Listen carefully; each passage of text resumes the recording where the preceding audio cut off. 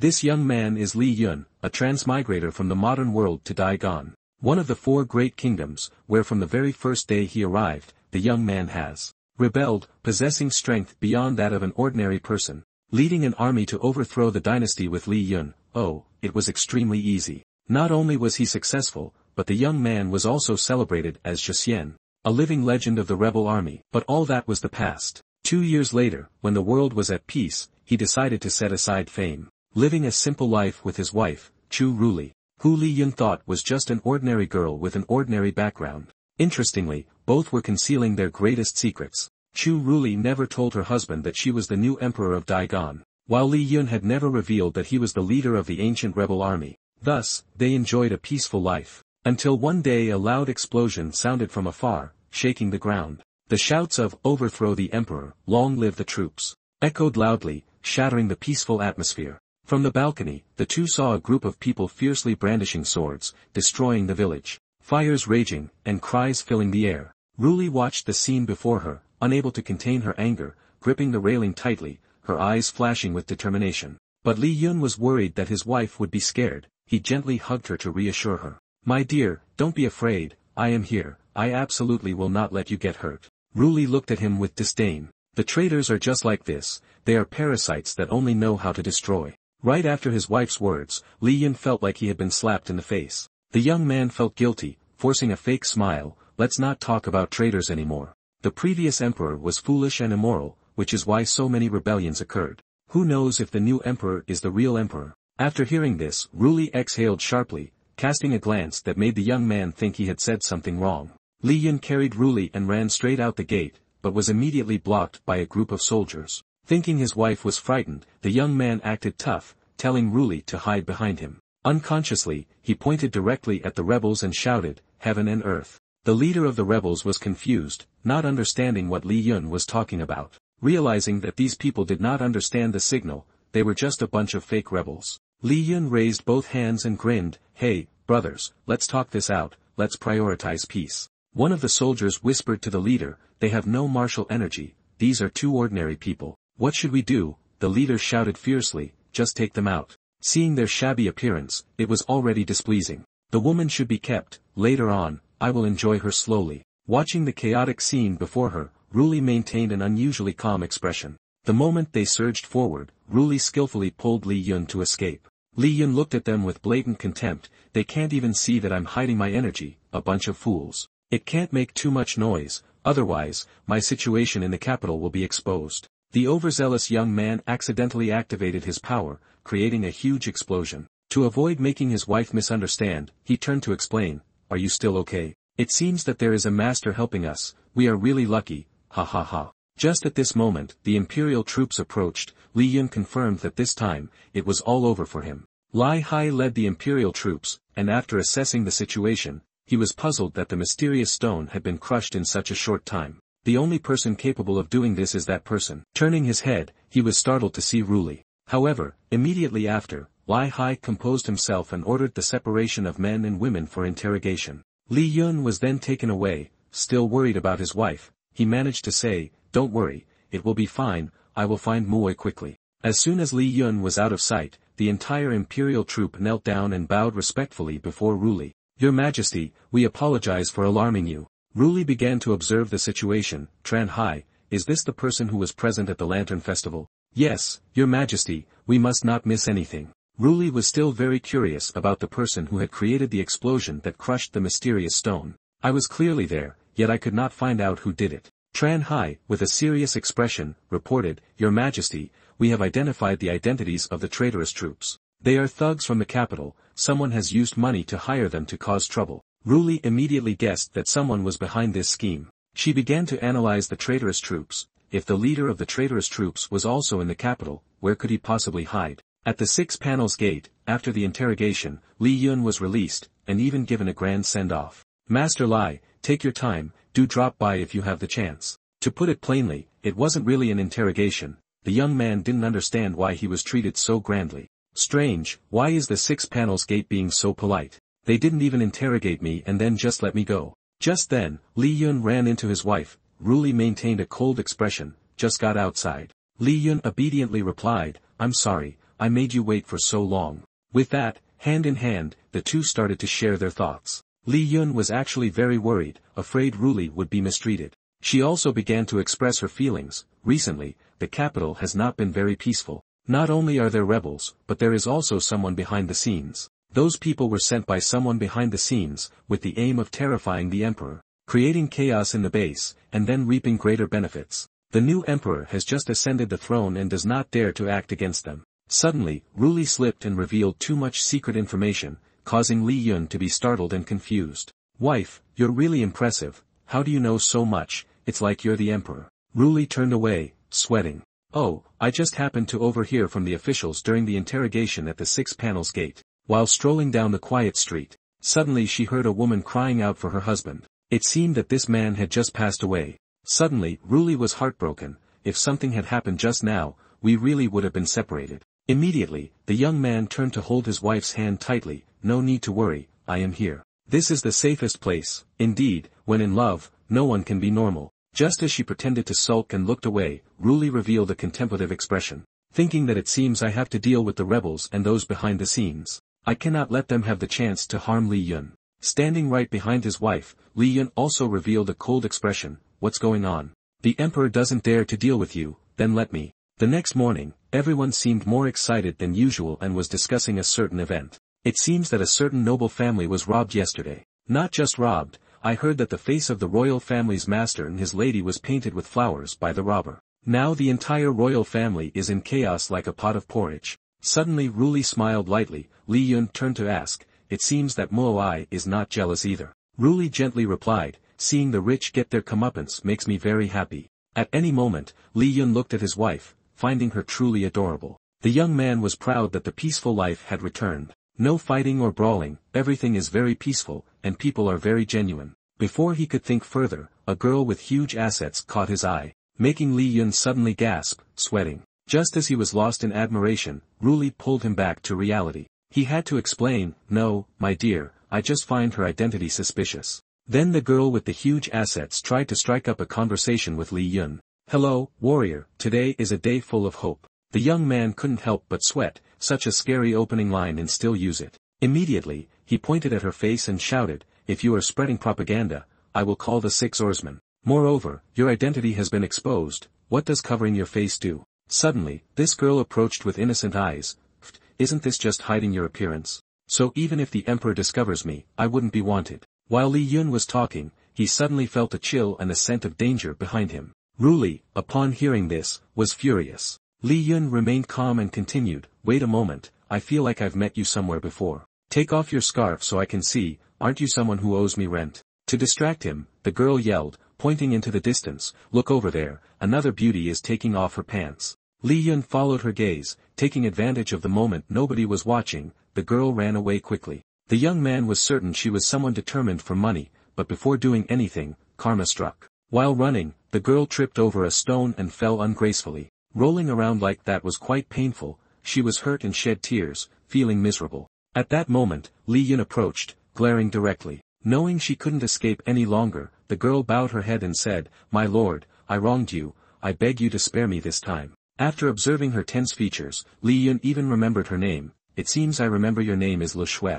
I recall you are probably not part of the rebel army. She responded with a grimace, although I'm not one now, I will soon be one of them. After I join the militia, I can find that person and pay my rent. Chu Ruli was startled upon hearing this and naturally curious about who that person was. Le Shui leaned on her hands, declaring boldly, that person is the strategist, with economics and virtue surpassing ordinary people, the unrivaled leader of the militia, Lord Jixian. I will definitely find him. Years ago, before my father died, he gave me a portrait of Lord Jixian. So, as long as I have the painting, I can find him. Li Yun felt a sudden chill, oh no, it's time to leave, and there's even a portrait. I clearly thought I had deleted all the clues already. That's it, if this continues, my wife will find out that I'm the leader of the rebel army. On another note, Ruli was also wondering why the records related to Jixian had mysteriously disappeared. This is a good opportunity, finally, I can know what that bastard looks like. Immediately, Lu Shui took out the painting to show off, but something felt off.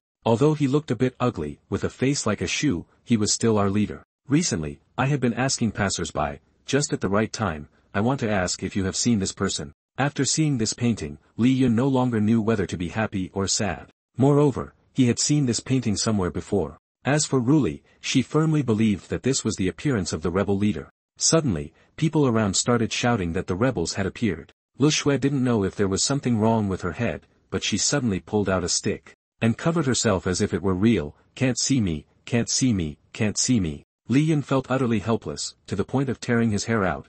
Could this be the last trick of that person? Hey girl, is there something wrong with your brain? A few more people rushed by to update the information. Hey you, have you heard anything? The rebels appeared in Hongxiu Lu, and it is said that the leader dares to arrogantly enter the brothel. Could it be that the legendary Zhixian has been caught? How could that be? What kind of person is Zhixian? Even the 6 port gate isn't afraid of him. Who does he think he is to catch him? Ridiculous. Li Yun was also quite curious about which colleague had been caught. He had a feeling it was someone he knew. In another scenario, at the brothel, they were welcoming a very burly man. Dear guest, could it be that you truly see Hongxiu Lu as your own? What do you want? I will find it for you. After munching on a massive thigh, he boldly declared, I'm here to find a man.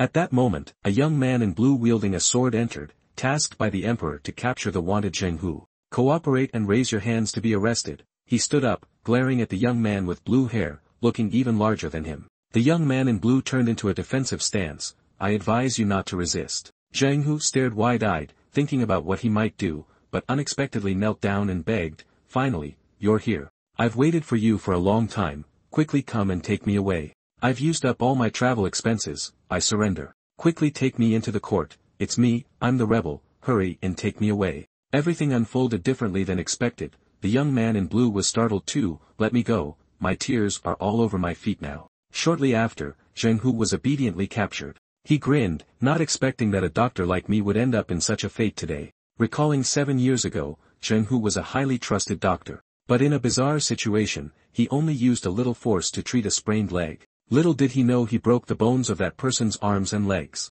Soon after, Zheng Hu was wanted and had a bounty placed on him. Anyone who captures Zheng Hu will receive a reward of 2,000 taels from Jianhu Jianbing. Not long after that, Zheng Hu joined the rebel army until he met someone who fell from the sky. That was none other than Li Yun. They thought he was the messenger sent by heaven. The young man, after time traveling in a torn sports outfit, was confused at that moment. What the hell is this? It hurts like hell. Could it be that I have broken a bone? Zheng Hu suddenly became very excited. He stepped forward eagerly. You are really lucky. I used to be a doctor, let me treat you. Li Yun, without any hesitation, entrusted his body to Zheng Hu. It was thanks to Zheng Hu that Li Yun came back to life, and later became the leader of the rebel army. Right now, at the moment of being confined with both hands, he saw Li Yun standing right in front. Wait a minute, what is that? The rumors were indeed not false. You are in the capital. At that moment, the young man in blue pressed his sword against Zheng Hu's neck. What are you looking at? Are there any of your accomplices among those people? Zheng Hu clearly denied. Oh noble one, you misunderstand. How could someone as smart as this guy look at others with such a character? The young man directly drew his sword once again and pretended to walk away. What are you doing in the brothel? Zheng Hu continued to play the role of a gay man. Heh, there are rich and handsome young masters in the brothel. I like fresh young meats like you. The young man in blue was furious and immediately shouted, quickly capture this pervert for me. Seeing Zheng Hu play his role perfectly, Li Yun couldn't help but admire. You know very well he is deliberately getting caught, but it could also be to find you in the brothel. On a night when the moon was bright and the wind was gentle, someone was jumping from this building to another. Li Yun was observing the imperial soldiers from above. Ah, Daigon Prison. I came to visit a bit. Daigon Prison is the most strictly guarded place in the capital. It is said that years ago, some holy white deity came here to save people. Afterward, his leg was broken at the prison's entrance. 3 guards were walking together, speaking proudly. Captain, our prison really cannot be breached by anyone, right? That's for sure. Let me tell you, if someone could breach this place, then when I go home, my wife would cheat on me. But while they were not paying attention, Li Yun went directly to meet Zheng Hu. Sure enough, I knew you came here to find me. Long time no see, leader. Li Yun embraced warmly, greeting in a friendly manner.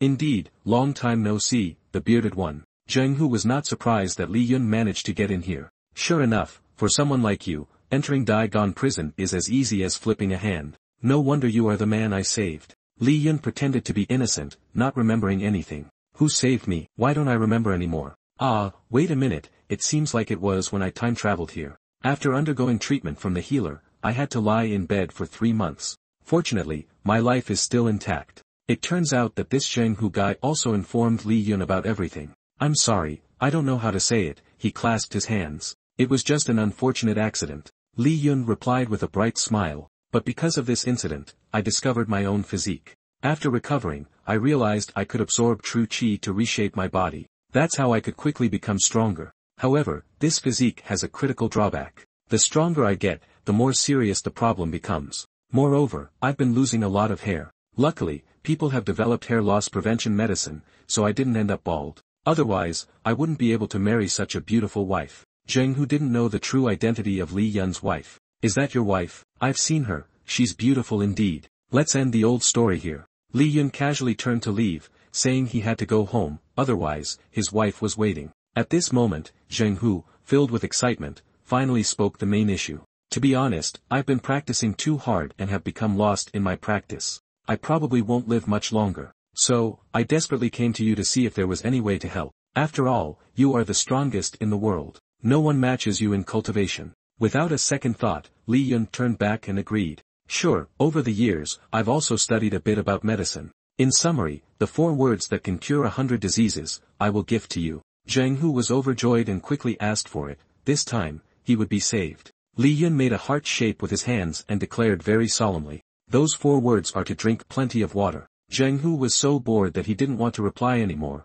and Li Yun then said he was just joking. Zheng Hu's special physique means he wouldn't get lost in his practice. Apologies for not being able to help, I can only give you all my assets. After hearing this, Zheng Hu thought it was true and was overjoyed. Hee, then it's not so bad. But, I must say that hope brings more disappointment. Li Yun took out 3 round steamed buns, leaving Zheng Hu helpless. What the heck is this? Is this all your assets? That's right, it's all 5 coins I had. I still have to give money to my wife, tomorrow I need to return 50 taels. Zheng Hu was sweating profusely, not expecting that being a leader of the righteous army would lead to such a situation. Setting everything else aside, Zheng Hu shoved the bun into his mouth. Before I leave, I can see you like this. That's already great. Li Yun wouldn't allow him to say such unlucky things. Don't talk nonsense, you have a big fate, you will get through this. Zheng Hu suddenly had a serious expression. Also, there's one thing you need to pay attention to. The new emperor has just ascended, and the court is quite weak.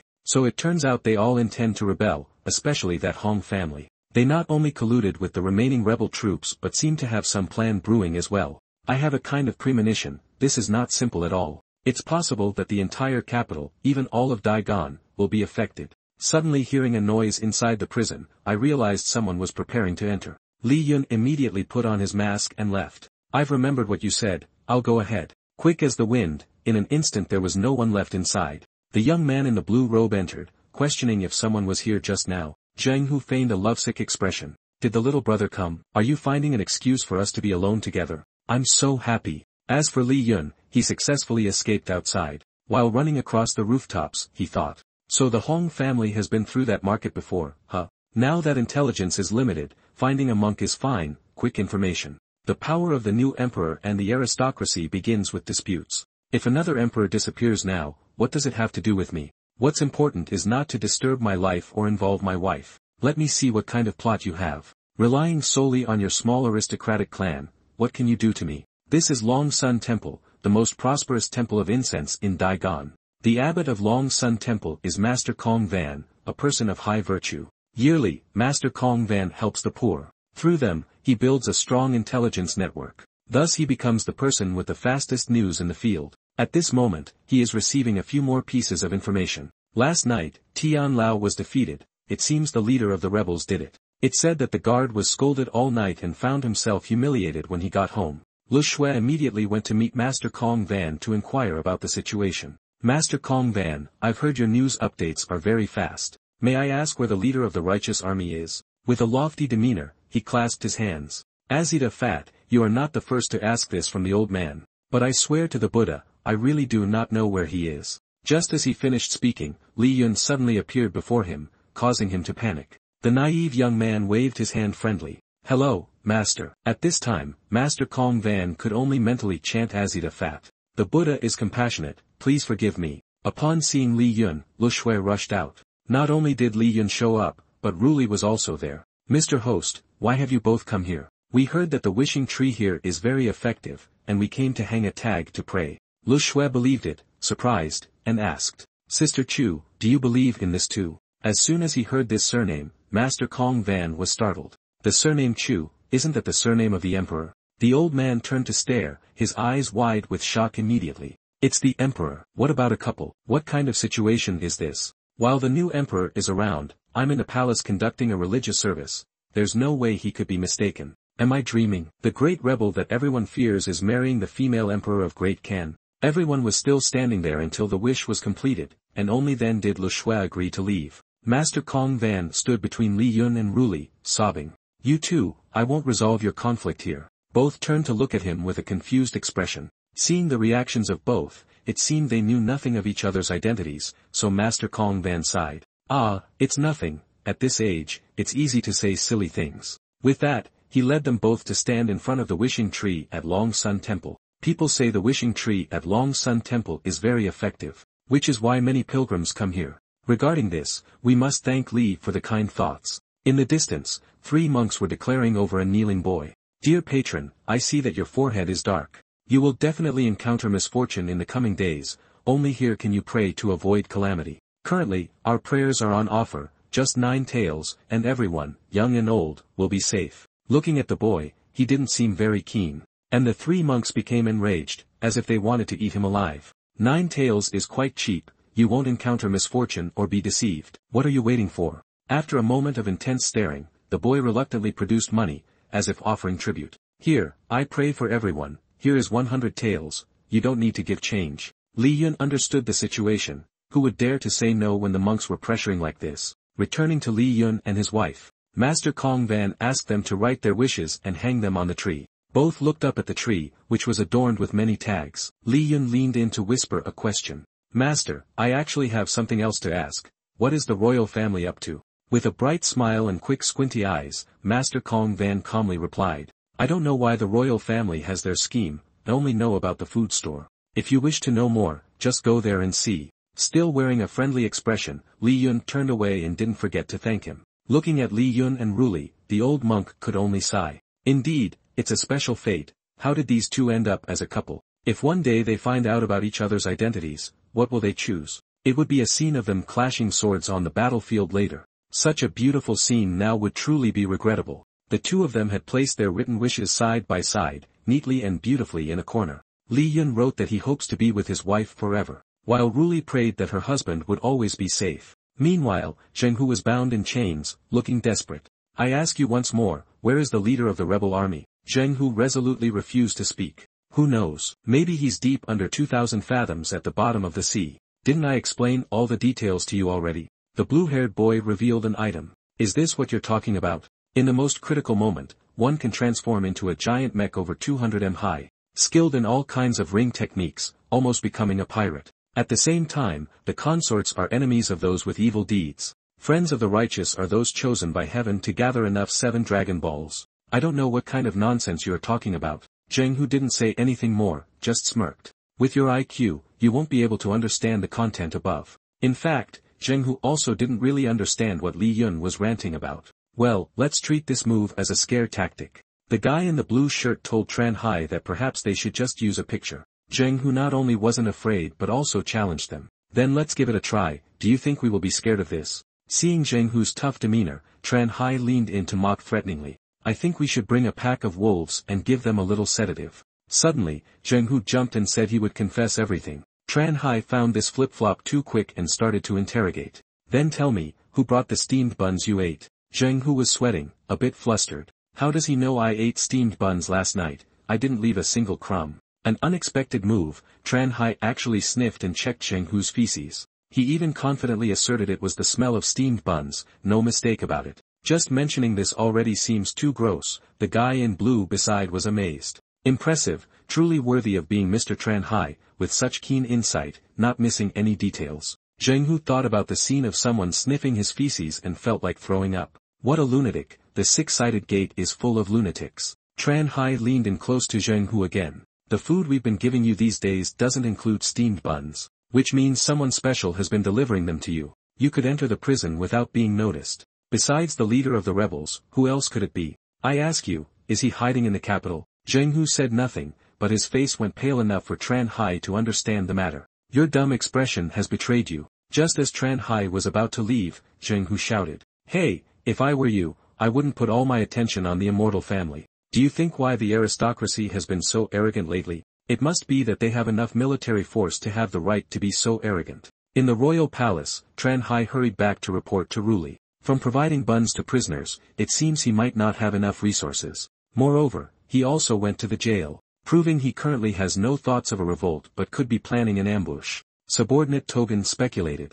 He might have disbanded the rebel army and wants to return to a normal life. For example, he might have gotten married or has children, making it impossible to do something dangerous. According to the intel the prisoner revealed, most noble families will collude with the remnants of the rebels but the leader isn't one of them. After listening for a while, Ruli didn't know how much he received, displaying an expression of pure innocence. Excellent job, AI Khan, comparable to Ms. Nan. Tran Hai had a fierce expression, utterly confused, and didn't even know who Nan was. Ruli was trying to keep a serious demeanor. Oh, it's nothing, just an exceptionally talented teenager who specializes in solving difficult cases. The girl knew about Nan because Li Yun recounted stories related to this teenager every day. Ruli was unaware if such a person truly existed in the world. After receiving the compliment, Tran Hai appeared very pleased and appreciative. Because he received favor, he would certainly be diligent in his work to repay the affection of his superiors. After Tran Hai took his leave, Ruli began to think about the data and analysis. Short on money, already married, wanting to return to a normal life. This range is already too broad. For example, my Li Yun is also like that. On another level, Li Yun was standing on the roof, surveying below. What the monk mentioned is perhaps this place. It can't be the same as before, storming in with brute force. A different approach needs to be thought of to sneak in. It can't be made into a big deal, otherwise my wife will worry about me. However, something was happening below causing the young man to feel foolish. Two soldiers were asking a vegetable stall to pull back a bit, not to obstruct pedestrians. Suddenly, the young man had an idea. Here it is, the sensory staff is in charge, no matter what, it always ends up being the same. Right now Li Yun is at some stall. He was in a waiting mindset, and just then, someone ran in to report to the shop owner. Manager, it's big trouble, a spy from the Six Harmonies is heading this way. At that moment, he handed the person reporting a book and instructed. Take this and go quickly, you must deliver it to the head of the family. Li Yun immediately ran to follow the boy, just as the imperial soldiers were also approaching. Surround this place, we can't let anyone escape. Search everything for me, don't overlook any suspicious places. The soldiers began to search thoroughly and reported back that no suspicious situations were found. Tran Hai began to wonder, who exactly reported this intel? Yes, the reporter claimed to be a spy placed in the mortal realm by your majesty. Self-styled as the Imperial Secret Agent 007. Tran Hai was somewhat suspicious. Was this really an order from your majesty? Right after that, Tran Hai's gaze fell on something that had dropped next to the urn. Immediately he recognized a familiar item. On Li Yun's side, he had snatched the notebook from the boy's hand. It turned out the report was done. The Six Harmonies were surprisingly easy to deceive. These tools were indeed effective. He felt a bit envious of the emperor now. Let me see, what exactly are they scheming? As he opened it, Li Yun read clearly and loudly. January 20th, the royal lady visited young Master Tran for 10 minutes before leaving. January 21st, the royal lady visited young Master Lu for 20 minutes before leaving.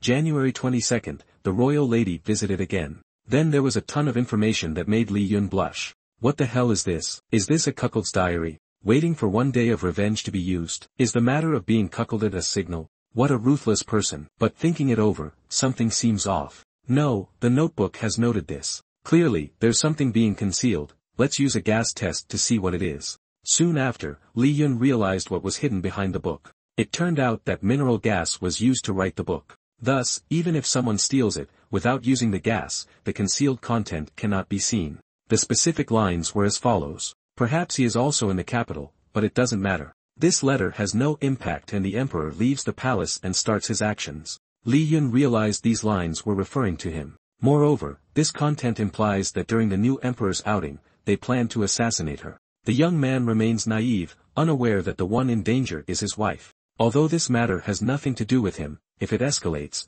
it will no longer be the case. The emperor's outing is a traditional activity after the coronation. I don't know what these guys will do at that time. The emperor is whatever, but their actions will affect my wife again. I must think of a way. As long as I refuse to participate in this event, it will be fine. After all, I have to hide as far away as possible, and troubles will no longer find me. Thus, the young man happily imagined going home. In another turn of events, Ruli was in the palace. Suddenly, Tran Hai came to pay his respects. Your servant salutes your majesty. Your majesty indeed predicted correctly. I followed your majesty's instructions and investigated. The royal family is indeed plotting something. Ruli frowned, not knowing what Tran Hai was referring to. What do you mean by your majesty's instructions? This guy is getting better at talking. In Tran Hai's hand was an item he had confiscated during the investigation. This yellow mineral energy, called explosive mineral, was discovered in the royal food store. Though its potency is not great, a large quantity of minerals together could cause a big explosion.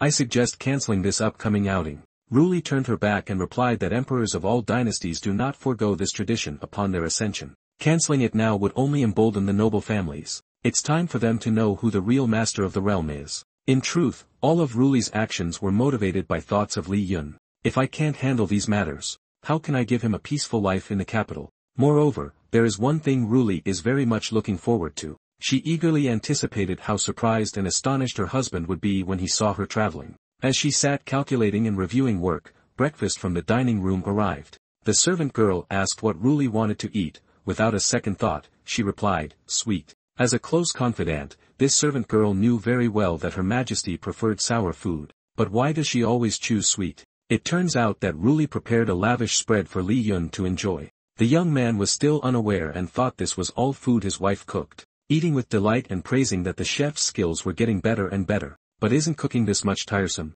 Ruli recalled that the chef was indeed worn out from making these dishes. But she still replied, oh, it's not too tiring. That's right, tomorrow I and my friend have planned to go see the new emperor's procession and take a stroll. Li Yun was startled to hear this. You are going to see the new emperor? Does that mean you have a friend? Ruli crossed her arms, showing a hint of irritation. Can't I have a friend? Li Yun was sweating, unsure how to explain. No, what I mean is that I've never met your friend before. In truth, the young man was very worried, a storm brewing in his heart. What should he do now? Usually, she doesn't socialize with others. It's rare for her to find a friend. How can he stop her from going out? Li Yun decided to come up with an idea and made up his mind. Then I will go with you tomorrow. Ruli looked displeased, showing a sulky expression. That night, although Ruli fell into a deep sleep, Li Yun couldn't sleep at all. The young man was pondering, going out with a friend? He couldn't prevent it, so he would follow behind to protect her. Who could befriend his wife? But making friends might not be bad. He would ensure her safety.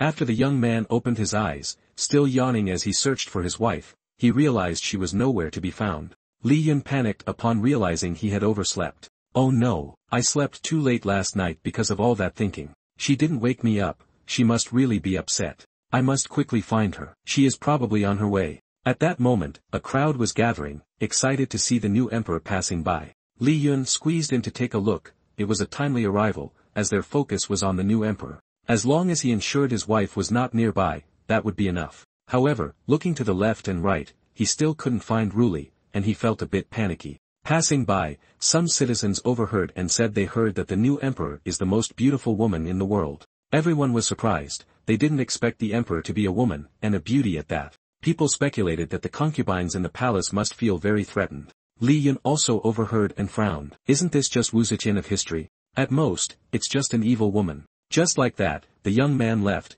determined to continue searching for his wife. Having traveled half the distance, he still hadn't spotted Ruli. Where could she have run off to? As he passed by Li Yun, the new emperor slightly opened the curtain. And Li Yun quickly caught his glance, realizing the person in the palanquin was looking at him. Ruli thought to herself, silly, who told you to wake up late? The young man, still naive, shouted, the trip is almost over. There's probably no danger, perhaps she has already returned home. Just turning around and leaving for a moment, a horrifying scene greeted him. The ground was littered with corpses of the court soldiers. One of the bearers was reaching out, wondering why this ambush was here. They must inform Lord Tran Hai. But before he could do anything, he was brutally pierced through the back. The murderer was a masked man who was quite pleased with himself. Is the level of the 6 gates really so low? Only that kid Tran Hai has a bit of skill. He glanced back and said, let's go, don't forget to bring the mineral energy pouch. This time, we must ensure that the emperor is finished for good. Some time later, Tran Hai's group finally discovered the pile of bodies.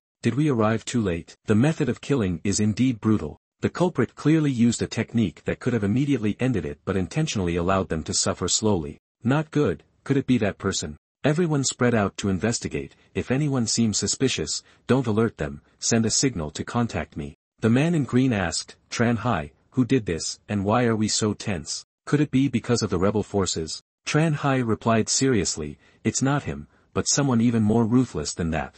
He knows very well the techniques, case-solving, and systems of our 6 gates. If it were him, he could easily lure us here and ambush the emperor. The man in green broke out in a sweat. How could that be? Our 6-gate system has always been flawless. Tran Hai replied, what if it were the person who built the system? The man in green was truly perplexed. What the hell, could it be that guy? Tran Hai narrowed his eyes and confirmed, that's right, it's the chief administrator of the 6 gates, Lak Qin Shui. The man in green broke out in a nervous sweat. Tran Hai, I joined the 6 gates quite late, I've only heard about his brutal reputation. What is his strength like? If it were only based on my strength, I couldn't have become the chief administrator of the 6 gates. Until that incident occurred, the rebel forces were very powerful, causing great fear in the capital. In order to contend for control over the commoners in the capital, taking advantage of the chaos, Lak Qin Shui became the new chief administrator of the 6 gates. Therefore, the emperor let him strengthen control in the capital at will. Lak Qin Shui is extremely cruel,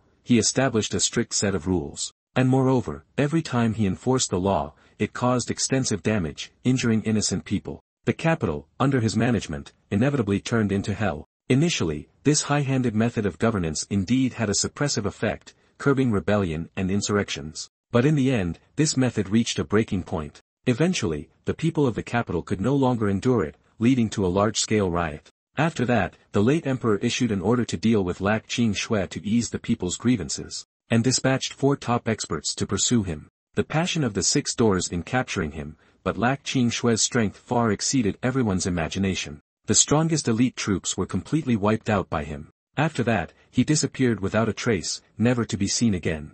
Because of these events, he became the hellish demon in everyone's eyes, known as the Jade-Faced Demon. In a different scene, the face of the girl Lu Shui suddenly appeared. Hello, Mr. Host. Li Yun was startled and thought, who is it? Turns out it's you. Mr. Host also came looking for food, did you? Today, the emperor visits many shops where there are free activities, and many delicious foods are being given away. Li Yun replied, not knowing if that huge pile of stuff behind you is all food, right? Lu Shui not only didn't hide it but flaunted it even more. Yes, these are all my Tet festival food. Li Yun looked at this girl, thinking she's not quite normal anymore, truly the person. She indeed has no shame anymore, unrivaled in the world. Lu Shui leaned in, showing cunning, Mr. Host. I see you don't completely understand. I'm nothing much, there are a few people even more outrageous than me, carrying a huge bag like this. Filled with golden mineral essence, definitely very valuable. Upon hearing this, Li Yun was taken aback. Golden mineral essence? Could it be volcanic stone? The young man eagerly asked, where did those people go? They were just in that alley, it seems they went east. Li Yun didn't continue chatting but immediately chased after them. These guys are insane, where did so much volcanic stone come from? Do they want to blow this whole street into pieces? Damn it, have they already left? If it continues like this, I'll be late. The young man then lightly bounced, soaring high into the air. From up high, he could observe everything. Gliding past a few things, and found Lak Qin Shui. Immediately after, he flew down and landed before Lak Qin Shui in a very cool manner. Hello, dear ones, assassinating the emperor can be at your discretion, but using large-scale weapons that cause harm should not be done. Seeing this kid prattling nonsense in front of him, Lak Qin Shui immediately drew out a large heavy weapon to slash down. But Li Yun deftly dodged the strike. As the blow hit the ground, rocks flew everywhere, causing a tremor in the area. How could he dodge that? He's got some skill. Li Yun wasn't concerned about the ridiculous danger. Once again pointing at him, he said, can you listen to someone else's advice just a bit? I have no intention of stopping you from assassinating the new emperor. Not listening to advice, Lak Qin Shui swung down again. But this time Li Yun didn't dodge and directly blocked with his hand. He continued calmly teaching. Don't use weapons that affect others, especially my beloved wife. If it has been said not to do it, it seems I have to teach you a lesson. Lak Qin Shui, upon hearing this, seemed to go mad. What did you say? Teach me a lesson, just because you just took some herbs. You think you can stand up to me? Do you even know who I am? Do you know who my father is? Is he the Jade-Faced Demon? I am the Jade-Faced Demon. Just as he finished his boast, before he could look impressive for a few seconds, Li Yun kicked Lak Qin Shui's beloved younger brother, causing him to kneel in pain. This bastard dared to ambush me, and is still over here analyzing the lower parts. What about the ethics of martial arts? Li Yun replied nonchalantly, come on, isn't it because you have too many openings? This technique is called hitting indiscriminately, learn from it. It requires enough experience, knowledge, and practice to perform. Hearing that, Lak Qing Shue's eyes turned red, wielding a hot object. Li Yun could easily dodge, but due to overconfidence, he was hit by Lak Qing Shue. He was knocked back, and Lak Qing Shue was smug, thinking he couldn't even withstand that. I just warmed up a bit, you were scared by my strength, weren't you? Earlier I only used 1/10 of my strength, go home and change your pants, boy. He rambled on, but Li Yun didn't seem to care. He was only concerned about the shirt worth 10 months' salary that his wife bought him, bluntly yelling back at his opponent. You there, don't mess up my clothes, this outfit was bought for me by my wife. Lak Qing Shue was speechless, does he really care about clothes now? Next, I will show you my true strength, so you can understand what ruthlessness is. After laughing for a few seconds, a hand quietly touched Lak Qing Shue's face. He was then struck by Li Yun and slammed against the wall. Li Yun stared at him and scolded, pretending, what? You think I wouldn't use all my strength? Always feeling like you're invincible. That's a mental disorder, let me treat you for it. Moments later, Lak Qing Shue was knocked senseless by Li Yun, only able to cry out for his mother unintelligibly. Several allies outside watched Lak Qing Shue being beaten to a pulp but didn't dare intervene. Our boss is a legendary figure. In front of him, there's not even a hint of resistance. Who exactly is this person? Not good, we should hurry and leave. Just as they were about to escape, Li Yun noticed. Hey, where do you think you're going? There are no ropes, just leave like this. What a bunch of dullards, don't understand human language, reflect on yourselves here. Li Yun then walked towards the ore stash. These mineral sticks, are they really that dangerous? I wouldn't even trust those underlings of the 6 hidden sects. Right, it can be used like this, fireworks. He then threw it into the sky, causing it to explode into fireworks. Everyone in the city saw the dazzling scene and ran out to watch. Oh, what holiday is it today? I don't know, but the fireworks are beautiful. Meanwhile, Ruli was curious, but Li Yun's image was always in her mind. Who shot the fireworks? I wonder where that fool ran off to. Li Yun stood there, thinking, I wonder if Ruli saw it. After finishing everything, the 6 hidden sects finally showed up. People from the 6 hidden sects have finally arrived. No matter what world it is, it's always like this, waiting until everything is done before coming here. Li Yun left as if nothing had happened. Tran Hai looked at the scene of the person buried in the brick in front of him, confused. What on earth had happened? How could this be? Is this guy Lak Qing Shue? Who is he? Who could bury him alive? Only one person could do this to such an extent, but he wouldn't be able to help our people. What on earth has happened? Clean up the scene a bit, take all these people away. From a distance, someone witnessed everything. Lu Shue was truly shocked. Such frightening strength couldn't possibly belong to an ordinary person like the host could have. Why would the host hide his strength? Could he be the person I've always been looking for? The leader of the rebel army, the #1 expert Chasian. In the bustling capital at night, everyone crowded the streets for entertainment. Adults and children alike were very happy, vendors cheerfully selling delicious candy hawthorn,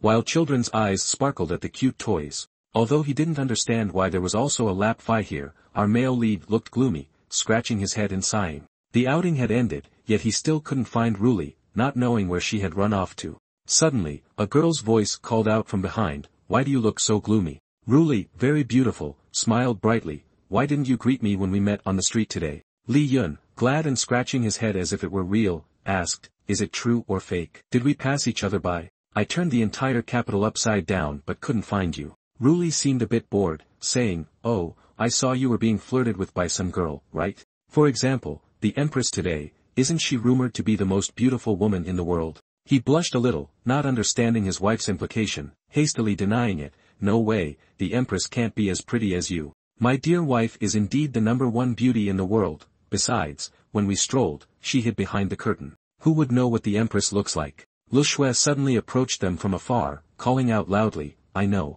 Although my belly is big now, I still am not full, famous detective Lu Shue. She said, putting on glasses and pointing as if it were true. Li Yun was too accustomed to this scene, another episode is coming. But this line is from when I was storytelling to my wife, and she heard it, right? Lu Shue bent low, pointing at the host, Mr. Host. You're really naive, until now, you still haven't discovered the real appearance of the new Empress. Raising her hand to push her glasses up, she pointed around as if it were true, the truth is only one. The new Empress, she is basically not the #1 beauty in the world, she's just fierce looking. So frighteningly ugly that people have to hide behind the curtain. Ruli, hearing someone say this about her, was speechless. Lu Shui was startled and began to sweat. Strange, where did this sudden aura of hostility come from? After that day, the food that Lu Shui saved for the new year was confiscated by the Luke Fian Mon, taken for the public treasury. Ruli puffed her cheeks, indignantly explaining, speaking nonsense. Today, I met the new empress.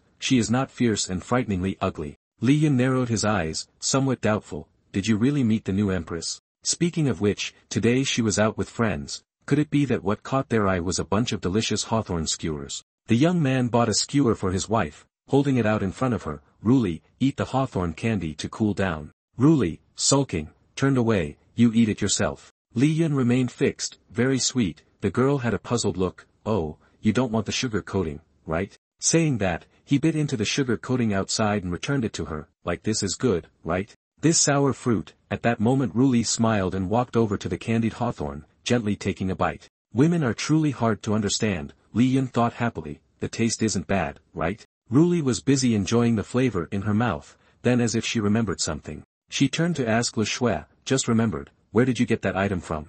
Lu Shui excitedly recounted, just now a little friend fell from the sky and bumped into me. He spoke many sentences I couldn't understand, then hurriedly ran away, even leaving his glasses on the ground without taking them. The guard shouted from somewhere, get out of the way, a murder has occurred, don't obstruct those enforcing the law. Li Yun looked on, thinking deeply, no way, if that's the case, then the six-sided gate is going to be busy again. Ruli's gaze collided with a large goldfish tank. Everyone was happily playing with the fish. Realizing his wife's mood, Li Yun spoke up, do you want to play? Her eyes clearly showed she was interested, but she still turned her head to decline. This is something I seldom play with, I have no interest. He then grabbed his wife's hand and pulled her along, smiling brightly, I want to play, will you play with me? Ruli shyly replied, let's just drop it. The two of them surrounded the fish tank while the goldfish swam in the water. Ruli focused on the fish tank, holding a net in her hand. Li Yun beside her guided, focus carefully and then act. She swung the net hard at a fish, but due to excessive force, the net tore, splashing water onto her face.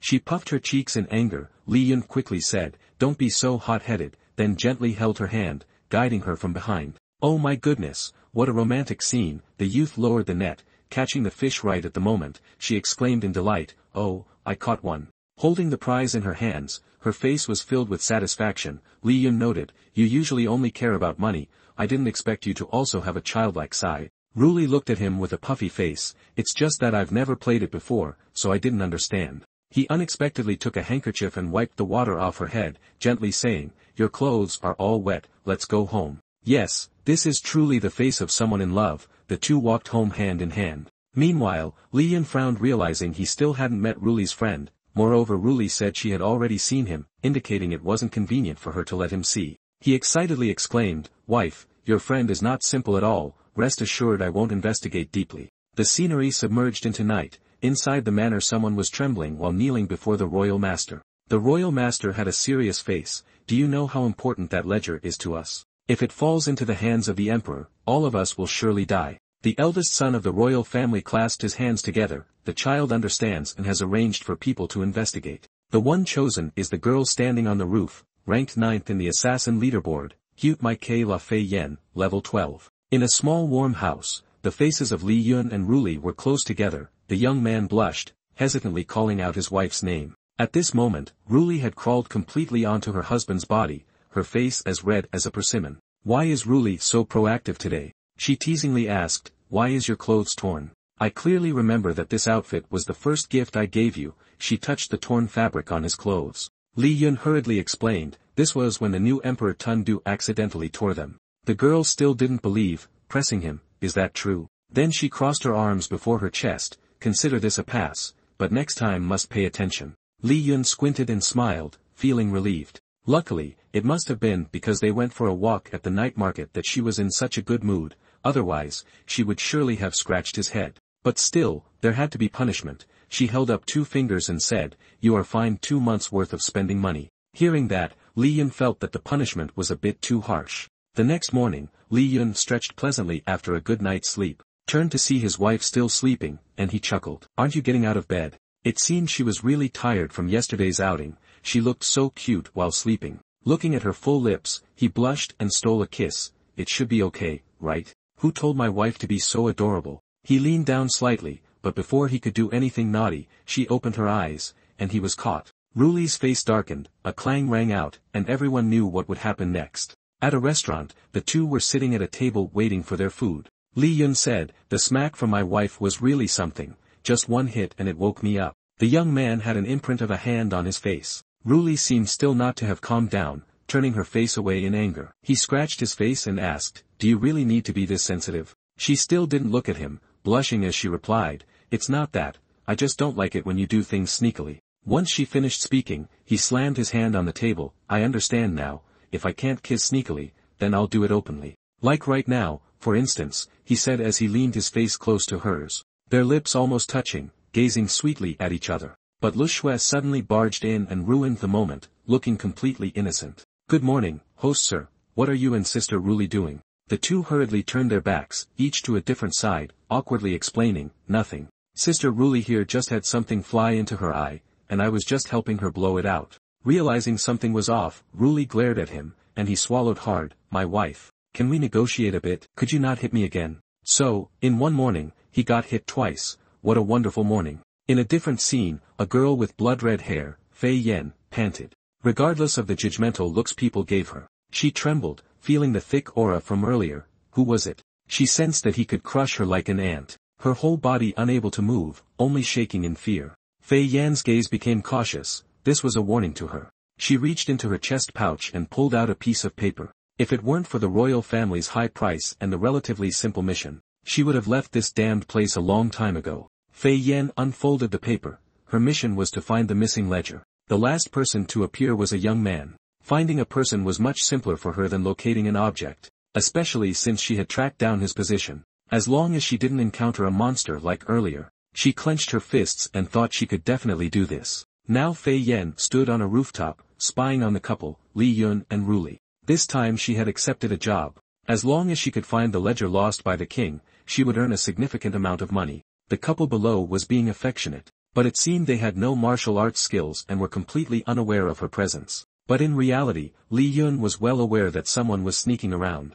While sipping his wine and wondering what that idiot was doing on the roof, Fei Yan thought seriously, "I have already investigated the identities of these two people, and there are some suspicious points. The man named Li Yun just arrived in the capital a few years ago, and there is almost no prior information about him. And his wife's past is completely unknown. It seems their past is like a blank sheet of paper. Could it be that their minor status meant that no information about them was collected?" A passing boy pointed at the roof. "Mom, what's that lady doing up there?" The mother comforted her child, saying, "Don't look." Climbing onto someone else's roof, it's obvious that the mistress was kicked out. Fei Yan yelled angrily, "Who's the mistress? And what about that little brat?" "What do you mean, that lady?" "Call me beautiful big sister, got it? Brothers, learn from experience. Asking a woman's age is the quickest way to summon a ghost." Hearing the noise, Ruli looked up at the commotion, wondering if something was up there. Fei Yan quickly covered her mouth. "This is not good. I shouldn't lose control during work. Calm down, I'm a professional." Then she shouted. Again the sound of meowing came from the roof. The two of them looked up at the roof again. Ruli discussed, "A cat. It sounds really pitiful." Li Yun chuckled, It could be a female cat up there." Fei Yan's face turned red with anger. "It's the human up there. I'm a cute cat, got it?" Damn, because of that sound, a bunch of cats surrounded her. It sounded just like a mating call. Fei Yan managed to stay calm but got angry again, shooing all the cats away, yelling, "Get away from me. A bunch of filthy cats, I didn't call you." The cats glared back, meow, they bared their fangs. She felt an ominous premonition. The cats yowled again, but it was too late. The cats rushed at her in a frenzy. There were so many they swarmed over her. Ruli looked at the stray cats. Today is really lively. Li Yun pointed at the bedroom, looking unlucky. "I think we should go to bed early today." Then he turned back, glaring at the chaotic scene in the dark room. At this moment, Fei Yan finally climbed onto the roof. Great, finally it's time for them to go to bed. This time the difficulty was lowered. Her face was all scratched by the cats. Those cats were truly cruel, seeing a beauty in not holding back. She leaped down from the roof to the yard, landing with sharp eyes. Next, she just needed to find the notebook. Suddenly looking down at the ground, she saw the notebook lying alone on the ground. She looked for a moment and joyfully exclaimed, "I can't believe I found it so quickly after coming in, what luck." Li Yun appeared behind her teasing, "Congratulations on completing the mission so easily." The two happily high-fived. Yes, it really was too easy. The two people happily high-five each other, right? It's pretty easy, isn't it? After an extravagant celebration, Fei Yen sprayed Harden, thinking back, was there something wrong? Li Yun smiled at her, and Fei Yen quickly withdrew, pointing at his face, you already discovered me, didn't you? Li Yun replied cheerfully, my lady, it would be strange if I didn't discover it. He squinted his eyes, surely you came for the royal ledger, right? Fei Yen replied angrily, how annoying, has your employer's news already been known to you? Since it has come to this, I must deal with you. Li Yun scratched his chin, I advise you to best stop your hands, I have warned you before. Fei Yen prepared to draw her sword, warning me, have I met you before? He sneered, if you forgot, I will let you feel it once more. A frightening aura surged, you must feel it with your heart. The girl was horrified, so you are the monster from before, a peerless expert. He looked and said, out of respect that you did not attack in front of my wife, I will give you a chance, speak your choice. The sword in Fei Yan's hand had been drawn, as a professional assassin, she fiercely swung her sword. I also have my own principles, when facing an enemy I cannot defeat. A thud, her knees hit the ground, she offered her sword, I choose to surrender. Please spare me, Li Yun smiled contently, a wise choice. Not only that, she used seduction, if you let me go, I can serve you for a month. He crossed his arms, kicking her in the face, you still want to seduce me. You are thinking too much, in my heart there is only my wife. Fei Yen smiled bitterly, who are you really? What do you want from me? He lowered himself, since you don't know me, it would be easy to handle. His eyes grew sharp, we will make a deal, Li Yun smiled mischievously. But before discussing the deal, I'll put some restrictions on you first. Fei Yen, with her chest trembling in fear, he pointed at her forehead, performing some techniques. The girl screamed in pain, her knees buckled, what have you done? Li Yun chuckled, now your body is filled with my internal energy. As long as I manipulate this energy, your body will explode and die. Now you can think carefully, after returning, how will you report? Fei Yen, terrified, said to the prince, you have no ledger, just an outsider. Moreover, I have relations with the court, so they won't dare to touch you anymore. They will think the ledger has fallen into the hands of the court. He smiled contently, indeed, young ones are easy to teach. Fei Yen flirtatiously responded, it is due to your prowess, can I go now? Li Yun's face darkened, no, you have to be my tool. Find out clearly who is the leader of the rebel army cooperating with the royal family. Fei Yen obeyed and said, yes, I will report back immediately if I have any news. The young man narrowed his eyes and asked one final question, so the last question. Did you come here just to find the ledger? This girl immediately sensed a terrifying aura surrounding her. It was not good, if she answered incorrectly he would handle her immediately. Fei Yen knew her place and replied, indeed. The prince told me the ledger might have been picked up by the common people here, they don't know who it belongs to. If I had known your strength was so frightening, I wouldn't have meddled as a mere bystander. Suddenly, Lu Shui appeared out of nowhere. Li Yun panicked, wondering when this girl showed up, did she hear everything? It turned out she was in a dream, continuously mumbling about candied hawthorn, braised pork, and lion's head meatballs. This girl really loves to eat. Noticing nothing was amiss, he turned back to instruct Fei Yen to go on with things, and that he could leave now. Don't forget what I said, I can control the energy in your body from a distance, so don't try anything funny. The girl nodded leisurely and then jumped up onto the roof and left. He watched her retreating figure. It's been a while since he played the villain, probably scared her a bit. The sun was up, and Li Yun stretched. Wasting time like that caused him to lose sleep. If it were in the past, I would have gone directly to chop you all down. But now I'm a married man, I need to hold back a little, Ruli must be awake by now. The young man skipped around, usually he would sleep in. This time he was making breakfast for her, giving her a surprise. A little while later, Ruli looked at the things on the table and asked, what is this? Oh, it turned out to be a hamburger, but the girl had never seen such a thing. She was puzzled, it looked like a bao but was not a bao. Li Yun explained, this is called a hamburger, a dish I invented, you should try it to see if it tastes good. She brought the bun to her mouth, took a bite, and her face lit up with satisfaction from eating something delightful. He explained further, this is Li Yun's recipe. Adding fresh vegetables with fragrant chicken, taking you to enjoy a culinary paradise. Ruli enjoyed it and said, the taste is not bad, this could be somewhat replicated in Daigon. While eating, she asked, where did you go last night? I didn't see you return to bed. Li Yun was taken aback, last night we had intruders, but don't worry, I chased them away. Her face showed concern, something happened the last time at night. It seems I must enhance security at night, I can't let you be in danger.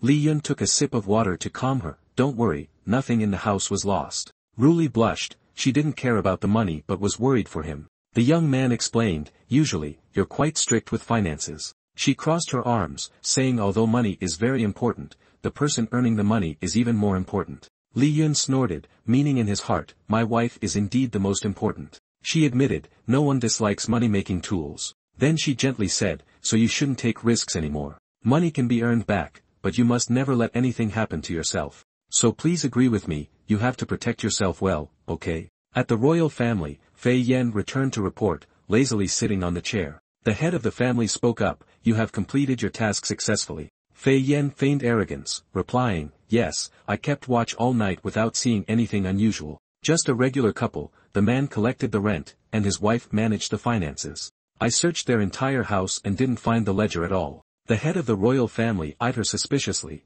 saying your organization has a bad habit of surrendering when outmatched. She scoffed, you don't believe in my strength? How many people in this world can defeat me? But in her heart, she thought, this old fox is really sensitive. The master stopped pursuing the matter any further, waved his hand, and said, just keep looking for the whereabouts of that thing. As for the couple, just keep observing them. If there are no issues, then there's no need to pay attention to them. Fei Yen fiddled with the knife in her hand and said, you don't really want to rebel, do you?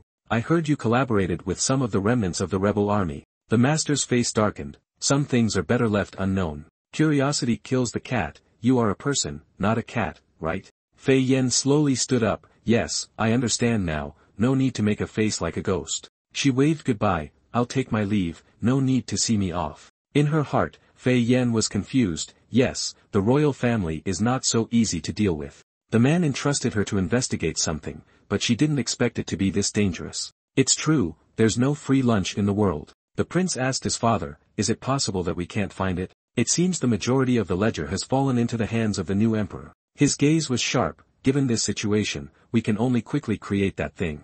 As long as we have that thing, why should we fear that little girl with milk breath? The female emperor, let me see what you are capable of. The prince's face was gloomy, but I heard that Xian is currently ambushing within the city. So what? This is good news. That person is a disaster for Daigon, that little girl has forgotten to guard against us because of him. Could it be that the brave female emperor of Daigon can still share the same bed with the leader of the rebel army? It's truly absurd. The master clenched his fists and smiled confidently, once we finish that thing, Daigon will belong to my royal family. In a large meadow in the city, a golden kite flew high in the sky, and the string was continuously being let out further. Li Yun and Ruli were holding hands and flying the kite together, the scene was truly romantic. Ruli smiled happily, this is the world for the two of us that I dream of. It would be even more perfect without these muscle-bound men. Suddenly, many muscular men with fierce faces appeared, armed and looking very intimidating. The two stood tucked among the muscular men. Li Yun observed, they were all martial artists in disguise. Could there be a plot?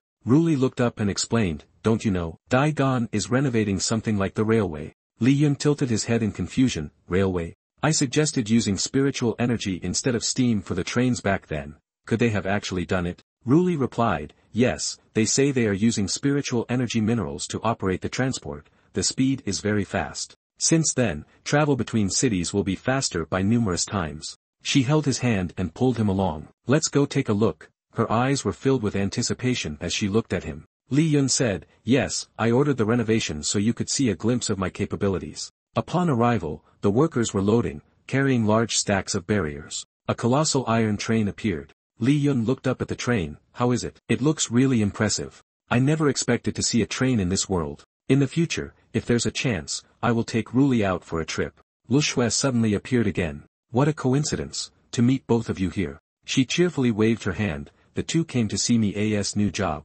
Li Yun replied, aha, aren't you working in a brothel? Lu Shui scratched her head, the boss from the brothel recommended me here, the treatment here isn't bad either. Li Yun hesitated, what you mean is that you want to beg again, right? The girl looked surprised, that's right, but this time it's not me begging, it's the boss begging me to change jobs. I just accidentally broke a few bowls, miscalculated some money, and occasionally beat up a few customers. What did I do that was so outrageous? The landlady was terrified, oh my god, I'm begging you to leave us a way to survive. The two people nearby were speechless, it was truly surprising how she had managed to survive till now. Lu Shui still remained full of confidence, Master, you have underestimated me these past days.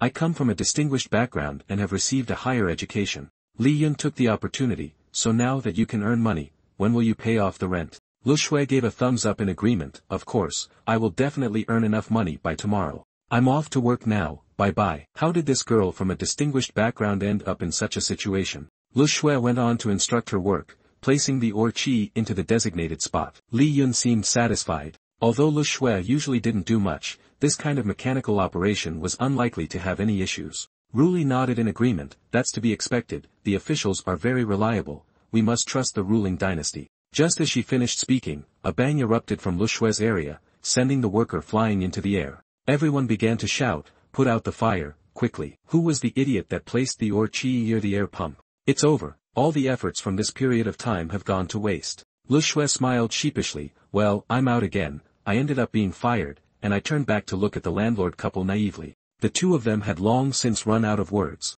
Lu Shui bowed her head to apologize. Landlord, about the rent, please give me a few more days. Li Yun pointed at his wife, implying, my opinion doesn't count, it's all up to her. Lu Shui then rushed to Ruli, pleading, Sister Ruli, you are the best, you are a goddess coming down to earth, please save me. Hearing the flattery, the girl was pleased. Alright, I'll extend the rent for you a little longer. Lu Shui rejoiced, thank you very much, Sister Ruli, and thank you, landlord. I have nothing to repay you with, you both should come over to my house today, I'll treat you. Lu Shui led both of them to a house, inviting them in. It was supposed to be a warm and cozy place. But the moment Lu Shui opened the door, oh my, it was full of rubbish. Was it really warm in here? Books were scattered everywhere, even Gojo Satoru was stuck in here, and Luffy's straw hat was here too, dishes were on the bed, and the blankets were torn. How long has this girl not cleaned her house? The landlord couple was left speechless. I remember when I first rented it, it wasn't like this at all. Lu Shui proudly said,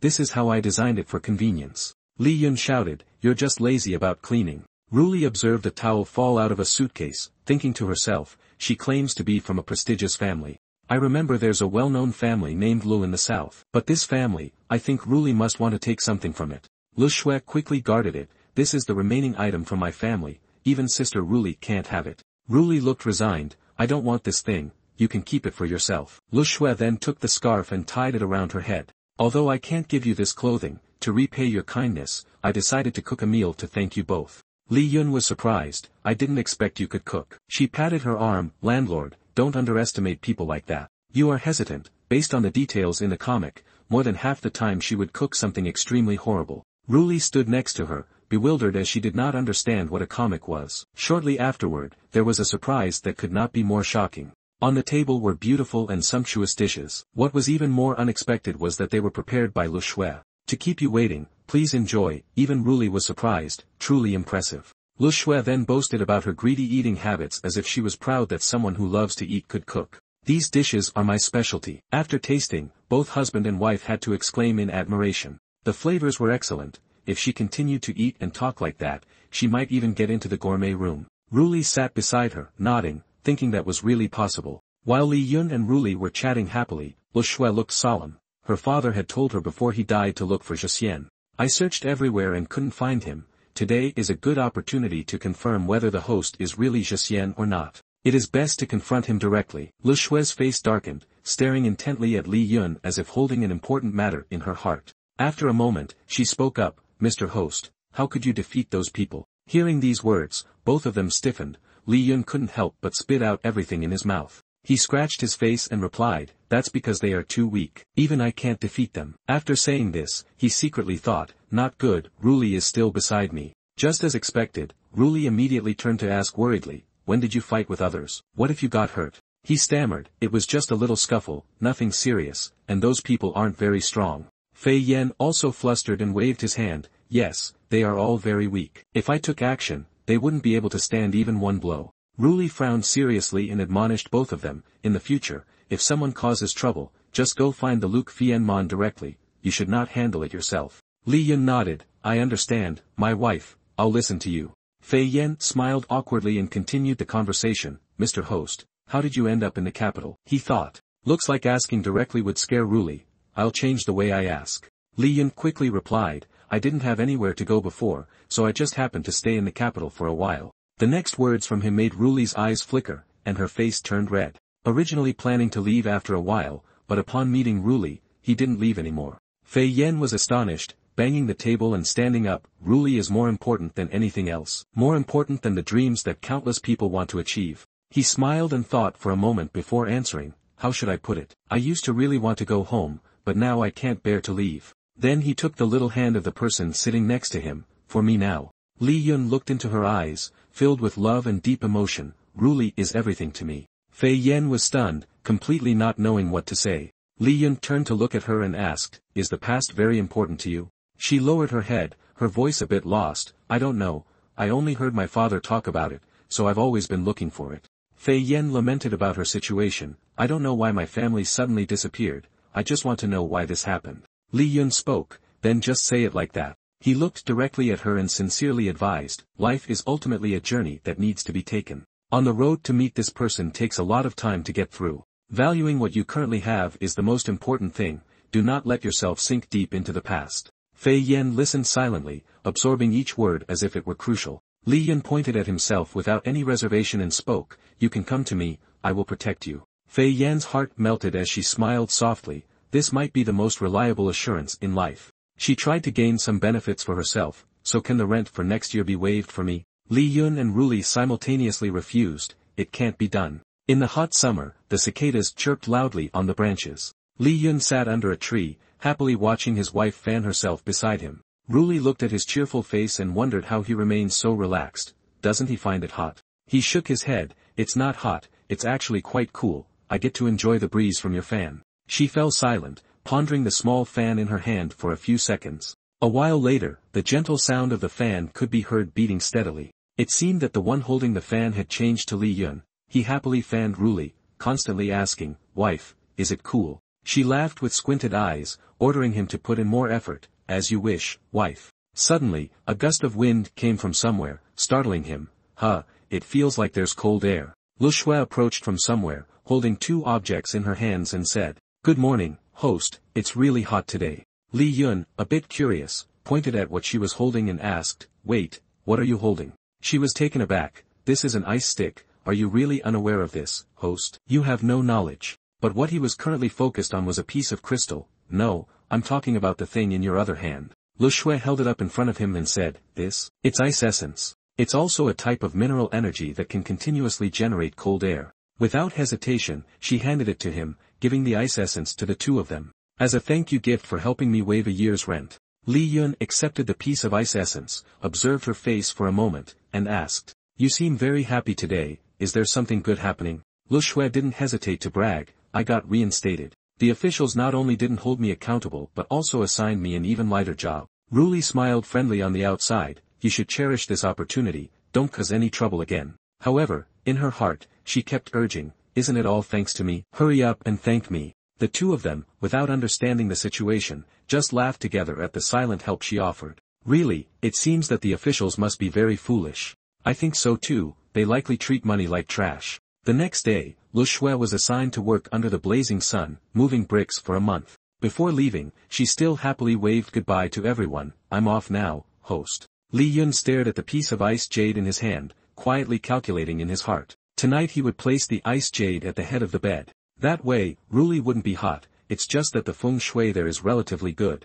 I don't think anything strange will happen. Ruli couldn't help but ask when she saw his happy, smiling face. What are you smiling about? Li Yun scratched his head and casually came up with a reason, it's nothing, lately there have been many new things, life is getting better. Ruli was also secretly happy to hear this, it's not because I'm managing the state well, but on the surface, I still had to appear calm, that's natural. Now the Great Barrier is no longer what it used to be. Li Yun approached and handed her the piece of ice jade, which she took. There's only one piece of air jade that can't be moved too far. Ruli stared at it with a bit of complexity in her heart. She held the other's hand lightly and said, you silly. Ruli tilted her head and said sternly, can't we just be close to each other? Li Yun said nothing, just quietly admiring the beautiful face of his wife. The blazing sunlight and the sweltering heat continued to rise. However, under the large tree, two figures leaned against each other, holding the piece of ice jade that emitted a cool air, feeling very comfortable and happy. The capital was bustling with people coming and going,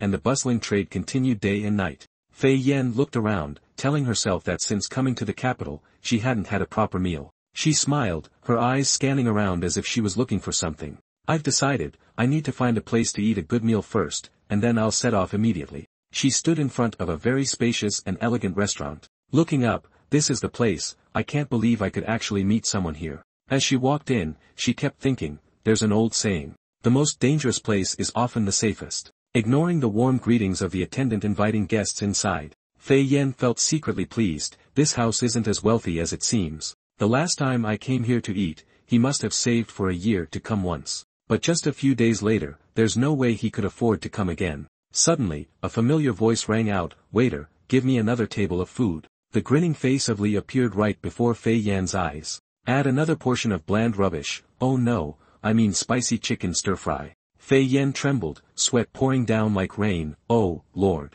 She looked in horror at Li, who was happily chatting with Ruli, and couldn't help but wonder, why is he still here? At this moment, the attendant brought Fei Yan a table full of delicacies. "Guest, your food for today has arrived." But her mind couldn't focus on them. Fei Yan clenched her hands tightly. Her mood was in utter turmoil. How could it be? Has his family opened this place for a long time? Li, who didn't know how long he had been standing in front of her table, gently asked. "Oh, what a coincidence, I finished my work and came here for a meal." Fei Yan was startled, stammering to reply, still lacking a bit before it can be a breakthrough. He calmly sat down in the chair opposite, resting his hands on the table, saying, "So you have good news, tell me a little about it." But deep in his heart, he had already guessed the next move of the other party. "You think I'm a fool? This is clearly preparation for escape." Fei Yan was sweating profusely, speechless. That. After a moment, she sighed in annoyance. "Fine, let's say I'm unfortunate. You asked me to investigate the rebel army with no results at all. Do whatever you want to me." Li Yun's voice carried a hint of disappointment. "Who would have thought? Looks like I overestimated you. Boop boop boop, I am worthless." However, not stopping there, Li Yun gave Fei Yan another chance. "Then I'll change your task to a slightly easier one. If you complete it, I will let you leave freely." The other person shrugged. "You tell me, I'm already in this situation, what other choices do I have?" He smiled, "Knowing that you should go to Longshan, find that uncultivated person. Tell him that things have reached the next stage, ask him to write down the intelligence he knows.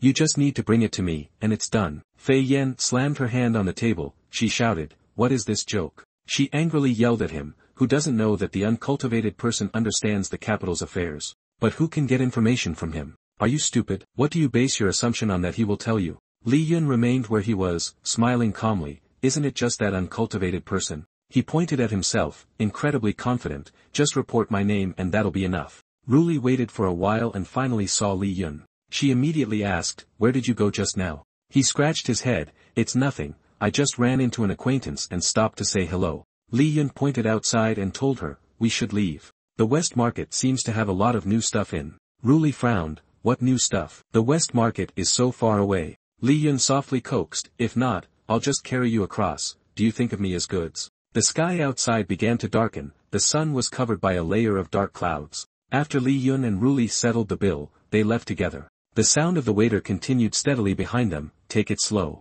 Just stepping out of the restaurant and taking a few steps, raindrops began to fall on Li Yun's head. He held out his hand to catch them, his voice slightly defeated. "It's raining." He sighed as he looked at the white curtain of rain. "Today's weather is really strange." The waiter just ran out with 2 umbrellas in hand, cheerfully said, "As a thank you for your frequent visits, these 2 umbrellas are a gift for you." Li Yun smiled, reached out to take one. "One is enough." The rain was getting heavier, showing no signs of stopping.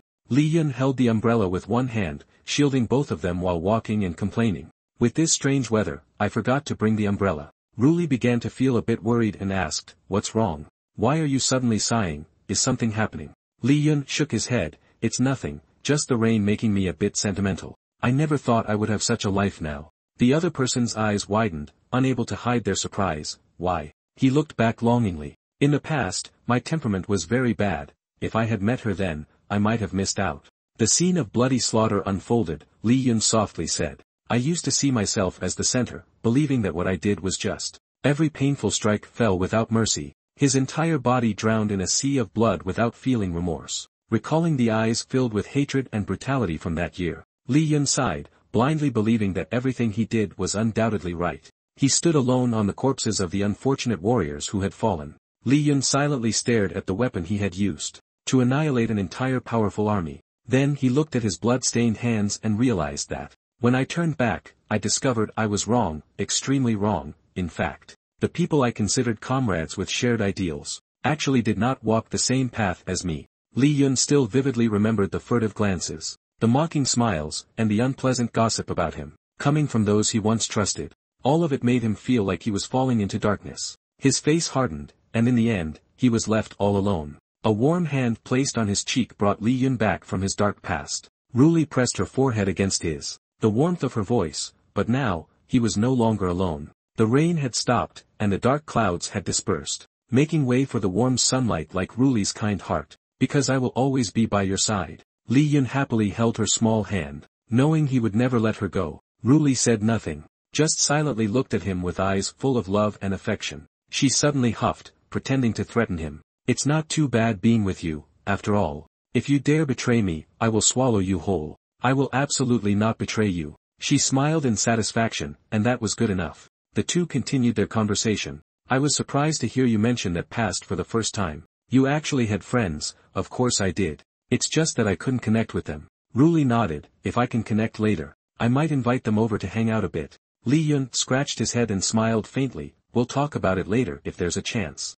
The conversation ended, the smile on his face faded. His gaze hardened as he thought. Perhaps soon he would see them again. On a certain mountain, snow fell everywhere, covering everything in a pure white. A voice suddenly rang out. Who will cooperate with the royal family? Two figures, one large and one small, stood amidst the snow. Without any movement, the other continued speaking. Swordsman, spearhead. A tall man stood next to a small girl. Both of their faces were very serious, as if they were considering something very important. The man spoke. It's best to be heavy. The girl remained silent, listening to every word from the other, otherwise it could be very troublesome. At night, the full moon hung high in the sky, casting weak beams of light. Down on an old house deep in the forest, a figure darted swiftly across the roof, making no sound at all. Suddenly, her footsteps stopped. Fei Yen sat on the roof opposite a room that was the only one still lit in the area. She told herself, this must be the room of the master. She carefully observed for a while and then clicked her tongue.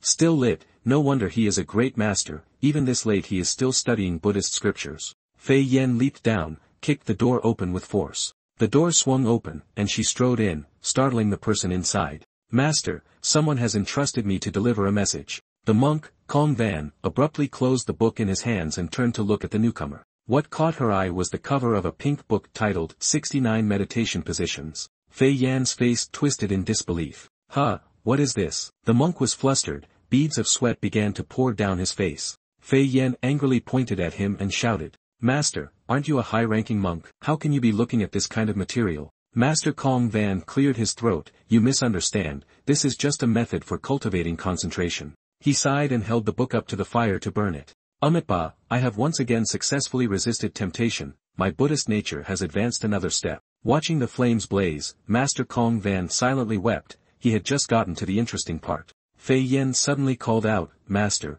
what is happening? She pointed at his hand, which was being licked by the flames, stammering, your hand is on fire. At that moment, Master Kong Van finally felt the pain of the heat. He gasped in shock. A moment later, Master Kong Van wrapped his injured hand in a bandage, sitting silently without a word. After a while, he spoke up, may I ask who entrusted you to deliver the message? Fei Yen held a teacup and slowly replied, if I remember correctly, he is called Li Yun. Upon hearing this name, the other party immediately spat out the water in his mouth. Realizing he had lost his composure, Master Kong Van struggled to regain his composure, stammering, He wants to know what? He wants the master to inform him of the latest situation in the capital. Fei Yen stared intently at him, feeling a bit surprised that his name was used so well. He opened a blank sheet of paper in front of him and said to Fei Yen, Miss, please wait a moment. She watched the graceful movements of the brush, unable to contain her curiosity and asked, what's the master's reaction? What kind of person is he really?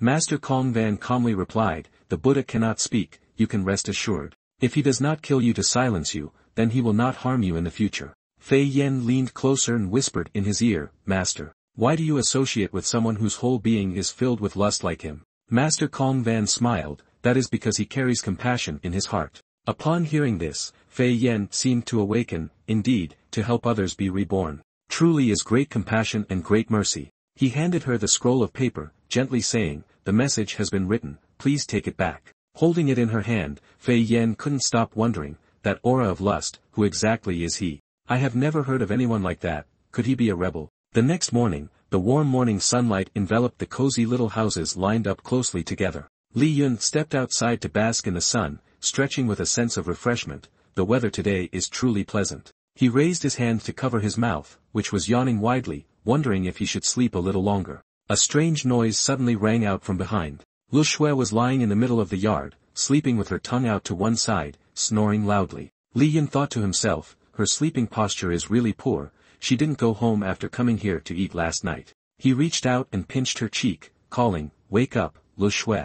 The other person twisted and turned, facing the other way mumbling, "I can still eat, don't stop me." Li Yun sighed, all day only thinking about food. A surge of energy appeared outside the gate, catching his attention. Someone was coming. Realizing that the person outside was Fei Yan, Li Yun relaxed his guard. Turns out it was her. He quickly went out to open the door, surprising the other person. Li Yun looked at the scroll of paper in her hand and complimented. This time the intelligence work was very quick. Fei Yan proudly replied, "Of course, I am a professional, this is the news you wanted." He took the scroll, carefully reading each word. "So that's how it is. The royal family wants to unite the noble families to deal with the new emperor, conveniently bringing along a part of the rebel army as muscle." His face was deep in thought. "And who is the leader of this part? I don't know either." "I am a man that you cannot possess." She immediately shouted angrily, "What do you mean? You are just a bit stronger, a bit more handsome, a bit richer. If you didn't have those things, tell me, what do you have?" Li Yun shrugged, saying, "Come on, praising me so much, do you want to ask me for something?" Fei Yan suddenly changed 180 degrees, flattering him, "That's right, Master Expert, I have another mission for you. The room must stay in the capital for a while longer. By then, if I happen to encounter any danger, I hope the master can assist me." Li Yun nodded without hesitation, "Leave it to me, the great master, the northern gate 360. Wherever I go, there are people who recognize me, if there is any danger, just call my name." Her eyes sparkled as if she had found a new love, thanking the great master. The young girl has nothing to repay. Fei Yan jumped up excitedly, "So I can only repay this kindness with this body of mine." A foot ruthlessly landed on her face. Li Yun retorted coldly, "Are you dreaming?" Fei Yan laughed heartily on the outside, "Just joking, great master, you are indeed wise. How could I dare to be worthy?" But in her heart, she had cursed him 2,000 times. "If it weren't for the fact that you are stronger than me, I would definitely beat you to death." Li Yun walked into the house, leaving behind a remark, "How could you be as beautiful as my wife?" Fei Yan angrily huffed, "What good is beauty, at least my face is thicker than hers." As he entered the house, Fei Yan and Ruli had already woken up for some time. Fei Yan chewed on a bun while judging. "Mr. Host, you still know how to come back, your body is full of the scent of women." He awkwardly scratched his head, "You all saw it. The young girl I just guided was just thanking me." Ruli smiled, "You don't need to explain so clearly." Li Yun laughed heartily, "My wife indeed trusts me." Ruli immediately stopped smiling, her face hardened, "It's because everything you say makes me uncomfortable." Fei Yan pointed at herself, "What about me? I can also be considered a beautiful young lady, why is Chu Ti still angry?" Ruli looked at her and said something confusing. You are very strong, are you encouraging me? Why does it feel like you are talking nonsense?" She crossed her arms over her chest and lightly advised, "In the future, don't be deceived by someone's beauty, if you let them trick you, then." Li Yun wondered, "So what will happen?" Ruli slowly answered, "They will know." She pointed at Li Yun, declaring loudly, "You have already been deceived by me." Fei Yan stood in front of a desolate building, all around was silent. The main entrance of the northern gate 360, his gang was here. She smiled and said, "The person he recommended must be a legendary master. This time I will make a profit." Fei Yan opened the door wide. She stood at the entrance, comfortably shouting, "Brothers, I need your help, Li Yun sent me to this place." For tall, strong men turned to look at her intently. One man approached, revealing his bright white teeth and said, "Miss, just leave it to us." Fei Yan felt a bit flustered, their aura was really strong, and they blended with the surrounding darkness. Could it be the legendary 4 heavenly kings of darkness? Suddenly, the 4 of them hoisted a large coffin on their shoulders, singing cheerfully, "May I ask if it was the father who passed away, or the mother? We specialize in carrying coffins. We guarantee to satisfy the young lady, currently offering a family service promotion. So you can use it later as well." Fei Yan immediately spat out blood, stunned on the spot, "Li Yun, you bastard. I came." The large and small buildings in the capital all lit lanterns, illuminating every street. Everyone knew that the royal family was the kingpin of the entertainment business in the capital. And Hong Xiu Lu was the royal family's most cherished enterprise, a place for men to freely indulge and satisfy themselves. A young master stood in front of Hong Xiu Lu, shouting loudly, "I spent 100 taels and still can't see Miss Hua Xian. Then what use is my meat stick? A woman's sharp voice rang out, just 100 taels, are you here to beg for food? Also, Miss Hua Xian sells her art, not her body. She waved a fan, shooing the person away, not noticing a figure slipping past behind her. If you have no money but want to meet Miss Hua Xian, there is a way. That is to come work for us. The person quickly leaped onto a windowsill, and it was none other than Li Yun. He looked around the room. This was the Heavenly Fragrance Pavilion, where the royal family would visit every week. Suddenly, a noise came from the main door. Li Yun frowned. They have arrived. The door slowly opened. Two figures walked in together, talking as they walked. Brother, Hua Xian will be here soon. This time, don't let her charm you to avoid ruining the big plan. Rest assured, I know what is important and what is not. The man in the green outfit kept advising, the task assigned by their father was extremely important. They could not betray the trust the old man had in them. This time we have a trump card, we must convince the righteous army to join us. Li Yun stood with his arms crossed, calmly speaking, what trump card? Tell me a bit. Both men were startled to see his appearance. They shouted, who are you? Miss Hua Xian is hiding a man like this. He pointed at Li Yun's face and yelled threateningly, daring to show off on our royal territory. I see you are asking for a short life. Li Yun's face hardened. Unafraid he replied, if you sincerely want to know, I will generously tell you, I am here to smash the royal estate. The screams of the two echoed throughout Hongxiu. The people downstairs couldn't help but gossip, it was so intense. Could it be that the two royal princes are up there? You know nothing. This is a deep brotherly bond, they must be sparring with each other. However, contrary to everyone's speculation, the two had just been beaten by Li Yun and lay motionless on the floor. Li Yun shook his head and sighed, tough mouth, even after being beaten like this, they can't give any information. As Li Yun prepared to leave, he was pulled back by one of them. Young man, don't go. He coldly looked at him and said, oh, have you finally surrendered? Isn't it better to surrender early? Let me tell you, I have much scarier things. Hearing this, the man's face was full of delight, he earnestly pleaded. That sounds wonderful, I would love it to death, keep going, good brother, don't stop. I want it, I want much more. Immediately, Li Yun kicked him straight in the face, causing him to break several teeth. He looked at him and said, what a freak. Are all the children of noble families like this now? Suddenly, looking out the door, Li Yun noticed something, the scent of perfume. Could it be that Hua Xian is here? Not thinking much longer, he threw the two into a cabinet and said, I will borrow your identity for a while. A moment later, the door opened with a click. Inside the room, besides Li Yun, there was a woman. She asked, who are you? What does that outfit have to do with the dress? The person was none other than Hua Xian, she continued, looking at the time. Are you one of the royal family members? Take out your family emblem, I need to verify your identity. Hearing that, Li Yun immediately took a badge out of his pocket. As he took it out, he breathed a sigh of relief. Thankfully, I was smart enough to search the bodies of those two. Immediately, he raised the badge and said, here, this is the symbol you want, can't we trust each other a little more? After saying that, he thought to himself, so she is the famous Hua Xian. But compared to my wife, she still falls short. Seeing that, Hua Xian's face remained cold. It seems my worries are unnecessary. Now you are going to release those two, right? Anyway, that doesn't matter. Let's listen to what the royal court has planned. That way we can start organizing for the next operation immediately. Hearing this, Li Yun began to ponder. The royal court's plan, how would I know? After thinking, he spoke in one breath. You are too patient, betrayal cannot happen overnight. We need to consider the time, the place, the harmony of the people, advantages and disadvantages, and draft a long-term plan.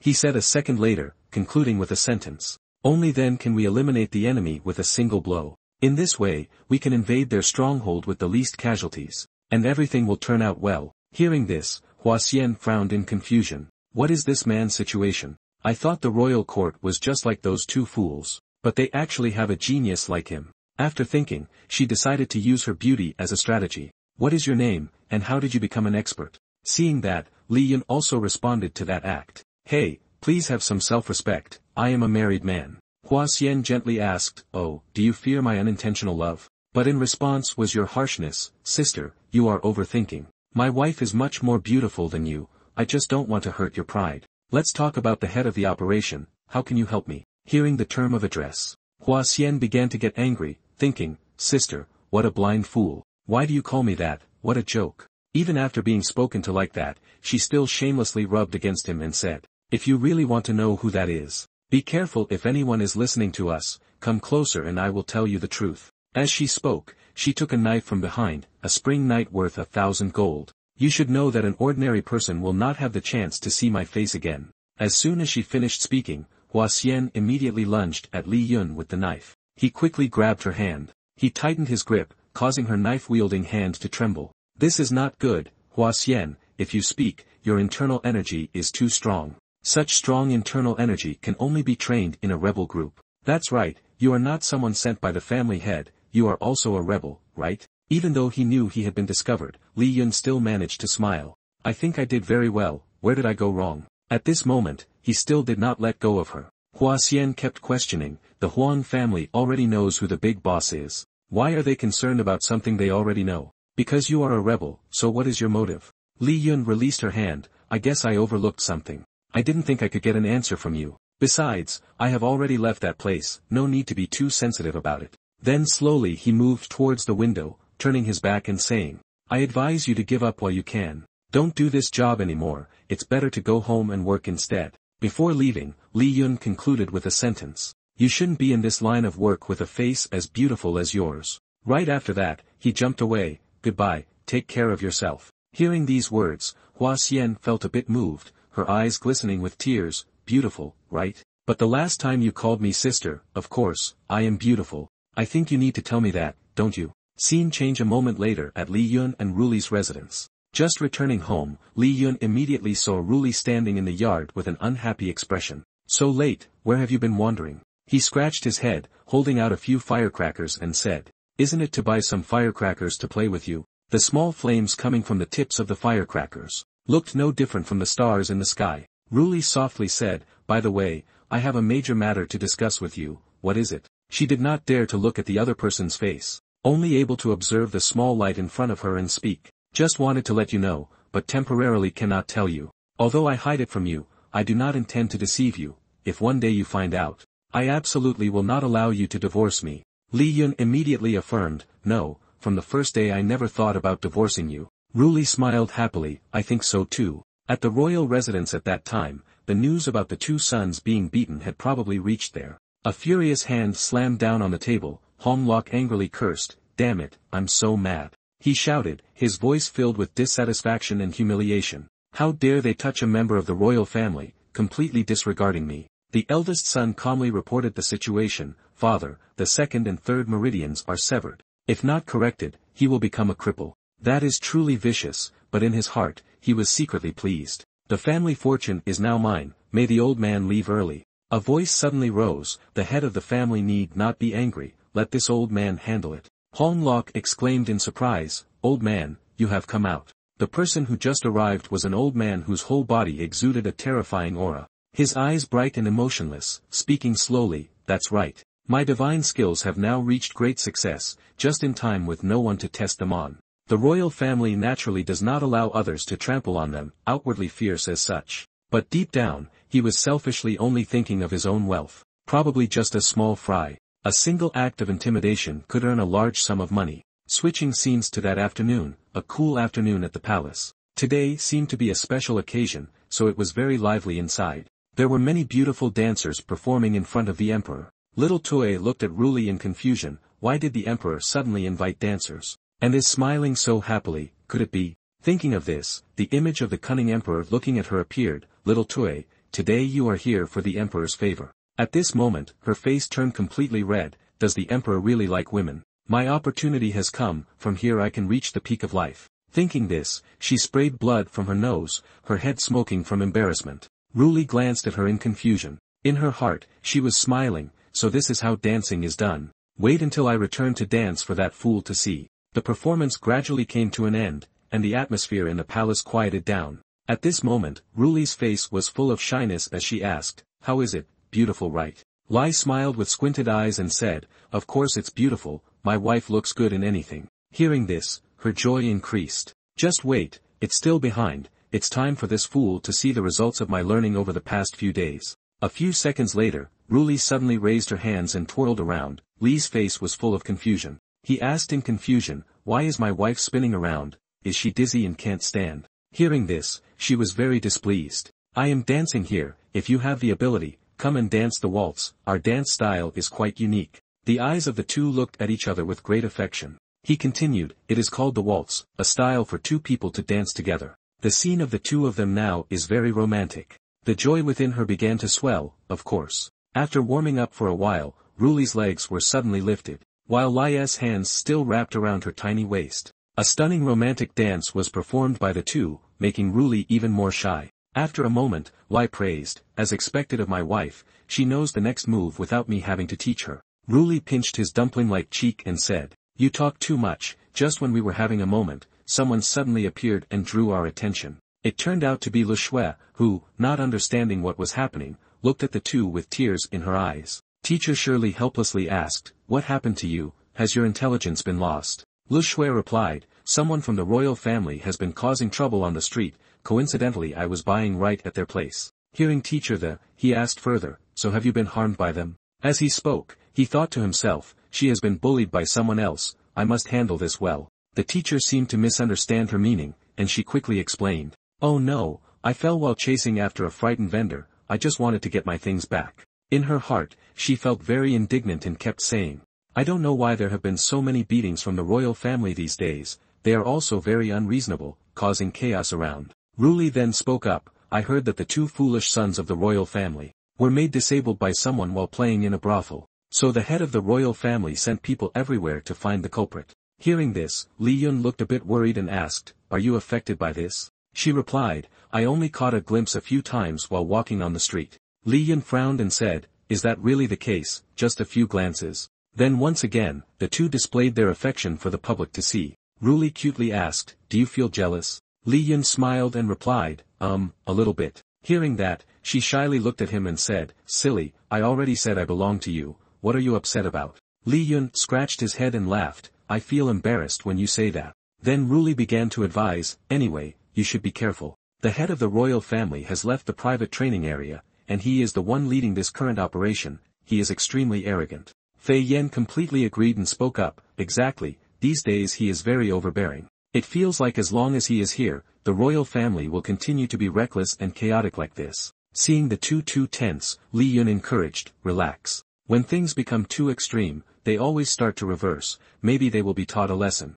We still have some stones at home, take them and put them on your head. As he spoke, he thought to himself, I have lost many people in the past, where did this guy come from? His face hardened, it seems I still haven't taught the royal family a good enough lesson, I guess I will visit them again tonight. Scene change, night has fallen, at the royal family. At this moment, two soldiers were patrolling around the palace, chatting as they walked, the old king is really unbearable. The lady has always been nagging me, what should I do now? Hearing that, the person next to him could only agree, is there even a need to ask this? If the head of the family finds out, he will definitely throw us to the dogs. Just then, suddenly a young man was thrown out, smashing the wooden door to pieces. The two soldiers who were chatting were startled and panicked, what is happening? They turned pale with worry, aren't those the patrols around here? Suddenly, amidst the thick smoke in the village, a figure of a man appeared, coldly speaking. A bunch of ill-mannered people, quickly tell your master to come out here. Seeing that person, the two young men from earlier angrily shouted,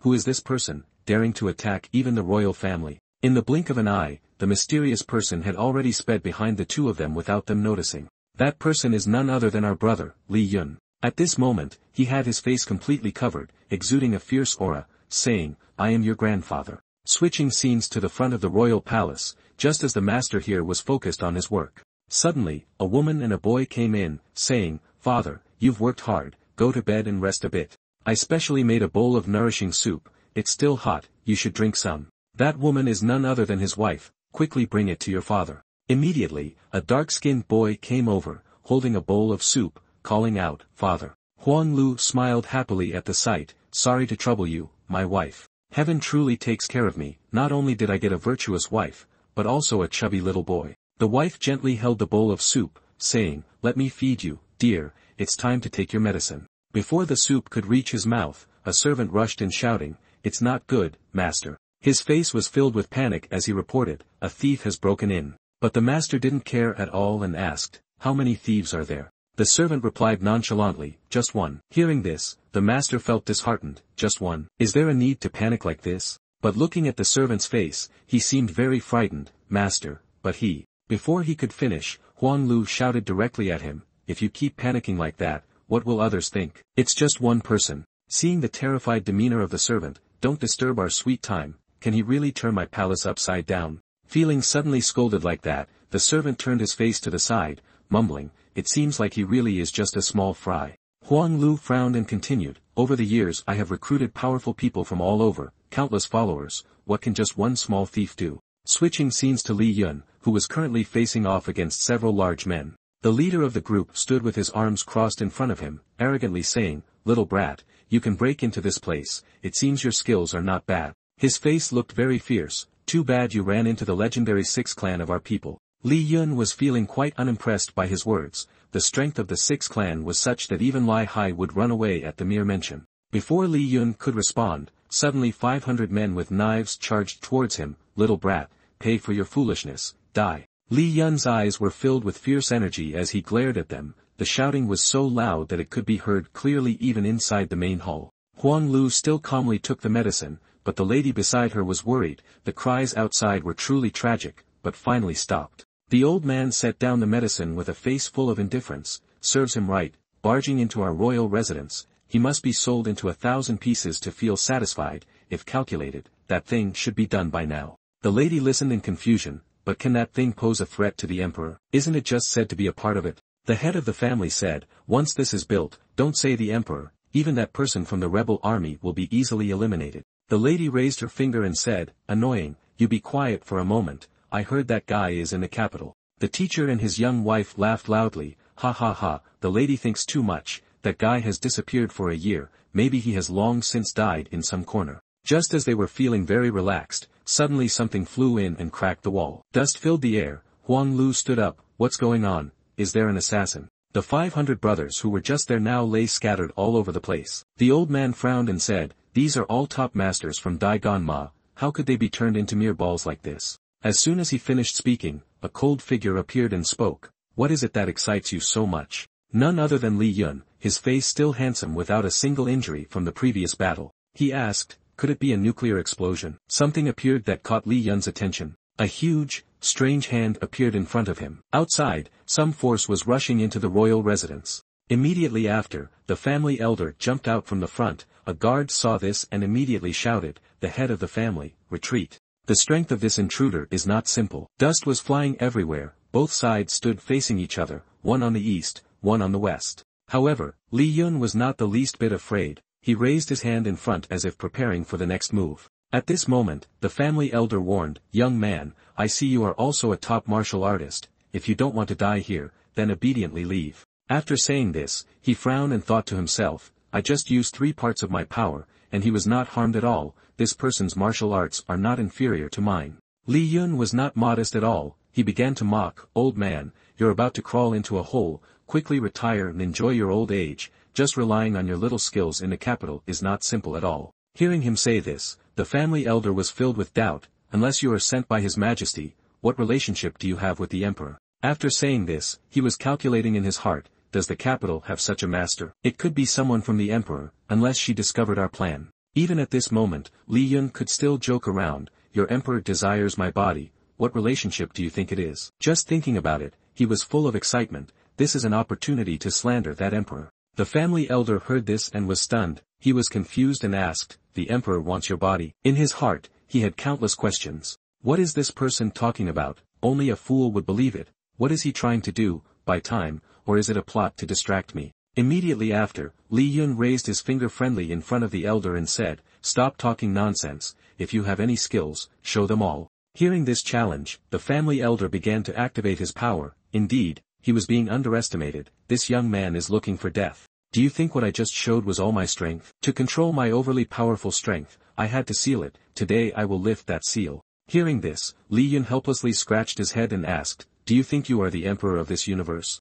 At this moment, the elder's power erupted, he shouted loudly, let you know what it means that there are mountains beyond mountains, don't think that the capital only has that scoundrel Lai Hai. Faced with this surge of power, Li Yun still did not know the meaning of fear, he coldly retorted, I see no difference between you and Lai Hai. At the same time, Lai Hai was sitting at home doing nothing and also got hit, he kept singing something. He felt confused and thought, it's strange why since becoming the steward of Lu Pian Men, I keep singing, I wish I knew. Van, upon seeing this, was very envious. No wonder he is the great Li Hai, just singing but still has such a presence. I must also become a master like the great Li Hai. Back on Li Yun's side, at this moment, the old man had become gigantic, his whole body was bulging with muscles. He began to unleash his moves, the immense power from his hands directed at Li Yun. Die, you little brat who doesn't know the sky from the ground. That power exploded brightly, shaking the surroundings. But Li Yun's face remained very calm. Huang Lu, standing outside, saw this and couldn't help but feel excited.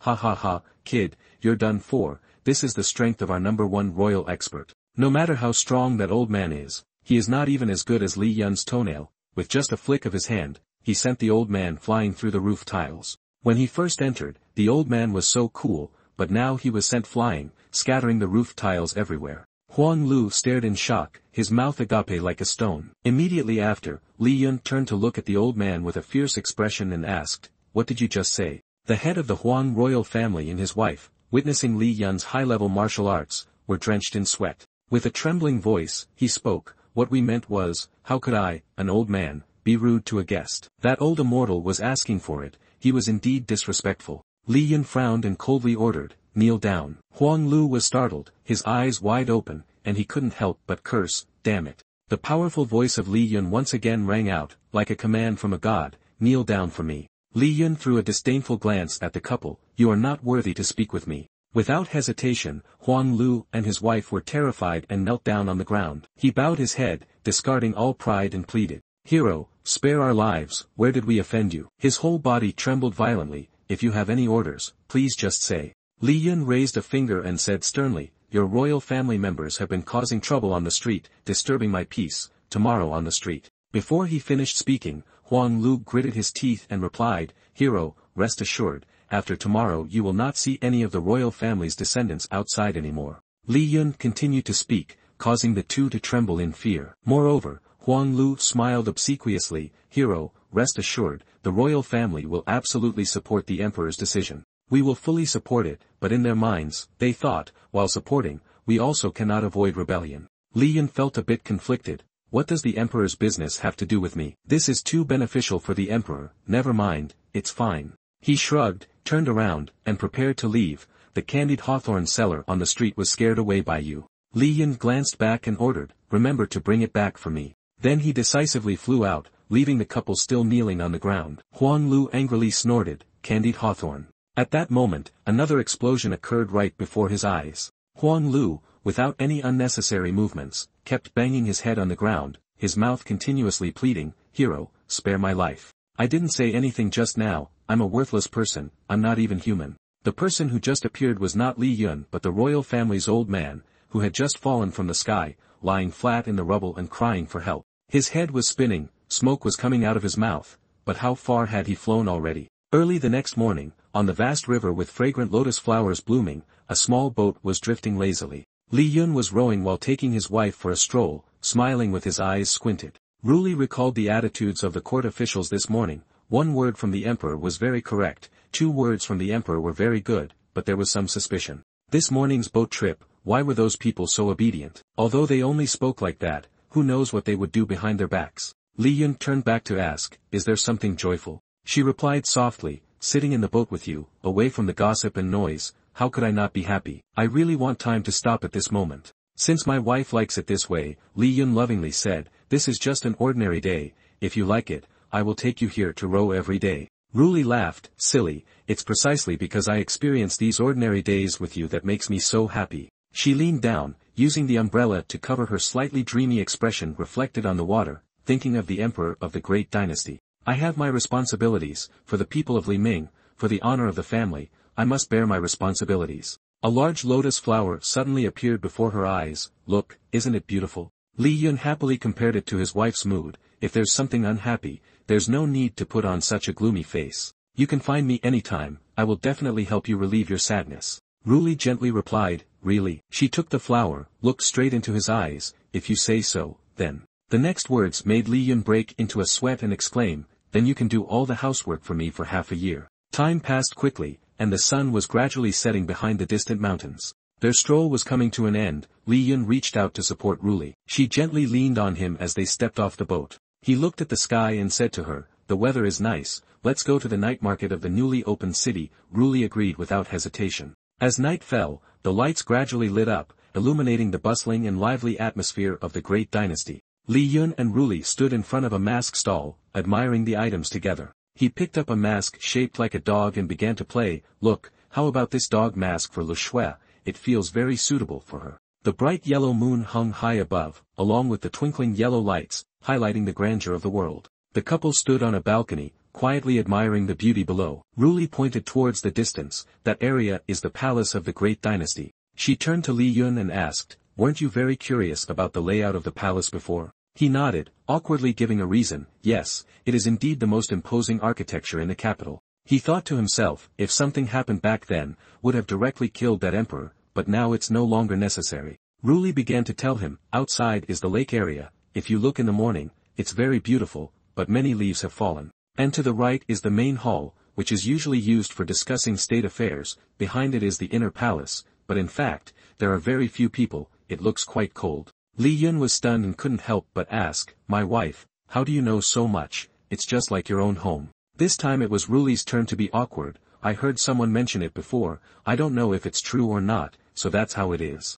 Li Yun looked into the distance and sighed, in such a large place, it seems that it is still the most comfortable place to be in the palace. Ruli shook her head, no matter how comfortable it is, it can't compare to our home. You were surprised and turned to look at your wife, thinking that Muoi would really like the palace. She shook her head, saying that it was not something that Huin would give to Muoi. Li Yun, upon hearing this, clearly declared, then I will save money to buy the palace for Muoi. Ruli laughed, then you have to work hard for that. The conversation ended happily. Li Yun hugged the small girl beside him, quietly gazing at the moonlit garden. Early in the morning, a small argument broke out on the street. Two patrol officers stood in front of Lu Shui and said, Miss, please cooperate with us a little. He awkwardly persuaded, if you do this, it will make things difficult for us. Lu Shui clenched her fists angrily and retorted, I only broke the arms of a few people, why are you taking me to see the officials, where is the logic in that? A man suddenly stepped forward and spoke, what happened? Yun Jie, with a confident expression, approached, leave this to me, you all go do your work elsewhere.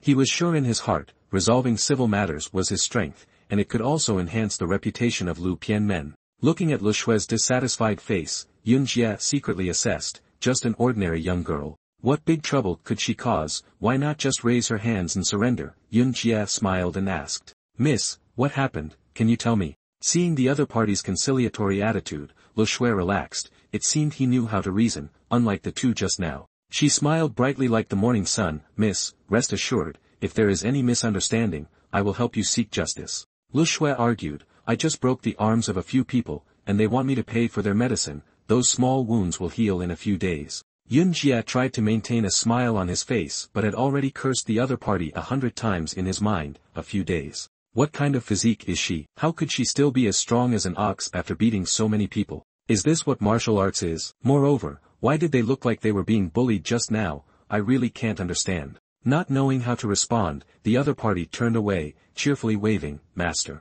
Li Yun let go of his wife and walked over, Lu Shui, what are you doing here? As soon as that person appeared, Yun Jie felt an invisible force, a master. He looked at the trembling sword in his hand and thought, my mysterious weapon can sense the aura of a strong person. This was the first time he felt such a terrifying presence, even Lai Hai only made him feel a little. Ignoring the newly arrived official, Lu Shui excitedly recounted. Last night when I got home, someone was sneaking around plotting against me, so I beat them up. But the patrol officers insisted on taking me in for questioning, no matter how I explained, they wouldn't listen, I even went home to pay respects to my ancestors. He stepped forward and said to everyone, so that's how it is, a little explanation should suffice. I will help you explain over there, but, Yun Jie looked straight into Li Yun's eyes, without hesitation asked, could this master go to the patrol office for a small investigation? He was certain of one thing, I understand you just like I do, always craving a strong opponent, sensing my strength, can't you bear it anymore? However, Li Yun smiled gently and declined, I still have to go for a walk with my wife, maybe next time. Yun Jie looked at the back of that person, feeling confused, who is this? He frowned, suppressing his battle intent, no wonder he is the opponent I chose. But, he tightened his grip on the sword in his hand, sorry. Fighting against a powerhouse like you has always been my pursuit, you can't refuse it. Yun Jie drew his sword and rushed towards Li Yun, feeling a hostile aura approaching, he suddenly halted. His eyes flashed, a bright light transferred from him to the person behind. The image of himself being beaten to a pulp, blood splattering from everywhere, flashed in Yunjie's mind. He was terrified, his face suddenly turned pale, his legs buckled, collapsing to the ground. Sweat poured down like rain. Yunjie gasped in fear, how could this be? In that moment, did I think I was dead? He looked up at the sword. Before he could do anything, it had shattered, just relying on the aura had stimulated his treasured sword, causing it to tremble. Yunjie let his hands drop, completely giving up the intention to fight. Without even a battle, his divine weapon was destroyed. He had lost, indeed a spectacular duel, worthy of the capital. Ruli looked at Lu Shui beside her and asked, didn't you say you had to go back to the palace to pay respects to your ancestors? She nodded, yes, today is the Qingming festival. Li Yun crossed his arms over his chest, looking knowledgeable as he spoke. The Qingming festival, mentioning Qingming reminds me of that poem, Qingming festival, the rain falls lightly. A man carrying a heavy load approached and complimented him. Well done, he laughed heartily, little brother recited a very good poem. Li Yun smiled and replied, even the Taoist sells coffins. The man responded cheerfully, isn't it all for a meal? Mao Muoi asked if you have the next line of this poem. Li Yun thought for a moment and replied, the traveler on the road is heartbroken, is that good? He pondered, heartbroken, how interesting. He looked up at the clear sky, sighed, indeed heartbroken. In the evening, the couple gathered in the yard, intently watching Lu Shui perform the ancestral worship. She wore an outfit like a priest, dancing around the fire. Li Yun spoke up, this way of worship is really cool, surely you aren't calling on the gods, right? Lu Shui patted her chest proudly, the Qingming worship of the Lu family must be impressive. He turned to Ruli and asked, speaking of which, doesn't Mao Muoi have anyone to worship? She shook her head, no, I have no one to remember. Ruli fell silent, feeling a bit sad. Born in the court, she had to sever all familial ties, only the struggle for power remained. Li Yun affectionately said to her, it's good like this, Muoi should smile more, then you'll look prettier, but, he joked, if one day I die, you must offer me delicious food. Ruli coldly refused, no, that's not allowed. She laughed, you idiot, what I mean is I won't let you die. In the evening, the royal family's residence was brightly lit and decorated. Huang Lu clasped his hands and spoke, you are the leader of Lang Yunzong. He bowed, this time I hope to help you investigate all the powerful figures in the capital, especially that bastard's name. The man who claimed to be the leader of Lang Yunzong was the same man who recited poetry with Li Yun in the morning. He casually replied, no need to say much, this is a matter related to the emperor, I will help you complete this task. But first, I need to find someone. Huang Lu frowned and asked, could it be the leader of the rebel army? I heard that your disciple died on the battlefield. This debt must naturally be counted on that person. Rumor has it that he is hiding in the capital, but there has been no news for a long time. I can't grasp his whereabouts accurately, but please rest assured, the royal family will definitely do our best to assist. The other party shook his head, don't trouble the family head, I know what to do. Huang Lu continued to ask, speaking of which, is the coffin below prepared for that person? Originally intended to be sold, but no one bought it. The leader smiled slightly and said casually, just consider it prepared for me. It was dark, and the entire residence was lit with torches. The leader thought to himself, damn it, I want to investigate all the top experts in this capital. Isn't it just a matter of going to Lu Pianmen to investigate the background? But I'm lost, and I can't go back, which is really embarrassing. Li Yun appeared out of nowhere, greeting him, Taoist, what a coincidence, we meet again. Li Yun waved happily and asked, today is Qingming festival, aren't you going back to pay respects to your ancestors? The leader waved his hand and replied half-jokingly, no need, maybe in a few days I'll be reunited with my family. By the way, little brother, do you know where Lu Pianmen is? He pointed sideways and said, go north for 500 meters, then go straight west and you'll get there. The leader mumbled a few times and turned to leave, not forgetting to leave a final word, thank you, little brother, I must go now. But unfortunately, he went the wrong way. Li Yun angrily shouted, that's the opposite direction, are you also using the wrong map? You look suspicious, just leave, with your appearance, should I take you along? The sect leader was just waiting for that, he scratched his head and happily agreed, then I'll trouble you, little brother. The two chatted casually as they walked. Li Yun started, at this late hour going to Lu Pianmen, are you planning to do something bad? You have injuries from a previous fight, right? The sect leader waved it off, it's nothing, I just want to sneak a peek at the household registration, and conveniently find some information about the legendary leader of the rebel army. You can't hide your curiosity, why do you need to find him? Does he owe you money? His gaze slightly dimmed as he lowered his voice, to let me die in that rebellion. Even though I know he didn't kill me, my days are numbered. I've devoted all my efforts to seeking revenge, but now I'm heavily injured. I'm afraid I'm no match for him. That coffin at noon was prepared for me. Li Yun secretly felt pleased. Seeking revenge isn't uncommon, but you are the first sensible person I've met. Then he signaled to stop in front of a large mansion. We've arrived. He enthusiastically pointed out, this is the management place of Lu Pianmen. The sect leader stroked his chin, staring intently in the direction Li Yun pointed. Then he said with a serious face, thank you, little brother, wait for me here, I'll be back soon. After saying that, the sect leader instantly vanished, light as a breeze. Li Yun nodded in approval. His likeness is not bad. But strangely, just a few seconds ago he was so cool, and the next moment there was a change. Suddenly there were loud shouts from inside the mansion, catch the thief, a thief has broken in here. Seeing this, Li Yun was speechless, caught so quickly. Inside the mansion, a frantic chase was happening between the sect leader and several guards. Daring to enter Lu Pianmen to steal, don't let him escape. What was the sect leader thinking to run back out the gate, facing Li Yun? Seeing the situation, Li Yun felt it was not good. Damn, why are you running towards me? Li Yun pressed himself against the wall, hoping the trouble wouldn't involve him. I'm just passing by, please don't talk to me. But the sect leader wouldn't let him off easily. He dashed past Li Yun and shouted loudly, brother, run fast, we've been discovered. Li Yun's eyes widened. He had no choice but to run for it. What other option is there? Damn it, who is your brother? You really are something. The sect leader smiled, seemingly very pleased. He joked, good brother, what should we do now? I'm lost. Li Yun wanted to curse, this guy, run to the front and turn right. As they reached the corner, he shouted loudly, turn right. The guards also turned right, but as they ran over, they found no one. Where did you run off to? Did you suddenly disappear? One of the soldiers pointed and ordered, you all go over there to search. We cannot let those two thieves get away. At this moment, the sect leader and Li Yun were already settled on the roof. He sighed in frustration, but your likeness skill, how could it be discovered? Being lost is a sickness that needs treatment. The sect leader smiled and said, with a somewhat forced smile. He did not answer Li Yun's question but instead talked about why they hadn't eaten since arriving in the capital. Just now, my stomach growled too loudly, what can I do about it? Following you is fine. By the way, I am very curious about one thing. The story is not over yet. Just now when I was running, I discovered that your likeness skill can surpass mine. In this world,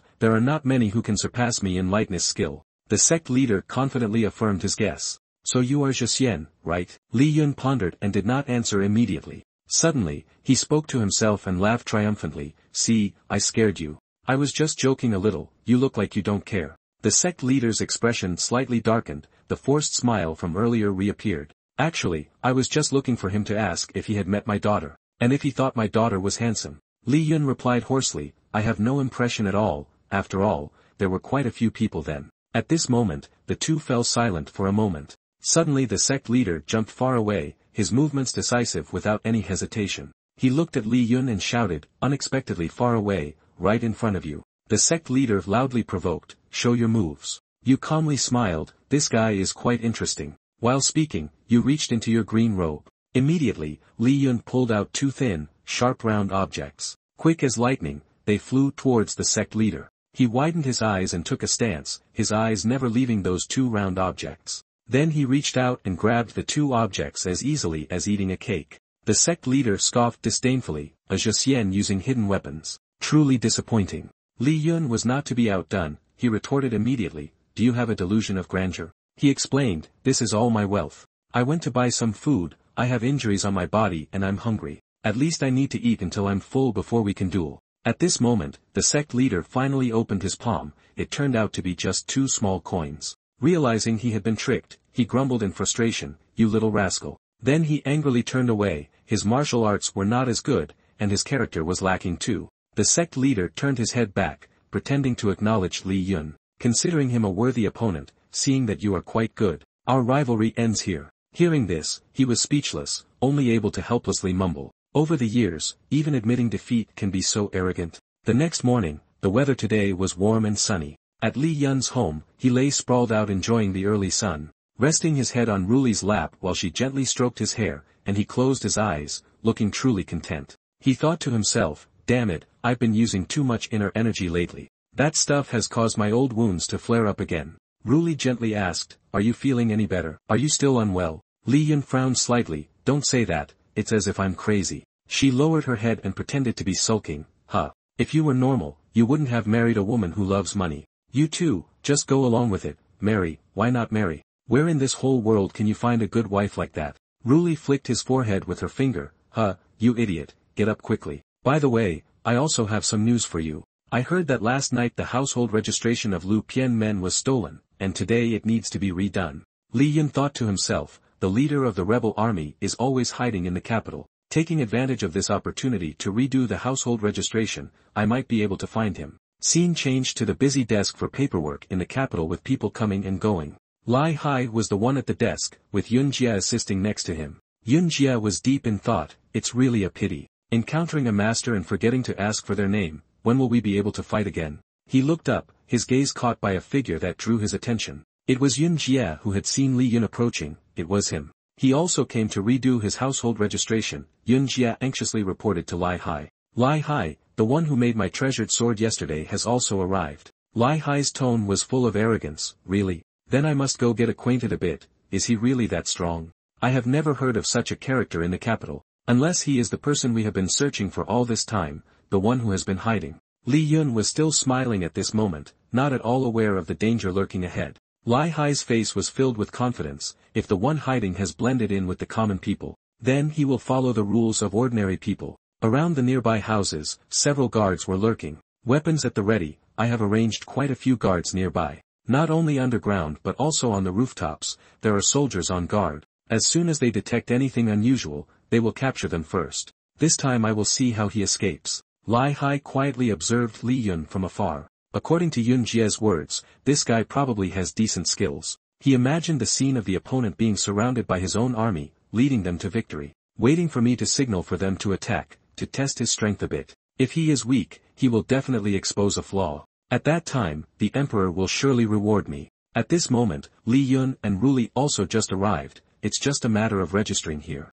Lai Hai was stunned when he saw them come, unable to believe it. He wondered, why is the emperor here? Yun Jia glanced curiously, why hasn't Lord Lai Hai issued the command yet? He thought to himself, I'll just understand it my way, and then I'll give a wink. I understand now, this small matter should be left to my subordinates to handle. That way it will reassure Lord Lai Hai. He panicked and stopped. Wait, what do you mean by that? What are you doing? The emperor is right there, I warn you not to cause trouble. Yun Jia foolishly ignored him. He drew his sword from its sheath in challenge. Master, I also want to know just how much strength you have. Brothers, come at me. Lai Hai could not sit still. He rushed out and kicked Yun Jia hard, sending him flying away. This crazy guy. Yun Jia slid away and crashed into the wall with a loud bang. Lai Hai turned to Li Yun and his wife, immediately changing to a sweet tone. Ladies and gentlemen, today he has gone mad.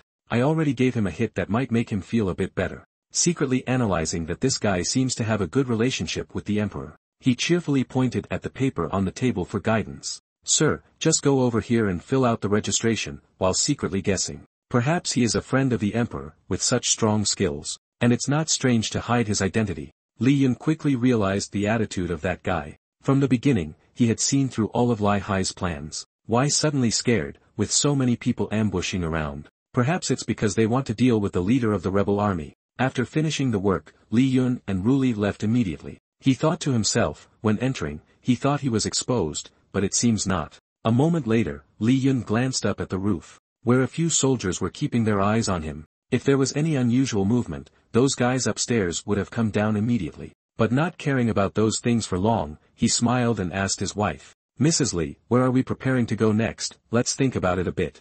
As the two were walking, Li Yun suddenly stopped. Someone appeared in front of them. It turned out to be the sect leader. He was about to bite into a bun when he stopped upon seeing Li Yun. He stared in surprise. How could that guy be here? Just last year he was guarding things at Lu Pian Men, and now he appears here, so arrogant. Li Yun approached, intending to have a little chat, but then thought better of it, sending the Buddha westward. He needed to remind this guy a bit. It seemed he was completely unaware that the people from Lu Pian Men were lying in wait here. He pointed with his finger, indicating that there were people above, be careful, and that the opponent was gathering their energy. However, that potato-brained guy didn't understand anything. He raised his fist in a defensive stance, shouting loudly, You, one-on-one, right? Come on, don't think I'm afraid of you. Just as he said that, several ambushing soldiers rushed out to seize the sect leader. He must be the leader of the rebel army. They cheered as if they had struck gold. Brothers, let's go together. An uneven brawl broke out, and naturally, the disadvantage belonged to the sect leader.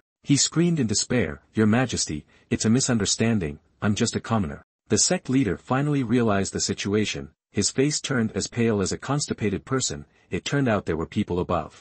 Ruli's joy was evident on her face as they caught the suspect. "Catch one, hopefully it's that bastard from the rebel army." Li Yun noticed the joyful expression on his wife's face and asked, "What's up? What did I say to make Lady Li so happy?" Her cheeks flushed slightly as she mischievously replied, Young Master Li should worry about himself. The money in the future will all be mine."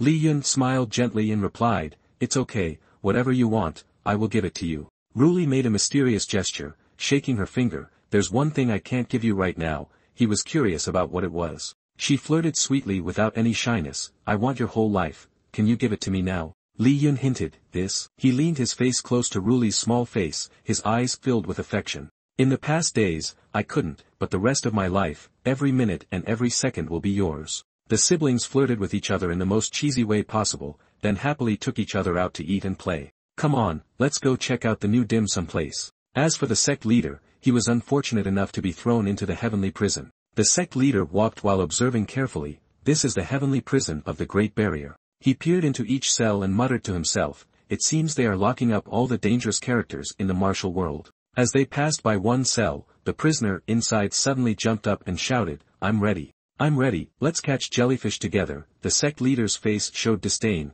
"Why is there even a lunatic like this?" A moment later, Yun Jia led the sect leader to a cell. "We've arrived." As soon as he saw him, the chubby prisoner laughed heartily. "Hey, it's been a long time since I've seen you, Yun Jia, do you remember me?" Yun Jia nodded, pointing at the sect leader. "The devil remembers that person, quickly look, is this your leader?" Without waiting for the chubby guy to answer, the sect leader approached and provocatively grinned, "You are the traitor." At that moment, the prisoner started to get angry. "What traitor? I am a righteous warrior." He continued to criticize, "Look at your face, it's so plump and fierce looking, no one would believe you are a good person." Hearing this, he softened his expression and asked angrily, "He is my leader, how did you capture him?" The more the sect leader listened, the angrier he became. "Damn it, do you traitors enjoy playing with others like this?" After a while, the drama ended. Yun Jia began to report, "Lai Hai Dai Ren, the one with the beard has already confessed." His face was full of seriousness as he said, "That guy is the leader of the rebel army."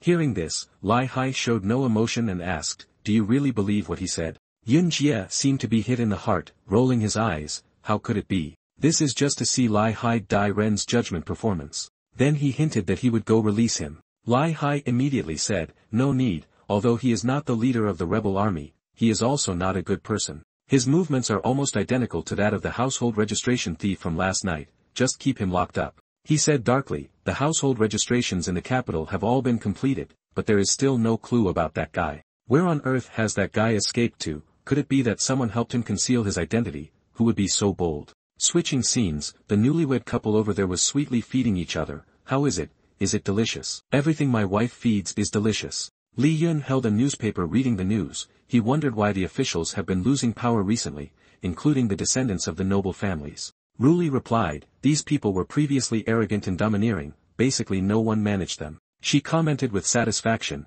"This shows that the management of the new emperor is effective." Li Yun also guessed, "Previously you all praised her, it seems you really like her." Ruli does not spare any praise. People say she is beautiful, but her abilities are also outstanding, and she has issued a new beneficial policy system to develop the great disaster. She tried to suggest to Li Yun, "It is said that the examination system has recently been restored. Aren't you going to take the exam to see how it goes? Who knows, you might become the top scholar." He half-jokingly replied, "Forget it, I am so handsome, charming, and humorous, passing the exam is a small matter. If the emperor happens to notice me, I would have to run away from her." Ruli rested her chin on her hand, smiling playfully, "You are right. If the emperor sees you, he would indeed like you immediately." Li Yun replied nonchalantly, "Could it be that I am so handsome that the emperor could fall in love with me at first sight?" He thought to himself, why isn't she teasing me today? Suddenly, a girl named Lu Shui came over, interrupting the private space of the two. She exclaimed loudly, "Master,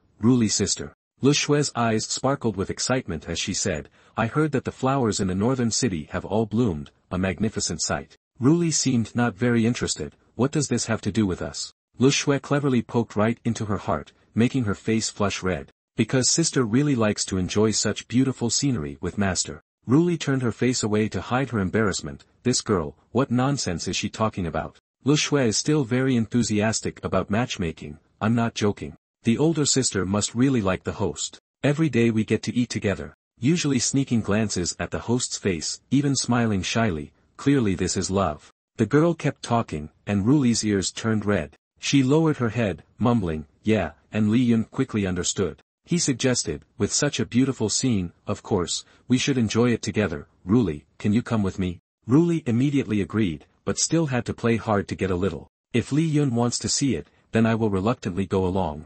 Suddenly, the sky darkened, unfortunate for the three of them that they arrived late and couldn't enjoy the flowers much anymore. Li Yun felt helpless, it seemed they were a bit late, so what could they see? Ruli didn't look any happier either. Fei Yen complained, wasn't it because you guys were busy flirting that you wasted time? Hearing her reasoning made Li Yun explode. Blaming everything on us, weren't you the one who couldn't stop eating along the way? Your mouth has been eating from South City to North City. That little girl's stomach is already showing, yet you still refuse to admit your fault. Fei Yen stubbornly argued back, HMPF, isn't it because the host made my stomach big? On the way, he kept saying that if I wanted to eat something, he would buy it for me, how could I refuse? Li Yun was annoyed and retorted, hey, saying that makes it easy for people to misunderstand. Besides, all the money was paid by Ruli, speaking of which, why was she so generous today? She nonchalantly replied, that's because she deducted it from her own spending money. She didn't spend any of her own money, so there's nothing to worry about. Li Yun must have been shocked to the point of not knowing how to react, oh my.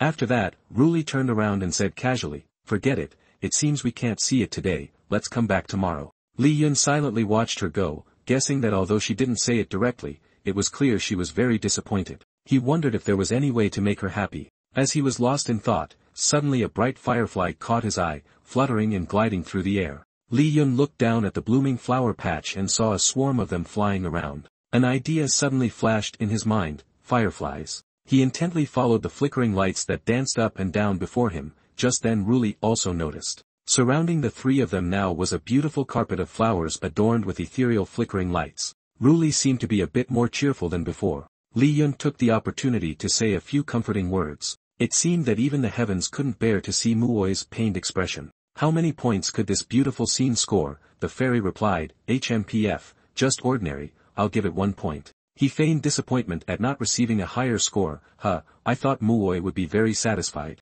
A squad of armored soldiers, fully armed and eager for battle, shouted at each other to charge, kill, die, rebel. Their target was a tall, muscular man wielding an axe that must have been more than half his height. Next to him was a much smaller girl, wearing a thick fur-lined coat. He glared at the soldiers without a hint of fear. Immediately, he charged forward and with just a few swift strikes, he effortlessly dispatched the soldiers. Each one lay mangled, some even cut in half, creating a scene of utter bloodshed. In a brief moment, the soldiers lay defeated like straw, their blood staining the white snow red. He hoisted the axe back onto his shoulder, callously stepping over the pile of corpses and scoffing. Is this the person you all killed before? So weak, it seems that name is just a joke. The girl accompanying him now pulled back the hood of her coat, revealing her dark blue-black hair. Her name was Xie, and she warned, run away, our strength compared to him is nothing but the light of a hot knife. His power is unimaginable, his IQ, talent, and character are all top-tier. Che Han dismissively ignored her words, go away,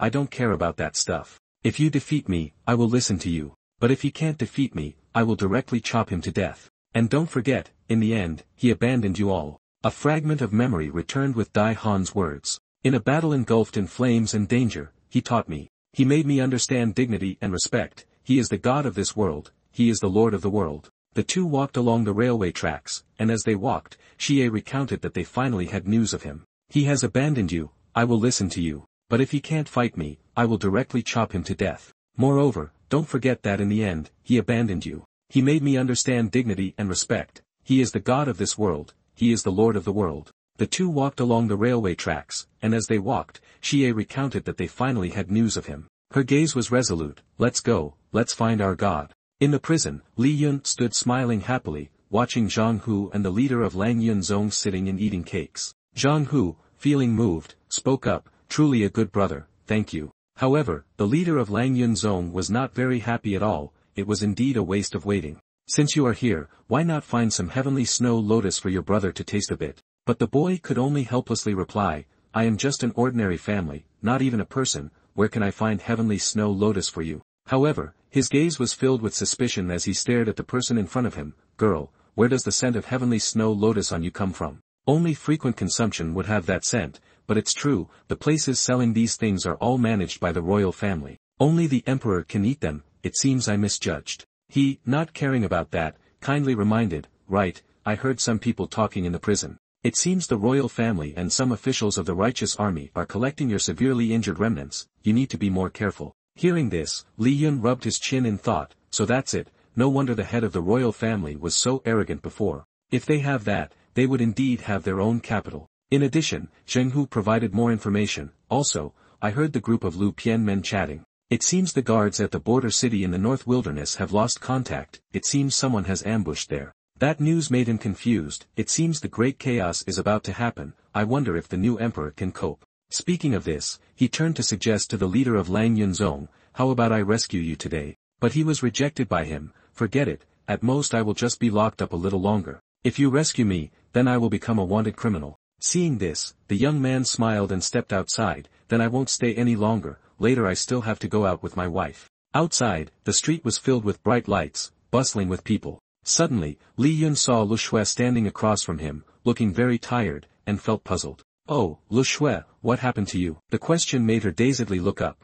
As soon as she looked up, she saw the person in front smiling and waving at her, and beside him was Ruli, the landlord. Li Yun kept a smile on his face and asked, what's wrong? Just got off work. How's the job going? But as soon as she heard it, Lu Shui sighed wearily. Don't mention it, I always feel like life just passes in an instant. Why do people have to work? The male lead hurriedly reminded upon hearing this, it seems not bad, so can you pay the rent from last time? But she was not one to back down and immediately pretended to be clueless, asking back, what is rent? Does the master have a lacking concubine today, or should I become the master's concubine? The words of that girl made his smile turn serious. If I dare agree, what will happen if your sister Ruli punishes me? Ruli immediately glanced at the person next to her, she knows that too. Suddenly, Lu Shui's face became mysterious as she said, let me tell you too, today the train was tested, and something very strange happened. But after hearing that, Li Yun jokingly retorted, something very strange, did some monster or ghost appear? Her eyebrows furrowed as she replied, it's a ghostly matter, the ghost train that was tested experienced unusual tremors, clearly, there had been no issues before. Such a situation only occurs when two trains run simultaneously, and there are only unusual indicators, perhaps it's a ghost train from Yulin. Only then did the young man become serious, the ghost train, which path would the ghostly train take? The person across quickly responded, that road is on the North Huang line. The answer made him lost in thought, North Huang. In the past, there had been tales of mysteriously disappearing guards in that area. Could there be some connection? The more he thought, the more serious Li Yun became, although he possessed quite a bit of intelligence about this guy. But his goal was a peaceful life, and the information he gained from her would only lead to danger. While he was deep in thought, suddenly the wife standing next to him spoke up in displeasure, hey, looking for so long, is it not enough? Immediately he was startled and smiled to please her, I was just thinking about how my wife is so beautiful, no one is more favored than Muoi. However, she still pouted in anger, yet you still stared for so long. Instantly this young man had to use sweet words to coax his little wife. Then in the future, I will only look at Muoi, even when eating and sleeping, I'll only look at Muoi, okay? However, Engit Lai is not an easy one to coax, she quickly turned her face away. Who asked you to look at me all day, shameless? Somewhere, a girl dressed in red stood high observing outside. Her face had a slightly serious look as she thought, just now I felt a familiar gaze watching me. However, she quickly brushed that thought aside. Perhaps it was just an illusion. She told the servant beside her, enough, let's go back. It was dark now, so the path they walked on was quiet and serene. Suddenly, someone appeared from somewhere, standing opposite, and spoke, ah, finally, you've returned. That person had long silver hair, a tall stature, but his eyes were blind, with two deep scars that looked very frightening. I've waited a long time for you. The appearance of that person didn't really surprise her much. It seems the royal family is in quite a rush, sending someone to urge me on. Then she angrily instructed her maid, you all leave first, I have something to discuss with this person. He suddenly broke into a mysterious smile, as the right moment had now arrived. Can I take action while standing behind you now? The question from the person in front made the girl feel amused. Before, he had been proudly boasting that we were just a nuisance. have you forgotten? Suddenly, his expression turned goofy, rendering her speechless. I am just a middleman. That's what the head of the royal family said. It is only he who has lost face, it has nothing to do with me. Her gaze clearly showed disdain as she replied, it seems your palace skills aren't bad either. He kept smiling and asked, why do you say that, miss? The girl imitated a cheerful smile, but her words were terrifying. With such a disgusting smile, if your martial arts weren't high, you would have been killed by others long ago. Suddenly, he moved closer. Miss, you really know how to joke, I bet your eyes are very pretty. His words made her frown. What do you mean? Even if they are beautiful, you wouldn't be able to see them. Hearing this, he became playful, pointing at his own eyes and saying, my eyes were also quite beautiful before, but someone made me blind. Then he continued, the one who blinded me was your rebel army. Suddenly, a demonic smile appeared on his face, his voice filled with menace. So I will gouge out the eyes of all the rebels and destroy them. Her words made her furious. She drew a knife and aimed it at the person in front. Damn pervert, I'll gouge out your eyes. The knife was getting closer to his face. Die, you damn blind man. However, before she could strike down, he vanished, leaving her confused. Just as quickly, he appeared behind her, his hand resting on her shoulder. Miss, there's no need to panic. If I wanted to, your eyes would have been gouged out long ago. Then that hand slowly reached out, alarming her. The only reason you're still alive is that you're still of value to me. For example, the person standing behind you. So can you tell me now, what is your sincerity? Sweat poured down her face, she cautiously spoke. My master has already taken action, unlike you all. Seeing that she was willing to respond made him feel satisfied. If you had said this sooner, it would have been better, right? You were almost injured and angry. The head of the royal family hasn't even dared to go to the bathroom these past few days. His words made her look down on him.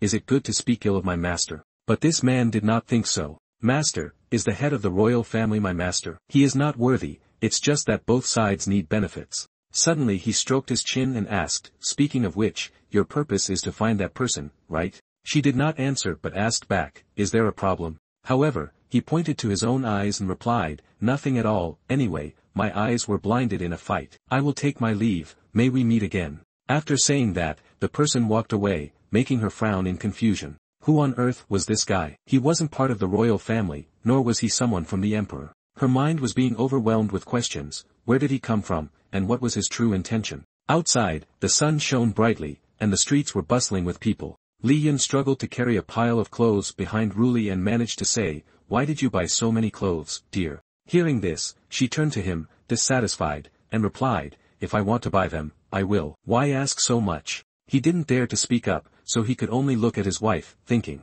could it be that all her previous clothes no longer fit? The growth phase is truly miraculous. Li Yun's intense gaze made Ruli turn to remind him. I've told you not to look at me like that, are you thinking about something inappropriate, right? However, this young man naively replied, I am just admiring the beauty of Muoi with my eyes, there's absolutely no other intention. But her face was full of suspicion, who would believe that? Seeing this, Li Yun had to change the subject. Right. I heard quite a few people on the road talking about the recent events concerning the rebel army. What happened?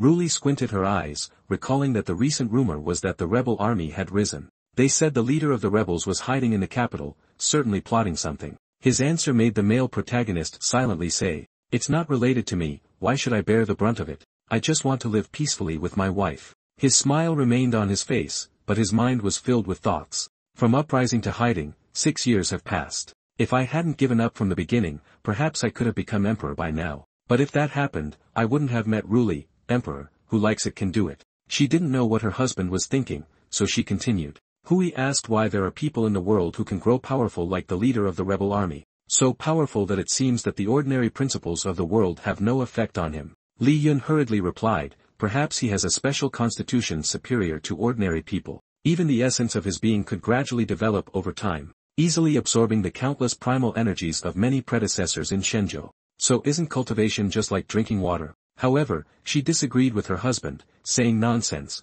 how could that be? You shouldn't live in a dream anymore. You obediently go along, that's right. The days spent with my wife, I feel just as happy as if I were dreaming. Just thinking about the future when both of us will have children and live happily together makes the male lead feel joyful. If it were all just a dream, I hope I can continue living in this dream. But, having children in the future, don't tell me that the newborn will already be a gifted innate fighter. Calling upon heaven and earth, only I shall be supreme. Suddenly, Ruli approached and gave her husband a kiss, leaving Li Yun in a daze. Then she gently scolded, "Silly, now you know whether it's a dream or real, right?" His handsome face answered nonchalantly, "I still don't feel fully awake, a few more times and I'll be awake." However, this time she coldly turned and walked away, dreaming. After a few steps, Ruli's face flushed as she turned back and said, "I'm still talking, silly." That night, at Li Yun's house, a bucket of water was placed right before the door. But suddenly it tipped over, making a loud noise. Li Yun, lying down, suddenly opened his eyes. He sat up and looked out the window, thinking, "Is it a thief? It feels very familiar." Then he turned to see Ruli sleeping soundly. Fortunately, his wife didn't hear, otherwise. Immediately, Li Yun dressed in his clothes and angrily opened the door looking outside. "Who dares come and disturb me? Losing the goods is a small matter, but disturbing my wife's sleep is a big deal." He stepped outside and saw a girl sitting in the yard doing something. It couldn't be someone from the royal family, right? I've warned them like that already. She turned around, her tear-streaked face crying as she looked at him. The person was none other than Lu Shui. She stood up and called, "Host sir." Li Yun immediately asked her, "What are you doing here at this late hour?" Lu Shui replied seriously, "You listen to me first, something's wrong, there are ghosts in my house." Hearing that, he awkwardly chuckled, "How could there be ghosts in this world? Alright, stop crying, I'll go with you to see what's going on, you can relax." Li Yun led the way while saying, "Explain clearly what actually happened. How could there be ghosts?" While Lu Shui continuously looked around anxiously. She seriously recounted everything. "Earlier I brought home a large bag of delicious food, but for some time, the food mysteriously disappeared." She raised her hand to show her determination to find it. "Then outside my window, a shadow passed by. I was so scared that I accidentally punched a hole through the wall but the shadow didn't show up again." Li Yun laughed in helplessness. When you punched a hole in the wall, that person probably got scared and ran away. But in his heart, he realized, "Wait a minute, this is my house anyway." The two of them walked up to the house and stood there for a moment. In short, it's just food that vanished into thin air, along with a mysterious shadow. Then Li Yun slowly opened the door and stepped inside. "Let me go in there with you to see what's up." "You don't need to be afraid," but Lu Shui still clung to him and followed behind. Inside the room, suddenly there were two circular shapes watching them, then emitted a blue light. It quickly ran away, and in the blink of an eye, it was gone. Lu Shui, seeing this, immediately hugged his neck and screamed loudly, startling him. Lu Shui was so scared that she shouted, "I told you there was a ghost, yet you still don't believe me." He could only chuckle softly and reply, "It's indeed not human." After that, Li Yun walked to the window and said, "I said it's not human, but I didn't say it's a ghost." She looked puzzled, not understanding what he was doing. He touched the window part filled with scratches. "Look what's stuck on the window." She leaned in closer to see. Where did this footprint come from?" Just then, a shadow flitted past, catching both of their attention. It jumped onto the window sill openly. It turned out to be a black cat, looking very adorable. Lu Shui's eyes lit up upon seeing it and praised, "Wow, this little cat is so cute." So it was it all along. Li Yun picked up the cat and looked at it, saying, "This is not an ordinary cat. It's a specially trained messenger cat used on the battlefield. As long as the message hasn't been delivered, it won't stop. Its speed is so fast that ordinary people can't even perceive it." At the same time, he had a few thoughts. This kind of cat had almost disappeared after the war ended. Could it be that the message on it is from a year ago? She happily ran over and hugged it tightly. "Who would like me so much to send a message via this messenger cat?" The cat showed no reaction, jumping off her and moving towards Li Yun, making her scream. It sat on his head, their four eyes meeting. "It seems the message is for me." He then took the letter from its collar and opened it. As he opened it, he wondered, after such a long time, who finally sent this? Lu Shui grumbled, "I really got myself all worked up, turns out it wasn't sent to me." Li Yun read while thinking of a man. "A longtime friend of mine, if you wish to leave, you can go anytime. You don't owe me anything anymore. To you, this world is very strange. You have spent half your life in this war. It wouldn't be fair to you. I think you should have your own life. Although I am one of the creators of the righteous army, my voice is not very strong. What I can do is only this much. You are a warm-hearted person, and I hope you can live this life calmly. Farewell to war and brutality, and may you marry a beautiful woman like my wife." Oh right, the person who wrote this letter is none other than Lu Chin. Continuing in the letter, "I have a daughter named Lu Shui. She's a very smart girl, and if you meet her, you must treat her well. Lu Vu said to take care of the girl, not to flirt with her." Seeing that you were reading the letter for so long without any reaction, she curiously asked, "Master, are you all right? Why aren't you moving? What's going on with us?" Li Yun turned his face away. gave her a friendly smile and asked her, "I'm suddenly a bit hungry. What would you like to eat? I'll treat you today." Seeing you change 180 degrees, she was a bit puzzled. Has the master gone crazy? Does he really like me now? I was just joking before. Li Yun still cheerfully replied, "Don't worry, my friend," I said. "I absolutely cannot lay a hand on your beautiful 16-year-old daughter named Lu Shui." She was surprised. Could it be that I'm some kind of famous poison? But why, my friend? Li Yun just responded with a very fond smile, "Ah, a good friend who understands me well." A moment later, they arrived at a restaurant and ordered some delicious dishes. While eating, he kept asking Lu Shui, "Right, I didn't ask you before. What really happened at your home?" She held a chicken leg in one hand and a bao in the other, her mouth full of food. "Well, this issue is related to my chicken knowledge." Then she put on a sad face and told him everything. "Because when I returned home, only my father was left with some breath of life. Great, everyone is dead. When the house caught fire, my father only had time to tell me to find someone and then he died immediately. I don't know who did it." Hearing Lu Shui say that, Li immediately propped his chin on his hand and thought, "It can be ruled out as someone from the court. These dogs work very arrogantly. They don't need to be sneaky at all." Although old Li's strength is not very strong, he still has quite a few subordinates that are not from ordinary forces. Suddenly, he realized something and his eyes widened. Wait, could it be?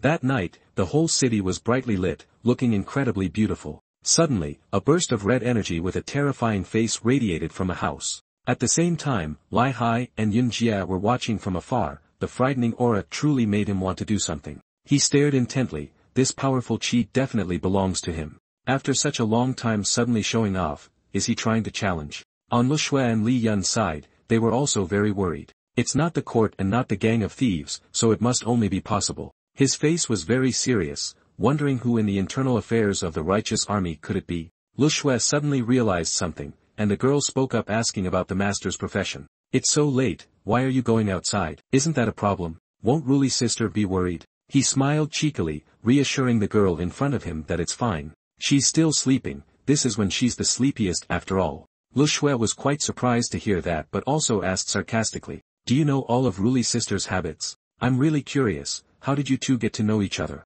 Li Yun smiled and replied, "Is that so?" Suddenly, he made an unusually mysterious face. Li Yun explained, "Of course, it's because of my handsome looks. That made her fall in love at first sight." Lu Shui became more curious the more she heard, urging him, "Stop being coy with me, tell me quickly, come on." He immediately stood up and dodged, saying it would take too long to explain. "I'll tell you later when I have the chance. Don't worry, I will help you solve this problem. It's not too late now. I'll head back first." Lu Shui looked at Li Yun's actions and couldn't help but think helplessly. Just a moment ago, he was fuming like that, asking me so many questions. It seems that letter had something to say. A bit later, Li Yun had left that room, walking alone on the street. As he walked, the young man rubbed his chin, thinking he still lacked information. "I need to go to Hong Xiu Lu to ask that beautiful girl one visit." Thinking of this, Li Yun became even happier, telling himself, "I'll resolve everything quickly and return to my peaceful life." Li Yun then returned to his place. As soon as he entered, he was startled to see Ruli. She softly asked, "But where did you say you were going? Not seeing you at midnight made Muoi really worried." Ruli sat at the outdoor table, puffing her cheeks, questioning her man. Li Yun awkwardly explained, "I thought Muoi was already asleep. Lu Shui said there's a ghost around, so I went to check it out, but it turned out to just be a little kitten." Ruli yawns and answers, "So it turns out that's how it is. You immediately go over to pick her up and ask, 'My dear Muoi, why are you running out here? Why did you come out into the yard?'" Li Yun worriedly added, "Should we sit outside or not? In case we catch a cold, that wouldn't be good." Ruli explained that she felt no one was on the bed, so she woke up immediately. She snuggled close to him, saying that without him by her side, she couldn't sleep at all. Li Yun affectionately asked, "So can you sleep now?" Beautiful and graceful, Ruli nestled against him and gently nodded. In the palace, Lai Hai reported to His Majesty, "The incident at Snow Mountain has been investigated." He spoke up to relay the information, but the Emperor's expression wasn't very good. "Should we take a break since the Snow Mountain incident has been partly clarified?" Ruli, sitting on the drum, replied, "It's fine. You can continue with the detailed report," after saying that she secretly cursed. "It's all Li Yun's fault, I couldn't sleep well last night." Lai Hai immediately reported that the identity of the criminals at Snow Mountain had been discovered. Primarily two individuals, one a beast crazy from the Beast King, and an officer of the rebel army, named Xie. And afterward, they gathered many warriors, estimated to be over 100. Then, Ruli stood up, a bit curious, asking about the officer of the rebel army. How strong is she compared to the leader of the rebel army? He responded that, of course, they weren't far apart in strength. It's rumored that she has a pretty close relationship with the leader of the rebel army. Upon hearing this, Ruli asked further, what does a close relationship have to do with me? Don't report such private matters to me. Then she slowly took something out of her bag and said, the issue related to the rebel army is indeed very important. A few seconds later, Ruli handed a document to Lai Hai, instructing him. We cannot give them a chance to recover as they were before, take this quickly. She indicated that the contents above pertain to how to deal with the rebel army. Lai Hai happily replied that the Empress is truly wise. However, after reading the document, he found it quite lackluster. Liking to call the weak courageous and calling the brave heroes. The weak love is the flame of life, without it, everything will become a dark night. Ruli was surprised hearing these lines. She blushed and wondered, isn't this a love letter that Li Yun wrote to me? It must have been because I was too tired last night, getting up early in the morning, so I hastily grabbed the wrong one, how careless of me. Lai Hai, confused, spoke up, Your Majesty, what's going on here? Ruli, embarrassed and blushing all over, thought, how can I explain this? Yet Lai Hai excitedly exclaimed, you are truly magnificent. Do you really want to use love to win over those rebels? The righteousness is so profound, this is truly the way of the saints. He immediately knelt down and firmly assured. Lai Hai swore he would die but remain utterly loyal to His Majesty. Ruli smiled helplessly, just as it is. Who understands me best, yet his heart is burning with resentment, this guy is quite a good actor. The scene shifts to a restaurant where a voice exclaimed, what? It turns out to be Li Yun, who was drinking tea and asking, Xie. Lu Shui sitting opposite replied, that's right. She appeared in this morning's newspaper in the capital, it seems she is very close to you. Hearing this, he immediately denied, it's all nonsense, actually, we aren't that close. This girl was still skeptical, she asked further, how can that be if you're not close, then why is there a rumor? Li Yun explained, I'm not lying. It's just that every time I work, she happens to appear nearby. He began to delve deeper into the issue. For instance, after practicing swordsmanship, she just happens to walk by and conveniently brings a towel, water, and takes the clothes to wash. When learning to act out combat scenes, she sat quite close to me. Besides, in the hot weather, my face always turns red. Lu Shui seemed to understand something, she laughed. So that's how it is, it's all a setup, right? Li Yun smiled and nodded, that's right. But this girl was still puzzled, so do you think she won't come looking for you? Li Yun looked up at the sky, thought for a moment, then replied, maybe she will, but she doesn't know I'm here. Moreover, nobody has the means to sneak into the capital. Basically, it's impossible for anyone to appear here. The scene shifts to Na Nan Xie, who took out a unique weapon and proudly showed it off.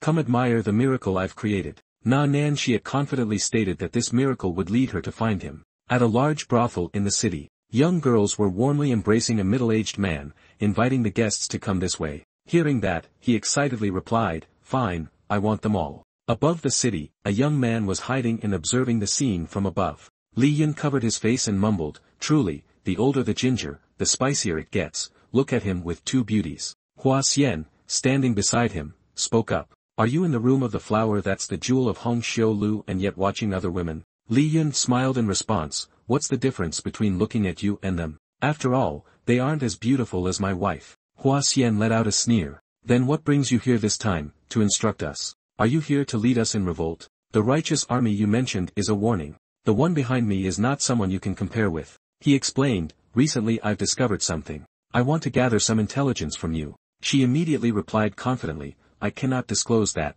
please leave. Although she said that, Li Yun still smiled and begged. Don't be stubborn, I'll give you something to exchange, okay? Hua Xian, upon hearing this, was puzzled. What can you give me? I'm not lacking anything here. You started making suggestions. For example, regarding the intelligence of the leader of the rebel army. For instance, what is his goal? Li Yun asked further, what kind of person does he like? Hearing this question, Hua Xian shyly blushed and spoke loudly. Are you saying he has someone he likes? She thought to herself, is that the person whom both she and the other victim like the most? Could it be that he already has someone in his heart? Li Yun helplessly asked back, wait a moment. Isn't this point you mentioned way off? Hua Xian cleared her throat a few times to explain, I have already experienced heartbreak. Adjusting her state, she asked further, just to make sure, do you have any evidence about that person's news? Li Yun darkened his face, flashing a mysterious expression to respond. Evidence, huh? Since you asked that, I will answer honestly. He excitedly pointed at his face and said,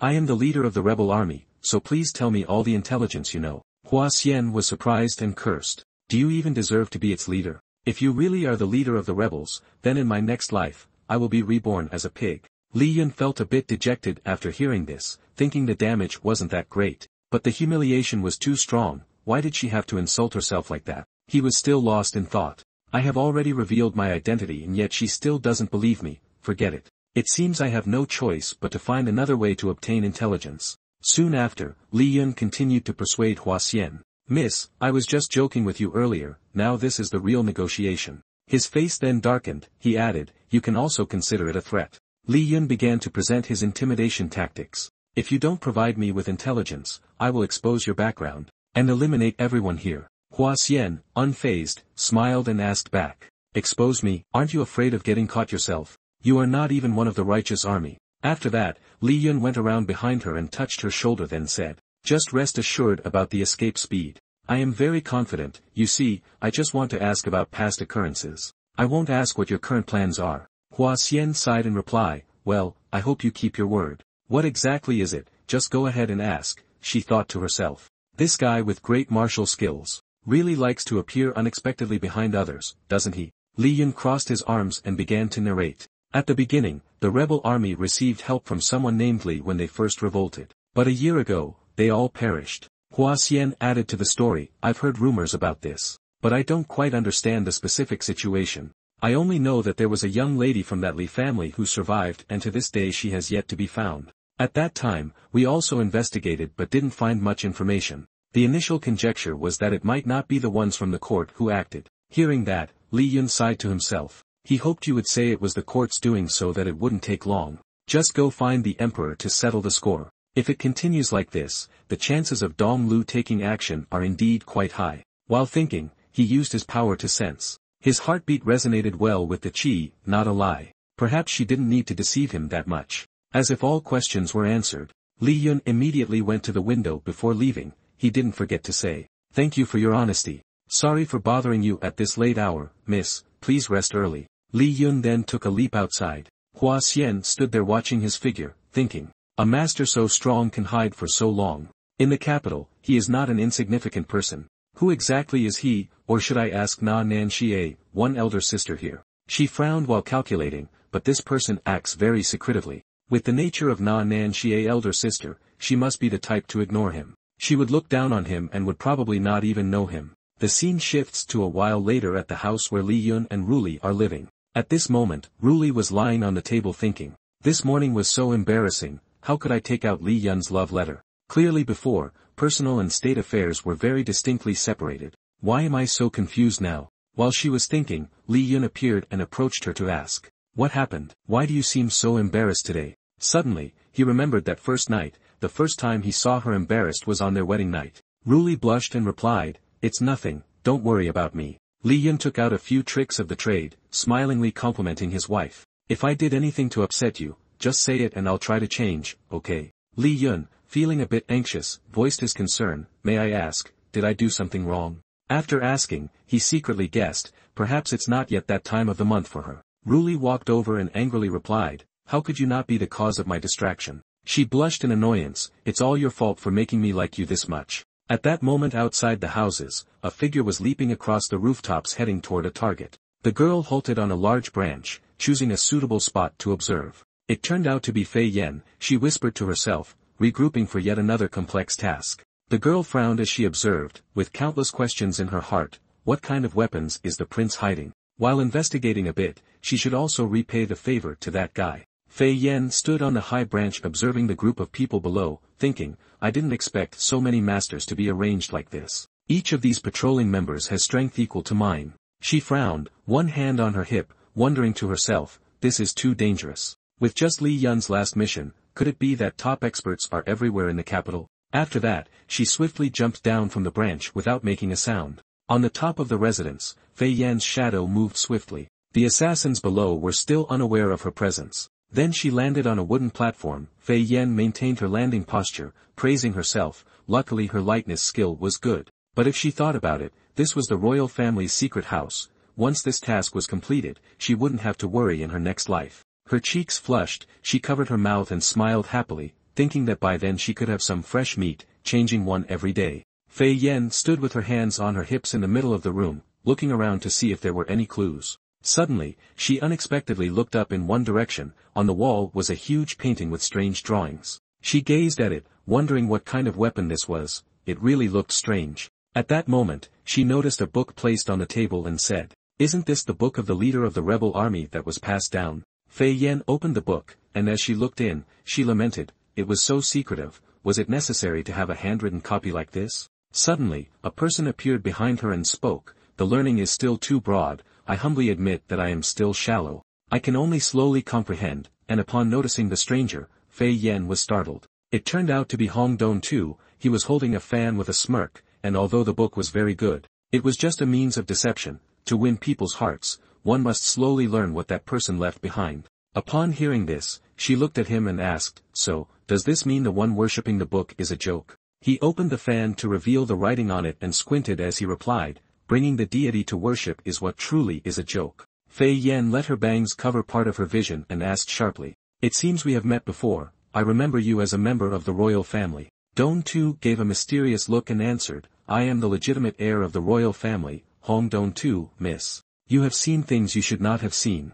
As soon as the words left his mouth, Fei Yen immediately dashed past him and shouted, "Great master, I'm out of here." She leaped straight out the window, not looking back at him, cursing, "You go eat a stick for me." At that moment, an assassin appeared in front of her, raising his fist high and aiming at her. Because the situation developed too suddenly, Fei Yen didn't manage to dodge and used her hand to cast a spell to protect herself. Immediately, she was struck down onto the ground, making a loud noise. From the rubble, she slowly stood up, dust and smoke billowed out, and at that moment, someone was standing in front of her waiting. Don Tu waved his fan and looked at her while speaking to the assassins behind him, saying, "Miss, please stay and have a cup of tea." Fei Yen was extremely furious. She clenched her fists and yelled, "You short brat, you can drink tea with my great-grandmother?" Then she opened her hand to see a round pill in it, thinking this was the pill that the leader of the rebel army researched years ago. Then she decisively put the pill into her mouth, thinking, "This time I'm counting on you." Immediately, a strong magical barrier surrounded Fei Yan's body,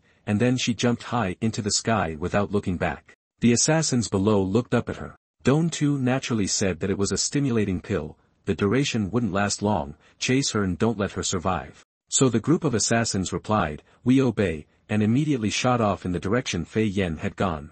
Now, for Fei Yen, she was speeding with focus and rushing forward. She bit her lip in fear, thinking, "Truly a bunch of useless people. I've taken the pills, and yet they can still catch up." Behind her, a group of assassins were quickly chasing after her. The square-faced man raised his hand forward to expose the arrow that was shot at her. Immediately, the arrow shot through Fei Yan's shoulder, causing her serious injury and making her bleed. Fei Yan's body fell heavily to the ground, and the assassins paused, perched on nearby branches. They stood and sat, watching Fei Yen, exclaiming, "It's really frustrating. She looks so good with a hot body." The one with the tied-up hair at the edge continued, "If it were normal, these brothers would definitely play with you, to make you a little happy before you die, but the young master has ordered it, just obediently accept your death." Fei Yen struggled to sit up, clutching her wound, squinting one eye in pain, hissing and cursing. "Is this how I, the beautiful woman, am going to die today?" The assassin with a lewd expression rushed towards her and shouted, "Obediently march to your death."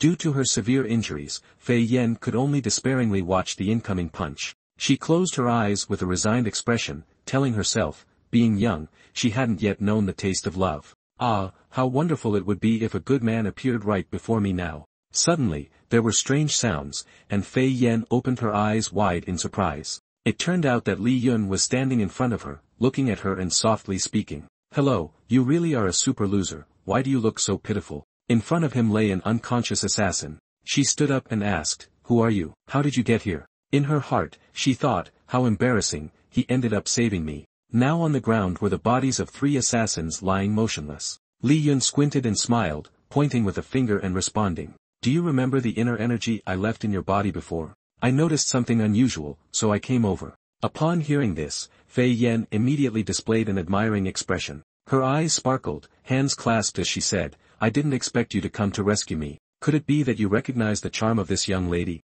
Li Yun just chuckled and replied, "You think too much. That inner energy is only effective when one is dead. I just came to clean up the mess for you." Then Fei Yen became furious, baring her teeth and shouting, "Is it too much to say something nice at a time like this, you beast?" He maintained a carefree demeanor, cheerfully giving a thumbs up and saying, "My remedy is to drink plenty of hot water. Now you can give it a try, I'm not joking anymore. You won't die yet, but why did these people want to hunt you down?" At this moment, Fei Yen tiredly closed her eyes, leaning against the tree behind her, replying, "That's right, I still haven't seen anything confidential. Why does everyone want to kill me?" You remember and frowned at her. Suddenly, she opened her eyes wide and shouted, "Wait a minute, could it be that painting?" Fei Yen still held her wound seriously and said, "In his room, there is a painting that depicts a weapon. On it, there is a sword that plunges downward. What is that?" Li Yun became serious, he lowered his voice to explain, "It's that again. No wonder they have been acting crazy lately,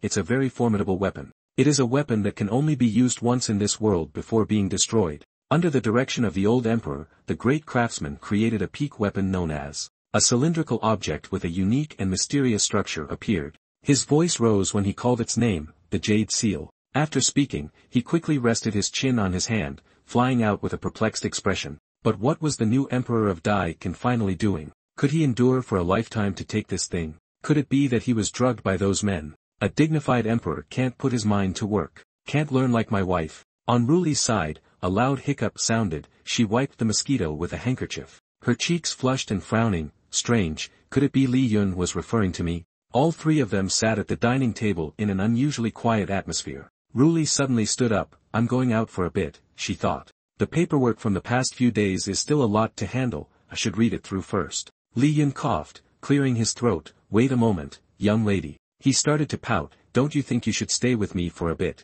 Lately, the time we spend together is clearly very little. Every day, there's only 15 hours, Lu Shui sitting beside felt bored, that's quite a lot already." Hearing Li Yun say that, she blushed and laughed, "Then I will hurry." Lu Shui sat helplessly on the side, it was the same for her. Living off the energy of the other person. Li Yun looked at Ruli holding an umbrella going towards the door and thought, "Ruli for my family is the best. If the new emperor had even half of what she has, then what else do we need? Even the secret of the imperial seal could be taken away by the new emperor, he really is useless." Then he placed his hand under his chin proudly and thought further, "Although I don't worry about this thing being created. But if they take it away like this, it would be troublesome, this rubbish has too much power. If it accidentally harms Ruli, that would be troublesome. But handling this matter is not as simple as that. Maybe let the court handle it after all, it's because their supervisor is incompetent." Thinking so, Li Yun turned to ask, "Apart from the new emperor, is there anyone else trustworthy?" The girl's eyes lit up with the condition,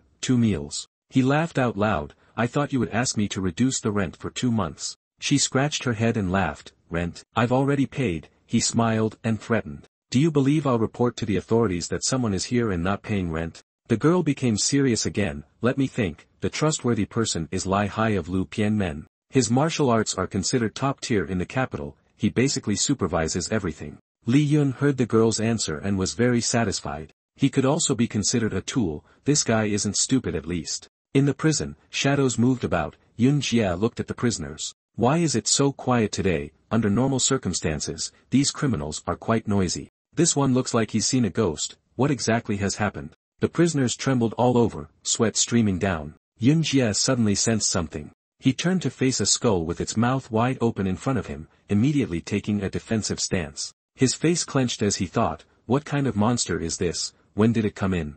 I can't run away because of the family's honor." Li Yun covered half of his face with a scarf as he looked at his opponent. Perhaps he was not Lai Hai, it seemed he had met him before on the road. In the prison, Zhang Hu revealed that his name was Yun Jia, a subordinate of Lai Hai. The leader of Lang Yun sect in the same cell added, "This kid is quite good, with such heavy aura, he can still stand." Li Yun raised his hand, saying, "I'm here to find Lai Hai, you don't need to be so tense." Yun Jia, full of aura, drew his sword, stating, "With a mission on my shoulders, I ask for your forgiveness." The blade was surrounded by golden energy. Using this move might put me in bed for 3 to 4 days, but I can't care about that anymore. Without saying anything more, he charged at Li Yun with his sword. Yun Jia's energy formed a golden dragon surrounded by flames. The dragon approached him with its mouth wide open. But suddenly, just before Li Yun, the dragon vanished into thin air. Seeing this, he was extremely surprised and exclaimed, "What? You crossed your arms and commented, this sword is quite impressive, it matches the strength of my 6 months of martial arts training." Upon hearing this, Yun Jia helplessly thought, is he complimenting me? All my decades of hard training can't compare to just half a year of his. Without saying anything, Lai Hai appeared out of nowhere, leaping to attack. He struck a palm towards Li Yun. Seeing this, he immediately used his hand to block the attack. At that moment, the two forces collided, looking truly terrifying. The two palms met, and both were knocked back. Lai Hai kneeled down, managing not to fall. After the recent battle, Li Yun also recognized. An Imperial Guard, huh? With such good energy, even strong guys like him aren't much of a challenge. Lai Hai, not very friendly, said. With skills like that, perhaps you are the leader of the rebel army. What do you want here? Hearing this, Yu innocently replied, what do I want? I'm an upstanding citizen, I came to report to the authorities, you know. He saw Yu calm like that, becoming infuriated. Upstanding? You little brat, just a moment ago you nearly made me bleed. Li Yun no longer teased him and returned with a serious demeanor, whether you believe it or not is up to you. A few days ago, I was wandering late at night and accidentally saved someone from the imperial family. Inadvertently, I discovered a strange thing called the Imperial Seal, perhaps you've heard of it. Upon hearing this, Lai Hai exclaimed in shock, the Imperial Seal. He began to inquire, are you telling us this because you want us to act to protect your family? While saying this, he thought to himself, this guy doesn't go by himself. Clearly he wants the court to solve this for him, that's rather arrogant. Seeing the matter should come to an end, Li Yun turned to wave his hand, saying, if the masses have a problem, they should seek help from the officials. That's quite normal, right? I've delivered the news, whether you believe it or not depends on you. Before a reply could be given, you had already left, and both could only stand there and watch. Lai Hai looked lost in thought, considering working for the leader of the rebel army for free and not even accepting it. But at least the wild beast is easier to tame than the untamed, for now, he is not the greatest threat to the empire. Scene transition at the Imperial Palace, the sky today is clear blue, the sunlight shines directly on the porch. At this moment, Ruli looks extremely tense, unexpectedly that person showed up first,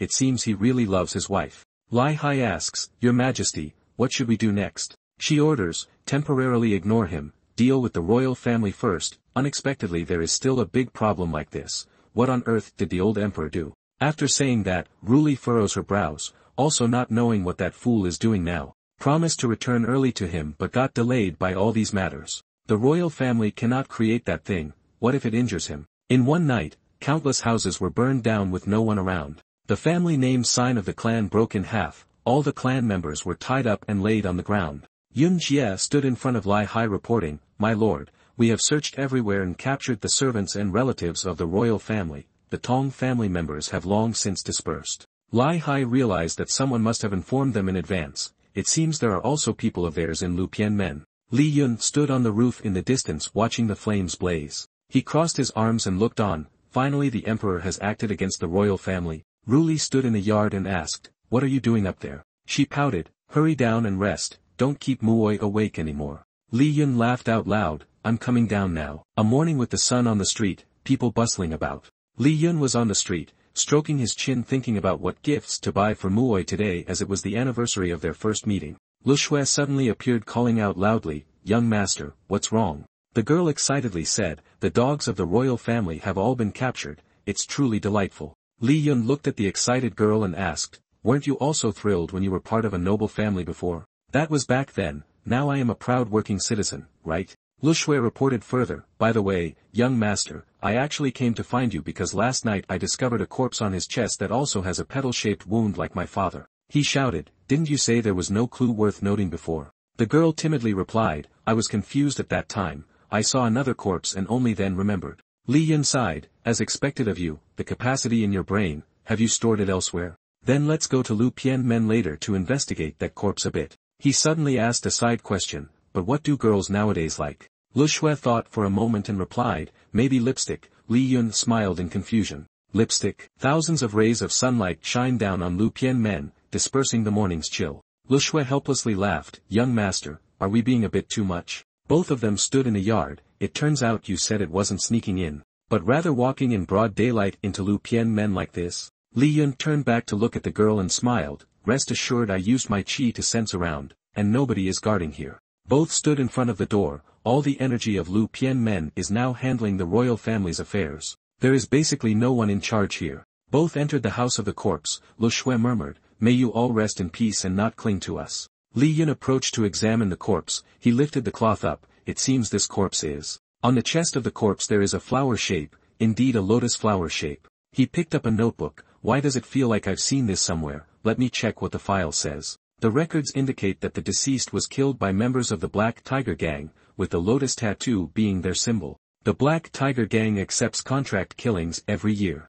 Li Yun stroked his chin. That's right, the rebels back then also contracted them. The situation with the Lu family is indeed an inside job. He turned to Lu Shui and asked, should we kill them? The girl frowned. After all, they were just taking contracts. They're just trying to make a living, so let's leave them alone. Li Yun heard this and gave a thumbs up in appreciation. Kind-hearted, Lu Shui smiled proudly. What else is there to say? Sunlight once again shone down on the abandoned temple. Inside, a group of people sat around a fire. A person entered uninvited. Perhaps you are the brothers of the Black Tiger Gang. Everyone inside was surprised. Who is this guy? The bald guy glared threateningly. You punk, this is not a place for you. If you don't want to die, then get out of here quickly. Li Yun shot a stone towards the bald guy. He couldn't dodge it and was surprised to see the stone flying towards him. The stone hit him squarely in the forehead, and he fell backward. Everyone present was stunned. Li Yun smiled and juggled a few stones. It looks like I'm in the right place. I'll send you all for reincarnation,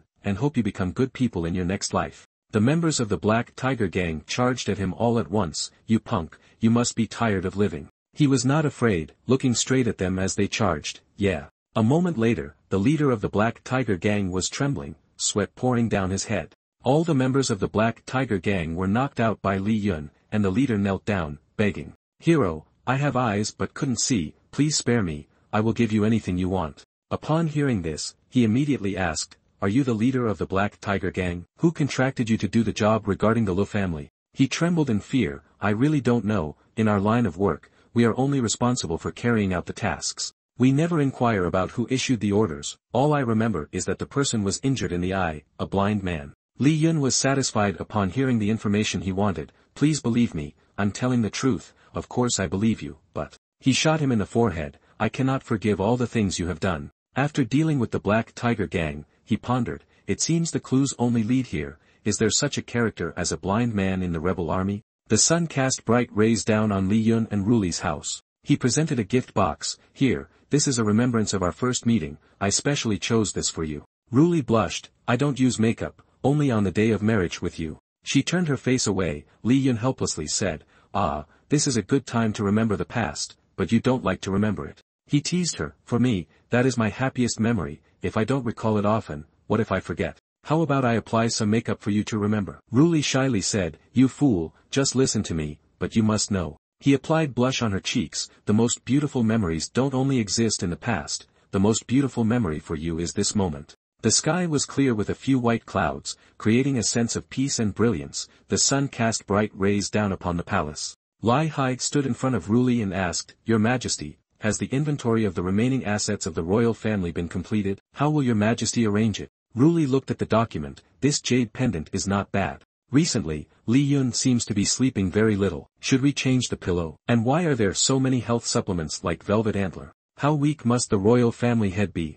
She looked up at Lai Hai and ordered, I have a task for you to complete, thinking to herself, what a fool this guy is. In their shared home, the sound of hammering could be heard. Li Yun wiped the sweat from his forehead with the hammer in hand. The swing he built was finally complete. Ruli walked over and said, Do you want to try sitting on it together? She pretended to scoff. Why would I sit on something so ugly that you made? Though she complained, a happy smile spread across her face. Saying that, she sat on the swing with Li Yun. He thought to himself, indeed, the logic of this world is that the truth is often spoken in reverse. Ruli suddenly remembered something. Oh right, it seems that because the royal family has collapsed, the officials have randomly chosen a few families to give gifts to. There might be some items delivered here soon. Li Yun was surprised. Since when did Dai Gon become so generous, overthrowing a noble family and then giving gifts? She thought to herself, I just wanted to find an opportunity to give you a little something. Is that so wrong? He was curious about what would be gifted. Thinking to himself, the emperor can't be so kind-hearted, there must be some ulterior motive. Could it be that my identity has been exposed, and the bomb of true energy is what they are sending? Ruli began listing the items. I remember there are ginseng, velvet antler, and other things. Li Yun was astonished. So many good items. Could this be a scam? She rebutted. How could it be just Muoi scamming people? Others shouldn't even think about scamming Muoi. He thought to himself, could someone be trying to support me? Ruli looked at Li Yun and thought, You've already been tricked into marriage by Muoi, who else could possibly deceive Muoi? The two looked at each other and laughed. I feel like I've gained more from this. You must have gained a lot too. There was a knock at the door, and Li Yun ran out, just as we were talking about it. It's already here. What a pity I didn't become a delivery person. A pile of goods was stacked in the yard. He picked one up to examine it, and it was almost all health supplements. The court officials performed their greetings. The goods have been delivered. We take our leave. Li Yun looked at them with a forced smile, thinking, earlier, you were killing the army, and now you show such a good attitude. It's a bit hard for me to handle. Tran Hai stood on the roof, looking down. The task the emperor assigned has been completed. I was the one who went with the emperor last time. Could he be a relative of the emperor? It's not strange to give so many good items. He used binoculars to observe, but the distance between the two seemed a bit too intimate. If they were a couple, it wouldn't be a problem, but why would the emperor marry and be so close to a man like this? It could negatively affect the emperor. Li Yun noticed someone was watching, and Tran Hai was surprised. Has he noticed me? He panicked. I clearly concealed all my presence. He shouldn't be able to detect me. Tran Hai wondered, is it just a coincidence? Li Yun rubbed his chin, thinking, Tran Hai is monitoring me. Indeed, the gift has some ulterior motive. My identity has been exposed. Or perhaps they have already discovered it but decided to send gifts to win me over. In a place covered thickly with snow, a train ran across the wire. Inside the tent, the group was huddled around the fire for warmth. The royal family has collapsed. I've long felt that they are all useless. A single chop could kill them all. The man Xie held a memorial tablet and said, don't say the royal family is useless. At least if it weren't for them, we wouldn't have this vehicle. Only a part of their main force has retreated early. Otherwise they wouldn't have informed us. It's just that after this incident, we are very important to them. Surely they are asking about the girl named Hoa, right? Originally, we planned it this way, but it seems someone has helped us first. He assessed Na Ren Xie, who is also too cunning. You can say I prefer to call it a scheme. You say, he is too powerful, we cannot assist him in terms of martial strength. We can only help him with schemes to make it easier for him. Surely he smiled dangerously. I just want to fight him now. I feel the strength between us is not large. If I kill him, will you be angry? Na Ren Xie heard this and was confused. Kill him. If you can kill him, you don't need to care whether I am angry or not. Surely he picked up the axe. I don't believe it. Wait until I meet him and give him an axe to see if he dies. How long until we start the plan? Na Ren Xie pulled up her hood. 20 days. You go out. In less than 20 days we can meet again. With that person's temperament, is he still alone looking up at the sky now? Is he as cold as ice? It must be that no one can talk to him. Strong and lonely is truly him. Li Yun took a sip of tea and wondered why that guy Lai Hai was lurking around this area yesterday. Fortunately, he left not long after. Could there be something strange nearby? Thinking of this, Li Yun asked Lu Shui, who was sitting opposite. Is there any strange place around here or any suspicious person? Lu Shui said that there isn't necessarily. The people around here are all honest, but there are no strange places at all. In fact, Li Yun is the dangerous element, while Lu Shui is full of strange things. The two of them are sitting here discussing these issues. Lu Shui nibbled on a chicken leg and added another part. Recently I heard a bit of gossip. It seems there is a great figure here, so there are often people bringing important items. Li Yun, hearing this, curiously asked, a great figure. Could it be the emperor? Lu Shui was startled and asked, how could the emperor be nearby? Li Yun explained in silence, I saw a person this morning. It was that Lai Hai. He is a palace guard. His duty is to protect the emperor's safety. He has been here for a long time, so the emperor is probably nearby. Li Yun excitedly said, maybe the emperor is nearby keeping a little white girl or something. Is it because of the exposure that they left Lai Hai here to keep watch? Lu Shui heard this and also laughed excitedly. She said it would be just like a couple of dog lovers, right? Lu Shui happily suggested, such a good opportunity, why doesn't the master directly go looking for it? Take this chance to deal with the emperor at the same time. Li Yun shook his head and replied, do you want to push me into a place of no return? In short, even though we know the emperor might be nearby, we don't need to pay attention to it.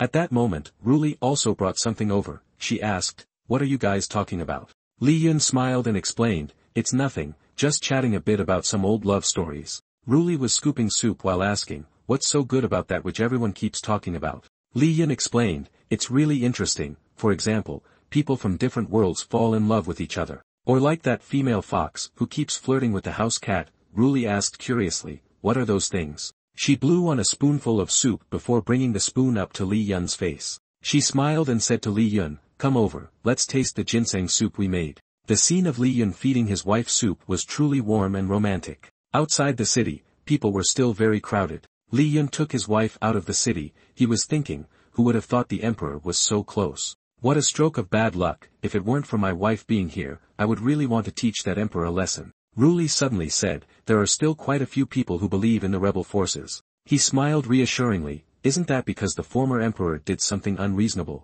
As long as the new emperor does a little better, there's no need to worry about rebellions anymore. Ruli smiled and praised, you actually see everything so positively. What you just said cannot be heard by others. Speaking ill of the former emperor is not a small crime, you might even get imprisoned. Li Yun smiled and asked, so will you imprison me then? Ruli approached and hugged Li Yun. She affectionately scolded him for being silly. Ruli smiled and said, your life is already in my hands. If you say things like that again, I'll have to cover your mouth. Li Yun awkwardly thought, cover my mouth, could it be done that way? Ruli looked at Li Yun's silly expression and asked curiously, what are you thinking about again? He explained, it's nothing, anyway, even if I'm captured, as long as you're okay, that's all that matters. Ruli smiled sternly and replied, that's hard for me to do. If something happens to you, I will be even more miserable. While the two were being affectionate, a hand rushed over. That person ran over and grabbed Li Yun, pulling him toward himself. Huang Yu held a knife to Li Yun's side and threatened, don't come any closer, or I'll definitely take his life. Li Yun confusedly made a sound. Huang Yu had Li Yun in a grip to threaten him. He yelled in the crowd, those without business here, leave quickly. The nearby villagers murmured, that person is from the royal family. Huang Yu, he's the criminal that the court has been trying to capture for a long time without success. Li Yun looked at the weapon. He curiously asked, is this real knife? Huang Yu replied, I'm sorry. Brother, I'm just pretending. Once they leave, I'll let you go, okay? Li Yun was not afraid at all. He seemed to not need that reassurance. Li Yun gently pressed the knife down with his hand. Li Yun smiled and explained, what I mean is that since your knife is so close to me, it's easy to hurt the hostage, really unprofessional at all. Huang Yu was confused, am I the one being held? Why is his attitude like this? Huang Yu lifted Li Yun up high. He loudly declared that if anyone wanted this kid to survive, then don't chase after me, understand? The soldiers of the court shouted, everyone hurry and chase after him. He has been injured, he definitely won't run far.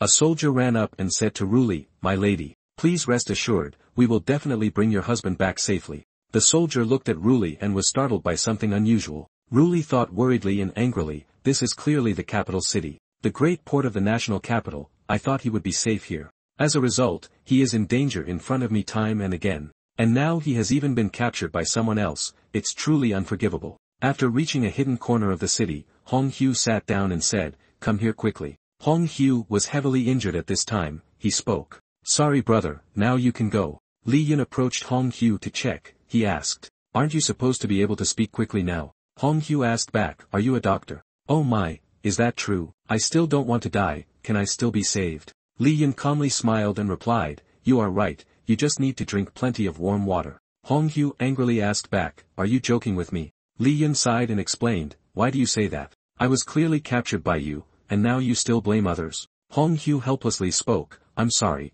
I just don't want to die in prison. If I die, it doesn't matter where it is. Li Yun interrupted the emotional exchange again. He said, this place is really not dark at all. Nearby, there just happened to be 3 manholes. Hong Hu asked helplessly, can you help me change to another place? Li Yun helped Hong Hu walk towards another direction, leaving a trail of blood from the seriously injured. In a place that was brighter and more spacious, the two of them moved outside the forest so Hong Hu could rest. Hong Hu sat under a tree and spoke, let's stay in this forest, I can't go any further. He looked up at the sky and praised, this place is really refreshing. The family owner wants to rebel, but I feel they are all just a bunch of fools. Li Yun felt a bit confused and asked, why do you think that way? Hong Hu explained, because they don't have the decisiveness like you do. He said, they are just a group of people who look out for their own interests, without any resolve. Hong Hu asked Li Yun, do you know that I once saw the rebel army with my own eyes? He narrated that, of course I didn't see it from the front, at that time I was sent by the commanding lord to do good.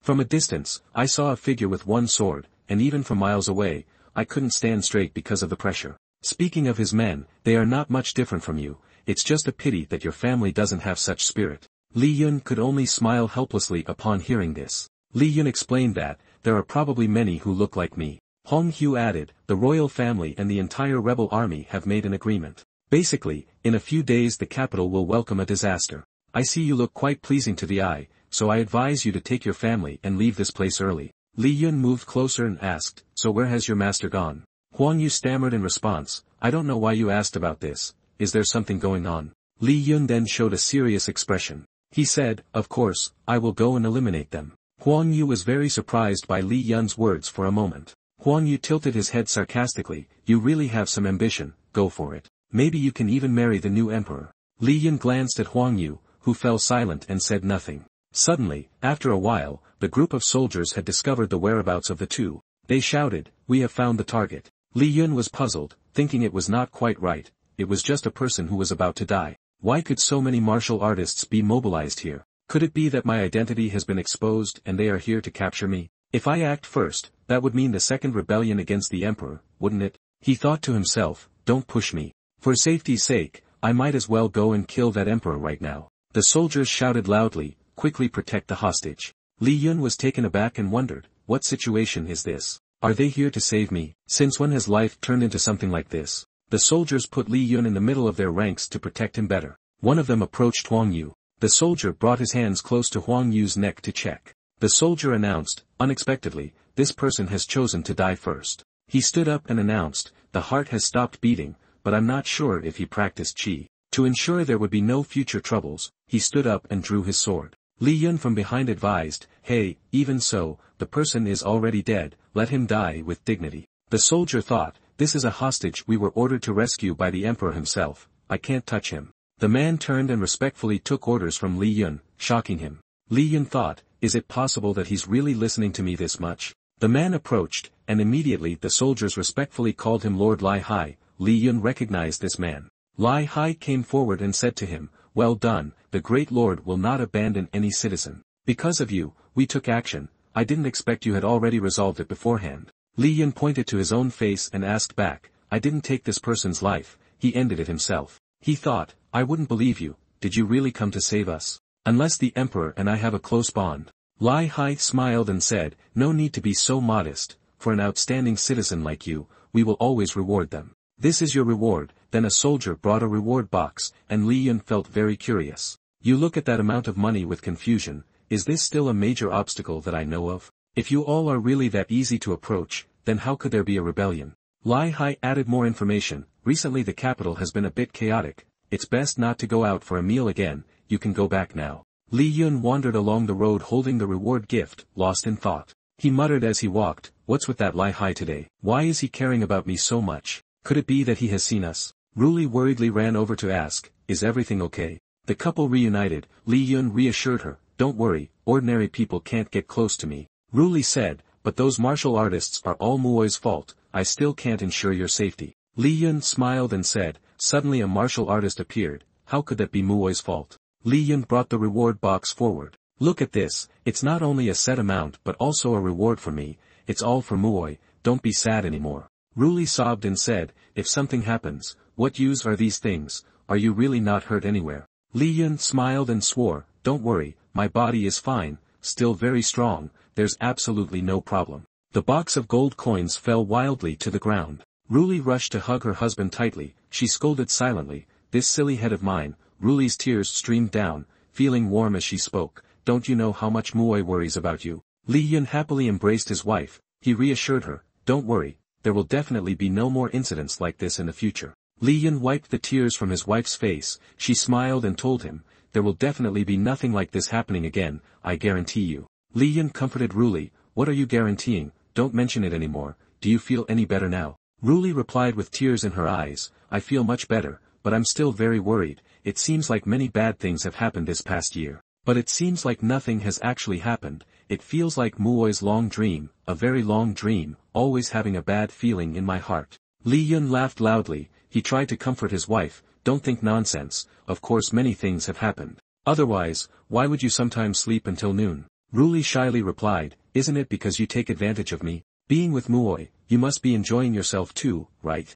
Li Yun cheerfully affirmed, that's obviously the case, what about Muoi? Do you feel very happy being with me or not? Ruli puffed her cheeks and replied, it's just okay. Li Yun helplessly asked again, just okay, what does that mean? How far have we come? Ruli smiled brightly, she explained that no matter if you gave Muoi a great fortune, Muoi would never trade the love between us. In the warm atmosphere of the palace, Li Hai was deep in thought. Huang Yu indeed sustained serious injuries and could not survive. So Li Yun is really just an ordinary person. This person beside the emperor really causes him to lose face. But the emperor plans so far ahead, there must be his own reasoning. Ruli sat above the throne and asked Li Hai, "The matters of the royal family will be entrusted to you to manage. Is there any other issue?" Li Hai replied respectfully, "Of course, there's no problem at all," but he still has a bit of doubt. He asked further, "But is His Majesty's safety guaranteed?" Ruli explained, "What could possibly happen in the capital? Then the great minister would have already been killed, right?" She told herself that she cannot let Li Yun be in any more danger. Ruli ordered to eliminate that royal tax collector completely. Li Hai replied respectfully, "Yes, Your Majesty." Li Hai excitedly thought, this is a true emperor, not one who looks down on his own safety. This kind of pride and arrogance is truly the quality of a real emperor. A demeanor that a mere mortal could never display. Outside the imperial palace, a woman's voice shouted loudly after hearing her friend's story, "What is going on?" Fei Yen, shocked, asked back, "Has the master of the house been kidnapped?" Fei Yen sadly murmured, "I always knew this day would come. The things I worried about have indeed come true." Li Yun confusedly asked back, "Have I been kidnapped?" Fei Yen held her head and yelled, "Heavens, what kind of monster could it be, with a head like this? Is the world about to be destroyed?" Li Yun sighed and explained, "What monster with a head? I don't know, but your brain is really beyond saving. It was that person who kidnapped me as a hostage. Ruli couldn't intervene while I was nearby,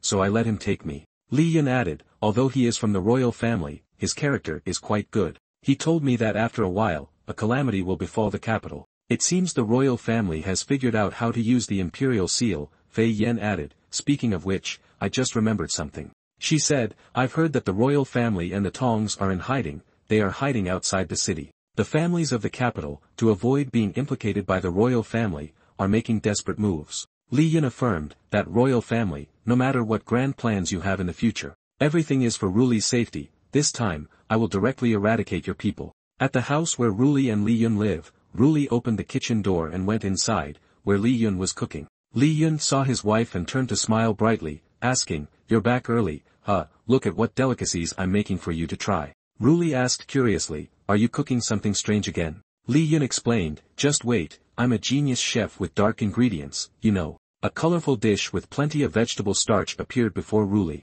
Ruli asked back, "Isn't this whipped cream?" "This isn't anything new.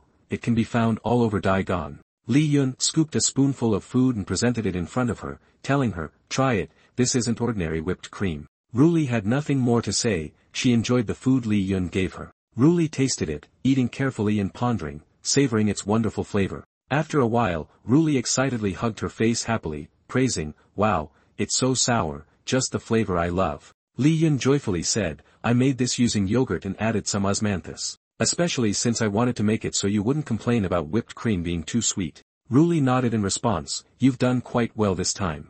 Li Yun smiled proudly, saying, "Did you come back early today just to see me?" Ruli asked again with a serious face, "Do you really think this is possible?" Li Yun smiled and replied, "It's not impossible." He scratched his head and said, "If Muoi comes back and can smile and tell me that she loves me, Muoi is back, and then leans on my pillow or something, that would truly be happiness." Ruli reminded him that it sounds nice, but he should wake up quickly and not dream any longer. Li Yun sighed and said, "What's so difficult about that? Isn't this part of the daily life of couples?" Ruli blushed and mumbled, "So this is the daily life of couples. So it really is like this, then it's to your advantage. I'll try it next time." In another city, the sun was scorching overhead, and Li Yun arrived here. He leaned against the foot of the city wall, mumbling, "If I knew that the royal family's people were hiding outside the city, I would come to your door in broad daylight today." Li Yun calculated that the life of commoners is simple, natural, and tedious like this. But specifically where I am not sure. I can feel his true energy from so far away,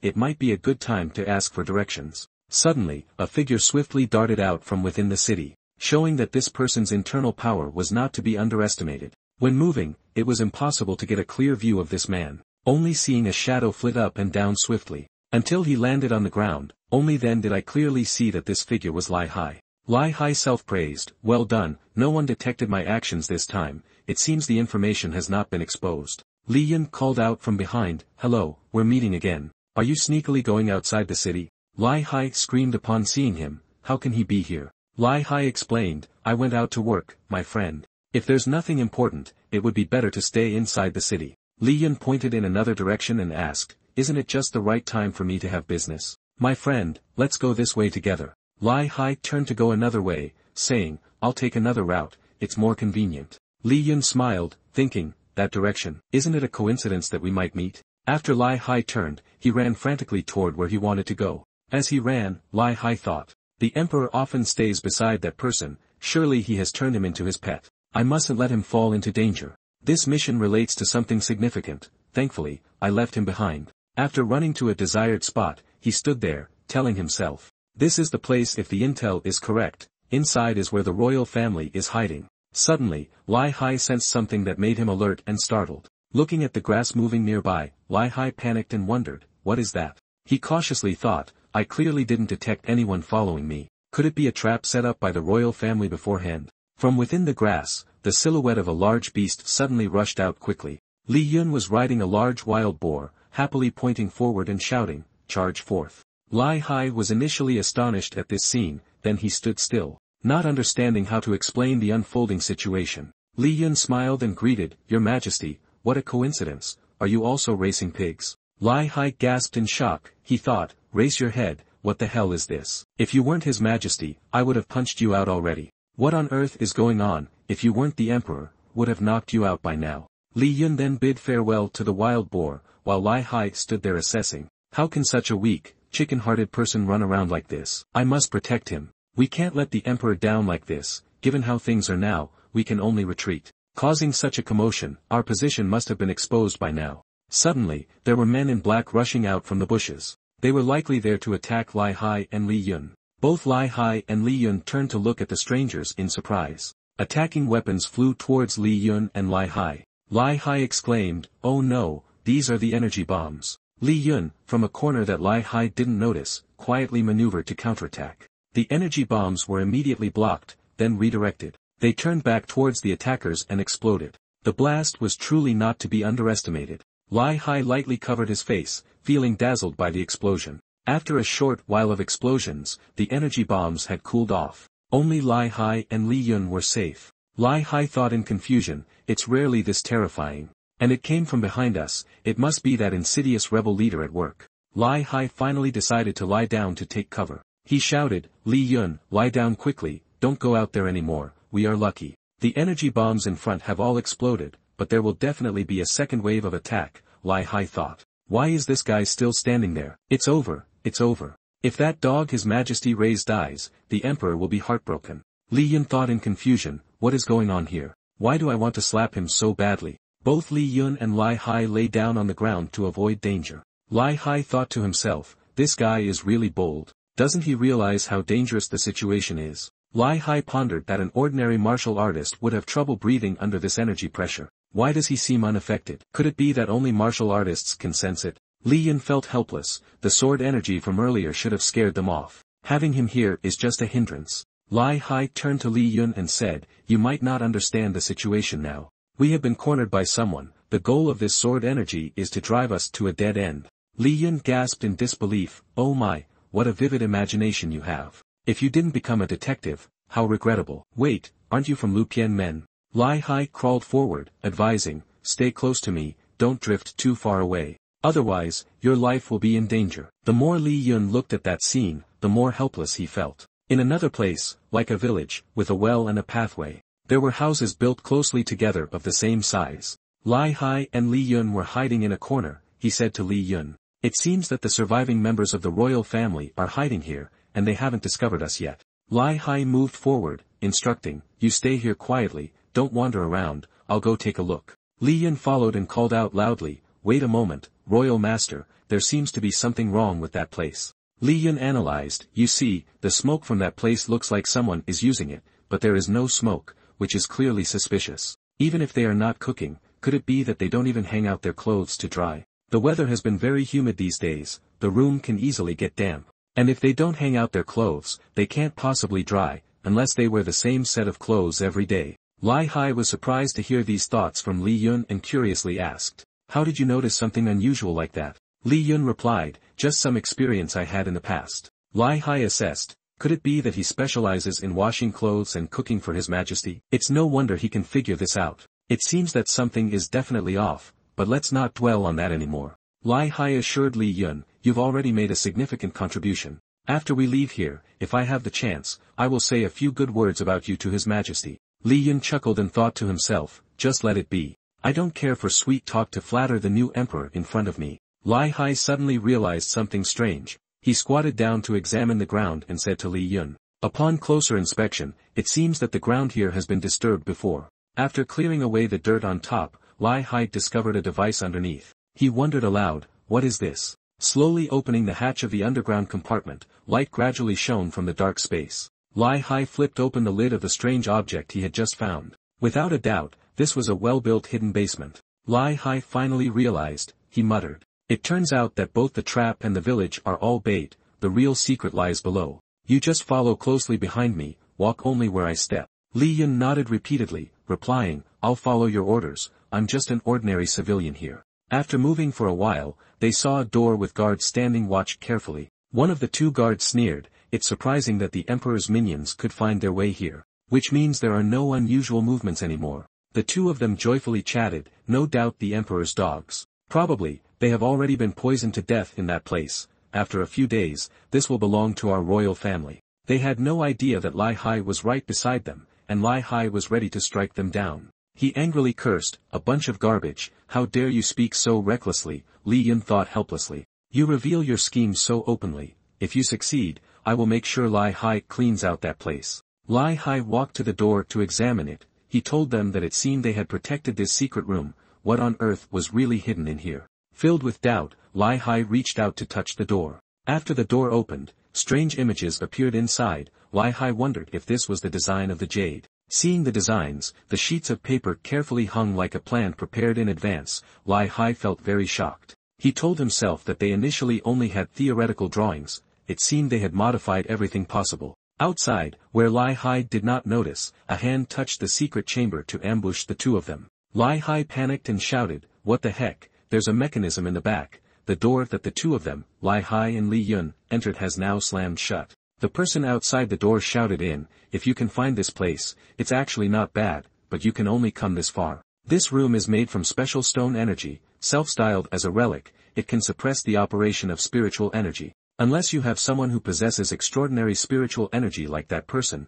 only then can you bypass the effect of the relic. If not, then for your entire life, don't even think about escaping, don't think that resources are not scarce for us to build this room, it took an immense amount, enough to send you out multiple times. Lai Hai angrily cursed, how detestable, I could fall for a trap like this, I have already disappointed the expectation of His Majesty. With the spiritual energy unable to be mobilized, how do I escape from here? I'm afraid the person beside me, I can't protect them anymore. Lai Hai turned to look at Li Yun, but he could no longer see the boy. He exclaimed in surprise, where did the person go? Li Yun had somehow arrived at a spot where he punched a hole in the wall. He talked to himself, the relic here seems not to be fully filled, it appears there is a gap. Lai Hai immediately ran over to inspect it. He inquired, could it be true, are there actually such shoddy works? What on earth does this royal family want to do? Li Yun smiled thoughtfully next to him, just consider this time a help for you, I still have to hurry home to take care of my wife. He calculated that the Jade Hai must be dealt with,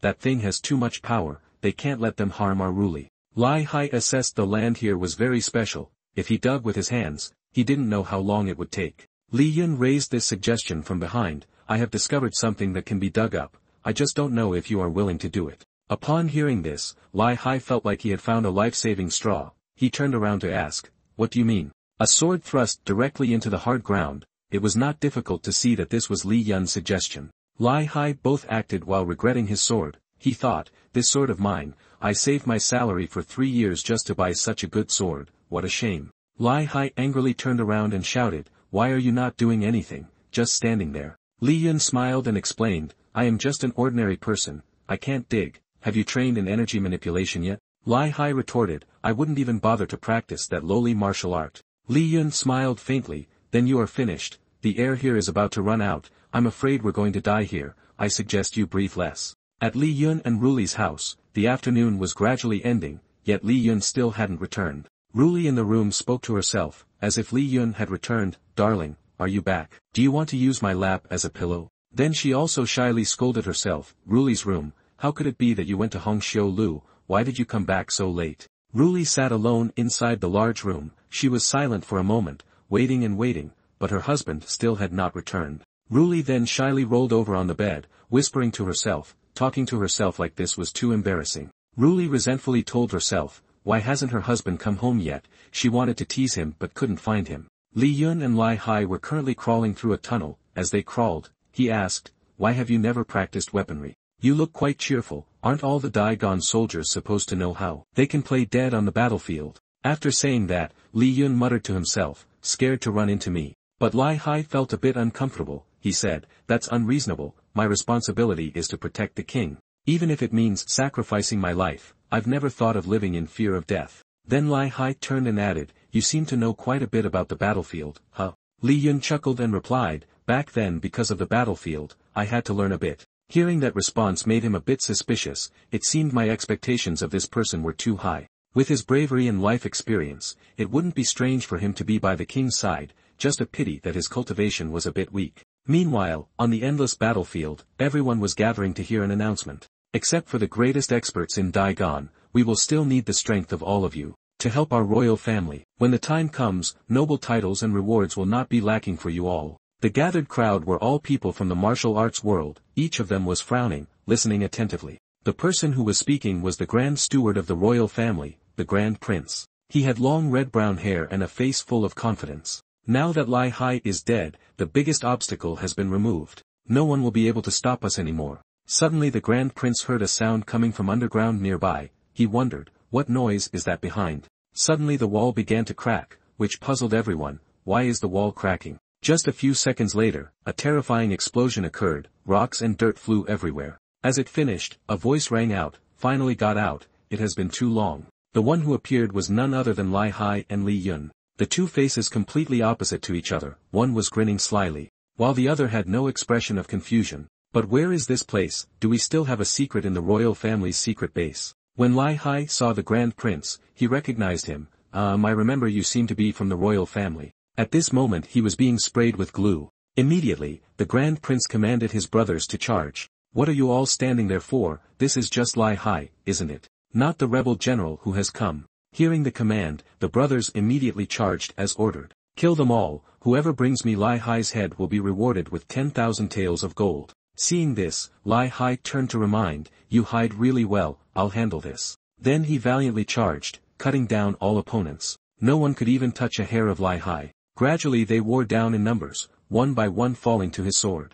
The overwhelming strength was the reason everyone was wide-eyed at his dominance. They took the opportunity when Lai Hai was focused to immediately play dirty and attack from behind. However, with experience in numerous royal battles, the experienced sword clashed against the sword several times on the battlefield. While they were fighting fiercely and thirsting for victory, one person attacked Lai Hai, making bait for the other to strike from the front, like a pincer movement, leaving him no room to dodge. They didn't notice that Li Yun flicked a stone at that guy, striking him in the face and knocking him to the ground. By chance, the sword struck the man who was fighting Lai Hai, like a self-destructing blow on the side of the numbers of Dai Hong.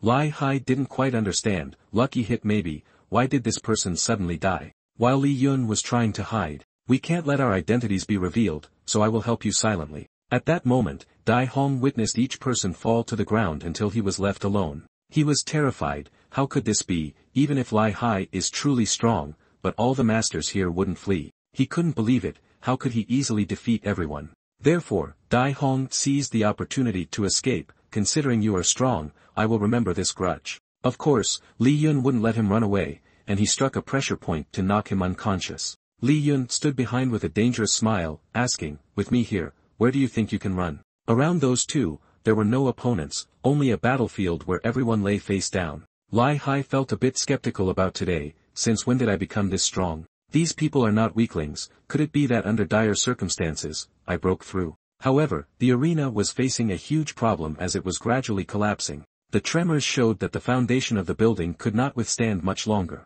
Lai Hai panicked, what is happening now? Dai Hong slowly stood up from behind, threatening them. Lai Hai, don't think you can handle everything by yourself. The foundation here has long been destroyed by us, this place will soon collapse, the time must be near. He boldly threatened, Lai Hai, I will no longer be human, die with me, long live the royal family. The structure of the building glowed red as it could no longer withstand the pressure. Large debris began to fall, and Li Hai, out of fear, covered his head. He closed his eyes, still safe. Why is it? It's okay. It was at that moment he saw a protective shield surrounding them. What is this? A protective barrier made by transforming vital energy into reality. Li Hai glanced over at Li Yun, who was silent. Is this person the cause? How does he possess such strong vital energy? Could it be that he? Li Yun, who tried to conceal his identity, worried about being discovered. If it's over, there's no choice but to take action. It seems I've been exposed. He thought that killing him would be impossible. He could only use the memory erasing technique. This trick had been used on the second tier of the world numerous times, causing him to become a legend when the second tier of the world fell asleep. Suddenly Li Hai said, now I understand. You don't know, huh? What did you understand? Li Hai seemed to realize, no wonder he is by the emperor's side. His martial arts are certainly the secret weapon the emperor uses to deal with the rebels. If that's the case, the strange things before make sense. Truly the emperor, unexpectedly there is such a strong martial artist beside him. Then, he cheerfully expressed, patting Li Yun on the shoulder, saying, Brother Li Yun, from now on we will be sworn brothers. Li Yun felt helpless. Although he didn't know what had happened to him, it seemed he no longer needed the physical memory erasing technique. Li Hai clasped his hands together. I must quickly return to the palace to report. I hope you can protect the emperor well in the future. Farewell, I'll invite you for a meal another day. Li Yun smiled politely. Rest assured to leave it to me. You think deeply. Eating rice, it's not prison food, right? Asking me to protect the new emperor, aren't you afraid that I will chop you to death in one blow? At that time in the chaotic palace of the royal family, the head of the family was furious and smashed a vase. He was infuriated. This is nonsense. This time the loss of artistry is so great. The eldest son said, Father, don't panic. I have a plan that can quickly replenish. And it's all elite experts and cultivators stronger than the random soldiers outside. He was intrigued. What plan do you have? Tell me, he whispered in his ear. It's simple. The head of the family became excited. Indeed a good plan. This is the strongest military force the emperor has prepared for me. This time the emperor will definitely perish completely. Ruli told Li Hai that, haven't caught them yet, it seems the opponent is well prepared. She even said, they must have been preparing since the time of the former emperor. Could it be that the old emperor did not discover it? There is information of the royal family participating in the research of the jade tablet. Li Hai said, the remaining documents do not record information in this regard. Perhaps there will be related records in the Heavenly Construction Institute, but that place has been sealed off after the former emperor passed away. She instructed that, open it up and see if there are any clues left, and you should be cautious, be careful. Meanwhile, Li Yun had arrived at the city gate. He said, this is it, the Heavenly Construction Institute. He gradually walked inside. This is where the jade tablet was researched. Only a year has passed and it has become so dilapidated. Li Yun walked straight in. He noticed in front of him the imposing wall of a general with grand achievements. Li Yun wondered, was the old emperor so narcissistic, even building a statue for himself? He began to doubt. The more he looked, the more he disliked it. Hurry up and disappear from my sight. Lightning appeared on the fingertips of Li Yun, slowly touching the statue. Immediately it gradually shattered into pieces. That mighty statue was now just a pile of lifeless stone.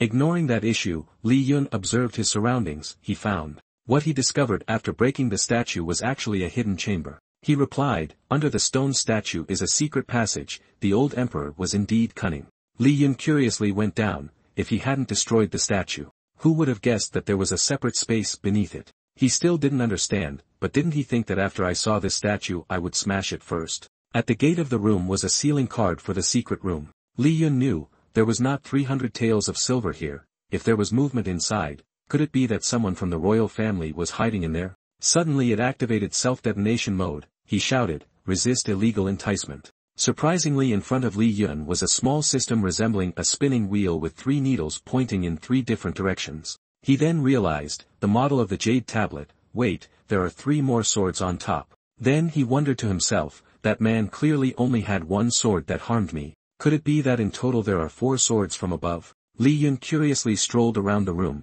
He suddenly discovered a sacred scripture in a small shelf. Opening it up, he found that the data was somewhat familiar. Isn't this the data about my combat power? The record was very detailed. Just after he opened it a big guy came out. Why is this door broken? Quickly bring the necessary items outside. He inadvertently locked eyes with Li Yun. Then, he said to him, hey, why aren't you wearing the nightingale suit? He calmly replied, sorry, I was in a hurry to get out so I forgot to bring it. He knew very well where the thief came from. Was it from the royal family? Just put it into words and knock him out, then proceed to interrogate him slowly. He has a scraggly beard and a cloth wrapped around his head, blaming Li Yun, saying, "Why are you so afraid? Quickly go back through the secret passage behind you and take it." You don't quite understand, a secret passage. He had gone behind, turned around and said, "Do you think I'm stupid? I have encountered people from the royal family before. My martial arts are among the best, you won't catch up with me." While he was quite confident about his escape, Li Yun suddenly appeared in front of him. What? When did he run ahead of me?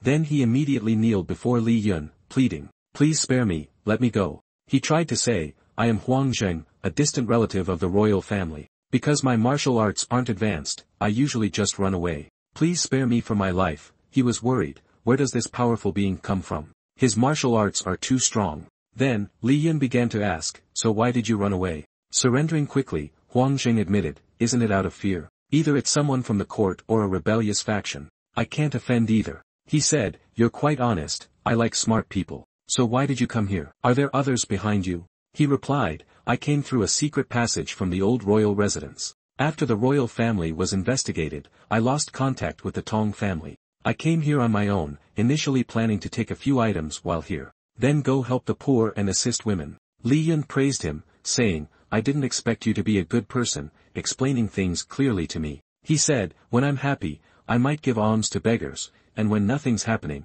I go to Hongxiu Lu to comfort women." Li Yun replied, "So you're saying indulgence is good, which means you act alone. So do you know where the members of the royal family are currently hiding?" Huang Jing said, "The Tong family has abandoned me. Otherwise, I wouldn't come here alone to steal things. But I know other things. You're here just to get information about the imperial seal, and I know quite a bit." He asked back, "You're just a distant relative, how much do you know?" He felt a bit bashful to say, "I often correspond with the lady of the family. Our relationship is a bit close." He smiled, "What you said makes me less bored." He then explained, "The royal family has never participated in the research of the imperial seal. But after the battle, a statue creator from the heavenly workshop relied on the royal family. I reported many matters to the family head. And while the heavenly workshop was sealed off, a secret passage was excavated." Hearing this, Li Yun understood, "So that's it, this is the secret passage mentioned earlier. The royal family has quickly grasped the technology of the imperial seal through this talented individual."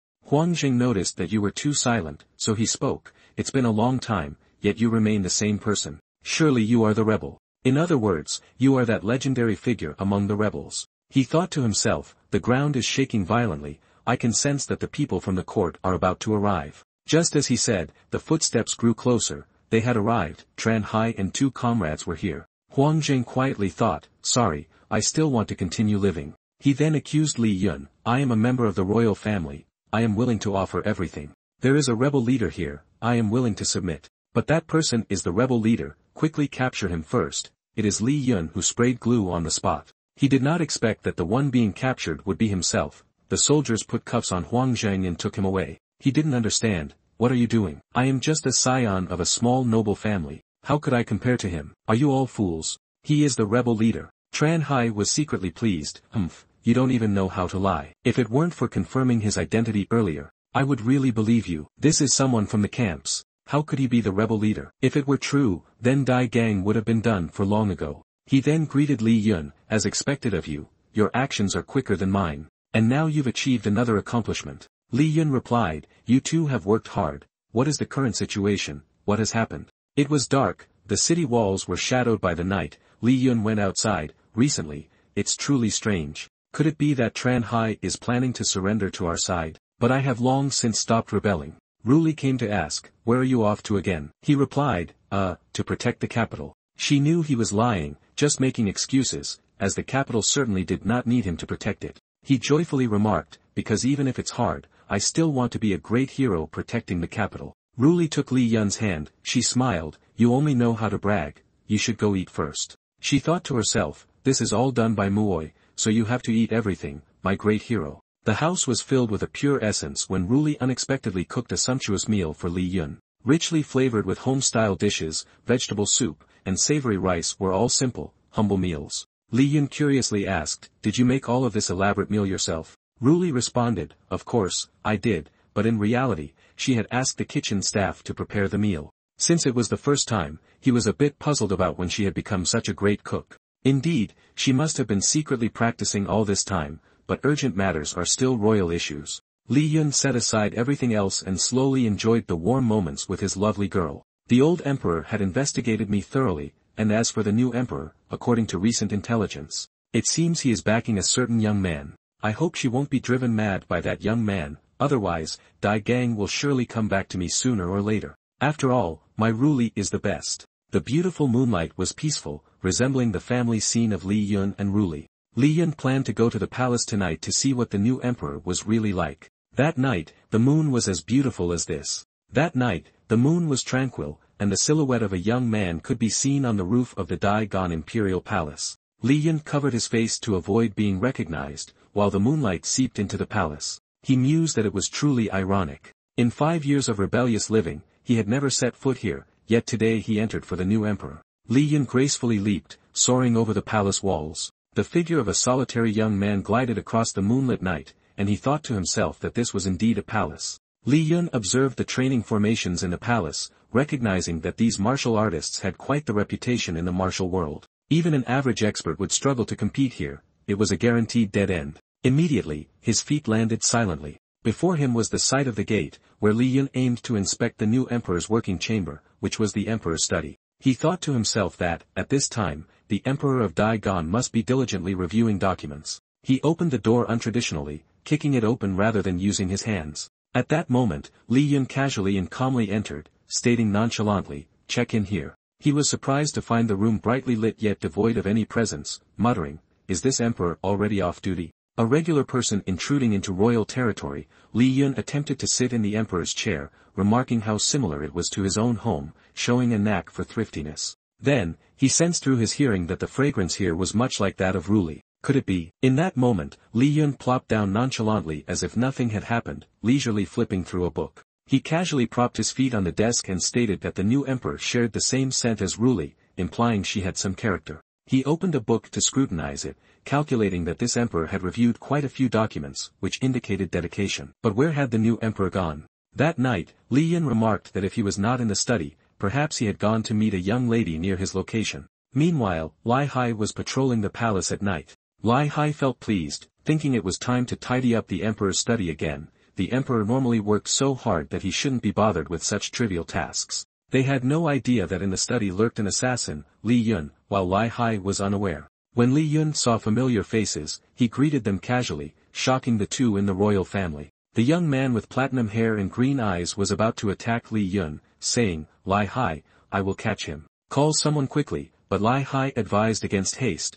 saying that even calling for help would only increase casualties. Then he added, "If you're here to find the emperor, I suggest you give up soon. The palace is well guarded. Though you found your way here, it shows you have some skill, but you definitely won't find where the emperor is, not to mention there are other experts protecting him." Li Yun realized that Lai Hai might not recognize him, so he said, "At this moment, he is not in the palace, and it seems this emperor is not fulfilling his duties." Seemingly, those words inadvertently provoked the emperor. Lai Hai, feeling indignant, retorted, "How can a traitor like you understand anything? The emperor thinks of the people of Dai Gan at all times. What on earth do you want here?" Li Yun calmly replied, "Calm down, I'm not here to fight. I actually came here to socialize with the new emperor, only to find he is not here. However, as you mentioned, recently, the capital is quite chaotic, affecting the daily lives of common folks like me, so I feel relieved. You all just go on. Only my wife cares about me. Can the new emperor do the same?" He said that as long as you ascend to the Pure Land soon, you will no longer have these troubles, but Lai Hai already knew who he was. In his heart, he thought, "You are a commoner, even the ghosts do not believe you. If you were a commoner who kept to himself, then the royal family would be great loyalists." Li Yun clarified even more, "I didn't come to play around, you all better be careful, the influence of your jade seal is better known to you than to me." He said, "We have already investigated, although the royal family studies the jade seal, they have not yet created it." Hearing this, he felt confused. Then what about the one in the sky? Don't forget that there is still something up there that hasn't been used yet. He thought to himself, "I haven't even considered that there are still 3 swords in the sky." Lai Hai thought again, the jade seal, in the sky, could it be that what the royal family wants to create is not the jade seal but that thing? They had no idea that Li Yun was behind them all along. He said that although I don't like you much, the most important person to me is in the capital, I do not wish for her to be implicated. Yun Jia and Lai Hai turned around, he added, as a commoner without any privileges, I have done everything I can, do not blame me for not warning you. Li Yun did not forget to remind, those in power need to pay attention. After that,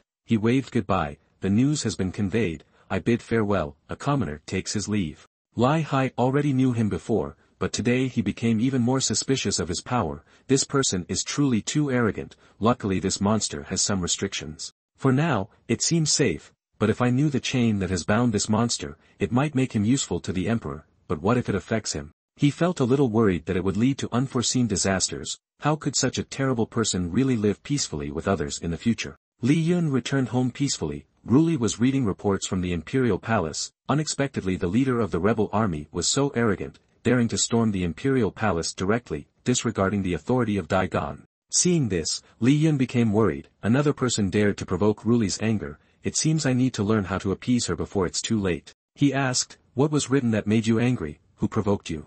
Ruli did not want him to know, she couldn't let Li Yun be caught up in this conflict, it was all the fault of that rebel leader, she smiled and said, it's nothing, don't pay too much attention to it. Li Yun was curious, it's okay if you don't say, but if there's anything difficult, you must tell me, I'm very clueless after all, she replied, clueless? When the time comes, I will definitely explain everything clearly to you. After that, he said, right, tomorrow is our 1-year wedding anniversary, do you have any plans, my dear wife? Ruli showed a delighted and excited expression, really? Then let's just do as usual, I won't specially remember those days. Li Yun was taken aback, isn't it said that women like to remember anniversaries? She pretended to be clueless, well, that's because. Ruli carefreely said, every day alongside you is a memorable day. In the early morning, the sun generously cast its morning light to warm the closely packed wooden houses. Li Yun sat tapping his fingers rhythmically on the table, feeling mixed emotions, a year ago nothing significant happened. Now it's only been a month, yet many hidden disasters have already occurred. He propped his chin and pondered, I am not a messenger or a stand-in, why am I attracting so many troubles? His gaze suddenly sharpened, irritated, he thought, all of this happened after the new emperor ascended to the throne. It is indeed the new emperor's fault, it's all on her. Li Yun rubbed his chin, nodding to himself, for now, it seems the court cannot resolve the royal family's matters anymore. Especially since they are still allied with my old rebel army, otherwise I should just move away. After all, I have no affection for the capital. He kept talking to himself and didn't notice when Ruli arrived from behind. It was just because his wife lived here that he was here. If he could avoid the hassle of moving, it wouldn't be too hard. Running away might be shameful, but it's useful. What is he talking about by himself over there? Li Yun was startled and turned back, smiling. It's nothing, did you wake up already? Ruli nodded, yes, we had planned to go shopping together today, right? He didn't answer, his mind still preoccupied with moving plans. Should he tell her about the move now? Would she accept it? Seeing the other look hesitant, Ruli started to tease him. Why are you so indecisive? How can you enjoy shopping like that? Li Yun flustered, waved his hand, of course not, I really want to go with you, let's go now. The streets in the capital were bustling in the morning. Shops were busy, and the lively atmosphere felt vibrant and prosperous. As they walked, Li Yun was pondering what excuse to give her about the move. Ruli suddenly pointed in one direction and exclaimed, you're silly, come over here and see, do you remember this place? They stood under a large verdant tree, and Li Yun's voice filled with nostalgia, how could I forget that when we just got married, we took shelter from the rain here. He smiled, feeling happy. I remember it was pouring, and we had to run home in the rain. I held you as we ran in the rain, that feeling was so sweet, soft, and round. They stood close together by the tree for a while. Li Yun continued reminiscing, then, because it rained too much, we sought shelter here. Looking around, Li Yun realized not just this place, but everywhere had memories of them. Images of the small roadside restaurant where they had their first breakfast together, to the clear streams where they fished and dined together by the water, or even the tall roof at Trot Ford, which had become a familiar place. Together they watched the sunrise and sunset, this was where they lived together. Everywhere made him feel familiar and warm, their home. Ruli turned to ask, do you have something you want to say? Li Yun chuckled and scratched his head, I did a moment ago, but not anymore. A familiar voice echoed from behind, excuse me, two of you. Lu Shui appeared at the flower shop behind them, not knowing how long she had been there. Seeing the two, she couldn't help but tease, are you two spreading love all over the place? Li Yun was surprised, did you change jobs again? She laughed. It's just a side gig, I'm trying to earn some extra money.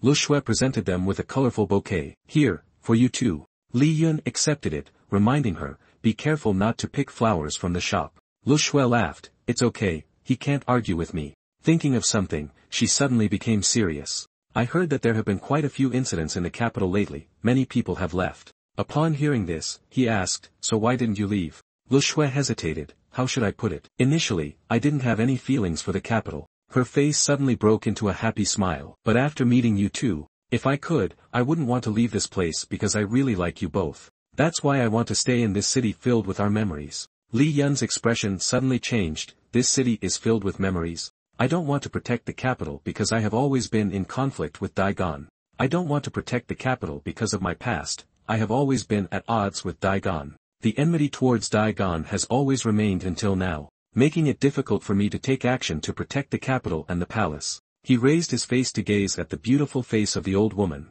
a warmth rising within him. Only now do I understand that I am not protecting the new emperor, but rather I am protecting Ruli, and also, the home filled with our memories. Thinking of this, Li Yun smiled brightly, although fleeing is quite useful, it also means losing some things. If I don't want to lose them, I can only face it with a sword. Ruli spoke up, what are you laughing about? He shyly scratched his head, it's nothing, I just suddenly feel that the capital isn't so bad. Ruli chuckled, of course, oh, why? She looked at him fondly, because this is the city that Muoi prepared for you. At this moment, the entrance to the prison was quietly closed, appearing very secure and calm. However, inside was a complete mess, with countless bodies sprawled on the ground. One of the guards of the Imperial Guard shouted with disdain, are there so few guards in the Daigon prison? The prince replied, that's because all the elites have gone out when our royal family was in distress. Who would have thought we would dare to strike directly here? He smirked, his smile devoid of humanity, hissing through his teeth.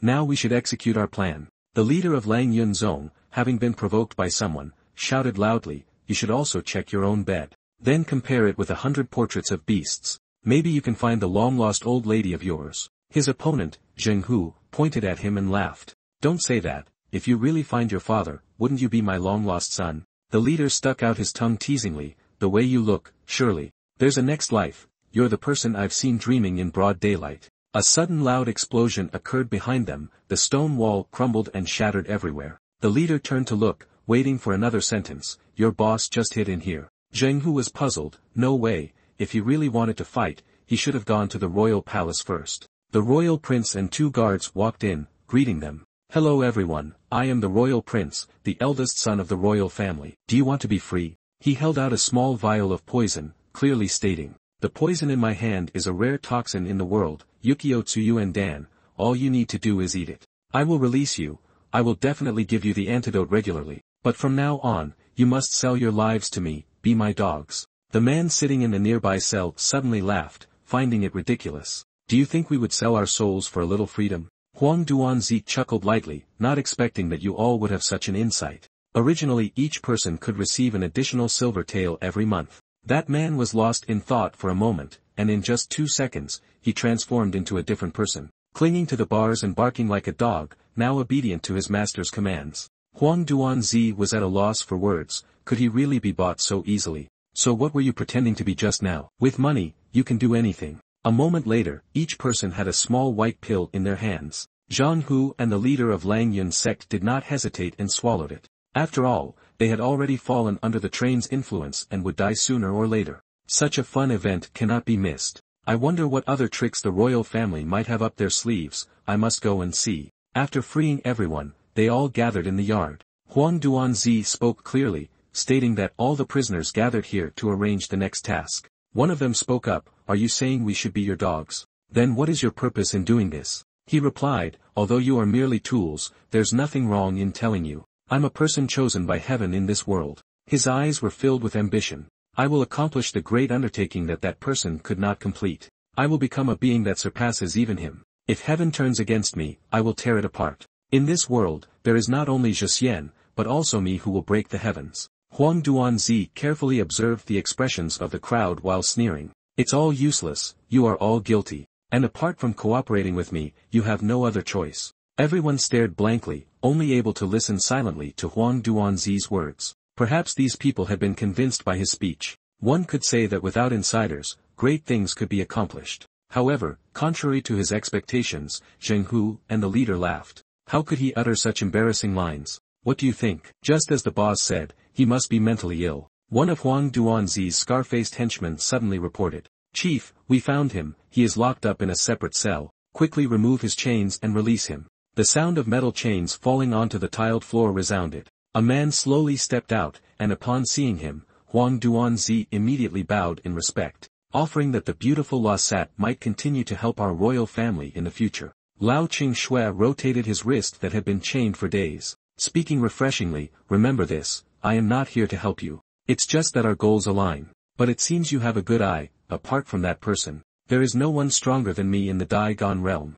They've locked me up for so long, I will make them pay. His loud scream echoed throughout the great prison, as long as I don't encounter that demon, it will be fine. Li Yun, who was having a meal, suddenly paused. Yu Jie, how do you know Yu Jie? Lu Shui, holding a chicken leg, replied, this news has spread outside already. Everyone is talking about it, saying Daigon is about to encounter disaster. Is that troublesome? He picked up a cup of tea and sipped, modestly saying on the surface. Initially, I was beaten by him a bit and haven't recovered yet, but I think differently in my heart. Even ordinary people already know about this matter. It seems they intend to stir up chaos in the capital, making it convenient for them to rebel. Lu Shui smiled innocently and asked a question that startled the other person, causing them to spit out the water in their mouth. Isn't there a problem with your function? What do you mean? Realizing that he misunderstood, she chuckled and explained, I was just asking if your qi circulation is still good. Li Yun reassured her, don't worry, I've recovered 80% of my original strength now.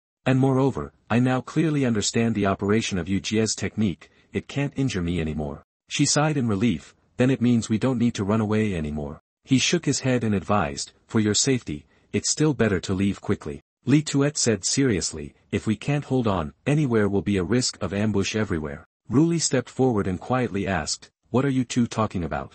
Li Yun turned around and, without shame, replied, we are talking about how beautiful Moy is. She covered her blushing face out of embarrassment and exclaimed, suddenly, isn't that a given? Such flattery. Suddenly, 2 knocks were heard at the door. A voice called out, is anyone home? We are from Lu Pian Men. Li Yun frowned, Lu Pian Men, what's going on? Could it be they're here to capture me? The door opened, and the 2 newcomers immediately announced, the prisoner in the heavenly prison has escaped. Please pay attention to safety, and don't wander around, or there may be incidents. He squinted at the people in front of him, unable to hide his curiosity. If there's nothing else, I take my leave. Lord Lai Hai specifically told us to come to this house to report. Could it be this house is favored by the royal family? Ruli's face turned tense. In the heavenly prison were several powerful martial artists. Now that they are released, isn't the capital very dangerous now? A pigeon suddenly flew in from somewhere, and Li Yun extended his hand for it to perch, feeling curious inside. Hey, I remember this is the messenger pigeon I left for that bearded guy before,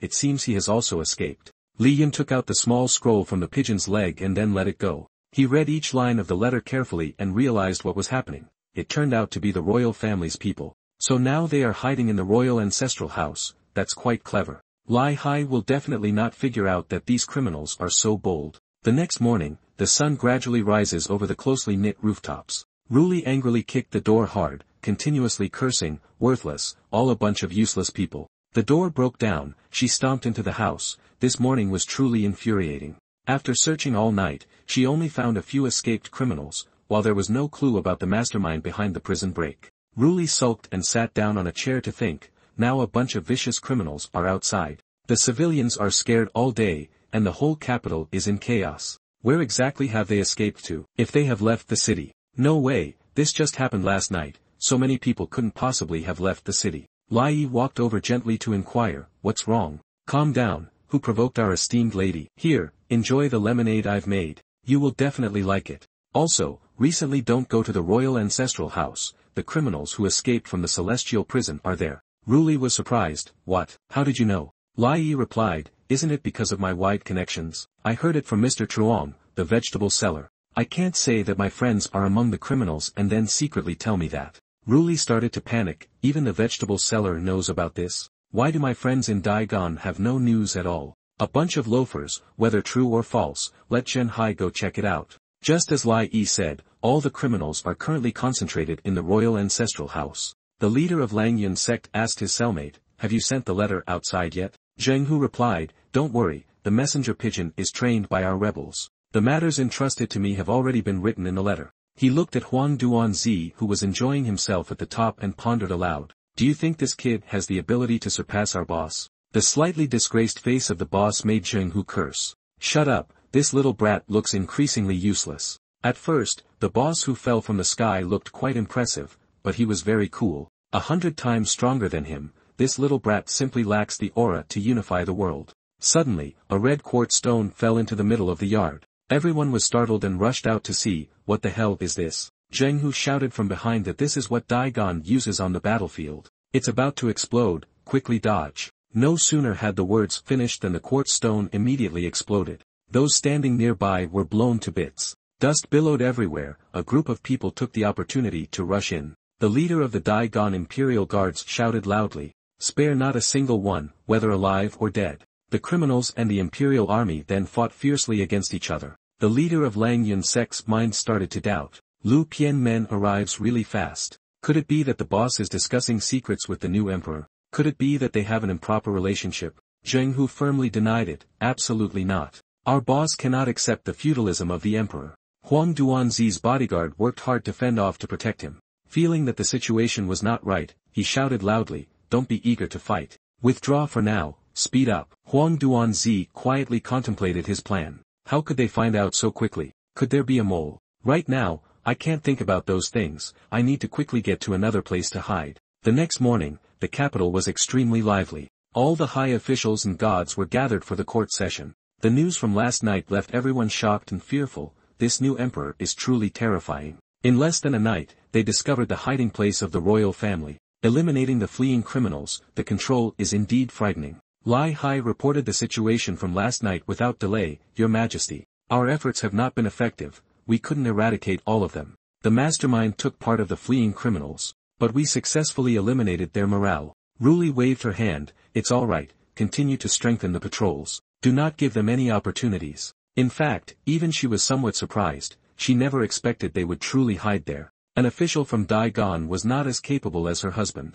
Her husband was currently in the ancestral hall of the royal family, looking at the corpses lying scattered on the ground. Li Yun exclaimed, "This emperor has some skills, even faster than me." He looked around for a while, suddenly noticing some writing on a nearby wall. Li Yun carefully read each word. This is a signal that during his rebellion period had been passed down. It seems this was left by Georgia, who has again fled to that rundown temple in the west. His brows furrowed, and Li Yun felt a little distressed inside. Could it be that someone close to the new emperor is involved? Do they suspect that I revealed their location to the new emperor? Unbelievable, how could I collude with the new emperor? I won't accept this humiliation. On the surface, he appeared tense, but thinking of his wife at home, his mood became much better. Li Yun stretched, leisurely stepping out of this place. However, he had agreed with Ruli to take a walk in the suburbs tomorrow morning, to let the court and the royal family muddle through together. The next morning, Ruli arrived at the meeting place. She happily laid out delicious food on the blanket before her.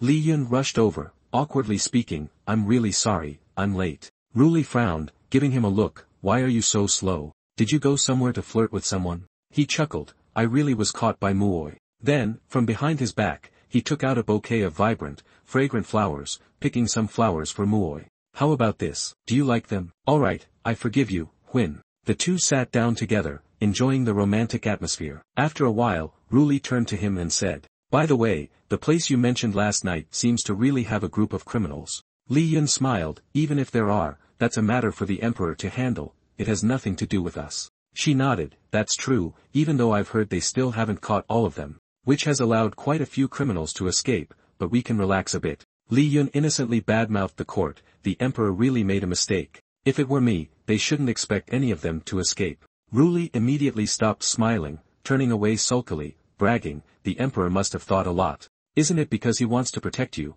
afraid that making a big deal out of it would harm you?" Li Yun, not quite understanding, thought to himself, "I'm talking about the emperor. Why are you more anxious than the emperor?" The new emperor must have thought a lot too, thinking about how to catch me. He smiled and changed the subject. "Let's not talk about the emperor anymore. I heard that those criminals have been moved to another place. Now they're said to be hiding in a dilapidated temple in the west of the city. Recently you should avoid that place. Are you really that concerned about me?" Li Yun didn't think much and immediately affirmed, "Of course. As long as you're well, that's my greatest happiness." Ruli lifted her chin. "I don't need your concern, okay?" She looked at him with eyes full of affection. You fool, they say couples should have each other. If we follow logic, I should be protecting you at all times. The two of them were close to each other. Ruli gently spoke through every warm breath. Without my permission. You should care for me as much as I care for you. Li still smiled.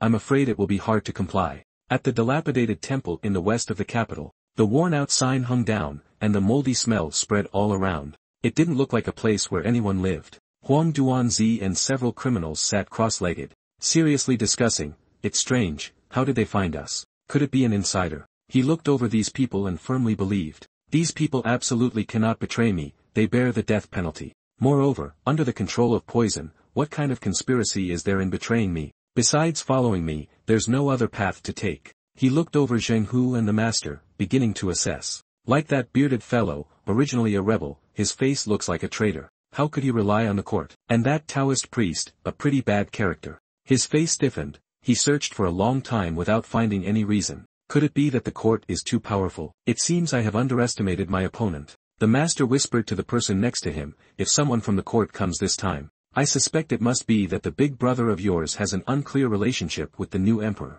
Zheng Hu retorted, shut up, our big brother is married already. The two of them are very affectionate, you are insulting him here. He laughed derisively, is that so? Why do you trust him so much? Zheng Hu, steadfast and determined, declared, I believe in my big brother. If the court can find us here, I'll eat whatever comes out. While Zheng Hu and the master were bickering, suddenly, a piece of red quartz fell from somewhere, catching the attention of both. Zheng Hu and the master's faces darkened as they exclaimed, what a life. The glamorous capital was bustling with people coming and going since morning. Li was still holding Ruli's hand, strolling around happily. Seeing the guards walking around the street, he couldn't help but exclaim. Recently, the number of patrols in the capital has increased significantly. Ruli added that it was because the escaped prisoners were causing trouble in the capital. Of course, the security measures had to be heightened. He confidently declared, don't worry, I will take care of them. Ruli chuckled, teasing him, can you really do it? Li nodded, of course I can. The Imperial Guard suddenly shouted loudly, all rushing towards the west area.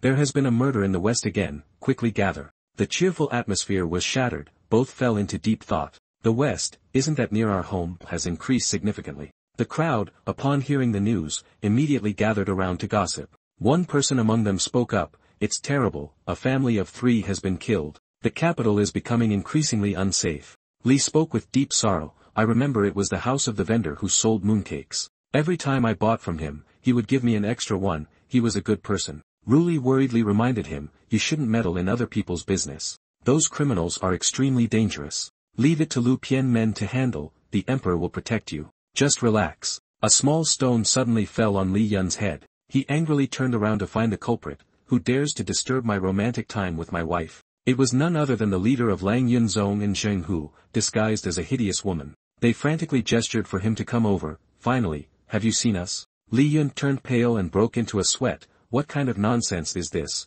Are you two cosplaying? The 3 of them squeezed into a deserted alley. The leader sighed, we've been looking for you all day, finally found you.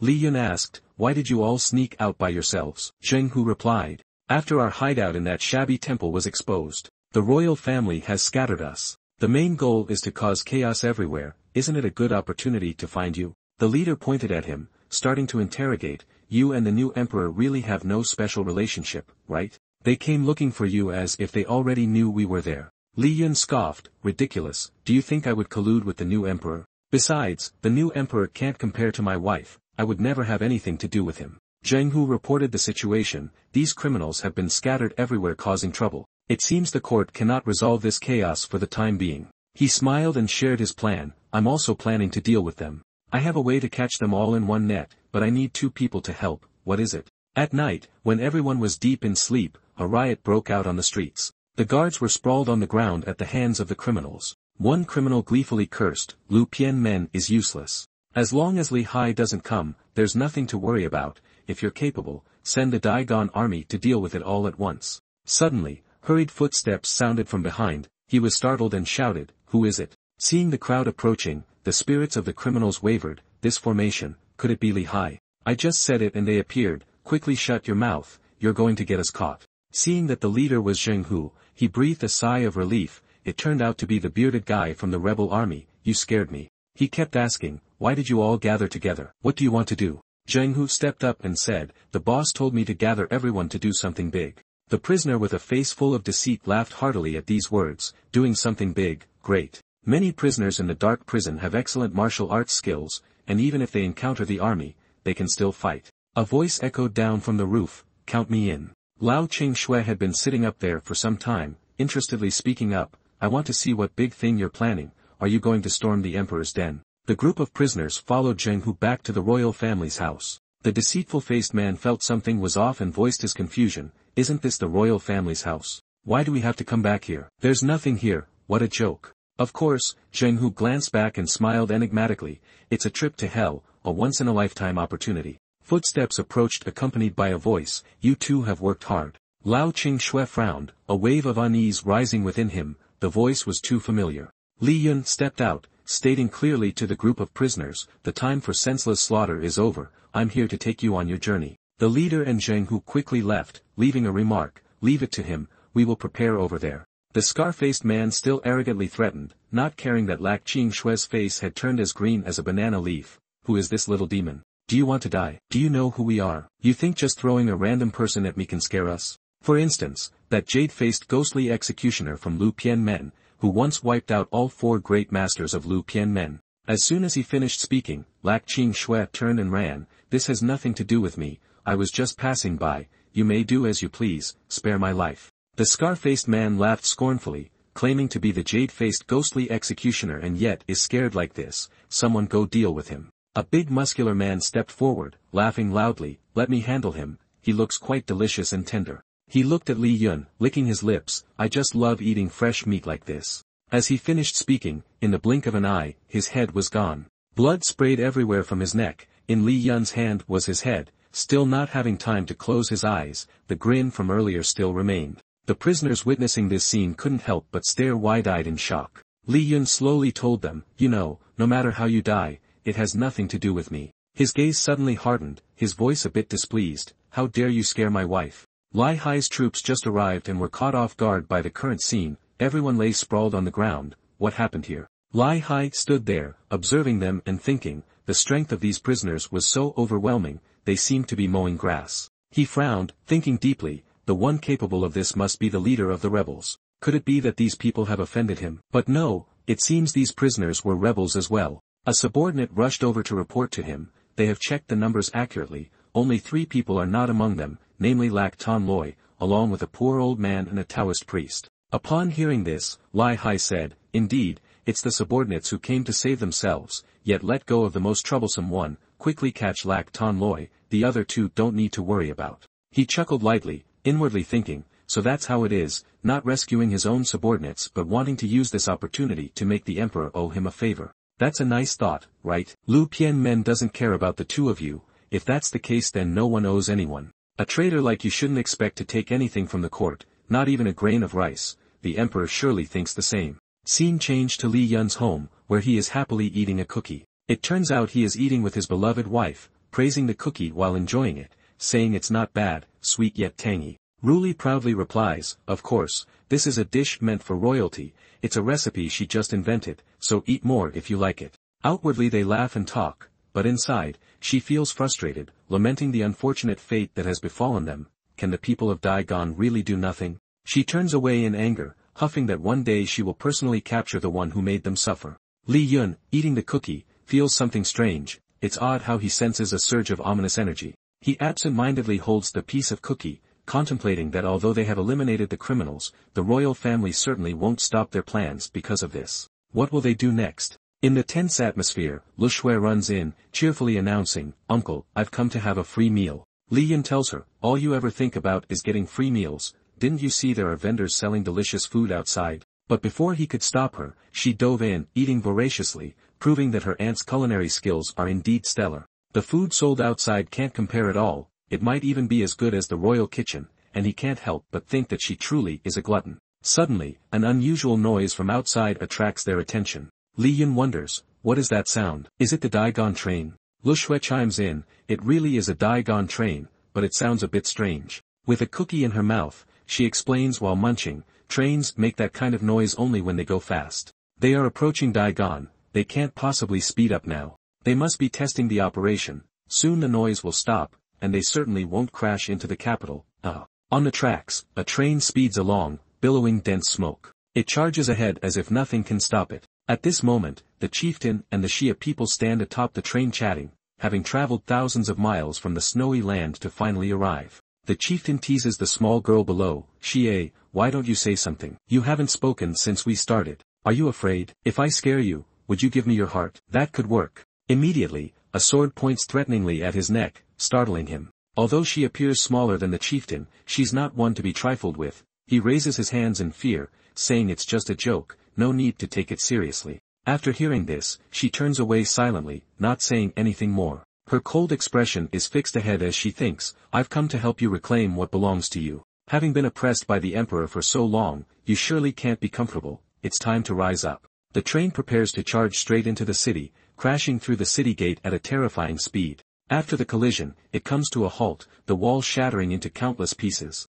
The army of the city arrives, and the leader commands them to seal off the area to prevent their escape. They shouted loudly, ramping up security for fear of the villains. As soon as he finishes shouting, he is startled to see a large figure behind him. The formidable chieftain's massive frame is looming over him, making him sweat with fear, and then he laughs loudly, as if about to do something. From inside the gate, a loud, mournful scream echoed, and at that moment, everyone gathered in front of the gate. Among them were also Li Yun and his wife, watching from a distance. He thought to himself, if they could use this method to get inside, they must be no ordinary people. Could it be that the rebel army is coming to aid the royal family? He turned to Ruli and said, this situation will keep the new emperor busy for a while. She replied softly, aha. Li Yun smiled at her, but thought to himself, is she really scared? Why does her mood seem so complicated? Behind them, two soldiers were talking, and he overheard one of them say, do you know who attacked the capital? Although most of the soldiers who arrived at that time had already been taken care of by those two, there were indeed people who had seen the appearance of the attackers. The soldier began to describe their appearance, a beautiful girl with blue hair, and in the middle of her back, there was a sword. Dressed warmly, like the elves who usually inhabit snowy regions, along with a tall man. Upon hearing this, Li Yun thought, could that woman be Na Nan Xie? What is she doing here? Is she the one collaborating with the royal family? He glanced at his wife, contemplating that no matter who it was, if they harmed Ruli, he would deal with them. Che Han and Na Nan Xie were standing on a rooftop looking down when he asked, are you looking for your leader? He crossed his arms and said, how can you see clearly from here? It's a waste of time. It was only now that she spoke up in reply, if it were him, you would be able to see. But you're also right. Now is not the time to waste on such matters, what's urgent now is. Before she could finish, he raised his weapon, ready to attack. But he couldn't maintain that cool demeanor for long as he grimaced at her, don't give me that look, I won't do anything, okay? Then she turned away, saying it was true that those causing trouble in the capital could allow her to create an opportunity. Che Han asked her, where are you going and what are you doing? Xie replied, I'm going to the palace to meet the former emperor. Hearing this, Che Han tried to stop her, have you lost your mind? It's not like you're competing for a man with her. The palace is heavily guarded, and even if you could, it would be hard to get out safely. She stubbornly insisted on going, if it were a normal situation, it would be impossible to enter. But at this moment, with the ruckus those carriages are causing in the capital, it would definitely create a distraction. Meanwhile, the royal family would be on alert, it might not be as dangerous as before if I go at this time. Che Han's expression grew stern, telling her, it's up to you, if it comes to attacking, it should be against that rebel general. Who knows where he's hiding? If it were me, I'd strike him down in one blow, wouldn't you be heartbroken, Na Nan Xie? He then chuckled lightly, wait, if I kill him, won't that give me a chance? Che Han declared loudly, the powerful leader of the rebel army, just wait for me, I'm coming. One night, the full moon illuminated the entire capital. At this moment, Lai Hai was reporting everything to Ruli, Your Majesty, the mastermind behind this incident is the rebel army, Na Nan Xie. We have searched the entire city for them. We will catch her soon, but there are still some members of the royal family we have not apprehended. I suspect she is an operative of the rebel army, allied with the royal family. Having said that, to help her understand the situation, Ruli frowned and said, tell me what the worst-case scenario could be. Lai Hai also replied, perhaps His Majesty has heard of the Na person Xie, who has an unusual relationship with the leader of the rebel army. If she manages to lure the leader of the rebel army, then the capital will be doomed. Hearing this, she thought more carefully. Indeed, there was an incident like that according to intelligence reports. Although the leader of the rebel army is married, he is definitely a notorious womanizer. Regarding the rumors about him, she had heard them long ago. If he could be as loyal as Li Yun, why would she worry about these things? Lost in thought, suddenly the door was slammed open, creating a loud noise. As the door shattered, a figure stood in the doorway looking at them. At this moment, Li Hai reacted. He shouted and drew his sword to protect Ruli, warning her to be careful of the intruder. Now Person Xie slowly approached with a sword and asked, "Are you the Empress Dowager? You are indeed somewhat beautiful." He immediately frowned and cursed her, daring a rebel to break into the palace. "Today I will make sure you won't leave," he thought to himself. This is an obvious trap. How could they let someone storm in here? Could it be that the train incident was caused by them? I must protect His Majesty first. I cannot act recklessly. Ruli spoke up and asked, "Are you the sword master of the Grand Duke?" "Now Person Xie, does the Grand Duke's woman not understand etiquette?" She retorted, "There's no need to regard the etiquette with the Emperor of Daigon. I came today to see the difference between you and our leader. And I can see you are far inferior. This position does not suit you." Ruli turned away and whispered, "Even if he's skilled, you people who have been abandoned by him aren't doing too well either." But she could still be heard, which only infuriated her further. Now Person Xie gazed at her and explained, "That's just temporary, soon I will bring him back. And you will have to kneel before him." The atmosphere was very tense. Ruli sat there and laughed at her. "Isn't it because you have feelings for him that you are so desperate?" Having said this, her face turned red, and she quickly turned away, saying, "I don't have romantic feelings for him, it's just respect, that's all." This statement made the two of them pause. Ruli thought to herself, "It seems now Person Xie has some hidden relationship with the leader of the rebel army. Does the wife of this rebel leader have any special traits? If it were me, I would definitely deal with him." Right now, the sound of many footsteps was approaching. They were the guards coming to protect Ruli. Dividing to protect His Majesty, they absolutely cannot let this rebel escape. Seeing this, she said, "You all are quick to arrive, I will take my leave now." After saying that, she instantly vanished without a trace. Li Hai was furious, cursing under his breath. "Damn, if I weren't protecting His Majesty, I would have charged at that rebel." Ruli sat on the chair and called to him. Li Hai heard the order and began, "From now on, all doors in the capital must be locked for 2 days. I have to deal with the royal family and the rebel army." He listened intently and obeyed. Then she continued, "Including the leader of the rebel army, he must be chopped into 100 pieces." On Li Yun's side, he was also singing loudly. He was walking down the street and had to stop to scratch an itch. Why did I suddenly start singing? How did I end up saying that? Li Yun thought to himself, originally planning to scout the hiding place of the royal family, but recently there has been no news at all. It makes sense that at such a critical moment, they must have all hidden away. They can't be foolish enough to show themselves. Suddenly, a beam of light appeared from the sky, catching everyone's attention. They all ran around panicking, screaming for help. "The rebels of Ba Huang are killing people." Only Li Yun stood still. He smiled relaxedly. "Oh, just when he was worried about being without leads. It turns out they have come right to my door." In front of him was a fleeing soldier laughing loudly. Is his older brother really that weak? At this moment, Li Yun appeared behind him and asked, "Looking at your appearance, you must be from that train, coming from Ba Huang." The fleeing soldier looked at him with amusement,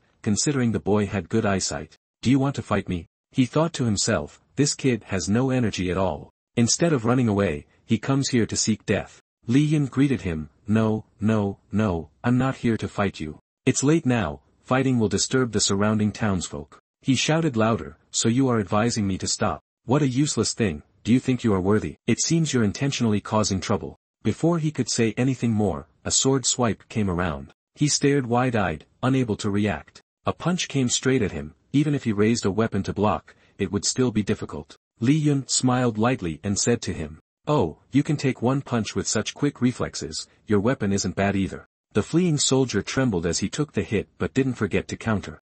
My father made this weapon from the divine iron of Ba Huang, it's the hardest material in the world. If your 5 punches didn't break it, that's quite good." Though he said that, he thought to himself, "This strength is truly terrifying. Thankfully I reacted quickly. Who on earth is this person?" Li Yun was surprised. Divine iron from Ba Huang. No wonder it feels somewhat familiar, I've shattered a few of them before. Hearing this, the soldier cursed back, 5 punches of yours can't compare to. Before he could finish, his weapon began to crack into pieces. Li Yun's 5 punches pierced through the weapon and went straight for his face, leaving him with no ability to defend. A punch sent him flying, and the walls around were also shattered. The fleeing soldier sat on a pile of rubble, panting heavily. He thought in fear, is this a monster? But this person clearly had no energy at all. Everyone I've dealt with before was rubbish. How could someone this strong suddenly appear among the crowd? Could it be they were all just pretending to trick me into letting my guard down? He struggled and yelled loudly, "You just said you didn't want to fight me, but you, Dai-gon, are a despicable lot who deceive and ambush." Li Yun stood in front of him and smiled. "I have never sought someone else to fight for me, I have never lied." He was stunned. "Ha, you seem really happy to tell me that. Fighting involves two people, but right now, it's just me killing you. How can that be considered a fight?"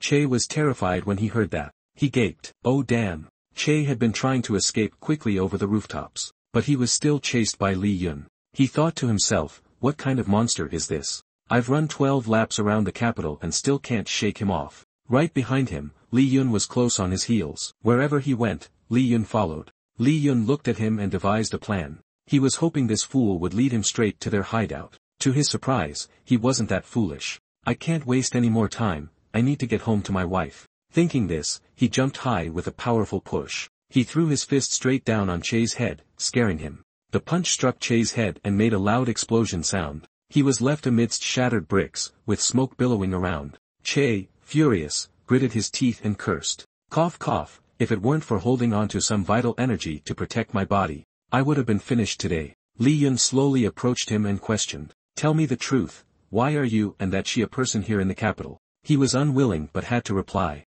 "She came to find someone to kill." Che thought to himself. Does he know Xie? Why is he speaking so familiarly? Li Yun asked again. "Then who are you here to kill?" He chuckled lightly and replied loudly. "Whoever Xie wants to find, that's the person I'll kill. It's killing the useless leader of the rebel army." Li Yun replied calmly. "I am the useless leader of the rebel army." This statement left him speechless. It seemed he still couldn't fully believe it. But shortly after, he rolled his eyes and laughed. "Hee, actually, I have also joined the rebel army. You are considered my superior. We are all on the same side." Inside, he was terrified. So it really is true, he is strong like that. I thought that Xie was just scaring me. Li Yun looked at him and smiled. "If we are on the same side, it's easier to talk then. Where is the royal family's base? Now, out of respect for Xie, I won't hit you." Che stood up indignantly, pointing at himself and shouting. "Then what about all my injuries?" Li Yun laughed lightly as if nothing had happened. "Aren't you still alive? Just drink lots of hot water.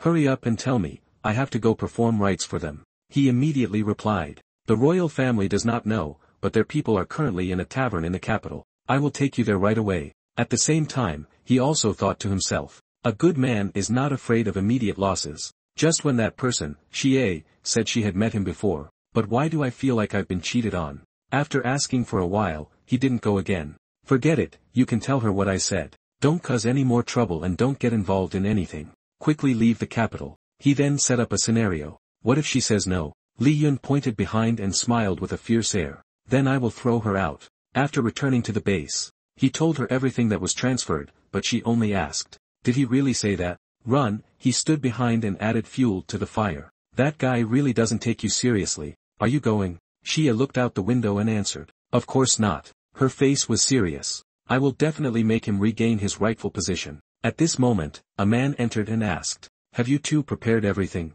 Prince Hong approached them and reminded, "The time has come, we can take action now." Run turned around, looked, and asked, "Who are the two behind you?" He pointed and introduced them as people who hate the court to the bone. They did not easily escape from prison. Most of them were hunted down and killed by the court. Only these two definitely would not reconcile with the court. The two of them posed coolly and said loudly, "The court is truly despicable, we swear to die and remain loyal to the royal family." Run stood there looking and thought, "This pose is really cool, I will let Xie see it later. I wonder if she will like it." And as for her, she thought just the opposite. "If he dares to pose me like this, I will definitely kill him." He smirked cynically and said, "The Jade Seal will soon deviate from the predetermined orbit and come here. Our royal family can control the Jade Seal then. Next will be the destruction of the capital." The headmaster of Lingwen sect and Zheng Hu stood there listening, sharing the same thought. It seems something big is about to happen. The next morning at Li Yun's house, he was trying to stop Ruli from going outside. "Don't go out today, it's very dangerous outside." But she insisted, "No, I still have something important to do." Realizing he could not stop her, he reminded her anyway. "Then be careful on your way." She smiled gently. As she turned away, Ruli became significantly more serious. "I am not only your wife but also the Emperor of Daigon. In critical moments like this, I must be at the court to protect Daigon and protect you." Her gaze grew sharper, transforming her demeanor completely. On this side, Li Yun watched her and realized that Ruli also had many worries. Suddenly, a stone came out of nowhere, hitting him on the head. Li Yun angrily turned around and shouted loudly, "I know it's you all over there. Stop throwing stones at my head, will you?" The headmaster of Ling Wen sect walked over with a playful smile. "Isn't it a habit? Besides, your head is hard, it's fine, isn't it?" He asked them, "How can you have such a strange habit? Suddenly coming to find me, do you have some new intelligence?" The headmaster of Ling Wen sect started narrating. To make a long story short, we happened to meet the eldest son of the royal family and learned that they now control Yujia. Zheng Hu added, "In the past 2 days, when the orbit gets closer, they will launch a destructive attack on the capital." Hearing this, Li Yun scolded them, "These lunatics really intend to level the capital? Would it be effective to directly kill the imperial scion?" He seriously responded loudly, "It's useless. The device controlling Yujia is likely in the hands of the royal family head. The imperial scion has recently been with us, but we haven't seen any control device. Boss, what are we going to do next?" He asked them, "Where is the imperial scion?" Zheng Hu answered, "In Qingxi." Previously Naran Miss Xie was also there, but now she has moved elsewhere. He probed further, "Boss, do you want to conceal your identity and infiltrate them to obtain even more information?" But he replied, "We don't have that much time. Lately, they've been making Ruli worry every day." He seriously looked ahead, speaking powerfully, "Previously, I've given them a chance, now it's time to settle it all." At the residence of Xie and her teammates, the imperial scion sat polishing his sword, smugly thinking, "It won't be long before Dai Gon belongs to our royal family. No one can stop me from unifying the world." Jiang Hu and an elder entered, calling loudly, "Imperial scion, something bad has happened." He panicked and immediately asked, "What happened?" Jiang Hu gravely explained, "It's our leader. He has attacked the doorstep." The imperial scion rose from his seat and asked, "What? Why is this happening? I clearly didn't provoke him," and they began to recount everything. "Just now, the two of us were on the road and happened to run into him. I unintentionally praised you a bit, and he suddenly got angry, demanding that the two of us continue serving under him. But we have sworn loyalty to the young master, how could we do such a thing? That's why he got angry and attacked us, even saying he wanted to kill you too." As soon as he finished speaking, a loud noise came from the ceiling, drawing their attention. The roof of the place was slashed so badly that it fell apart. Li Yun stood on the wall he had just slashed and asked, "Who is Huang Duanzi?" The man immediately turned, smiled, and said, "I have long heard of your reputation, sir. Now, it's a great honor to finally meet you, truly impressive." Li Yun frowned and scolded him immediately, "Smile at what? Do I know you?" Huang Duanzi gave an awkward laugh and hesitantly said, "Perhaps you don't know me, I am the first son of the royal family. Also the second most important person in the royal family. I even contributed to pressuring the new emperor to ascend the throne." Li Yun was surprised and replied, "The royal family? Then there must be something you don't know." He looked bewildered and asked, "Sir, what are you referring to?" Li Yun smiled while pulling out his sword, "In the past, among the rebels I killed the most were you aristocrats." Then he slashed multiple times at the building, causing it to explode with the strikes he had just made. Everything around them became chaotic, completely shattered and collapsing. The elder and Jiang Hu encouraged Huang Duanzi, who was sitting on the ground in fear, "Young master, we must go find the family head, only Yu Jia can stop him. It's not safe. This troublemaker knows no bounds, and if unfortunately, the young master's noble body gets injured, what are we to do?" Huang Duanzi was stunned, sweating all over, and said, "Right, let's go find my father and have him use Yu Jia to deal with this troublemaker." After saying that, he immediately ran home quickly, even calling the two to follow him, "You two, follow me and protect me." They left like that, leaving Li Yun standing amidst the heavy smoke. Li Yun smiled slightly, those two acted quite well. The three of them kept running quickly toward the royal residence. The elder, running behind, shouted, "Young master, where is our secret base? At the moment, the situation is urgent, it can't be hidden any longer." He quickly responded, "You'll find out in a moment." The elder thought while running, even now he refuses to speak, this guy's scheming depth is remarkable. Then he led them to a wall and said, "This is the place." Jiang Hu asked in surprise, "Isn't this near Lupian Tower?" Huang Duanzi touched a brick and pressed it, saying, "The most dangerous place is the safest place." Immediately after, a secret tunnel opened beneath them. He stood in front of the stairs leading downward and said, "This secret base is connected to Lupian sector, so we can conveniently steal intelligence from the inside." At that moment, Li Yun jumped down from above, and they warned him, "Young master, quickly go inside. The troublemaker has followed us." Seeing the dangerous situation, Jiang Hu shouted, "Taoist, escort the young master inside. I will stay behind and risk my life to stop him. it's time to repay the young master for saving my life. Li Yun landed gently, standing in front of him, smiling happily again. This is the place, he replied. The Taoist has already gone inside. When the time comes, he will collaborate with us from within. Li Yun stood by the staircase and said, this place must have complex mechanisms. If we want to search thoroughly, it will take a lot of time. Jiang Hu asked from the side, then what should we do now? But Li Yun just smiled and replied casually, as if it were a trivial matter. Obviously, we used the most violent method. Huang Duanzi went through the tunnel and entered the royal palace. The leader of the rebels has come here, according to his father. But he is not worried for him, instead he slapped him in the face and called him an idiot. Angrily, he stood in front of him and said he was not the killer but was led here. Huang Duanzi clutched his face, anxiously asking his father if there was no other way. You have to hurry up and get Yu Jia to take him away. He shouted angrily, how could I have such a fool as a son? The time is not ripe yet, we need to follow the plan. Leave this complicated base, he won't be able to find us in a short time.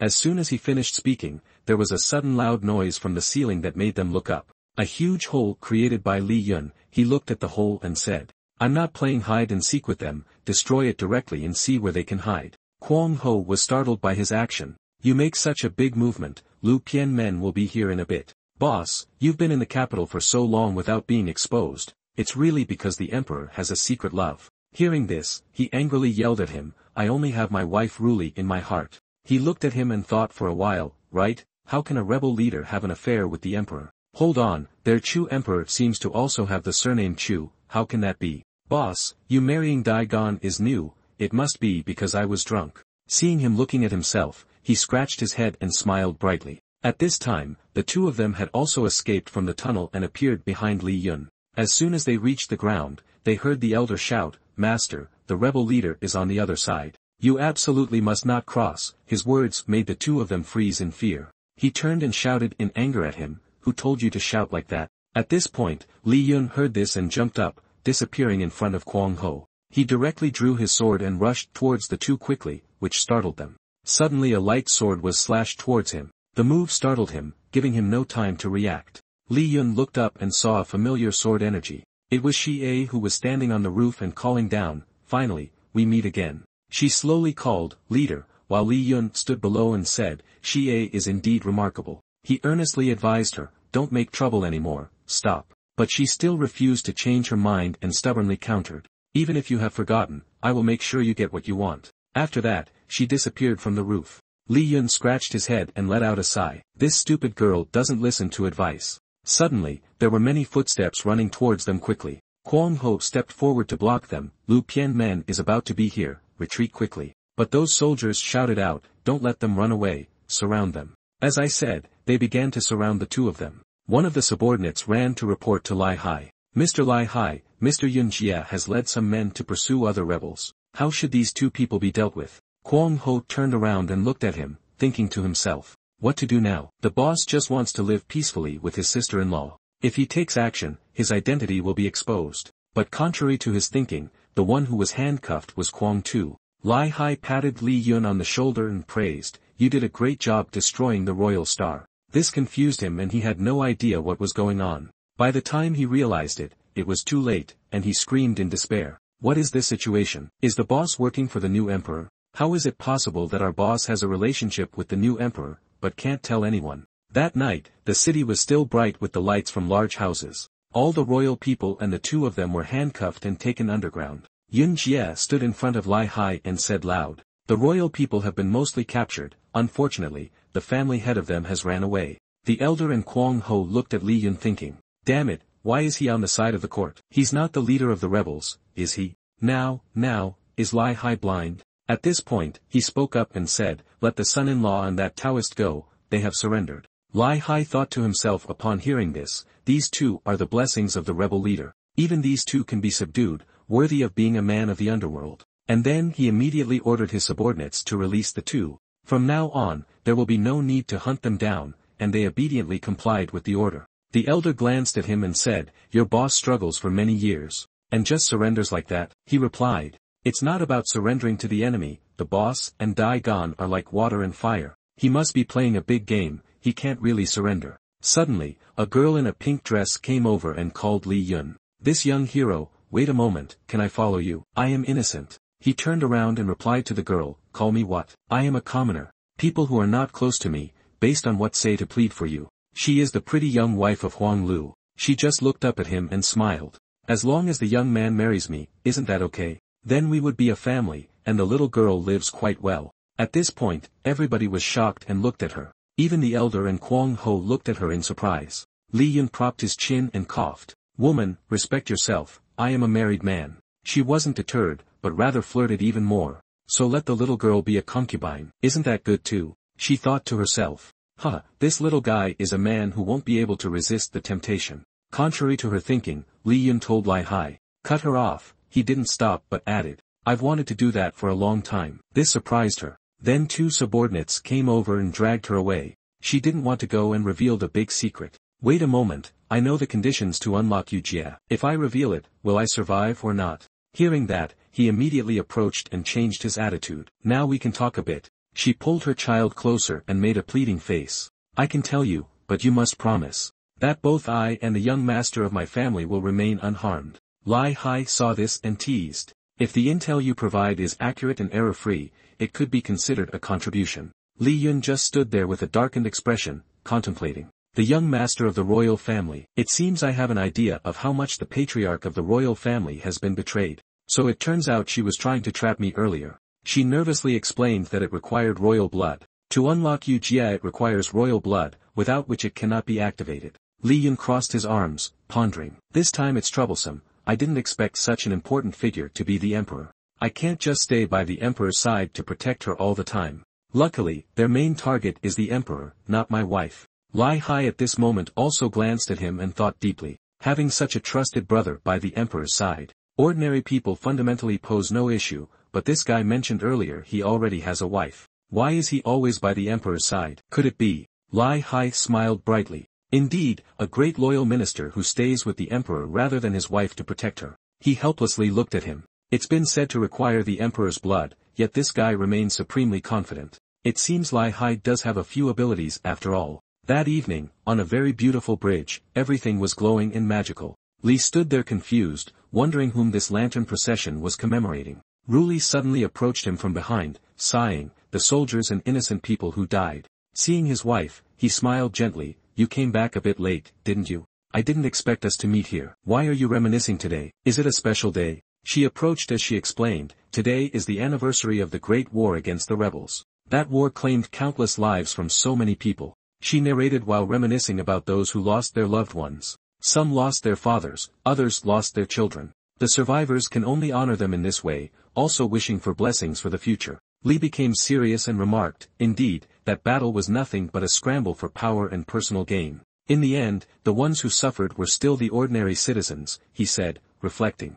This is exactly why I saw through the nature of that battle and chose to leave. The two of them stood together on the bridge, embracing affectionately. Don't worry, as long as I'm here, I'll never let threats come near us. You fool, you don't understand. I'm the one who should be protecting you. Li smiled and pointed at her. Isn't that right? My wife is definitely the best. For example, earlier a beautiful lady wanted to be my concubine. I immediately rejected her on the spot. She also laughed happily. Well, her taste must be really bad. How could she fancy you? He immediately made fun of her, saying if her eyesight was so poor, wouldn't it cause her to see me the same way? Ruli shyly looked at him and replied that her vision was not bad at all, she saw everything quite clearly. For instance, she noted, my brother may not seem very intelligent, but he doesn't realize when he's being deceived by me. Lai Hai immediately thought, isn't it because your vision is poor that you can't see us clearly? She laughed and replied, the reason I laugh is because she can't see the truth. She looked at him and laughed delightedly, my brother has always belonged to me. That night in the palace, Lai Hai reported to His Majesty that under his leadership,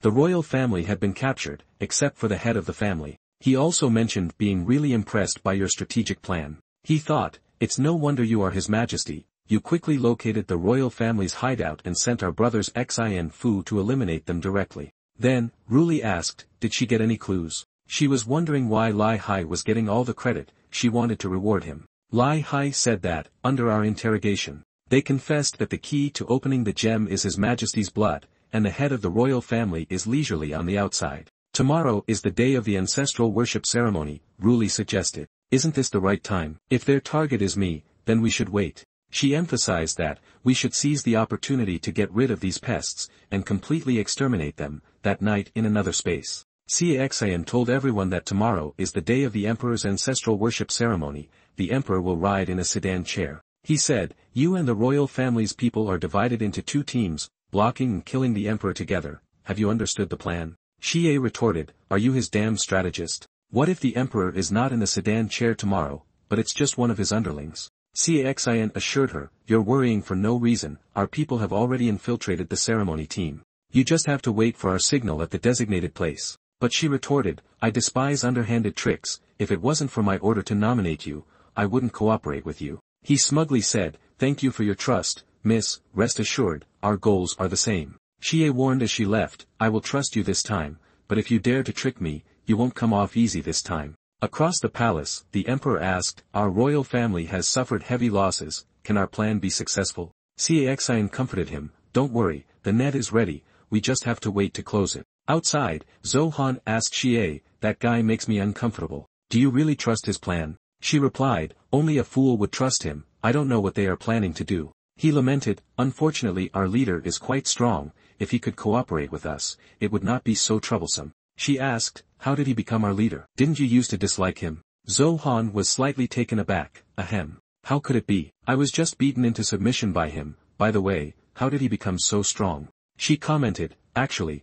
he wasn't that strong at the beginning. She remembered, when I first knew him, he was even smaller than me, he couldn't fight against thousands of enemies. Every time he came back from a fight, he was covered in wounds, but he never gave up. Constantly overcoming physical pain and continuously becoming stronger. He wants to fight with him and constantly hones his sword skills for himself, but even with some progress, he stands no chance against his speed, as agile as a bird's flight. Xie said that he has grown with each battle, step by step becoming as powerful as he is now, apparently there is such a kind of experience. She said, so even though he thinks I do everything incorrectly, I believe he deserves the most privileged position in this world. Other than him, no one is worthy, the other is just living well because of her. Meanwhile, in their shared quarters, Li Yun and Ruli are lying side by side. He said, I feel like you always seem lost and worried. What are you worrying about? He smiled and said, don't be afraid, I will always be there to protect you. Ruli said there's nothing to worry about, she just suddenly thought.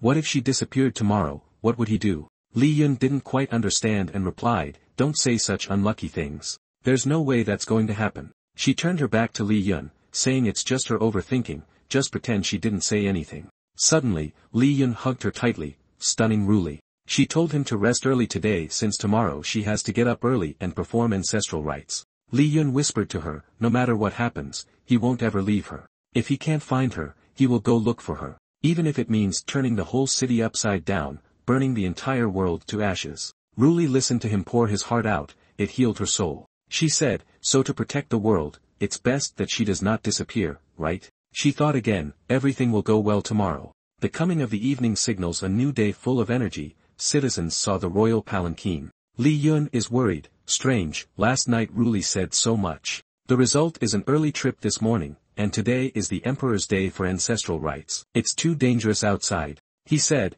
if it were him, this would be the perfect opportunity to get the blood of that emperor. He absolutely couldn't miss it. Where exactly did Ruli go? Hopefully, she can stay away from here a bit. On the other side, Zhou Han and Xie have their faces covered. He said, the news is out, they saw the new emperor get on the palanquin with their own eyes. He spoke clearly, let's start the operation with the royal people. Just give an order, and we can proceed at any moment. Zhou Han asked again, what are we waiting for? Xie begins to speak, the time has come. She opened her coat, it is now, she ordered, proceed. All the martial arts masters charged the palanquin at the same time, seeking to replace the emperor right away. A loud noise at their location, the palanquin exploded before the eyes of the public. The people are crying out for help, hiding in the village. Li Yun thought to himself, why is there a feeling of unease, could something bad be about to happen? In front of the sedan were the people of Zhou Han and Xie. She said, you go and get the emperor's blood, they obeyed, and saved it for me. She noticed someone was coming so she turned around.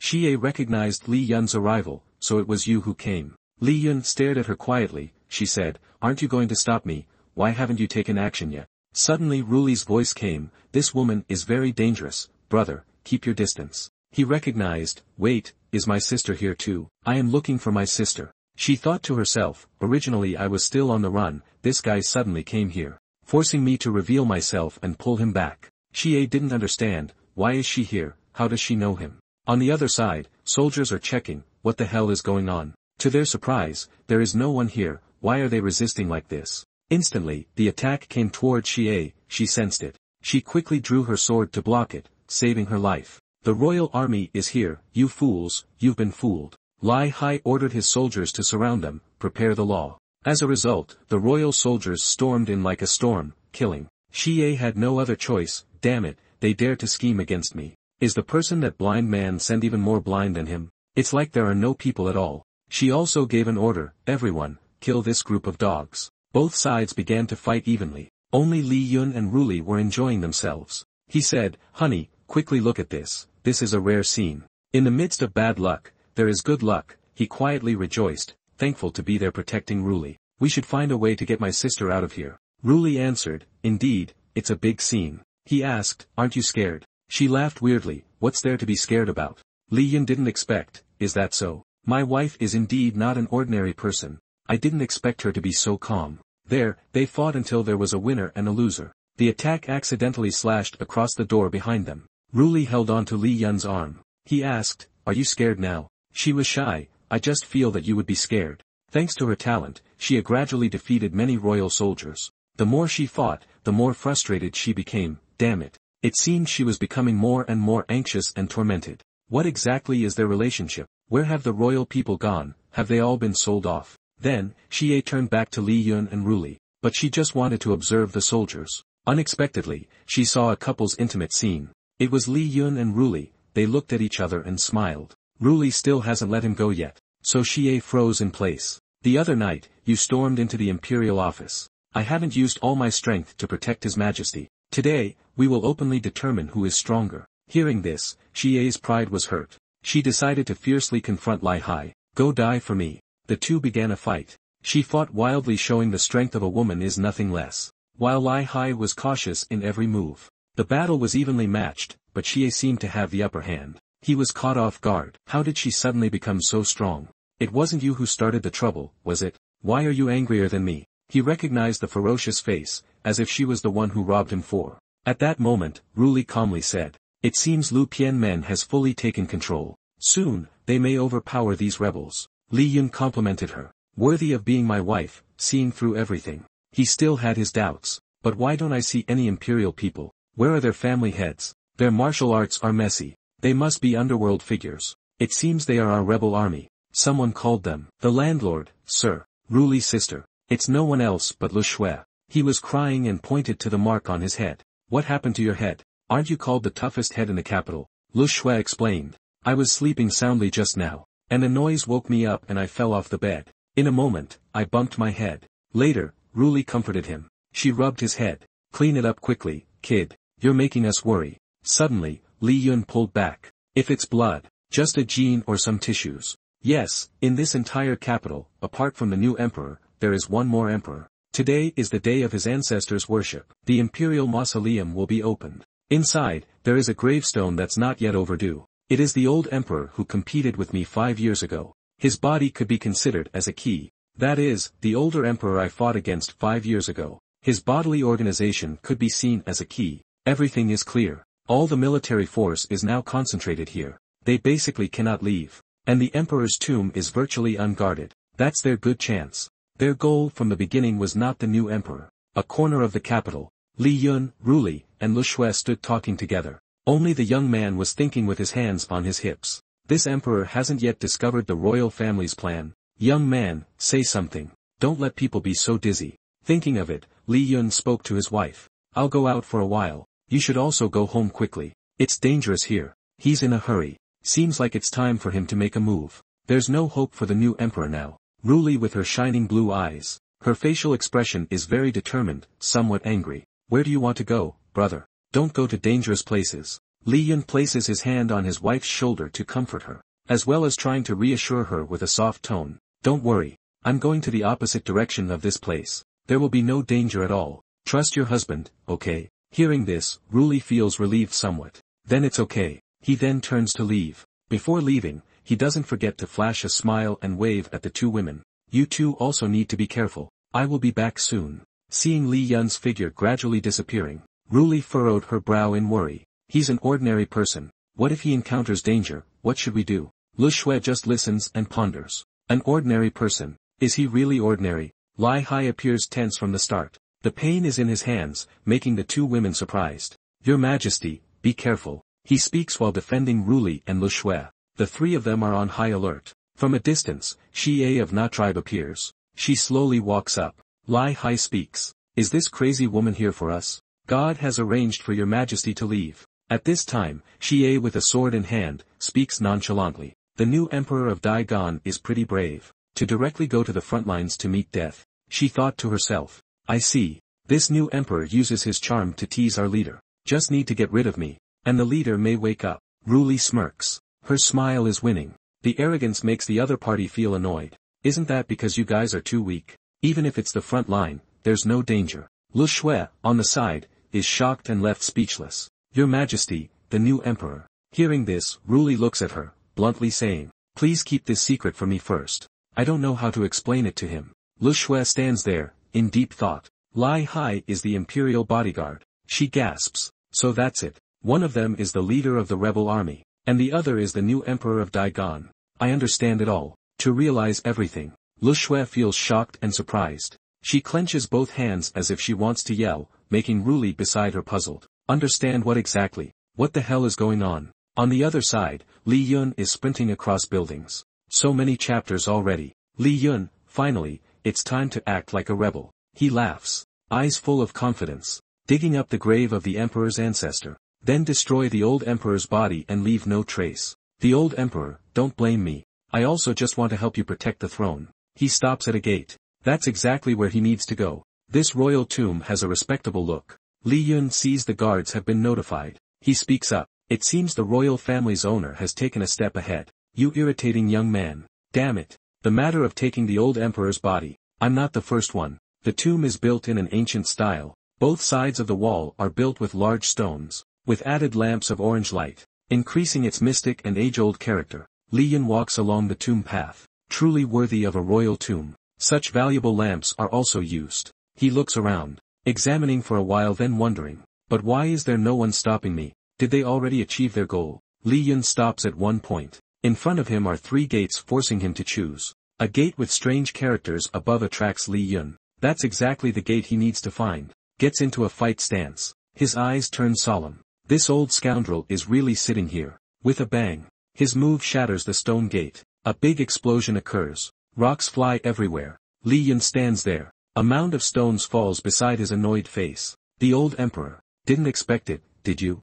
I'm here to disturb your grave. No, that's not right. I'm here for an archaeological survey. Inside the chilling tomb, not only Li Yun but there's one more person. He's wearing a red robe. Sitting and watching the young man. Li Yun approaches, looking down at the unfamiliar guest. Eyes full of confusion. Owner of the royal family. Owner of the royal family. Huang Lu with a tense face. Sweat dripping down both cheeks. And sharp eyes. Yes, didn't expect someone like you. To be a servant of the emperor. Li Yun with a look of confusion responds. Where does this bullshit emperor get off ordering me? She's not even anything special to me. Why should I listen to her? He continues. Hand over the jade ceremonial blade control tool. Did you really activate it? Huang Lu looks at the object in his hand and asks. You mean this? I took a bit to test. But it was unsuccessful. Now the minions have found out it's a failure so they've all run away. Li Yun smiled. It seems your intelligence was wrong. The body of the emperor is no longer useful. Huang Lu tightly grasped the jade control tool in his hand.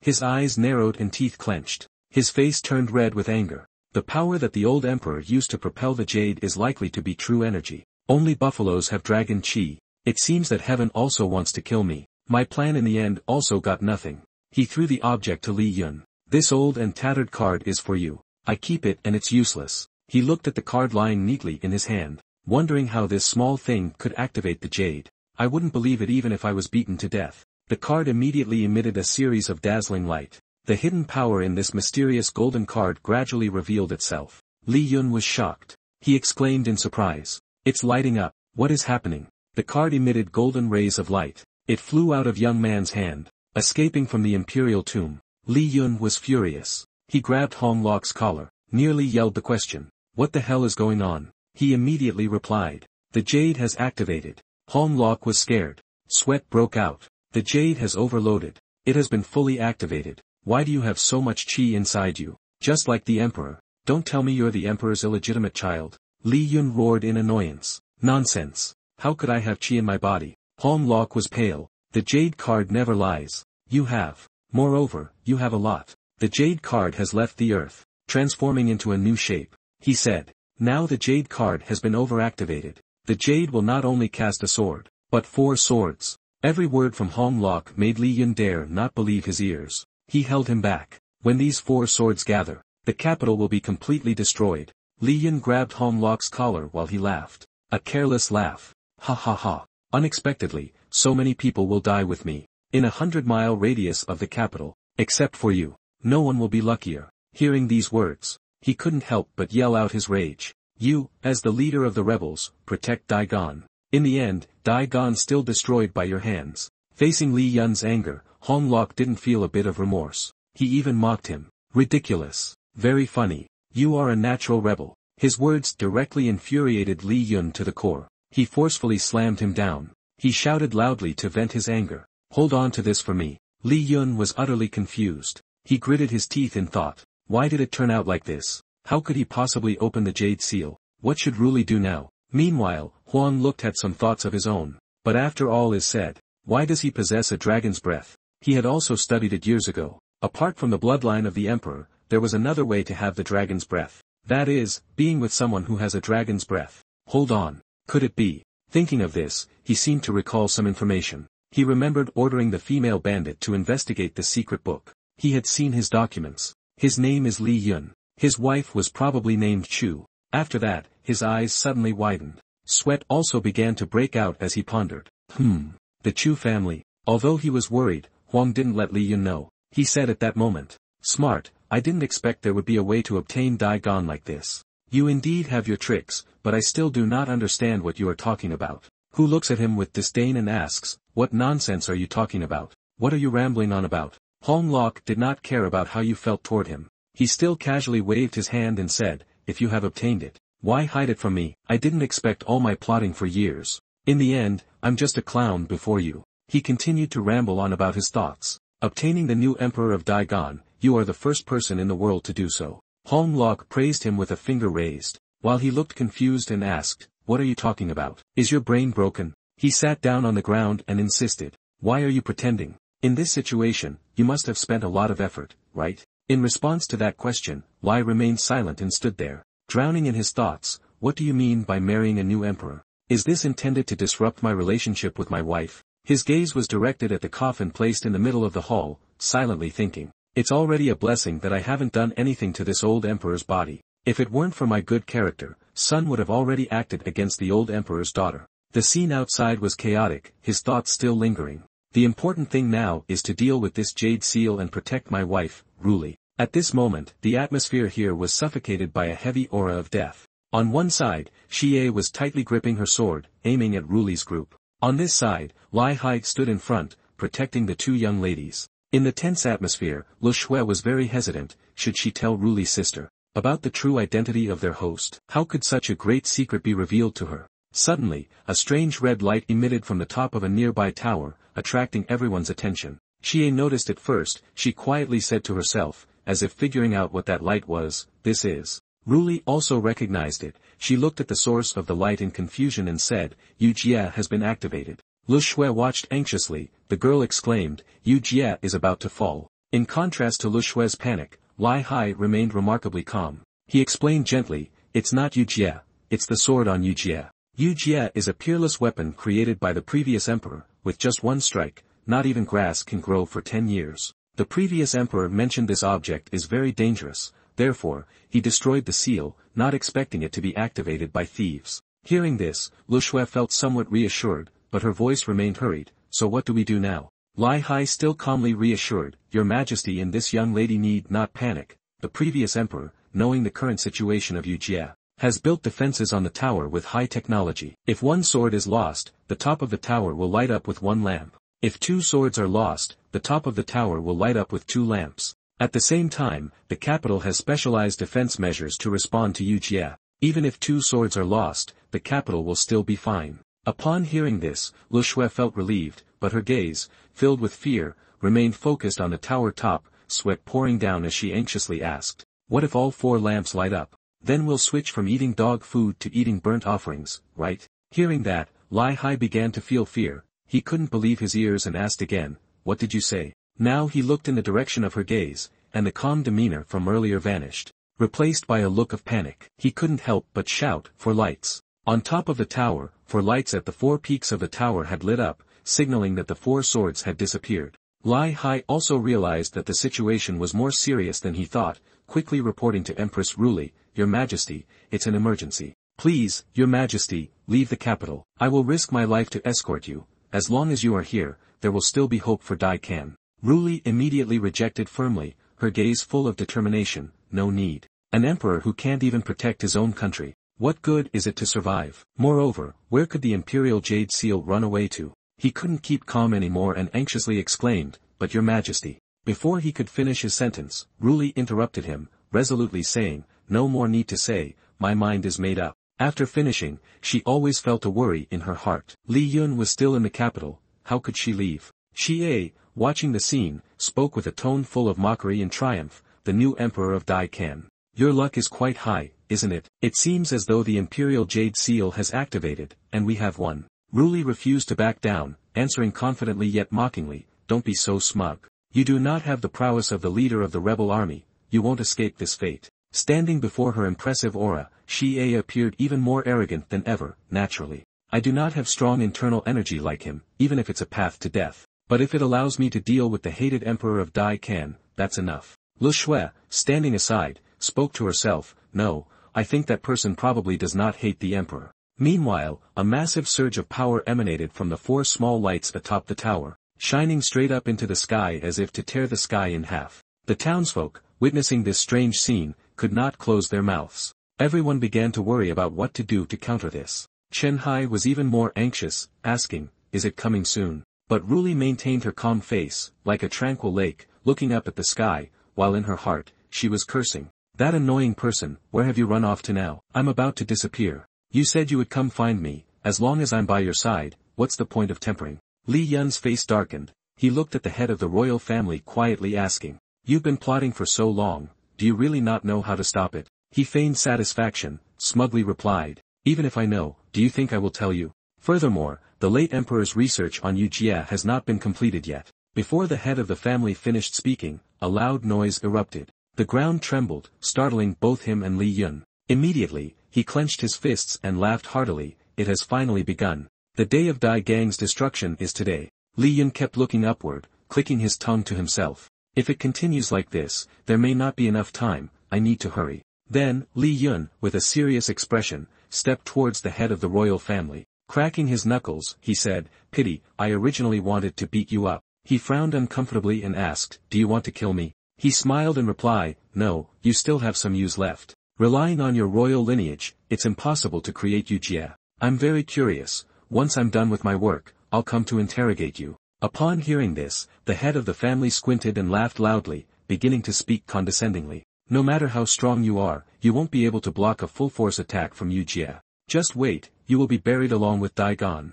Instantly, Li Yun struck a punch right in the face of the head of the family without mercy, the sound of breaking bones ringing out. He withdrew his hand, and the man fell backward, blood and teeth scattering everywhere. He said, "I only said I wouldn't beat you up, but there's still time for a punch." Then Li Yun turned away from the motionless body of the head of the family and said with his eyes closed, "You really want to be an emperor, don't you? Just stay with the old emperor, it seems like you fulfilled your dream." Li Yun stomped hard on the ground once, then bent down and continued, "If you use all your strength to run, you will definitely make it, but it will create a lot of noise." His face was serious as he pondered, if he ran over there, his identity might be revealed, but given the current situation, there was no need to care much about that anymore. So he prepared to launch, 1 foot raised, and sparks began to appear around his body. When he felt ready, Li Yun immediately took off, creating a small trail of light on the ground as he moved. He ran quickly through the space, his serious face softly saying, "Ruli, wait for me."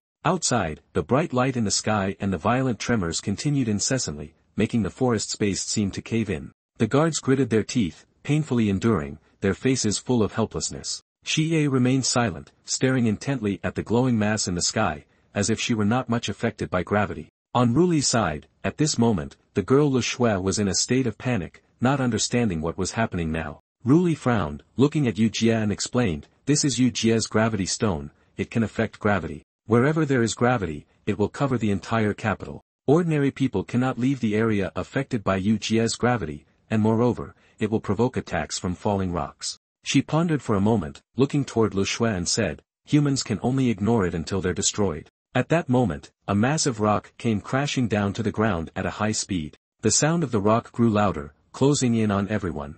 Lai Hai and Lu Shui stared wide-eyed at it, while Ruli's frown tightened further. Xie remained silent, her gaze fixated on the falling rock. Suddenly, Lai Hai crashed down to the ground, yelling towards Ruli, "Your Majesty, it's all my fault." She turned her back, not looking at him, and said, "You were only wrong not to protect the civilians first, otherwise, you did very well." She smiled gently, her expression calm towards the falling meteorite, thinking, "Where on earth have you gone? I still have many things to say to you. If I say these words out loud, it might be very embarrassing. If you don't come back, you will never be able to hear them again, so don't cause trouble when the time comes." Now Lu Shui looked at Lai Hai and Ruli with a frown and said, "Wait, why do you all have such expressions? Isn't there still someone who can solve this?" Lai Hai frowned, responding in annoyance, "Are you implying the leader of the rebel army? That traitor probably fled long ago. How could you create a situation that makes your Majesty worry like this?" Ruli also displayed an indifferent expression, replying, "Even though they didn't mention the identity of the rebel army, neither close nor friendly, why did he risk his life to rescue us?" Hearing those words, Lu Shui couldn't help but get angry. She shouted, "It's not that there's no connection or feelings." Suddenly, a foot slammed down hard on the ground, causing the earth to crack. The silhouette of Li Yun appeared, and he flew forward, defying the gravity that was holding him back. Then he quickly shot past Lu Shui, and now she shouted to clarify, "She is the most important person in his world, the one he likes the most." The sudden appearance of Li Yun surprised both Lai Hai, Ruli, and Lu Shui, who looked ahead in astonishment. On this side, Xie also changed her expression, becoming more serious upon seeing Li Yun appear. He had now soared high, heading towards the meteor, his figure radiating intensity as he looked at it. The giant meteor collided with Li Yun's figure, its size 10 times larger than his body. But he still gripped the sword tightly, undeterred, pushing himself faster toward the meteor. Then he activated his power, channeling it into the sword he was holding. With one strike, the colossal meteor shattered into countless tiny pieces.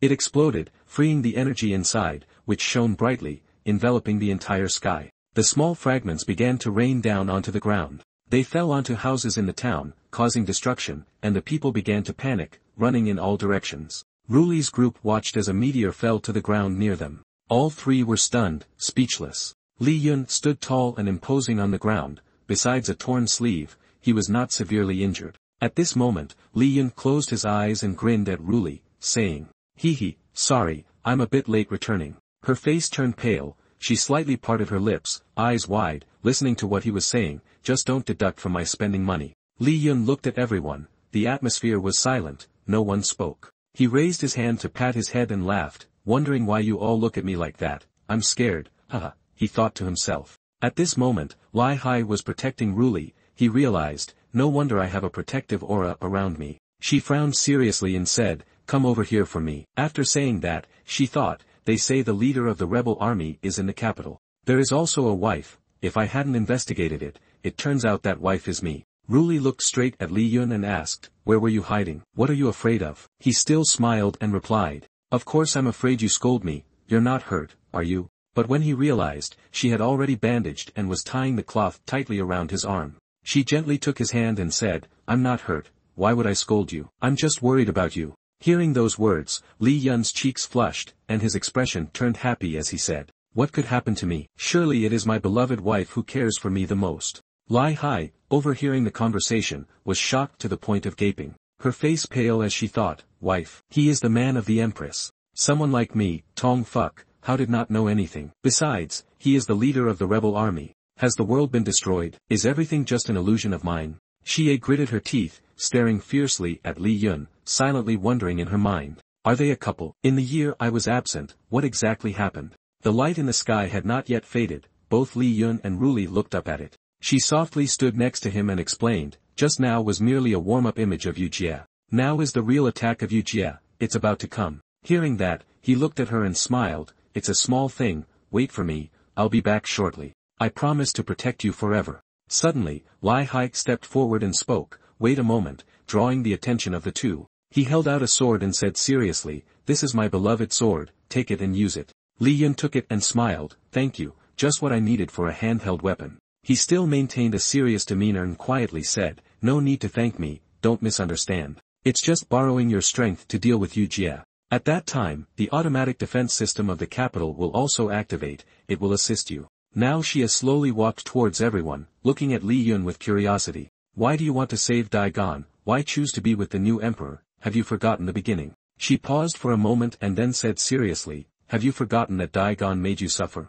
Li Yun showed a blank expression and replied, Daigon was indeed the source of the calamity, but we cannot carry that hatred and continue to live. Otherwise it would just create another chaotic situation. Then he turned his eyes to Ruli and gently said, to be honest, I only just found out that Ruli is the new emperor. But I don't care about such things, no matter who she is, as long as she is by my side, that's enough. Then Li Yun looked at her seriously and said, I know you have always resented Daigon, but the ordinary people living here are innocent. The scene of the civilians who haven't evacuated yet with panicked and shocked expressions appeared. Li Yun's voice remained steady as he continued, they are just like you were before. They have family, they have friends, they are just ordinary people living in this city. She bit her lip, her face slightly showing pain as she listened to him. I'm not asking you to give up your hatred and anger. Just use them to face the one you hate, to do the right thing. The meteors began to fall again, at the same high speed as before. They sped down with the energy within them radiating out.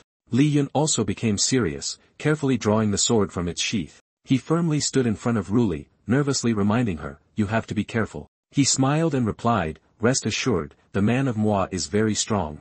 As soon as the words left his mouth, Li Yun immediately leapt into the air, producing a mass of air pressure. The meteors fell simultaneously. Then they combined into a single entity with greater power, and began generating strong electric currents around it. Li Yun stared at it, estimating the distance. Finally, he unleashed his power, charging quickly towards the meteor. Then he and the meteor collided once again, creating a wave of pressure. The civilians below gasped as they observed the unfolding events. Some exclaimed, what is that? Is that a god? A deity has come to rescue us. Li Yun gritted his teeth, facing the enormous power he was confronting and hissed.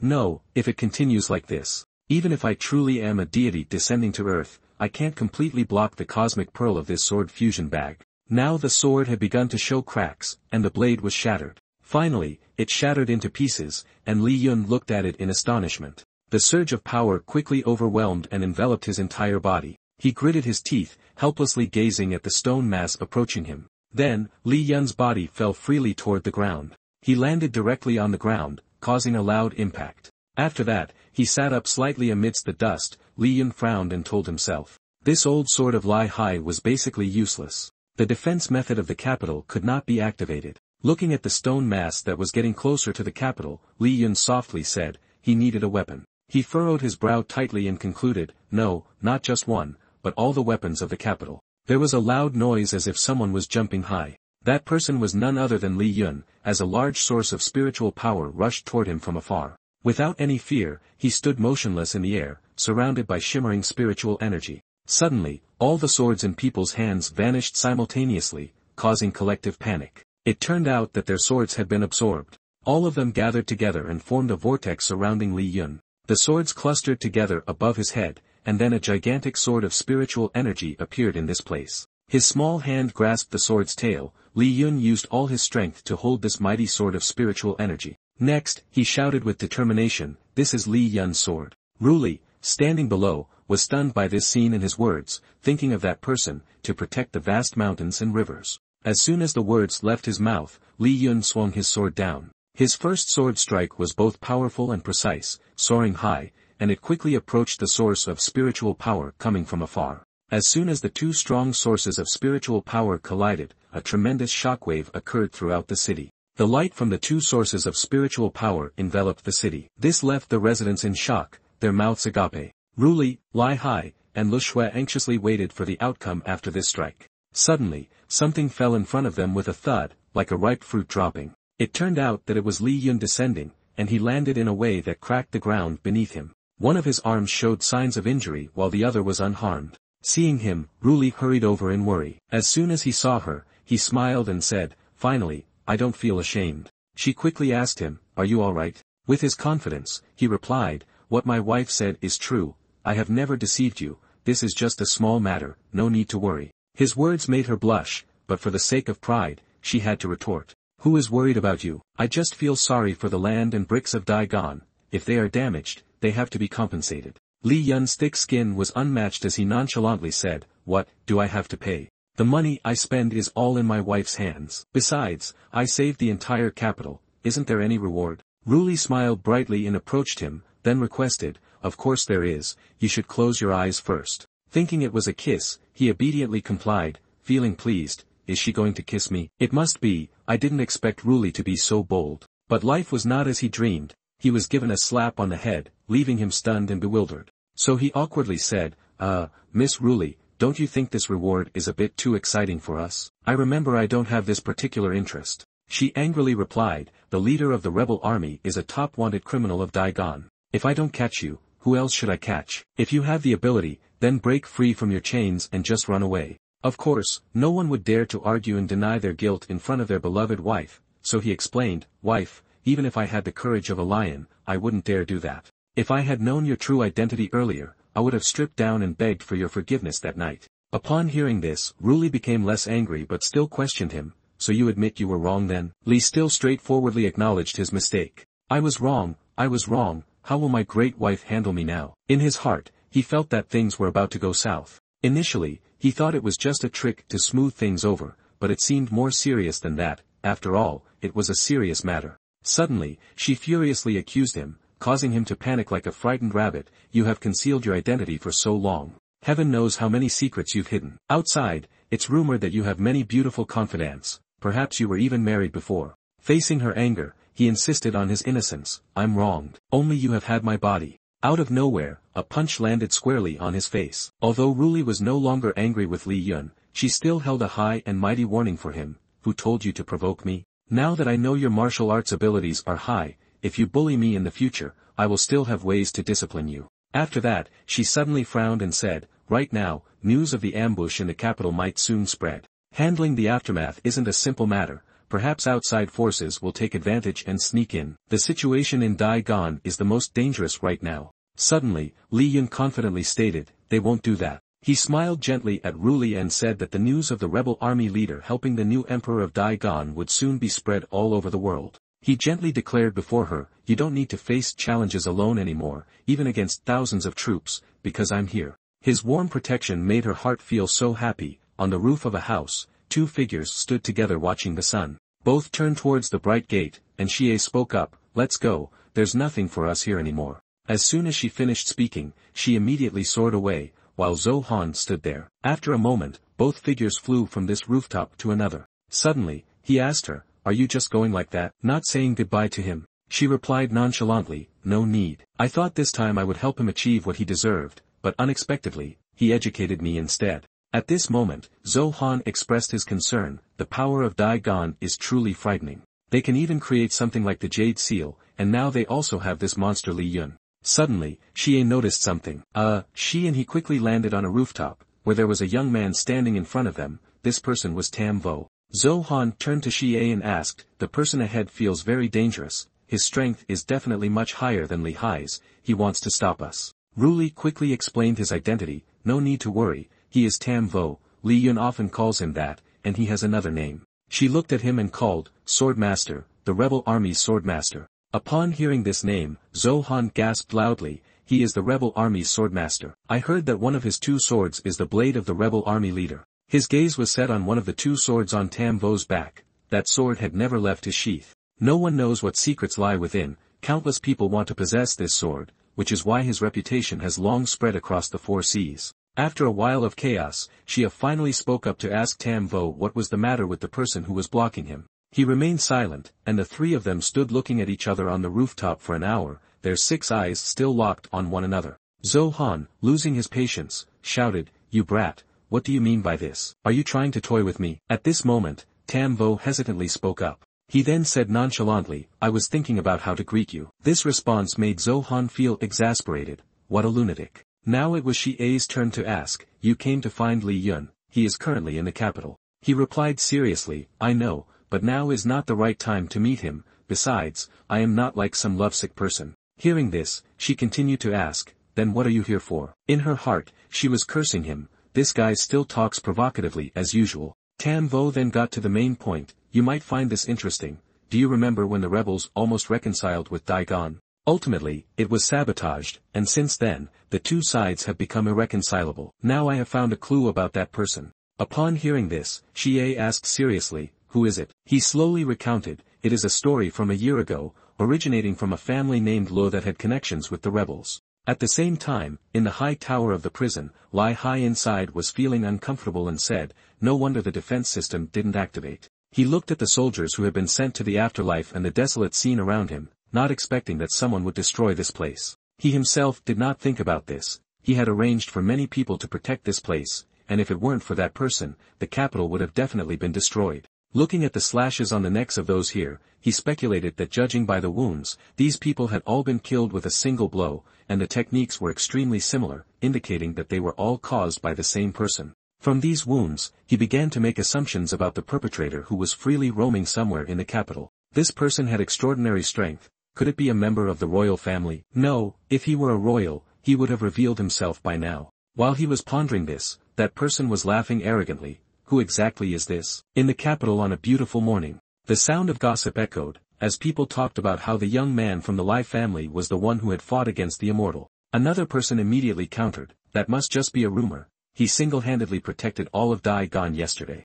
I heard the leader of the rebels is very ruthless. How could he possibly save the people of Daigon?" The brother of this person then added, "Regardless of whether he is the leader of the rebels or not, I feel he is not as scary as they say." But this person continued to argue, "The leader of the rebels is the most notorious traitor in the world. How could he not be terrifying?" However, the brother still insisted, "What you hear is false, what you see is true. The young man from the Lai family is really not bad." He recounted the times he had interacted with Li Yun. He would occasionally come to buy flowers from him, and he always praised him for growing beautiful flowers. Moreover, many neighbors had been helped by him. Talking from morning until evening, he only affirmed one thing, he definitely is not a bad person. And the person in their story was Li Yun, who was currently sitting in the emperor's palace. He felt a bit confused. He originally thought he would be directly taken to the dungeon. But unexpectedly, he was tied up and brought to the imperial chamber. "Oh dear, how will you calculate my punishment?" Li Yun fumbled on the dragon carpet and wondered if getting another pillow would be better.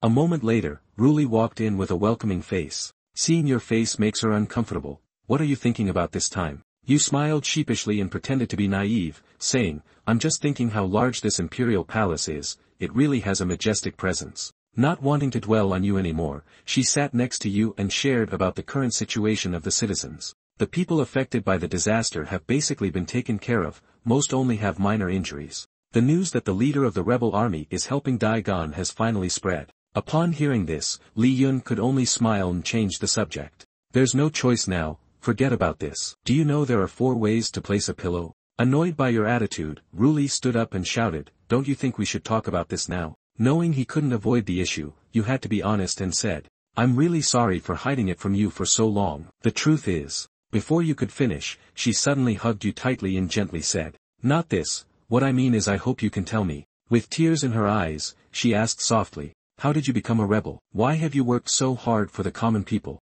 Of course, Li Yun didn't mind sharing everything with Ruli at this moment. "If you want to hear it, I will tell you." However, he didn't want to talk about such matters in the palace. But it was better to change to a more public place since it wasn't very suitable here. A moment later, they sat facing each other at a cool peak. Li Yun shyly said, "It seems like it's been a long time since I used this way of conversing. Normally it's quite casual, and suddenly being serious feels a little uncomfortable." Then out of the blue, "You mentioned the past. I remember the last time we talked like this was." Ruli saw you hesitating and reminded him that was before your marriage. 298 days ago. Have you forgotten even this? Naturally, you wouldn't admit to forgetting and added defensively, "Of course, I remember. It's just that I got confused because of the wedding date. Everything happened 6 years ago when you were the emperor." Seeing your flustered expression made her frown. At that time, the former emperor was raising taxes while enforcing oppressive policies, and the common people were suffering greatly. Li Yun's voice gradually recounted the story. Then, one day of that year, when the common people were incited by the noble families, gathering to resist Dai Gon's city guard, you suddenly fell from somewhere into this place, and I had just opened my eyes. Then you were puzzled, asking Ho Gwin Hong, what is happening here? I was clearly at Station B, you recounted, now much calmer than at that moment, and had fallen from the sky. Hearing this, Ruli questioned, wait a minute, you fell. Li Yun replied with a chuckle, that's right, I also don't know what happened up there. This vague explanation somehow made her believe, so that's how it is. Seeing how easily she believed him made him a bit perplexed. Didn't she doubt what he said? She innocently asked back, would you lie to me? You confidently affirmed, of course not. Because of your certainty, she was unafraid to declare. Therefore, I will naturally trust you, no matter what you say, I will always believe your words. This statement from Ruli delighted Li Yun to the point where he dove towards her. Wife, but of course, she didn't allow you to demand anything and said, don't even think about getting close to me, continue speaking. Is called by the gangsters as the water fruit ringmaster. Everyone must be very curious about why she is here. That must go back to a year ago. On that day she accidentally discovered her master was hiding forbidden books, so she advised her master a few words. Master, there's no need to look at such kinds of books when your hiding place hasn't been discovered by anyone. Afterward, she was expelled from the sect by her master, she wandered everywhere. And a few days ago she arrived at the capital, but unfortunately, the money in her pocket had all been spent. However, a middle-aged woman was willing to offer her a job, and she gladly accepted. The woman kept enticing her, young lady, I see you have great ambition. If you develop well, you will certainly surpass the flower in the future. But now she is furious and scolding her, have you gone mad? These are the capital's noble ones, Hong Xiu Lu has been ruined by you today. She candidly admitted her guilt, whoever did it should bear the responsibility, so what? She immediately got angry and shouted at the woman, it's all you're doing, it has nothing to do with me. If you hadn't brought me back, they wouldn't have wanted to play with me, how could I ruin them?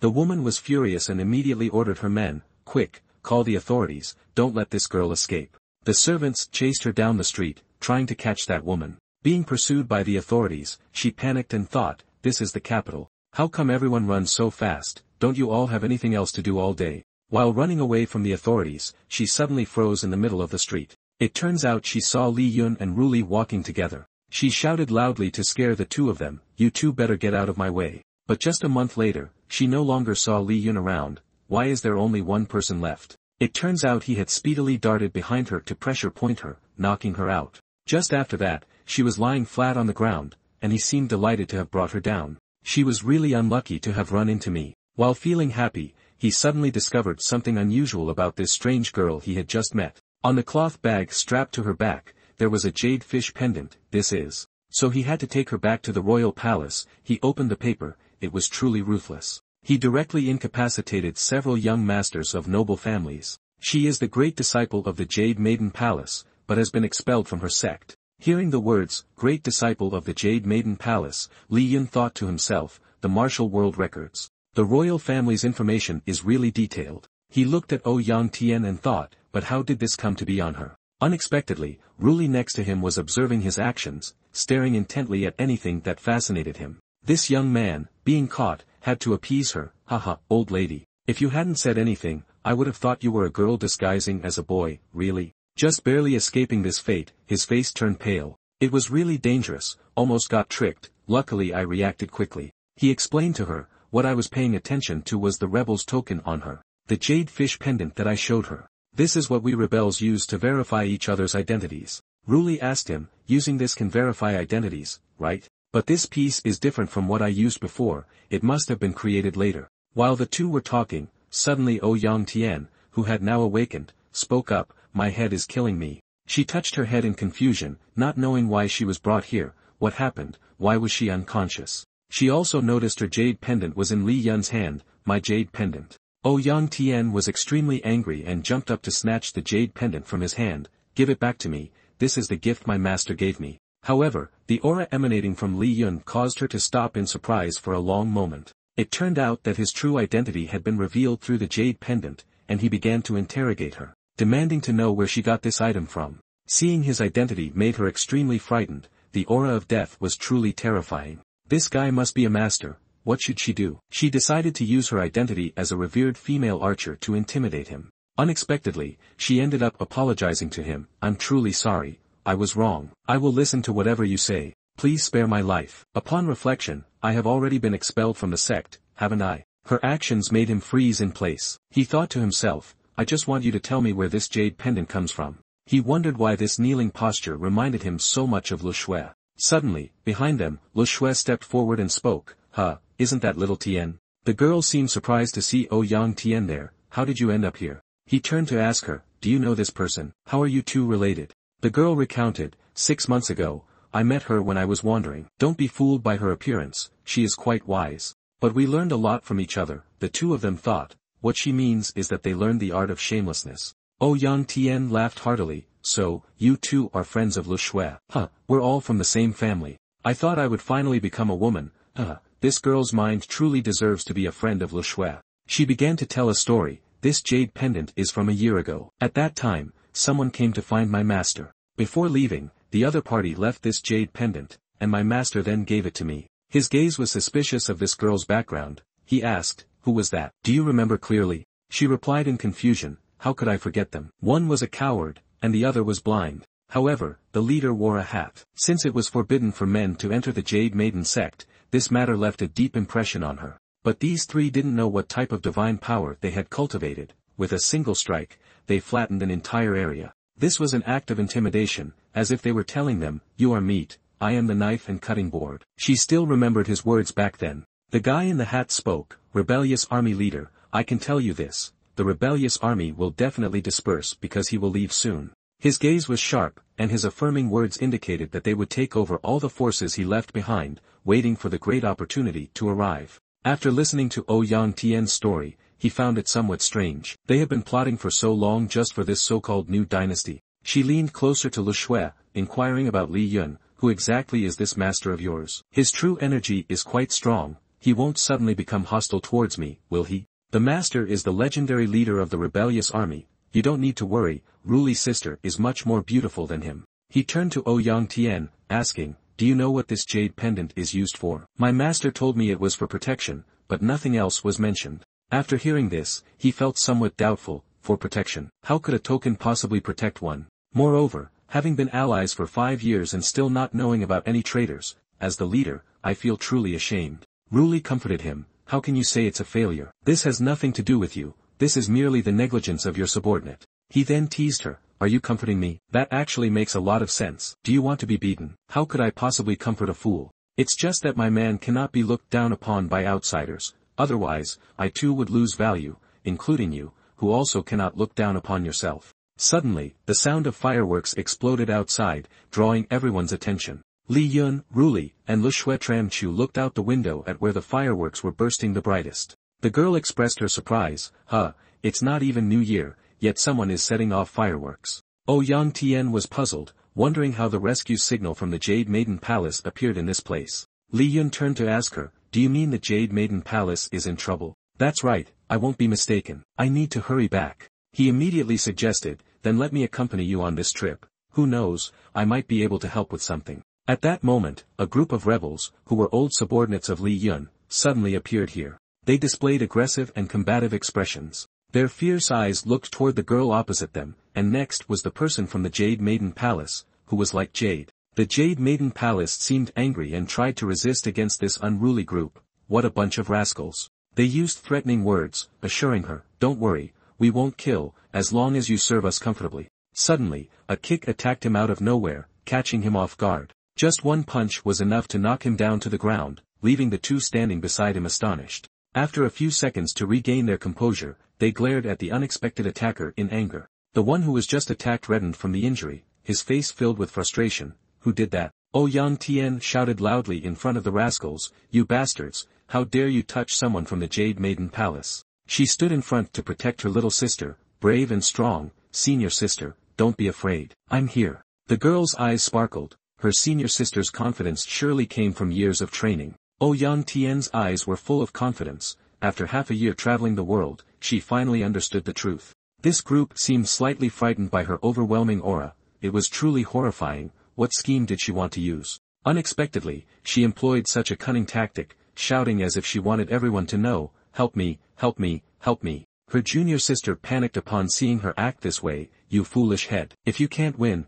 don't you know to call for help? Do you still want everyone to go serve those men? The rascals indeed rejoiced, ha ha ha, even if you scream your lungs out, no one will come to your rescue, your lives will serve as the foundation for establishing our new dynasty. Suddenly, two of them were unexpectedly attacked, their heads severed, blood splattering everywhere. The scene was truly brutal. This guy barely had time to glance behind before witnessing the horrifying scene before him. What? Meanwhile, Li Yun had appeared to rescue all the girls here from the rascals. He calmly asked the surprised man, the remnants of the previous dynasty, or should I call you the hunting dogs of the new dynasty? He panicked when his two teammates were taken down, his eyes filled with fear as he shouted, who are you? He indeed guessed part of your identity. This guy is really strong. We need to call all the people in the area to have a chance to defeat him. He took this opportunity to shoot fireworks to call for his companions, a single arrow piercing the clouds, 1,000 troops quickly responding to the order. His fireworks shot up into the sky right after a loud bang to summon his allies. He still did not grasp the current urgent situation, boldly threatening, with just you alone, you cannot fight us, you can still run away now. However, after waiting for a long time, he did not see his companions appear. Strange, where are they? Why haven't they come yet? You haven't provoked him, don't be anxious, they are about to come down. Upon hearing your words, he immediately froze in place, coming down. Then suddenly a corpse fell from somewhere behind him, startling him. His face began to panic, not understanding what was happening. Isn't this the scout who has always been hiding? Then a group of his companions fell from the sky one after another, like rain before his eyes. This group had all been injured, lying motionless on the ground, unable to move. At this moment, he finally realized the current urgent situation, his eyes filled with fear looking at Li Yun, the monster. His eyes were red with anger. I am very curious about the new dynasty you mentioned, can you carefully share it with me? That guy seemed extremely frightened when he was left alone to fight against a strong opponent like Li Yun. The junior sister turned to ask Yang Tian, senior sister, how did you manage to invite someone this strong? Being praised by the junior sister made the girl feel proud. Of course, it was due to my charm. However, only receiving a look full of suspicion, senior sister, it seems you have indeed reached that point. The Jade Maiden Palace, how could our disciples be reduced to being someone else's maid? What are you thinking? I have no such intentions. Li Yun interrogated the guy who was sweating profusely from fear. Tell me, what is your name? Who is your superior? Despite his fear, he tried to keep calm and answered. My name is Tu Dao Hoa, my superior is the famous Zhang San. Suddenly, you grabbed his hand, causing him to fearfully try to retreat. All that could be heard was a cracking sound, his arm was immediately twisted by you in an instant. Blood splattered from his hand, his eyes red from terror. His hand was twisted to the point of difficulty. You reassured him. Don't worry, you won't die, I will take my time until you tell me what I want to know. His name is Lai Tu. Your eyes lit up as if you had achieved your goal, quite the bravado. Yang Tian still wouldn't let the scoundrel go. This guy cannot be let off, we must be tough. It's frustrating that I am not skilled in interrogation. Is there any way to make him more honest? Tu Dao Hoa turned around and laughed loudly, ha ha ha. How about trying the beauty trap? If you make me happy, I will tell you everything, I'm not afraid of death. What else can you do? You can only lock him in a cage for wolves that have taken medicine. But with his stubbornness, he probably won't confess. Or throw a brick at his toe, then light a candle, set off firecrackers at his flower garden. There are also 26 other types of torture that don't seem enough. You turn to ask her, what is the name of your sect? The Jade Maiden Palace. Why? Your eyes gradually became terrifying. The chief disciple of the Jade Maiden Palace said that. Shall I try then? No need, I'll confess everything. You start the interrogation. What is your purpose? Where did you come from? We come from the borders on a mission to hunt down the various sects in the Jianghu. The Jade Maiden Palace is the third sect. The younger disciple angrily asked him. Why do you want to attack us? What have we done wrong? Because the mineral vital energy has been controlled in Daigon. So we must. Yang Tian angrily cursed at him. You beasts, do you want to use those with vital energy to refine stones? Li Yun felt something was off. No, this is impossible. The conversion rate is way too low. Such forced extraction would take at least 20 years to convert into mineral vital energy. Could it be that you have figured out a method? He was confused, unable to answer. I don't know either. I'm just following orders. You continue the interrogation. So who is your leader? A descendant of the previous dynasty. Zhao Chuan. He raised the jade pendant and asked him. Final question, who created this jade pendant for the rebel officer? However, he didn't have a chance to say anything before he suffered some kind of ailment. Blood started flowing from his eye sockets. It was. His eye sockets turned red and bled profusely. The mouth of the blood leader spewed blood. In the end, he suffered the same horrific fate as his accomplices. His eyes and mouth were covered in blood, the corpse looked extremely tragic, haunting to behold. The two senior sisters of the Jade Maiden also panicked at the sight. Did he die by suicide using poison? Li Yun pressed on the blood at his neck to check his body. He said it wasn't poison, there was a change in the breath of the blood, he died in an instant. Even I couldn't see through his method. He reminded everyone that we should go back to the city first. I'll have Lu Pianmen's people examine the corpse. At this death, he was angry and annoyed, the information he wanted to obtain was right before his eyes. In the last portion of the conversation, it could be confirmed that there was indeed an old friend of his secretly helping them. Who could it be? By the evening, they finally returned to the palace to examine the corpse. Ruli asked him, after reviewing the memorials from the past few days, the borders are becoming increasingly chaotic, what do you plan to do next? Li Yun expressed his curiosity. I'm just curious which of my friends is connected to the people of the previous dynasty. She felt uncomfortable, the things they were doing were clearly just causing trouble. You still call him a friend, isn't that just lending a hand? Could it be that he is greedy? She showed her displeasure, saying, you are the emperor of Daigon, why do you think about romantic matters every day? Let alone not knowing whether the other party is male or female, is that not due to your gloomy countenance? He comforted her, saying don't worry, I'm not sad, I just want to think of a way to ensure I can live peacefully with you soon. She also replied happily, the sooner we resolve this, the more time we have to live together. In the forest, a mysterious carriage was moving forward. Inside the carriage, a well-dressed man asked the great enchanter what the situation was, what had happened. The great enchanter presented a puppet that was covered in blood charms and handed it to him. The shadow assassins are all dead. The person he referred to must be the group that Li Yun just dealt with, mentioning names they shouldn't would only lead to death. The man asked, do your male beast masters have such divine abilities, killing people invisibly from a distance? The great beast master affirmed, as easy as turning over one's hand, don't forget your mission, only humans can do it. It turns out this is the third prince, Chu Noak Tan, don't worry, my sister is soft-hearted, just let me handle it. Li Yun was sitting on the roof practicing, surrounded by the aura of a main character. The flames radiating from him were bright and dazzling, yet while practicing, he couldn't help but think, it really is strange. Now his strength had almost recovered to its peak, the wounds from before caused by the jade seal had also healed. But why couldn't the vital energy in his body be replenished? It could also be said that he could still become stronger, could it be that he is a scion, getting stronger every time he dies? Suddenly, at this moment, a person below had been observing his every move, cough cough. He bent down to ask him, are you sick? Then you should drink more hot water. Shut up, I have something to discuss with you. He expressed, although the emperor did not specifically send me to talk to you. After I learned the news, I still decided it was better to tell you. At his vague words, Li Yun's eyes showed clear signs of fear. Could it be that? He spoke directly, that's right, it is that thing, perhaps you have heard this news. His eyes lit up brightly, wide-eyed as if eager to hear the gossip. Has she finally gotten pregnant? The man immediately scolded him, pregnant? You wish, where is the prince returning to the capital? He asked him back, if he dares to cause trouble, wouldn't it be better to just capture him? He said, things are not as simple as you think, this time he returned is the third prince. He has mentioned the national battle with the emperor. Li Yun was a bit surprised by the information just received, a national battle. He asked, I understand now, you want me to deal with him on the way? Not at all, this guy achieved military merit and was injured at the border, which is why he has the opportunity to return to the capital to rest. The man's gaze immediately changed, but there is one point of suspicion that I am very concerned about. He handed Li Yun a book that seemed mysterious. He handed Li Yun a book that seemed mysterious. He handed Li Yun a book that seemed mysterious. He handed Li Yun a book that seemed mysterious. The man's gaze immediately changed,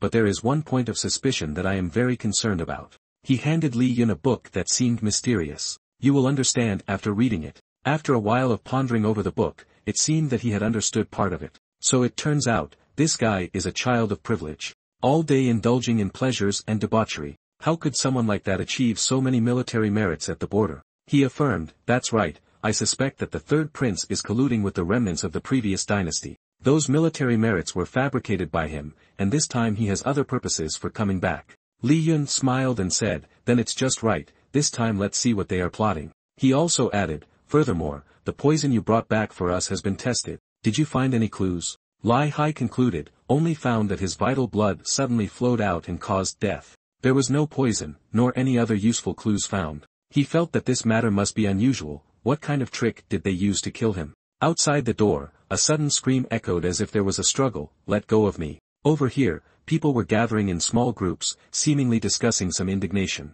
Lu Shui angrily scolded that guy. I said to let go of your filthy hands, can't you understand human speech? He still stubbornly replied, my prince thinks it's lucky for you to meet us. Don't be ungrateful, it's just one night, it's not like I'm not letting you go, do you still want to be a concubine? Unexpectedly, Lu Shui became furious at his words, kicking him before he could react. Yang Tian ignored that guy and said, let's go, don't waste time with them. Behind them, the third prince came over, trying to stop the two girls, saying, you two should stop. He still wanted to provoke the two girls, saying, you beat my guy and still want to leave. Yang Tian angrily retorted to that scoundrel, if you dare, let go, what do you want? The third prince persistently provoked, I really like your temper, you'd be suitable as a servant girl in my chamber. Meanwhile, Li Yin began to step up to protect his people, saying, I also really like your temper. Your gaze was clearly teasing that little brat, yet here you are, coming to my doorstep. Seeing himself being provoked by an unknown person for 3 straight days, he displayed an angry face, looking back, master of the house. The third prince turned to interrogate Li Yun, where did this country bumpkin come from, daring to call me, you little brother? He began ordering all his subordinates to attack you for mocking him, punish him for me. At this moment, he was happily thinking he was definitely winning this match, truly a brainless guy wanting to be a hero saving a beauty. Unfortunately, you encountered someone you shouldn't offend, spare him a breath, I'll take a few hits at him. However, he closed his eyes and waited for a while but didn't feel any reaction, only the sound of his subordinate screaming. Your Highness. He looked over with tears. Unexpectedly turning back, his subordinates were all lying flat on the ground, breathless. All right then, I'll make you happy. The third prince began to panic at your terrifying strength. How could this be? The bodyguards I've carefully selected have all been dealt with. You threatened him, I've already said you're my little brother, let's get acquainted. Next, I'll use family rules to teach you a lesson. Confronted with Li Yun's threats, the third prince lowered his head, displaying a vigilant demeanor facing you. He forced a smile and said, your skill indeed exceeds mine, it's the capital here, causing trouble here is not a wise choice. You didn't care and strongly slapped the third prince, catching him by surprise. He held his cheek, wide-eyed, sitting on the ground, while two figures, Lu Shui and Yang Tian, looked on from a distance. The third prince sweated profusely, still holding his now red cheek, angrily shouted, I am the brother of the current emperor. And you are just a country hermit, if you cause chaos in the palace, see who the emperor will support. Li Yun squinted with a mocking smile, pushing the iron close to him, saying, why is that so? You bullied my friend, how do you think my wife will see me after I've let you off this easily? He grumbled annoyingly, raising his chin to retort, your wife, which noble lady could compare to someone as noble as me? Suddenly, the royal guards rushed towards the two standing, drawing the third prince's attention. Li Hai looked towards them, sternly ordering, capture him. The third prince instantly burst into laughter, saying, the commoners of Lu Pian men have arrived, let's see if you dare to be insolent again. In his heart, he thought, capture him for me, I have to handle him easily. However, the guards suppressed him, 2 swords blocking his way, leaving him confused and bewildered. The third prince immediately looked at Li Hai and Li Yun, shouting loudly, have you both gone mad? Do you even know who I am? Li Hai replied, who do you think you are? You dare to touch the emperor's people and still want to leave? Now he was stunned, softly repeating, the emperor's people, with a questioning tone, thinking to himself, what a mess. The emperor's people, combined with this skill, could it be that he is the leader of the rebel army from the legends? Immediately, the third prince lowered his head and softly said, it's all a misunderstanding, it turns out we are all from the same family. Earlier, I was disrespectful, please forgive me. He thought to himself, I must stay calm, I haven't completely offended him yet. For now, I should just approach him, as it serves my purpose. But what he received in response was something that flew swiftly through the air, aimed at his face, leaving him astonished. Li Yun kicked the third prince away,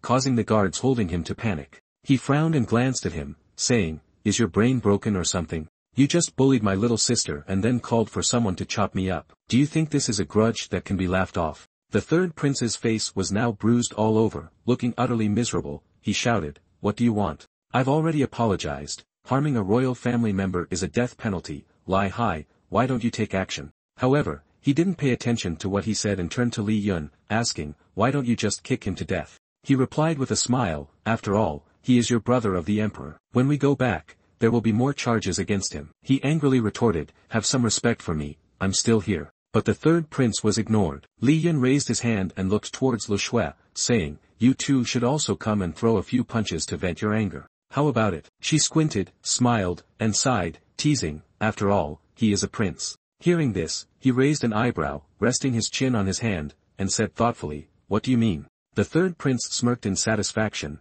glancing at her and Yang Xian, saying, "You all know my identity. If you stop now, I won't hold it against you." As soon as he finished speaking, Lu Shui approached, flexing her arms cheerfully, saying, "What I mean is, just don't kill him." This made him turn pale with panic. Li Yun also cheerfully replied, "No problem," causing him to panic even more. Then, sounds of impact echoed throughout the area along with the painful screams of the third prince, "Spare me, female hero. Don't hit my face, my pride." Lu Shui didn't care and just replied, "You wanted to be arrogant, now die." After they finished, she placed her hands on her hips, looking satisfied at him, bruised and lying motionless on the ground, commenting, "No wonder he's a prince." Next to her, Yang Xian crossed her arms, looking down at him. The third prince's face was now bruised, his bones swollen. She examined him and said, "That should relieve some anger. This time, he got off easy." At this moment, Yang Xian finally laughed and spoke, "If we had tools, it would have taken even more effort." Li Yun helplessly looked at the two of them and asked, "Is the Jade Maiden and you all this violent?" Lai Hai knelt down to examine the third prince and said, "The prince has encountered an unexpected incident. I will investigate. You all should leave here first." Now in the third prince's mind, he was cursing, "Unexpected incident, what a beast." In Ruli's room, she sat majestically and quietly at her desk. The door opened, and Li Yun's figure appeared. He spoke, "Your Majesty, I want to report that the third prince harassed me on the main road, almost causing me serious injury." She propped her chin on her hand and laughed fiercely, saying, "Oh really, is my husband suffering so much? Do you want me to hold him?" He stepped closer, placing his hand on the table seriously and said, "Your Majesty, please stop laughing. This is a serious matter. The third prince has been provoking Lu Shui. He even found someone to beat me," Ruli said with both hands on her hips, calmly replying, "If you hit him, I would believe it, but hitting him to the brink of death is a different matter." Li Yun narrowed his eyes and smiled, raising his index finger to change the subject, "Let's drop it. The thing I hate the most is fighting and killing. So I won't cause trouble for you anymore. We should talk and embrace for a little while." She looked at him gently reassuring, "Don't worry, if he really conspires with the enemy, I will definitely not let him go, and I will handle it according to the law." Li Yun immediately responded, "If we go by the law, Your Majesty, you have already caused the deaths of billions of soldiers of Lao Li." "Look," Ruli puffed her cheeks and pouted, "isn't that also Lao Chu's doing?" Then she handed him a piece of paper, instructing, "Stop joking around. Give this letter to Lai Hai for me, then let him pass it to the third prince. And while you're at it, get him some medicine." Surprised by her, he thought, back already in causing trouble, there must be some other purpose. Holding the item in his hand, Li Yun asked, "What did you write?" She smiled and replied, "Just some comforting words." In another villa, sunlight streamed down on the roof. The third prince, carefully bandaged, was leaning against the headboard of the bed, listening to his guard advising him. "Your Highness, that person is not someone we can provoke." He shouted angrily, "That damn traitor. Wasn't I just flirting with a few girls?" The guard replied with frustration, "Traitor. In your Highness's eyes, it may seem like that. But in our eyes, he is absolutely not someone to mess with. He is the number one existence in the world." The third prince widened his eyes and shouted angrily, "Give me a weapon, I will definitely make him pay for this." Suddenly, a guard came in with a stack of papers to report, "Your Highness, the Emperor has sent medicine and a comforting letter for you." He immediately smirked in satisfaction and grunted, "Even the Emperor has to show me some respect. What does it say?" The guard opened the letter and read that the Highness had not been very bright since childhood. And it had been a long time since he had been to the capital, so he should pay attention. If he didn't, he wouldn't know how he could die, she wouldn't go and rot for him. Those words quickly made the third prince furious to the point of spitting blood. He gritted his teeth, his hands clenched into tight fists, cursing, "Contact that shaman from the barbarian tribe for me, I will make this couple pay with their lives." The sky gradually darkened without a cloud in sight, enveloping the entire underworld. From somewhere, loud sounds emerged along with the sound of cards being slammed down on the floor. The man with his hair tied up high and thick eyebrows, after winning the game, stretched out his hand and said, "Hand over the money, don't try to cheat me." One of the two players asked to avoid having to pay, "What do you call this game?" He replied, "It's called Landlord Battle, invented by the leader of the rebel army. It's very popular." The other player chimed in with a complaint, "But do you think this third prince is capable? I just want to be a dragon, not a target." He replied, "Isn't that very simple? With my long chi, I can see everything with one eye." The person opposite him curiously asked, "You know long chi? Is that true?" Hearing this, he crossed his arms confidently and said, "Of course. I once learned from a Taoist during a little trip, but I could only open it once in 10 years. As long as I have long qi, I can see it with one eye. The curiosity didn't stop there, so his companion asked, "Why didn't you check the other person from the previous round?" He replied, "At that time, I wasn't thinking that much, I just wanted to earn a living." Then the three of them gathered in front of the underworld, and he ordered, "Don't disturb me anymore. Stay quiet while I see if the third prince is truly a hero." With that, he raised his hand to make a very focused gesture, and a small beam of light emanated from his fingers, causing the other two to stare in awe. After a moment, he shouted, "Open." A bright orange-yellow light flashed in his eyes. A gigantic circle of light shot up into the sky from the underworld, looking extremely dazzling. The circle of light crystallized into a pair of phoenix and dragon, with orange-yellow as the main color. He said, "The dragon image appears, surrounded by purple energy, this is a sign of good fortune." He smugly said, "Could it be fake? Brothers, we will truly become the divine dragon." The three of them shouted in unison, breaking the silence of the underworld. "Long live the third prince! Long live the third prince! Long live the third prince!" The noise made Li Yun peek out the window to check. Is it just a landlord battle? Do they need to be that excited? He didn't pay much attention and closed the window, commenting. But from their conversation, it seems these people are indeed connected to the selection. Suddenly, the person lying on the bed, fully bandaged, sat up and complained. "What's going on? It's too noisy." The pain from the bandaged area on his neck had turned into a sharp, intense ache. Due to the careless movement just now. Unable to bear the pain, the third prince lay flat on the bed, looking like a frog turned upside down. Seeing this, Li Yun approached the bed, saying, "Just be hypnotized by Li Shi, stay still for me." Saying that, he walked over to the bookshelf in the room, with his hands on his hips, and declared, "I'll take advantage of the time to see if there are any clues left. My wife is still warming the blanket for me." He reached out to glide his hand over the neatly arranged books on the shelf. When he pulled out a random scroll and read the title, he couldn't help but exclaim, "Profound literature, confiscated." However, the various colored scrolls of differing thicknesses were taken out and fell onto the floor, disrupting the neatness of the room. After rummaging through the shelf for a while, only a few scrolls remained, two of which Li Yun was still holding. Feeling helpless, he said, "Why are all these things trash?" He turned to the third prince and proclaimed, "You old pervert, no wonder you can't become an emperor." Suddenly, he noticed a scroll peeking out from under the prince's pillow. "Huh, what's this?" The third prince didn't pay attention to Li Yun's remarks and simply grimaced and groaned, "Help." Li Yun suddenly brought his hand close to the third prince's face, causing him to pay attention immediately. A strong flick on the forehead was delivered with a smile from Li Yun, teasingly, making the prince's head tilt back. The prince lay on the bed, dazed and unaware of his surroundings, so he didn't catch Li Yun's sarcastic praise. "You are the first person to withstand 4 of my attacks and still survive, you can brag for a lifetime." He grabbed the scroll from under the pillow and pulled out a piece of paper inside. After reading the contents of the paper, he concluded, "Indeed, this guy's goal is to assassinate Ruli. That's not acceptable, the assassination of the emperor can only be done by me."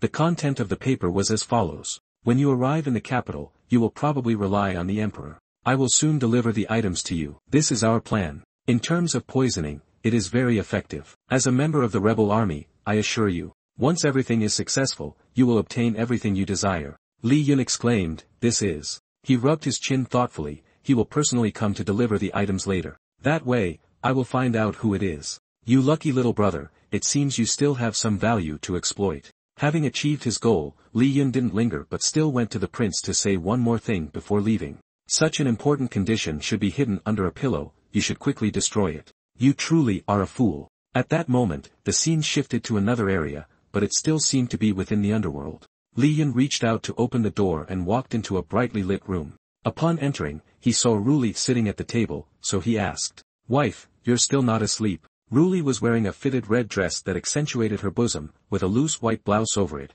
reading a book, and replied, "You think I'd feel secure letting you go out, then sleep alone?" Hearing that, Li Yun couldn't help but tease her. "Could it be that you've gotten used to sleeping with me? Being alone doesn't feel safe." She pouted and replied, "You are the real danger. Did you obtain anything? Could it be that you directly dealt with him already?" You answered no. "But indeed, we found out a few other pieces of information. Who knows, we might catch a big fish." Ruli didn't understand, so she asked, "What news? What do you plan to do? You have a lot to say, and the location of the target is clear. Indeed, it's about colluding with the remnants of the previous dynasty. The purpose this time is to assassinate the target. After that, he wants me to engage with the friends of the rebels. So this time, I won't disturb the hornet's nest anymore. After preparing, I will catch them all in one net." She rests her chin on her hand, listening intently, then speaks. Not too bad. Li Yun asked, is this only not too bad? This is intelligence that is among the top 2 in the world that I worked hard to obtain. Ruli turns her face away and says, there are a few things that are not done correctly. I guess we can consider it up to standard. Not understanding her words, he stops and asks again. What do you mean by just up to standard? What would it take to be considered adequate? She raises her hand to tuck her hair back and smiles, answering. Go home early, rest early. That title of top 2 in the world must take a back seat to my husband, Ruli. Today the weather is clear and pleasant, perfect for a date. At this moment, at the flower garden, looking at the plate of fries with sauce on the table, Ruli curiously asks, what do you call these fries? Li Yun smiles and says, those are French fries, hurry and give them a try. Remember to dip them in the ketchup. She immediately takes a piece, chews, tastes it, and praises. Not bad, soft inside and crispy outside. Ruli is very excited. The hamburgers last time in the capital sold very well. I feel like fries here will also be a very hot item. Seeing his wife complimenting, the young man is visibly pleased and asks for a reward. So, are you not going to reward me a little? She asks with a bright smile.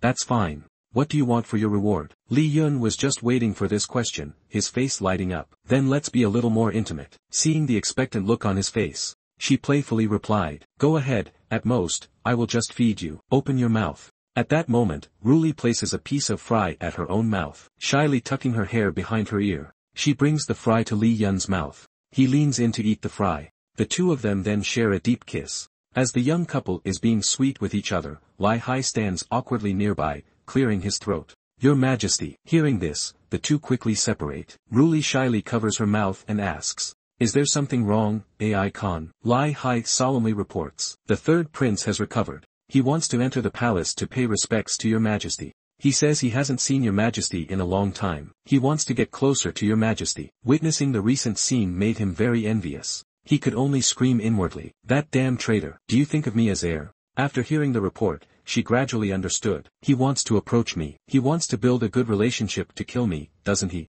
In contrast to her, Li Yun smiled and said, let's meet him. With me here, the big fish will surely get hooked. We should play him a trick. Scene shifts to the imperial study. Inside, the third prince is performing the ceremonial bow. Paying respects to your Majesty. Ruli is sitting on her seat. Resting her chin calmly, she says, rise. I heard you were injured. Just as she finished speaking, he immediately replied loudly, I was assaulted by some scum in the capital. Worse than a dog or a pig. While he spoke, he thought in his heart, it seems she still doesn't know what I truly think. Acting concerned for me, that's fine. It'll make it easier for me to act later. Suddenly, Li Yun appeared, placing his hand on his shoulder and laughing said, is that so? Tell me, what did he look like? Sensing someone behind him, he quickly shut his mouth, his face turning pale. Ruli rested her chin with one hand. With the other hand pointing at Li Yun, she smiled and said, let me introduce you. This is your brother-in-law. Li Yun also went along with the situation and asked, so tell me, who bullied you that day? I'll back you up. He, turning pale, hurriedly corrected himself. That day I must have been hit by a carriage, causing memory loss and mental confusion. Li Yun pretended to know nothing and asked, so we can say there was no one who hit you? He broke into a cold sweat, scratching his head in response. Right.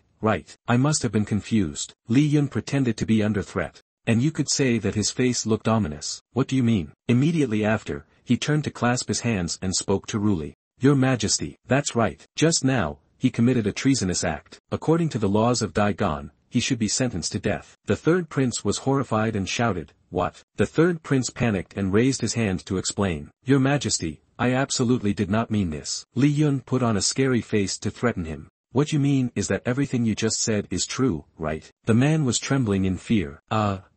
You took this opportunity to exploit me. Just let me go. I'm telling you, I want to have some black funds. The third prince's mouth dropped open in shock. Seeming to see a glimmer of hope, he said, Master Chief, you are wise and powerful. Name your price. Li Yun raised two fingers and grinned as he quoted a price. It's a small matter. 20,000 taels of gold can solve the issue. Hearing the colossal amount mentioned, he broke out in a cold sweat. But he still forced a smile in response. 2. Okay. Then I'll trouble you, big brother. On the surface, it sounded good, but inside, he was cursing endlessly. Why don't you just go rob me instead? This time I'm at a significant loss. I will definitely kill you all. After the couple, they concluded the negotiations, and Li Yun was very pleased. He happily turned to Ruli. Your Majesty, the third prince must be out of his mind. It was a thoughtless act. For the sake of the deep brotherly bond between the two of them, please spare his life. The third prince was there, relieved. Right. Deep brotherly bond. Your Majesty, Ruli calmly replied. We say such things, but the laws of Daigon have never shown leniency. Li Yun began to seize the opportunity. Your Majesty, the third prince and I just finished negotiating. He wants to sell all his properties to contribute to the country. Hearing him betray himself, the third prince was furious and cursed inwardly. Beast, 20,000 taels as discussed. Ruli listened to these words and was very satisfied. If that's the case, then you have this awareness. I will not pursue this matter anymore. Li Yun gave a thumbs up, praising, Your Majesty is wise. As for the third prince, he was so shocked that he couldn't speak. He could only cry silently, clasping his hands and promising, I am willing to be loyal to Daigon. Until the day I die. He couldn't help but feel anxious. It seems they have agreed to spare my life, but it cost me quite a bit. After saying that, he clasped his hands to take his leave. Then I will take my leave first. Next time, brother-in-law, remember to personally come to my mansion as a guest. Li Yun also responded, No problem, brother-in-law.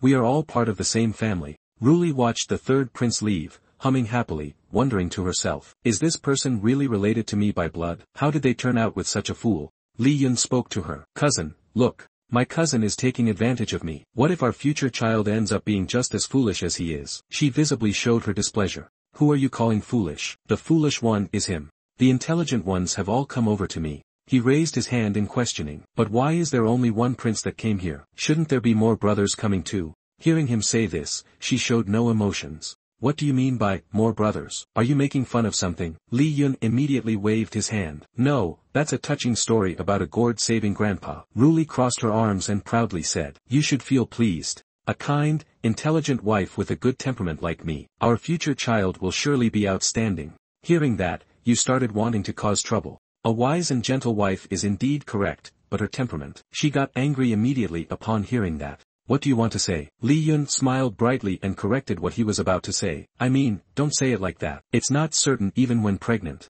Li Yun stood on the rooftop observing the situation below. He had been standing with his arms crossed for quite a while. This guy probably has already set off on his journey. After saying that, he reflected on the past few days. He had been visiting this guy's house as a guest. Each time he left, he conveniently took a few things with him. Perhaps he didn't think that he was being monitored. Below, the third prince mounted his horse, preparing to set off with a few subordinates. Seeing this, Li Yun thought to himself, it's time to catch him. However, the third prince was sitting on his horse, smiling brightly. Unexpectedly, the leader of the rebel army was just a greedy person. Truly, heaven is helping me. Once everything is settled, I will take the gold and flaunt it in front of him every day. The subordinate beside him misunderstood the confident smile. Indeed, he is the son of heaven. After that, the third prince and two subordinates entered a forest. The three of them walked to an open area and stopped. The third prince dismounted and looked around. Then he shouted loudly, Your Highness, stop hiding. I want to deal with that dog emperor quickly. Seeing that someone had arrived, the man hiding behind the tree slowly stepped out. He wore a mask and a hat, creating an air of mystery. He was equipped with sharp weapons all over his body. He looked at the third prince in front of him without saying a word. The third prince, seeing him step out, immediately questioned, Is it just you? Did you bring the goods? Suddenly, a voice came from behind. Where is the little brother? The third prince was startled. Reflexively, he turned around and replied, I'm here, brother-in-law. After a pause of about 5 seconds, the third prince and his subordinates finally reacted. All three were in a panic. How did you get here? Li Yun smiled and said, Of course, I came to deal with you, little brother. The third prince behind ordered his two subordinates, Don't be afraid. Stop him for me. Although these two were very scared, they encouraged each other, Don't be afraid. The third prince is a person of great fortune. He will definitely turn danger into safety. Li Yun looked at them with a cold gaze. If you kneel, I won't kill you. Immediately, the two knelt down and bowed their heads. In unison, they pleaded, We surrender. We were just passing by. After that, these two hurriedly ran away. The third prince, seeing this, angrily shouted, What a bunch of useless trash. Then he turned to the masked man with a not-so-pleasant smile. Fortunately, your former companions are here. We have long thought of a way to deal with you. He shouted, Die, traitor. Just then, a hand pierced through his chest. Blood splattered everywhere. He looked at this scene in shock. He spat out fresh blood, struggling to look back at the masked man with a face of disbelief. Indeed, he did not expect this person to betray him. After that, he exhausted his strength and fell to the ground. Li Yun, seeing the actions of the masked man, smiled and said, what a clever tactic. No witnesses to testify, huh? Old friend, take off your mask. It's time for us to meet. Suddenly, there seemed to be a noise. The masked man vanished from his spot. In a second, he appeared right in front of Li Yun, preparing to attack with his sharp claws. His hand slammed down onto the ground. Dirt and rocks flew everywhere. The dust from the punch dissipated. The masked man. The forest was now very peaceful and quiet. Suddenly, there was a twist. Li Yun punched the man, sending him flying dozens of meters away. He approached and asked him, "Who are you? I don't remember having a friend who knows such tactics. If you weren't someone I knew, I wouldn't have shown mercy. Tomorrow, I will take your life." The mask of the man began to crack, revealing a strange smile. It seemed he had achieved his goal, laughing and saying, "The leader has become slower after getting married." Seeing the face behind the mask, Li Yun was very surprised. "Lak Qing Shui, why are you here? What do you mean? I'm not the leader of your people." But he didn't say a word. Suddenly, he emitted a golden light. Right after that, it exploded like a bomb. Smoke and fire erupted. The explosion ignited a whole area. Black smoke billowed up thickly. He had vanished. Li Yun had created a protective layer for himself, so he was unharmed. He pondered, "Have you been controlled by someone else? What do those words mean? Why am I so slow?" He glanced down at the area that had just exploded. There was something glowing. "What is this?" Then Li Yun leaned down, full of suspicion. "This needle plus the ability to control others. Could it be him? If it is him, everything I've done must be going too smoothly, right?" He picked up the needle, staring intently at it. "Have I overlooked something?" The third prince entering the capital, a pawn being controlled. Suddenly Li Yun realized something. Not good. Ruli, this damn group. How could I have just thought of this? Since the beginning, the third prince has merely been a pawn to lure me in. Their actual target is Ruli. At the same time, in the palace, Ruli was reading literature when a puppet lurking from the ceiling attempted to attack Ruli, who was seated. It lunged forward, brandishing its sharp claws. Ruli sensed the killing intent, looked up in shock, and froze. Luckily, Lai Hai rushed in just in time to block the attack, and he also managed to slash at the puppet in one move. The puppet was immediately pushed back by Lai Hai's unexpected slash. Lai Hai raised his sword and stood in front of Ruli, glaring at the puppet, saying, "It was close to being too slow, a crime worthy of death." Ruli, from behind, said, "What are you looking at with that strange figure of the puppet? 4 arms, 2 legs, and its face were all stitched together with discernible seams, along with tattered clothing. What on earth is this?" Lai Hai also looked at it warily. "This is probably a puppet beast created by the witch of the southern barbarians. I encountered similar monsters when I was at the border." Suddenly, the strange beast disappeared. It jumped high to the ceiling,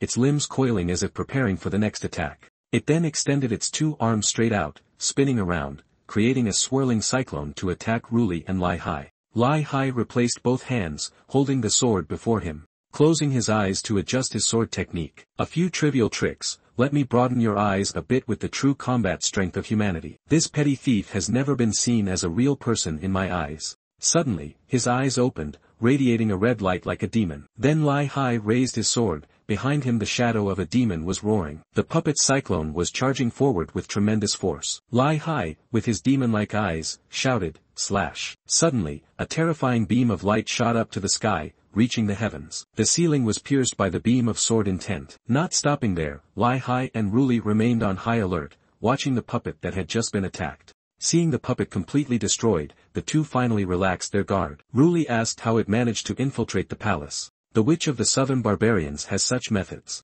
Lai Hai looked at the beast, thoughtfully saying, "The puppet beast doesn't have true qi, and when attacking, it doesn't emit any sharp qi. Moreover, the witch can control the beast from 1,000 miles away. It's difficult for an ordinary expert to detect it." After saying that, he thought to himself, "Of course, an expert at this level, I couldn't hide from either." Suddenly, the puppet moved, and Lai Hai also noticed. He suddenly remembered something, not good. Just as Lai Hai feared, although the puppet lay scattered on the floor, it could still continue to fight. It shot out hundreds of sharp spikes from its body. The sharp spikes shot straight towards Ruli, but Lai Hai rushed forward to block them. Dozens of sharp spikes pierced his body, causing blood to flow out. But he managed to block all the sharp spikes for Ruli. Blood flowed all over him, even filling his mouth. But Lai Hai still solemnly said, "Your Majesty, don't worry, I swear I will protect you at all costs." He tried to calm himself, thinking that this poison was dangerous, and he must not panic. As long as he stabilized his internal energy, the poison would not spread.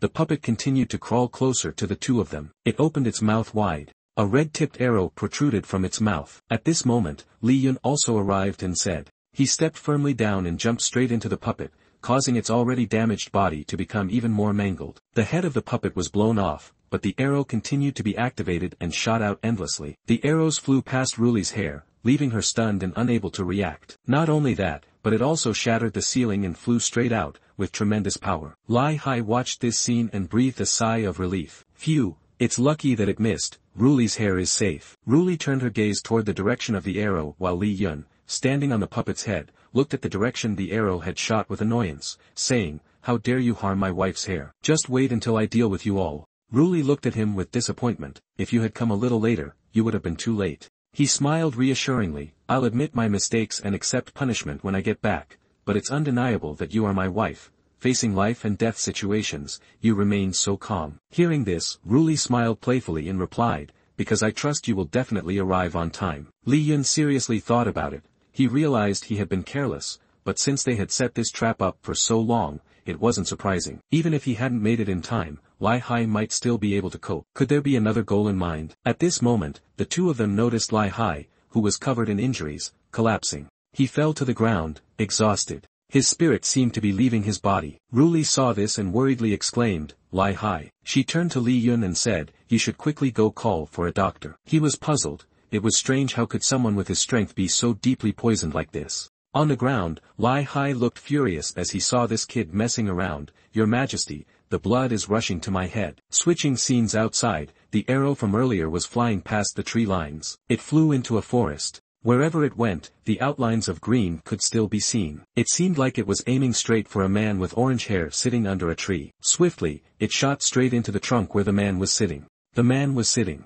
Swift as an arrow, it shot straight into the trunk of the tree where the man was sitting. The man seemed to be waiting, also looking towards the arrow. He used force to pull the arrow out of the tree. Seeing the arrow accompanied by a lock of Ruli's hair, he satisfiedly said the mission was complete and it was time to return to Nam Man. The Grand Magician looked at the white lock of hair in his hand, returning to the setting of the palace, where Li Yun and Ruli reside. At this moment, a lavish meal had been placed on the table. After recounting the events, Li Yun concluded by saying, "Everything is just as it is." At the dining table, there were only two people facing each other. His voice was clear. "The second son of the clan has died." Upon hearing this sad news, Ruli appeared very calm. She picked up a piece of food, put it in her mouth, and spoke with a composed and noble demeanor. "That was also the second son of your clan. If he has died, then it is what it is. It is actually better for our family." Seeing her enjoying the meal so much, Li Yun couldn't help but be astonished. But he only dared to think to himself, "No wonder she is the woman who kills tens of billions of the Li family."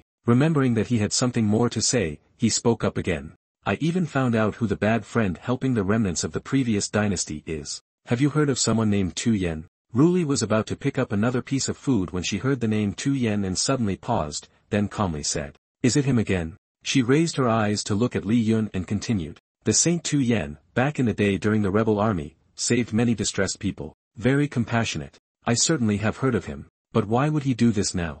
Li Yun answered with surprise. "I don't know, I can't even believe it." His eyebrows furrowed slightly as a thought suddenly occurred to him. Could it be that the war has completely changed since then? Ruli at this moment had a troubled expression. Her eyes started to well up. "I'm sorry, during this time I have been busy. Knowing the news about Tu makes you very sad." Hearing his wife say that, Li Yun immediately smiled to comfort her. "It's all small matters, family matters. As long as I can help you, I feel very happy." Even though he said that, Ruli still couldn't dispel the worries in her heart. "But when I married you, I wanted us to live peacefully together for a lifetime, not to always encounter danger." Li Yun still smiled, telling her, "I think the same way, that's why I concealed my identity. But troubles always come knocking at the door. And at this moment, you just need to rest assured and rely on me." After a while, Li Yun tried his best to comfort his little wife, and finally, Ruli managed to smile, temporarily putting aside her worries. Her mood gradually improved. "Even the elder brother must rely on me."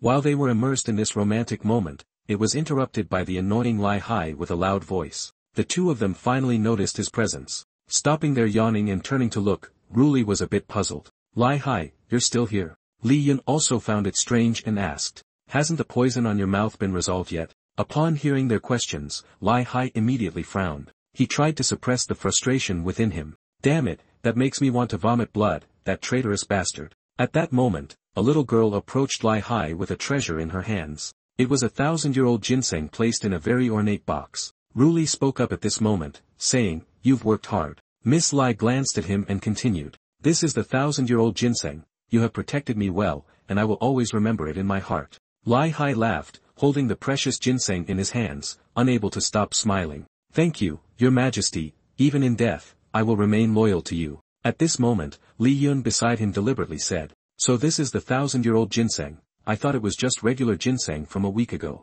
As soon as he finished speaking, Lai Hai's mood shifted from happy to irritated. He glared at Li Yun, raising his voice, "If you hadn't said that, no one would think you're an idiot." After receiving his reward, Lai Hai immediately switched to serious work mode. "Following your previous instructions, I sent someone to track the remaining subordinates of the third prince, and discovered their base in the eastern city, but by the time I arrived, my people had all been dealt with." Hearing this, Li Yun thought for a moment and then spoke up. "Then they have likely headed south to Man." Upon hearing this, he responded, "I'll immediately lead some men to catch them." After hearing him say that, Li Yun put forward his opinion. "It may be easy to deal with the people from Lu Pian Men, their strength might not be weak. You're not fast enough to catch up with them. They might already be approaching the Dai-Gon border, let me go." As soon as he finished speaking, Lai Hai immediately smiled, giving a thumbs up to Li Yun. "Exactly, your speed is fast. Everything is fast." Suddenly being complimented like this made Li Yun a bit suspicious, feeling that there seemed to be another meaning behind those words.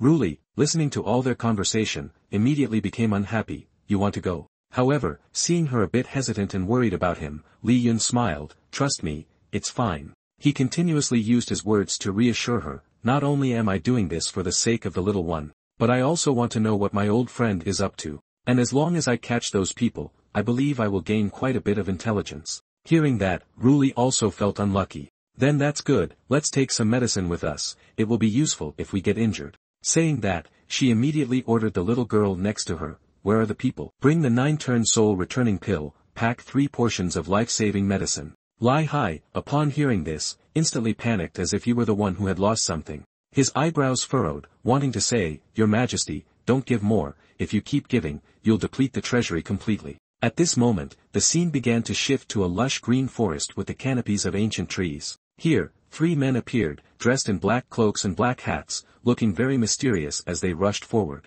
Just as they were advancing, suddenly the leading man among the 3 landed on the ground. The man leading the group was Tu Jia, and he quickly commanded them to stop. Seeing this, the 2 men behind followed suit but didn't understand Tu Jia's intention and spoke up, "Tu Jia, why are we stopping now?" He looked at them and scolded, "You fools, we are being followed." As soon as these words fell, the 2 were immediately startled, unable to believe what they just heard. "What, that quickly?" While the 3 stood still, a small green swirl began to appear here. Then, the unexpected appearance of Li Yun came, his expression serious as he looked at these people. As Tu Jia saw Li Yun, he spoke up, "So fast, you must be Li Yun, the leader of the rebel army, right?" "Indeed, the leader of the rebel army is fast, very dangerous." Hearing him say that, Li Yun couldn't help but think to himself, "Are you in a movie?" But just then, Tu Jia unexpectedly broke into a smile, his eyes becoming crafty. "But can you be faster than our guns?" Li Yun felt annoyed at this remark. "What kind of guns? I think you're racing more than anything."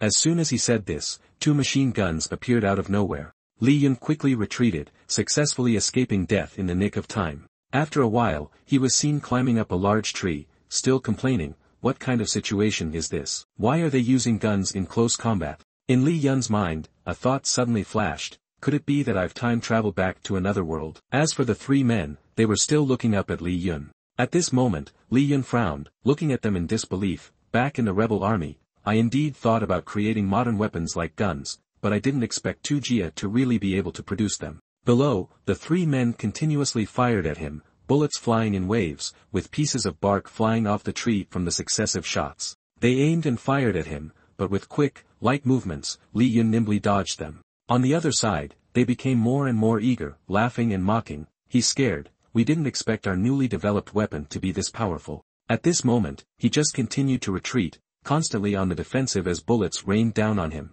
Li Yun looked at them with annoyance, thinking, "How troublesome, if I ruin the clothes that Ruli gave me, how am I supposed to face her?" At this point, the old man Tu Jia laughed loudly, "The leader of the rebel army is just as useless as that." Li Yun was so angry that he felt like he didn't want to say anything, looking at the proud group laughing boisterously. "Is that all you got? Why don't you run a bit faster, is your back hurting?" Hearing this, he looked at them with a sinister smile. Do you know about the shrew mouse? Needless to say, the three of them began to panic, all asking in unison, huh? After a while, whatever was coming, was indeed coming. The forest grew eerily quiet except for the sound of birds singing. Those hero assassins at the top will experience what a shrew is like. But should a shrew's hair be tangled like that? The victorious young man sat high up with a Miss Peace look, smiling at them in a model-like way. Who told you to mess up the hair of our Ruli? This time, I will humiliate you. The old man is quite easy to talk to. Do you know someone named Tu Yen? He gritted his teeth, glaring condescendingly, and said, do you think we are?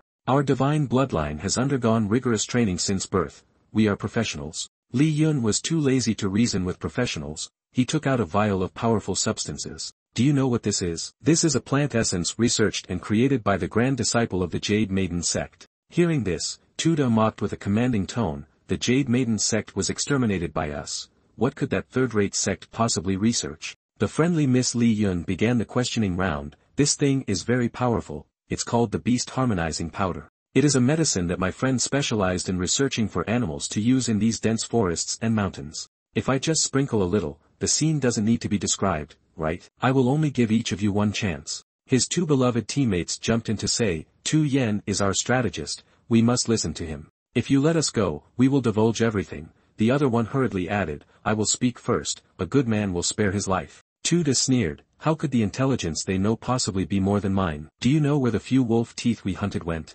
Hearing this, he began to curiously look at him and smiled. Well then, tell me. Tuda replied, they have been thrown by us into the Leet Lam Valley of Nam Man. Once we toss those wolf drifters in there, they will transform into mineral essence. Li Yun, puzzled, solemnly responded, but the transformation speed is not that fast. What method did you use? He immediately replied, we must thank our ancestors for their blessing. Even though the previous dynasty was exterminated, the remaining lineage took all the treasures with them. The image of a brilliant sword appeared in his memory as he continued, one of those treasures is an ancestral sword that can transform within 10 miles. Saying this, Tuda cautiously looked at him, how is it, little brother, is this intelligence enough? Can you spare me? Hearing this, Li Yun looked at the three foolish people on the ground and said, it indeed has an effect, but I still have one more question. Then he frowned and articulated slowly, it was Lu Ra who sent people to kill, right? He was startled and stammered, Lu Ra, what do you know? Has someone found out everything? At this moment, Tuda's beloved teammate spoke up,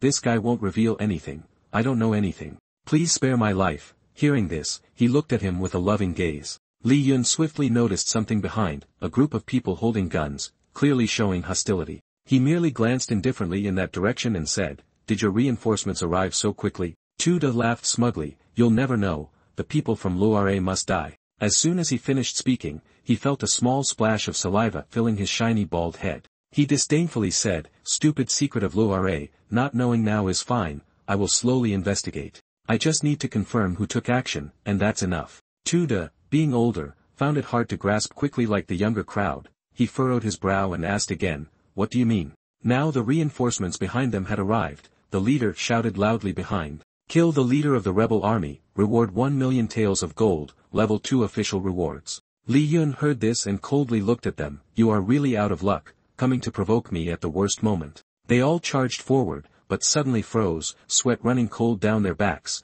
when unexpectedly, he vanished. After that, the scene was left with only a pool of fresh blood. His gaze was icy, filled with 10 parts hatred, saying, use you all as offerings for the Li family first. The members of the support group, seeing their comrade brutalized by Li Yun, had frantic, fearful expressions. In just a second, Li Yun swiftly dealt with all of them without a single injury on his body. At this moment, the sky gradually turned a reddish-orange, signaling dusk. Among these people, Li Yun still left one alive. He was terrified, like a scared dog, constantly retreating and pleading for his life. He was so terrified that tears began to well in his eyes. But at that moment, he said, don't worry, I will not kill you, just deliver a message for me. Li Yun glared at him and began stating his demands, that he should relay to them to wash clean the heads of their team, which I, Li Yun, will take. All matters paused there, and the scene gradually shifted to the royal palace where Ruli was resting. Since it was early evening, Lai Hai stood guard at the door of Ruli's room to protect her.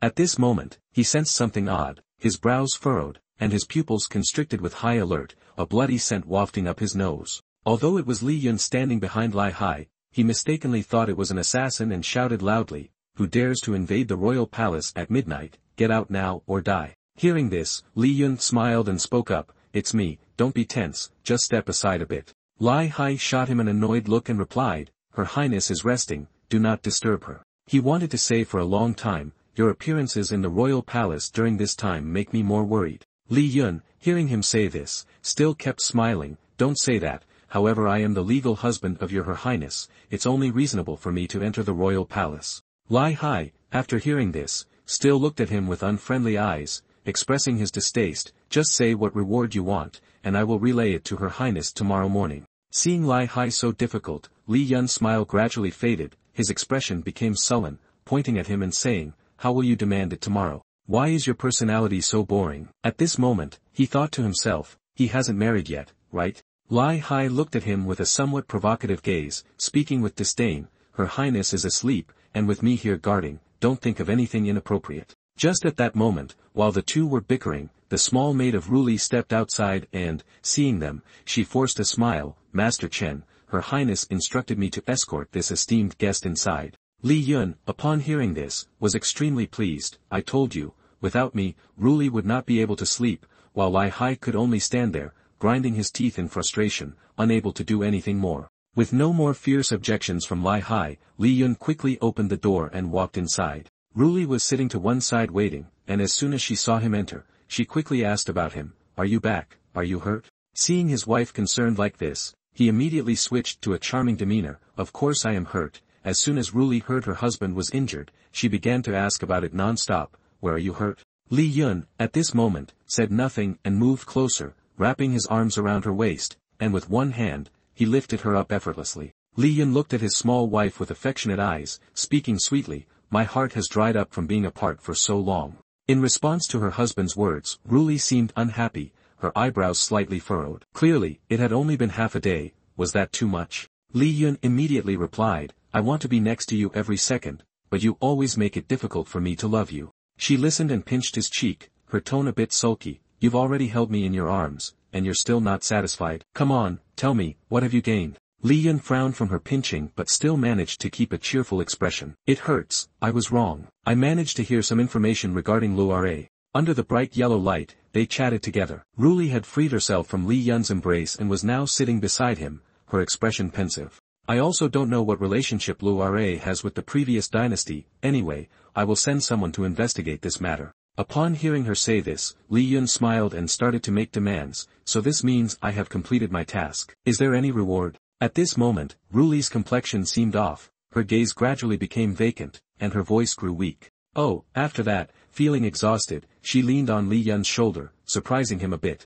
At first, the young man was still cheerful and didn't think much of it. Is she being so proactive today? However, Ruli grew weaker by the moment, her breathing became more rapid, and her face gradually flushed. Li Yun began to sense that something was wrong. Her face had turned completely red, which made him very worried. What is happening? At this moment, Ruli's face was as red as a tomato. Li Yun gently reached out to touch her, and as soon as he made contact with her skin, he was startled. So hot, has she caught a fever? Realizing the urgent situation, Li Yun quickly yelled for the two people outside to grasp the situation and provide timely help. Quick, summon the royal physician, the empress is sick. A moment later, the royal physician arrived in time. He gently felt Ruli's pulse. After checking her condition, the physician spoke up, I will prescribe some medicine for the empress. It seemed like just a common illness, usually treatable with medicine. Unexpectedly, the expression on the physician's face grew very tense as his next words caused concern. But this is only a temporary solution, it might help a little.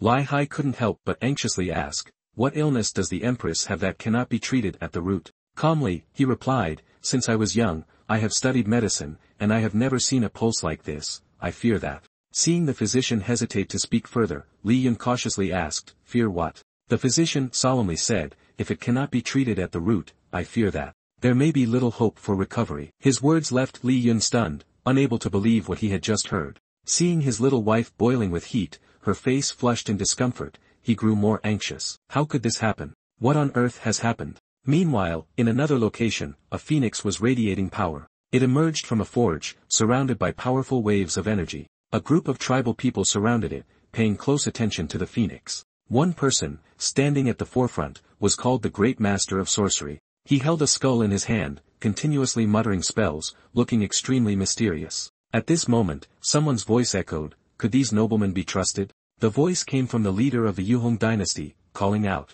He spoke coldly, "Can these country bumpkins from the southern barbarians truly kill the emperor of Daigon?" At that moment, a man in a blue outfit with a hat obscuring his face suddenly spoke up. The ambition beside him would inevitably bring trouble, such as having to kill the empress. Upon hearing this, he turned his head to glance at others and smiled. "The emperor has the leader of the rebels while I have my own helpers. This country will ultimately return to its rightful owner, right, Ziyan?" It turned out that this mysterious man was indeed Ziyan. Upon hearing him speak, he replied, "Yes, your majesty, this land will ultimately be yours." The scene gradually shifted to the ancient Longshan temple. At this moment, two young monks were sweeping the courtyard and chatting. "The master has been meditating here for more than a month now, could something be troubling him?" Hearing this, the other monk comforted, "Don't worry, I heard the master's laughter inside just last night." This only made them praise and admire their master's skill. No wonder he is the master, sitting in meditation can be so enjoyable. Our cultivation really is insufficient. At this moment, inside the hall, Master Kong Van was sitting solemnly in front of the Buddha statue. When Master Kong Van heard the conversation of the young monks, he thought to himself, "Foolish, that is because your minds are not clear at all. I am here day and night, continuously absorbing spiritual nourishment." Master Kong Van looked into his book, his expression was very excited. "Namo Amitabha, my heart in Buddha is truly insufficient, I shall continue to cultivate for a few more days." In this tranquil space, unexpectedly, Li Yun appeared. His serious expression called out, "Master Kong Van," startling the abbot. Master Kong Van quickly closed the book in his hand and attempted to smile naturally. "Why have you come here again?" "I am not doing anything else. I only want to cultivate my Buddhist nature." Without saying another word, Li Yun quickly walked over and grabbed Master Kong Van by the collar. Under the amazed gaze of the two young monks, Li Yun pulled Master Kong Van outside, saying, "Come with me, I need your help with something." After that, they quickly returned to the royal palace to rescue Ruli, who was in a critical situation. At this moment, Master Kong Van stood aside, looking at her lying on the bed, and spoke up. "You guessed correctly, it is not an illness, nor is it poisoning. This is a killing curse, a technique of the southern barbarian shamans." Upon hearing this, Li Yun's expression turned cold and furious. He quickly turned around and declared loudly, "I'm going to kill them all." Seeing him so anxious, Master Kong Van immediately stopped him. "Wait a moment, don't act rashly, that would only hasten the emperor's death." Li Yun halted abruptly, asking angrily, "What do you mean?" Master Kong Van calmly explained, "According to historical records, a killing curse aimed at a person with an imperial fate only has one way to be accomplished. I have seen this method in some historical texts. The people of the southern barbarians naturally possess ancient magic techniques. Perhaps they have inscribed special curse inscriptions on all their warriors. After these warriors die in battle, the accumulated air and anger will turn into a curse upon your majesty. The more deaths at the border,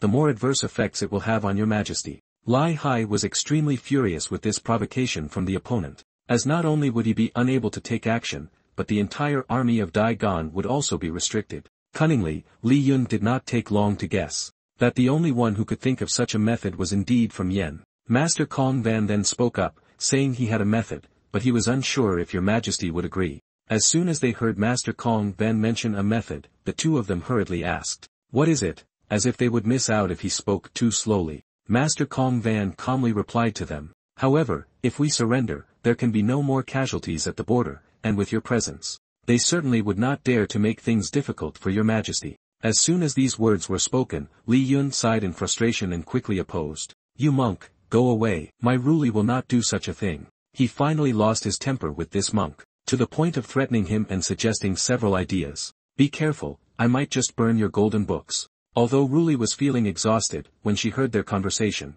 she had to sit up quickly and speak up, saying that this proposal absolutely could not be accepted. Even though she was suffering physically, she remained steadfast. The blood of the Dai Gang warriors could not be shed in vain. Her straightforwardness made Lai Hai admire her to the point of tears. In his heart, he silently praised her. "No wonder she is your majesty. Even at this moment, she still cares for the soldiers at the border." Ruli then added, "Moreover, this guy's food is all from the national treasury. If I stop being emperor, and can't support him later, I will not agree to this." Seeing her so adorable, Li Yun couldn't help but laugh. "Wife, we should still think of the soldiers at the border, we can also take care of ourselves." After that, she ordered to help me up, the decree has not yet been approved today. At this moment, Li Hai's tears were flowing down, and the emperor took care of his health. Li Yun here also intervened, saying that the decree could be temporarily set aside. On the contrary, I have thought of a good way, but it requires Ruli to participate as well. Hearing him say that, she felt a bit confused,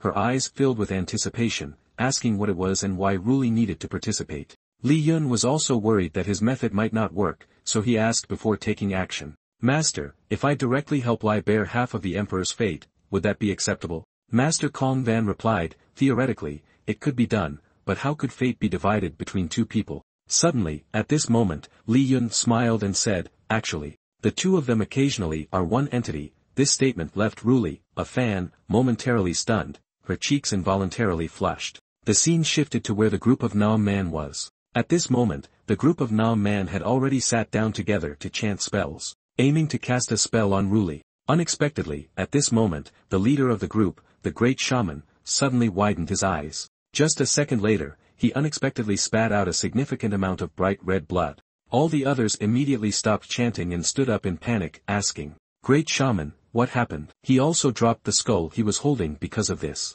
The great shaman raised his hand to wipe the blood on his mouth and said, the people of Dai Gang have some skills, they are continuously using fate to disrupt the spell that has been set. The red blood still stained the corners of his mouth, which had not been wiped clean, and the great shaman spat out more blood. Despite this, he did not show panic, he only looked a bit surprised, wondering why this strange occurrence did not stop and continued to disrupt. The people in the Nam Man group were also astonished by this. The leader of the rebel army can even disrupt the spell, is he really omnipotent? The great shaman's eyes gradually became sharp, his face showing no signs of worry, even a bit arrogant and amused, thinking, let's see how long you can disrupt. Over here, the two of them were still continuously disrupting, their fists tightening more and more. At that moment, the great shaman picked up the skull to chant the spell but spat blood again, causing everyone to panic. At the moment Ruli's long leg was stretching into the air, it trembled slightly. That was also when blood continued to pour from the mouth of the shaman. Finally, the blow from Li Yun to Ruli was the fatal strike. It caused the great shaman to tilt his head back and spit blood as if it were water from a faucet. This caused considerable concern among the Nam Man group witnessing it. This fatal blow left him with no strength to resist anymore, and he finally had to let go and fall heavily to the ground. Seeing their leader collapse, they were extremely worried, continuously calling out, Great Shaman. At this moment, he had a tired expression, his eyes were white, but he still felt a sense of relief inside. Finally, it's over, luckily the curse has been kept. Returning to the peaceful scenes of the palace with gentle sunlight. At this moment, Li Yun is sitting on a stone bench with a serious expression. Deep in thought, if one thinks carefully, it seems that he has already advanced to the capital with the third prince and has begun planning. Just then, Ruli steps out from inside, although her footsteps are light, they still catch Li Yun's attention. He quickly stands up and approaches her, asking how she feels. She smiles and replies, a little better, I want to go outside to get some fresh air. Hearing her say that, he just smiles inwardly. After all, he has used the power of the Hong Huang. It seems to have a little effect, too bad it can't completely lift the curse. He then quickly wraps his arm around her shoulders. With Ruli's light weight, Li Yun easily lifts her up, causing her to be slightly startled. He gives her a very affectionate look and then whispers sweet words in her ear. If you still feel uncomfortable, don't run around, I'll just hold you like this. Upon hearing this, Ruli playfully punches him, and a feeling of suspicion begins to arise. Why do you look so happy? Her question makes him a bit flustered, his smile becomes awkward, how could that be? Right now, I'm always in danger everywhere, I don't have time to be happy. Ruli doesn't say anything more, she smiles gently and leans against him. From the outside, she appears very peaceful, but inside she is filled with thoughts of a girl in love. The foolish me knows now that you are the most stressed person. Usually, you are very indifferent and happy, so I need to cheer up a bit. I can't let him worry or be spoiled. Anyway, others can't see it right now, completely contrary to her thoughts. At this moment, Lu Shui unexpectedly appears here and catches the moment Li Yun is carrying Ruli. The two look at each other smiling happily. Upon seeing them, she shouts, Sister Ruli. In a moment of quick reaction, they quickly separate and pretend to cough. Li Yun asks indifferently, why are you here? Seeing this, Lu Shui can only grin. Then she replies, I heard a strange sound in your house earlier. I thought there was a thief, but when I arrived, the sound was gone. Li Yun can't help but joke. Right, just now your sister Ruli fought against the thief for 300 rounds. In reality, that was just a facade, Inside him, he was very confused. Oh no. I'm afraid that I have to split the bed tonight. After hearing Li Yun's explanation, Lu Shui becomes suspicious. No, it's still very strange. Do you two have something to hide from me? Li Yun suddenly blurts out, is it that obvious? But he quickly realizes his mistake and immediately tries to mend it. No, kids shouldn't think about such nonsense. Lu Shui, not understanding, asks, what are you talking about, master? I'm talking about something on Ruli's body. Hearing that, he is a bit puzzled. What do you mean? Then she raises her hands to form 2 circles around her eyes. With a serious expression she says, Sister Ruli, why are you being targeted by a curse? Li Yun quickly asks, do you know about this? Can you see it? He begins to feel strange. This matter has not been revealed to anyone. How could she know? In response to their worries, Lu Shui laughed loudly, feeling for the first time that someone was paying attention to her. Seeing her demeanor, the couple couldn't help but feel a bit exasperated. With a shared thought in their hearts, it seems she is not just a mere inflated figure. Nevertheless, Li Yun still wanted to ask if there was a way to resolve this curse. Lu Shui, extremely confident, placed her hands on her hips and said clearly, of course, the first step is to directly deal with the person who cast the spell. The second is to leverage many people to bear the impact against it. Li Yun, feeling a bit disappointed with her suggestion, replied, we have tried the second method, but it hasn't removed the curse. Lu Shui, hearing this, couldn't help but be curious, did the host also do the same? What method did you two use? And the two of them began to blush. Li Yun hurriedly brushed off his embarrassment, saying, don't ask so many questions. Upon hearing this, she didn't want to delve deeper into the matter and shifted the conversation to herself. I plan to use the curse to perform some work. But I have never done it before, so I am not sure if it will succeed. After all, I only know the theory. Li Yun added, even a theory master can do it, and Tan Dong can also guide the monarch. At this moment, Lu Shui happily raised her hand to pat her muscles and said, although I don't understand, perhaps you are praising me, so just leave it to me. Then she hurriedly ran out the door, still saying, time is of the essence, I must quickly go back and prepare a bit. Once she left, Ruli finally spoke up. It may not be effective, but her goodwill is still appreciated. Li Yun cheerfully reassured his empress, don't worry, nothing will happen. Besides, she just reminded me, and I have thought of a way. On the roof, a figure stood silently without a sound. Li Yun held a map in his hand. They would definitely protect the sorcerer. The earth soldiers were merely pawns to be sacrificed. He observed the map, which showed that the enemy was concentrated in the western mountain area. The map revealed a route surrounded by earth soldiers, which led to the wilderness valley, with only one exit, also the safest place. Li Yun tightly gripped the long spear, aiming 1,000 miles southwest. At an altitude of 3,400 meters. He murmured, the Pythagorean theorem, functions, and the 5 to 3 angle have all helped me. Using everything I have learned, the position of the sorcerer must be here. The long spear left Li Yun's hand, flying like a flash of lightning, tearing through the space. The spear soared high into the sky, piercing through the white clouds. The sky was eerily quiet, with no birds singing, and not a single breeze blowing. The great sorcerer lay motionless on a wide mat, his frail body with eyes tightly shut. His hands gently brushed over the pulse was stable. After all, he was the leader, who knows what other tricks he might still have. His eyes lit up when he noticed something strange. It pierced through the roof with great force, creating a large hole. The sharp spear flew through the air and stopped right in front of the great sorcerer. A bloodied hand tightly grasped the spear's shaft, blood dripping from the wound. The hand gripped tightly, blood from his bloodied hand continued to drip down. He carefully examined the sharp spear. This is the long spear used by the Imperial Guards. How could it have flown from so far away? I truly underestimated the strength of this person. He slightly tilted his head. Indeed, he was a strong opponent, the leader. Returning to Li Yun's residence, he and Ruli watched Lu Shui gracefully dance on a strange pattern carved into the ground. Li Yun's voice carried a hint of worry. How do you feel, Moi? She looked up at him, feeling nothing at all. Li Yun slowly spoke. It seemed the long injury from earlier had not directly killed the shaman of the southern barbarians. I was completely wrong. Now I can only place my hopes on the foolish child, Lu Shui. Lu Shui danced with an extremely serious demeanor, as if she were bearing the weight of the world on her shoulders. He asked, why choose this place? Lu Shui replied, because I want to borrow the power of the dragon vein of Dai Kan. And this place, according to Feng Shui, is where the dragon vein of Dat Kan is strongest. She frowned, you two just lie there holding hands. Whether we succeed or not, we will see this time. Li Yun gently took Ruli's hand, and silence enveloped them. The two lay close together under the strange patterns on the ground. Lu Shui continued her bizarre dance, her hands waving up and down. Lu Shui mumbled mysterious incantations. Her voice seemed to be speaking to some invisible force. Lu Shui crossed her arms above her head, her eyes shining. Suddenly, Li Yun's residence emitted a powerful light. He opened his eyes wide, unable to believe what was happening before him. Li Yun sat cross-legged, floating in mid-air as if his soul had left the world. Li Yun looked at his hand. Is my soul punctured? Could it be that Lu Shui cursed me and I died? He couldn't hide the tension in his voice. I should go home and check. In an instant, Li Yun returned to his residence. Was the speed of the spirit really that fast? He was there in the blink of an eye. His feelings at that moment were strange. Now that I am a spirit, can I pass through walls? Li Yun was curious. Ruli had always kept him from seeing what was in that cabinet. He wanted to see what was hidden there. He chuckled softly. Isn't this the love letter I wrote to her years ago? And the little gifts I gave her? Li Yun felt amused. No wonder she didn't want to show me. She had always been proud like before. Suddenly, a loud noise shattered the silence, and his sharp gaze swept around.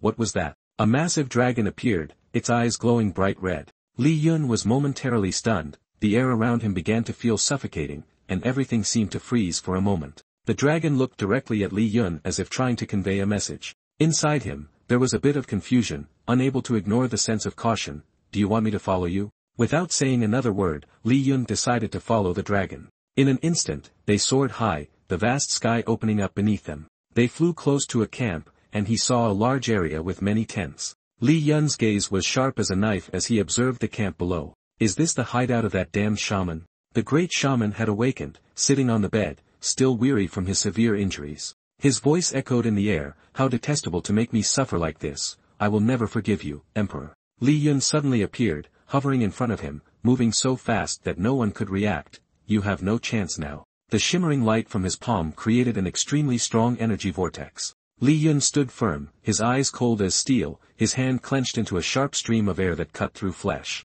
The eyes of the great shaman were filled with confusion and fear. Why was this person here? Li Yun showed no hesitation, his voice turned cold as ice, piercing the soul. Li Yun stood still, his eyes remaining as cold as a block of ice, showing no sign of compassion. His eyes gradually turned white, the light fading away. He slightly parted his lips. You're touching my wife, I'll give you a pain that isn't unwarranted. Tu Yen hurriedly lifted the tent and stepped in. What's happening? Li Yun turned to look at him. Tu Yen, it's been a while since we last met, but it seems like my time has come. In his voice, Tu Yen showed urgency. Leader. He smiled slightly. I will come to find you later. By then, we can reminisce about old times. Tu Yen remained silent for a moment, his eyes fixed on Li Yun but said nothing more. Tu Yen looked at the great shaman who had fallen, lifeless. The great shaman was dead again. His gaze held a mixture of admiration and acknowledgement, truly deserving to be the leader for doing what others could not. When Li Yun returned to his place, he hadn't even collected his thoughts when a hand suddenly slapped his face.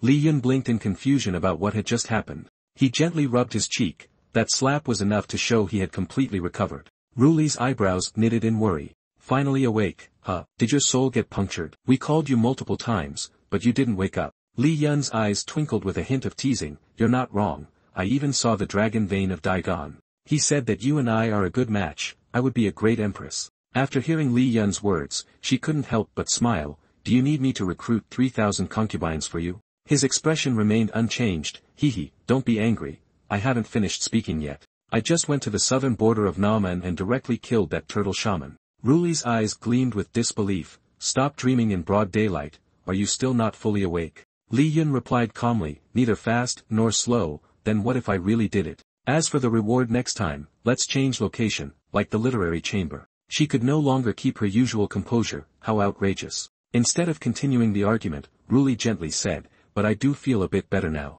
Come on, let me take you to the culinary room so they can prepare 50 dishes for you. Lu Shui, standing next to them, spoke up. No way. Ruli and Li Yun both thought. This child is turning down food again. Has he finally understood? She said decisively. At least, I won't limit breakfast, lunch, and dinner for 365 days in the culinary room. I can't stand not eating well. The two of them thought in their hearts, just mentioning food, and she reveals her true self. The next day, the atmosphere in the palace returned to normal. Lai Hai stood respectfully before Ruli, reporting the news. Your Majesty, good news, the great shaman of Nam Man is dead. Ruli's eyes filled with doubt. How did he die? She couldn't hide her curiosity. Could it be that Li Yun was telling the truth? He spoke, according to the report from the scouts in the Nam Man camp. There were no injuries on the great shaman, it seems he died naturally. Ruli stood up unnaturally. Let's go, change locations, help me hold the memorial tablet. Lai Hai looked doubtful. What does your majesty intend to do?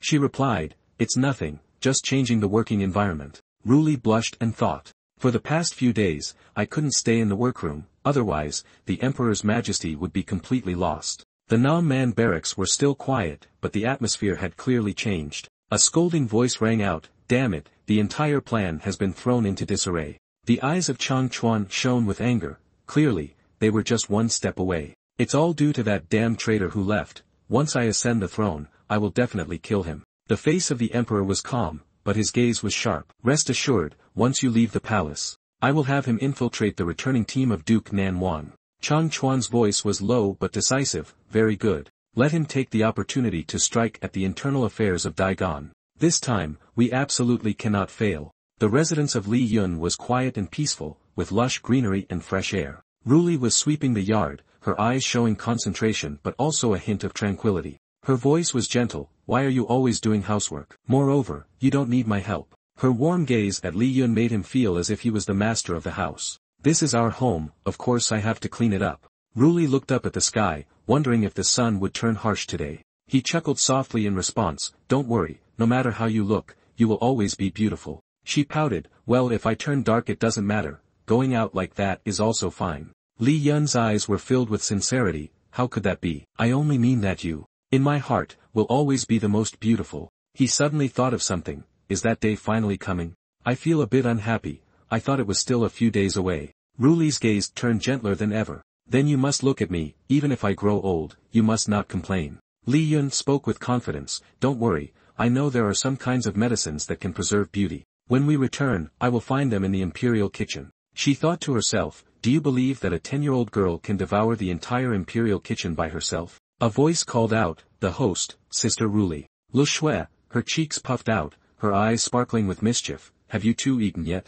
Li Yun felt something was off, don't mind us. But why do you look so much like a giant hamster's? She had crumbs of food still stuck to her mouth. Isn't this a buffet from the imperial kitchen? Why is it only in the dining hall? To avoid starving outside, she hid food in her cheeks. Thankfully, I am shameless. He frowned and said, if you're not full, then eat before coming. What's the matter? Li Yun thought to himself, thank goodness I didn't let her eat freely before. Lu Shui paused for a moment, wait a minute, let me finish eating first. She sighed, this time it's much easier to talk. Isn't it a bit too much to eat imperial kitchen dishes these past few days? Are you looking to change your taste? Li Yun calmly asked, are you bored with it? What do you want to eat now? Lu Shui's eyes brightened, I heard that today, the Nam Man live cargo has just arrived in Daigon. This time there are many specialty products from Nam Man on the cart. I love eating Nam Man food the most. Ruli's expression showed surprise, you have eaten Nam Man food before. Her tone was full of excitement, of course. After all, in my house when I was young, we used to eat it every day.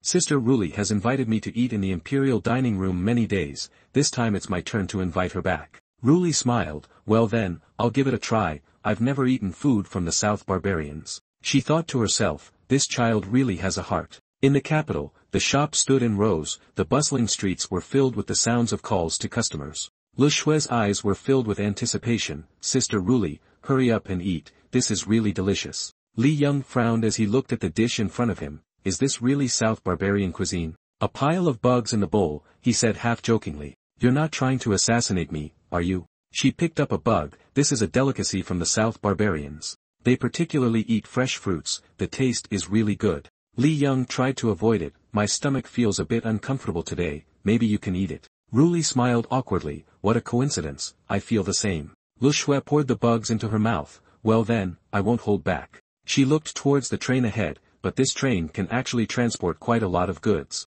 Her gaze was full of contemplation, in one day it can transport thousands of people, now it plays a very crucial role. Li Yun was curious, the creation of the train was probably your uncle's idea, right? The old emperor never even thought of this at first, why did your uncle want to create this? Ruli gently said, at that time, I thought you hadn't experienced life yet. You had never left the capital in your whole life. She asked, so. Her voice was full of determination, so I want to show you the whole world. Li Yun felt a surge of surprise and emotion in his heart. Ruli's eyes couldn't hide their teasing, you fool, of course, I'm just lying to you. This is a national affair, how could I build the railway for just you? He didn't show any embarrassment. Even if you lied to me, I still feel happy. She stopped joking. Fine, it's not completely lying to you. At first, when I mentioned this, I really did think of you. When we have time, we can also travel around the world. Li Young was determined. Well then, what a coincidence. Before, I also directly robbed a train and then took you around the world.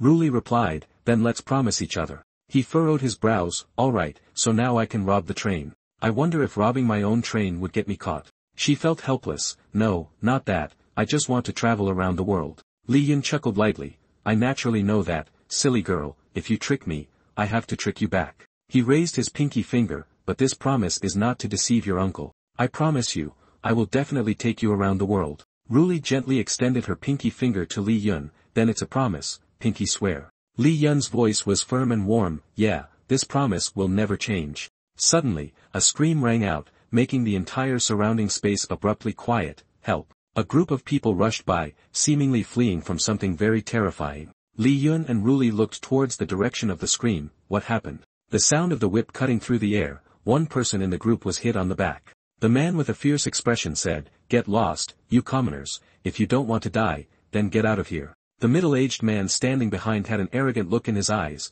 saying that commoners must recognize their place. What right do you have to sit on the same carriage as this prince? The middle-aged man held the whip in his hand, laughing. This train belongs to our royal family. His voice dripped with contempt. You commoners should be grateful. Li Yun frowned. Who the heck is that big guy? Ruli explained quietly. He is the former southern king who has always been stationed at the border. The corners of her lips lifted slightly. If we talk about bloodline, he's also my uncle. He didn't come last time when I ascended to the throne. I heard he specially returned this time to congratulate me, but I guess he is probably distressed by the issues at the border, so he returned to the capital. Li Yun had a mocking expression. Another person from the old bull family. This is not surprising. The border is in such chaos, yet he is still boasting here. What is this southern king supposed to be suppressing? By Nyangzi. It's really unworthy. Ruli gave him a glare. If you say that, does it mean spending the whole day with you is also unworthy? Li Yun joked. No, being downtrodden counts as squeezing the lifeblood of the people. It's too excessive to inflict 2 more crimes. She pouted at his words. Then in the future, I won't be with you anymore, only to criticize you all day. He immediately changed his face. Don't. If I don't go to hell, who will? Just target me. The southern king ordered. Someone, take these goods to my residence, and then put them into the royal treasury. A person begged. These are our possessions, please let us go. He swung the whip. You want to die, don't you? Do you dare to oppose this prince's decision? Suddenly, the whip in his hand seemed to be swept away, disappearing into the air. The voice of the southern king sounded flustered. Where is my whip? Li Yun held the whip that he had just lost. Your whip is in my hand now. The southern king shouted angrily. Kid, give it back to me. Do you believe I can call down thunder to strike you? A worried thought flashed through his mind. Who is this brat? How did he manage to snatch it from me? Have I lost my focus? Ruli mocked. Is the southern king already so imposing in the capital? Her gaze was cold and sharp. Do you still think there's a sovereign in this palace? He tried to calm the situation. It's all a misunderstanding, your majesty. I was just chasing away a few commoners using strong language. This train is quite nice. Maybe I should build a separate railway for myself when I go back. After all, giving these commoners a job would be a great thing. Ruli replied seriously. This train is not for personal use but is the national property of Daigon. How could it be built just for you? The southern king's tone became somewhat casual. It's just taking a little money from the national treasury. If there's a shortage of funds, collecting a bit of tax is nothing serious. Li Yun sneered. Isn't it true for the family of your uncle that besides him, everyone else is a threat to the nation? She thought to herself, could it be that the bloodline of my old bull family is that bad? What kind of foolish relatives are these? He looked at you with a scrutinizing gaze. Could this person be the husband of the legendary leader of the rebel army? Indeed, he is the prince of the south. I have heard of his reputation for a long time. He is truly a young hero. Li Yun remained calm. Having heard of his reputation for a long time. Can I borrow this whip? The prince of the south, full of confidence, said that this whip of mine is not an ordinary item. If it strikes someone, it might tear them apart. He smiled slightly. Really? I don't believe you.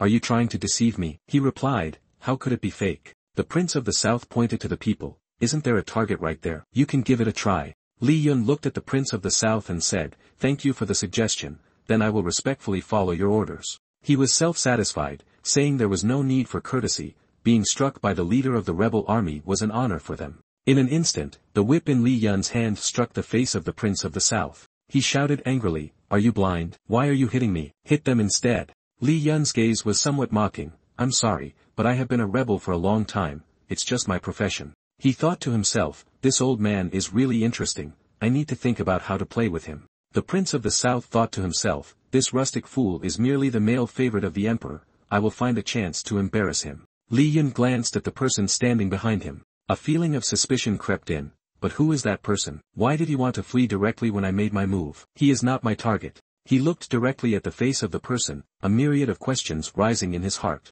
Clearly, I had hidden my intention to kill, but what is he afraid of? Is he thinking that I will strike him? On this side, the Prince of the South was very serious. Your Majesty, something has happened, so I cannot attend the celebration of the Ascension. I just collected these not long ago, I will give them to you as a gift. In response was the cold command of Ruli, Prince of the South, take these back and return them to the common people, then return to the border. Seeing this, he still appeared very happy on the surface and replied, of course, but inside he felt differently, pretending to be grateful for such high-end items, truly ungrateful. Finally, the conversation ended, the Prince of the South withdrew his troops, and Ruli and Li Yun watched their figures fade away. At this moment, only the two of them remained. He spoke up to calm down, every family has a foolish relative. Hearing this, she frowned and said, he is just a big child, there is no need to get angry over someone like him. Then she stated her decision, I will find someone to follow him until he leaves the capital, in case he causes trouble again. Hearing this, Li Yun smiled and asked, what trouble could he cause? In that case, can you make his body disappear? Ruli added another piece of information, he still has some power in the army, so don't act rashly. He was quite surprised and asked back, what did you just say? I didn't hear clearly. Ruli then walked up to him and seriously asked, do you really want me to send you to patrol the border? Li Yun answered without hesitation, sure, as long as I can stand by the Emperor's side, living like you. Seeing him start to tease her again, Ruli blushed and said, stop it. The sky that afternoon was really cool, returning to the gang of the Prince of the South. At this moment, too that looked extremely anxious, he didn't think of the words, danger. His face was drenched in sweat, did he notice me? Calm down, his displayed strength is not as strong as the rumors claimed. Moreover, with my current strength, I can defeat two of them without any problem. Everything is going according to plan, let's return to the palace. Li Yun calmly asked to attend the banquet later. Ruli gently spoke, the recent battles at the border have been unending. This is to stabilize the people's hearts. She said,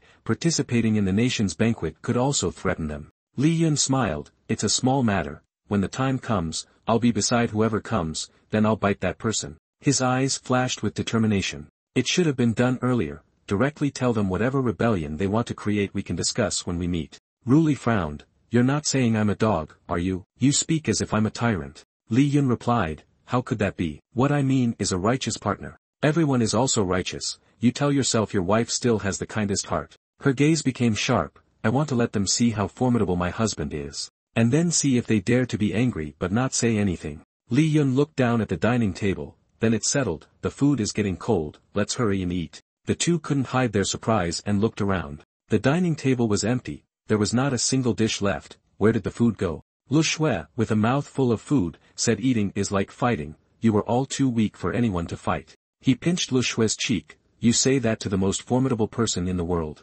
Since saving Ruli, she has indeed become much more arrogant, she smiled. With Ruli's sister protecting me, of course I'm not afraid. Li Yun frowned, oh, are you sure? Ruli's troops, I could handle with just one finger. Ruli snorted, after 5 years, why didn't you just directly attack the capital? He self-satisfiedly said, that's obviously because I'm a peaceful person who dislikes fighting. Now that I've infiltrated the enemy's inner circle, Ruli loves me to death, this is the victory of personal strength. Ko Lip looked at Li Yun as if threatening, what did you say? I couldn't hear clearly, can you repeat that? He praised, of course, Ruli's sister is the most formidable. You see me as formidable, but in front of Ruli, everyone has to obey. Lu Shui's eyes were full of teasing, the master is really weak. Li Yun thought, feeling that if I were in my previous world without my vital energy, she would knock me out. Then drag me to the Civil Affairs Bureau and directly register for marriage. The capital, the center of power and prosperity, was always bustling and lively. A man reminded himself to be confident. In the past, I could still cope when sensing the leader's strength. He thought to himself, first, I need to clearly understand the escape route.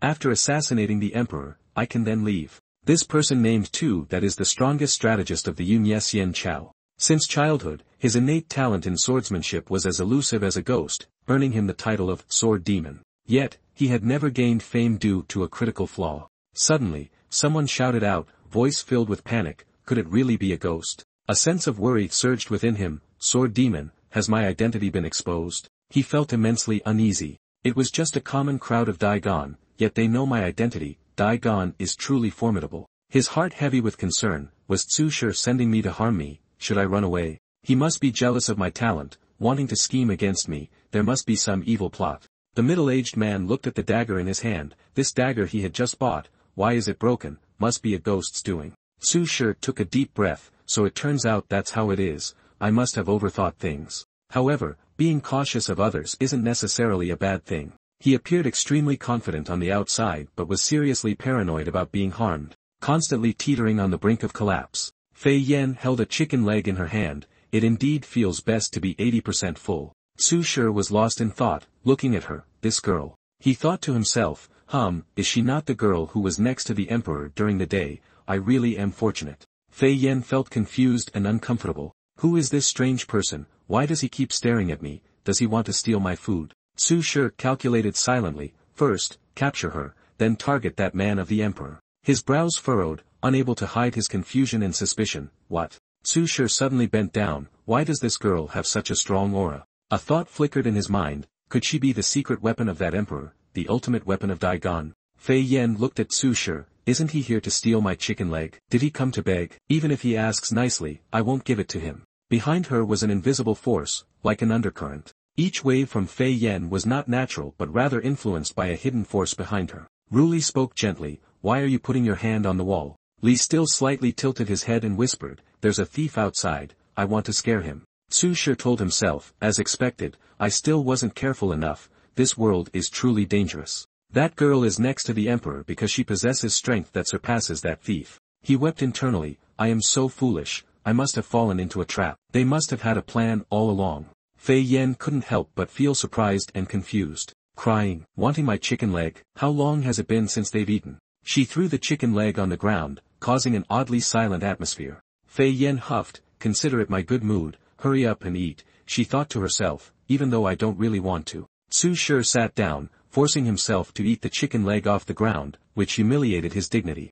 So young yet so cruel, stabbing straight into the heart, truly terrifying, but at least I was spared my life. He hesitated, may I ask your honorable name? Fei Yen shrugged, Fei Yen, don't let me see you again. Tsu Shi lowered his head, thanking her. Li Yun observed from a distance, that person during the day was indeed strange. He smiled, this person is probably sent by Tsu Yan, if they already know of my existence, it will be easier to handle them, and I can also take advantage of this useless pawn a bit. A voice spoke up in the silent space, is the rumor about Lord Hu true? Lord Hu sat upright, as a subject of the emperor, whatever the emperor says, we will do, why think so much? He gently raised his wine cup, his gaze unwavering. Ci Shi remained silent, calmly assuring himself that he could handle the leader of the rebel army. The real danger was the young woman named Lu. Moreover, his plan was perfect and would surely succeed. A sound like a long bell rang out, causing the atmosphere in the room to suddenly become tense. The emperor had arrived. The shout rang out in unison from the officials in the hall,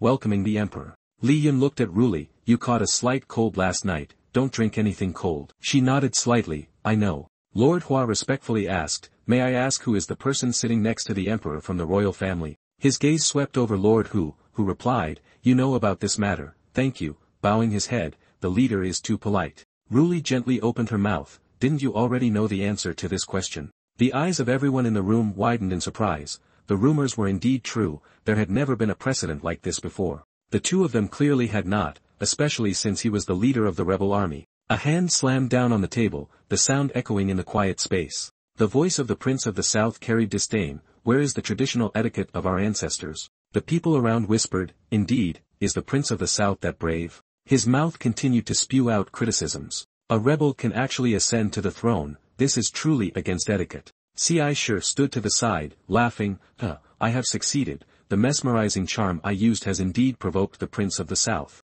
He realized the opportunity had come, but while he attracted the attention of many, he secretly aimed to assassinate the emperor. Ci Shi leaped up, his body seemingly vanishing into the air without a trace. His gaze was sharp as a knife, rushing towards Ruli, Your Majesty, prepare to die. The officials warned, a terrifying silence enveloped the entire banquet, there's an assassin, protect the emperor. Li Yun quickly stood in front of Ruli, his right hand clenched into a fist, ready to protect her at all costs. Ci Shi was self-satisfied, my name will be known throughout the world. His face showed no emotion as he swung his hand powerfully, striking straight at him. What are you thinking? The punch was so strong that Ci Shi fell to the ground, gasping. He was astonished, how could this be? The internal energy I released was clearly at the most ordinary level. Ci Shi began to feel doubtful, could it be that I didn't use much strength and could defeat me? He was frustrated, I underestimated you, but can the one protecting the emperor protect those officials? The people standing around panicked, we are hostages, save us. Li Yun glanced at the crowd in a state of panic. He encouraged, everyone, the glorious deeds you risk your lives for will surely be recorded in history, living on forever. They felt as if they had fallen into a trap. It was clear that someone was using a knife to kill. Li Yun spoke calmly, however, recently the national treasury is empty. If at this moment, those who understand can contribute a little to the treasury. The people around began to speak loudly, in our land, we have just unearthed an ancient mine, we will hand it all over. I have a gold mine, I will also donate. Old bastard, don't compete with me, I will also contribute. A chilling feeling rose in Ci Shi's heart. How could this person be completely unconcerned about the life and death of the minister, only thinking of ways to escape? He was startled, what was happening? Why was there suddenly a familiar aura of danger? Ci Shi's gaze turned cold, it was her. Why was she lying in his escape path? Lu Shui stared at the chicken on the plate, why hadn't Sister Ruli fed it yet? As a young lady who understood etiquette, she couldn't embarrass her sister. She was worried she was about to die of hunger. He sensed the change in the atmosphere, why was there such a frightening aura, yet he hadn't noticed it. I understand now, I am just a clown. He remained calm because he had a safe escape route, ready to confront something stronger than himself in his path. Ci Shi felt as if he was being crushed under an insurmountable weight, it was over for him. They would use horrifying interrogation methods on him that would leave him wishing for death. A stream of fresh blood spurted from the corner of his mouth, the strength in his body seemed drained, and his head spun. Whispers echoed around him, had he committed suicide with poison? A sharp-eyed voice criticized. No, this type of toxin shouldn't be able to kill a powerful individual like that. Moments ago, I clearly saw he was killed by the emperor's husband with a mere glance. Someone spoke up, is it possible to take a life with just a gaze? Everyone in the palace bowed their heads in unison, long live the emperor, long live the empress. Ruli laughed, do I have a long life? How come you have a long life instead, turning from passive to active? Li Yun felt complex emotions in her heart, was the problem not that I have become the empress now? From then on, the rumor that Li Yun could kill with a glance spread throughout the world. The rumor reached the city of Nam Man, where the atmosphere appeared quite peaceful, the sunlight shining down making the city look even more majestic. On the highest tower of the city wall, the guard anxiously spoke to the commander. It has been many days, why is there no movement from the South Nang side? The commander couldn't help but laugh, he smirked and asked, are you afraid? They are just a bunch of barbarians, our fort at South Nang has never been breached, now or in the future. As soon as he finished speaking, the ground beneath them began to shake violently. The two couldn't help but panic, the guard exclaimed, what is happening? The commander shouted, is it an earthquake? The earthquake's force was overwhelming, even the sturdy southern Nang wall couldn't withstand it, causing the fortified walls to crumble. The commander realized the situation was getting out of hand, he shouted in alarm, it's bad, the wall is collapsing. The guard surveyed the houses below and replied, it's not just here, the entire city is being affected. On a mountain not far away, a figure stood on the peak, witnessing everything.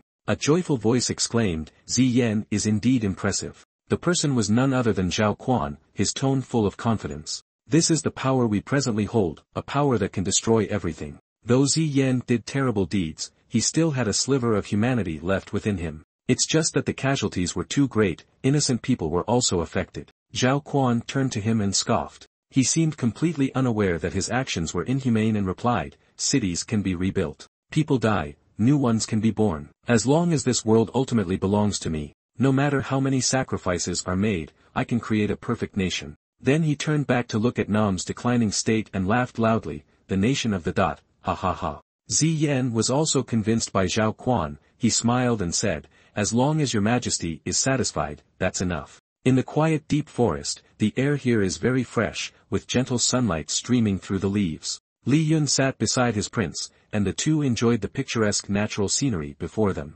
In front of the shimmering river like silver, he asked Ruli, is this the most beautiful scenery of Daigon that you want to show me? She seemed to be smiling teasingly and replied, of course, not, hold my hand tightly. Li Yun immediately obeyed and took her delicate hand, but his face still had a puzzled expression, asking, why, how so, I don't understand. Ruli smiled gently and said, Daigon is mine, so I am the most beautiful scenery of Daigon. Hearing this, he instantly released her hand to refute, that's not true, you can't say that. Ruli thought he was rejecting her and pouted in anger. She looked at him and asked, is there a problem? Li Yun quickly replied, but perhaps these are indeed his true feelings. Not just Daigon, to me, you are indeed the most beautiful scenery in this world. After hearing this, Ruli turned away, crossed her arms and snorted. You are even more eloquent than me, while he continued to smile happily and replied, this is called confidence. In the peaceful space, suddenly a voice rang out from behind the two, Your Majesty, urgent news from the envoy.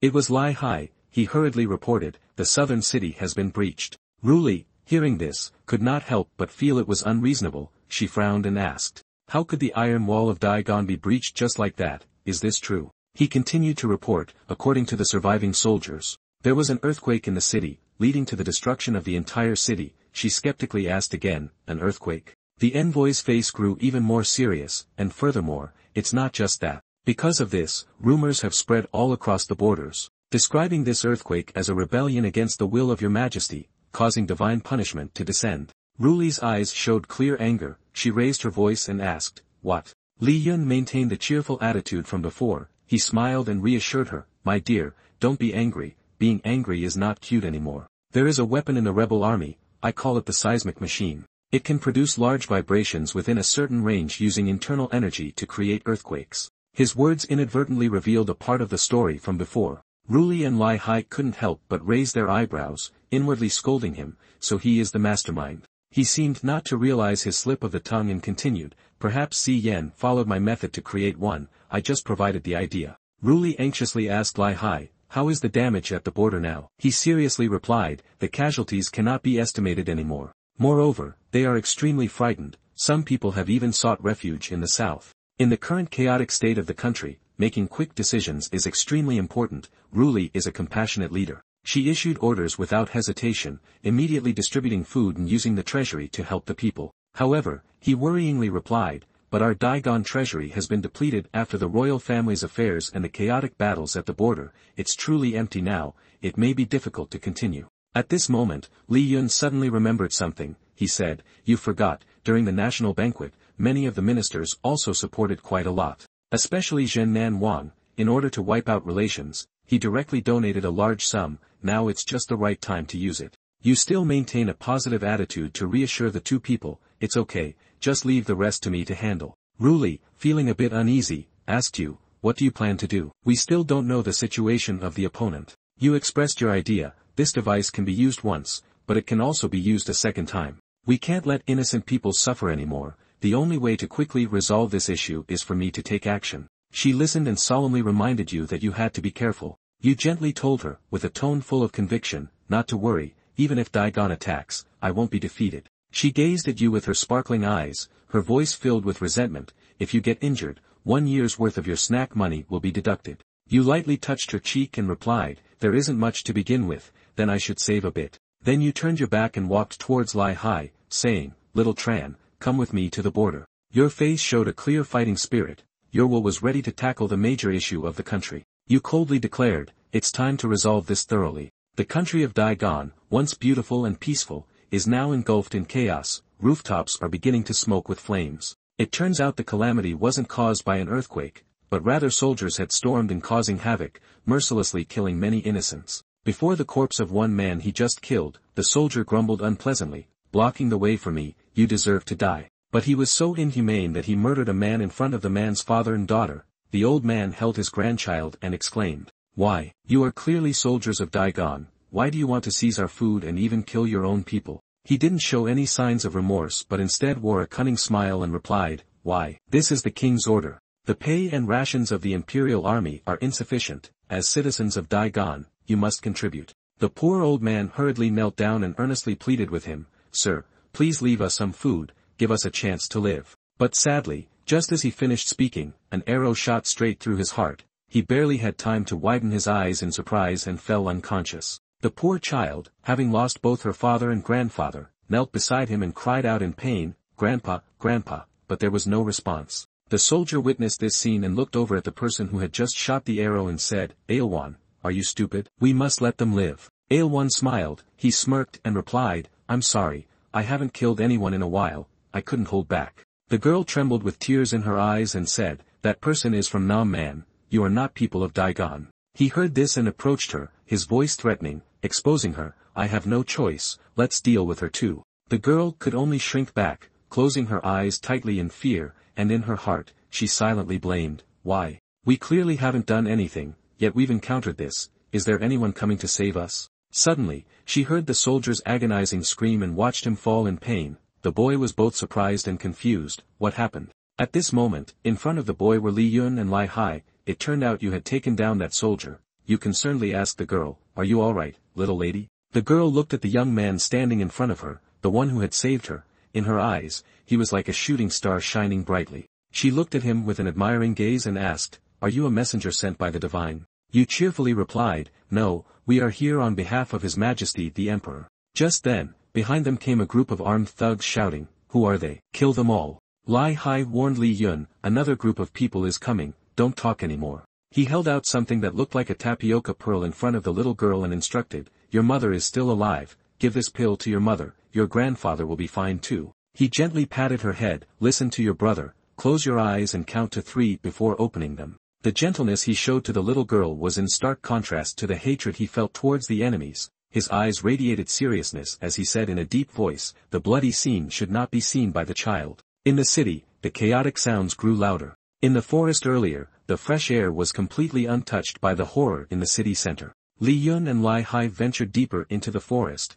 and Lai Hai asked him, did Tran give that precious soul-reviving pill to the little girl? He questioned back, what's wrong? Is there a problem? His brother replied, it's nothing, that's a life-saving medicine, I didn't expect you to give it to someone else like that. Li Yun always remained optimistic, his tone when talking about helping others was slightly elevated, no matter who it was. No one should have to face such things at this age, if fate has brought me here, I will definitely help him. Suddenly, he noticed his brother's face and asked, why do you still give it to him like that? Lai Hai coldly replied, it's nothing. Although he was giving it to him, in his heart, he secretly admired him, even though he was a rebel, he was indeed someone worth learning from. No wonder he could defeat Daigon before, it wasn't just about strong martial arts or unwavering will, but the kindness that united the people. Thinking about it, he spoke up, analyzing his speculations with him, the legacy of the royal court and the people of the southern barbarians is indeed cruel. Coming up with such a vicious scheme might also be due to the tricks of a friend from the banquet before.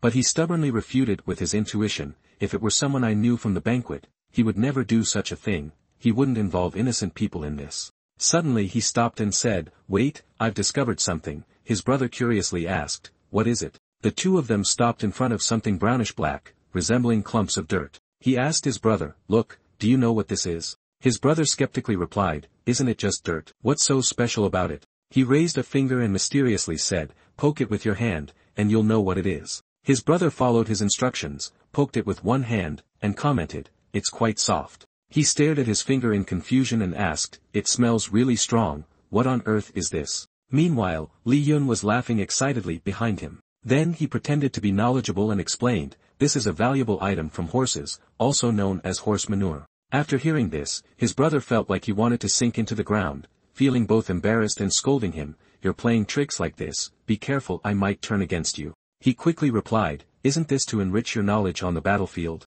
This horse manure is still quite fresh, judging by the quality of the manure, it's from high-grade grass. It might be from the army's horses, their military camp is located 1,000 miles away. Hearing him say all this, Lai Hai was somewhat impressed, can you really analyze so much just from horse manure? He humbly replied, it's just experience. In contrast to his relaxed demeanor, Lai Hai was very anxious. He hurriedly said, I need to rush back to gather the troops and deal with them all at once. You wait here for me, but he firmly replied, I can't wait for you, I will go deal with them. In a hurry, hearing such an answer, Lai Hai couldn't help but angrily scold him. Are you crazy? The enemy's forces could be over 100,000. Even if you have the ability to gather information, you can't possibly destroy them all. I have promised the emperor to ensure your safety. He still cheerfully and optimistically replied, Little Chan, if I wait for you to bring reinforcements here, many more common people will suffer at their hands. I truly cannot destroy 100,000 troops. Just a moment ago, he was smiling brightly,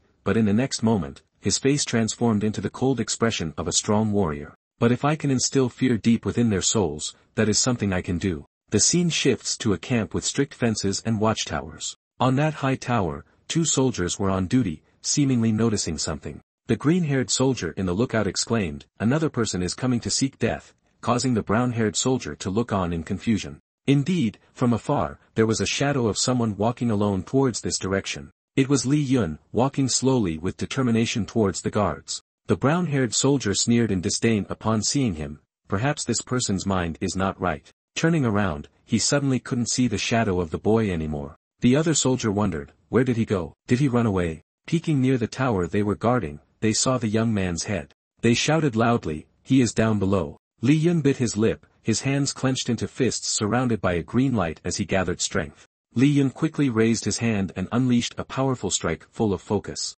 The blow struck the ground, causing the earth to sink, creating a shockwave. It reverberated through the sturdy wooden structures and the seemingly solid enemy watchtowers, catching them off guard. With just one move from Li Yun, a part of the camp was turned into rubble and debris. He boldly walked forward as the armed soldiers began to approach. They fiercely brandished their weapons and charged. "We have 100,000 troops, why should we fear him?" Li Yun glanced to the right and noticed a sword stuck in the ground. The male protagonist casually picked up that weapon and thought, "This will do." A flurry of soldiers gritted their teeth and jumped up in various attacking stances, not forgetting to shout, "Kill." A powerful sword slash immediately sent blood flying everywhere. Li Yun coldly gripped the sword that had severed an enemy's torso. One by one, they were knocked back by his strikes, while the remaining soldiers hesitated and feared. Every time he attacked, his eyes were cold and emotionless. The path of the sword was incredibly agile, severing the enemy's body. A small group of soldiers, while trying to hold their weapons, looked nervously at their fallen comrades, wary of him.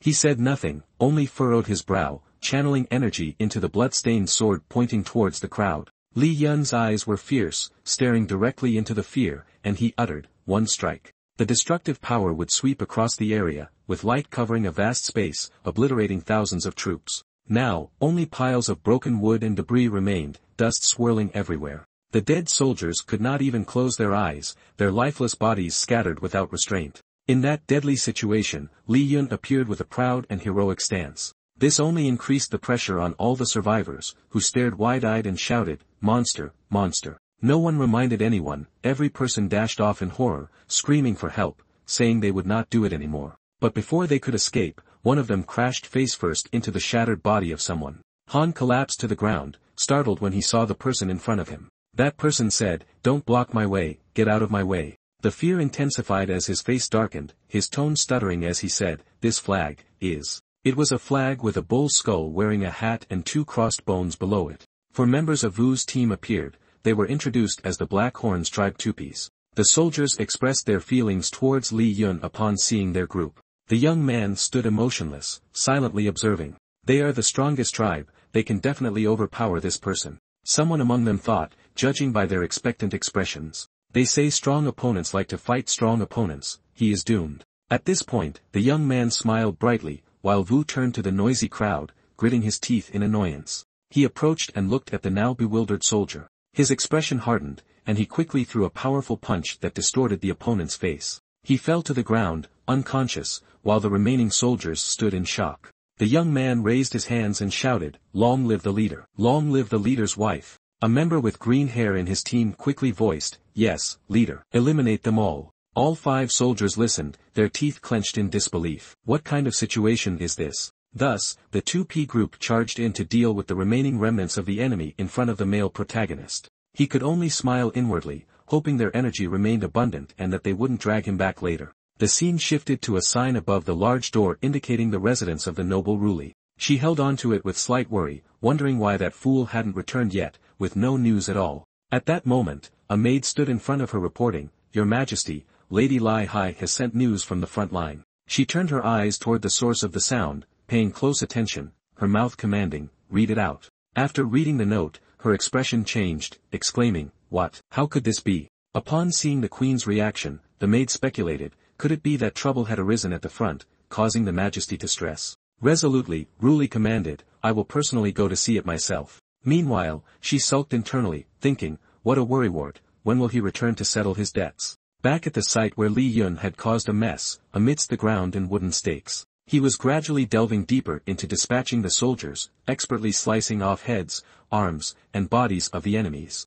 Nearby, in a small base, two figures were conversing. I remember someone claiming to be Lai Thap Fan back then. If it's true, then indeed, the name is well deserved. One of them, named Xiao Quan, bragged, "Fortunately, these are just rabble. Where are our elite forces?" I remember their name was the Black Horns. They should definitely be able to stop him. Ziyan smiled wryly and informed, "Your Majesty, they are all surrendering to the enemy. They are still fighting against our troops." He frowned, visibly displeased. Suddenly, from the ground came a force rising as if someone was preparing to jump. Li Yun, with his sword raised from above, spotted the target he was searching for. He glanced over and called out, "So it's here, I've been searching so hard." With another swift move involving his sword, he suddenly targeted the adversary. Our male protagonist bit his lip tightly, quickly taking his sword to fend off Sui Yen attack. With a strong force, he flipped the sword from below, causing him to hurriedly jump back. Understanding the strength between them, he became even more serious and cautious.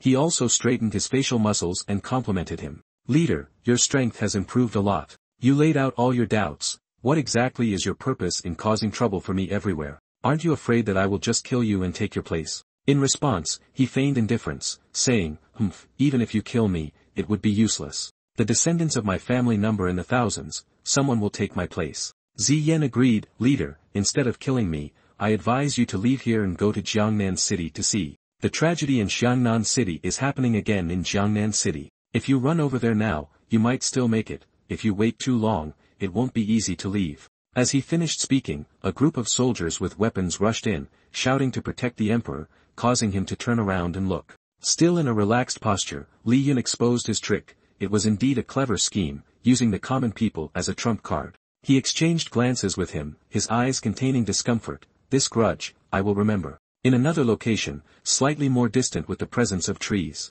the image of Lai Hai hurriedly running down the sunlit empty road as if he had something urgent to do. His expression revealed a hint of hope. He was about to reach our military camp. "You will have to endure, you treacherous bastard." He suddenly had to stop as he noticed someone rushing past. Now Li Yun landed forcefully in front of him. The young man looked bored at Lai Hai and raised his hand to compliment him. "Back already? Truly deserving of the title of the fastest man in the Great Ruins, everything you do is quick." He calmly told the other party, "Xiao Chen, later take the people directly to Jiangnan City." Hearing this, he showed curiosity mixed with confusion. "Why go to Jiangnan City? What about these enemies?" Li Yun continued, "Time is of the essence. They plan to use earthquake machines to attack Jiangnan City this time." He widened his eyes in shock. "Jiangnan City, with so many people there, are they crazy enough to kill?" The young man smiled happily before asking to borrow something. "Also, lend me your treasured sword for a bit." Lai Hai was startled and hugged the sword in fear. "What do you want to do?" "I just spent a lot of money to buy this. It's my entire year's salary."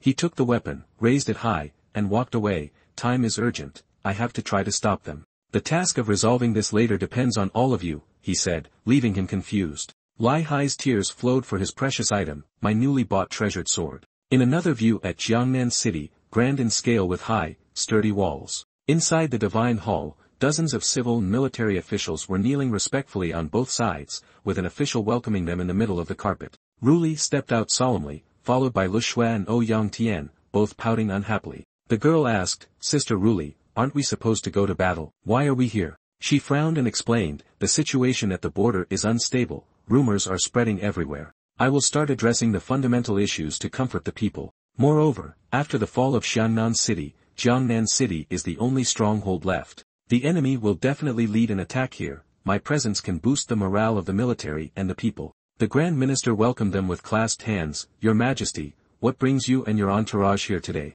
She calmly replied, "This time the imperial decree personally came to punish the rebels. The city of Jiangnan is temporarily under my control." In her heart, she was considering many things. When the time comes, she would only know how to act recklessly, she would ensure to handle the logistics well, and then go help her brother. After a while, she saw Ruli along with her close associates and the guard patrol searching the streets. She held a scroll in her hand, her face showing worry, thinking that the defense arrangements for Jiangnan were a bit too simple. The surrounding terrain was flat, open, easy to attack but hard to defend, and it was necessary to strengthen the military forces. At this moment, Both she and Yun Jia and Ouyang Jian were puzzled by Lu Shue's action of pressing her ear to the ground. Duan Jian's eyes widened as he shouted, "Not good, someone is killing, and it's someone with high martial arts skills. Lu Shue told me that when encountering a master, one must kneel and beg for mercy." Yun Jia heard this and looked at her exclaiming, "A killer, why can't I sense any movement at all?" She immediately knelt and knocked her hands on the ground. "Great hero, spare my life, I can do anything, I guarantee to serve you diligently." This statement left both Yun Jia and her speechless. The girl looked at her suspiciously and said, "You are overthinking, I am listening to the sounds from the earth. There are strange growling sounds continuously coming from below." Ruli recalled, there was a growling sound from the ground. Could it be, the image of the conversation between the three appeared as Li Yun spoke. "I once had an idea about a type of weapon that could create extremely large vibrations and then cause earthquakes within a certain range. And she, along with Lai Hai, guessed, so the real culprit is you." Lu Shue turned to ask, "What did you discover, Ruli's sister?" She listened attentively and replied, "I hope I am wrong, otherwise Jiangnan will be destroyed." Then she looked at Van Ji and sternly ordered, "Convey my orders, send the message. Evacuate to the safe area, the enemy quickly follows orders." She looked on with a sour expression as she wished to protect him. "Their only advantage has been disrupted by me, and now they can only retreat and defend." She frowned, saying that massaging is enough. "Don't think I don't know what you're trying to wash away," the young man laughed cheerfully. "At your command, my lady. I was just careless and slipped my hand." She turned her head and asked him about the garrison commander. Seeing her like this, he wondered, "What's wrong? Did he say something to you?" Ruli replied, "He did indeed say a little, clarifying the relationship between you and him." Ruli was surprised and said, "Nam Man Lukak. I remember that is where they turned warriors into mineral essence." The young man next to her responded, "That's right, that place should be their last stronghold." She immediately ordered, with the king's command, "All troops assemble. Prepare to launch an attack." Chan Hai clasped his hands and bowed, awaiting orders. She turned to Li Yun and inquired, "Ai Fi, would you like to accompany me?" You smiled in confusion, aren't you the queen?"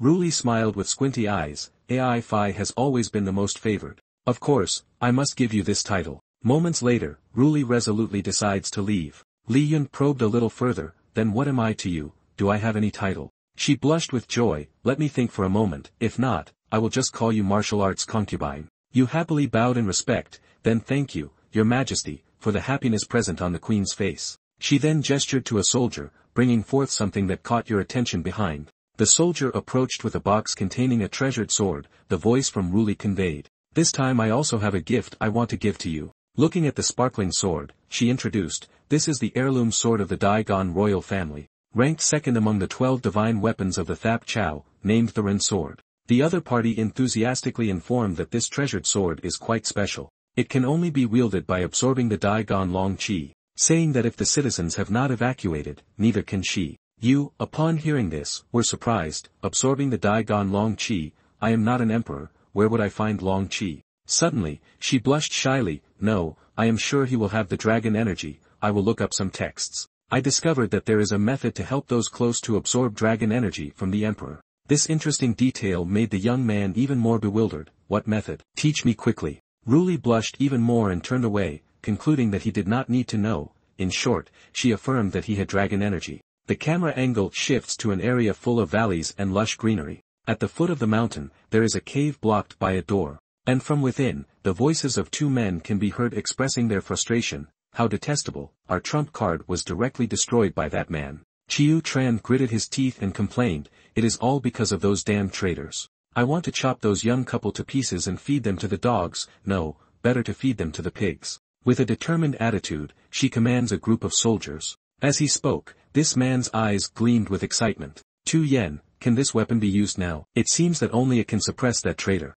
He calmly explained, "Your Majesty, it absorbs true energy, there is currently no way to use it." His anger made his face darken. Chiu Tran shouted, "There is no way to use it. Our army is about to attack here. It took us a long time to convert the true energy of those martial artists into stone, could it all be in vain?" Tu Yen had to calm him down, "Your Majesty, there is no need to panic. I have had coping strategies for a long time. Everything is within my calculations." All soldiers heed her call, prioritizing the aid of the citizens. He settled down to investigate. "What you said is true, what is that book?" The person across from him took out a small pill and confidently presented it. "This pill is a secret that I concocted. It can briefly stimulate the latent true energy in the body, helping the user achieve supernatural strength. He squinted at it, wanting to know how many there were. Tu Yen smiled and replied, the quantity is limited. I suggest letting Qianlei and Zhu Shi use it together. But currently, our army's morale is declining. It's time for your majesty to lead by example and guide our troops to victory,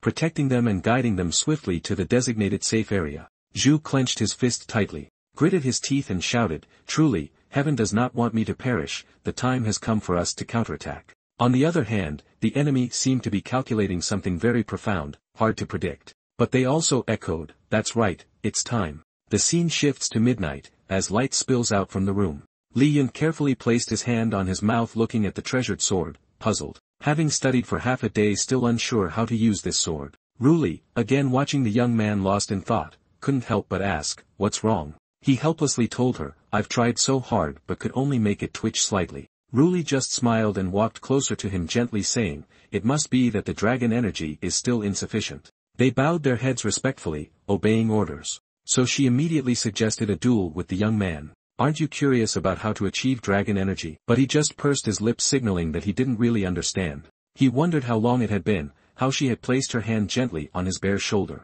In front of Li Yun, she blushed and slowly took off her clothes revealing an alluring figure. And she did not forget to remind him, do not laugh, to achieve dragon energy, it involves doing that. He tightly shut his eyes pretending to be innocent and happily realized, so that's it. However, I still don't quite understand, could the great lady explain it a little clearer? She leaned close to the male lead, both their cheeks flushed with embarrassment. And she softly recounted a story from long ago. There was a martial artist who wanted to ascend to immortality and had researched a method to transfer his own energy to another person. From the sky, a light flashes quickly, with increasing rapidity that catches their attention. As she spoke, Ruli gently touched Li Yun's lips. Sun Wukong was wielding a weapon, soaring through the sky. He quickly flew towards a magnificent high mountain right in front of him. The close-up revealed the mountain named Inwu Cave, with an iron door blocking the entrance. The young man shouted angrily, monster, you dare to capture my master. Today I will destroy your lair. He frowned, gripping his staff tightly with determination to rescue his master. The Rui Jingu Bang obeyed its master's command and instantly grew larger. The sound of his strike echoed loudly, growing, growing, growing. Ruli looks up, her eyes filled with hope as she smiles brightly. Holding that enormous weapon, he pointed it directly at the cave entrance, declaring, take this, old monkey. The head of the Rui struck hard against the iron door of Inwu Cave, creating a brilliant flash from the impact. In the role of Wukong, he felt even more excited, shouting with enthusiasm. Again, again, again. Finally, the head of the staff broke through the cave door, sending debris flying everywhere. Standing at the cave entrance, the proud figure of the great sage was revealed. Li Yun ventured deeper into the cave, his head turning to observe his surroundings. The young man's mouth slightly opened, his eyes wide as he noticed something. Indeed, from deep within the cave, a powerful current of water rushed towards where Li Yun stood. As expected, the young man was swept away by the current, struggling to regain his footing. He's coming. The wickedness of it, using water to attack. Soaked from head to toe, he gritted his teeth in frustration. Just a little trick, you wicked creature, aren't you coming out yet? From his mouth, a gentle stream of golden mist flowed out. It turned out to be the clone of this Wukong. They all rushed forward under his command, little ones, capture the monster for me. They flew straight ahead joyfully, their eyes wide with eagerness. But they suddenly halted, stunned by a brilliant light right in front of them. All of them vanished into smoke in an instant. As a foot descended from above, coming face to face with him. Suddenly, everyone is startled by the tremor of an earthquake. In the distance, Li Yun is flying towards them, a mix of seriousness and urgency. Ruli appeared, her two horns on her head, radiating a sparkling light as she focused on the enemy. She covered her mouth with her hand, maintaining her expressionless face without saying a word. As she extended her hand, a floating pink heart followed the direction of her gesture. That heart seemed to be a power magnified, aimed directly at the chest of the Wukong impersonator. In the cave, a brilliant golden light burst forth, radiating into the outside space. At that moment, Li Yun was extremely excited as the immense power surrounded him, feeling fantastic. Back in reality, where he and Ruli were acting, a brilliant explosion of light occurred. That light was not confined to just the two of them but spread out like it pierced the sky. The townspeople widened their eyes in shock, asking each other, what is that sound? Is it an earthquake again? His eyes squint in recollection, remembering his conversation with Yen. Someone is already brandishing a weapon, shouting, it must be those scoundrels from Nam Mang. We will fight to the death with them. Everyone's spirit was high, they raised their weapons confidently. Nam Mang rebels, their crimes deserve to be punished 1,000 times. The situation in the Nam base had been ongoing for several hours. People's hatred for Nam Mang and the remnants of the previous dynasty only increased significantly. The scene shifts to outside the cave, where Zhao Quan and Zi Yan had previously discussed. In that cave, the two of them stood together on a high rock, surrounded by silent soldiers listening intently to Zhao Quan. Everyone here is elite and Xian Fu under my command. Now we await the emperor's army to approach. I can only fight desperately to protect the Zhao family legacy. He was both self-satisfied and raised the pill he held in his hand. This was the pill that Zi Yan and I had researched and created, named Tian Do. As the soldiers in hand held the pill with doubt, Zhao Quan continued, it can temporarily unleash one's potential, helping to enhance one's actual strength to at least the level of Daigon. He brandished the pill proudly, saying, today I will take the lead, you all join me to annihilate the enemy. That he just needed to build a device that could sink underground. Upon finishing, he confidently tossed the Tian Do into his mouth. His eyes widened with a joyful smile as the surge of power enveloped his body. Heaven bless the Zhao family for eternity. Right below, a blue-haired soldier, dismissing doubts, quickly followed suit and swallowed the pill. The second soldier wasted no time and did the same as the leader. It seemed like everyone could feel the changes in strength. Faces were a mix of astonishment and excitement.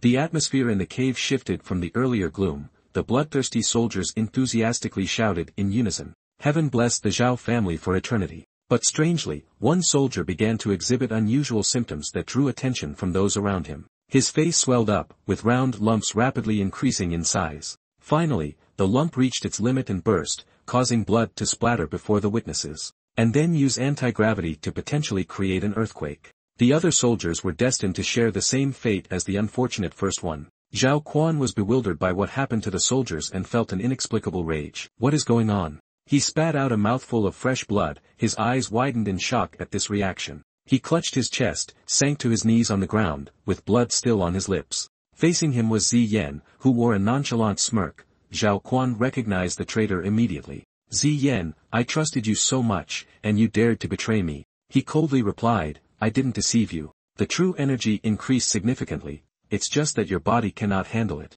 After saying this, he darkened his face and turned away, ignoring the curses of his opponent behind him. Zi Yan, you won't die easily. The young man becomes increasingly worried, determined not to let them wreak havoc. In an instant, his head exploded to the witness of the indifferent back of the traitor. Zi Yan approached a large object covered in black cloth and exclaimed, the time has come, it's time to activate you. The corner of his mouth curled up in anticipation, leader, you will definitely be very surprised. Shifting the perspective to the scene of the morning at the Queen's palace with Ruli's question. So, inside, she appeared in shining silver armor. She cheerfully probed for opinions, isn't it a perfect fit? Li Yun, with an amused expression at her beauty, remarked. The great lady is naturally beautiful in anything, just looking shows she is a mighty general. She immediately changed her expression, as if to say that she didn't mean anything by it, implying that I look very fierce. You should stay calm and explain.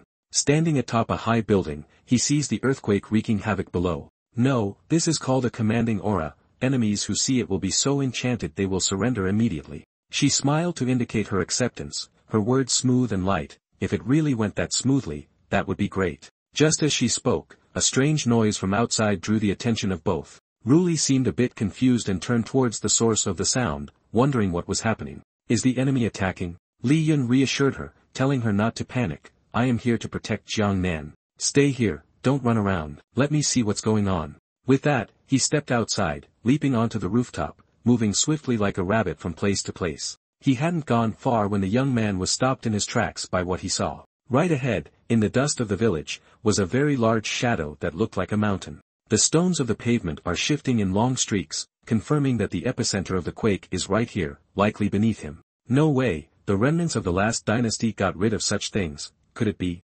Before Li Yun could finish his thought, a massive black and gold armored figure emerged from behind the dust. He shouted when he realized it was a mech. That thing stood tall before the tiny soldiers. As if with a single punch it could wipe out everyone who stood in its way. Lai Hai raised his sword, frowning. He and his subordinates felt apprehensive about the thing before them. What on earth is that? All the elite martial artists in the city charging together wouldn't stand a chance against it. Li Yun was high above, quickly jumping down in front of the soldiers and Lai Hai. The young man, in a serious state, instructed, "You all take the injured and leave." Li Yun concentrates, channeling energy into his sword. "And make sure the civilians retreat quickly. Let me handle it." Hearing this, Li Hai reminded him, "Be careful, this thing is not simple." After saying this, Li Hai and the soldiers retreated to safety, leaving Li Yun facing the giant. He suddenly said, "You're finally here, leader." He calmly faced it, his eyes showing no fear, withdrawing his hand and saying, "Before, don't make any more mistakes."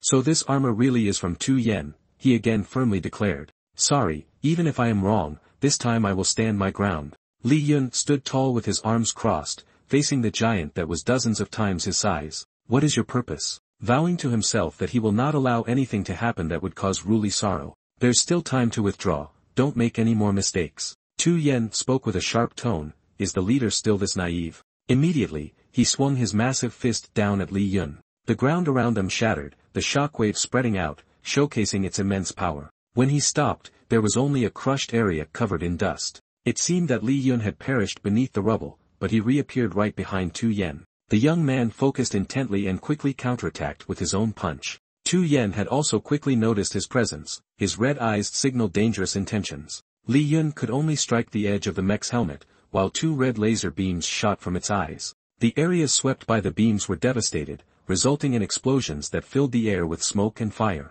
From his lofty vantage point, he launches himself straight down towards the identified cause of the tremor. Tu Yen used the recoil to soar into the air, facing him as he found himself at a disadvantage. Understanding the situation, he said slyly, "Leader, you want to protect it all, but look back and see what you are actually protecting." Li Yun was sweating profusely, his eyes slightly confused and probing. "The energy on this mech, where did you get it from? What exactly have you done?" Tu Yen was floating proudly with this masterpiece of his. "Run away, perish, annihilate sects, spirit-slaying gang. A total of 2,846 sects have been destroyed by us, and their true energy has been turned into energy for the mech." Feeling that it was not enough to fight against the opponent, he gathered strength back into his chest and shouted. "One person is from the martial world, the other from the underworld. All structures exhibit slight movement, confirming their suspicions. While three close aides to the queen are worriedly anticipating, she simply smiles, confident in her husband's actions." From there, a powerful beam of light shot out, growing larger as it traveled further. It was aimed directly at the male lead, who was now biting his lip in silence. Uncertain of the situation, the destructive power of the previous move resulted in another area being blown to dust. Looking straight ahead, the battlefield turned into a gigantic golden-orange mushroom cloud that covered the sky. After the dust cleared, it revealed a ground deeply cratered, but Li Yun Hungdung was still there. He enveloped himself in an energy sphere surrounding his body, his face darkened, lips tightly pressed. Tu Yen was so astonished that he stood there in a daze at Li Yun's ability. He stared at him and said, "This is truly unreasonable. This body actually managed to withstand the mech condensed from the energies of countless martial artists. Even after exhausting all true energy, I still cannot inflict any harm on the leader." The people all watch, eyes wide and mouths agape in disbelief. At this moment, Tu Yen revealed his face through the armor, admitting, "But I also know that there's no way to destroy this weapon." He continued, "The more fiercely we fight, the faster the city will be obliterated." Li Yun frowned in contemplation, infuriated. He was right, even if the mech runs out of true energy in the end, this city will still be destroyed. "I need a stronger force." Feeling he had found a solution, this time he raised his right hand to one side. His eyes were fixed sharply on the enemy ahead, the command clear in his words. "Come to me." The sky shone down on the palace, still as blue and peaceful as ever. Only now, from the far corner of the city, a beam of red light shot straight down to the battlefield. A deep pit, recently excavated and still shrouded in dust, appears before them. The enchanted sword truly responded to its master and was firmly in his hand. Tu Yen, witnessing this, expressed his disdain. "What use is a broken sword?" Li Yun ignored his mockery and swung the sword, channeling his will to command, "Unleash." The sword began to shatter, revealing the brilliant light inside escaping into the outside world, shining brightly. The sword finally broke into countless pieces, its core shining with light. It released an enormous beam of golden energy shooting straight up into the sky. In that light, Li Yun clenched his fist and aimed at the sky as if soaring out of the universe. When that form was complete, he set his foot down to cause destruction beneath. Tu Yen looked up in awe at a giant 20 times his size, not realizing that Li Yun was inside a divine form resembling him. Some are stunned, questioning if it has stopped, if they are saved now. A colossal Li Yun, nearly as tall as the main city, radiated a rainbow-colored halo around it. The founding emperor of Daigon appeared like a giant of light, illuminating the Daigon legacy, never imagining the legend was true. Over there, the male lead was still merging with a newly formed colossal body. Li Yun inside the divine form was admiring his body, feeling thrilled. All the powerful energies seemed to gather upon Daigon. To think that the royal family's inherited sword still concealed such a formidable force. Now the tides have turned, and self-restraint brings forth a seemingly weak force. Li Yun declared, self-restraint, you are guilty of many crimes. Today you shall not blame me for not remembering our past bond. Others grit their teeth in doubt. As he spoke, he raised his fist high, aiming precisely at the enemy beneath him. This punch is delivered on behalf of the countless innocent people. Li Yun shouted loudly just as his fist was nearing the mech. You will pay for your actions. His punch landed with such force that it smashed Tu Yen and the mech into the ground, creating a massive crater around them. After the battle ended, the wreckage of Tu Yen's mech lay in a deep pit. Li Yun and Ruli stood at the edge of the pit looking down, where the servants were busy cleaning up. Li Yun looked at his sword and said, it's shaking, I have no idea how to repair it. In that pit, something large, like a robot, is being constructed. Ruli laughed teasingly, so now, the ancestral treasure has been damaged by you, you have to compensate me. He replied with a smile, making her frown. It's the same, your destruction has claimed thousands of my descendants. Upon hearing this, Li Yun responded, just as I suspected, he was controlling it from afar. He continued, do you remember when the southern barbarian sorcerer manipulated puppets to assassinate Ruli? It must be the same principle, he is definitely hiding somewhere else. Lai Hai reported again, the front lines send news. The southern barbarian army has retreated deep into the mountains, having abandoned this battle. We have also captured some southern barbarian soldiers. It slowly rises, breaking through the edge of the pit to stand tall before the astonished citizens. They revealed the remnants of the previous regime's base and said they have no proof of him being there. Li Yun then ordered, first, let's go take a look, we must put an end to all of this. In a deep pit. At the bottom of the pit was a large hexagram formation. Tu Yen was meditating in the center of the formation, with someone standing and watching him. Tu Yen opened his eyes and said, I never expected that you would be the one to accompany me on this final journey. He looked at Tam Vo, who was silent, and greeted him, Swordmaster. No, Tam Vo, long time no see. Tu Yen asked him, just like Tam Vo, you haven't changed a bit since we last met. What brings you here? Tam Vo questioned him, enough small talk. Why was the Li family exterminated? Were you the one behind it?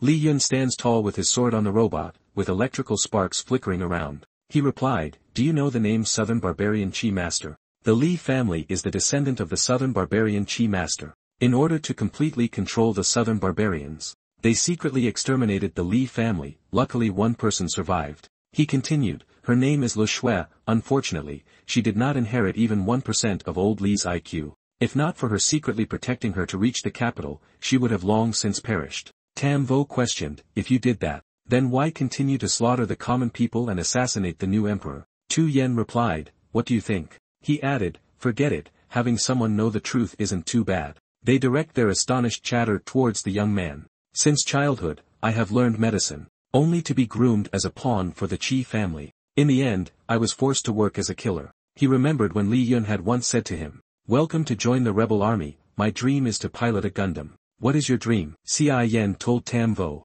until we were sent to infiltrate the rebel forces. And then I met Li Yun, who was the only person since childhood to ask me what my dreams were. At that time, Xi Yen hesitated, my dream, I dream of. Both his past self and his present self said the same thing, to create a world without war. Who is this divine being? Is he a celestial being come down from the heavens? Xi Yen continued to explain, but this is easier said than done. Wherever there are people, there is war, no one values peace. The rebels are the same, the previous dynasty is the same, Daigon is the same. The people can only survive day by day in such circumstances. He explained that without destruction, nothing can be rebuilt. My plan is to use Zhao Quan to replace Daigon, and then create a world that I desire. He did not care about Tam Vo's shocked gaze and continued to speak. But when I learned that Li Yun was with the Empress, I decided to change my plan. I know that when the identity of the rebel leader is revealed, long cracks appear on the ground from the shockwaves. While everyone is bewildered, a voice calls out, Your Majesty, be careful. He and the Empress will face opposition from the noble families and the great ministers. Suddenly, Xi Yan's body was soaked in sweat as if he was trying to endure something. He still said I must pave the way for him. For the only person in this world who pays attention to me. Xi Yan opened his mouth, blood flowed from his mouth. He explained I incited Zhao Quan to do all sorts of evil deeds. The people of Daigon finally have a common enemy. Xi Yan, the hero of the world, will appear to eliminate the evil, which is Li Yun. Tam Vo looked at him in shock, asking, "You are poisoned." At this moment, Xi Yan has fallen to the ground, he replied. Ruli and her soldiers proceed past amidst the bowing of all the citizens. "This is a poison I created myself, there is no antidote. This is the price that a villain like me has to pay." Tam Vo then asked, "Is this your last message? Should I convey it to him?" Xi Yan wearily smiled and replied, "No need. Because your mouth is both foul and tight-lipped, that's why I told you. Let this story be buried with me. Oh right, tell him to be careful of the blind man." Tam Vo asked again, "The blind man, why?" In his heart, he thought that person A also mentioned a blind man. Xi Yan explained, "This person is not from a noble clan, his movements are unpredictable. Many of the destructions in Daigon were conceived by him."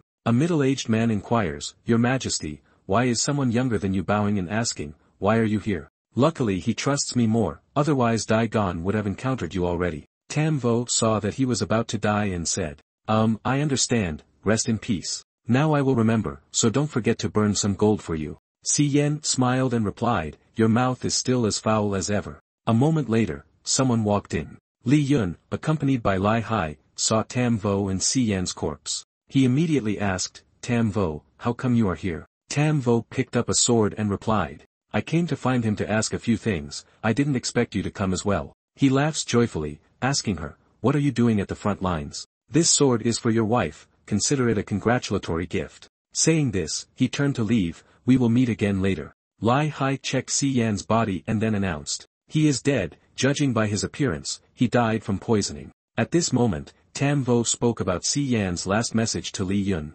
"He committed suicide by poison, right? Before he died, he told me to relay a message to you. Be careful of the blind man." Li Yun asked further, "Careful of the blind man, is there anything else?" Tam Vo looked back at Xi Yan's smiling face. He replied, "No, I haven't said anything at all. This place is so dangerous. I'm glad I arrived in time." Li Yun sat down to bathe, smiling as she stepped into the hot spring. She leaned against the edge of the pool, slowly touching the water. Steam rose from the pool, and Ruli comfortably closed her eyes. She smiled, sighing that she could finally relax and rest. Suddenly, someone entered and splashed water everywhere. It turned out to be Li Yun. Unexpectedly, he had stripped off all his clothes. With a joyful expression, he asked Ruli, "My dear, didn't you just get trapped in the water?" As soon as he finished speaking, Ruli kicked him. She angrily asked, "You accomplished a great feat this time." She blushes, insisting, "Isn't it because of you? You wanted to charge into the enemy camp alone. Your fame has risen to new heights, giving you more courage, huh?"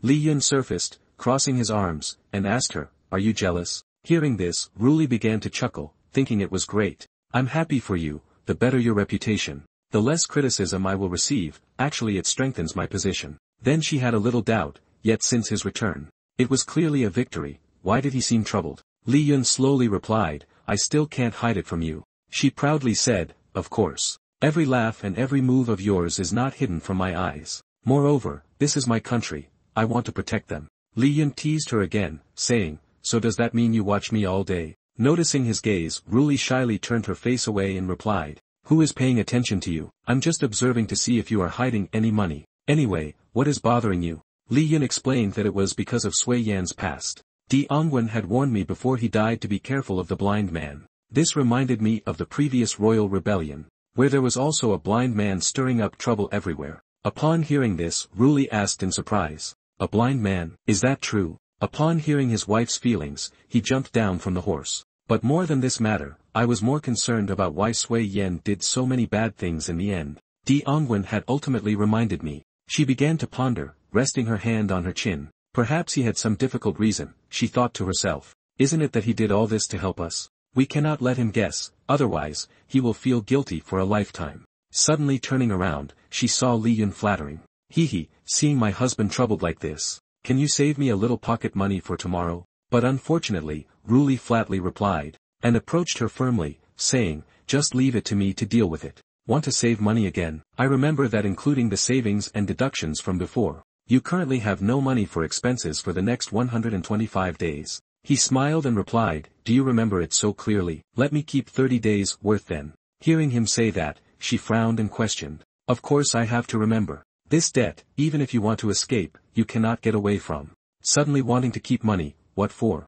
Didn't I allocate everything you need? Li Yun could still smile. He began to explain. She simply replied, no. As soon as she finished speaking, Li Yun quickly took Ruli's hand. Having been out for many days, the house hasn't been cleaned for a while. Tomorrow I plan to invite Lu Shui to help a bit. And since I asked her, of course, I have to buy some tasty food as bribes. Ruli hesitantly said. Indeed, since we're out, the money to pay off the debts has been insufficient. No one in the house has noticed. I don't know how it is now. Then she smiled warmly. Don't worry about it. Hearing this, he squinted with a smile. Thank you, Your Majesty. Creating an uneven, bumpy path. Their hands intertwined sweetly. The next morning, the sky was blue and the clouds white. The weather was very nice. At this moment, a person was sweeping the yard full of leaves. Li Yun saw the gloomy face of Lu Shui and walked over to ask, what's wrong with you? Is it because I invited you for too little food, or is it because the price of pork has risen again? She informed him. Last night I met the dear person Xie and a man with a stiff face,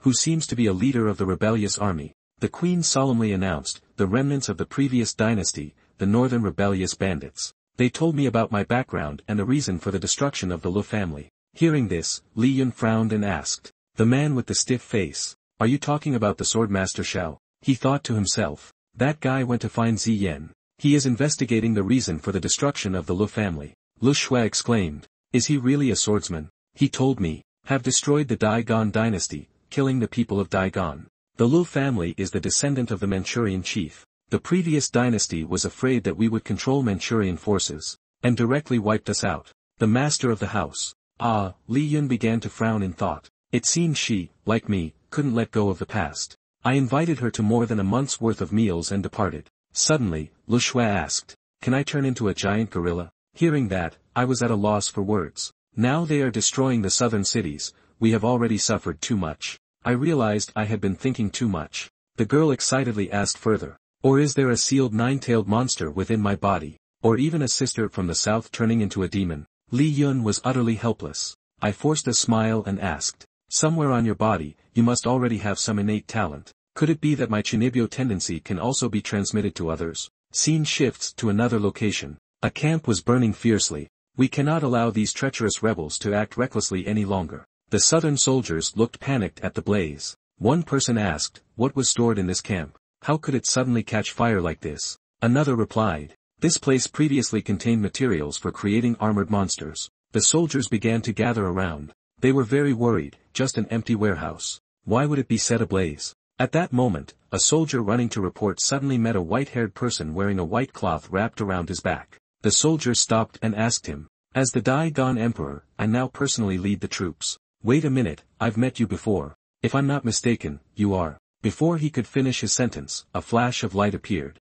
The soldier's face was split in two. Blood sprayed everywhere. It turned out to be Tam. He smiled sinisterly. To think there are still people who remember me. It's better if you don't see anything at all. Otherwise, you will die without knowing why. Scene shifts to the mansion of Li Yun and Ruli. Together with my husband to eliminate the rebels and protect the people. At this moment, Li Yun was diligently drying clothes, while Lu Shui was folding the dry clothes. I smiled and turned to say, in a while, Ruli will return. She will surely bring us some homemade snacks. It's just the right time to take a break. Suddenly, a knock was heard from outside. Li Yun was surprised. Has she returned so soon? Entering was Lai Hai. He brought a box of food and said the monarch was busy with affairs and couldn't come here for the time being. The people, upon receiving the news, were all excited and cheered, long live the emperor, long live Daigon. Hearing this, Li Yun's face fell in disappointment. Lai Hai gritted his teeth angrily and said, don't make that disappointed face. I also don't want to meet you. Not long after, I smiled amiably and asked, Little Chen, I heard that yesterday when you returned victorious, you replaced Ruli disguised as a maid in the palanquin. Why aren't you continuing today? He shyly covered his mouth and pretended to cough before presenting the box of food and replied, that was the mission the monarch assigned to me. Perhaps serving the monarch is the utmost honor for me. He also felt happy at the sentiments of the people. This is a snack the monarch made for you all. Lu Shui took the box of food, opened it and happily drooled. Li Yun looked at Lai Hai and asked, given your appearance, there must be something else, right? He informed that he had just received news that in a few days, royal members would come to the capital to host a banquet. Hearing that, he laughed, his eyes creasing. Oh, there are relatives who want to come. I have a lot of interest in them. After saying this, he thought to himself. As for Ruli, she glanced at her beloved, satisfied, and said, this time we go together. Based on previous experience. I wonder what kind of ghosts and monsters it will be this time. Really curious. Lai Hai began to explain. Mainly, there are several princes and princesses who have been sent to Northern Monarch. But if it were just that, it would be fine. The important part is that there will also be a general accompanying them back to the capital. Hearing this, he felt puzzled. Who is he? Did he fight against me? He immediately replied. The affected citizens are running while shouting for help, wondering why there is an earthquake. In front of a majestic mansion, there were 2 stone lions placed on either side. It is General Tran back, Chu Hoa, who will escort the princes and princesses back. Li Yun rested his hand on his chin and responded. I understand. You are afraid that I will clash with this general. Don't worry, I won't confront him directly. But secretly, who knows? The story was not over, Lai Hai continued. Not only that, he represents the troops of Northern Monarch. Inside, the queen, after stamping the paper, instructed to strengthen the defenses of the entire city. The situation in Northern Monarch is harsh, and there are constant conflicts with foreign clans. The border troops must not be unsettled. He was still very passionate about his story. Furthermore, His Majesty has sent all rivals to Northern Monarch. The mortality rate there is very high. Hearing this, Li Yun broke into a cold sweat and thought, this old lady is really ruthless. Wait, she seems to have always been like this. To deploy formations ready to welcome the enemy, as they might take advantage of our laxity to infiltrate. The blood debt of the Lai family is still not settled. Tonight, I must teach her a lesson. Lai Hai offered him advice. Make friends. I hope you can live peacefully with them. Like a royal consort for His Majesty. You don't need to curry favor with anyone. If the other party makes things difficult for you, just directly deal with him. Hearing this, Li Yun smiled brightly and naively asked. Ruli folded the small notebook and handed it to the official who was waiting. Wait a moment. Aren't you afraid that I'll destabilize Daigon's foundation? He angrily replied. The belongings of His Majesty cannot bear humiliation. He then said. I want to report. Your Majesty has oppressed me terribly. He started to go crazy and shouted. I don't mind standing with His Majesty. Li Yun patted his shoulder and asked with a smile. To reassure the citizens, open the granaries, and ensure adequate supplies. Just a little. Do you want to try the snacks made by Ruli? Lai Hai's face turned red without hesitation. He hesitated and replied. How can the snacks made by His Majesty be? I'll go taste a bit. However, as the two walked over to look at the food box, they found no cakes left, only crumbs. Lu Shui, with a full mouth, cheekily asked. But as long as it's food, it will disappear. As he left, Li Yun appeared, with a tray still placing teapots into cups, then smiled at her gently, saying. Time passed quickly, and the sky began to darken. At this time Ruli had returned, and she stepped into the house. Seeing her, Li Yun smiled and asked. I heard there's a banquet, and a general coming from Northern Monarch. She seems a bit unhappy, is it because of Lai Hai? I asked him to bring things over, yet he talks too much. You smiled and advised her not to blame him. He only told me because he was thinking of her. Ruli blushed and said. My dear wife, you've worked hard. She leaned her head on his hand and looked at the young man pouring tea, feeling relaxed. But I can't only think of myself. Suddenly, fireworks were shot into the sky outside. Li Yun crossed his arms and exclaimed. Are they still celebrating today? Actually, it feels quite joyful. She stated that I had decreed to celebrate for 3 days. Just at the right time for the people to release their grievances from the past. Then she turned to look at you and continued. If you don't want to, you can go outside to enjoy the applause of the people. This is something each deserving person should receive. It's nothing hard at all, this is all my duty. Li Yun also turned with a fond gaze at her and said. If I go out, I will be the center of attention. What if some beautiful lady notices me? My wife would not be happy. Ruli crossed her arms and retorted. I can clearly distinguish such matters. Don't you think I'm the type of woman who gets angry easily? You could only smile and replied, that's true. Without saying anything else, Li Yun left, leaving her astonished.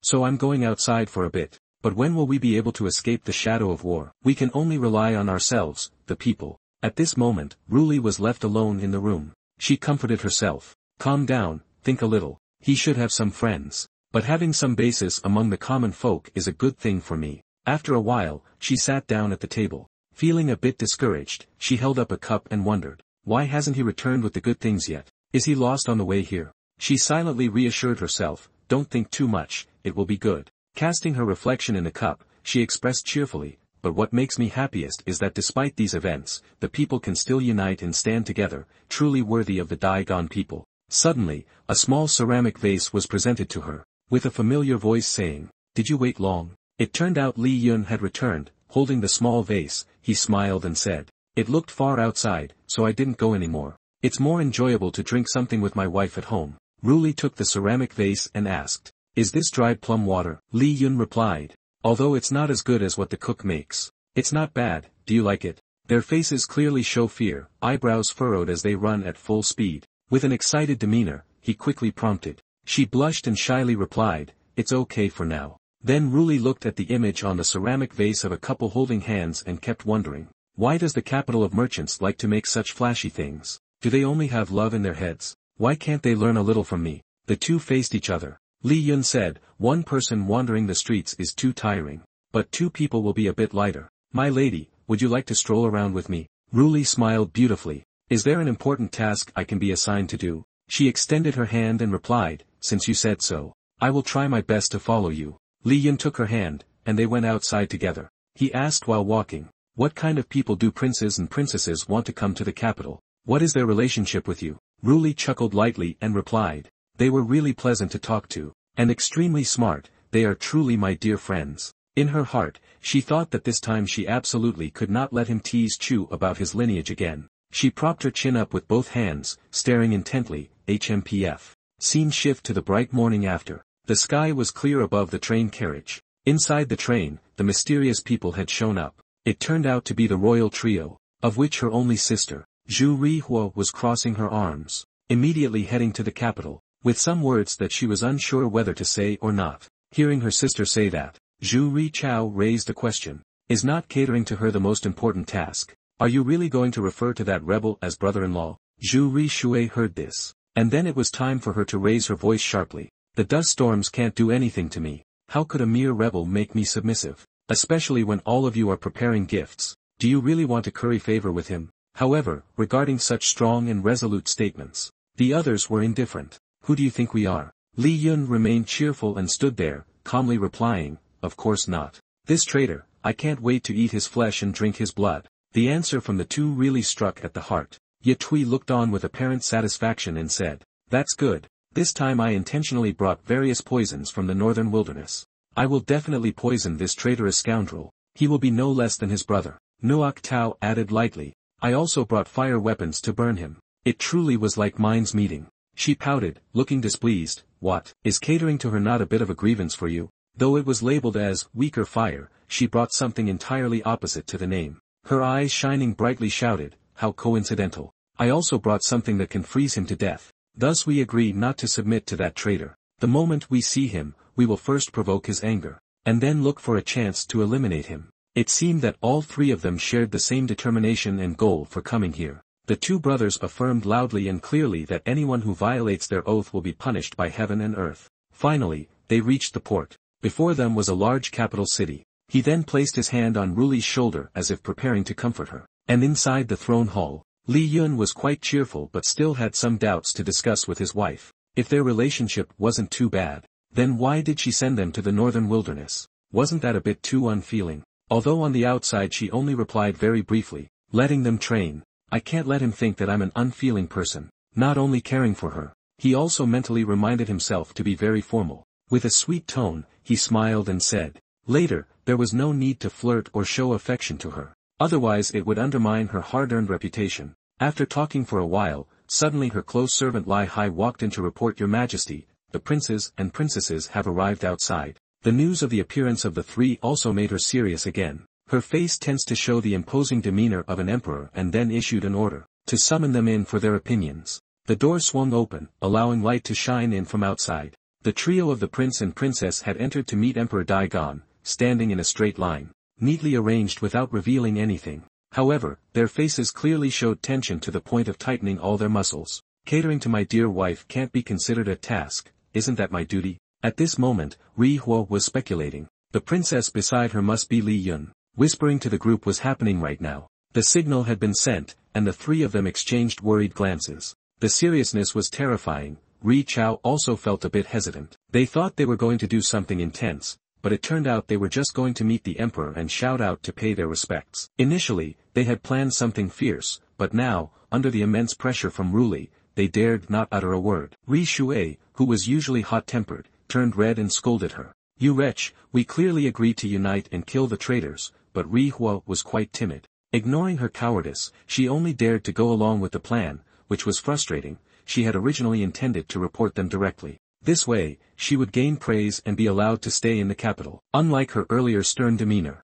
she smiled sweetly like a saint and replied, "Dear siblings, my lovely little ones." Her expression softened, and she naturally spoke up. "No need for formalities, this place is not a shock, and I cannot keep my mouth shut, confused in my mind with doubts. Wait, when did the princess become so friendly with us?" Not only was she strong-willed, but these three were also overthinking. Starting with Ri Chao, who was sweating nervously. What does the princess mean by this? Could it be that she wants to test us? Ri Shui, still not scared, was just imagining a bit too much. She was already thinking of murder. While we were distracted and let our guard down, she would directly accuse us of disrespect and then deal with us harshly. The whole group trembled because of this, too scared to look up at her, fearing for their lives. The three of them maintained their unchanged attitude. Ruli seemed a bit displeased.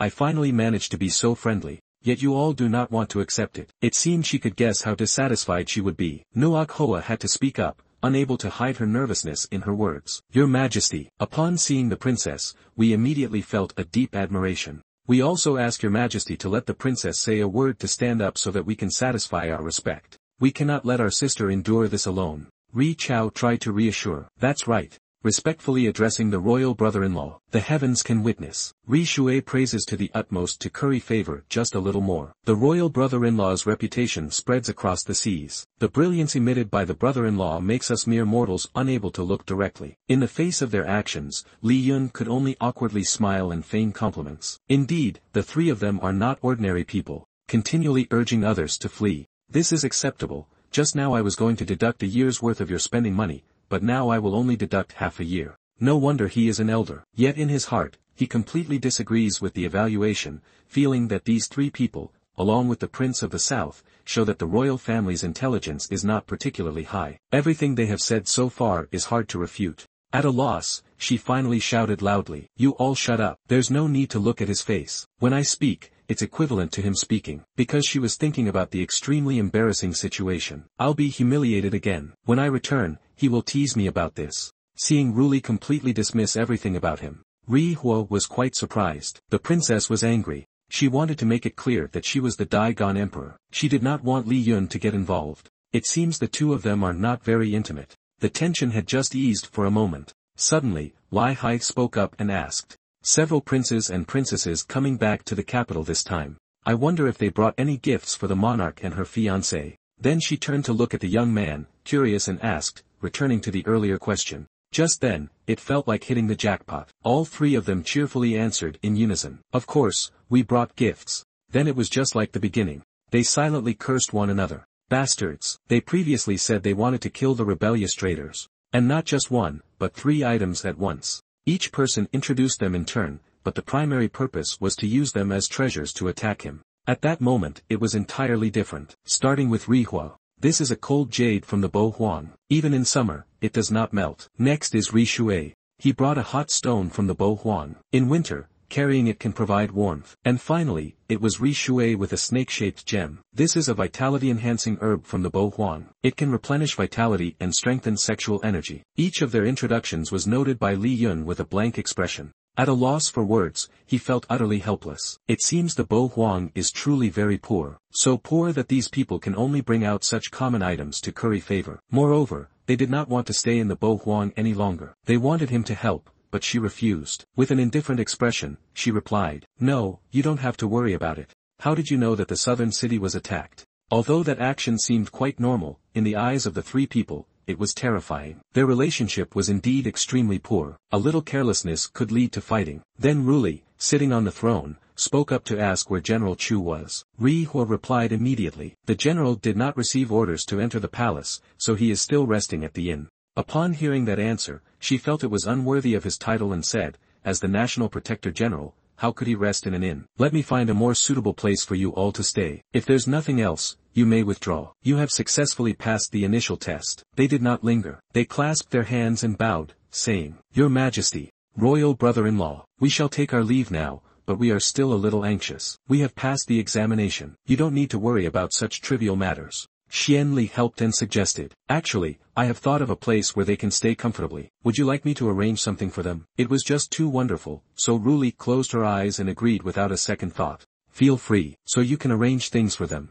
After that, you left the palace to lead the three royals to a fairly spacious residence. You pushed the door open and slowly guided them inside. After walking a short distance, you stopped to introduce the place. This was it. From now on, although you would be in the same space, there would be three different reactions. One woman was joyfully smiling, while the two men had one smirking and the other frowning frighteningly. Then Ri Chao asked, What was this place used for before, Your Royal Highness? You turned around to answer the question. It was the home of the richest person who was recently confiscated. No, it was donated to the court. And the final question, which cleared all doubts, came from Ri Shui. May I ask who the owner of this place was before? You simply raised your hand to reveal, it's the person you are familiar with. The Prince Tran Nam. You can stay here as you please. Consider it a gift to you. After all, he is still being detained. Though unmentioned, all three siblings felt goosebumps at the thought of one person. The face of Ruli, with its wide-open dangerous eyes, appeared in their minds. They went pale. Doubts filled their hearts. Is this implying us? Indeed, the Crown Princess is still the Crown Princess. This time it's me. After some time talking and not paying attention to their surroundings, the sky was now enveloped in an orange twilight. Li Yun, busy with a task, informed them, I need to go talk with the general for a bit. You all make yourselves comfortable. Suddenly, without any prior warning, everyone burst into tears. Ri Hua cried out, Crown Princess, even if you leave for a short while, it feels like I've lost the light of my life. The one who had just shown his displeasure towards you, Ri Shui, was now so agitated that tears flowed endlessly, desperately saying, we young ones can only keep reminiscing. Witnessing that, you felt a bit confused and murmured to yourself, I'm still alive. Not dead yet. Since you were in a hurry, you turned and left immediately. The three of them stood there watching your retreating figure. When you moved further away, the girl said, we are really quite dangerous. Her face was tense, eyes wide open as she continued, even though there was once a struggle for the emperor's throne, the crown princess has developed a murderous intent towards us. Now, she already wants to do so. It is no less than what you wish. He returned to his previous demeanor, looking at the others and affirming, that's right. But I've also seen a chance for change. Why do you think the crown princess developed her murderous intent towards us? There's nothing lacking except for confidence. Ri Hua excitedly exclaimed. She's jealous of my beauty. His sister chimed in to agree with her brother. Ri Chao followed up immediately.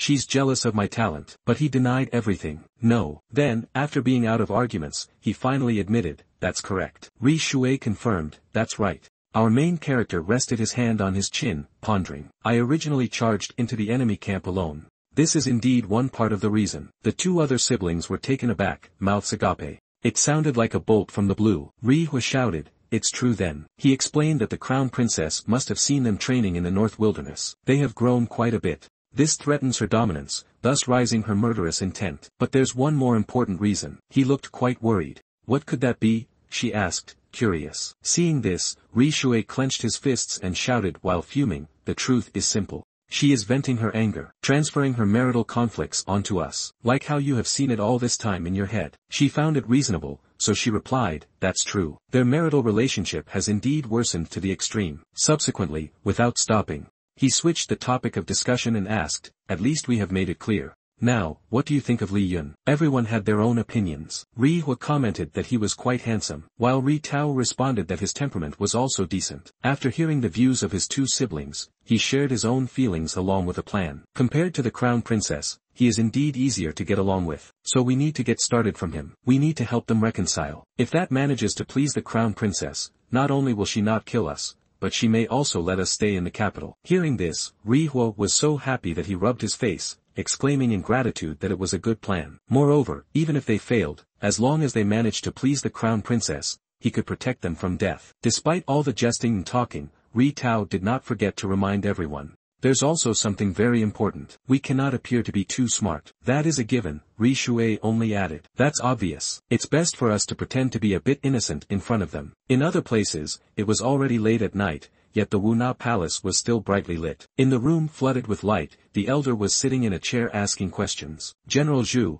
why did you deliberately come here this time? He was a man of few words. Skipping the pleasantries, he got straight to the point. Just fulfilling the task entrusted by the young lady. There's no need to ask too much. Hearing this, the elder's face showed signs of tension. His frowning face looked frightening as he instructed. I just hope to prioritize the overall situation. There's no need for further disputes. I don't wish to hear or say anything more, General Zhu replied irritably. I almost directly dealt with all of them. What a long-winded talk. I have my own limits. If there's nothing else, please leave quickly. The elder understood that he could hardly say more, so he withdrew for safety. He clasped his hands in salute. Then I shall take my leave. Once outside the closed room, the elder could only sigh in despair. Indeed, this is a deceitful time. Just at that moment, Li Yun also came over cheerfully asking, Oh, you are here too. The elder was startled and turned his head. This was purely a reflex, so his face was slightly tense. He quickly regained his composure, warmly greeted the esteemed leader, and bowed in respect. Esteemed leader, haven't seen you in a long time. You still have your majestic air as always. I wish I could recite a poem,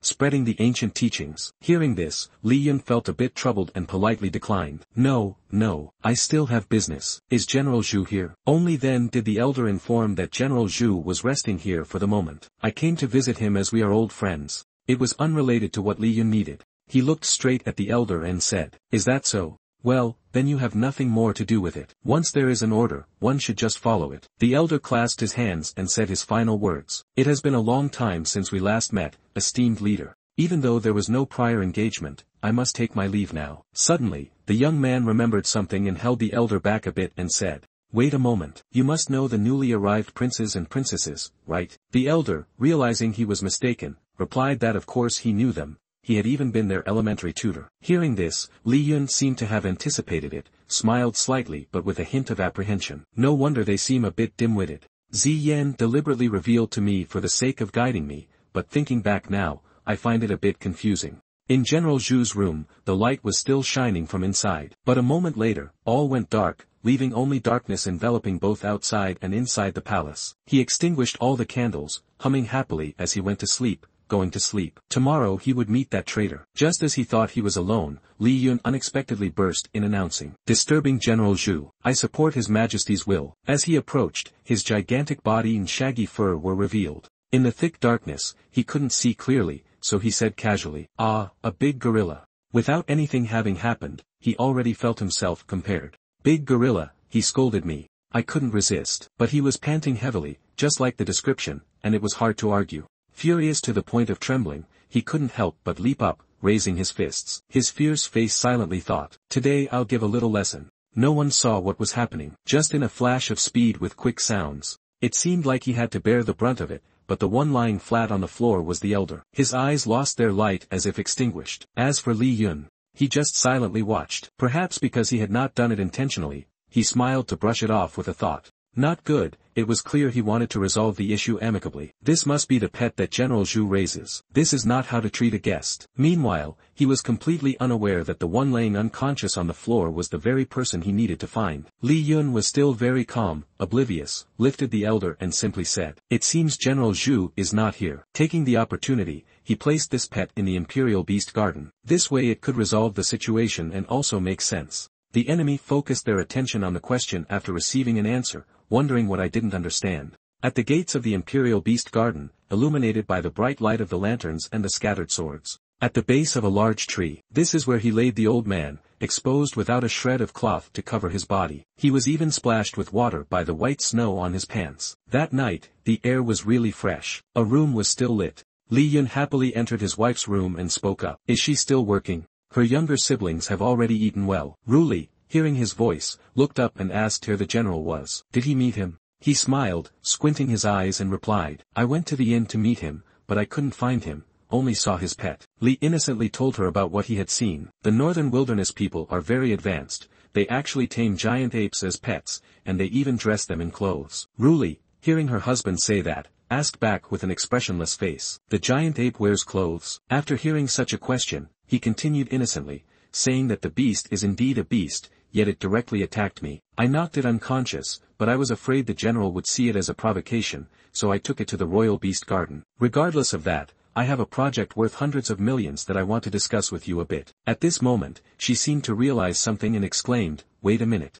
Ruli used a brush to draw something on paper, and seeing that, he was surprised and asked who she was drawing. After a moment, Ruli held up a picture of a hairy man for him to see, asking if this giant ape looked like that. Seeing that picture, Li Yun immediately replied, "That's it, she must have seen it before." Hearing her husband ask that, Ruli helplessly said, "He is the general." Li Yun was shocked and stammered, "I feel that the relationship between me and him can still be salvaged." In his heart, he thought that if not, he would directly silence him. The next morning, in Li Yun's private room, he woke up feeling very tired. Then he looked over at the empty bed inside. Ruli is indeed a great villain. After playing with someone, she just ran away. There was a steamed bun on the table, but she was still very thoughtful to prepare breakfast for me. The streets at this time were very crowded and bustling. At this moment, Li Yun was walking down the street, resting his chin on his hand, thinking that he originally did not want to trouble his wife further. But now he could only go wherever he could. Suddenly, he heard a noise from the bushes beside him and turned his head to look. Who? A figure jumped quickly from the bushes, startling him.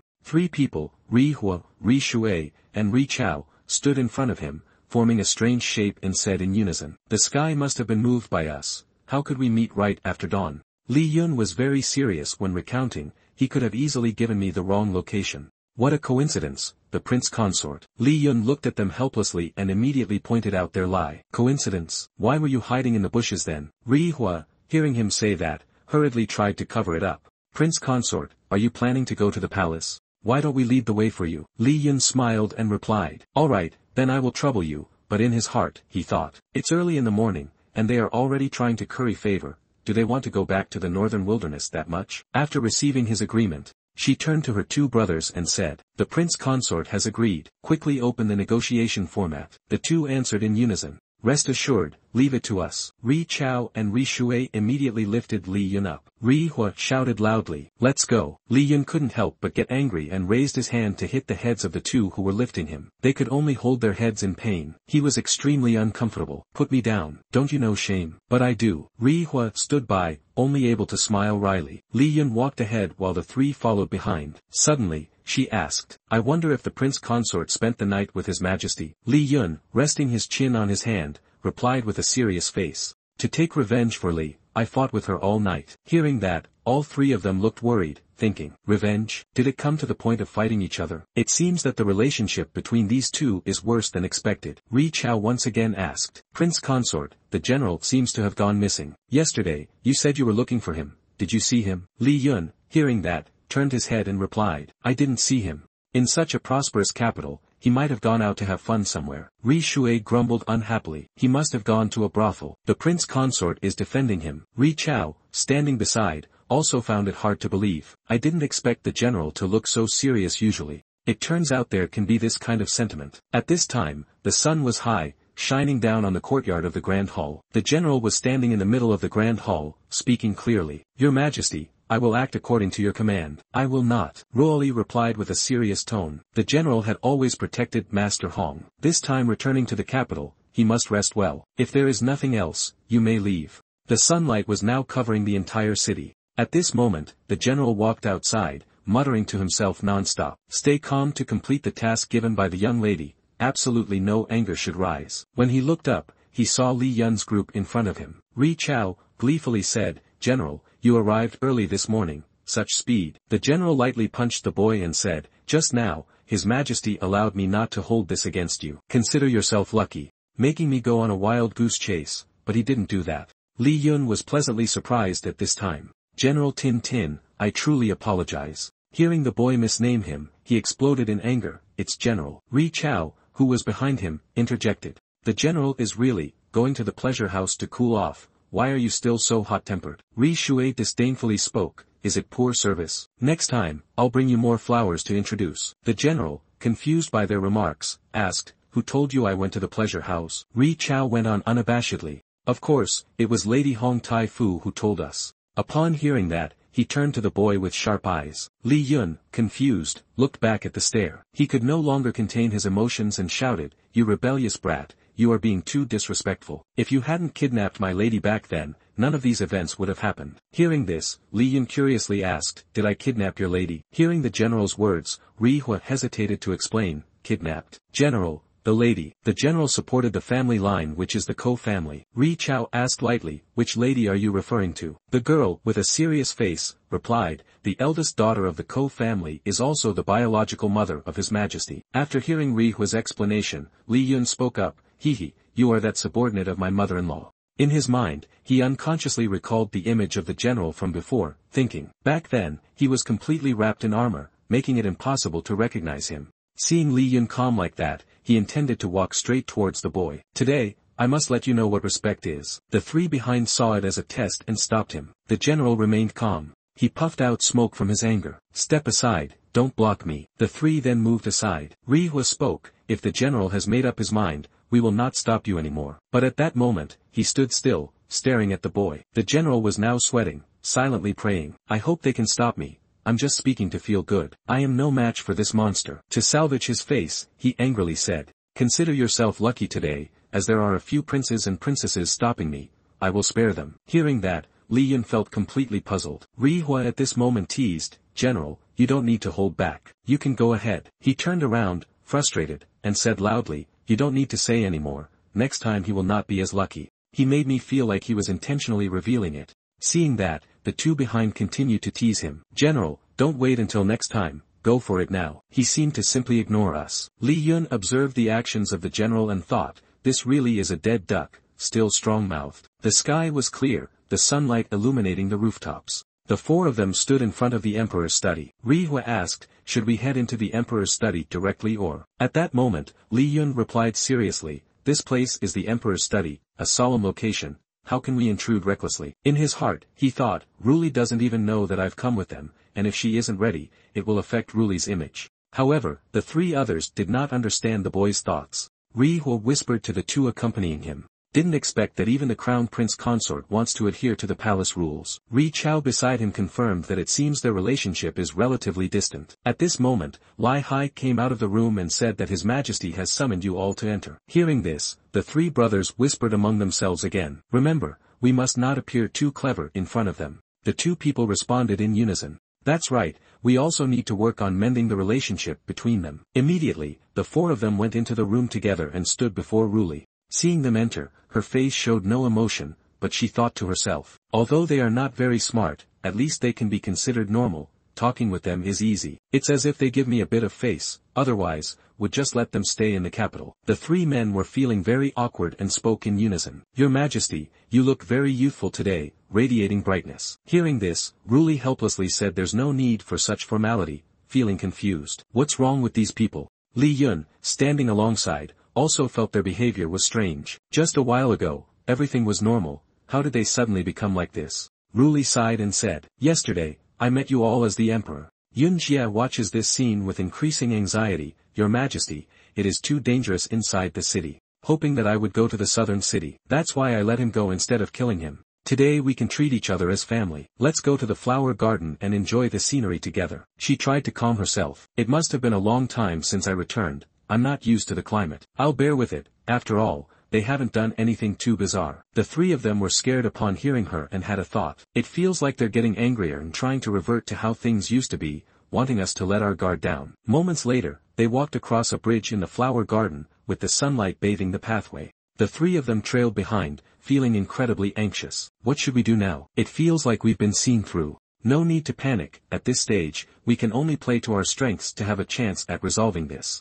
Thinking deeply, Ri Hua decided to sweet talk. The crown prince consort and His Majesty indeed look like a matched pair. He thought to himself that was flattery. Fetching the right wavelength, the two brothers chimed in, not just a match made in heaven indeed, they are truly a destined pair. They are truly talented and virtuous, fitting as heaven and earth. Hearing this, Li Yun crossed his arms in pride, feeling as if he was out for a walk with his pet dog. Ruli didn't appreciate the words he just said and retorted. So they are dogs. What am I? Ri Hua then asked. So, what do you two usually do? Starting to feel worried. However, they didn't realize why. Upon hearing this question, Ruli answered, sitting down. Li Yun responded together with her, reading. In his mind, he explained that in the house, Ruli reads while he sits beside her, taking advantage of her. Not exactly, it's to help her check her health while also promoting blood circulation. The three of them once again misunderstood the meaning of the words, feeling anxious. Oh no, they don't usually spend time together, the plan is entirely ineffective. Ri Hua still tried to salvage the situation. Well, surely there should be some things they do together, right? Li Yun answered, of course, there are, such as occasionally. But he didn't get to finish his sentence before Ruli shyly cut in. Shut up,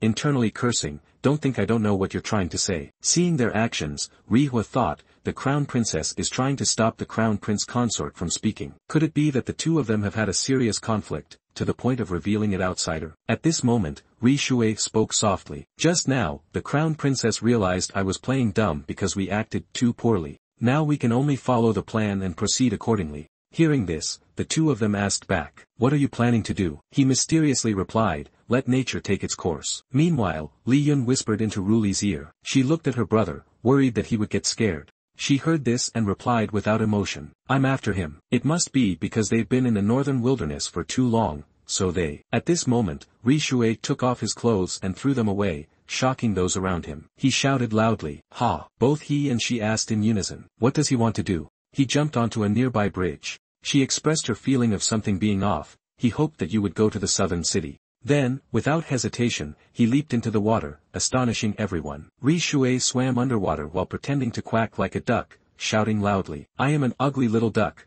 quack quack. Li Yun and Ruli stood on the shore, watching helplessly. Ri Chao at this moment extended his hand behind his back. Then he brought his fist to Ri Hua's face, making her confused. Ri Chao opened his hand and shouted loudly, look at my firework fart. A stinky smell from his hand startled her. Ri Chao happily turned and ran away. Come catch me. Ri Hua, suffering, pinched her nose. She cried silently, thinking to herself, these stupid fellows, I couldn't do such embarrassing things. Ri Hua fell and hit her face on the ground, thinking, I'm definitely going to die. The crown princess will certainly not let me off. Li Yun, seeing their actions, asked in confusion, what's wrong with them? Is it a split personality, mental illness? It can't be due to moving, right? Ruli did not answer that question, but felt very angry. Let them play in North Desert for now. At this moment, in the mansion where Ri Hua, Ri Shui, and Ri Chao are, Ri Hua sat upright on a chair and began to speculate. Through difficulties, could they really have no feelings for each other? It's like having a vendetta against each other. Ri Chao heard this and patted his chest, saying, your father was really killed by him.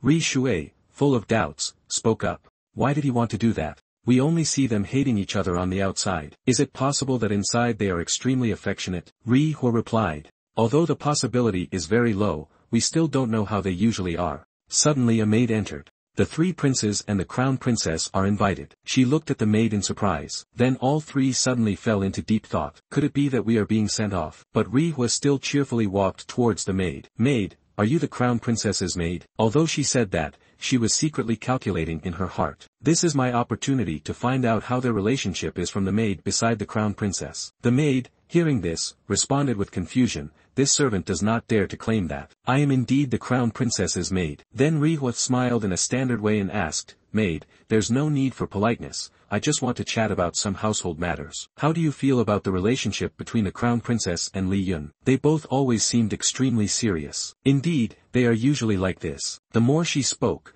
the more serious the maid's expression became. Moreover, sometimes after I leave, I still hear the crown princess loudly scolding, saying, what are you doing here? The three of them were shocked when they heard this. Didn't expect that the two of them are competing for power so intensely. We have indeed underestimated them. After a while, the sun was directly overhead. At the palace in peace harmony, the three of Ri Hua had also arrived. Crown Princess, the Crown Prince called us to the palace. I wonder what the matter is. On the throne, Ruli smiled and replied, it's nothing serious. I just wanted to discuss some details with you about the family banquet this time. The three quickly had 3 menus in hand. Tran Hai spoke up, this is the banquet itinerary and menu. Ri Hua incredulously said, I have an opinion. I think the food should be as rich as possible. It should definitely include heavenly mountain snow eel and northern sea giant clams and more. But in her small heart, there was a humble wish. Even if I die, I still want to be a full ghost. Ri Shui and Ri Chao also simultaneously said, that's right. It is indeed necessary to add more and more food. Li Yun heard this and laughed cheerfully, then let's add a few more dishes. Ruli also didn't hold back. Also add more plates of desserts. The three of Ri Hua gratefully thanked in unison. Crown Princess, if there is nothing else, we will take our leave. Then they all thought in unison. Because any dish could lead to an argument. How terrifying is it that top-level characters clash? Indeed, it's horrifying. It's better to leave first and think about it. Meanwhile, Li Yun happily said, If it weren't for you, I might have unknowingly disrupted their plans, right? Is there anything else that needs to be arranged next? We haven't gone out together for a stroll in a while. Li Hai heard this and looked at him with hostility. Humph. The crown prince next still wants to handle the affairs in the south. Then there's also the southern barbarians nearby. How could there be time to accompany you? But Ruli's reply hit him hard in the face. There's nothing to do. Li Yun smiled brightly. I thought you would have something to do. It turns out it coincidentally is like that. Then she showed a helpless expression and said, don't misunderstand, I'm just here observing the people after a long time as part of my work duties. Li Hai nodded in agreement, clearly impressed. Truly worthy of being the emperor. Not only can he control Li Yun, but he can also conveniently observe the populace. It's indeed a double benefit. After a while, they walked down into the bustling crowds. Li Yun looked at Ruli and asked joyfully, have you lost a little weight again? You shouldn't overwork yourself. I know of an emperor who worked himself to death. Hearing this, she sighed helplessly. It's probably not true. After all, I've been taking good care of myself lately. He smiled in a typical fashion and replied, your waist truly is slimmer than before, but other places have gained some nourishment. Ruli looked at him with an evaluative gaze. You observe quite carefully. She continued. You're giving up on the most intense conflict with the Emperor and the Black Wind Army. Besides, you'll mostly be dealing with the more profound relationships within the various armies. Li Yun proudly stated. It can't be said to be profound. Years ago, due to some special circumstances, I collaborated with them to some extent. They are slightly easier to communicate with than others. Honestly, I find it quite interesting. She responded blandly, is that so? Then the young girl looked shyly at Li Yun and whispered. You close your eyes and smile foolishly, I don't know. You are smiling so wide it squints your eyes. Why are you being so proactive today? Ruli blushed and replied. It's just for work. It's better to show a good relationship with you. That way, the subordinates won't think our relationship is poor. He chuckled joyfully. Then your work is overly restrained. She huffed, feeling embarrassed. It's much harder than you think. Li Yun, feeling very happy, immediately continued. Then don't give up. He then took Ruli's hand. At this moment, she responded, of course, I won't. As she said this, she sweetly smiled at Li Yun. Because this is my lifelong career. While they were flirting like this, in the eyes of the three people from the Chu family behind them, their expressions turned stiff. After finishing her sentence, all three frowned and quietly pondered. It seems they are all pretending to be harmonious now. At this moment, the Chu general spoke gravely from behind. What are you doing here? Ri Hua jumped and turned to look at him. You scared me to death. We are observing the emperor and Li Yun. General, is something the matter? He didn't answer, instead looking at Ruli. It seems you two are very harmonious. Hearing this, they exchanged glances. Are you blind? Do you see someone being deceived here? The scene shifted as Li Yun and Ruli left, but her younger brothers still secretly peered after them. Li Yun turned to say, your younger brothers are following behind. Perhaps he is not the type of vile person, maybe I'm overthinking.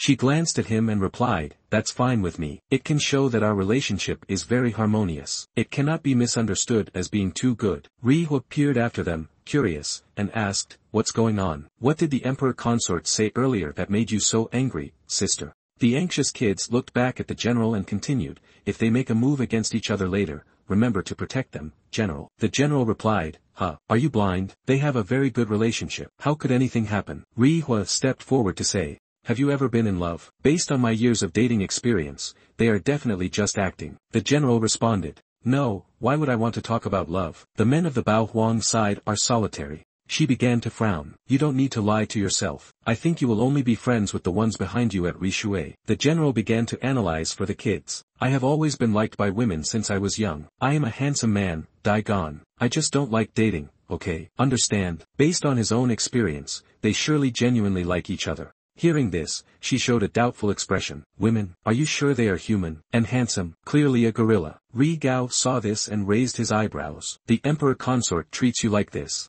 You're still defending the emperor's brother-in-law. Are you two having an affair or something? The general is being overly dramatic. An affair hasn't happened yet. But there is indeed a deep relationship. The three people shot him disdainful looks and cursed. Traitors. No sense of martial virtue. Old Luke. He saw this and was also sprayed with a bit of glue. Suddenly, Li Hai hurriedly opened the door. He approached the two to report, Your Majesty. We are all family now. How did we have some contact before? The general asked, eyeing Chu Ri Hua. Weren't you the one who said the emperor's brother-in-law kidnapped the empress? Why are you helping him speak? He replied, you don't need to know. This is a private matter between us and him. I came only to confirm one thing. After saying that, the general thought to himself, although kidnapping the young lady caused a lot of trouble, if it weren't for his support back then, we might have been wiped out by the former emperor long ago. The image of the young couple, Li Yun and Ruli, flashed in his mind. Young lady, it seems your daughter is much luckier than you are, marrying a decent man. His face was full of cynicism. Indeed, as you said, Li Yun is truly a good man.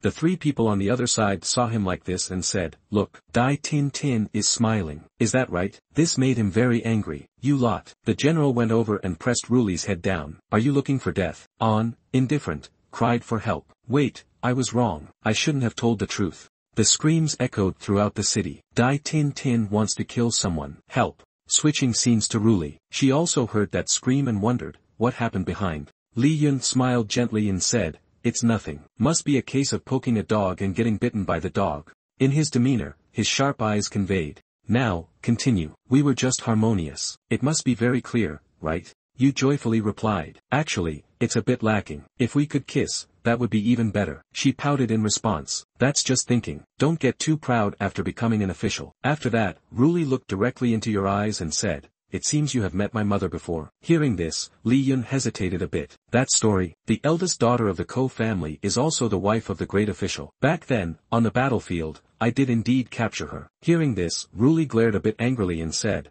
what are you afraid of? Capturing her shows your capability. I just roughly want to know what happened at that time. I heard that my mother nearly fought against the former emperor's army to protect her subordinates, and if it weren't for the rebel army intervening, both sides would have likely turned the place into a river of blood. Did you negotiate with each other back then? Li Yun, seeing this, felt a bit vague. Let's put it this way, but at that time, the rebel army certainly had substantial gains. They achieved their intent while benefiting us to a certain extent. At this moment, Ruli prepared to leave. Not bad tactics. Time is also getting late. I still have some work to handle. Let's call it a day. Li Yun happily said. I'll see you tonight. She acted sulky. Humph. Who wants to see you tonight? Suddenly, a figure approaching from behind attracted your attention. Li Yun smiled and spoke. Today's wind is really strange, bringing you here. Speak, after being with us for so long, what is it? He replied. I thought for a long time, to the point of madness, how should I face you? There is both gratitude and hatred towards you. If it weren't for you,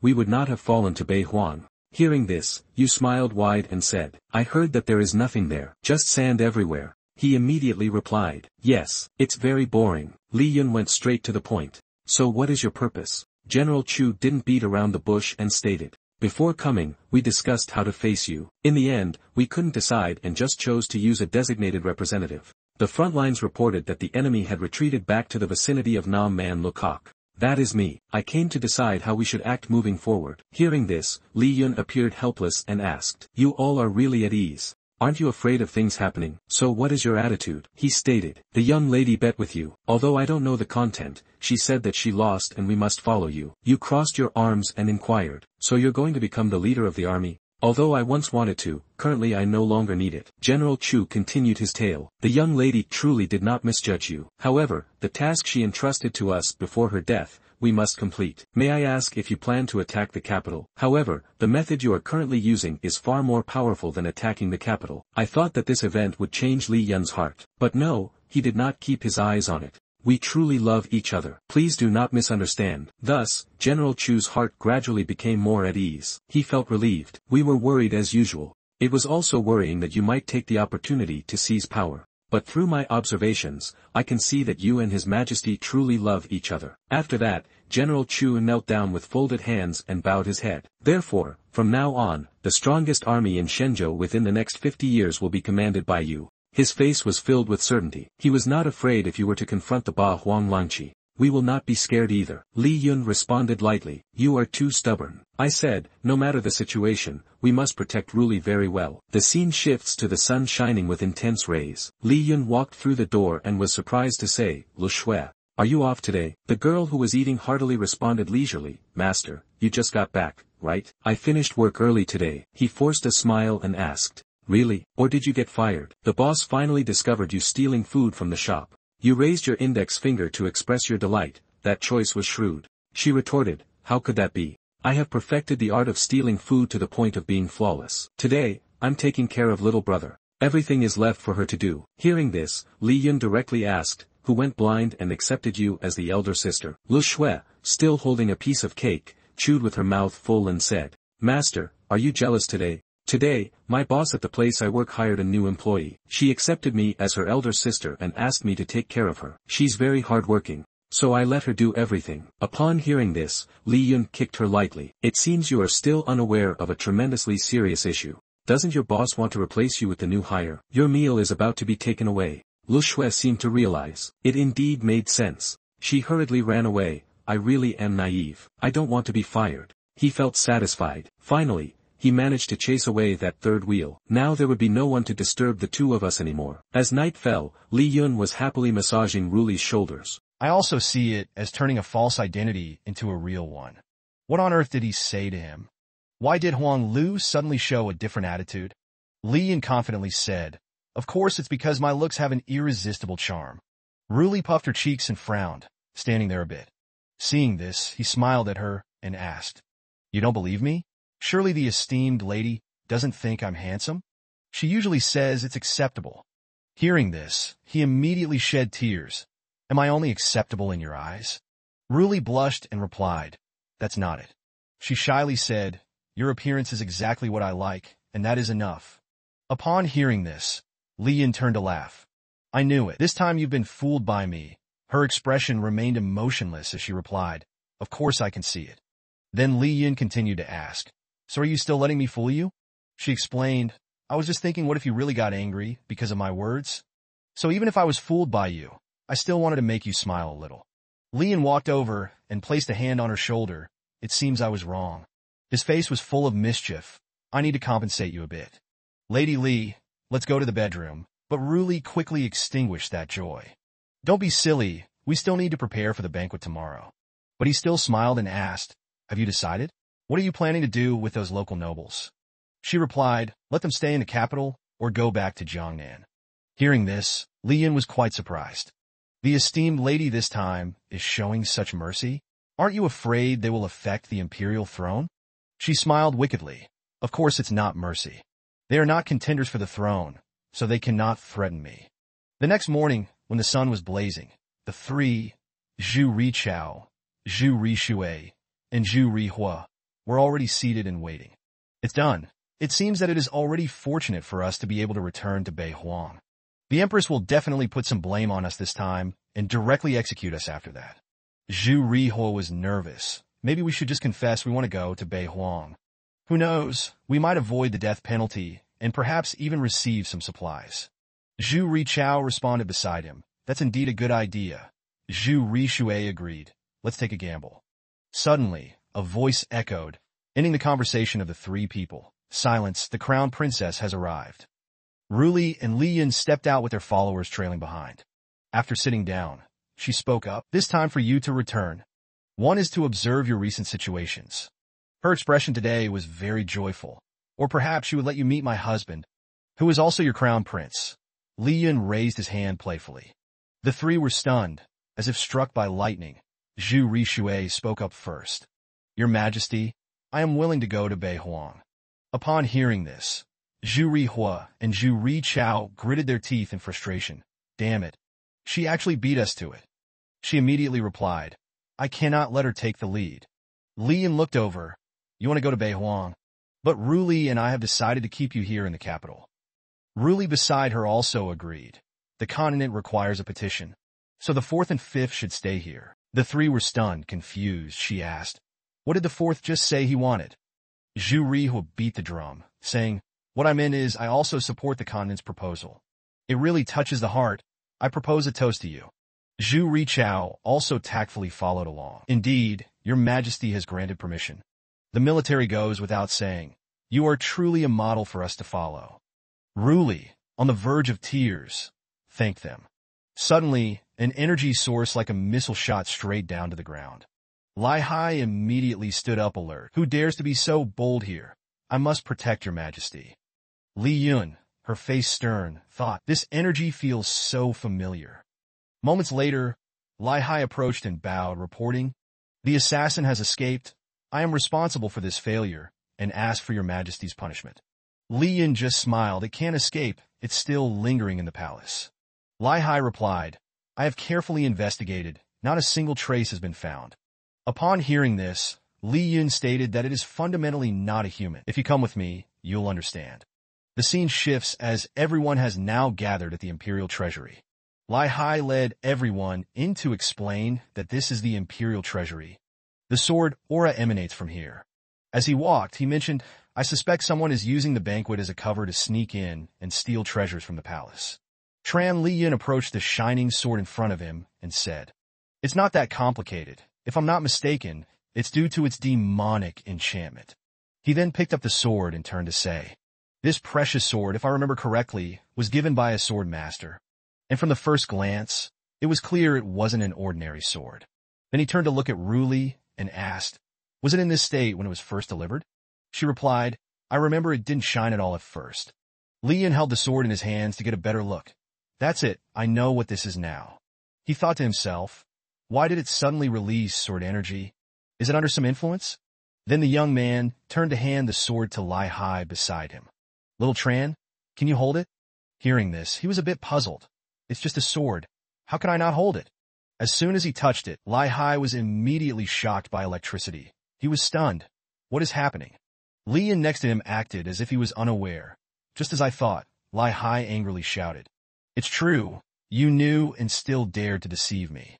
After that, he took back the precious sword. I wasn't wrong. This sword is the one that the former emperor used to injure me.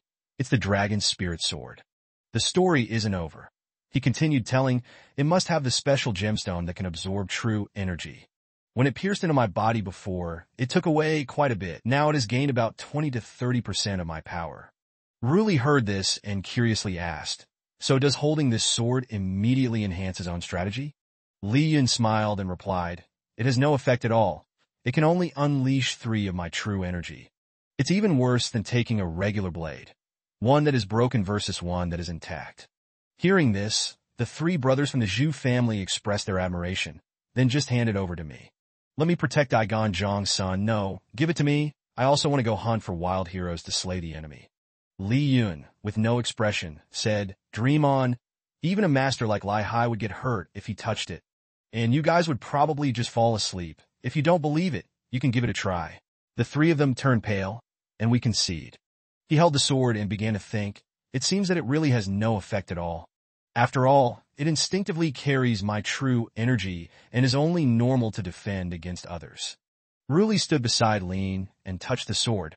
Only he could touch it, right? I've touched it several times before, and nothing happened at all. The young man saw this and became anxious. Wait, are you injured? Colleen said, you're speaking too slowly. Besides, I didn't get hurt when I touched it before. Seeing her like this, Leon kept asking, don't you feel anything unusual? Ruli replied, unusual? Well, just a bit. It feels like a powerful warm energy is directly flowing from my fingertips into my body, but it's quite comfortable. Leon placed his hand on his chin, pondering. Could it be that every time I help you, you use your internal energy to assist in your cultivation? She casually replied, isn't it because I want to take advantage? There's even this aspect?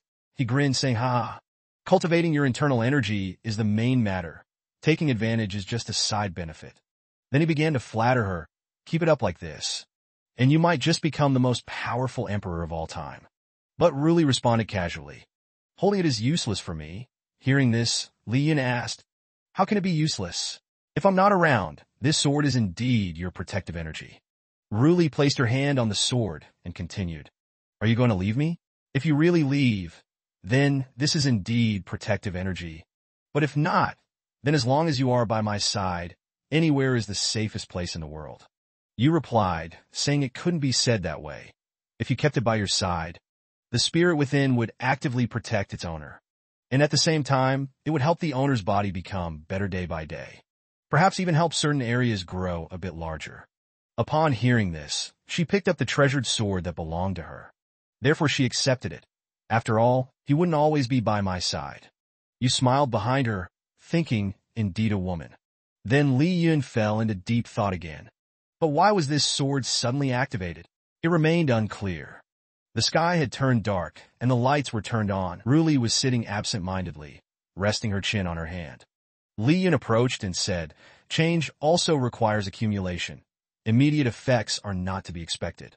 She appeared somewhat embarrassed and idle. As he was speaking something, I was just thinking that if a fire broke out and someone tried to take advantage of me, Should I directly draw my sword and chop him down?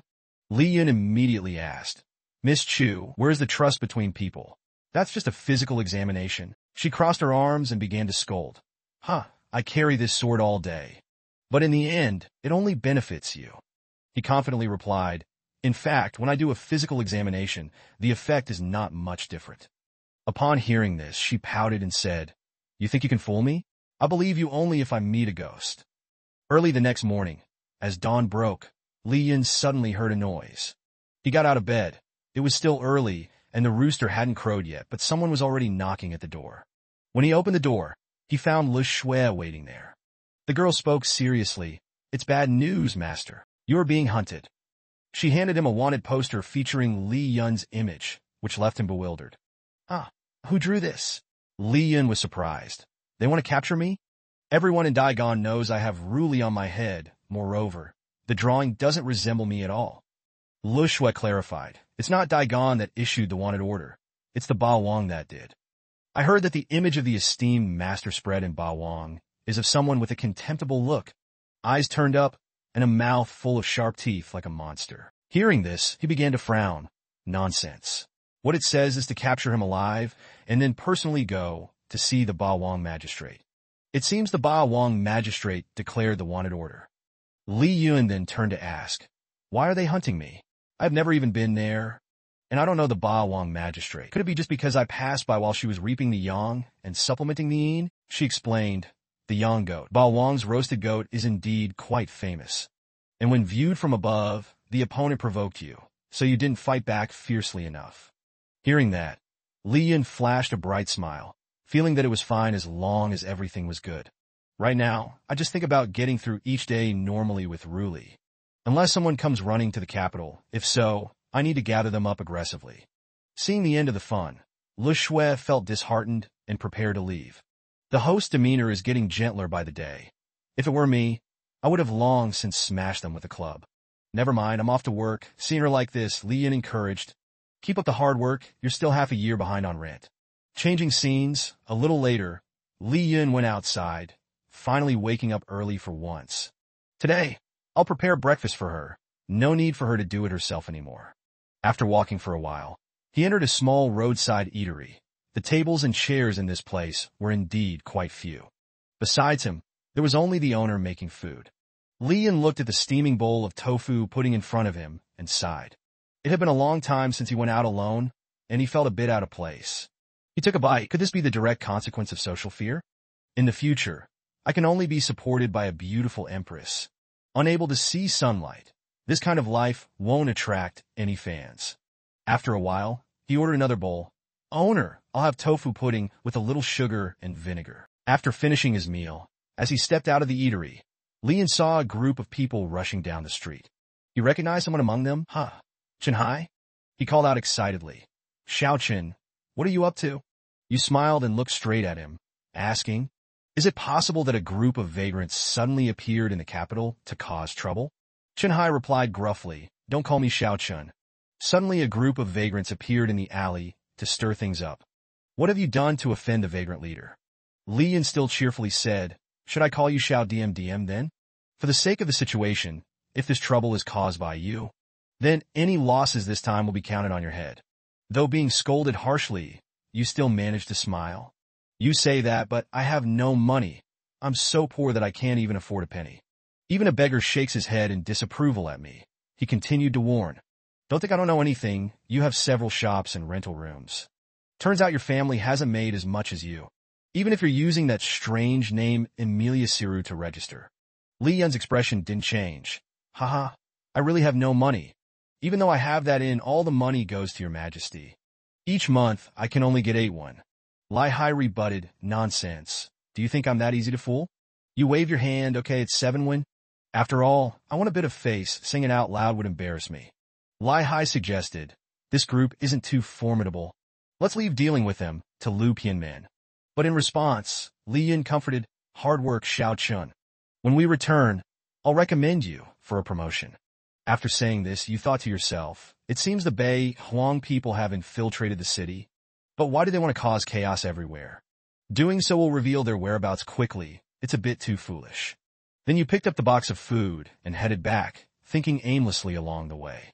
Suddenly, a group of purple mist was slowly approaching behind Li Yun. It was getting closer and began to surround you.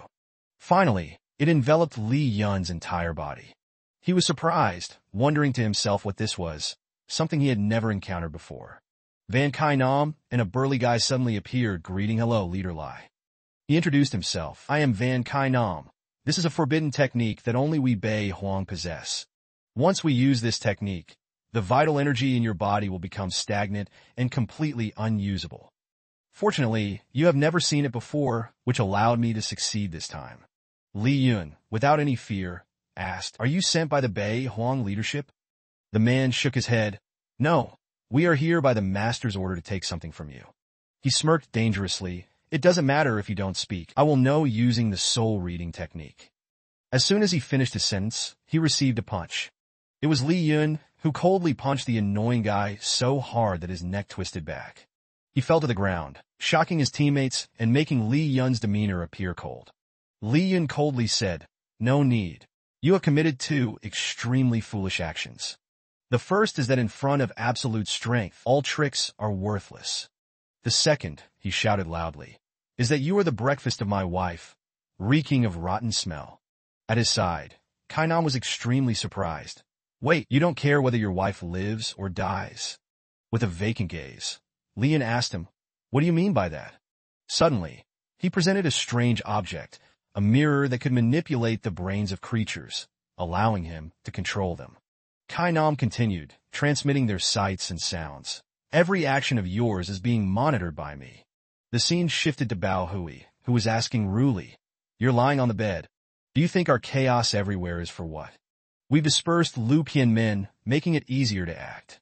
Now your prince is under our control. Don't act thoughtlessly." In response, he heard a voice through the reflective mirror shouting, "Bao Hui, we have failed here. We are relying on you." He seemed to realize and said, "Leader Lai, don't worry. She's been put into a deep sleep by me. Just hand over the Bei Huang heart so that we can return it to our master, and we won't make things difficult for you." Li Yun fell silent. "The Bei Huang heart?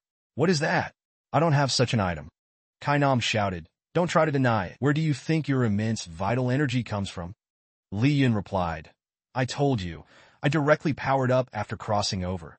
Can you believe that?" The scene shifts to Bao Hui, truly arrogant and headstrong. "Is this your treasured sword? I have thought of a great idea. If you do not hand over the Bei Huang Hatch Tom, I will use this sword to kill your wife." Suddenly, a loud explosion echoed from the room he was in. He was struck down to the ground, his clothes in tatters, hair disheveled, and his mind in chaos. Kainan shouted loudly from the other side, calling for Bao Hui. Li Yun warned him, "You are truly seeking your own death." His voice started to turn dangerous. "Do not touch that sword." Bao Hui's face unexpectedly appeared with strange black streaks. "After all, we all must die." He shouted, "For my master, I want to pull a little cushion along." At that moment, he was emanating a strange green light. "Long live my master." But what greeted him was the confused gaze of Li Yun. He was perplexed. Why couldn't he ignite his own true energy? Then he tried with all his might again. His whole arm seemed to tremble. Kainan began to stutter. "It's not right. This is a reversal of wild techniques. Who could reach this level?" His cat-like face turned all pale. "It must be her. It's definitely her." Then finally, his whole body curled up like a Pikachu in front of him. Suddenly blood splattered everywhere. Li Yun was surprised, wondering what the situation was. A voice replied, "Not bad. You are stronger than I imagined." He turned his head back and shouted, "Who is speaking?" Luna, who was originally petite, replied, "Down here." She questioned, "You see me and still do not bow?" He thought she was joking, saying, "Lost child, let me help you find your mother." She angrily responded, "Your whole family is lost." She began to take credit. "If it weren't for me using wild techniques to reflect against him just now, this entire street would have been destroyed. Furthermore, you are too disrespectful. As the master of the wild, you should have bowed when you saw me." Hearing this, Li Yun asked, "The legendary master of the wild who has lived for 1,000 years is really just a little girl?" After saying that, he thought to himself, "This girl is indeed not simple. She unexpectedly appeared behind me." Then she introduced herself. "For the first time we meet, I am called Li Na, and I am also the master of the wild in this generation." Please advise me more. The number one warrior of the divine continent. The Li Yun thought to himself, what is her purpose? I need to handle this with caution. Suddenly, a girl unexpectedly appeared and said, are you just idling here? Hurry back to work. Li Na immediately apologized to her. It was Le Shui. I'm really sorry, senior. I will return immediately, she said sternly. It really is just causing more trouble. In the meantime, Li Yun felt confused. That Le Shui was indeed the doctor of the discouraged. This seemed a bit off. Li Na turned to him and said, wait until I finish my work, then we can talk. There are some things you need to know. The scene shifted to several skewers of grilled meat being roasted hot and fresh on the grill. Just looking at them made the two of them drool. At this moment, Li Yun was very puzzled. Was she really the doctor of the discouraged? He immediately replied, yes, I met her once when I infiltrated the discouraged. What is she doing in the capital? He asked further, how is Ruli? To which he received the answer that Commander Tran has arranged everything well. The area where you stay is under tight protection. Hearing this, Li Yun felt somewhat relieved. He did not forget to remind, you should contact the discouraged military. Find out if anything unusual has happened nearby. Well, I will investigate her a bit. Saying this, he moved towards Li Na, who was carefully grilling the meat. Then he called out, boss, give me 5 skewers of grilled meat and add more herbs. She immediately waved him off. I'm just an employee, not the boss. If you want to ask something, just ask outright. Upon hearing this, Li Yun went straight to the point. Then let me get straight to it. What is your purpose for coming here? And what is the situation with that order you received? She smiled and replied, when I entered the capital, I ran out of funds. So I could only rely on working to sustain my living. And I also didn't know where you were. Therefore, I used this method to alert you a bit, so you won't be caught off guard. Of course, if there really is someone who can bind you to meet me, I can be much easier on you. Hearing this, Li Yun smirked. With just these words, I could ensure you don't leave the capital alive. Li Na, undaunted, challenged him. Can you really do that? The two of them locked eyes, neither willing to back down. He could only let out a sigh. So what exactly is your purpose this time? Is it to retrieve the core of the discouraged? He pondered internally. Her strength is not weak at all, comparable to when I just broke through as a low-level warrior. And moreover, she knows how to use techniques that are extremely strange. She confirmed, that's right, it is that. You hand it over to me. Keeping it will only attract those people's focus on you. Moreover, it has no effective use for you. You answered, what core essence is that? There is fundamentally nothing in my hands. I just learned about it from those people. Hearing this, Li Na began to get angry. Are you kidding me? Aren't you strong right now because you used the core essence? It can make you break through to the lowest warrior level. Even using just half of it can reach a level like mine. Strong enough to injure me. Li Yun said, believe it or not, it's up to you. Once again, I asked, who are those people? She replied, the Golden Family. They are the family with the greatest strength and influence in the core essence. Their central members are known as the 7 stars, all successfully breaking through to the lowest warrior level. Li Yun replied, got it, troublesome skewers, pack them up for me. What the Golden Family is, they don't even know their own place. I'll let them know who really is the boss.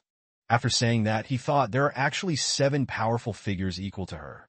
Li Na carefully packed the skewers and handed them to Li Yun. How can you be so calm? Don't you understand what I'm saying? She reminded him that the opponents will certainly come to find you. Perhaps your friends and family will also be implicated. Li Yun smiled and replied, you don't need to worry about that. He took out a vial of medicine. This is for you. It can help treat your scar. Li Na took the vial and observed it closely. It was a precious healing liquid. This is worth tens of thousands of gold. Li Yun turned around and waved goodbye. I'm not stingy enough not to offer a vial of healing water. Besides, a girl must care a lot about the scar on her body. Li Na quickly stopped him. Mr. Li Yun, he turned around and asked, is there anything else? She calmly replied, I haven't even paid for the barbecue yet. Li Yun quickly ran away, borrowing on credit. He preferred to pay back 5 months' worth of pocket money later. Li Na thought to herself, the emperor's fiancée still eats for free. The scene cuts to a distant place. The sun is gradually setting, and flocks of birds are returning to their nests. There is a shadow of a man with green hair sitting there. He is holding a buffalo horn, listening to it speak. The failure of the Xiaoxing group has left the core behind, but it's been found. This time, we need to send one of the 7 stars to capture him. The green-haired man smiled wickedly. A bunch of little fools if they succeed. It would truly disappoint me. Let me go. I can travel 10 miles with one sword. That Lian guy probably won't even see me coming before he gets killed. On the other side, the horn continued. It's possible, but you, La Shun, are overconfident. We cannot underestimate the enemy. The scene shifts to the man talking with La Shun. Chao Feng has also arrived at Bai Huang. We need to find someone to restrain him a bit, to prevent him from discovering the core's secret. He's riding on a camel, so let me go. One person is enough, as I've been beaten by Li Yin all day. La Shun, hearing this, instinctively reached for the hilt of the sword at his back. He confidently said, Li Yun is at most just someone with above-average strength. I want to see how many blows this man, known as the most powerful in the world, can withstand. Meanwhile, Li Yun is leisurely strolling along the road. He notices some unfamiliar beggars around his house. There are also people arguing in front of his house. This situation seems quite strange. Li Yun thought to himself, all these are martial artists with the essence of false energy. It seems my home is in a state of heightened security. It's already late afternoon. The sunlight is no longer bright. When Li Yun entered the room, he saw Ruli waiting for him. It seems he returned just in time. She must have changed clothes early. Upon realizing he wasn't home, she waited for him until now. Ruli said, I just woke up and saw that thief. He's still here, making snide remarks. The situation regarding Bai Huang has been reported to me by Lai Hai. Have you found out anything new? Li Yun smiled brightly, holding up a skewer of grilled meat. Don't be impatient. First, let's taste the barbecue made by Bai Huang. Eat while we talk. Rest assured it's not poisoned. Ruli asked, are you sure Bai Huang won't cause any trouble? Li Yun raised the skewer of grilled meat. Right now, the trouble isn't Bai Huang, but the Huangjin family will definitely not give up. They are now even more convinced that the core of Bai Huang is on me. Ruli, hearing this, took on a serious expression. With me protecting you, they won't even come close to you. Li Yun happily said, you don't need to sound so imposing. We don't even know when they'll come. Who knows? They might be too intimidated by the Emperor's majesty to come. Ruli tightened her grip. I don't scare people like that. Li Yun quickly replied, true, of course, you don't scare people. You are the most beautiful woman in the world. Ruli puffed her cheeks upon hearing her husband's playful teasing. That sounds insincere. She took a skewer of grilled meat, eating and talking. That girl is indeed the leader of Bai Huang. Li Yun explained, her strength is very strong, but the essence in her body is chaotic and mixed from many people. If I'm not mistaken, the leader of Bai Huang and the Daigon Emperor are similar, both inherit through generations. The main difference is that they use some method to also transfer their strength down. Ruli said, so that's it. What is her strength like then? Li Yun replied, don't underestimate her. In terms of cultivation level, she is a bit weaker than me. But the Bai Huang people know how to use a strange ability called wild technique. This morning I almost fell into their trap. You raised 2 fingers to conclude, so it would take at least 2 punches to deal with her. Ruli looked at him with half an eye, annoyed, and said, were you trying to scare me just now? Li Yun joked, don't look at me like that. Those are 2 serious punches. It's rare for anyone to make me use the second fist. Ruli blushed and said unhappily, let's stop this topic here. Suddenly, a loud voice shouted, Master. Hearing this, the couple quickly went out to see what was happening. Le Shui brought Lu Na over, causing a ruckus. Lu Na looked at them and said, there are Lu Pianmin spies all around, and those people think they can protect you? It's really just daydreaming. Lu Shui immediately corrected her, be respectful. If I hadn't brought you here, you would have been caught long ago. Lu Na immediately lowered her head. Understood, senior. Lu Shui looked at Li Yun. Besides, the reason we came this time is to ask for your help. Li Yun asked us, what is it? Lu Na glared back. Isn't it because of you eating for free? I got my salary deducted by the boss. And now I don't have enough money to rent a room anymore. Lu Shui put her hands on her hips. That's right, so I request to rent a room from the master. Li Yun replied flatly. You want to rent a room from me, but aren't you out of money? Lu Na confidently answered. But the senior told me that renting a room here doesn't require paying money. And she has never paid anyway. Lu Shui smiled awkwardly. Haha, Li Yun sighed, it's true you don't teach the good things. Ruli, standing beside, said, let her stay. I remember we have an empty room at our place. He seized the opportunity to compliment her, thus agreeing. My lady truly is a Guanyin bodhisattva. Ruli crossed his arms. What bodhisattva? This is also to keep an eye on her, to prevent her from getting into any trouble.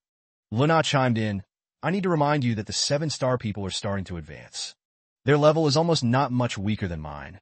If I were you, I would gather the army right now and use numbers to eliminate them. Ruli immediately declined. That's not necessary. Luna was furious upon hearing this. You are underestimating our Ba Huang. Ruli explained right away, I am not underestimating Ba Huang, but rather you are underestimating Daigon. Don't you know that Daigon has paid a great price to deal with any individual? Look at us these past few years. We have made no progress. Li Yun, the main culprit, stood by sweating. Li Na still did not give up. In short, I remind you all, not just Daigon. As long as you obstruct them, you will be killed. She mentioned Xiao Fong, who was in the snowy mountains. For example, the person you all call the second in the world, Xiao Fong, is in the vast wasteland. The scene shifts to the cold wasteland. An old man with white hair is riding a camel. Holding a whip, he asks, Young man, are you the second in the world, Xiao Fong? Before the young man could reply, he quickly spoke again. I heard that the person with the silver dagger slaughters the martial arts world. I wonder who is stronger or weaker between you and our fifth Lien Tian. As soon as he finished speaking, he commanded his mount to leap high. He swung his whip forward forcefully, continuously threatening, Take this strike from me. The red-haired youth was Xiao Fong. He gritted his teeth and quickly drew his gun. A loud bang echoed. The explosion reverberated through the entire mountain. Smoke billowed from Xiao Fong's gun barrel. The old man's camel mount was charred black, eyes wide open as it collapsed to the ground. Xiao Fong shouldered his gun and said irritably, Second best in the world, second best in the world. That blastedly? He shouted angrily, Your whole family is second best in the world. I'm below one person. In the distant Daigon, at the residence of Li Yun and Ruli, Li Na's face turned red. She angrily scolded Li Yun. You scoundrel. He placed his teacup on the table. How old is the maid? Li Na responded bluntly. 16. Li Yun nonchalantly said, Same age as Le Shui. But one sways as she walks, the other is as firm as a wall. Li Na angrily shouted, I developed late and was injured. That's why my body changed. Wait until I recover to see my true form. Li Yun didn't care much. I'll wait and see. Did you come to see me for something else this morning? Li Na remembered. She raised a medicine bag. Today, I came to repay a favor. This is for you. It's Bei Huang's special medicine. Li Yun smiled. Thanks, you know how to treat people well. Li Na proudly said, I personally researched and made this. It enhances vitality. After last night, I feel you need it. Li Yun frowned. Are you mocking me? Li Na crossed her arms and replied, Don't misunderstand. I feel there's a bit of vapor in your dantian. With this medicine, you'll understand once you drink it. Hearing this, Li Yun didn't ask any more questions. He tilted his head back and took a long drink. At that moment, his whole body suddenly emitted a strong golden aura. The aura grew denser, quickly spreading out from him. Li Yun clenched his fist. He could easily feel the power within him, enhancing his internal energy. Li Na explained, It's not enhancing your internal energy, but the medicine is filling the gaps in your dantian.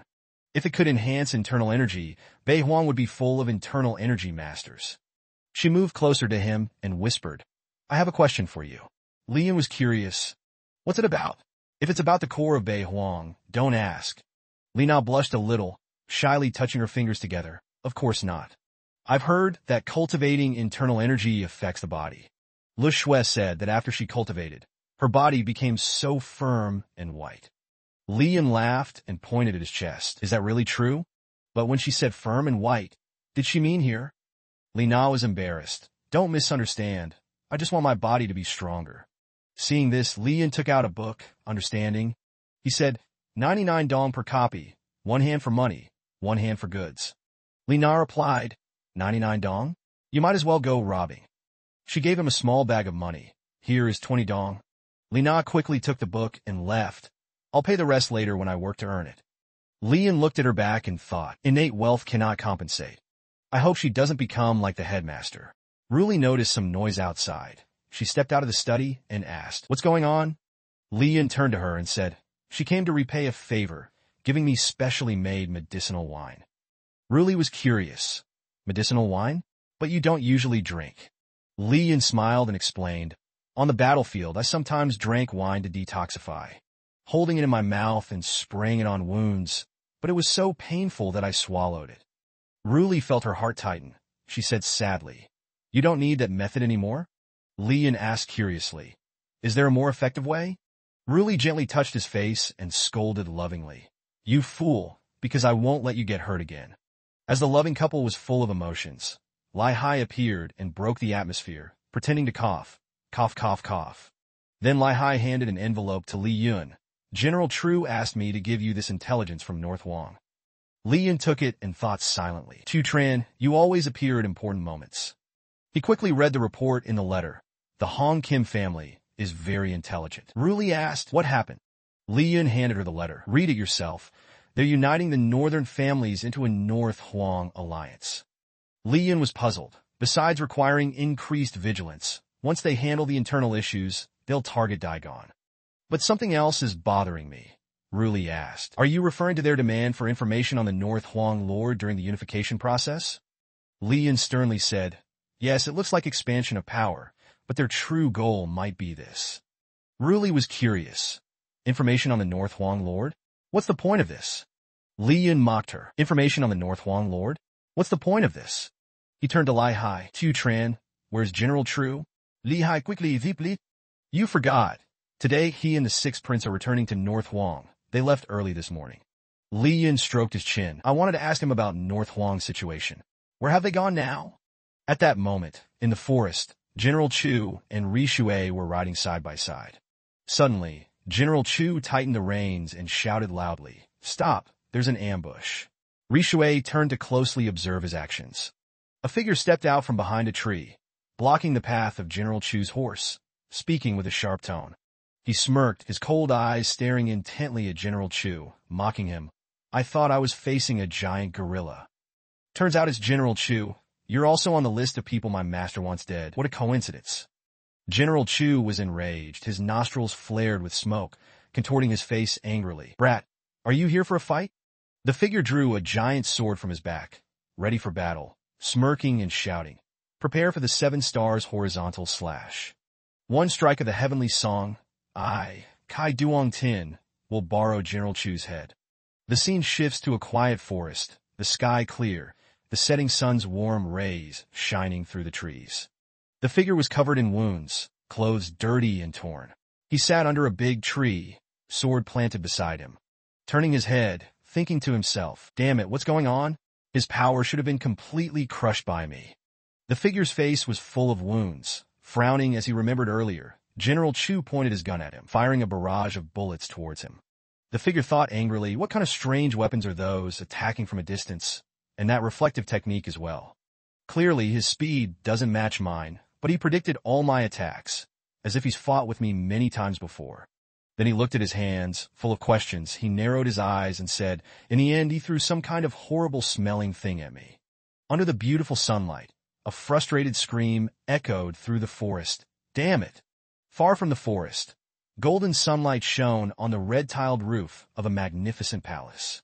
In a room, Ruli sat by the table. Lai Hai stood beside her. Li Yin crossed his arms, silently listening to General Chu speak. "Their strength is extremely powerful. Fortunately, my experience is rich. I caught him off guard and temporarily scared him away." Li Yun frowned slightly, looking at the general. "So they did come. Was there only one person?" General Chu replied, "It seems so. If he had comrades, they would have appeared to assist him in killing me. Although he escaped, I managed to mark him with a scent." Hearing this, Li Yin asked, "You mean the colored scent?" The general grinned. "Exactly, the same one you used on me." Ruli frowned, looking seriously at Li Yun. "Marking targets with scent on the battlefield is common, isn't it? Why are your expressions so strange?" Li Yun smiled slightly at her, sweating internally. "Because it's fermented rice." Li Yun opened his eyes. Regaining his composure, his gaze became sharp. "So, just one war dog is enough to find him. He can't escape." The scene shifts back to the forest, the sky still clear, the sunlight gently shining through the trees. In the middle of the forest, there was a clear pond. He removed his outer clothes and stood in the water. He scooped up water with his hands, pouring it over himself. Still wet, he angrily looked at the water flowing from his hands. Why won't it wash off? Damn those Daigon people. Still standing in the water, he suddenly turned around, looking behind him. Still wet, his cold eyes glared. Who is it? Show yourself. He turned around and saw Li Yun, who had appeared by the pond, standing there and said, All you do is curse, barbarian. Li Yun frowned slightly, his sharp eyes widened, his body emitted a cold blue light. Put on your clothes, then come here and meet your death. The figure's eyes widened, his body emitted a red light. He smiled and said, Your chi is strong, you must be Li Yun, but let's compare chi. Where he stood, the pond's water swirled from his chi, creating a hole with greenish-blue water. He coldly glanced at Li Yun. I won't lose to you. My comrades warned me not to be careless, so I'll use my full strength. Li Yun frowned, sweating. Hey, you haven't finished putting on your clothes? The pond's water had been blown away. What was once a pond was now barely a basin. He stood in just shorts, looking at Li Yun on the shore and shouted, No matter. Fighting with you. I can't wait any longer. You dare to come at me barehanded, without strange weapons like that gorilla. You can't defeat me. The scene shifts to another place. The scorching sun shines on a tall tower, with splendid architecture. Li Na, her face full of anger, widened her eyes and shouted, Are you all crazy? Leaving him alone to deal with the 7 stars. Why didn't you tell me about something so important? Lai Hai, standing opposite Li Na, calmly said, Please step back. This is the Forbidden Palace of Daigon, and this matter has nothing to do with you. Looking at Lai Hai standing in front of her, Li Na pouted, puffed up her cheeks, and said, I didn't expect the Emperor of Daigon to be so heartless, not caring about the life and death of his fiancée. With an expressionless face, Lai Hai stood in front of Li Na, looked up at the sky, and said, His Majesty has already assisted. Everything will end soon. Li Na turned her head and followed Lai Hai's gaze to the sky, asking, What's in the sky? High above, the clear blue sky with white clouds drifting lazily, and the dazzling sun shining bright. Back to the scene with La Then and Li Yun. La Then, with his legs spread, stared intently at Li Yun. Li Yun also looked at him calmly and said, Your strength is not bad. Just like when I broke through to the peak of martial arts, but I don't want to fight someone who likes to be naked like you. It feels like if I beat you, you would still enjoy it. Ignoring La Then, who was standing in the lake staring at him, Li Yun turned his back and said, This time, I'll leave it to her. Seeing him turn away, La Then shouted angrily, Coward, are you afraid of me, you useless scum? Suddenly, he looked up at the sky. In the blue sky, white clouds formed a circle, with a blinding light emanating from the sun. La Than's eyes widened in fear as he seemed to split the clouds with his gaze. A golden light shot straight down from the sky, and the lake where La Than stood exploded, creating a circle of light. The dust gradually settled, and the golden circle shrunk, returning the forest to its initial tranquility. After delivering a deadly blow, Nocti flew out of the planet's orbit, hovering in space, while the dust began to clear, revealing the blue sky. La Then, battered and bruised, fell to the ground, smoke still rising from his body. Li Yun slowly walked towards him. La Than's pants had 2 large holes at the buttocks, and Li Yun, seeing him bend over, smiled and said, My wife wants to protect me, so this time I'll let her do it. At this moment, in the Daigon royal palace, the sky was clear, and the air was fresh. Inside the room, Lai Hai bowed respectfully and said to Ruli, Your Majesty, we have successfully hit the target. She responded indifferently, I know. She widened her eyes with a cold expression and said, Only I can touch my man. Back in the forest where Li Yun and La Then were, the forest was quiet and the air was fresh. Li Na darted through the forest, swiftly passing through the trees. Her face was serious. She forcefully stepped on the tree trunk, using the momentum to rush forward. She landed behind Li Yun and saw him standing there, looking at La Then, still bent over with his rear in the air. Li Na slowly approached Li Yun, seeing the large hole where La Then lay unconscious.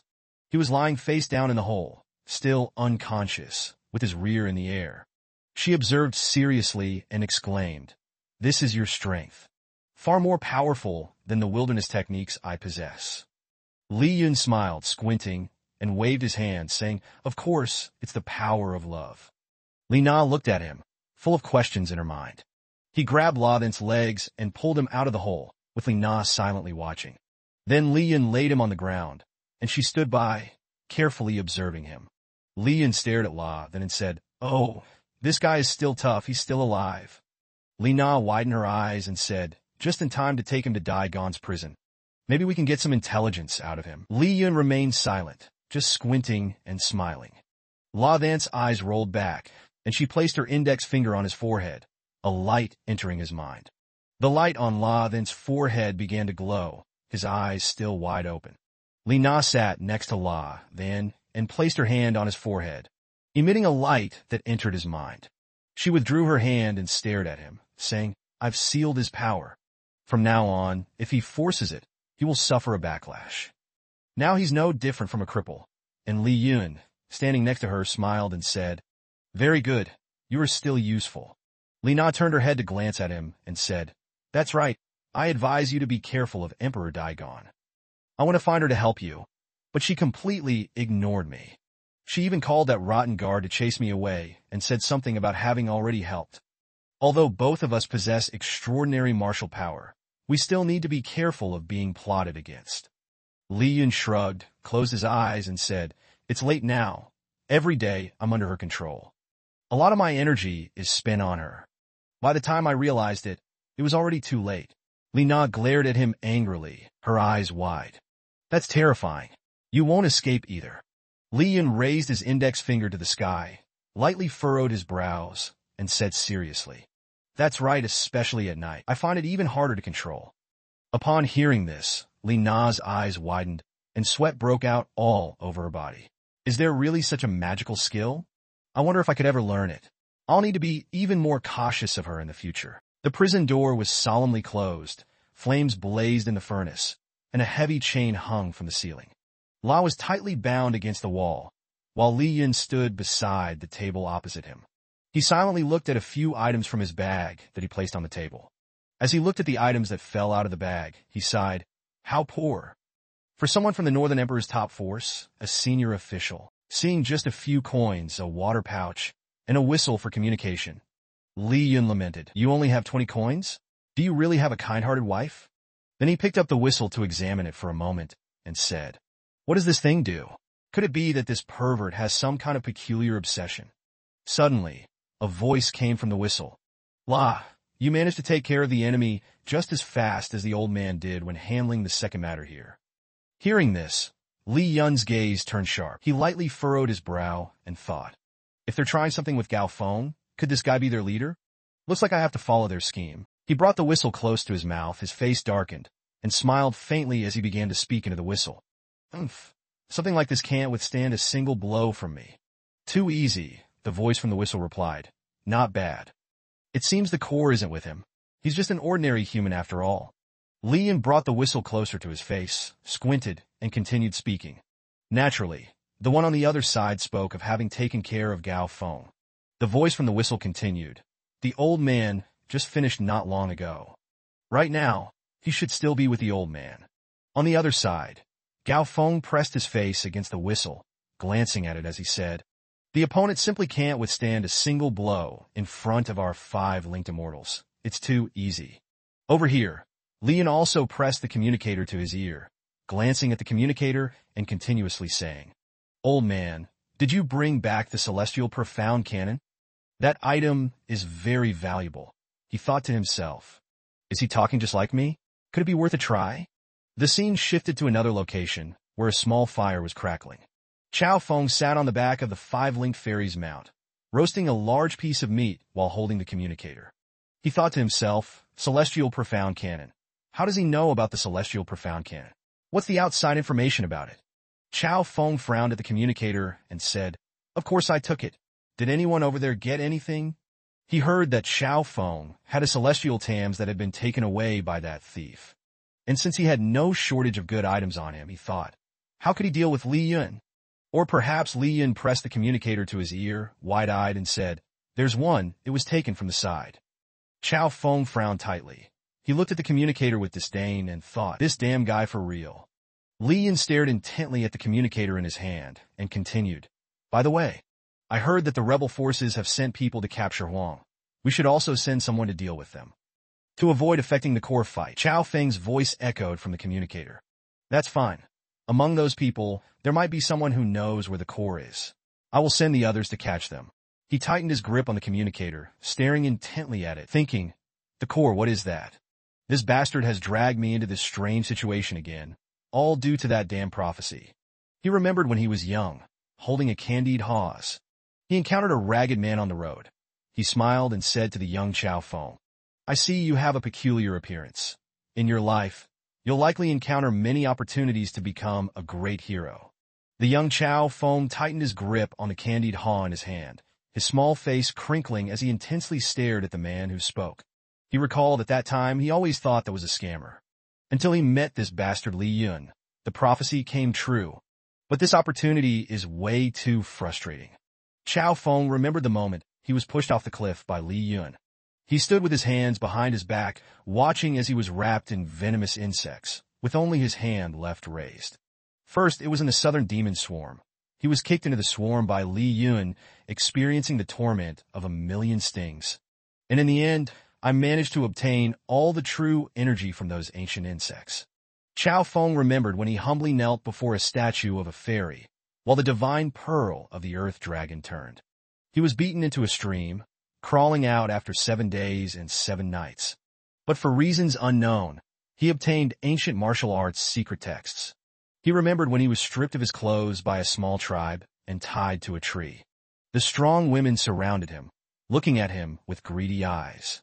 What angered me the most was that he bound me and tossed me into the southern man's secret realm, where I was discovered by the women of the tribe there. But also due to dual cultivation with those powerful women, I was able to open 2 meridians. Chow Fong recalled those events, his whole body ignited with a flame of resentment. He gripped the signaling whistle tightly, grinding his teeth and thinking.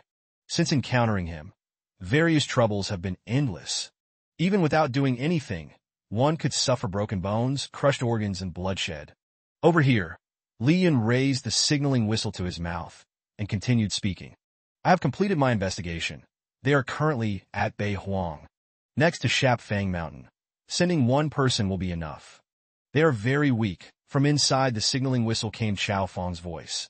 I know. You all should hurry back as well, to avoid any unforeseen events. Li Yun glanced at the figure tied to the wall. He smiled and spoke into the signaling whistle, unforeseen events. There should be no unforeseen events at all. A day was about to pass. The evening sun shone on the roof tiles of the palace. Li Yun slowly walked along the corridor, thinking as he went. I can't let this group of people do as they please.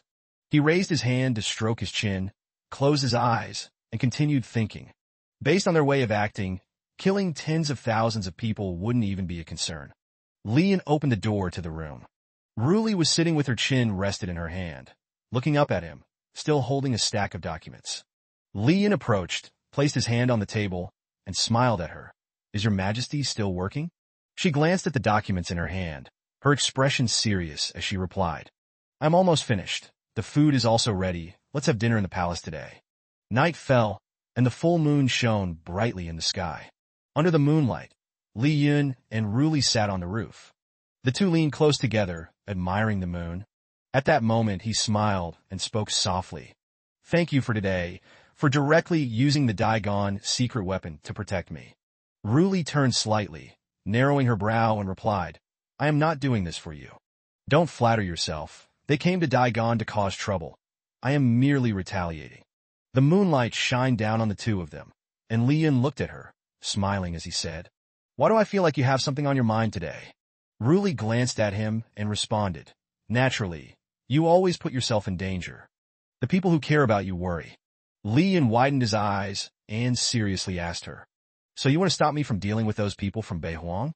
Ruli closed her eyes and replied, Just the opposite. I will not stop you. Doing so would be too arrogant. Hearing that, he looked straight at her and asked back, Not stopping me. Ruli averted her gaze slightly and said, Stopping a man from doing what he wants to do. That's the behavior of a fool. I do not want to be a fool. Li Yun widened his eyes in shock, staring at her. Ruli lowered her head and softly mentioned that the Northern Emperor would trouble him shortly. I will use the best armor to protect you. Use the strongest army to pave the way for you. Everyone will see you glorious. Ruli pressed her face close to Li Yun's. She lifted his chin with her hand. The two looked into each other's eyes. She continued, if you win and return, I will give you the best gift from Daigon. And if you fail, I will make the whole world hold their tongues.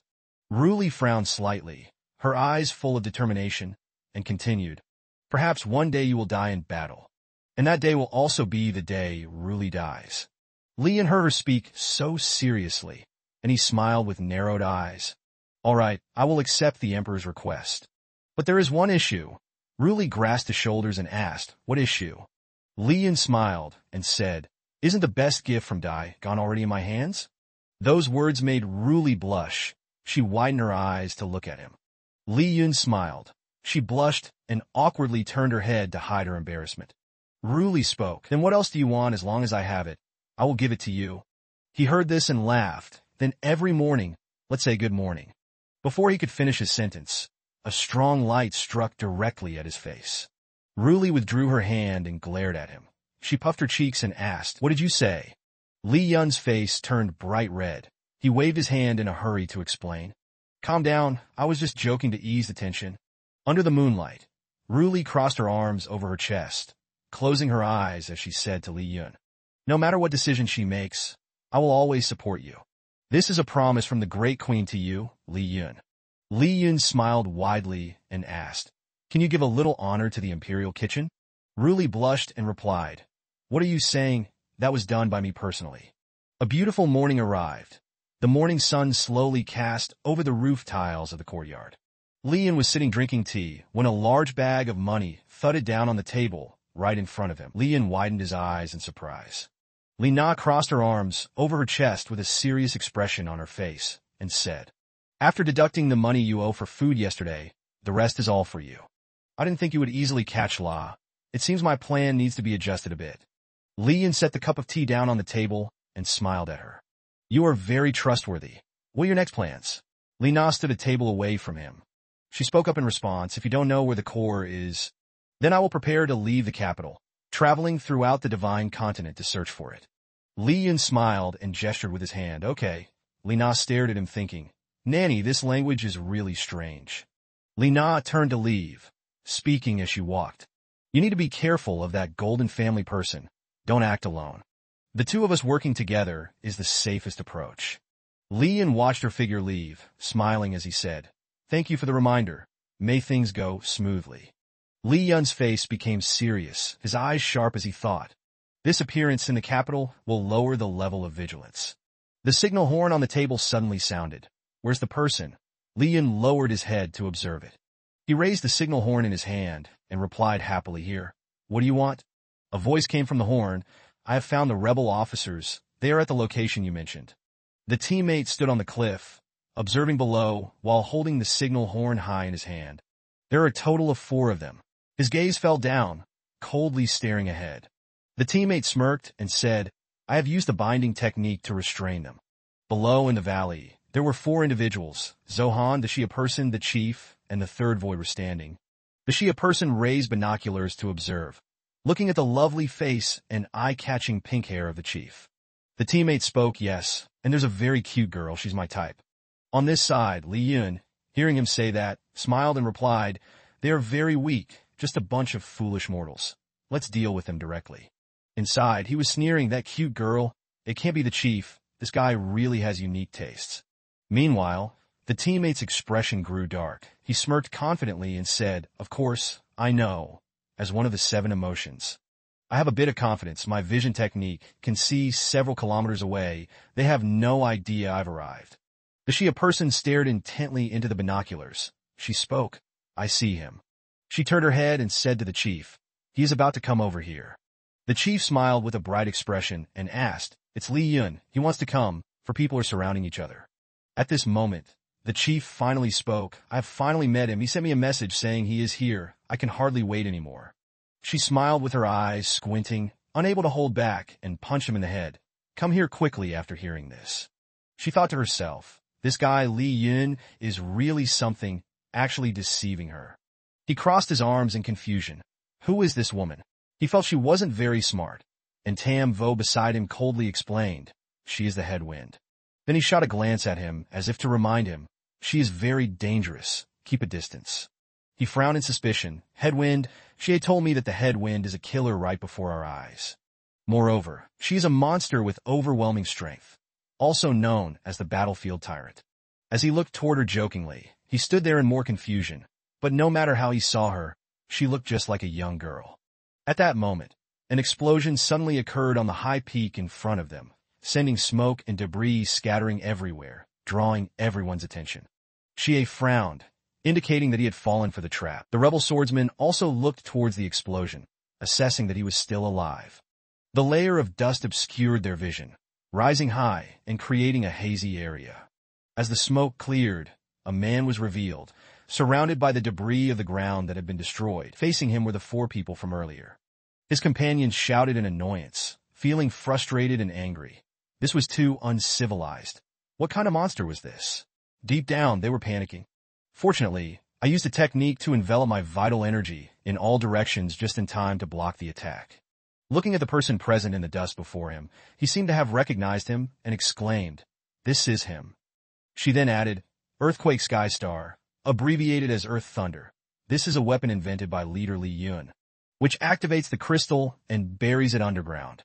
Just a light touch will cause a strong explosion." There were no red lightning bolts after the explosion, just a sound that made the 2 look back. On this side, the leader of the wind was filled with a fierce aura, smiling excitedly with red eyes. She was in a fighting state. Deep in her eyes was all the focus, excitement bubbling throughout her body.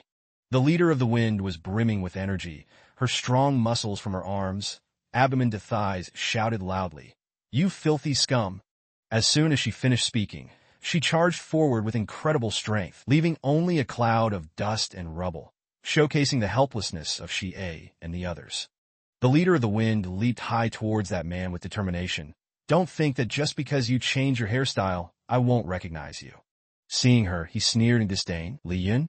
What is that? Just a mere mortal dares to." In an instant, her punch shattered his defenses, applying pressure to his face and causing him to bleed. Not stopping there, the leader of the wind unleashed a series of attacks that shattered the ground into pieces. She seemed very pleased to overpower the enemy, smiling brightly as she shouted the name of her technique, "Muda Muda Muda." Witnessing this scene only made Zohan feel even more terrified. This guy was indeed a monster, and it was fortunate that he hadn't provoked her earlier. She calmly replied that if only considering the destructive power among the rebel forces, the wind commander ranked just after Li Yun. Returning to the main wind head, La Shen's accomplice lay slumped in a pool of blood, with the ground severely damaged. He was injured to the bone, his mouth now gaping as if in agony. She smiled with satisfaction at the opponent's failure, while Xie suggested that he should be left alive for them to finish off to avoid future troubles. The main wind head innocently replied that he was of course still alive. This little attack was nothing to Li Yun. The opponent frowned and said to her, "He is not Li Yun. You should get out of the way." She was a bit surprised, her eyes wide and mouth covered. "You all are crazy, although I also want to punch his head off. But I don't want to kill him." Both the person opposite and Zohan thought, "How can you blow off a head without wanting to kill?" And the main wind head grabbed his hair, showing curiosity. If this is not Li Yun, then who could it be? She squinted her eyes and lifted that name, commenting that he looked a bit different, probably due to his hairstyle. His hair was too long. Reaching out with another hand to think about something, she calmly believed that if his hair were shorter, he would look just like him. Suddenly, blood splattered out, running long in the air as if signaling death. Indeed, the main wind head had forcefully separated his head from his body. She exclaimed innocently, "Oh no! I accidentally ripped his head off. Can it be reattached? It seems like I killed Li Yun," leaving everyone speechless. Xie closed her eyes in annoyance, affirming that she had said he was not Li Yun, and it would be better if he was dealt with. The corners of her mouth curled up with a hint of pink lightning. "Well, that's not good. Li Yun taught me that he must die without a trace." Seemingly overly stimulated, she threatened again, "If you all see him, you can only be silenced." He was a bit frightened and hurriedly asked, "Is she crazy? The 3 of us should be able to handle this." But the other 2 seemed very calm. The rebel swordsman approached the main wind head and offered her a piece of candy. She took it, pursing her lips, focusing on the food in silence. Quickly receiving it, she gradually shrank back to her original form, her face full of happiness. While licking the candy, she questioned Li Yun, "Who is he?" Zohan bit his lip in confusion. Is he really that easy to buy? On this side, the sunlight had shone across the palace roof, and the sky returned to a dreamy pink-purple state. Li Yun sat there holding a horn, thinking that it must have been resolved by now. The wind head could exert 200% of his strength when dealing with me. Looking closely at the object in his hand, he wondered why there had been no contact yet. He couldn't take the initiative. If discovered, it wouldn't be good. He could only wait patiently. From the opposite door, Ruli pouted and walked over. Li Yun happily welcomed her, saying that he hadn't disturbed her work in the imperial study today, so she should reward him. She expressed her displeasure, retorting that why he hadn't come in the afternoon. Though a bit awkward, he still tried to stay calm. Didn't you usually dislike me coming late? Ruli rolled her eyes away, blushing, saying that he shouldn't take her expression as dislike. Couldn't he be a little more patient? The more she spoke, the more embarrassed she became, not daring to look directly at him. And besides, she hadn't said she disliked him every time. The scene shifted from the palace at dusk to the dark, gloomy prison at night. In here, Li Yun and Lai Hai stood facing La Shen, who was only wearing shorts and was chained by both hands. He closed his eyes tightly and asked, "Have you used the great royal power?" He assessed the situation. This guy is purely a pervert. The more he uses him, the more excited he gets. He smirked with disdain at the provocation. "Whatever tricks you have, just show them. I'm still waiting here." You focused your eyes on him and thought to yourself, so it turns out there is blood opening. It seems I have to change my approach. Li Yun enthusiastically pointed his finger while chatting with fellow comrades. "Good morning. Have you had breakfast? Just a little reminder. This morning, I shamelessly let my wife feed me. Oh, sorry. You seem unable to move right now. I truly am rude." He darkened his face, angrily shouting, You came just to mock me, without talking about your martial ethics. If you have the ability, just fight me one-on-one. Our male lead still wore that mocking smile. Regrettably speaking, let me fight with a naked man. Going this way will not end well. Besides, my husband and I both want to gather you. There is nothing wrong with it. He can only grit his teeth, feeling extremely frustrated. His anger erupted into words with a dissatisfied tone. "Nonsense. If you hadn't used the mystic iron-heavy chains to bind me, I would have exploded you by now." Li Yun smiled and turned around to give orders. "If you are not convinced, I will give you a chance." Xiao Chun, release him. He was shocked and gaped. "Are you crazy?" It was quite hard to catch him. With a confident expression, you still closed your eyes to reassure the opponent. "Don't worry, I have my limits." Upon hearing the young man's words, the handcuffs were gradually removed and fell to the ground. La Shen, no longer bound, was even more chaotic. "HMPF, this time we will determine the high-low, life or death." You still wore a smile and made a deal. "I stand here without moving. If I use a single move, it means I lose." He gleefully glared. The green aura surrounding him signaled an attack. "Daring to underestimate me. This time I will definitely make you pay." Suddenly, blood coughed out from his mouth, and he didn't initially understand why. As if pressed down by a force, he had to kneel down, heavily injured while standing in front of Li Yun. As if realizing this, his eyes widened in surprise. How could the vital energy turn directly against him? The young man's mouth curled up mockingly. "I gave you a chance, and you still can't make use of it."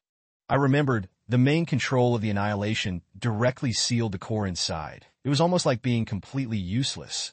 La Shen roared, "You scoundrel! You dare to play me. I tell you, I'm only ranked 6th in the 7 stars. Those in front are the real monsters," he gloatingly mocked. "Well, there are just a few people cannot achieve great things." The enemy laughed with confidence, waiting for us to find the remaining core under its influence. Everyone in Annihilation will break through their limits.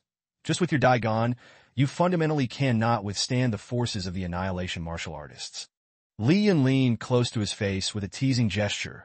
"You all found the core," and then said, "Currently, you are all powerless." The opponent loudly revealed, who said that, "We have long since transformed a group of martial artists. They have all been distributed within the Daigon territory." You joyfully raised your hand to signal enjoyment at his surprise. You know how to cooperate well. Saying that, he turned away and tossed a comment at La, then, "Thank you for telling me so much." He anxiously widened his eyes and shouted loudly, "Wait, you just deceived me." The youth's benign face with a smirk retorted, "You just stay here, really a foolish thing." He knelt on the ground, going mad, warning, "You bastards, wait for it. Our great army will certainly hunt down the entire Daigon. Just at this moment, he turned his head, smirking challengingly at the defeated opponent. Feel free to wait. Going through a different scene, also in a certain cell in the prison in a wooden cage.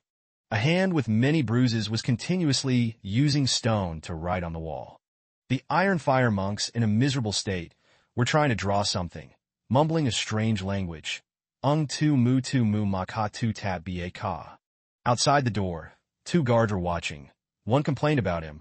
I can't stand it anymore, this old monk keeps murmuring every day. The other one raised his eyebrows and explained, this guy is not simple. Previously, it was the former emperor who personally locked him up here. Before the former emperor passed away, he often came to see him.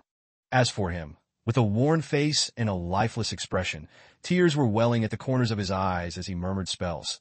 Nam vio tam and amau de namung du lu d6 tap ba ka. Now on the wall, he had completely carved a character.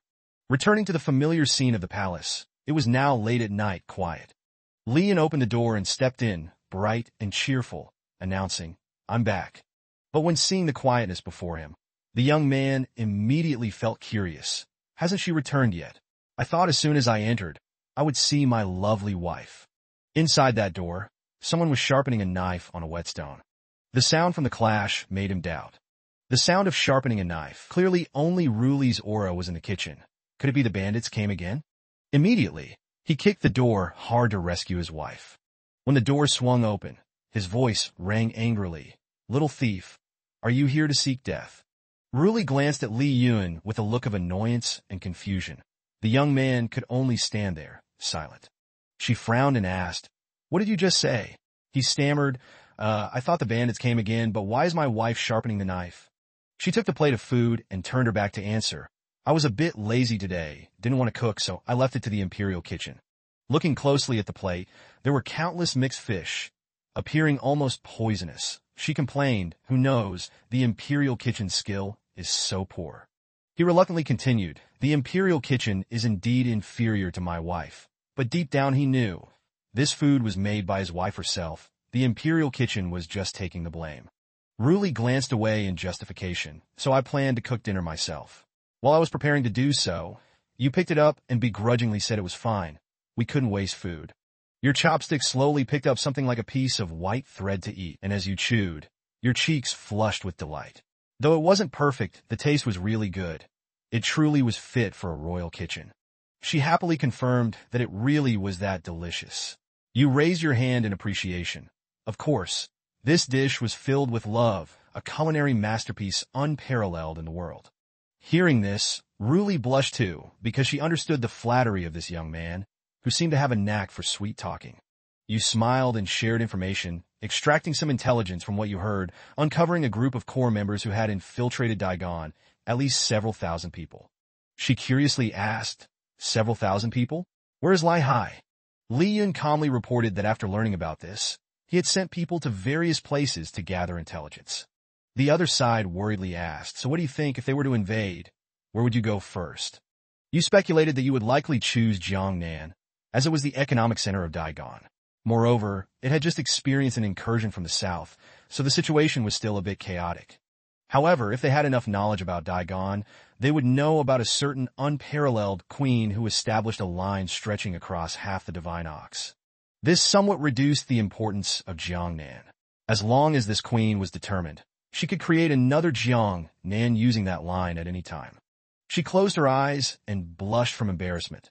The analysis was very accurate, but there was no need to exaggerate like that. The male lead teased playfully. Now let's talk about your figure. I know you're very capable, but if we get specific, it wouldn't be appropriate for children to read this. She pouted, denying I didn't mean it that way. You looked at your wife and suggested, all right, it's getting late. Hurry up and go to bed. Ruli pouted, going to bed doesn't mean resting. This only made the young man feel helpless before his little wife. Until the next morning when the sun had risen high, you could see Li Yun sitting on the roof. Your relaxed expression showed that Li Na's medicine worked well. Your inner energy had become even easier to consolidate than before. Having fought with Ruli was enough. However, you still needed to hold back a bit. After all, you couldn't go all out every time. Just then, your stomach growled, expressing hunger. You rubbed your belly. Indeed, You couldn't escape the law of needing energy. You decided to buy 2 buns. The sky had turned to noon at a food stall for the locals. You stood in front, asking, "Boss, how much are the buns? Are the skins thin?" The owner smiled, 5 coins, thin skin, large filling. The young man took a small pouch and decided to buy 2, while thinking that usually he could only nibble on plain buns, lucky to have earned some pocket money from Lina. Upon opening the pouch, he saw a piece of paper, which he took in accordance with the situation. Seeing the letter, his expression suddenly turned worried, wondering why there was only 1 piece of paper. Where was his money? The letter contained a few lines explaining that he was late, and all his pocket money was taken with him. He pursed his lips in dissatisfaction, feeling wronged.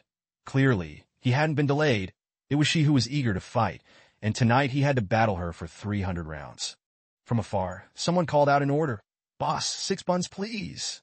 The response came lively from the other side. "Coming right up, customer." The general appeared cheerfully, saying that he couldn't even buy a bun now, "So let me treat you." You scratched your head gratefully, thanking him, saying that all your money was taken by your wife, and every day you could only be oppressed by her. Their conversation continued in the beautiful clear blue sky and white clouds. You folded your arms and inquired, "You didn't appear suddenly just to invite me to eat buns, did you?" He lowered his head and informed, "Yesterday, I caught a few thieves from Beihuang. They sneaked into the capital." You continued to investigate. In the capital, they did not go to Jiangnan. He expressed seriously, "Those people committed suicide directly when captured. We are currently in a completely passive position. We have no idea what the enemy's intentions are. A bloody storm is inevitable. To avoid it," you just chuckled as you revealed the horn. "You want to act tonight, right?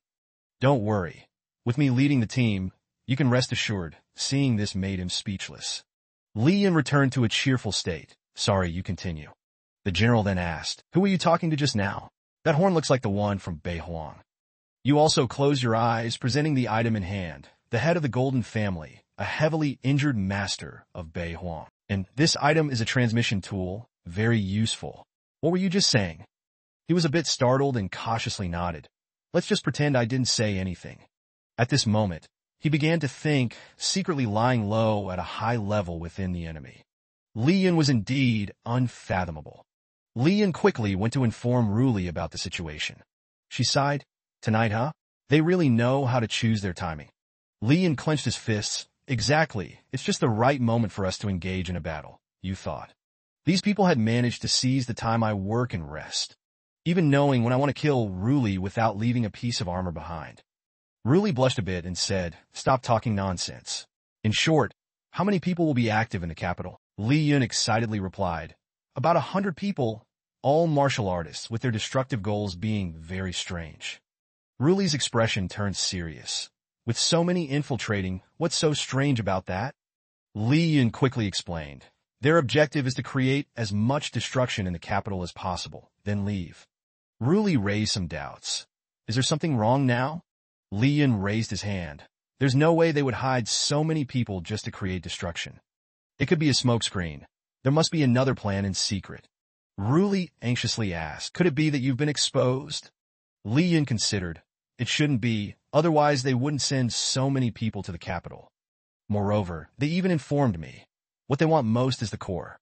There might still be something related to the core in the capital." Li Yun instructed, "Tonight you should sleep in the palace. I'll deal with them myself. Then find out what their true purpose is." Upon hearing this, Ruli shrugged, feeling that he found her troublesome.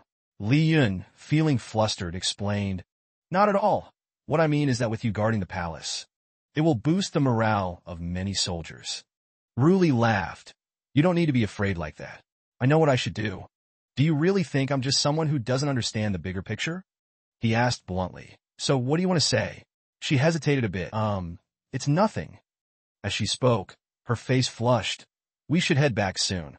Li Yun felt his heart warm at her words. He moved closer and kissed her forehead, softly replied, "Of course." Ruli felt shy, rubbed her forehead. "I already told you this is a study." That night, a few people arrived at the old royal house. The purple-haired man asked, "Today, the one leading us is a leader of the Golden Clan, right? Have you all seen him?" The red-haired man beside him answered, "Never. I've only seen our Lord, who helped me increase my cultivation level." The other 6 I have never seen. The blue-haired man behind also spoke up. In the beginning, I was always half believing, not thinking he could really help me break through my limits. As long as we can complete this mission, we have a chance to become as strong as the 7 clan leaders. The red-haired man continued. Do you think if we charge together, we could defeat the clan leader? The purple-haired man replied. Of course we can. With this many people, even if the opponent is stronger, it doesn't matter. Interrupting their conversation, Li Yun appeared on a nearby rooftop, asking, So many people? The red-haired man was startled, looked up and shouted, Who are you? Li Yun, wearing a mask, calmly replied, Don't panic. I have a horn, you should recognize it. I am the La Shin. Upon seeing the horn, the group quickly bowed and shouted in unison, Welcome, 7-star, La Shin leader. Li Yun scanned them and asked suspiciously, Why are there only 10 of you? Where are the others?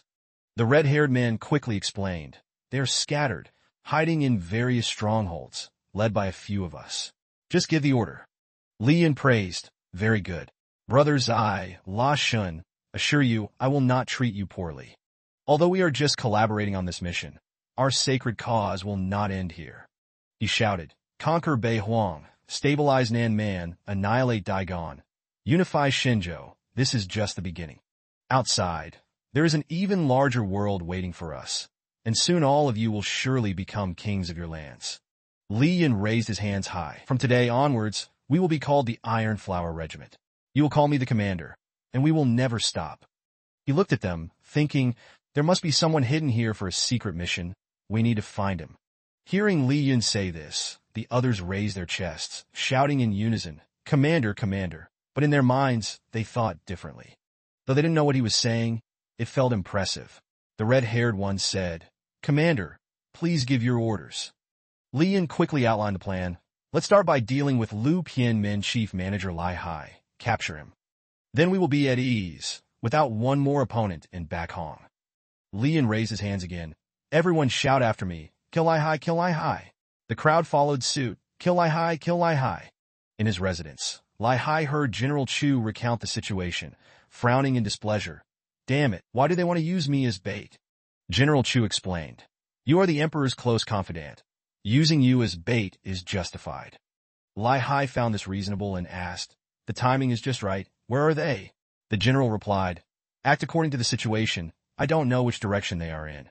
Just as the general finished speaking, a loud explosion rang out. The main gate of the residence shattered into pieces. Li Yun let a group of people in, placing his hands on his hips. This is the place that mixed-breed Lai Hai is hiding here. The red-haired one chimed in. No wonder the leader knows the capital as if it's his own home. Li Yun turned around and asked, What is our mission? The crowd roared, Kill that mixed-breed Lai Hai. Hearing this, Lai Hai clenched his fists in anger. This rascal is abusing his authority for personal revenge. General Chu stood behind the main door. No need to be angry. It's just a play. Li Yun raised a middle finger, challenging Lai Hai. What's wrong? Not convinced? If you have the guts, insult me. Do it casually. If my heart wavers even a little, I'll consider myself lost. The scene shifted to the palace. Ruli was searching for something in the library. She looked around the shelves, wondering if she could find any clues in the library. Ruli thought of the scene where Li Yun admired her. My wife is really amazing. Determined, she thought. Wait until I find it, he'll definitely adore me. Ruli took out a book. I remember this was ordered to be burned by father before he passed away. She read each word, feeling suspicious. On July 2nd, go to Tianye. On General Chu's side, the people Li Yun brought quickly surrounded him. They looked fierce, holding weapons, charging forward, kill. General Chu's punch caused one to lose several teeth in pain. The others were no match for him. With just one strike, they were sent flying. Lai Hai, beside him, was also surrounded by a few people. He looked around and said, A bunch of thieves. Lai Hai sneered, Dying by my blade is an honor. Suddenly, hidden weapons flew from behind, hitting the others directly. Lai Hai, holding a sword, was surprised to see them fall to the ground. The bald one raised his head and cursed, Lai Hai, you're despicable, using hidden weapons. Lai Hai frowned, glancing behind to see Li Yun holding some stones. He suppressed his anger, thinking, Scoundrel. You clearly made the move. Why am I the one blamed? Li Yan stopped joking and whispered, "It's time." He immediately jumped up, sword in hand, charging at Lai Hai. "Step back, I'll handle him." Li Yan didn't hold back, slashing down. Lai Hai quickly raised his sword to block. The strike forced him back several steps.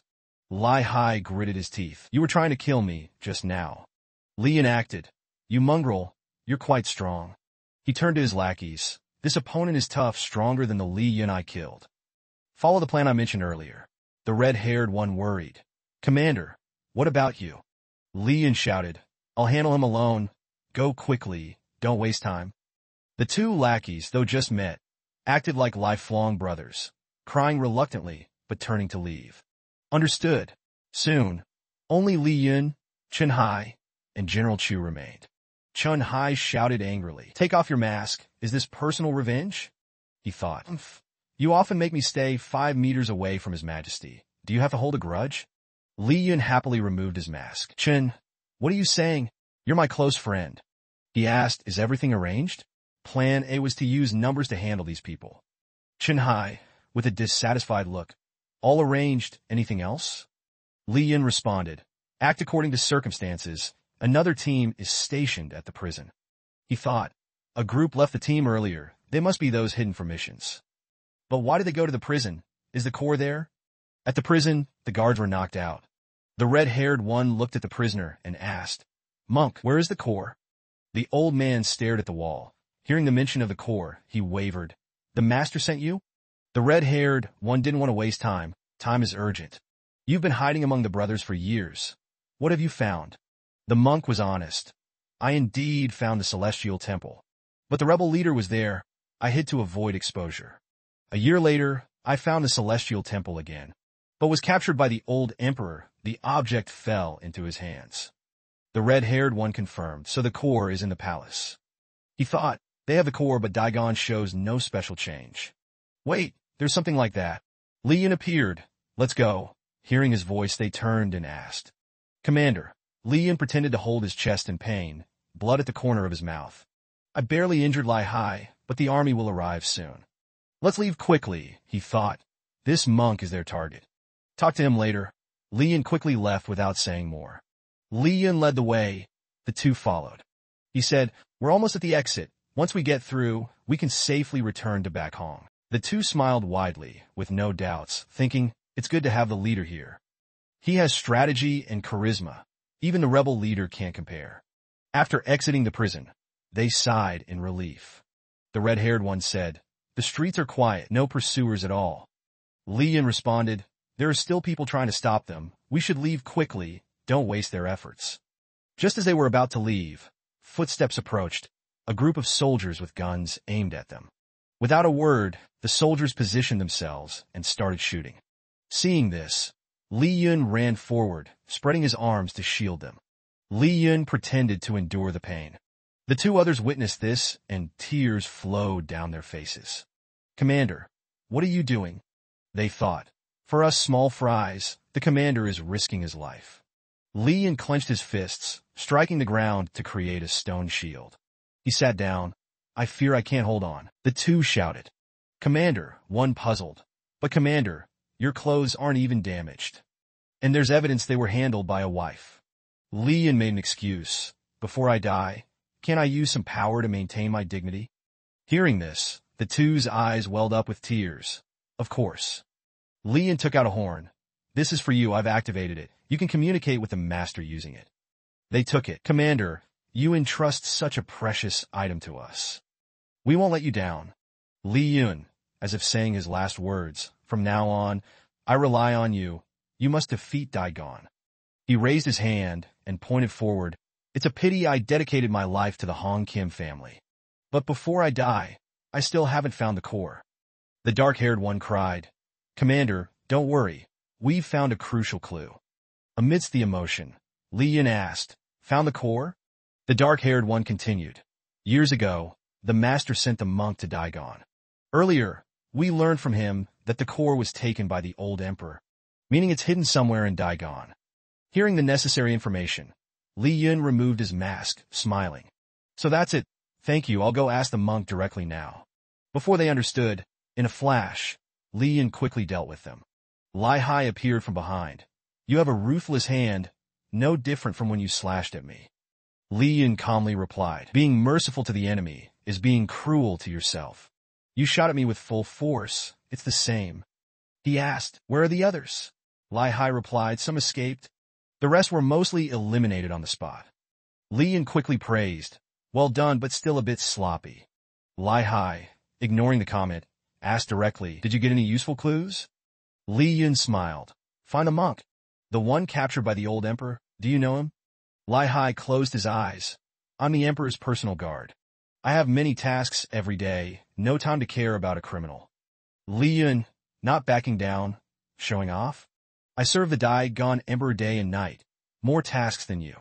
After resolving everything, Li Yun quickly returned to the residence. Ruli, who had just returned from the library, was waiting for him. You've arrived, I found something. This is the relic of the late emperor. Inside there are many interesting items. Li Yun smiled and said, the old emperor, my father-in-law. I am in a good mood right now. Let's hear what you have to say. Ruli, concerned, asked, what happened? Are you injured? Li Yun wanted to continue acting. He placed his hand on his chest. I suddenly feel my heart racing. Maybe I was poisoned. Ruli easily exposed his act. Then it's not poison. Li Yun chuckled. How do you know? She blushed, hand on her cheek, avoiding eye contact with Li Yun. Because I haven't died from the poison. The next morning, the sun was high in the sky. Li Yun stood in the kitchen cheerfully saying, ha ha ha, finally pouring in full emotions. A plate of sandwiches with eggs, meat, and sausages was laid out. Done. Special breakfast. He went outside to breathe in the fresh air. What a perfect morning. Flowers bloom, birds sing, and there's... As he excitedly spoke, Li Yun's expression turned frustrated. That bothersome Li Hai. Li Hai wasn't happy either. Can you stop shouting like that? I don't want to see your face early in the morning. And what's with that look on your face? Li Yun said, isn't it because of last night's great victory? Of course I'm excited. Li Hai responded, didn't expect you to have such a spirit of contribution for Dai-Gon. Li Yun continued, no, your majesty has worked hard too. Li Hai quickly added, your majesty also participated, so I'd better not ask further. No more joking, Li Yun asked seriously. Why are you here? Is there news from the monk? Li Hai didn't hide. We've got a lot of information, but it needs some time to organize. I'm here to report to the emperor. Li Yun crossed his arms, blocking. The emperor worked hard last night, still resting. Li Hai didn't stay long. He turned and left. If the emperor hasn't left the forest yet, I'll come back later. Remember to keep eavesdropping on Bak Huang's intelligence. Li Yun raised a middle finger, thinking, today is for us, no one should disturb. On the bustling street of the capital, people were coming and going. Ruli cheerfully said, let's go outside the city today. Li Yun found it strange. It's rare to see, you have a place to go. What's so attractive there? Ruli replied, indeed, there's something. She seemed mysterious. There, only I can hear your voice. Li Yun lovingly looked at his wife. If that's the case, we are the same. Outside the city, surrounded by trees. Li Yun asked, why is the terrain here so rugged? Ruli explained, it was caused by the jade seal. There are many deep pits, it's normal, she thought the grass here is too thick. Li Yun crouched down, raising his hands behind. Climb on, I'll carry you. As she gently sat on his back, he carried her along the path. Li Yun turned back and said, you're heavy. Ruli blushed shyly. That's because you've gotten weaker. Li Yun didn't give up, he continued. I can feel the fat gathering. Ruli smiled, but her tone turned serious. Let me cut you when we get back. Li Yun changed the subject. It's been over a year, it's still hard to believe this is our life now. Ruli curiously asked, what kind of life? Li Yun smiled brightly, being an innkeeper. She pinched his cheek, making him explain awkwardly, just kidding? Of course, I can't believe I have a wonderful wife like you. You think the same, right? Ruli bluntly replied, no, seeing his wife's pout. Li Yun quickly soothed. Don't be mad, saying that hurts me. Ruli proudly said, I'm not angry, you have this life. Because I designed it step by step to keep you with me. Li Yun praised, so it seems Miss Chu is also good at understanding people. Ruli replied, I'm not that skilled, I just understand you well. The two walked for a while, and then stopped. Li Yun put her down. Let's rest here. Ruli observed the surroundings. It looks much better here. Li Yun took the credit. It's all thanks to me. Ruli laughed, saying things like that. It seems your mind is a bit off, but it's fine. No matter what, I'll still take care of you. Li Yun felt unsure. Are you insulting or praising me? Putting that aside, he looked ahead. The place has grown quite fast. It's only been a month since the Jade Seal chaos. Isn't there any planning in the capital? Even outside the city, it needs to be tidied up. Ruli replied, if I had the time and resources, I'd rather build more roads. In the distance, amidst the overgrown grass, a golden light flashed. Li Yun noticed it and asked, what's that? He moved closer, reminding his wife, stay here, don't move. Li Yun thought, growing so fast in a month, could it be a mutation? He reached into the grass, pulling out a black object. He looked at it suspiciously. Is this what I kicked out of the city before? Someone should have picked it up. Why is it still here? Ruli called from behind. Did you find anything? He jokingly replied, something black and long. Li Yun returned to his wife. It's a piece of the Jade Seal sword. I'll help you retrieve it. Remember to reward your servant, your majesty. Ruli suddenly cursed, damn. Li Yun was startled. I only asked for a little psychological compensation. No need to curse me like that, Ruli pointed behind. No, look behind you. The grass that was lush just now suddenly withered. They were stunned by the scene. The grass had all died. Li Yun looked at the object in his hand. Could it be this sword fragment causing it? He quickly threw it on the ground, turned to support Ruli. He carried her away quickly, thinking, even I can't do something like this. It feels like it's draining their life force. This phenomenon is too strange. Better to keep Ruli away. He felt something in his hand. Not good. I want to cut off my hand. Ruli noticed and said, wait, look at the sword fragment. Li Yun turned back and saw a magical aura around the sword fragment. The surrounding plants began to sprout and grow. Li Yun quickly put Ruli down, she said. It seems the plants grow faster after touching the sword. It should be fine. Li Yun sighed in relief. Phew, if something happened, it'd be too late. Ruli held his hand. Don't worry, even if you turn into a skeleton, you won't escape me. Li Yun chuckled. Are you cursing me? Ruli laughed. Of course not, it's a blessing. Li Yun stared at the sword fragment for a long time. He seemed to have a lingering doubt. Ruli asked, do you feel something's wrong? Li Yun joked, yes, I need to pee. He scratched his face. These plants might be affected by the sword since they were small. Once it's removed, they wither. Ruli approached, worried. Did you really think of cutting your hand off? Didn't consider that possibility. Li Yun quickly reassured. I didn't think much. A strong person like me can recover in a week, even if an arm is cut off. Ruli's face turned serious. Don't do such things again.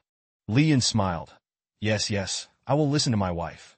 Ruli pointed to his arm. This time it's like you cut off your arm. So it's mine now. Li Yun was surprised. Is that so? My right arm belongs to my wife now. Ruli folded her arms, shyly said, don't say more, my legs, waist, and heart are already mine. Li Yun said, it seems more than half of my body belongs to you. How tiring. Ruli pouted. Tiring for what? She lovingly looked at Li Yun. I am all yours. As the sun set, they returned to the residence together. Lai Hai, annoyed, looked at them, shoveling dog food. This couple stuck together all day. Li Yun, just fed by his wife, turned and asked, how is it? Won't die, right? Lai Hai angrily replied, don't worry. You won't die. I'll take care of you. Li Yun pretended to be scared, hugging Ruli. Why is Chu Tran so bold today? Ruli asked seriously, what exactly is the matter with that sword fragment? Any clues? Lai Hai quickly reported, the sword fragment doesn't seem to harm the human body. Your Majesty can rest assured. The energy it emits indeed comes from the Bei Huang core. It has no effect on humans and animals. At most it can accelerate the growth of grass. Li Yun wondered, how is it related to the Bei Huang core? Lai Hai explained, the monk in the prison was once captured by the late emperor to guide and harvest the Bei Huang core. Then the late emperor made it into a weapon. It became the Jade Seal. The black swords absorbed some aura from the Bei Huang core over time. Li Yun understood. No wonder the Jade Seal could fly. It relied on the Bei Huang core. But why didn't the late emperor follow the Hong Kim family and use it to transform humans? Lai Hai frowned, remembering the corpses in the prison. Regarding this, the Bei Huang people we captured earlier are all dead in the prison, with no external injuries on their bodies, as if drained dry. Li Yun asked. Can you confirm that during this period, there were no external factors affecting them? Lai Hai confirmed. I can confirm those people were managed personally by my subordinates. Li Yun thoughtfully touched his chin. I wondered why there were so many top-level experts. If I'm not wrong, they're just consuming their own life force to gain power. Really spoke. If so, wouldn't it take just half a month for those causing trouble in the divine continent to die on their own? Li Yun agreed. It's entirely possible, but who knows if they'll stop transforming humans. He raised his hand and smiled. The other side must also know these people won't live long, so they must have a backup plan. Give me a pen and paper. It's time to continue contacting these friends. In the evening, in the nearby bamboo forest, Li Yun led Nuo Hai there. They both looked up at the sky, with colorful fireworks constantly being set off. Li Yun said, "This is the third time this month fireworks have been set off. Aren't you planning to investigate?" Ruli casually replied, "I don't care about such small matters, besides it's quite nice." The fireworks lit up the night sky, making the surroundings much more splendid. Ruli looked at Li Yun, who was intently watching them. Li Yun asked, "Can't see clearly?" Nuo Hai replied, The position is not very good." Hearing that, he put his arm around her shoulder, pulling her closer. He happily said, "Is this better?" Ruli blushed, looking at Li Yun. "Yes, it's better." Suddenly, a voice from the radio interrupted the atmosphere. La Than. Li Yun quickly took it out and held it close. "I'm here." The person on the other end anxiously shouted, "Why haven't you contacted me? Why is there no news from the capital?" The sound of fireworks grew louder. The person on the other end grew suspicious. "What's that noise? Did something happen?" Li Yun calmly replied, "This operation failed. Daigon sent people to hunt me down. They used some kind of crystal weapon to attack." The person on the other end was surprised. "Crystal weapon? I've heard of it. Daigon used a strange weapon. But how could the leader fail so miserably?" Li Yun continued, "There was an unexpected event. I didn't expect Daigon to have a superior expert. I was severely injured by him. Now I'm hiding in a secret place to heal." The other end was stunned. "A superior expert? Who is he?" Li Yun quickly added more details. "This person acts very despicably, making everyone hate him. He doesn't shy away from any means." Then he calmly answered, "He is the Lu Pian Min chief manager." "Lai Hai," the other end exclaimed. "What? Li Hai? Daigon has someone who can overpower you." Li Yun pretended to be relieved. "I barely escaped, almost didn't make it out of the capital." Zohan chimed in. "Lai Hai?" He provided information to both while boasting. "I've heard of this guy. He's famous for being despicable, likes to use cunning plans. He doesn't care about fair play, just like me." Chao Fong couldn't stay silent. "That's right. Both he and Li Yun are despicable. Right, La Then?" Li Yun forced a laugh. "Haha, the old man is right. I heard that Chao Fong, who you dealt with, not only has a bad character, but also likes to use his feet to pick up food." He plotted in his mind, "I'll settle with you later." Nidong asked, "Master, what's going on? Didn't you say we've reached the human limit? How could someone still injure La, and severely? We abandoned back Hong Chi, Master, and you give us this result." She worried, hearing them mock each other. Just a setback and they start fighting internally. "They aren't as united as I thought." The person on the throne stood up and shouted, "Enough. You chose to cooperate with me. Now just faced a small difficulty. And you're all falling apart. It's not surprising that Daigon has such an expert. We just need to keep an eye on him. Besides, Li Yun troubled Daigon for 5 years and was still dealt with by law then. What are you afraid of?" Li Yun felt confident. "We 7 stars have 7 people while he is just 1. We outnumber and overpower him. Plus we have the core power. With so many advantages, how can we lose? Moreover, the opponent doesn't know our plan. They can only react passively. I think the same." Hung Nin continued, "You all are absolutely safe in the northern wilderness to speed up the transformation. Next, let's discuss the next phase. It needs to be recorded." That night, he and she discussed in bed. "How about it? Now that we know all their plans, we have the advantage." She calmly praised, "Not bad. You did well." He quickly replied, "It wasn't hard. It's my duty." A few words of praise, and you're already proud. Li Yun excitedly said, "That's because I have the right to be proud. Your husband is the best, right?" She sighed, "So good that I regret it." "Huh? Why regret?" She leaned closer and teased, "Anyway, only loving one person once, don't you think that's a bit too much?" I want to love you many more times. Indeed, it's a bit too much. The next morning at the Almaktra Palace, standing at the palace gates with folded arms, he said, "Today's wind is too strong. No need to wait long." A strong sound came from behind. He broke the door, smoke everywhere, arrogantly waving his hand. "Stay back." He turned and scolded. "You're really rude. The master is still in seclusion. Why aren't you up north transforming warriors?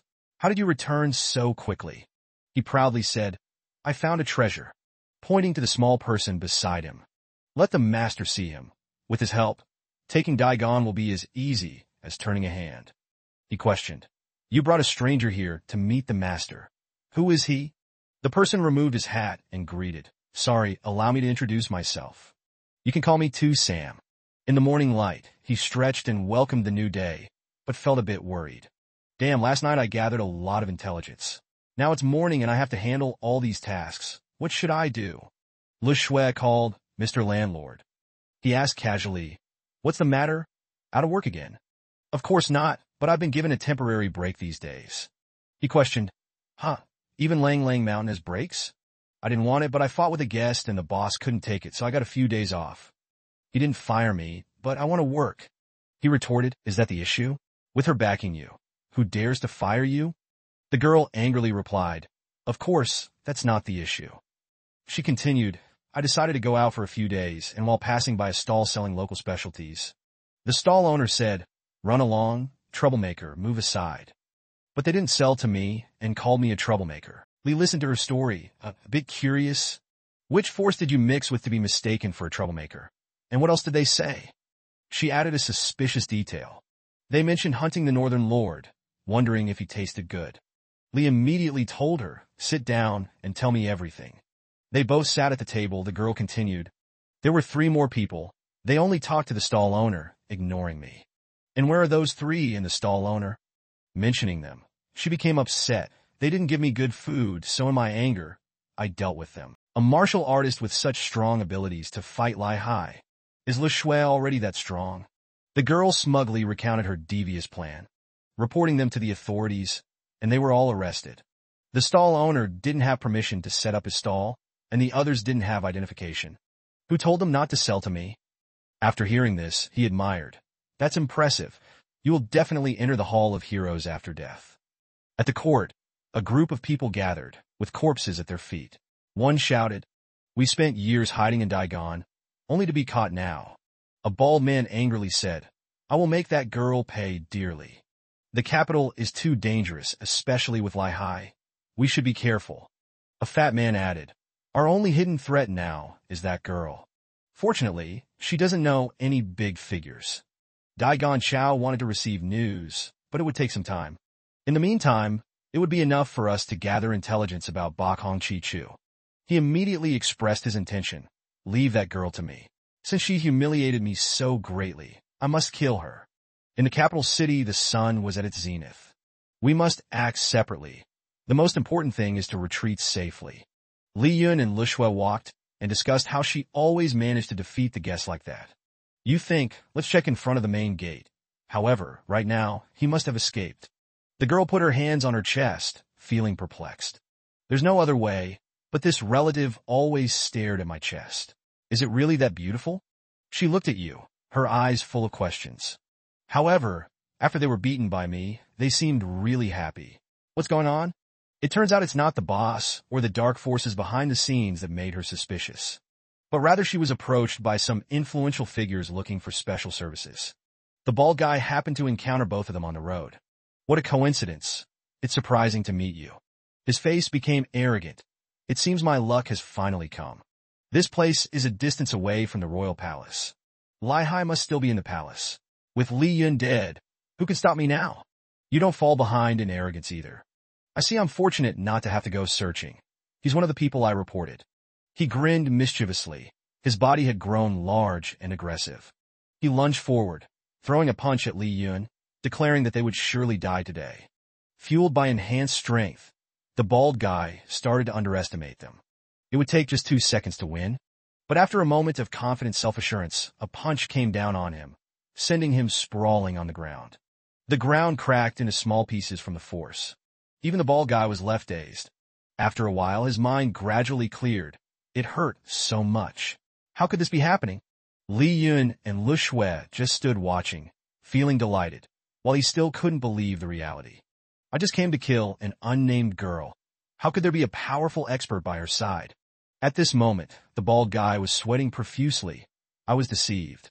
This girl must have been sent by the court to lure us. Who would have thought she had such a scheme? Thinking this, he quickly got up, humbled. With such power, you must be Lai Hai, indeed strong enough. At this moment, Li Yun and Lu Shui took turns introducing themselves.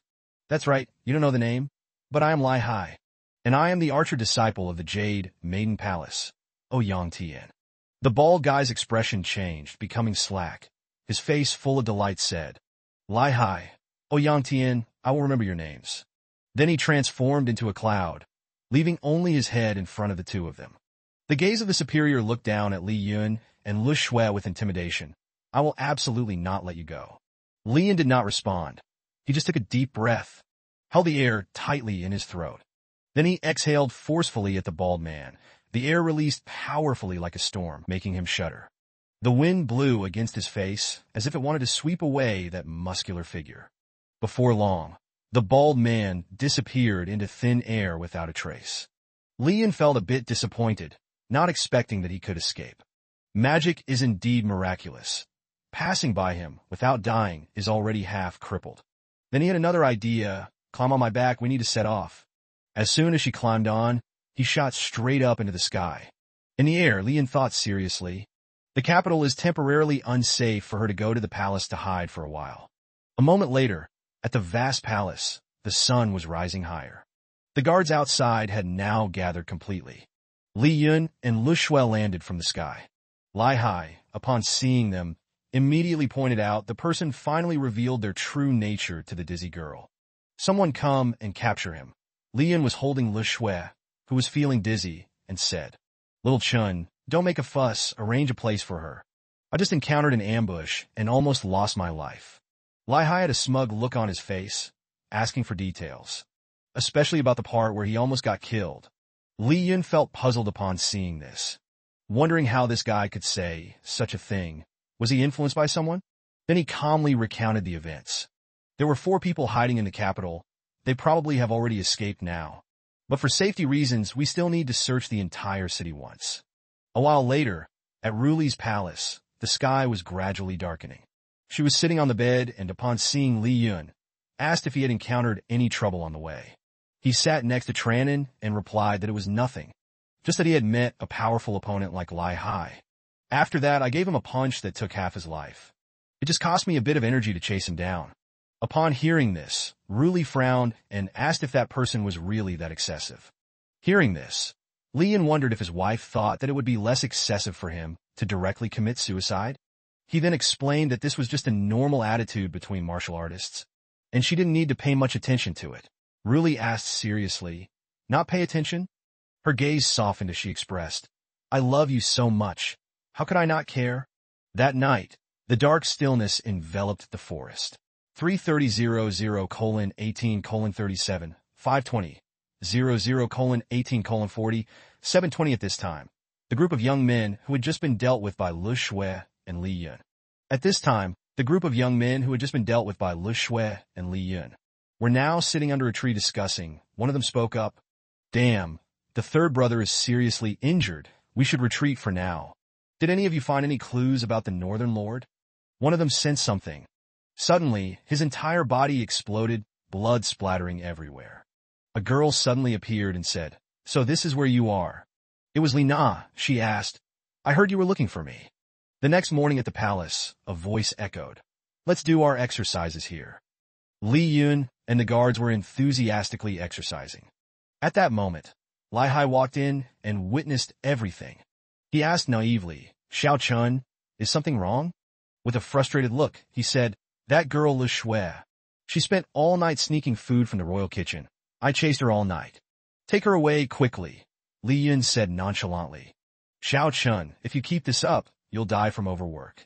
Lai Hai grumbled, I've long been prepared to die for Daigon. But before I die, I'll take you with me. Taking the opportunity, Li Yun started probing.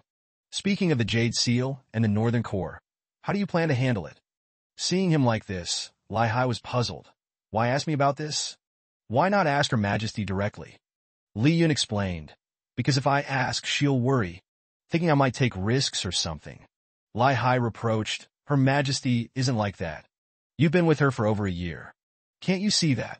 Li Yun calmly responded, let's just say so. So, how do you plan to handle this? Lai Hai seriously explained, to prevent the Jade Seal from being controlled. Her Majesty has reactivated it, and reopened the Heavenly Workshop to supplement the black swords for the Jade Seal. Although there are only 2, they are enough. Moreover, the Jade Seal is at an altitude of 5,900,000 zhang. No human can reach such a height. The Northern family is destined to fail. Hearing this, Li Yun was very curious. Then how do you supplement the black swords? Lai Hai coldly replied, court secrets cannot be revealed. However, you still try to argue? It wouldn't be about using fire essence as fuel, then lifting it up like a rocket, right? Lai Hai immediately denied, of course not. In short, what the Lord means is to continue to keep Nocti hanging above. Then we have a formidable weapon, while making it hard for the opponent to achieve their goals. After saying that, he thought to himself, how did he know we would use fire essence? But what is a rocket? Li Yun, looking naive, said, this is indeed the right choice. The opponent is not a scion. They can't fly that high. Hearing this, Lai Hai puzzled and wondered, what on earth is this fire saying? Scene change a moment later at the house of the siblings. Li Yun at this moment was in the room asking, are you awake? Let me help you with your hair. Ruli sat with her back to the dressing table and lovingly replied, of course, I'm awake. I don't have the habit of sleepwalking. Li Yun gently brushed his wife's hair. No matter how she slept at night, she always ended up hugging him. And then she would mumble that she really loves him, always loved him, and all that. She quickly denied that statement, saying that it's an exaggeration. Am I really that kind of person? He smiled and replied, well, maybe. Ruli quickly expressed indifference. Even if so, it's just a pretense. Saying such things, but in her heart, she thought, after all, that sleepwalking, it has nothing to do with me. Scene changed to the next morning. The sky was still beautiful and clear. The two of them went outside to enjoy some fresh air. Just heard the news that 4 corpses were found outside the city. Surely it was those people. Hearing this, Li Yun was shocked and asked, corpses? Don't you have to deal with them? Ruli spoke with confidence. Their target is the Lord of the Realm. The one who acted must be you. If you didn't have this little ability, then there's no need to cooperate with you at all. Suddenly, in the garden, there was a noise that caught Li Yun's attention. In the garden were 2 cute cats, one with a slender and graceful figure, and one plump cat radiating cuteness. Ruli asked, is this a reply to the news you sent out previously? Li Yun replied, perhaps so. Then he took the transmission tube and pulled out a neatly rolled up piece of paper. I wonder if this guy Chao Fong has any important information. It's been a long time since I received news from him. Surely he must be very touched. Unfolding the paper, there was nothing but 3 words, not me, with an attached large lump of excrement that left him speechless. Ruli looked at the letter helplessly and said, how can there only be 3 words? He could only force a smile and say, this guy really holds grudges. I still have to bring this up from when I first met him. Recalling a young man standing on the arena with a dignified presence. Back then, Chao Fong led a faction of the army stationed in Fancheng. After hearing the reputation of me, he sent a challenge to the rebel army. If I won, Fancheng would belong to me. He would have no objections. Remembering the moment where Chao Fong stood on the peak, looking towards the city gate, Li Yun continued, but when Chao Fong went to the decisive battle, the rebels directly captured Fancheng. He held the letter in his hand, unable to contain his anger at the lines filled with excuses. Not me. There is a spy infiltrating to respond on my behalf. I will catch him and let my brothers deal with him. Recalling this, Li Yun continued, but I politely wrote a reply to him. From then on, Chao Fong and I forged a grudge and vowed to kill me. He recounted it with great joy, as if it were just a trivial matter. He thought his life was at stake more than hers. Hearing this, Ruli worriedly said, how can you say that? Life shouldn't belong to me. Li Yun joked, he wants my life, but you want Xiao Li Yun's life. It's completely different. He continued, Chao Fong is both an enemy and a friend. Answering a few playful questions is quite normal. while the crowd of rebels will definitely send their warm regards. What he didn't expect was that their letter contained no friendly content, just violent images that were easy to interpret without reading. Li Yun glanced at it and found it displeasing. This looks like a deceptive ploy, which made her quite angry. Taking the opportunity, she remarked, "It seems your relationship with the rebels is not all that great." Li Yun at this moment took the letter, saying, "You misunderstood. What they mean is to trample the enemy underfoot. This time, it seems they are quite determined." Then he pulled out another letter that was coupled with a transmission tube. There was another piece inside. Ruli, curious upon seeing this, asked, "What does it say?" He replied that they had found the enemy's hideout, which was a city in central Bei Huang called Ho. He began to deduce, saying, "So this means Chao Feng was previously in Bei Huang. Perhaps he has already gone there." In Bei Huang, an ancient city with Middle Eastern architectural styles that enhance its splendor. Chao Feng was lurking in the corner, observing others. Did I not see wrong? He furrowed his brow, wondering how the people of Bei Huang had these items. He needed to remind those rascals multiple times. Suddenly, a blonde girl appeared behind him. "Are you Lao Jiazi?" Chao Feng immediately turned around. "Who are you?" She did not answer his question, chuckling. "The divine aura on you shows that Lao Jiazi has been dealt with." Transitioning to night, the city had grown quiet along with the vast desert. At this moment, Chao Feng had been tied to a cross by Shi, not uttering a single word. His mouth was quite stubborn. Then she moved closer. He kept provoking her, saying, "You are the second in the world. You were defeated by me, and I'm not as good as the master, so you are at best just the third." She gradually became sinister. "Third, I will take you as a test subject." Chao Feng felt uncomfortable thinking that mentioning the relationship with that scoundrel Li Yun Kia brought nothing but trouble. Over here, Hote sat on the throne and said, "I originally thought that the old man could at least withdraw safely, but unexpectedly he was killed."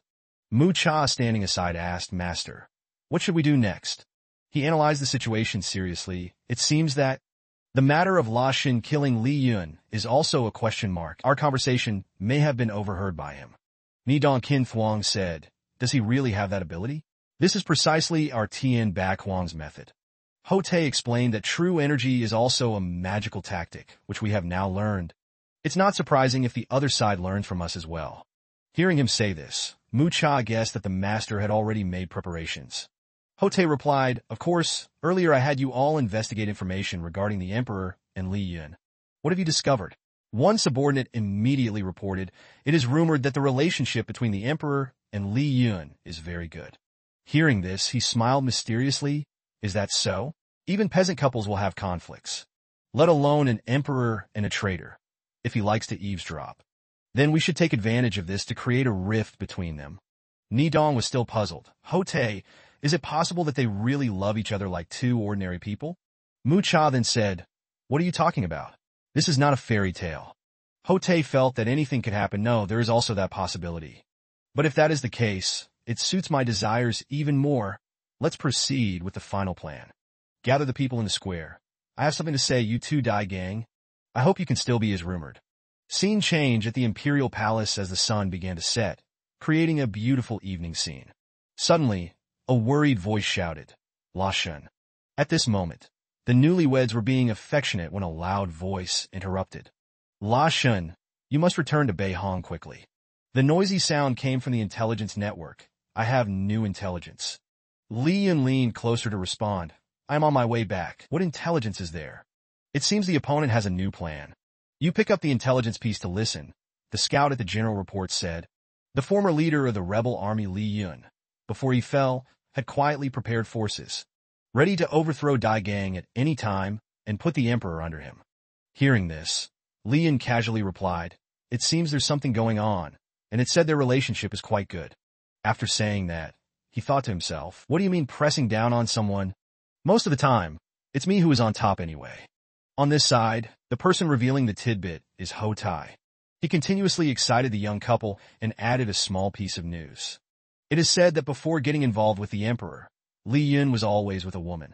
The two could be described as childhood sweethearts. He kept talking. Moreover, she has an extreme admiration for Li Yun. He can't possibly be with her every second of the day. It seems like Li Yun is her life, which is truly touching. At this moment, Ruli's face darkened as she looked at Li Yun. She worriedly called out to him, "My dear." She frowned and reprimanded. "What nonsense are you talking about? This person is full of nonsense, even if I've never met him. I can feel that he is definitely a criminal. How could Daigon the Emperor be the type of woman like this?" Seeing her so angry, Li Yun gently patted her head and said, "Of course, she can't be that kind of character. She's just a bit stronger than that." Then he cheerfully replied, "Hello, I'm Li Yun. My dear says those things that you have never done." After speaking, he thought to himself the other party likely guessed it, so there was no need to hide anymore. Hodai became excited upon hearing this. "You are Li Yun. I didn't expect your background to be handled by someone. It seems you are quite capable." Li Yun replied calmly, "I don't know if I'm capable, but I can probably blow you up." Hodai got angry and shouted, "So confident. You're at most on the same level as me." He continued to tease him.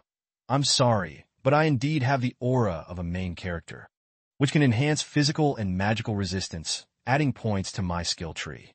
Hodai continued to inquire, "So this is the strength of hidden powers?" The more Li Yun spoke, the more he exaggerated. "It's not just that, I also have strength granted by the gods. And all I have to do is shout to freeze time for 5 seconds. Just enough to deal with you." Hodai echoed him. "You are really impressive.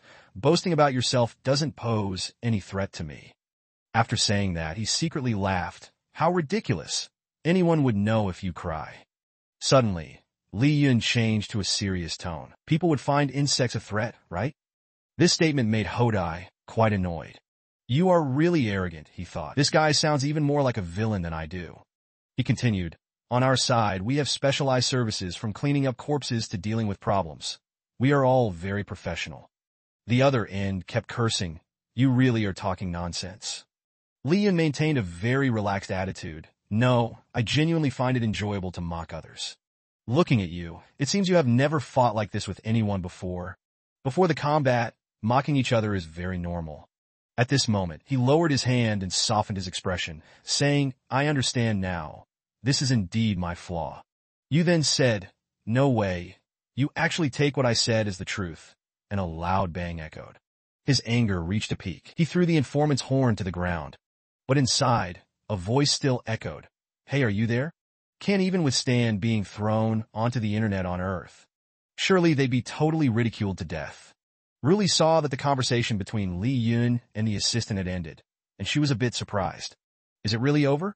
Li Yun was still smiling and replied, "Let's say so. The opponent should be easy to handle."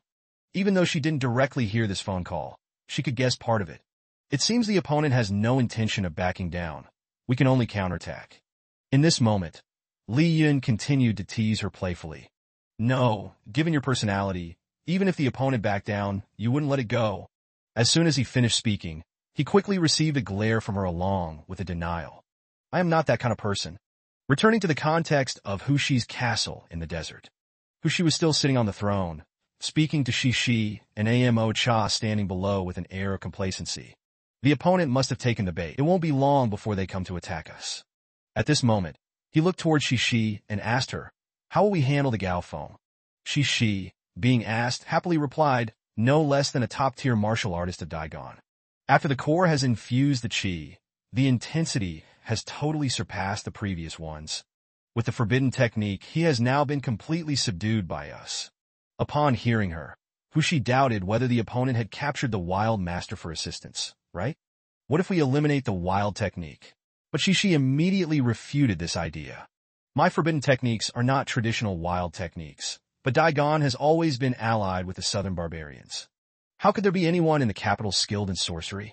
At this moment, Babani Dong appeared behind the two of them and announced, "Hushi, the preparations have been completed. It's your turn to take the stage." Hushi then asked him about the situation outside, whether the supplies from Tam had been properly arranged. Hearing this, Ni Dong immediately assured him with a sly smile and glint in his eyes. "Rest assured, all the elites have been fully equipped." As soon as he said this, he immediately stood up, his expression gradually becoming more serious as he declared loudly, "Very good, the plan to destroy Daigon officially begins." The scene shifts to another desert area.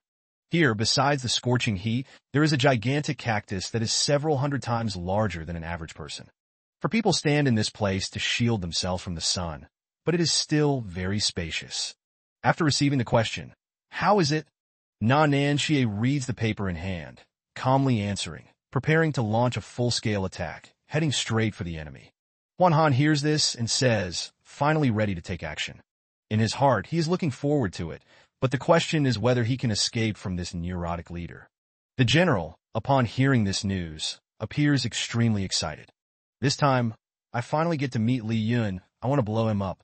Nan Xie can only look at her helplessly. Quickly finishing the content, he says he will personally go into battle. We will gather at the enemy's location in 3 days and eliminate the enemy in one fell swoop. Saying that, she falls in a deep thought again, her eyes filled with many things. As long as everything goes smoothly, this chaotic battle should be peaceful. However, there is a feeling that something is not right. In the deep blue sky, the sun still shines brightly as if awaiting the events to come. The scene gradually shifts to a small village in the desert located beneath the ground. The land here is barren, with sparse vegetation. Here, a group of people is being tied up and captured on the ground. Both adults and children are terrified, continuously calling out, "Help, Mom!" In the middle, there is a woman with blonde hair, her face furious, shouting, "You will not die peacefully." Facing this group of captives is a gang of masked individuals, dressed in blue, holding a long sword in hand. The leader gave orders to everyone carelessly. "Take the woman outside. Kill the others." The bald guy heard this and said, "Then we will replace them. The whole village will become the base of our golden family." His brows gradually furrowed. His pupils started to contract. His throat uttered a disgusting thought. Leave the woman to enjoy slowly. The following days would not be lonely. Take action and kill them all. As soon as these words ended, Li Yin suddenly appeared from behind. After hearing their conversation, he couldn't help but laugh out loud.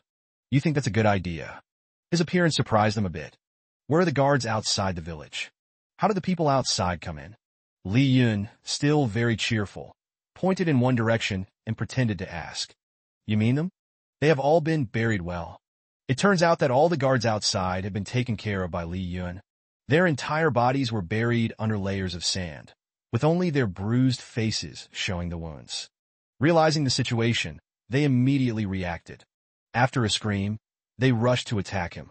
Li Yun didn't rush him like a moth to a flame, but used stones to fight back.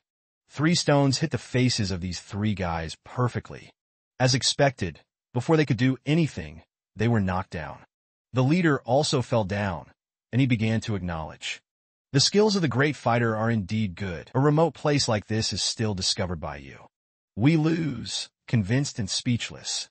At this moment, Li Yun had a strangely gloomy expression. He was fiddling with a stone while speaking. "What are you all talking about? Who knows your plans?" Han was immediately astonished upon hearing him say that. "Aren't you here on purpose?" Li Yun smiled and explained, "I just passed by on my way. I heard that there are some local specialties here, so I came in to buy a little for my wife."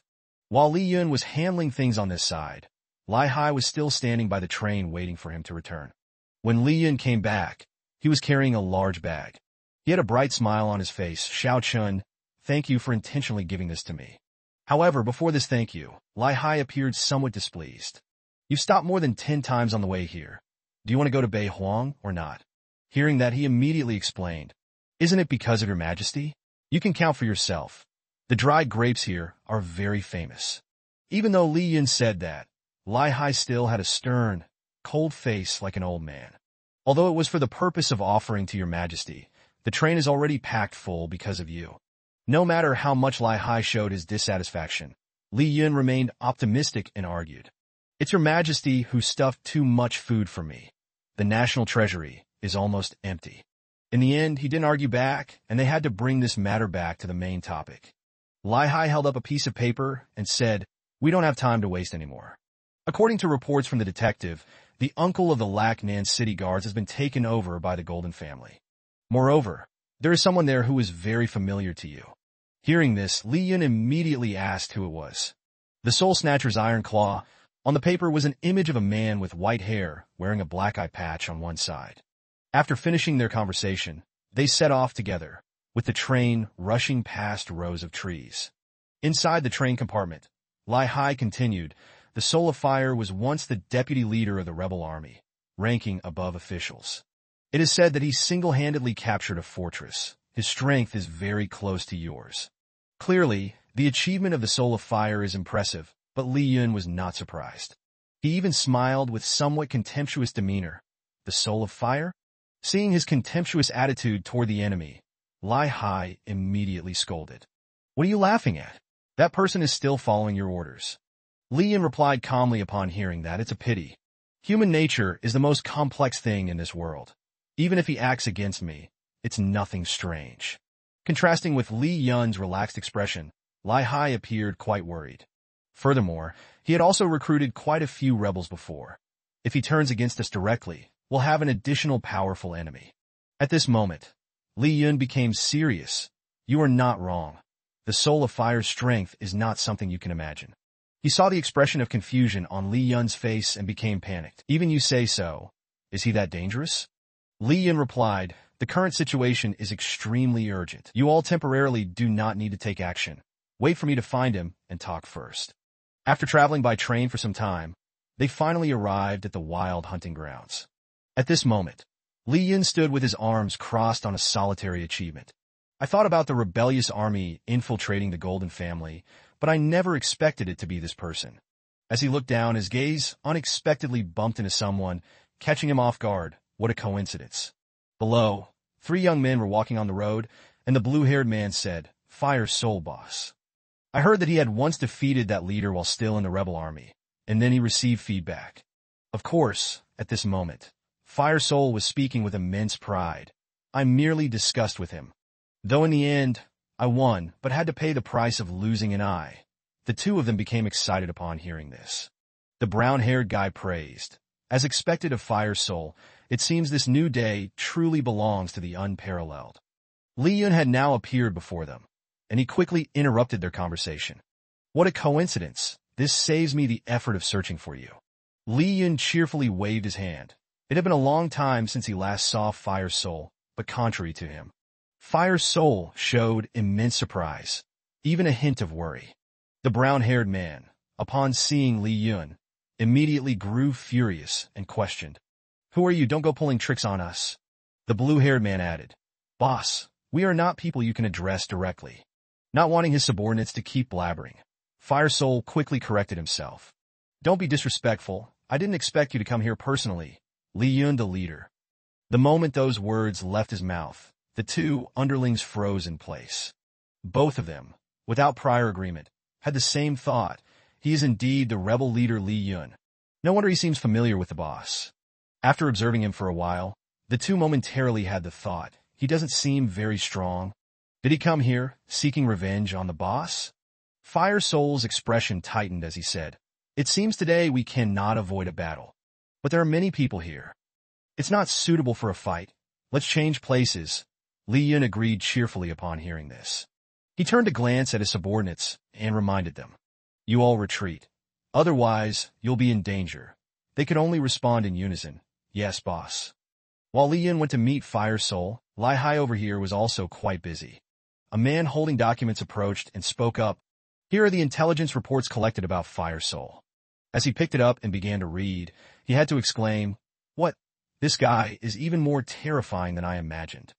The more he read in detail, the more panicked he became, with the ability to create earthquakes, instantly destroying everything. Once surrounded by the 10 great masters, in the end, they all perished in battle. And without any weapons to leave the mountain during the march, what kind of monster is this? The scene shifted to a mountainous area filled with tall, green trees. Li Yun stood on a green lawn together with the fire spirit. He spoke first, Let's go this way. At that moment, the fire spirit's eyes began to shine, with a voice that echoed to the sky. Leader Li Yun. Then there was a loud noise, but it wasn't a fight. It was the fire spirit kneeling on the ground. He actually bowed down before Li Yun, his voice revealing a considerable amount of respect. I remember the day I wanted to die. This path is dirty as usual. Let me help you clean it. Li Yun, without hesitation, immediately asked him, Fire Spirit, earlier you scared the great masters.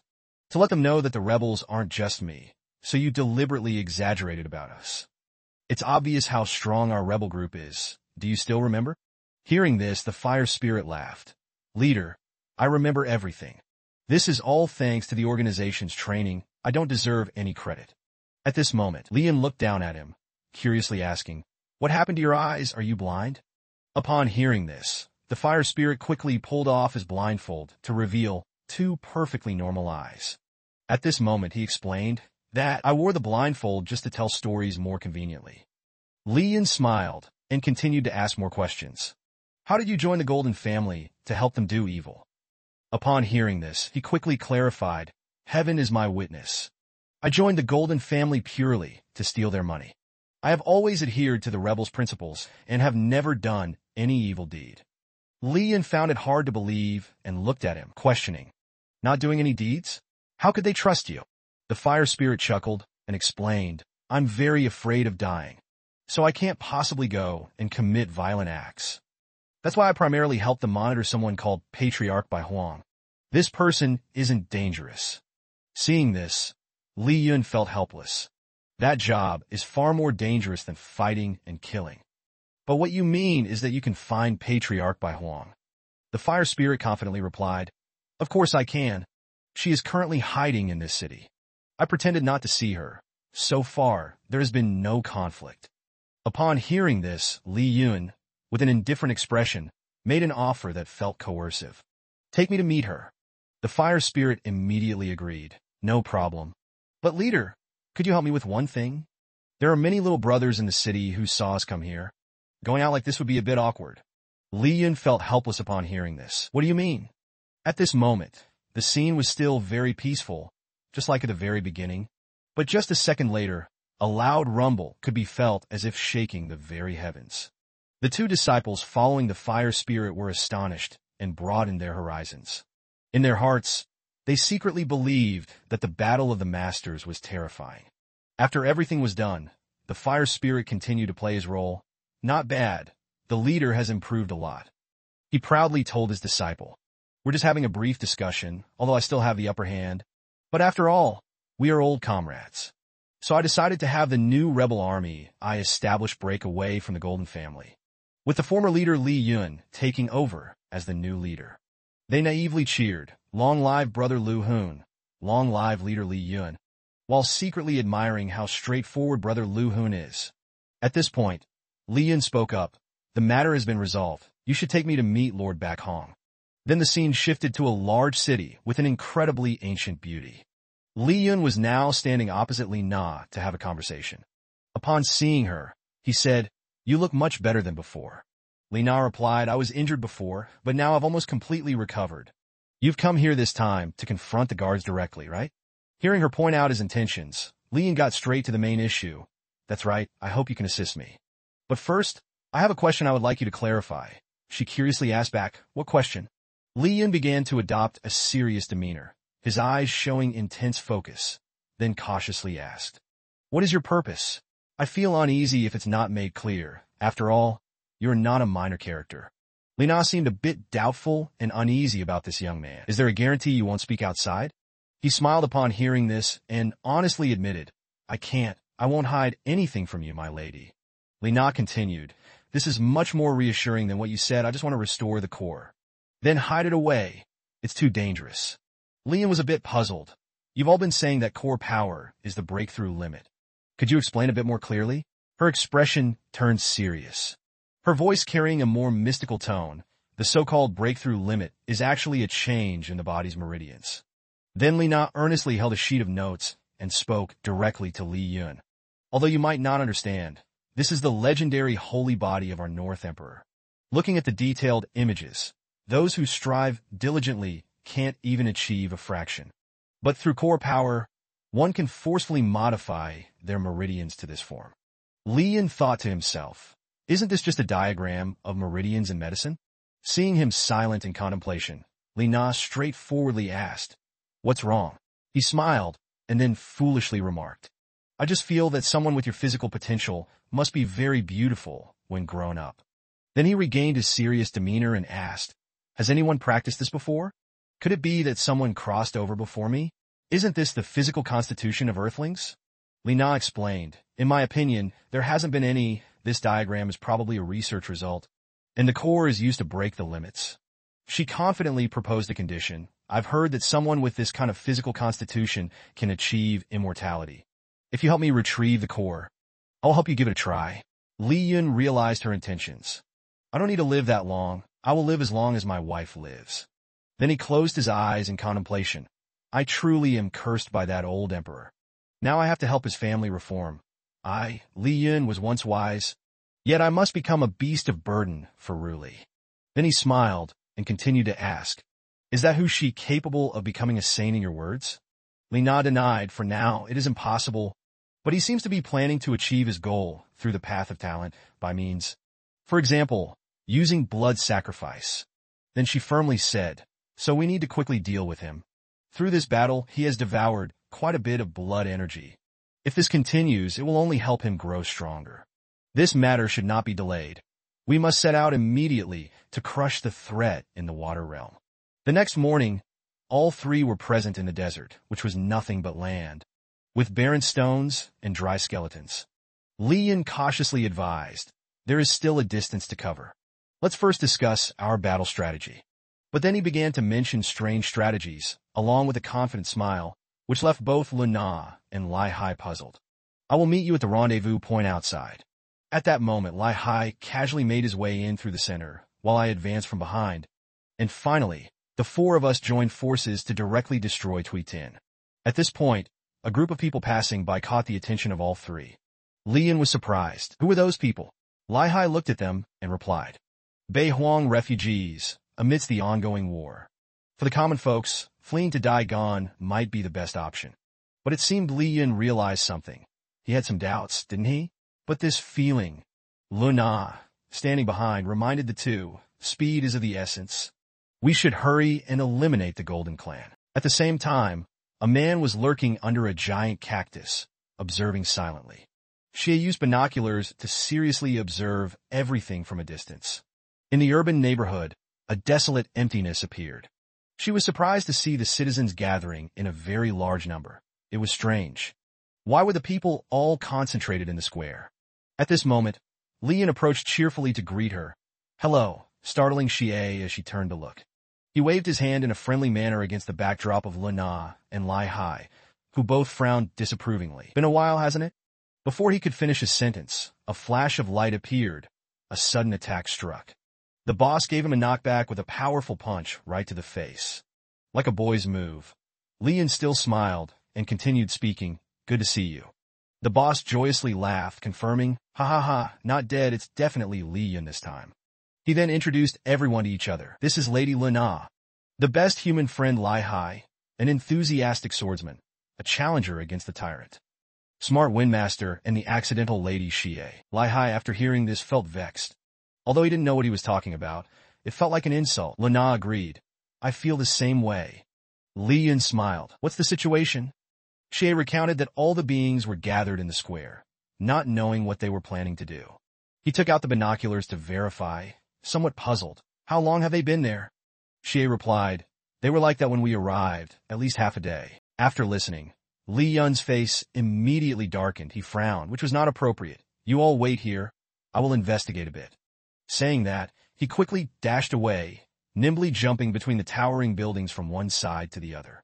As he flew over, he thought the heat was so high, and there was no ice to cool this place.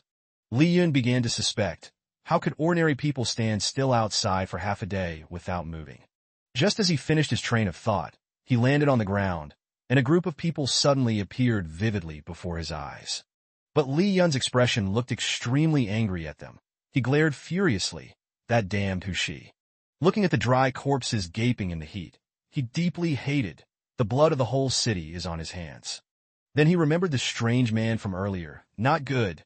The scent from earlier had also been used by Ruli. That was a luxury item. It was very common for emperors to use. But how could the refugees use such perfume? Suddenly, Li Yun thought of their plan. Could it be that they were pretending to be refugees to enter the capital city? At this moment, a group of people standing on a high cliff looked down at the capital city and sighed. It is truly a beautiful city. The man from earlier revealed himself and declared, only this place is worthy of the sovereign. Before the city gate, a series of soldiers shouted loudly while holding weapons. ready to die. They charged in to fight the enemy with fierce fighting spirit, swearing to fight to protect Daigon, protect the capital. Elder Jia commanded the army with a fierce voice, preparing to use the harmonious weapons. No matter how strong they were, they would not be able to withstand it. As the command was just conveyed, powerful attacks from the artillery aimed straight at our troops. A loud explosion rang out, and countless soldiers were injured and killed by the blast. The enemy forces saw this and laughed smugly, with no intention of stopping. Elder Jia was worried and astonished. How could the barbarian man tribe have Daigon weapons? On the battlefield at this moment, corpses lay everywhere, and soldiers gradually weakened from bomb injuries. The scene of death and loss on the battlefield was truly tragic. At this moment, in the tent, ominous auras radiated from a certain tent. Hushi sat confidently in the chair, intently watching the blue beam of light that the hairpin emitted. Very good, very good. His face displayed a malicious expression, filled with cunning ambition. Just a little more, as long as the core can be treated, I will become an immortal being, truly unbeatable. Ma Tra and Ni Dong stood beside him, worriedly urging, if the master continues to prolong like this, it will be difficult for us to achieve our goal. If Daigon sends troops, we will quickly fall into a besieged situation. Hushi, still filled with confidence, assured, don't worry. Our siege outside the city is also part of the plan. Just slowly drain the life force from the battlefield. Inside the city, it's all up to those two. Dong at this moment objected. Staying outside the city, the opponent will definitely start using the Jade token to attack us. Isn't that just wanting to fail at the last moment? Is it really worth doing this? Hushi questioned him back suspiciously. Are you soft-hearted? Dong answered loudly. Soft-hearted? This is the entire elite we've got. If we lose these people, we'll never have a way to turn things around if we fail. But with his evil nature, Hushi still did not give up on his scheme and started reasoning. The situation is too small. Sometimes we need to gamble everything. Those fighting on the battlefield are regarded with disdain by him. He calls them lives of ants. Hushi's eyes were full of malice, self-righteously imposing. Isn't it very worth it to transform into a divine true body? On the court side, as the sun gradually rose, the court began to get busy. The officials lined up to report, humbly informing the emperor. For now, taking a step back is the best strategy. Other officials rebutted upon hearing this. You traitor. The danger now is much greater than when the rebels were causing chaos. How could we run away? Old Su saw that things were getting messy and intervened. There's no need to argue. His Majesty has a keen judgment. These foolish Northern Emperor forces are not worth fearing. At this moment, Ruli spoke up to correct them. Indeed, they are foolish, but their foolishness is excessive. The capital may be the imperial city of Daigon, but it is also the central hub of the entire Daigon region. Although temporarily besieged, if reinforcements arrive, they will be surrounded from behind, ensuring their complete annihilation. Upon hearing this, the officials bowed in unison and declared, Your Majesty is wise. We only need to hold our ground and wait for the martial consort to return and defend the throne. The Northern Emperor's petty forces are nothing to fear. At this moment, Ruli firmly held an edict and stated, daring to advance straight into the capital. They are truly courageous, and I must admire that. However, instead of launching a decisive assault to achieve their objective quickly, they are now merely courting defeat at the final moment. As the decree ended, Elder Hua stroked his beard and said, If the enemy is focusing their forces outside the city, then we should use the imperial seal to eliminate them and show them the divine might of Daigon. The other officials burst into laughter and agreed. A brilliant idea. But Ruli added, However, there is another possibility. Elder Hua, confused, asked, Your Majesty, what do you mean? She explained, the enemy may have a different goal. They do not care if their entire army is wiped out. This siege is merely a means for them to achieve their true objective. Suddenly, a loud voice rang out from outside the door, interrupting the conversation. This put everyone on high alert as they turned their heads in alarm. Then, a powerful explosion shattered the door, startling the officials. Ruli furrowed her brows in anger and said, Their audacity knows no bounds. On the other side, Shishi and Gao Feng emerged from the billowing smoke. She leisurely remarked, So this is the place? Luxurious architecture, numerous guards, there's no mistake. She confidently put forth her condition. So, little Emperor's sister, would you like to come along for a trip? As soon as she finished speaking, an attack shot towards her, but she quickly noticed it. With a flash of light and a few sharp sounds, she swiftly neutralized the attack. Gao Feng stepped forward to shield her, allowing her to mock confidently. Oh, so there are still a few decent fighters left in the capital. Standing before them were two imposing martial masters. General Chu and Yuan Jie held their weapons, ready for battle. Your Majesty, please activate Yu Jie immediately. Leave these two to us. At this moment, deep within a mountainous forest, the fresh air lingered as the sun neared its peak.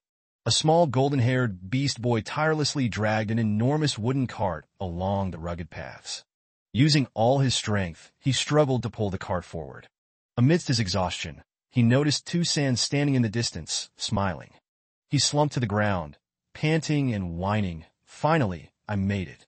Hey, you guys, are you trying to kill me? My life is a life too, you know. Tusan then pulled out a large bone and held it out in front of the boy. You've worked hard. Here, have this bone. It's a treat. Smiling, he held a jade pendant and explained, I also wanted to get there quickly. Unfortunately, the initial method to control Yu Jie is no longer effective. There's no way to awaken Yu Jie. Hearing this, the golden-haired beast boy asked in confusion, Then what should we do next? Tusan pointed to the sky and said, Man proposes, but heaven disposes. We can only hope that the northern wasteland forces accomplish their task. Back at the imperial city, the clear blue sky and warm sunlight bathed everything in golden light. However, in stark contrast to the peaceful scenery, the palace was embroiled in a deadly standoff as Yuan Jie shouted, Gao Feng, get a hold of yourself. Zhang Hu also spoke up. That useless northern wasteland must have used forbidden magic to control him. Upon hearing this, she sneered. That's right, he is now my loyal dog. If I tell him to rob, he robs. As soon as she finished speaking, Yuan Jie and Zhang Hu leaped forward, so fast that only the sound of their attacks remained on the ground. The two of them attacked Gao Feng from both sides. However, he effortlessly blocked their attacks with his bare hands. With a burst of power, his eyes turned black, and his pupils contracted, making his face appear even more terrifying. Gao Feng let out a roar, his entire body radiating a powerful force that sent Yuan Jie and Zhang Hu flying. As the oppressive force weighed down on him, Zhang Hu furrowed his brows, then pulled out a large stone and hurled it directly at Gao Feng. At that moment, a massive explosion erupted, engulfing Gao Feng in an overwhelming surge of energy. After a few seconds, as the energy dissipated, Gao Feng stood firm amidst the swirling smoke. Seeing this, Yuan Jie and Zhang Hu gasped in astonishment. This presence, it's terrifying that it's appearing again. Hearing this, Zhang Hu was puzzled. Appearing again? When was the last time? Upon hearing this, Yuan Jie fell into silence, recalling a past moment, when they faced the rebel leader, Li Yun. She was floating behind, witnessing the scene just now. She sneered and said, Not bad, not bad. The two of you surviving, that means you have some skills. Zhang Hu frowned and said, Even including you, the two of us can still hold you back. Let's go. Outwardly, he said that, but inside, he thought we need to buy time. Once His Majesty escapes to a safe place and activates the Imperial Seal, the situation can be turned around. She widened her pale eyes and responded, A game this interesting? Of course, I want to join. But your only opponent is me. After saying that, she gave an order, Good dog, bring the Empress to me. Upon hearing this, Chao Feng immediately dashed forward, moving so fast that Zhang Hu and Yuan Jie couldn't react in time. They turned around in panic, looking at him with growing concern. This is bad. We can't let him get close to His Majesty. However, to prevent them from focusing on Chao Feng, she launched an attack straight at the two of them. A force like a whirlwind surged toward them, but luckily, they dodged just in time. She smirked and said, Didn't you understand me? Your only opponent is me. I'll teach you a good lesson. Zhang Hu's face darkened. Dark arts? What a nuisance. Meanwhile, the Empress was rushing toward the location to activate the Imperial Seal under the protection of two guards. Suddenly, a loud explosion rang out as the door of a room burst open, sending shards flying in all directions. One of the guards shouted anxiously, Arrogant scoundrel. Stop right now. Chao Fong stood firmly, his fists clenched, staring at them with a blank expression. Seeing this, the two guards fired continuously at him while shouting, "Protect Her Majesty! Kill him!" However, Chao Fong was like an iron fortress. Every bullet aimed at him failed to cause even the slightest pain. Then, he charged straight at the two guards, ignoring the bullets raining down on him. Suddenly, a streak of light flashed in front of him, making him pause for a moment.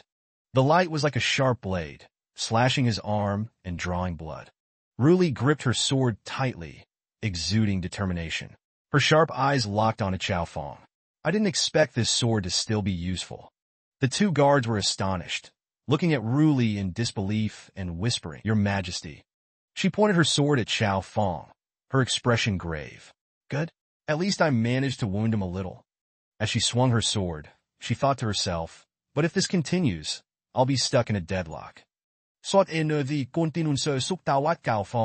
Wherever the energy struck, blood followed.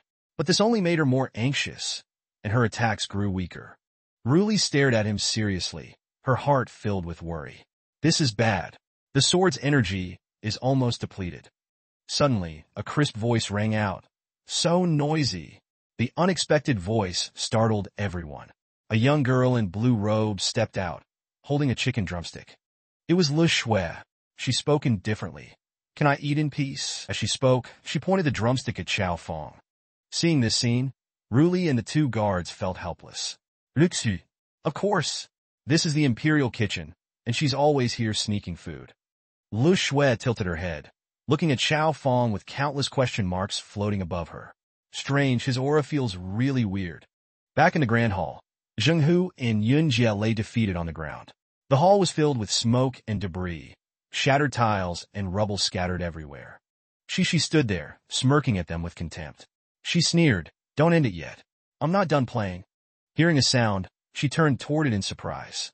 "Oh, you've returned?" Chao Fong stood in front of her, carrying a sack over his shoulder, his face expressionless. Seeing this, she grinned smugly. "Very good, but it doesn't matter if she escaped.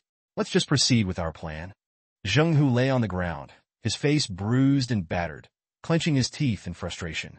He thought bitterly, so close to victory, yet we failed. She reached out her hand toward the sack. "Little Empress, don't be nervous. We're not planning to take your life just yet." Suddenly, a powerful punch landed squarely on her face, making her cry out in pain. It was a punch from Chao Fong. The force of it sent her flying into a pillar, causing it to crack. She was slammed into the wall, dust and debris filling the air. Her face swelled, and she muttered in disbelief, "Impossible! My dark arts lost their effect." Chao Fong stood firm like a mountain. Seeing this, she thought, could it be that his increased power shortened my control over him? She reassured herself, "No problem. I've already implanted the parasite inside him. If I cast my spell again, I can still control him." With that thought, she began chanting her dark magic. A surge of energy burst forth from her body and instantly rushed into Chao Fong, once again putting him under control. At this moment, a layer of dark sorcery enveloped Chao Fong. His face tensed up, and his deep black eyes were hollow and unfathomable. Suddenly, a voice came from the sack beside Chao Fong. "That strange aura is coming again." The voice continued, "Begone!" As soon as the words were spoken, the dark sorcery surrounding him instantly dissipated, and one of his pitch-black eyes returned to normal. The sight before her left she utterly shocked. Southern barbarian witchcraft? Does the great can still have such a master? With a swoosh, a figure shot out from the sack. Lu Shui landed lightly in front of Chao Fong and proudly introduced herself. "The #1 master of the great can me." Hearing this, she floated up, casting dark sorcery with both hands, forming glowing rings in midair. She sneered coldly, "Then I just need to get rid of you." She launched an attack toward Chao Fong and Lu Shui, shouting, "Dark sorcery, sealing heaven blade." Chao Fong punched the ground forcefully, driving his fist deep into the earth. Using sheer strength, he lifted a massive chunk of earth and hurled it up, creating a barrier in front of them. The large rock completely blocked Shishi's attack. Amidst the thick dust, only Lu Shui's silhouette remained. The two of them seemed to be staring directly at each other. Seeing this, Shishi was stunned. She thought to herself, "Why is there only one person left? Where is Chao Fong? At that moment, Chao Fong suddenly appeared behind her with a grim expression. Sensing the gaze from behind, she was startled.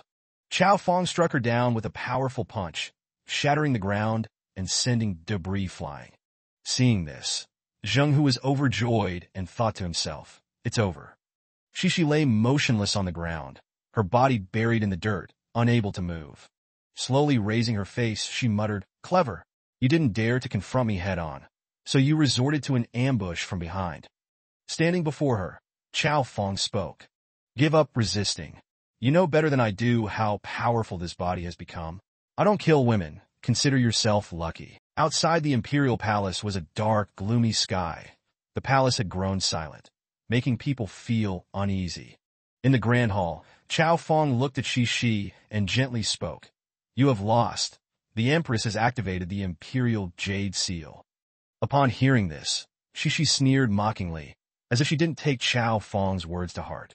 Chao Fong asked in surprise, "What are you laughing at?" A deep suspicion appeared in his eyes.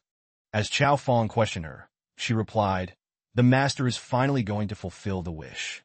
Sunlight poured down on the tower, illuminating it and making it look brilliant. Inside the tower, the guards were reporting to Ruli. "Reporting to your majesty, the enemy forces are retreating to the east, 10 miles from the capital." At that moment, Ruli stood on the podium in front of the imperial jade seal, gripping the key tightly, her gaze resolute as she spoke. "We can no longer allow the Daigon soldiers to sacrifice themselves." She inserted the key into the lock, softly stating, "Activate the imperial jade seal." At the same time, in the distant universe, the imperial jade seal responded to the command, emitting dazzling light. At this moment, a powerful energy radiated from the sky, shining brightly. The soldiers on the battlefield were all astonished as they saw it. One of the soldiers asked, "What is that?" Suddenly, a strong force pressed down, preventing the soldiers from standing firm. They exclaimed in shock, unable to move their bodies. What was this invisible oppression? Attacks rained down from the sky like meteors, accompanied by golden, lightning bolts. The shells fell straight down toward the camp, and the soldiers on the ground looked up in astonishment. Someone shouted, "Your Excellency," but it was also lost in concentration. The blinding light suddenly engulfed them. The artillery shell landed, creating an earth-shattering explosion that shook the entire camp, from afar, at the palace of Ruli. She was standing by the window, looking towards the explosion, when a soldier approached from behind, reporting, "Your Majesty, the target has been accurately hit." She frowned, feeling at ease. Everything would end now, but suddenly a distant light flickered. That light shot straight back up into the sky, surprising Ruli as it leapt toward the imperial jade seal. At the same time, in a forest on the mountain, a small yellow-haired creature was sitting cross-legged on a huge cannon, happily looking into the distance and saying, "It was a hit. My cannon here is the best." Then he turned to his companion with a bright smile and said, "Cut the tether. I'm heading down the mountain quickly.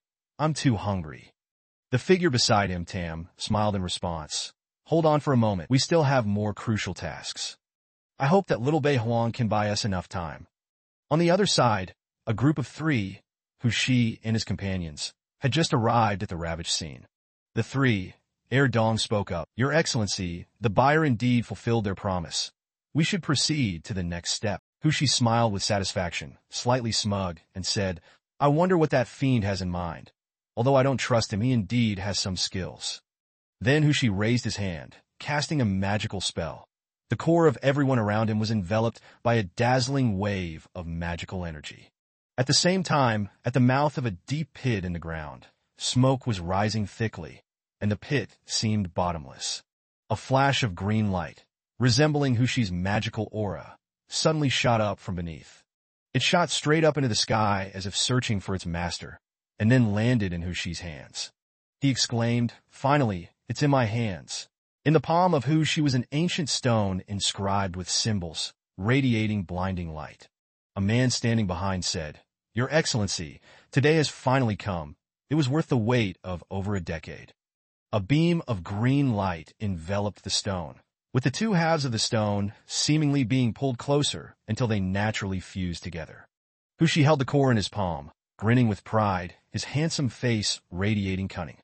The stone had merged into the flesh of his hand, Hushi rejoiced, and next, he only needed to follow the contents in the ancient book. He urged the core to complete the ritual, and his body would immediately become the legendary holy body of the great emperor. Suddenly, an attack flew toward Hushi's group from behind. An earth-shattering explosion, smoke and fire raged. Chao Fong, carrying a smoking cannon on his shoulder, frowned and said, "That was quick." Accompanying him is General True.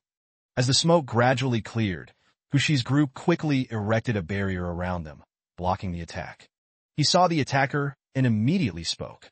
"Chao Fong, you managed to break the seal. It seems Hushi's been dealt with. How does it feel to have your body modified by the core?" Chao Fong's face was flushed with anger as he retorted, "I must thank your ancestors for modifying my body. You think that just that trick can control me for life?" He thought angrily. Forging a relationship with Li Yin Kuan was not a good thing after all. Through the dust, Dong teased. "Do you like to tease? It seems you've made a mistake." As soon as he finished, Hushi suddenly leaped out of nowhere, launching a powerful punch at Chao Fong. He leaned close to his ear and whispered, "God will never create a man stronger than you." Chao Fong's face was drenched in sweat, filled with horror. I had become indifferent. This person was too strong. At this moment, Chao Fong knelt before Hushi. He was very pleased to see this. Mortals are ultimately just mortals. Now that I have obtained the core of the entire process, no one in this world can stop me. Hearing this, the general said, "Perhaps no mortal can stop you, but there are some people we have long considered not to be human." He emphasized each word to let him know what respect is. I referred to him as Jixian, and suddenly, out of nowhere, a foot kicked straight into Hushi's face. The person was none other than Li Yun, who with just one kick sent him flying several meters away. After delivering the blow, he stood with his hands on his hips, smiling and asking, "Does my foot smell? How dare you come here to disturb my old lady?" After resolving this side, Li Yun turned to ask the general how he was doing. He was currently helping Chao Fong to stand up, saying, "You're still alive, so let me handle them." On Hushi's side, his subordinates began to worry, but he remained arrogant, saying, "I don't need you to help. This level of attack can't hurt me." Li Yun sarcastically said, "Your head is hard, and your face is thick. It's my mistake to attack the strongest defense." Hearing this, Hushi frowned and angrily scolded, "You think I will be provoked by a sneak attack? You are not even qualified." He touched the bruised spot and muttered, "This feeling seems somewhat familiar." Hearing this, Li Yun chuckled to himself, lifting his foot to mock, "Sorry, I accidentally stepped in camel dung. I can't be blamed for this. Who told your people to have such poor environmental protection?" Hushi raised his hand to rub his head and scolded, "You fool." Then he frowned seriously and said, "Today is a good day for me. I now have a complete core, and no one can oppose me." Li Yun provocatively replied, "Are you stroking your hair? But your hands are covered in dung, and then you rub your head. I can't compare to such arrogance." He was humiliated and even angrier. In the face of absolute power, whatever you say is just barking like a dog. "I've decided. Before the night, I will cripple you and then humiliate your empress in front of you." Suddenly, Dong spoke from behind, saying, "I heard she is the most beautiful woman in the world. That experience must be wonderful." He expressed his interest, saying, "My lord likes the wives of others the most. Please let me be the first to enjoy." Seeing this lecherous man, the guard disdainfully said, "Be careful." And before he could finish, a grenade flew straight into Dong's chest. The one who threw it was none other than Li Yun. He hadn't understood what was happening and began to tremble. What is going on?" Li Yun said with a fierce aura, "I didn't expect to be so easily provoked. You dared to touch my Ruli." Saying this, he crushed the piece of meat, and immediately the young man died on the spot. At this moment, Li Yun turned back with a fierce gaze, threatening, "Now it's your turn." A man standing outside witnessed the entire incident and felt a bit worried. What just happened was terrifyingly powerful.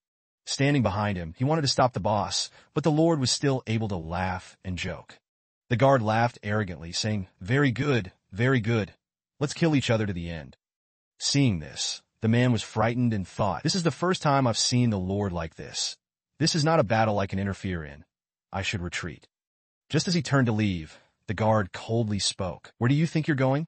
Are you planning to run away already?" The man, sweating and worried, said, "My lord, I didn't mean to. I just don't want to disturb the day of battle." Not letting him abandon him, the guard walked over and put his arm around him. He began to utter threats. You know, the 7 stars are very important to me, each and every one of you. Saying this, he subtly glided his hand to look at Li Yun as if hinting at something, and as a result, they were taken away one by this group of people. After that, he hugged an old man and whispered in his ear, "The old man is the professor who taught me to read, and was a friend since childhood." At this moment, he began to manipulate the old man's feelings. "Well, you always treated me like family." Hearing this made the old man a bit moved. He said with tears in his eyes, "At the time when I was at my wit's end, it was the master who saved me, just like my parents reborn me." After speaking, he patted the old man's shoulder hard. The seal on his hand also glowed, "So do one thing for me." Without any hesitation, the old man said while shedding tears, "I am willing to shed blood and give my life for the master." Immediately after, the two embraced tightly, offering their lives. The old man now looked at the other man without any kindness and uttered 2 words, "Farewell." Before leaving, the old man said his last words, "Family is the most important to me." Li Yun saw this and clapped, marveling at how he had brainwashed him to the point of having no regard for his own life. The hand-holder scolded with a grim face, his skin glowing, his eyes shining at this moment. "I want you to keep your mouth shut forever." Li Yun raised a friendly finger in provocation. "I am a person who loves cleanliness and has a sense of environmental protection, so I will make you disappear without a trace." The hand-holder smiled wickedly, grabbing his collar. Then he took off his robe and threw it aside, switching to a more streamlined outfit. In the next moment, without saying much, both of them teleported and jumped up, their powers clashing against each other. Both rushed into a fierce battle, hitting from one side to the other. The blows shook the surroundings, hitting from the ground and then jumping into the sky. Li Yun was extremely energetic, continuously striking towards the hand-holder. But both were evenly matched, he easily blocked them. This time it was his turn to attack. He began to unleash a series of strikes towards Li Yun. Li Yun replaced it with a spray. Fortunately, that burst of power only grazed past his face. Replacing, Li Yun decided to hit him hard on the head. The hand-holder quickly fell to the ground. He had no way to block it. Falling to the ground, he had to maintain a very sturdy stance. At the same time, Li Yun also landed opposite him. The hand-holder, still fearless, confidently said, "Let me show you this." Then, on his hand, he summoned a strange magic circle. This caught Li Yun's attention. He looked to see what he would do next. Now there was not just one magic circle, but countless other magic circles appearing as well. The hand-holder's face was now filled with confidence. Without any unnecessary movements, he swung his hand, unleashing an attacking force towards Li Yun. Seeing this, Li Yun remained very calm, his face emotionless as he looked at the power rushing towards him. When that power was about to hit him, at that moment he jumped up lightly. The hand-holder seized the opportunity when Li Yun was not paying attention and created another magic circle on his hand. Immediately after, he threw that magic circle towards him again. Seeing this, Li Yun silently thought, the opportunity has come. Next, he lifted his foot to kick that magic circle, as if pushing the hand before that circle back to attack him, causing him to be stunned and astonished. The hand-holder had now lost one arm, and Li Yun immediately landed in front of him. The hand-holder calmly raised his remaining hand to the severed arm. The strange gem attached to the remaining arm burst forth with power. It helped the severed arm grow back miraculously. Earlier, it was a skinny arm, but now he possesses a muscular, powerful arm. At this moment, he is filled with confidence. The rebel leader is truly formidable. Li Yun silently observes from the side. It seems that obtaining the core truly grants the legendary immortal body. It's not just an unfounded rumor. This guy keeps protecting his left hand. His right side is a huge weakness. The arrogant warrior scoffs. "Earlier, I was careless and let you take advantage. But now..." Before he can finish speaking, Li Yun dashes forward and throws a punch at him. "Let's continue." A direct punch lands right on his face, followed by a flurry of consecutive strikes. He is beaten to a pulp, blood splattering everywhere as if he's on the verge of death. Yet the assault doesn't stop. Another punch smashes into his cheek, sending him flying hundreds of meters away. His entire body crashes into a massive rock behind him. Now his body is covered in wounds. He appears to be buried under the rubble. Suddenly, an unusual light emits from his hand as he struggles to grasp the rocks and stand up. Once again, he stands before Li Yun, but this time with a different power. Now, an even more terrifying energy radiates from his entire body. Despite his injuries, he smirks fearlessly. Surprisingly, his body recovers at an astonishing speed. He scoffs arrogantly, "I can make countless mistakes, but as long as I have the core, my body will never be destroyed. But you, one mistake, and death awaits you." Li Yun chuckles lightly and responds, "You seem to be overlooking something important." The warrior frowns and asks, "What is it?" Suddenly, Li Na appears behind him and says, "Those who follow the righteous path will always find allies." Her words carry a clear implication, aimed directly at him. Without any unnecessary movement, she activates her power, Ghost Heaven. A powerful strike pierces straight into his back, leaving him unable to block it. Seeing this, he spits blood and thinks, "I forgot about this one." But he won't surrender easily. Instantly, he unleashes his energy and roars, "Get off me!" His strength seems to be depleting. He drops to one knee. Li Yun, standing in front of him, says, "Don't blame me for outnumbering you." He leisurely walks toward him and smirks, "I never play fair with scumbags."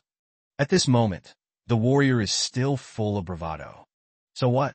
The core grants me eternal life. You two can't kill me." Hearing this, Li Yun scoffs, "Who said we were the ones here to kill you?" Suddenly, the sound of rushing footsteps echoes. A group of armored warriors appears out of nowhere, charging forward. Now, they stand behind Li Yun, backing him up. Ruli has now appeared. Seeing this, he turned around and said, "This place is quite dangerous. You don't have to come here yourself." She cheerfully replied, "Dangerous? I don't feel that way." Although she said that, deep down she was thinking, "As long as he's by my side, anywhere is the safest place." After replying to him, she turned back and commanded the group, "Fire team, on my command, attack." Then she thought to herself, "How dare they lay a hand on my man?" Immediately, the group opened fire toward the armored fighter.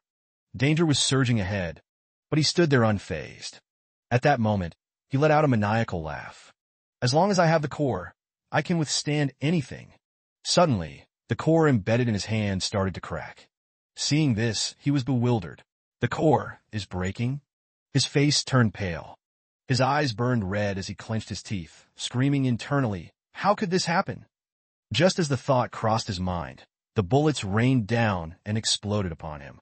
Thick smoke billowed into the air. The young couple hadn't looked away for even a second. Li Yun spoke, "This time, it's truly over."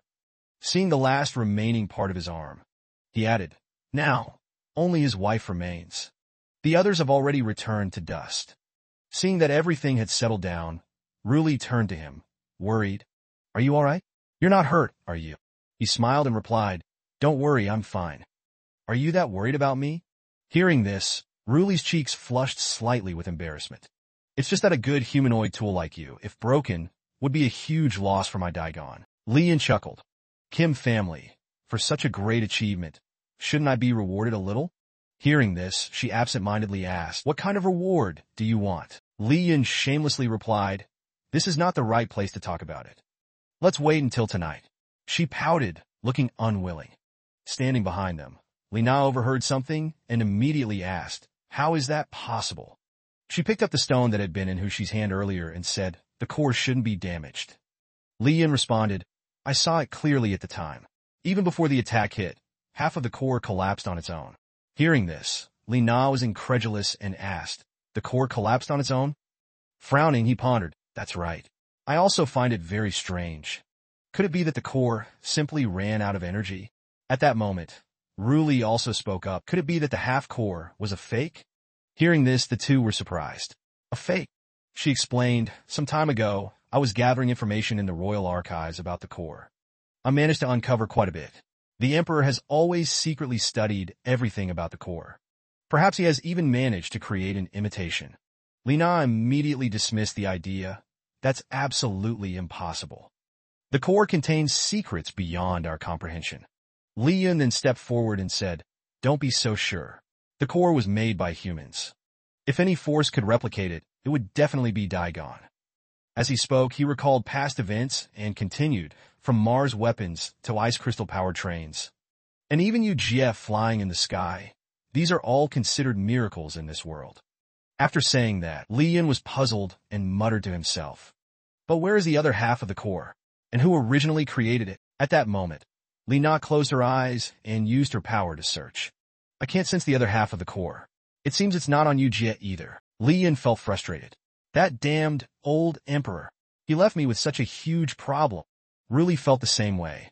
Furrowing her brows, she said, "He's always been like this.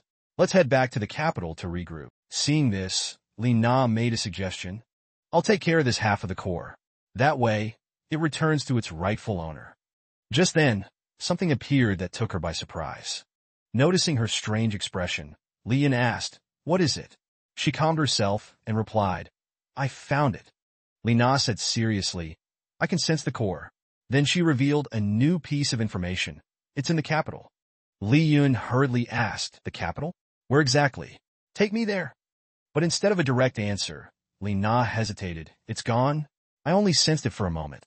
Hearing that, he frowned in deep thought. "The other half of the core is in the capital, and someone knows about it. It seems things aren't as simple as I thought. Have I overlooked something?" Scene shift. Half an hour earlier in the Imperial prison. Inside a corner of the cell, an assassin monk appeared. At that moment, he was facing the wall, muttering incantations. Suddenly, desperate screams rang out behind him. "Stop them!" Then the door opened, and a voice rang out. "The brain still tastes better." It turned out to be the appearance of a boy with cat ears, who was holding an arm, chewing on it, and saying, "The brain still tastes better." The arm was really hard to chew. Accompanying him was Tu Tam, who reassured him, "No need to be picky about food. We still have important matters to attend to." Then he called out, "Killer Monk, long time no see." The man slowly turned his head, his face unfriendly as he asked, "Who are you?" Suddenly his eyes widened, turning bloodshot as sweat dripped down. The killer monk immediately recognized who it was and knelt down. "The day has finally come." Tu Tam smiled and said, "No need for such courtesy. Your mission is complete." Faced with his fear, he gave a dangerous smile and said, "Now, you can be freed." Immediately after, a piercing scream echoed from the killer monk. His face turned horrifying, his eyes bloodshot, and his teeth covered in blood. He was killed just to extract the core shard inside his body. After obtaining the core shard, Tu Tam cheerfully said, "Finally, it's back in my hands." Meanwhile, the boy was diligently gnawing on the old man's flesh. Then he turned and said, "Congratulations to us. Being influenced by the core shard for years truly makes the meat taste better." He turned his back, preparing to leave, but reminded, "Don't overeat, we need to go." The boy curiously asked, "Where are we going next?" He sinisterly replied, "South of the mountains, back to Li Yun and his wife's place." Sitting blankly at the edge of the bed, he pondered, who exactly infiltrated the capital and took the other half of the core shard? Trying to regain clarity, he thought, no one in the entire prison was left alive. The traces left behind looked like they were gnawed by beasts. Could it be that clan? Recalling the scene, Li Yun continued contemplating. Most bodies were just missing limbs, but only the killer monk had his stomach cut open. Could the other half of the core shard have been hidden inside him all along? Finally, he angrily declared, "It's all because of that old emperor. Even in death, he still wants to harm me." Then he shouted, making sure Ruli in the bathroom could hear. At this moment, in the Demon King's castle, the midnight battle to subdue the Demon King began. Inside the castle, Ruli sat on the throne, facing Li Yun, who stood motionless. His hand gripped his sword tightly. Suddenly, he shouted in fury, "Ruli, great Demon King, today, I will surely destroy you." Then he raised his sword, preparing to attack. Ruli narrowed her eyes, smirking mockingly with a threatening tone. "Foolish little Li Yun, prepare to pay the price for your actions." Immediately, she raised her hand, channeling the power of her spell. Demon King's secret art, castle constriction. Looking up at the ceiling of the castle, Li Yun was startled and panicked when he saw it gradually closing in before his eyes. Seeing him gritting his teeth and using his entire body to resist, Ruli sneered with contempt. "You never expected that I could manipulate this entire castle, did you?" At that moment, Li Yun's pupils suddenly emitted a blue glow, his rage reaching its peak. He let out a furious roar, his power surging as he transformed into a giant. His entire body was enveloped in blue light. instantly morphing into a giant who effortlessly held up the castle before Ruli.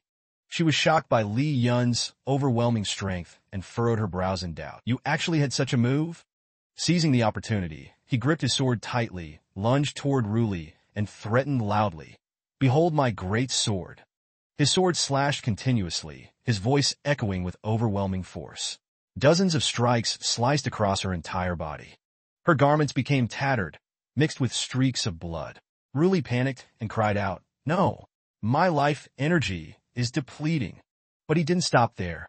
He raised his sword straight to the sky, summoning his power. A powerful light burst forth from Li Yun's body as he shouted, "Final move!"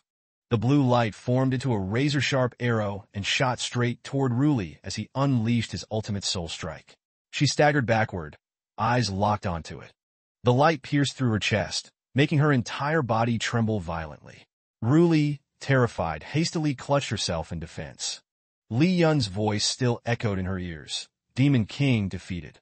The next morning, as the sun rose, shining upon the lavish mansion, Ruli woke up on the grand bed, stretching her body with a contented smile. Now fully awake, she saw Li Yun not far away, turning back to look at her with a gentle smile. Curious, she asked, "Why are you up so early?" He smiled cheerfully and quickly explained, "It's not early anymore. We've overslept." Hearing his response, she thought for a moment but still found it puzzling, mumbling, "We barely slept at all, though." He raised a finger and pointed at her playfully. "Sleep has many meanings, you know." Hearing this, Ruli immediately recalled last night and pouted. "Humph, in the literal sense, we barely slept at all." Returning to a serious tone, Li Yun softly reminded her, "The turmoil has just ended, and Yu Jie is also injured. The entire upper realm is now in fear. You need to stabilize the people's hearts." Ruli didn't seem too concerned since she had already considered this. Instead, what she cared about was him. So she warned, "Do I even need to remind you? And next time, even if you wake up, you're not allowed to get out of bed." Hearing this, Li Yun was dumbfounded and asked, "Huh? Then wouldn't I be completely useless?" Her cheeks flushed as she closed her eyes to hide her embarrassment. "Isn't just looking at me enough for you?" Li Yun found her words surprisingly reasonable and pointed at himself in agreement. Makes sense." Seeing this, she playfully teased, "Then tomorrow, I'll pretend to sleep and see if you really do that." This playful remark made him burst into laughter. He teased her back, "Didn't you just tell me? Now I'll know you're pretending." She crossed her arms and turned away, pretending to be indifferent. "I don't care about that. I just want you to look at me."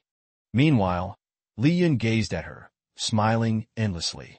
The sun had already risen high, its golden rays illuminating the entire castle. Inside the grand hall, the ministers murmured amongst themselves. They were discussing the fact that the imperial seal had now been destroyed. Reconstruction is not something that can be done in a short period. One of the important officials added to the story, "The most powerful weapon of Daigon is no longer with us." A high-ranking official stepped forward to inquire, "Minister Tran, does His Majesty still have a good relationship with Li Yun?" In his mind, he was calculating.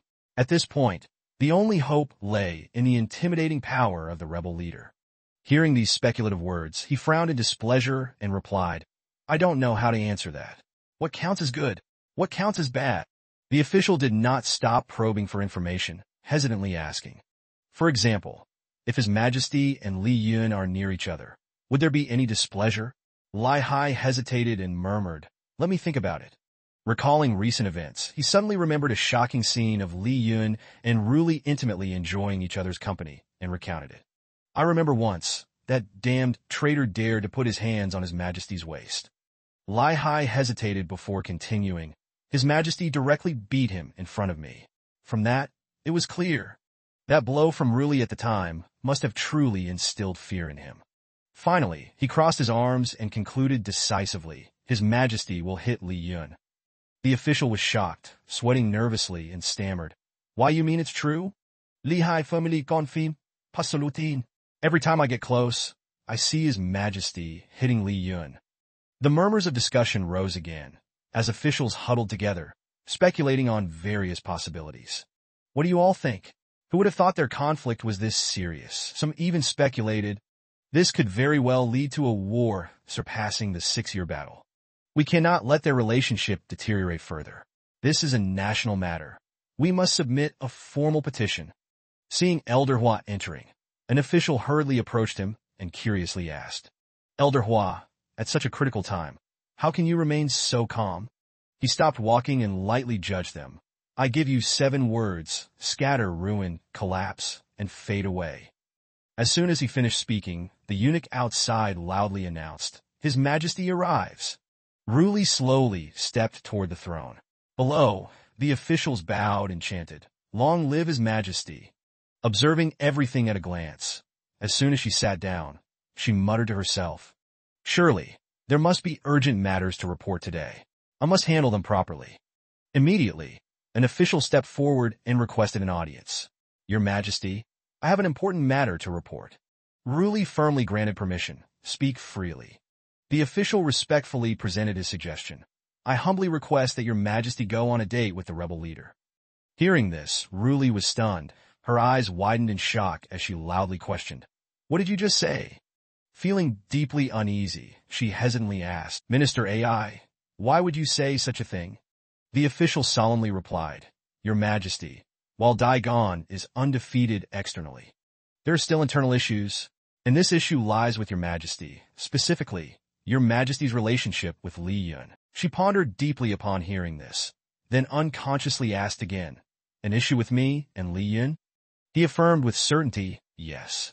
Your Majesty, do you truly have feelings for Li Yun? Being asked so bluntly made Ruli blush with embarrassment.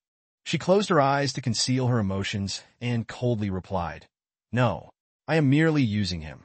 The officials whispered among themselves once more, confidently concluding, As expected, the whole court knows that Her Majesty and Li Yun have a poor relationship. One day, a conflict will arise. And that day will be when Daigon faces its greatest crisis. Ruli looked at the crowd and pondered. Who would openly express love in front of a bunch of ministers? I truly want to eradicate all of them. The officials collectively shouted. Therefore, Your Majesty must go on a date with Li Yun. This date is for the sake of Daigon. This made Ruli extremely angry. She harshly ordered, This matter is mine to decide. You all don't need to say more. In her heart, she cursed that man. It was all because of that bastard Li Yun.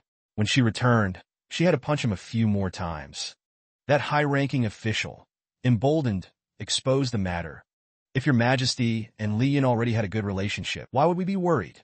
We only hope that Your Majesty can deepen the bond with Li Yun as husband and wife. Ruli furrowed her brows, suppressing her anger. She felt frustrated, thinking, How am I supposed to respond to this? Am I supposed to tell them that my relationship with Li Yun is so good that I can't get up in the morning and can't sleep at night? Seeing that she did not respond, he directly asked, Your Majesty, may I ask exactly what your relationship with Li Yun is? Hearing this, Ruli stood up angrily and shouted, It's just acceptable.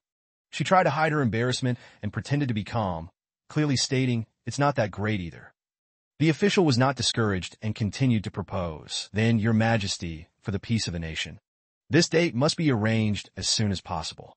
He secretly speculated in his mind, as expected. Ruli felt dissatisfied. She hesitated and unconsciously replied, Well, if there's an opportunity soon, perhaps I'll try once. In reality, she was already plotting in her mind. She would beat up Li Yun first and then talk. After court was dismissed, she returned to Fengshu Palace to find him. Ruli stepped into the room and closed the door. Inside, a man was holding a large bouquet of flowers. Seeing her approach, Li Yun quickly handed her the flowers, smiling happily. These are for you. I picked them from the back of the mountain. Aren't they beautiful? She closed her tired eyes and casually replied, Just put them over there. This did not upset him. Instead, he showed more concern for Ruli. Why are you so distant today? Did something happen? Suddenly, she furrowed her brows in anger and ordered, We've been too close lately. We need to keep some distance. Hearing this, Li Yun was even more delighted. He found the suggestion very reasonable. You're right. Distance makes the heart grow fonder. Then he moved behind her, wrapped his arms around her, and whispered in her ear. So, how much distance should we keep? Does it mean my face shouldn't touch yours? Immediately, she pushed him away and declared, You also can't just randomly hug me. Li Yun smiled, trying to please her, and agreed. That's simple. He quickly sat cross-legged on the floor and cheerfully suggested, Then you sit on my lap. This way, it doesn't count as hugging. Ruli sighed helplessly and compromised, fine. At this moment, she was nestled in Li Yun's warm embrace while reviewing documents, but her mind was elsewhere. How can I make people outside see our relationship as just a normal couple? Meanwhile, he was carefree, simply smiling happily while watching her. Ruli glared at the memorial documents and widened her eyes in frustration. What is all this nonsense? Doesn't anyone care about national affairs? Seeing her face looking unwell, Li Yun stopped joking. She seemed very agitated. What is written in the memorial? She frowned and scolded. It's confidential. You can't read it. Step aside quickly and don't disturb my work. A moment later, they moved to the study to review the memorials. The more Ruli read, the angrier she became, cursing inwardly. These old men, truly despicable. Meanwhile, he stood still, observing her every move. Looking at the densely written memorials filled with nonsense, she found it incomprehensible. What kind of nonsense is this guy writing? Ruli glanced at Li Yun, who was smiling mischievously, secretly plotting something. Based on what he wrote, it might actually make Li Yun like me more. Maybe it's worth trying once. She continued opening the next memorial, which was not much different from the previous ones. Frustrated, Ruli marked a few words with her brush and sternly ordered, "Nonsense! Demote him by 1 rank." As soon as she finished this memorial, another one appeared, revolving around just the two of them. The more she read, the redder her face became. She cursed them in her heart. A bunch of vulgar fools. Their proposals are getting more and more absurd. By noon, the scorching sun shone brightly in the summer sky. Ruli stretched her body to relax after a morning of reviewing memorials. Seeing this, Li Yun happily asked, "Are you done?" She glanced at him reassuringly. "Let's say so. Recently, there might be some memorials mentioning the two of us. You don't need to worry too much." Curious, he asked, "What are they planning?" Ruli thought for a moment before hesitantly explaining. They're trying to determine whether I pose any threat to Daigon." She recalled the memorials. According to the ministers, the idea was for me to keep you in check. Eagerly, Li Yun asked, "Then is there anything I need to do?" She rested her chin on her hand, thinking before instructing, "No need. Just act as usual." In the blink of an eye, an hour of rest had passed. The sun was still shining brightly as always. Ruli sat at the dining table, holding a book and reading attentively. Sitting opposite her, Li Yun was also reading a letter. After a while, he wondered, is my wife not cooking today? He started to worry, thinking, why hasn't Lai Hai brought the food yet? Suddenly, Ruli stood up and declared, "I'm going to cook now." Hearing that she was going to cook, Li Yun broke into a cold sweat and tried to stop her. "Wife, wait. Did you forget to get something?" He was confused and wondered, "Where is Lai Hai?" She turned around in surprise and asked, "What do I need to get to cook?" Li Yun was dumbfounded, standing still in fear. He hadn't expected that she was serious. Worried about lunch, Li Yun decided to take an antidote before tasting her cooking. Looking at the pill in his hand, he reassured himself Li Na's detoxification pill should work. Ruli stood in the kitchen, determined to follow the suggestions. Encouraging herself, she thought, just try once. Based on the memorial, cook him a meal. In no time, the meal was completed with 3 savory dishes, rice, and a steaming hot soup. Glancing at the dishes, Li Yun felt slightly more confident. He thought to himself, it doesn't look bad. As long as it's not a pot of purple liquid, it's fine. Meanwhile, Ruli was busy bringing more dishes to the table. She picked up some food and coyly called him, "Come on, open your mouth." This blissful and rosy scene between them could make anyone jealous. But suddenly, as soon as the food entered his mouth, Li Yun's face stiffened, his eyes widened in horror. "Not good," he screamed internally. Ruli, on the other hand, smiled happily and stared at him expectantly, asking, "How is it?" He struggled to chew and swallow. Using his hands, he discreetly gave her a thumbs up, praising, "Lots of strong points, but a little inexperienced." Being complimented made her so happy that her cheeks turned red. She suggested, "If you like it, I'll cook more from now on." This praise made Ruli overestimate herself, thinking, so I'm only 1 level below the imperial kitchen chefs. Hearing this, Li Yun broke into a sweat and quickly objected. "Wait, wife, you should try it too." He thought, no, I need to tell her the truth in a subtle way. Ruli laughed and refused. "No need. I'll eat the food from the imperial kitchen. Li Yun, now deeply anxious, finally realized, now I know how they are testing me. If I can eat this every day without reacting, then it must be true love. Suddenly, Ruli fell into deep thought, lost in contemplation. She pondered, speaking of which, who exactly is leading this plan? By the afternoon, the sun had begun to set, and its rays had softened. Officials were still gathered outside the main hall discussing. I find this task difficult, one said. Feelings can't be measured. I estimate the success rate is only 3%. But I don't want to be remembered as the sinner who caused Dai Gon's downfall. A chubby official analyzed, saying that Li Yun was once the leader of the rebel army. It is only natural that His Majesty has concerns about Li Yun. What if Li Yun were to stab His Majesty with a sword? While they were discussing, a voice suddenly came from behind them. It was Lai Hai. What are you all gathering here for? The officials were still gathered outside the great hall, chatting. Minister Tran has a plan. An official praised. Minister Tran is the most trusted person of His Majesty, and also the most loyal to him. Hearing this, he confidently crossed his arms and nodded smugly. That is only natural. He approached Lai Hai and handed him a memorial, instructing, if so, this is the plan we have summarized. We entrust everything to Minister Lai Hai. Receiving the booklet absent-mindedly, it took him a while to realize, and he called out, Huh? Wait a minute. The group quickly turned away and left, leaving only a parting remark for Lai Hai. No need to say more. The future of the great plan is entrusted to Minister Tran. May you achieve great success, Minister. The morning was when the streets became bustling, filled with people coming and going. Lai Hai walked absent-mindedly, eyes fixed on the booklet, deep in thought. Why did such a troublesome matter fall onto me? I really don't want to have too much contact with that traitor. After staring at it for a long while, he realized that although it was troublesome, the court officials and noble families had actually handed over the financial permit to him directly. Pondering this, he walked down the street with newfound satisfaction, thinking, could this be His Majesty's scheme, taking this opportunity to seize the noble family's resources? Truly worthy of His Majesty. Along the way, he ran into a little girl. This was Le Shui. The girl greeted him cheerfully. Good morning, Overseer. Lai Hai immediately corrected her. Don't call me Overseer. Call me Minister Lai Hai. Remembering something, he asked the girl, by the way, in your eyes, does Li Yun have any ambitions for the throne? Lai Hai schemed that since she was on good terms with Li Yun, he might as well gather some intelligence. Le Shui immediately replied, of course he does. He was shocked and asked again, really? The girl firmly confirmed and explained. The master said the chair in the Imperial Library is quite sturdy, very difficult to break. I saw his satisfied expression, so he must want to take it home. Lai Hai gritted his teeth in anger and said through clenched teeth, no, what he covets is not just a chair. He cursed Li Yun in his heart. That bastard Li Yun? What has he been up to while I was away? Calming himself, he carefully considered everything and formulated a plan. Wait, this is a great opportunity, as long as this plan forces him to reveal his true colors.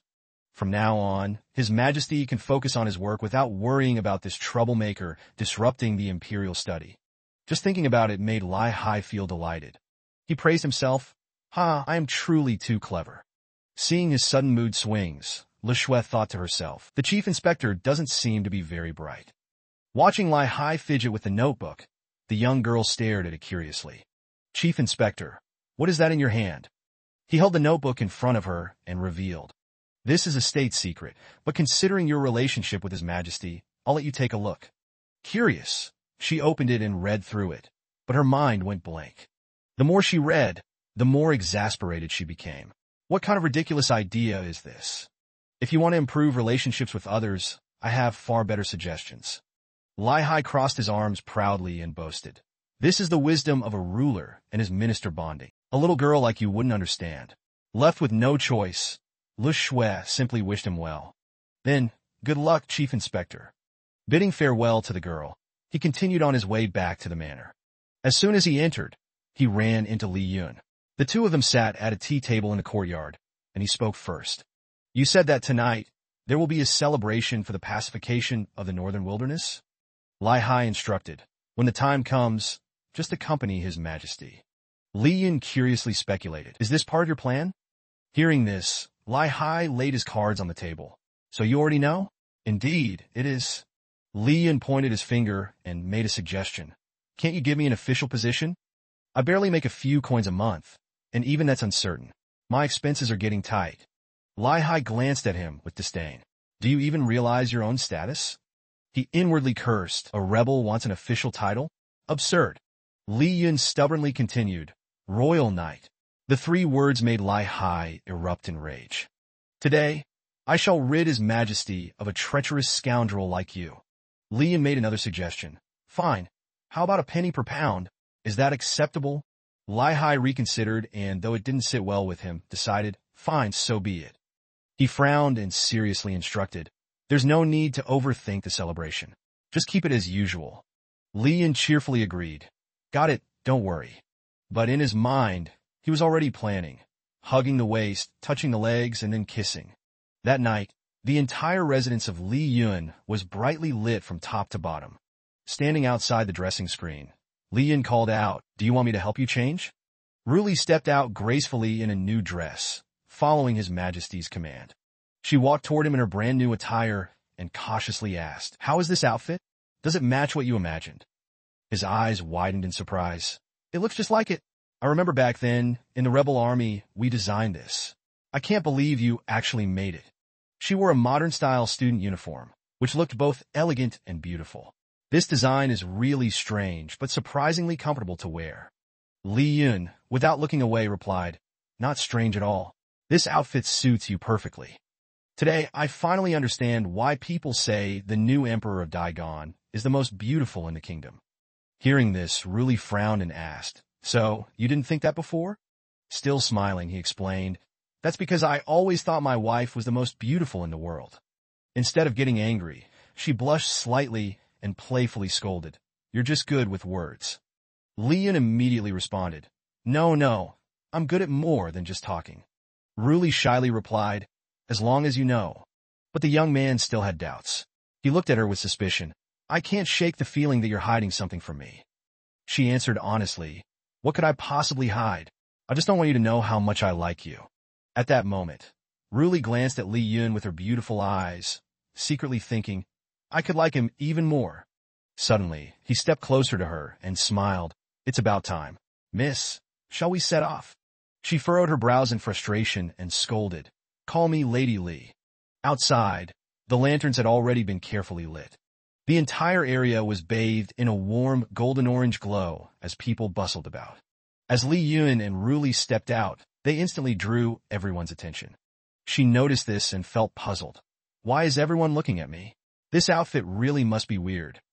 He didn't think so. Smiling, he reassured her, Well, you're a time traveler after all. With his usual bright and innocent smile, he continued, The streets are lively today. You should smile more instead of frowning. There was something important Ruli finally shared with Li Yun. In the past, we princes and princesses were constantly oppressed by the late emperor. So most of the time, we suppressed our emotions to avoid scoldings. He started sweating, pointing at himself in shock. That doesn't sound right at all. Looks like I was right to beat up the old emperor. At this moment, she curiously asked about Li Yun's family. What about your parents? What kind of people are they? He waved his hand cheerfully and told her, They're very gentle. But the thing they taught me the most was how to do bad things. Hearing this, Ruli helplessly thought, How can they be even darker than my family? As they walked around enjoying the scenery, they chatted merrily. So, does the grand celebration satisfy you? She asked. Looking happy, he replied, No wonder this place feels familiar. Turns out this is the place I smashed up before. Hearing that, Ruli looked puzzled. And that's your first impression of this place? She then began explaining further about the area. In the future, through trade connections, the capital will become the center of the world. A gathering place for merchants is essential, and this location is the best. So after the damage, I didn't allow residential repairs, but instead had a grand plaza built. Li Yun started praising her. You're really amazing. She calmly replied, It's just normal. But he didn't stop there. The most beautiful and wise ruler in history. Titles like these should be judged by history. Li Yun added another near-impossible compliment. And the only wife who generously gives her husband money. But instead of giving the reaction he expected, she quickly changed the subject. Over there, that looks like Le Shui. Let's go say hello. Seeing this, Li Yun sighed in disappointment. She ignores my compliments, but won't even spare me some money. A little later, they arrived at a place where two small girls were sitting. When Li Shui saw her, she happily called out, "Sister Ruli, master of the house, would you two like some grilled skewers?" He hurriedly stepped forward to stop it before it was too late. "Don't eat too much, or your sister might get hurt." The little girl smirked mischievously and teased. Could it be that the master of the house has no money? Usually so slow, but suddenly sharp when it comes to things like this. Lian didn't mind admitting his lack of money and said, "That's right, my spending allowance is really insufficient." He helplessly glanced at his evasive wife and thought, "All right then, if you insist on not giving me more allowance. How do you keep these from burning anyway?" At this moment, Lian got to the main point. He glanced sideways at the people lurking nearby. "They've been following me from the start. How do they plan to test me?" The elderly ministers were sweating nervously and whispered to each other, "It looks like he's noticed us." Suddenly, a man boldly stepped behind the two and said, "Of course he noticed. He's Li Yun, after all, a real monster." One of them turned to Lai Hai and asked, "Is everything ready?" Lai Hai reassured them, "Rest assured it's all set." He became serious and began issuing orders. "Actors in position. We could begin." Back to Li Yun and Ruli.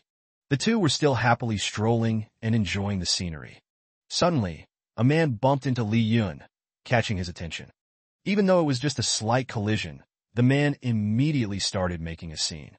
"You bumped into someone? Aren't you going to apologize?" He aggressively pointed at Li Yun and shouted, "Do you even know who my father is?"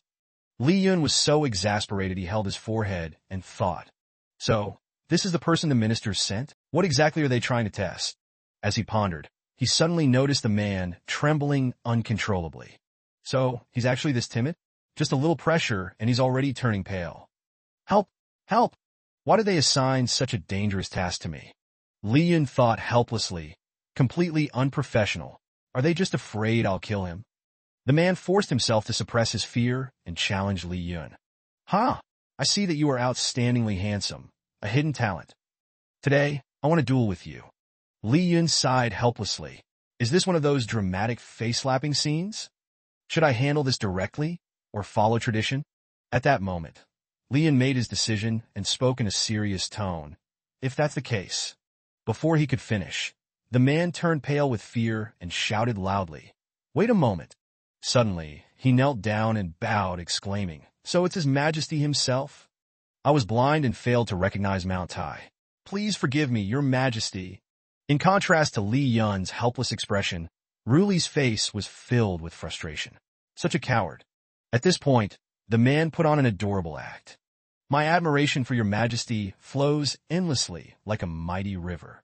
Not only do you possess unparalleled beauty, but your talent is also extraordinary. A title such as the greatest emperor of all time would be the only fitting one for Your Majesty." At this moment, Ruli, now utterly furious, simply muttered one word in a threatening tone, "Debate."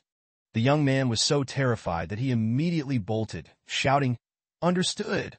The atmosphere became heavy after this incident. This guy was totally unprofessional. He didn't even give her a chance to showcase her reputation. Whose idea was this? They should just be dismissed altogether. The minister who had been lurking earlier now appeared and said, "I can confirm that this at least helped increase their affection meter by half." Lai Hai stood aside, watching the excited ministers. This plan is truly brilliant. It not only praises His Majesty's greatness, but also showcases his authority. Yes, but even if the meter increases further, it won't matter. It's already full. He sternly called out to the ministers, "My lords, don't just focus on whether it works or not. Payment must still be made in full." One of the ministers smiled and said, "I'll have Steward Zhao deliver the money immediately. If this succeeds, Daigon will finally have peace." Hearing them say this, he felt extremely pleased with himself. "Next, we'll have an elderly woman fall, so His Majesty can catch her, demonstrating his kindness and benevolence. Perfect. This hardship allowance can finally be reimbursed." Suddenly, a minister realized that the two of them were gone. "Wait a moment. Where are His Majesty and Li Yun? They were just here a moment ago, but now they've disappeared without a trace. They were right here. How could they vanish so suddenly?" No one knew what to do, so they turned to Lai Hai. Minister Tran, what should we do? This isn't following the script we planned. If His Majesty acts on his own, he might ruin everything. Despite this concern, Lai Hai remained calm and said, "It's fine. We'll stick to the plan." Even so, he couldn't help but think, no matter how bad His Majesty is, he's still better than these theorists. Meanwhile, the young couple had wandered off to a secluded place, far from prying eyes. Li Yun chuckled and broke the silence. Always being watched by others is really uncomfortable. It's better to slip away, but I have to admit, that was pretty entertaining. Ruli frowned and scolded. "Why are you laughing at a time like this? Are you mocking me?" He quickly tried to appease her with a smile. "No, not at all. Everyone already talks about your virtues. What else can I say now?" She smirked. "Then you'll have to use your brain and think." At that moment, Ruli noticed something unusual about her body. She hadn't exercised much recently, yet just a short walk made her feel exhausted. Li Yun saw her pause and asked with concern, "Are you tired already?" She blushed and replied, "No." Just as she finished speaking, a hand suddenly lifted her up. Ruli didn't struggle to get down, but shyly said, "I'm not that weak." Li Yun chuckled. "I know, but at least let me show off a little." She was clearly enjoying it, but still acted as if she was afraid of being seen. "Fine, just don't let anyone see us. If someone catches us like this, His Majesty's dignity will be ruined." Given her approval, Li Yun confidently carried her and used his light foot technique to leap away. He soared from one rooftop to another, bathed in the moonlight, making the scene feel poetic and dreamlike. Reaching a building opposite the moon, he said, "Here, no one will be able to see us." Ruli responded, "Then put me down." He set her down, but made an excuse so she would sit on his lap. "It's dirty here. Just sit on my lap instead." He was obviously taking advantage of the situation. Under the soft moonlight, Ruli suddenly asked, "What do you think of me?" Li Yun grinned. "Do you want the truth?" Although she knew he might not say what she wanted to hear, she still urged him, "Speak your mind." He smirked and began his flattery. The number one beauty in the world, but with two different personalities, inside and outside the palace. "Always thinking about forcing me. You won't stop unless my waist gives out." Hearing that, Ruli fumed and pinched his cheeks. "You only have one word to describe me?" Li Yun, rubbing his sore cheek, helplessly countered. "Then how about the number one beauty in the world? That's an undeniable truth." She stubbornly folded her arms. "Wrong. Then what is it?" Suddenly, she brightened up, leaned closer, and whispered, "Come here, I'll tell you." As he moved closer, Ruli lifted her eyes and whispered softly, "Really?" Unexpectedly, under the moon's witness, she boldly pressed her lips against his, full of irresistible allure. At that moment, her heart thought only of him. The courtyard was enveloped in silent darkness, as Li Yun sat peacefully at a stone table, sipping tea. Just then, Lai Hai appeared and scolded, "Drinking tea this late? Aren't you afraid you won't be able to sleep?" Li Yun, unfazed, lifted his teacup and replied, "If you want to keep me awake, you'd need a poison far stronger than this. Seems like you've gained a lot today. Even responded to me voluntarily." Lai Hai, unwilling to be outdone, retorted, "Just one night of digging, and I earned an extra 1,000,000 taels of silver. That alone can suppress all misfortunes hovering over you." Li Yun chuckled. "Misfortune? I only carry fortune on me." Lai Hai dropped his jest and spoke seriously. "Do you plan to continue serving His Majesty this way?" Li Yun, in contrast, teased, "Are you forbidding me from eating for free?" This remark made Lai Hai visibly irritated. "Stop messing around." He furrowed his brows. "Even if it means sacrificing half of Daigon to gain your allegiance, it would still be worth it. Just eating for free? You wish." Li Yun casually asked, "Why does everyone think that once people gain power, their desires will only increase?" Lai Hai frowned and answered, "Isn't that obvious?" Li Yun laughed. "Exactly. This attitude is unacceptable." Seeing this, Lai Hai gritted his teeth and sneered. "Then why are you pretending to be noble?" The young man calmly reasoned. "My desire is simple, to create a copy of Ruli. Before, I wanted 100. But I figured if there were too many, my fortune might turn negative. So, just one will do." Lai Hai was baffled by this odd reasoning. "A copy? Are you harboring some ill intentions toward Her Majesty?" Li Yun added, "If you're making so much money, spare me a little, lest too many dreams disturb my sleep. I'm also considering ways to handle half of the Baron Corps soon." Lai Hai asked bluntly, "How much do you need?" Li Yun, still carefree, replied, "Not much. One person, one table, one chair." His companion snapped, "Speak properly." Only then did Li Yun get serious. 1,000,000 taels. Li hai that ouchi, keep the me. Time passed swiftly, and dawn once again illuminated the palace. Lai Hai, Ru Li, and Lun Na gathered, listening to Li Yun's passionate discussion about his latest invention.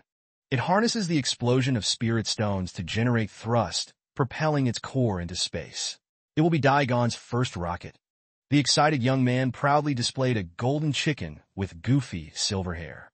"I call it Supreme Chicken." Luna, staring at the silly-looking chicken, doubted, "Can this thing really fly into the sky?" Li Yun, exuding confidence, declared, "Of course, but won't you be sad to see your family heirloom fly away?" The young girl heartlessly dismissed him. "That thing was a disaster waiting to happen. I actually feel relieved without it." Undeterred, Li Yun insisted, "You think just using spirit stones will be enough? No, I need to add my own force. A little extra acceleration from me should do the trick." Saying so, he stepped back and warned, "Stand clear, or you might get hurt." Li Yun then gathered his inner strength, and a brilliant blue aura enveloped his entire body. Lai Hai furrowed his brows in astonishment. Such powerful energy. Is this his true strength? On the other side, the glowing blue aura wrapped around the ridiculous chicken, lifting it into the air. Then, Li Yun leaped up, his gaze locked onto the chicken. Now is the moment. With a mighty kick, the chicken rocketed upward like a tiny missile. It soared past millions of kilometers through the atmosphere and straight into the vast cosmos at an astonishing speed. Li Yun proudly held his hand before his eyes, gazing at the artifact. It was even more powerful than he had imagined. Chen-Hai immediately seized the chance to nitpick. "That's 100 extremely precious spirit stones. What if you fail?" Before he could finish, Li Yun confidently raised his thumb. "Rest assured, if I fail, I shall offer up my life essence to His Majesty." "No, there's no need to go that far." Seeing the young man's confidence, Chen-Hai felt much more at ease. He had only intended to mock him a little, but who would have thought that he would willingly offer his life essence to His Majesty? He stood there dumbfounded as Ru Li, after hearing her husband's flattery, bashfully gave him a punch to the face. Strange, shouldn't His Majesty have felt moved by his words? Li Yun turned around and gazed into the distance. Success! The desolate core has been elevated to the required level. Lena, seeing this, grew curious. Could it be that you also have knowledge of what lies beyond? Li Yun grinned brightly. Of course, there are even demon gods out there. Suddenly, a commotion in the distance caught his attention. Hurry up! Stop pushing me! Li Hai glanced over, thinking to himself, your voice is too loud. The noble clan leaders and ministers are all rushing over. They're trying to foster goodwill again. You all are way too enthusiastic. Li Yun wondered aloud. I distinctly remember ordering them to stay away from this place. The scene shifted to a vast cave at the foot of the mountain, surrounded by thick vegetation. Inside the dark cave, only 3 people were present, a man with emerald green hair, a young child gnawing on the arm of an unconscious man. Brother, they've already taken care of half the core. Hearing this, the young man smirked. That counterfeit core was enough to fool Hushi, so it should deceive them too. Back then, I supplied Hushi with weapons in exchange for a single night to observe his core. And during that time, I swapped it with a fake. The young beast man, eyes wide with innocence, asked, What do we do next? Everyone is waiting for your orders. The young man's gaze turned sinister. No rush.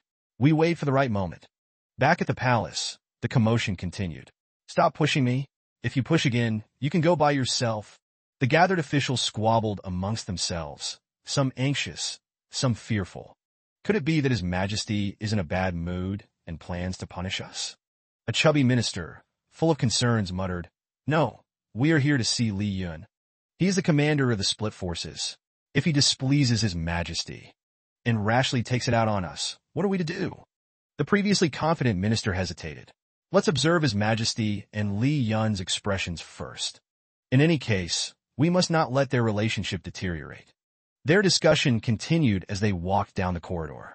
Tell me the truth. Has any of you considered offering your young daughters to entice Li Yun? Are you insane? Doing so is tantamount to declaring war on His Majesty.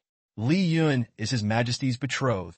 A group of officials quickly gathered before Li Yun, feigning ignorance as they clasped their hands and bowed. So this is where His Majesty is? We old men were just strolling by and had no idea we were interrupting your date. Ruli candidly replied, "A date? Hardly. We were simply conducting a little experiment. The desolate core issue has been successfully resolved." The bootlicking minister immediately chimed in. "I see. How fortunate we are to have Master Li. Not only did he eliminate hidden threats, but he also takes great care of His Majesty." Yet deep inside, he was scheming. "No matter what, I must shower him with praise first and earn some favor." Li Hai added, "Honorable ministers, there are still many matters in the capital that require your attention. So you'd best return to your duties at once." At this moment, the truth finally came to light. "I naturally have an important matter to report to His Majesty." Ruli frowned. "Speak. What is the matter?" The minister, who had been eloquently speaking earlier, now revealed his true colors. "Recently, a sudden flood has struck Jiangnan. It is extremely severe. Although I have already dispatched relief forces, the common people remain fearful and uneasy. It seems His Majesty and Master Lai must personally go to tranquil the people of Chenin. Previously, Master Lai saved Jiangnan once, earning boundless praise from the people." Ruli stroked her chin and pondered for a few seconds. "Are you all trying to arrange a honeymoon for me and Li Yin? Jiangnan is a vital stronghold in the south. With the southern barbarians being invaded by the northern emperor, a visit is indeed necessary. However, these reports are not entirely unfounded. I shall temporarily approve." "I understand. Ministers, you may return for now." They immediately bowed and excused themselves. At that moment, Li Yin approached his wife and whispered, "Jiangnan, do you truly wish to go? Do you wish to stay in Lai capital instead?" She smiled affectionately. "No, but seeing how busy you are, I was prepared to stay in the capital for a lifetime." Ruli instinctively retorted, "Do you think I wish to be like you, cooped up inside Lai Manor all day?" Li Yin quickly flattered, "That is not what I meant. If you wish to go, then I am most excited and looking forward to it." Hearing this, she shot him a sharp glance and asked, "Looking forward to what? Is it not just like any other trip?" Despite her words, Ruli was pleased. She immediately assigned tasks to Li Hai for their absence, while Li Yin stood behind in support. "Since this is our first journey together, no, it is an official mission.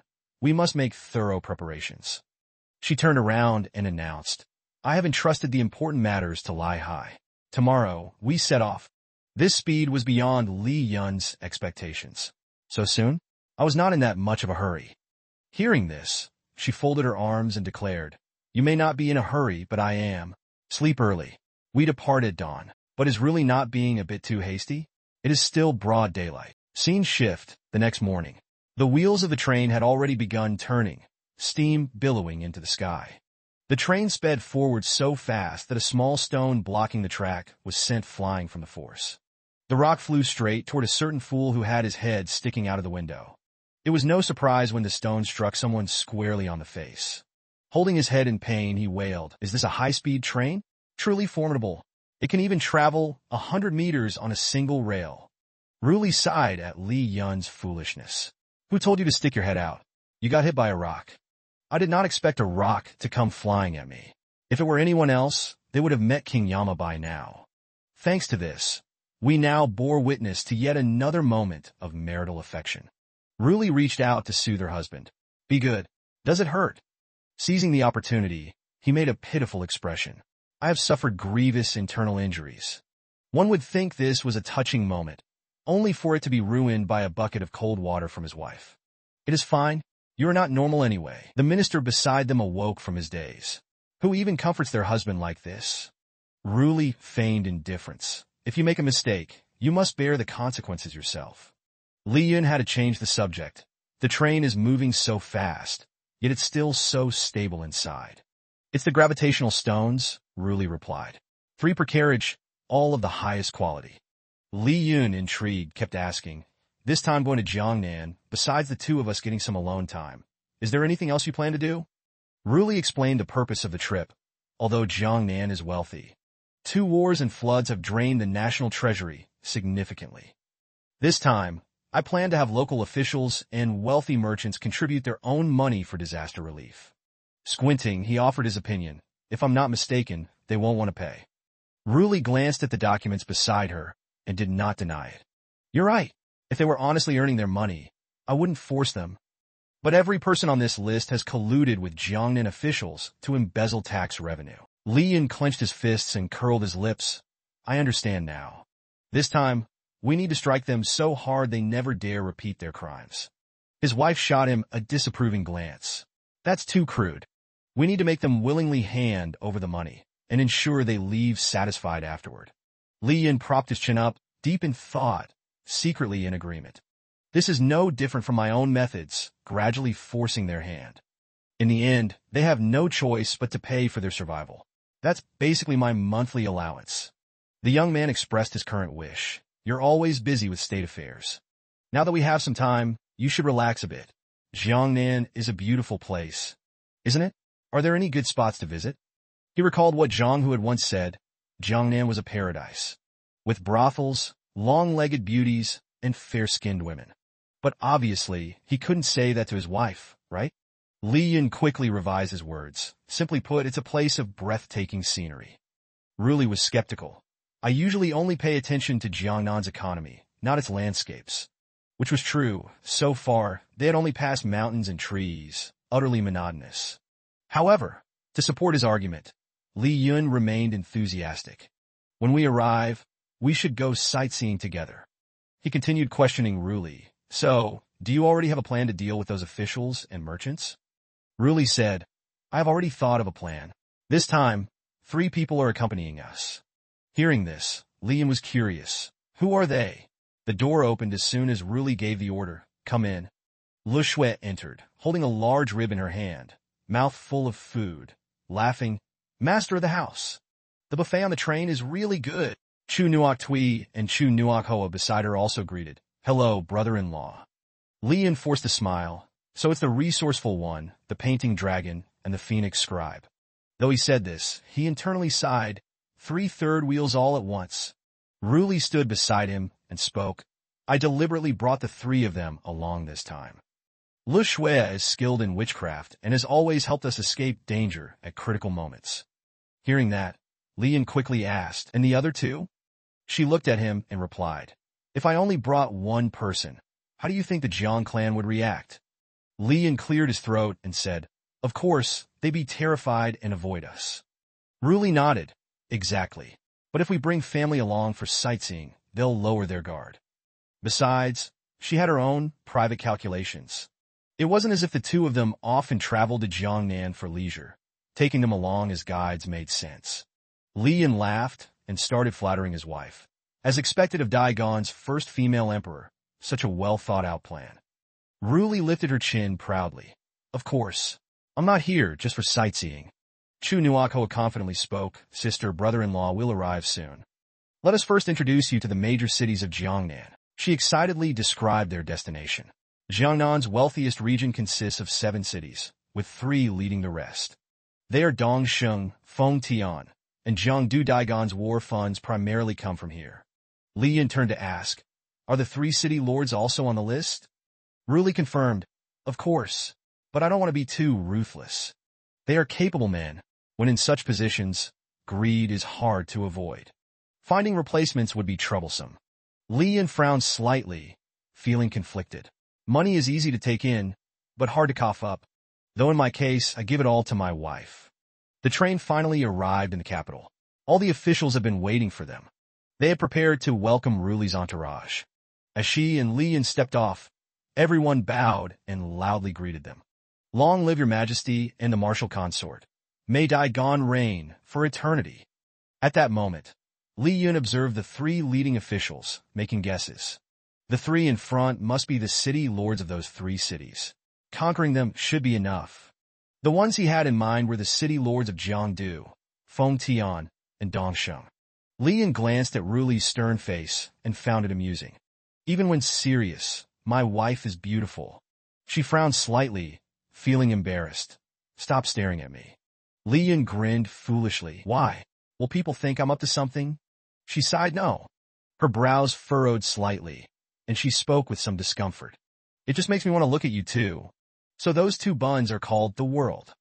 The gathered officials listened quietly, each with mixed emotions. Is she really just here for a sightseeing trip with the consort? But looking at her, she doesn't seem like someone lost in romance.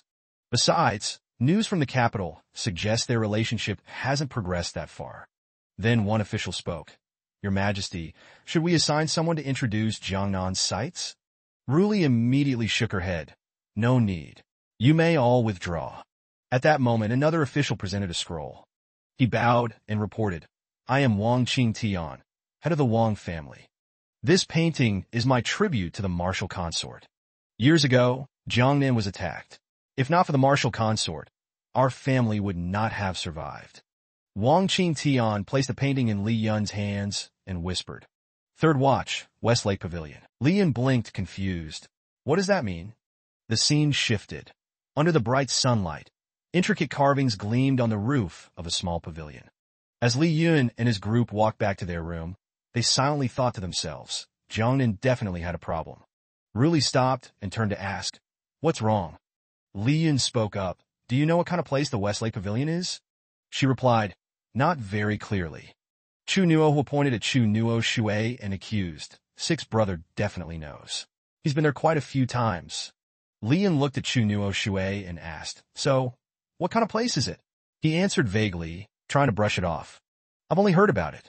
It's a place where people dine, recite poetry, and engage in physical activities. Li Yun nodded in contemplation. I see, it's a high-class brothel. He then glanced at his wife, hesitantly, testing the waters. I just found out myself. Do you believe me? Ruli looked at the three people with them and instructed. You three, go out and chat with the city lords first. Gather some information, and if you want to take a stroll afterward, feel free. Then, she turned back to interrogate Li Yun. What's going on? He answered honestly. That prince and clan leader, just now, while giving me the painting, secretly invited me to meet him at the third watch at that place. I feel like this must be related to Jiangnan's situation. Hearing this, Ruli was full of suspicion. Is he trying to bribe you? Li Yun shook his head. I don't think so. He probably wants to pass on some information. Didn't you notice anything strange this morning? She tilted her head, recalling the earlier events. Strange? Not really. They all arrived quite orderly. They just seem a little afraid of me. Li Yun began explaining. You didn't announce your visit to Jiangnan in advance to anyone. Jiangnan is huge, yet every single city lord showed up on time. Either the security measures were poor, or they were all already gathered here this morning for some reason. Ruli now realized something was off, but still took a moment to praise him. You really are quite clever. Now that I think about it, this is indeed suspicious. Hearing the compliment, Li Yun became more confident. It's nothing. I was even lucky enough to trick the Daigon Emperor into staying at my house. Ruli responded calmly. That wasn't because you were smart, but because I was willing. Li Yun, maintaining a serious demeanor, faced Ruli. She, graceful and elegant, listened quietly, waiting for what he was about to say. I'll go there myself tonight. Upon hearing his decision, she turned slightly and said, I'll send Lu Pianmin's shadow guards to investigate first. Jiangnan's situation is complicated. Your martial skills should only be the last resort. Before that, we must use more subtle methods. Li Yun looked at Ruli and laughed. Understood. So, is there anything I can do to help? She replied indifferently. You always want to help. Can I let my husband rest in peace for once? Li Yun happily pointed his index finger and replied, Of course you can. Though in his mind he was still wondering what she means by rest, and what I'm imagining should be the same thing, right? As the night fell, silence and darkness enveloped the solemn palace. At this moment, everyone was deep in slumber. The couple, Li Yun and Ruli, were no exception, holding each other as they drifted off under the warm blanket. It seemed that Ruli noticed something. With her eyes closed, she asked, What are you doing? Li Yun propped himself up and cheerfully replied, I'm afraid you'll be cold. Thinking that Ruli would object, he was surprised when she remained in his embrace. Then just give me another layer of warm clothing, she responded. Seizing the opportunity, Li Yun continued to hold her and said, Using my body heat is even better. Nothing escaped Ruli's keen perception. She softly asked, Are you curious about the Westlake Pavilion? He didn't hide anything, smiling and nodding. Indeed, I'm a bit curious. Even though you've already sent people there, I still want us to go and see it together. She immediately turned over, half opening her eyes to look at him. I'm afraid of catching a cold. Just come back before I fall asleep. One more thing. Seeing her hesitation, Li Yun looked at the woman he loved and asked, "What is it?" Ruli leaned in close, her voice sweet. "I liked you a lot today, too." Those words made him so happy that he beamed with joy. Li Yun couldn't help but reply, "I like you too." At that moment, he still couldn't believe it was real. Am I sleepwalking again, he thought. Once I return, I'll continue using my body heat. Tonight, the sky was deep blue, illuminated by a crescent moon. Below, a boat floated on the river, surrounded by glowing lanterns, creating a serene beauty. In the midst of this stunning scene, a shadow suddenly darted swiftly across the rooftops, as light as the wind. That figure was none other than Li Yun. He stopped on a rooftop, quietly investigating something.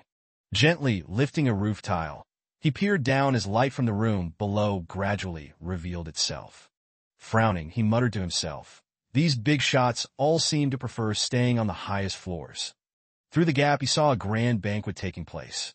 The influential figures he had mentioned were enjoying a mesmerizing performance by a dancer. The dancer showcased her graceful curves with skillful movements around a pole, captivating the eyes of all the high-ranking officials present. Feeling uneasy, Li Yun sighed. So this kind of thing is common here too. How improper. Not that I'm saying I don't enjoy watching it. The officials were so entranced by the dance that they marveled. Such a beautiful sight. Where does this dance originate from? Another official responded, "It was brought here from the Far East. Lordly, if you like, I can have this beauty sent to your private room." Even as he said, that wouldn't be appropriate, his heart secretly anticipated it. Who would have thought that such a matter would make others laugh aloud and say, "Just looking at that man's flustered appearance, as long as one has enough courage." There are still many things in this world that can bring great delight. A while later, after the performance ended, Jiang Chengzhu instructed the dancer, "Go wait in Lord Li's chamber," to which the dancer immediately agreed. After the dancer left, these high-ranking officials began discussing the main topic. The leader, who was also the highest-ranking official present, sat in the center of the room and spoke up. "You have all seen it. This time His Majesty and Li Yun appeared in Jiangnan together. It is clear they are dissatisfied with what we have done. Soon, they will take action against us." One official asked, "Lord Jiang, aren't you overthinking this? His Majesty even brought the Imperial Prince and Princess along this time. It must just be a leisure trip." Other officials agreed with this statement, voicing their opinions. "Surely, they are here for sightseeing and relaxation."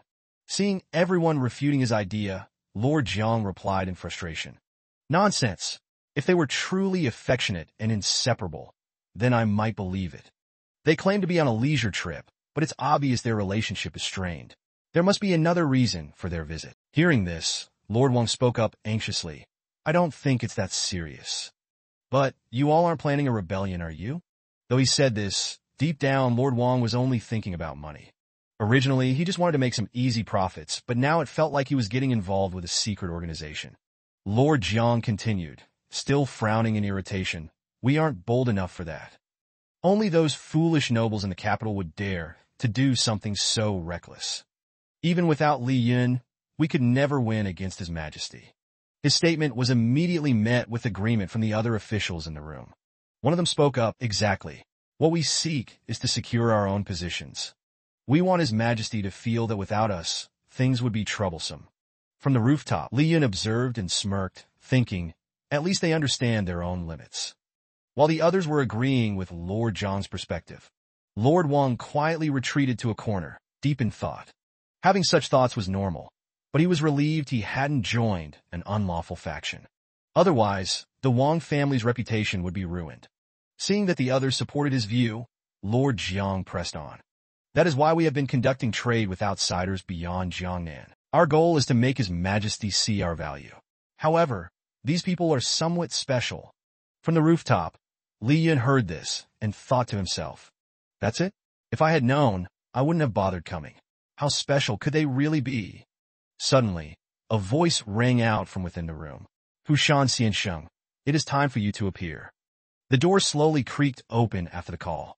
It seemed that the person about to appear held a noble status. A distinguished figure dressed in white robes with green hems appeared, drawing the attention of all the officials present. With two fox-like ears covered in orange fur, the mysterious figure spoke, "Greetings, humans." The one who had just appeared was none other than Hushan Xiansheng. Seeing the moment had come, Lord Jiang began the introduction. "I am Hushan, the one who has been trading with you all. What I seek is for all of us to obtain what we desire." Witnessing this firsthand, the officials were all stunned. They finally realized that the one they had been dealing with was a fox demon. Meanwhile, from the rooftop, Li Yun was equally astonished. "I always knew this world defied Newton," he thought. Staring at Hushan Xiansheng, he continued, "But I didn't expect it to defy Darwin as well." Still perched on the rooftop, his mind raced with thoughts. "I've encountered many strange beasts living in Shenzhou. Although they are highly intelligent, never before have I seen a beast capable of human speech, except for demons like this." He recalled some ancient texts in the Imperial Library that mentioned demons. It was said that 1,000 years ago, they waged war against humankind. But over time, the demon race had vanished. Li Yun recalled that the imperial prison had been attacked, and traces of animal prints were found. Could that also be the work of the demon race? He pondered. "I need to investigate further." He then muttered to himself, "I should ask Ruli about this later. After all, aside from being invincible and having my wife, I know nothing else." Hushan's presence left the other lords in shock. "Does the demon race truly exist?" they exclaimed. Lord Jiang calmly reassured them. "Brother Wang, is this your first time seeing a fox demon in this form? Their way of living is not the same as ours." Lord Wang, still perplexed, asked, "I've heard demons can transform into human form. Why do you still appear as a fox?" Without hesitation, Hushan responded, "Brother Wang, you may not know this, but only demons with profound cultivation can shape-shift. I'm still a bit short of that level." Lord Jiang remained the most composed in the room. He continued, "Brother Wang, do you truly understand what this means? A demon capable of transformation would be as strong as a top-tier expert in Daigon, like His Majesty's most trusted subordinate, Li Hai." Finally, Lord Wang gathered the courage to ask, "Then, are there any demons as powerful as Li Yun?" Hushan explained, "Not yet, but perhaps very soon." From above, Li Yun frowned. "What do you mean, very soon?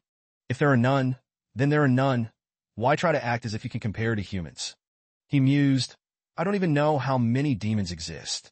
If their numbers exceed 100 million, I might need to discuss this with Ruli." Lord Jiang then suggested, "Brother Hushan, why don't you sit down and have some tea with us first?" Hushan immediately declined. "No need. Let's get straight to business. Have you found the item I requested?" Lord Jiang kept a polite smile as he responded, "Brother Hushan, I have sent many people to search for it. Some even risked blocking trade routes to investigate, but we have found nothing. Brother Hushan, you must give us an explanation." Hushan expressed, "Everyone has witnessed our efforts. But that item is the most treasured possession of our clan. We must find it at all costs. For it, our Fox clan is willing to offer 100,000 taels of gold in advance." Although Lord Jiang coveted wealth, he knew his limits. He replied, "Gold is plentiful, but still not enough. Right now, His Majesty and Liwen have already arrived in Jiangnan. If we are careless even for a moment, we will lose everything." Hushan, not wanting to beat around the bush, asked directly, "Then what do you want?" The Lord, seemingly prepared for this, immediately replied, "Ensure that His Majesty and Liwen cannot act against us." The old fox stated, "Although our fox clan is strong, engaging in battle with Li Wen would only deplete our clan's strength. Therefore, I wish to take action in a different manner." Another lord, excited by this, asked, "Brother Hushan, do you have a brilliant plan?" The old man explained, "For example, mixing our clan's poison into food for commoners to consume." Hearing this, Lord Wang evaluated in his mind, "Truly insidious. This is a 2-star demon clan plan. Do they intend to use all the common folk as leverage?" Hushan immediately stood up and declared, "Your doubts are understandable. However, if things go smoothly, I will mix the antidote into the food later to counteract the poison." Lord Jiang bowed his head and agreed, "All right, we will comply." However, deep inside, he mocked, "To us, does position hold more importance than life itself?" Another lord, still skeptical, asked, "But right now, Li Wen is in Jiangdu. Are you certain he won't find out?" Hushan confidently assured. Of course, our Fox clan specializes in concealment. Moreover, how could he possibly know about what's happening here? From above, Li Yun listened with a smile and thought, just keep making your deals. Hushan boasted. Besides, our Fox clan does not lack top-tier martial artists. It's not like we haven't taken the lives of humanity's strongest before. For instance, that man, Luo Chunglei, fell to our Fox clan. Lord Jiang reminded them. This Li Yun is quite unique. You must avoid provoking him at all costs. Hushan, unfazed, smirked. Naturally. We have no desire to invite unnecessary trouble. At that moment, Li Yun pondered deeply. But who exactly is Luo Chunglei? Was he truly formidable? This name sounds vaguely familiar. Have I encountered him somewhere before? He began calculating. This guy's intelligence is somewhat outdated. He didn't even mention Shi A or the swordsman, let alone Gao Feng. Even just Li Hai and a few generals from Bei Huang were once considered the best in the world.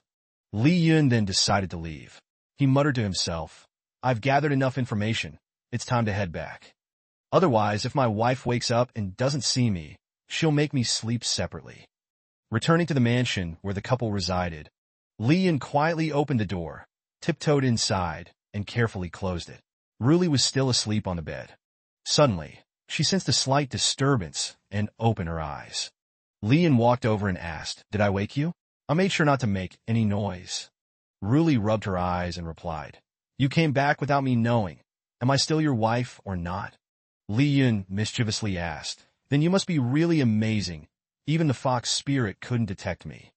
Hearing that, Ruli asked in surprise, A fox spirit? He then recounted to his wife what he had heard. It's not the usual fox spirits people often mention, but rather the demon clan. When I went to find those city lords, I discovered that they were making deals with the demon clan. Seeing Ruli's expression, he added, Don't worry, they're demons, not humans. Besides, it was a male. Ruli was flustered and quickly explained, I was just shocked to hear about the demon clan, that's all. Li Yun walked over and asked Han, Were you nervous just now? Ruli pouted and replied, How could I be? Did I say anything just now? The servant interjected, You just said you'd give me an extra 2 coins of allowance every month. Ruli angrily retorted, There's no way I said something like that. Li Yun dotingly asked, Then, may I ask Lady Ruli, what did you say just now? I seem to have forgotten.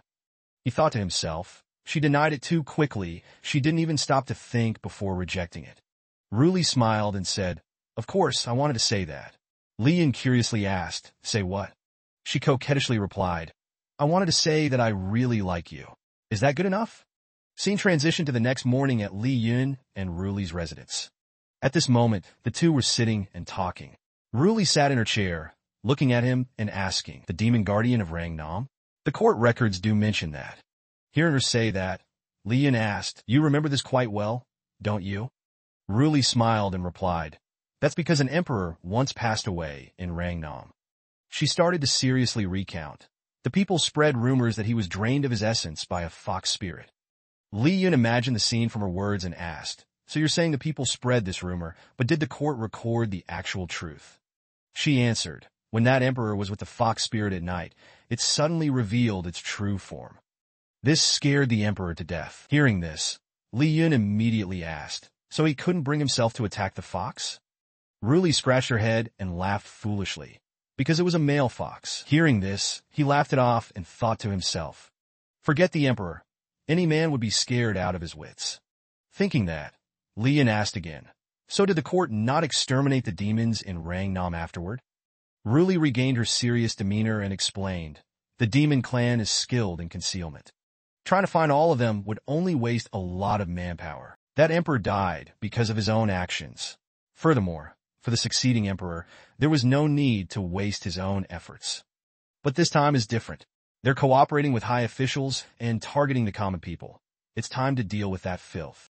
Hearing that, Li Yun looked at her and asked, But didn't you say fox spirits are good at hiding? Can we really find them? She replied, Before, we didn't know they were in Rangdu, but now that we do, finding them is just a matter of time. After finishing their conversation, the two decided to take a walk outside. As they walked, Li Yun and Ruli continued chatting. He looked at her and said, Rang Nam really is an important city in the south. It's so lively. The surroundings are full of pedestrian shopping. It's incredibly bustling. She also said, of course. Li Yun grinned and said, it's all thanks to the emperor who governs the country well.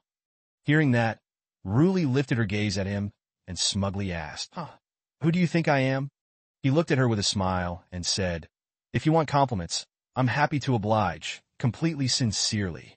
She pursed her lips and said, but I'm not the type to be pleased just by hearing praise. Li Yun turned to her, placed his hands on her shoulders, and pulled her to face him, asking, so there are additional conditions? Ruli smiled and replied, of course. The smile on his lips didn't fade as he said, then tell me, so I can properly learn how to make you happy.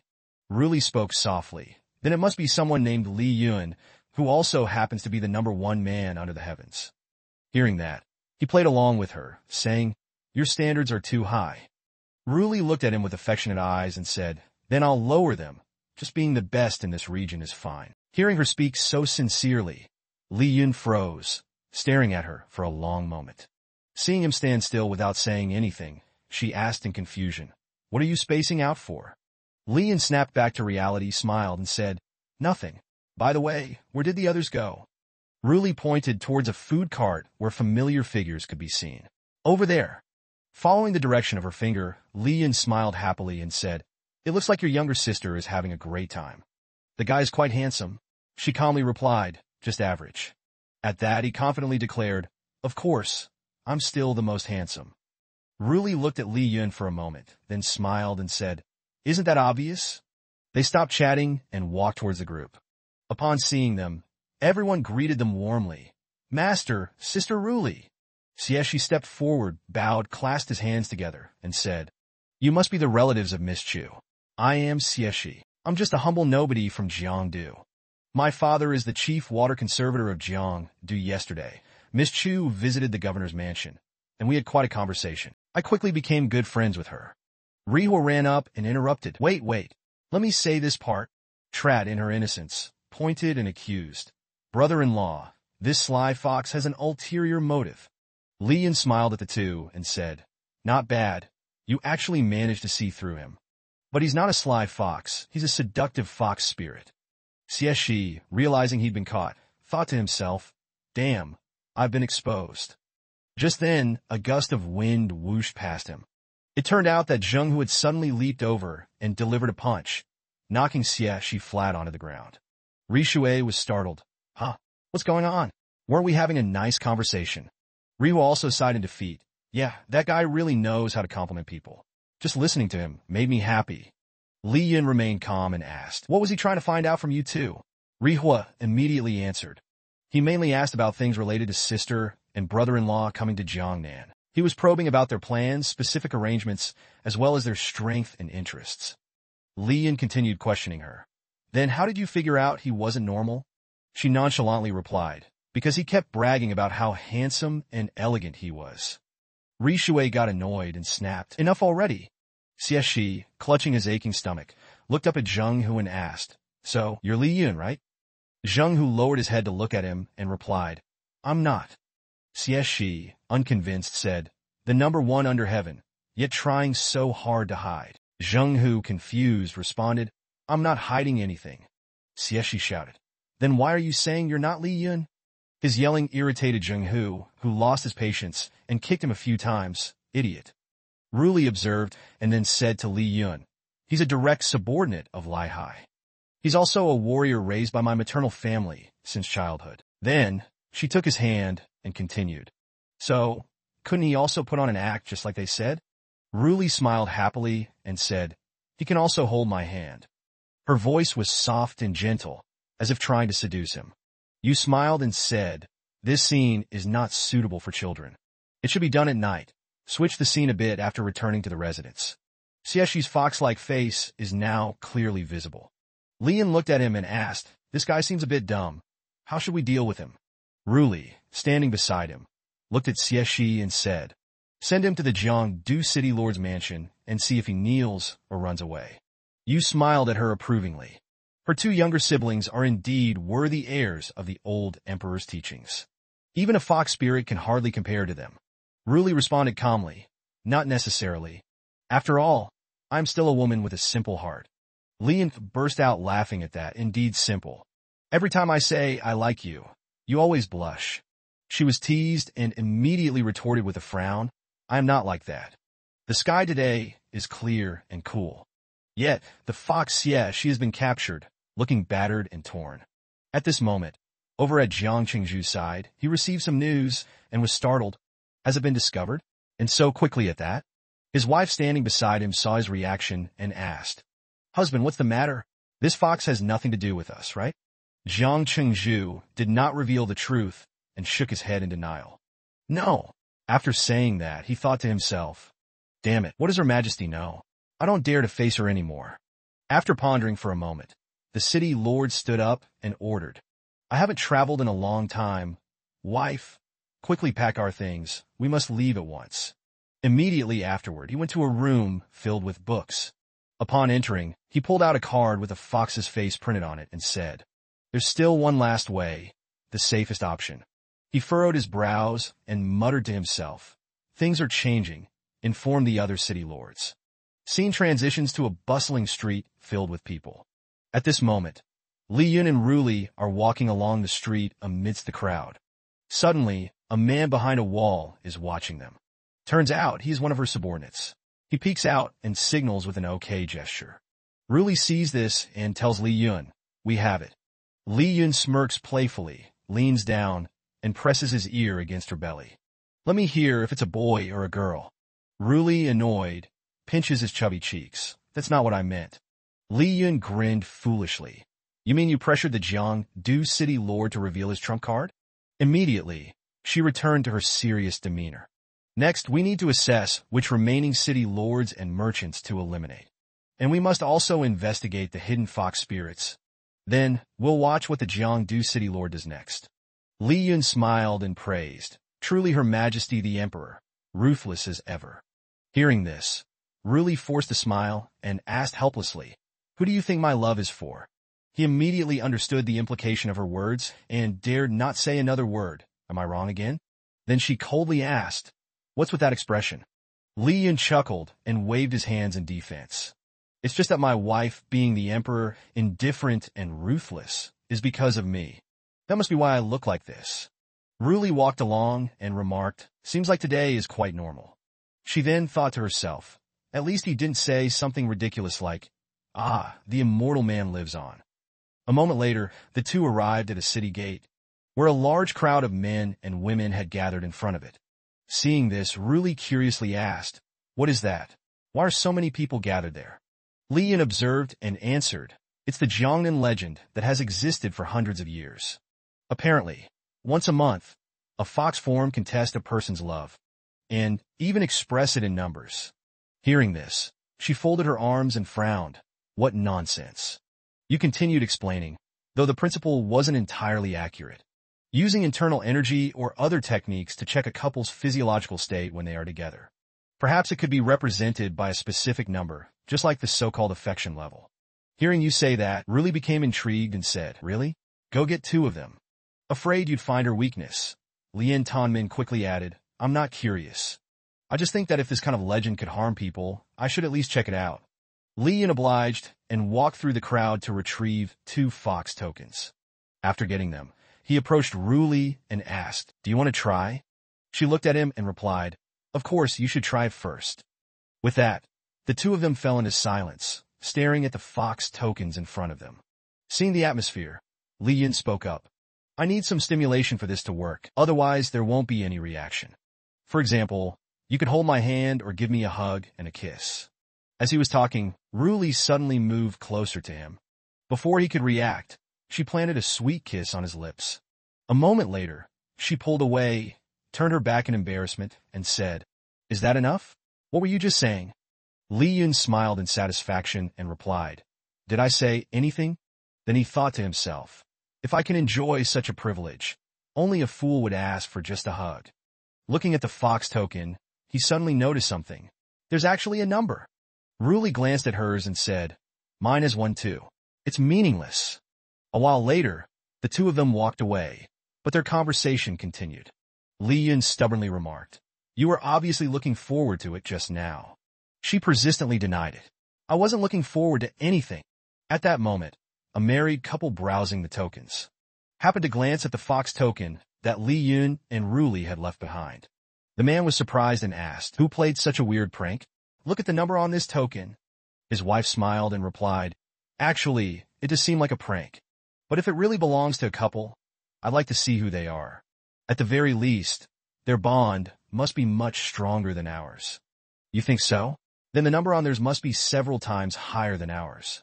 That statement seemed to confirm the deep affection between Ruli and Li Yun. After spending time outside, the two of them finally returned to their residence. Li Yun was curious and asked, "By the way, why was the token shaped like a fox? Right now, there just happens to be a fox spirit in Jiangnan." Hearing that, Ruli looked up at him and asked, "Why didn't you say that earlier?" Li Yun pointed at her and chuckled. "Isn't it because you were in such a hurry to play with the token? I didn't think of it at the time." Hearing that, she got annoyed. "Humph, it's all your fault." Li Yun was already used to her personality. Still smiling, he said, "Miss Ruli, you can't blame everything on me." Seeing that he wouldn't admit defeat, she pouted and asked, "Then how about you sleep alone tonight?" Li Yun immediately raised his hands in surrender. "It's my fault." Ruli nodded in satisfaction. "That's better." After that, Li Yun returned to a serious demeanor. "If this is some kind of scheme by the Fox clan, we need to investigate thoroughly to see if it affects anything." Ruli agreed. "Of course, I'll have people look into it. We'll have results by early tomorrow morning." As they were talking, a subordinate rushed in and reported, "Your Majesty, the people of Jiangdu have taken action." Miss Wu Fei said they escaped together from the city lord's mansion and headed to Shihu Pavilion. Upon hearing this, Ruli immediately ordered, "All right, send people to capture them and bring them back." Hearing this command, the subordinate added another crucial piece of information. "Your Majesty, we acted immediately, but there seems to be a strange illusion at Shihu Pavilion preventing us from getting close." Ruli inquired, "Is there no way to break through?" The subordinate responded, "If we force our way in, it's possible, but it will take at least half an hour." Hearing this, she furrowed her brows and said, "After all, there are demons involved. Who knows if they'll make an unexpected move?" Seeing her tense expression, Li Yun suggested, "Why don't I go there directly? Consider it a warm-up exercise." Hearing that, she glanced at him and asked, "A warm-up? What exactly are you planning to do?" Li Yun chuckled mischievously. "Do you really want me to describe it in detail?" Knowing what he was about to say, Ruli turned away shyly and replied, "Fine, approved." Li Yun happily responded, "Rest assured, leave it to me." Scene transitioned to the next day in the Imperial Palace Hall. At that moment, Jiang Qingzhu and others were discussing their plans. He asked, "Will your late clan's barrier be enough to stop Li Yun?" Xieshi wasn't completely confident and only said, "The barrier has been fully activated. I can't say much, but it should be able to hold for at least half an hour." Jiang Qingzhu, still uneasy, commented, "But Li Yun." Seeing his concern, Xieshi bluntly scolded, "Useless coward, being scared of a mere human. I've already fought Li Yun." Hearing this, Jiang Qingzhu saw a glimmer of hope. "Are you saying you can defeat Li Yun?" Xieshi hesitated before admitting, "Not at all." Jiang Qingzhu, feeling frustrated, thought, "Then what were you boasting about?" Xieshi continued, "His power is indeed formidable. But if my late clan launches a coordinated attack, we can win easily." The subordinate started feeling more optimistic. "It seems we made the right choice this time." Xieshi added, "The clan leader and I have discussed this, and he is considering letting you enter the barrier. That will at least provide some of you with a chance to survive." Jiang Qingzhu, unsure of what to do next, turned to ask, "So, do we have to leave the pavilion?" Xieshi confidently replied, "No need. With me here, any place can become a barrier." After saying that, he clasped his hands together and channeled his energy. Moments later, Xieshi successfully created a swirling barrier. It gradually grew larger and took the shape of a fox's eye. Even Xieshi was surprised and said, "Why has the clan leader personally come here today?" It turned out that the clan leader was communicating through those eyes. He then spoke, "Huku, you have brought us a fine guest." The tense atmosphere was suddenly interrupted as Li Yun appeared from nowhere, laughing. "Well, at least you have some skills." Seeing this, Xieshi was startled and angrily shouted, "Li Yun, how did you get in here?" The fox next to him frowned and said, "I already told you, I am not Li Yun. He is Li Yun." The clan leader then glanced at the young man and said, "Young man, you seem quite powerful. Even the barrier we meticulously prepared was broken by you. Perhaps even I am not your match." Li Yun remained calm, neither boasting nor being arrogant, and truthfully said, "Many have already come to this conclusion, yet only you still doubt it." The Fox Clan leader narrowed his eyes. "There is always a higher mountain. There is always someone stronger. My strength today has already surpassed that of our ancestors. Back then, the strongest human in the world was slain by my ancestor." Li Yun was unfazed by his words. He chuckled and asked, "Oh, then may I ask, which era did your ancestor live in?" Without hesitation, the clan leader replied, "The Wei Nian period of the Celestial Dynasty." Li Yun, of course, knew the answer but said nothing, merely thinking to himself. Back then, true energy cultivation had just begun, and they were merely a group of primitive warriors. Now, the system of true energy cultivation has been refined over countless generations. The world has changed. The clan leader, seeing his indifferent expression, became enraged and gritted his teeth. Unfortunately, the transportation gate has not yet fully opened. Neither of us can pass through it. Otherwise, I would have liked to test your strength myself. A moment later, he calmed down and said, "Huku is no match for you. He is a promising young seedling of our Fox clan. Until I find you, I ask that you treat him well, so that when the day comes that you must submit to a fox, you will have no reason to resent it." Li Yin responded seriously, "You are overthinking things. I have nothing more to say. Regarding your poisoning of the people of Jiangnan, I cannot ignore it, whether it concerns morality or marital relations." With that, he mercilessly swung his blade like the wind, swiftly beheading Xieshi. Xieshi's blood splattered across the clan leader's face. Seeing his disciple's head fall before him, and unable to do anything, he widened his eyes in shock. "You dare!" Li Yun entered a cold and ruthless mode, determined to end it all. The officials witnessing the scene trembled in fear. The clan leader, seeing his disciple's fate, was filled with rage. "Foolish official! You have lost your only chance to agree with me." Li Yun, unfazed, gave him a friendly middle finger. "Hey, old fox, you better start keeping up with the times. It's no longer the story where the older one gets, the stronger they become. Now, it's just the young destroying everything in their path." Seeing that his side was at a disadvantage, the clan leader gradually retreated and disappeared. The chieftain, seeing that his side was at a disadvantage, gradually retreated and disappeared, not forgetting to leave a remark. "I will remember this." At that moment, Zheng Hu had already captured several corrupt officials and stood with hands on his hips, saying, "Just wait and be patient, then we will head to the market." Then he approached Li Yun and asked, "So what should we do next?" He turned around with a smile and replied, "Do you even need to ask? Of course, we are going home." Scene transitioned to that afternoon at the siblings' residence. Ruli turned her back and asked, "Have you found anything?" Li Yun excitedly responded, "I have obtained the grudge of a fake fox."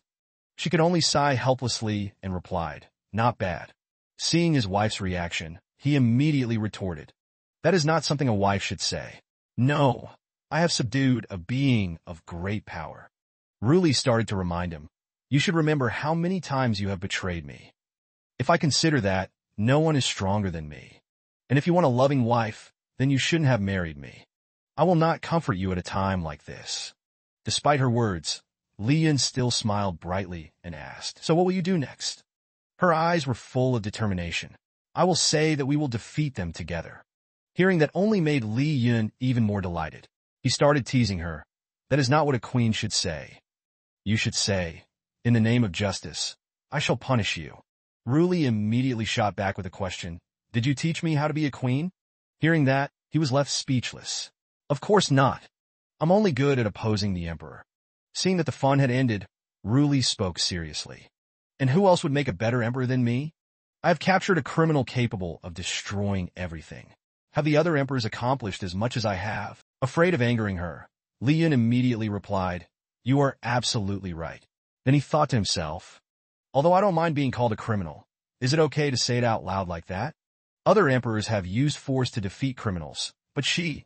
As his thoughts wandered, Ruli turned around and said, "Let's eat. I prepared dinner."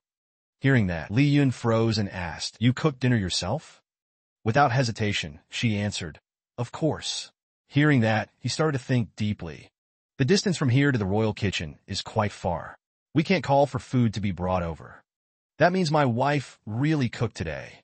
At that moment, Ruli's cheeks also turned red.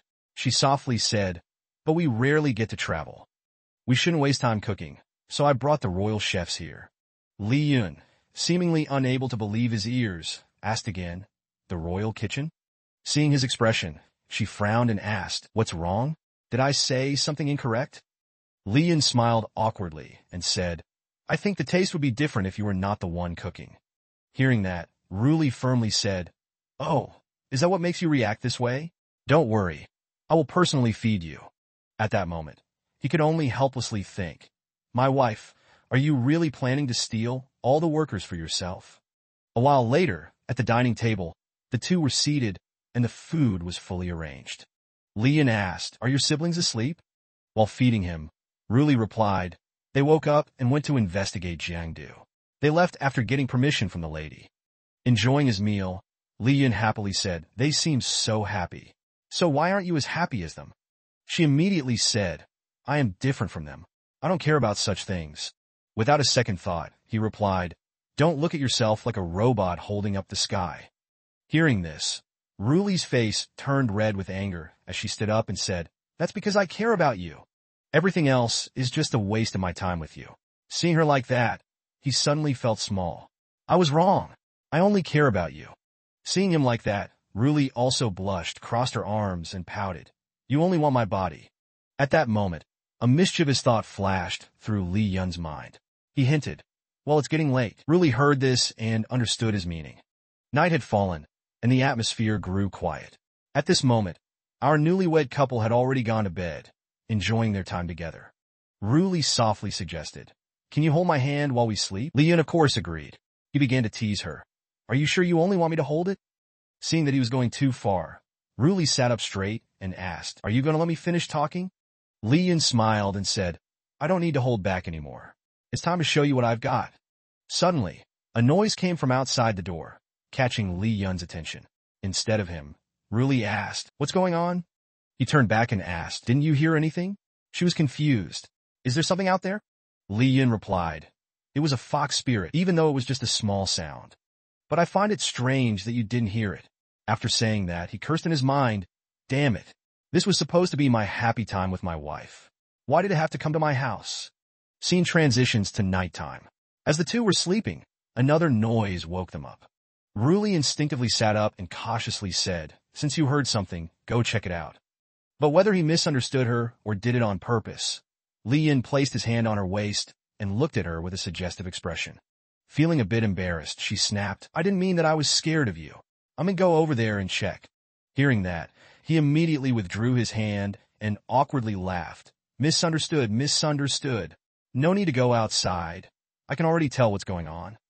Ruli looked at him in confusion and said, "You were the one who heard something. Now, without any clues, you're acting like you know everything. Aren't you just messing with me?" Li Yun laughed it off and explained, "I don't sense any strangers around here. It's likely that there really is no one, but more importantly, the sound was created by something similar to sorcery or wild magic." Rubbing his chin, he seriously continued, "Besides, we were here last night too, and I didn't hear anything strange. Which means that today, we might have encountered something unusual."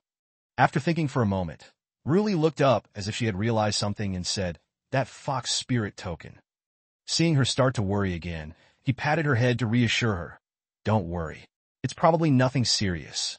After all, it's been used by so many people for hundreds of years. If something really happened, people would have already noticed." She still felt a little uneasy and thought to herself, "Even if something happens to me, it's fine, but if Li Yun gets hurt because of me, I will regret it for the rest of my life." Knowing she was still uneasy, Li Yun assumed she was worried about the talisman and reassured her, "Besides, you used the same talisman as me, but didn't hear anything. That clearly means the problem lies with me. It's because I'm too powerful that I can hear sounds others cannot." Feeling Ruli's intense gaze, he smiled gently and continued, "Don't look at me like that. I'm not targeting you." Ruli frowned slightly, a bit annoyed. "No need to explain. I'm not the petty type." Hearing that, Li Yun maintained his smile but dared not say another word. He thought to himself, no, isn't she actually mad? After all, apart from being separated by those two round little rabbits, there was no real distance between them. Suddenly, he noticed strange red strings on both their bodies. He was surprised. This is? Seeing his reaction, she asked, did you discover something? Li Yun replied seriously. It seems those fox spirits cast a spell. Right now, there's a red thread connecting us. It's continuously absorbing our energy. Though the amount is like a single drop of water, over time, it will affect our lifespan. Seeing a red thread behind her head, he quickly cut it off. Afterward, Li Yun said, I've removed the thread from you. This thing is harmful to the body. After saying that, he turned and got out of bed. Seeing that he was not going back to sleep, Ruli was puzzled. Are you going out? He turned around and replied, I want to follow the thread and see where it leads. Hearing that, she cleared her throat, blushed slightly, and stammered, so urgent. Seeing her reaction, Li Yun immediately turned back, pinned her down playfully, and teased, of course not. Let's warm up a little first. As they pulled the blanket over themselves, the two started indulging in their passion. He thought to himself, this time, I can't resist anymore. The next morning, as sunlight streamed through the windows, Li Yun and Ruli took a walk together. As soon as they stepped outside, they noticed that everyone on the street had a red thread attached to them. Except for Ruli, whose thread he had cut off the night before. Looking around, Li Yun thought to himself, it seems these red threads have been attached to many people. As they walked, he discreetly cut the red threads off those around him. I should save as many people as I can. Suddenly, he noticed that some people's threads were pointing in a different direction than his. Could there be another place connected to this? Following the direction of his own red thread, Li Yun and Ruli arrived at a location. Looking at the building in front of him, he was a bit stunned. This is a brothel. But through Li Yun's eyes, most of the red threads seemed to originate from this place. He assessed the situation and thought, why do fox spirits always favor places like this? Then, glancing at a distant boat, he continued thinking, the Western Lake Pavilion is also a gathering place for these red threads. Could it be that the place where these threads converge is where the fox spirits are hiding? Seeing that Li Yun had led them right to the entrance of the brothel, Ruli's face darkened as she radiated an intimidating aura. You're just loitering around the entrance of this place like I don't exist? Hearing that, Li Yun suddenly remembered. His wife was right beside him. Sensing the uneasy atmosphere, he turned back to explain. No, it seems I found the place where the fox spirits are hiding. The two stood before the brothel when suddenly, the same sound from the previous day echoed again, waking them from their thoughts. Although Li Yun's hearing was blocked, Ruli remained sharp and quickly noticed. She turned to him and said, I heard it too this time. Is it a challenge? Li Yun, of course, heard the sound as well. He replied seriously, it seems so. They appear eager to fight me. I'm guessing they're absorbing energy through the talismans to expand the barrier. Ruli smiled smugly. Fortunately, I just discovered their plot. Seeing the strange expression on Li Yun's face, she asked, isn't that right? He replied somewhat awkwardly, yes, yes. Seeing his indifferent attitude, she said, you're not sincere. Li Yun waved his hand and laughed. After all, it seems like our relationship has some unexpected connections. Changing the subject, Li Yun quickly moved on, and Ruli let it go and responded. Of course, if I didn't like you, why would I ask you to buy the talismans? You wouldn't have known the scheme, so does that mean my effort is not worth anything? Hearing this, Li Yun, who had requested his wife's help, chuckled in agreement. Well, it seems logical, so I guess it's all thanks to you liking me. Ruli's face flushed slightly, and she shyly said, it's just normal liking. Then she asked seriously, so, what should we do next? Li Yun thought for a moment and replied, the fox spirits in Jiangdu have been waiting for hundreds of years. Although they are surrounded by a barrier, there must still be some arrangements in place. Hearing this, she asked cautiously, are you implying that the merchants and officials are colluding with the fox spirits? Li Yun quickly responded, it might not be a collusion, but it could very well be the fox spirits themselves. Ruli smiled coldly and said, first, let's stop by the house. Yesterday, we captured a few city lords. The news has already begun to spread. I've already asked Liu Fun to buy the seals at the door. We'll catch them in the act. Li Yun, hearing her plan, was both pleased and impressed. Truly the underworld boss, efficient and quick. Scene transitions a little later, with the sky clear and blue. Inside the mansion, a powerful footstep slammed against the door. Immediately, 3 officials appeared shouting, "Who is it?" A woman immediately rushed out, saying, "Your Excellencies, please wait a moment. I am a resident of the capital. A few days ago, I was captured by a merchant's assistant. They saw my beauty and tried to amuse themselves with me. I am the daughter of the Ministry of Households, Shirlan. But recently, my father has fallen out of favor, and there are many enemies in the capital. With no other choice, I fled home, only to encounter this misfortune." Seeing through her intentions, the official took out a round pill and presented it before her, saying, "This is a restorative pill. Seeing your weak appearance, you must have suffered much hardship. Take it to restore your energy." Without any suspicion, she accepted the pill and said, "Thank you, kind sir." She then placed it into her mouth, swallowed, and waited. Instantly, smoke surrounded her, and she transformed back into a fox, collapsing unconscious onto the floor. The official was delighted, having tricked a fox spirit. He turned to his comrades and said, "Well done. See what kind of monster I've caught. A fox spirit, worth 2 taels of silver at a glance." One of his companions asked, "How did you realize she was unusual?" The official replied confidently, "Does this fox spirit really think I'm a fool? The daughter of the Ministry of Households, Shirlan? This sob story might have fooled people 100 years ago, but no one believes it now." The other man sighed. "Now, in our dynasty, we have Li Yun, who knows how to deal with such matters. I heard he has a plan, where he gets the enemy to kill a chicken and then lures them into being hunted down by the entire village." The man beside him nodded in agreement upon hearing this. Not only that, but there are also traitors within the imperial army, secretly plotting a rebellion. Shifting thoughts, we now decide our own fate. Those traitors eventually rose up, causing the emperor's wrath to reach its peak. As the conversation continued, the room suddenly darkened. A strange, ominous blackness filling the air. A long tail emerged from a dark hole. Without warning, they all turned around, their faces filled with fear. Immediately, each one was sent flying out of the room by the tail of the fox. The force was so strong that they all coughed up blood. The one who attacked them was none other than the Fox Clan leader. He always appeared with large eyes, but now he showed a long, thick tail that he used as a weapon to attack. At that moment, an official struggled to stand up and shouted, "Quickly, prepare the spirit stone weapons." Li Yun had no idea when he arrived, but he stood outside the door, witnessing everything. He spoke, "Are they really turning their backs on us?" Upon hearing Li Yun's voice, the officials turned to look. He paid them no attention, focusing solely on the tail. Noticing its size, it couldn't possibly be the Fox Clan leaders. The one with that tail felt their identity under threat, realizing the disguise of the clan leader might be exposed. Without hesitation, it lunged at Li Yun, and a decisive strike of lightning appeared instantly.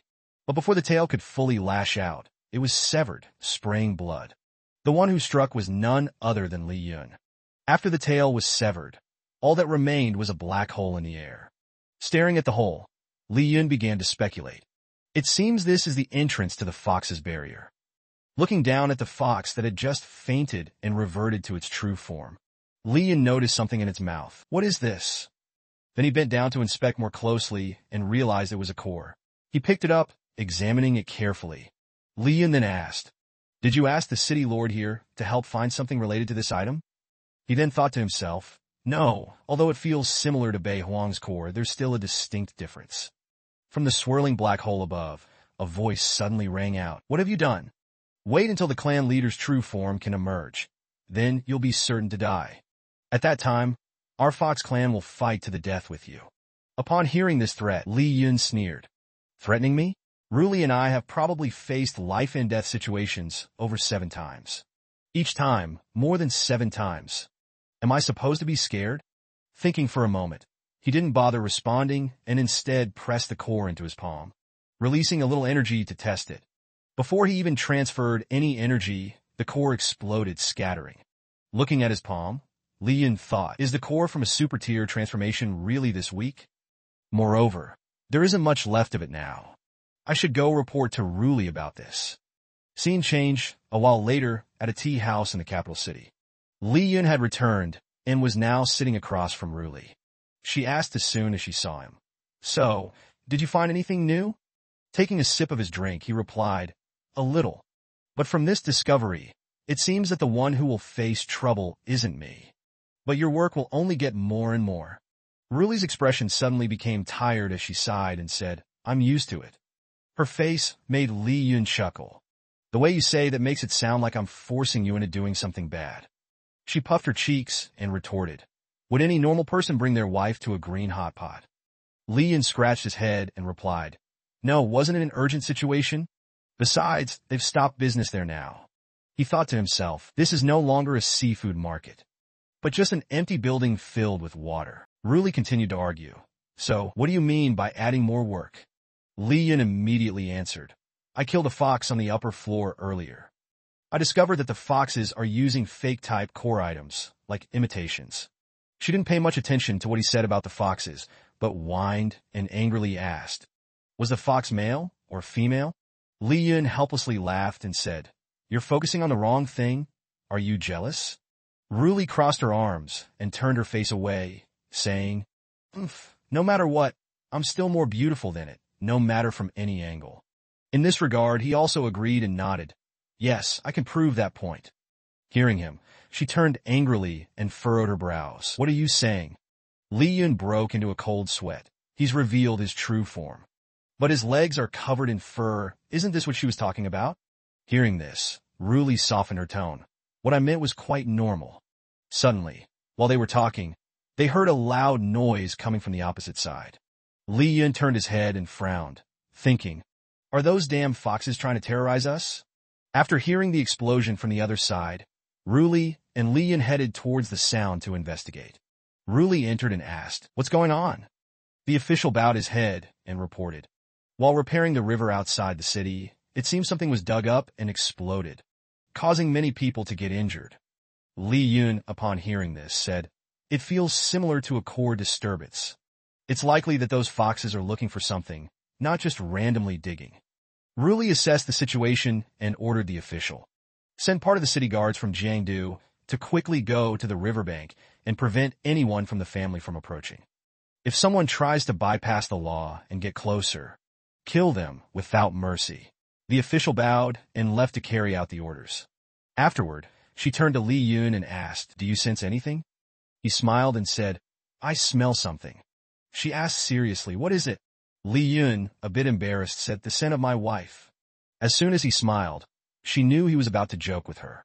Ruli frowned slightly, her face turning red, then asked, "Is this the time for such jokes?" Li Yun laughed loudly and said, "I'm not a god. Although my senses are sharper than most, I can't perceive things like a divine being.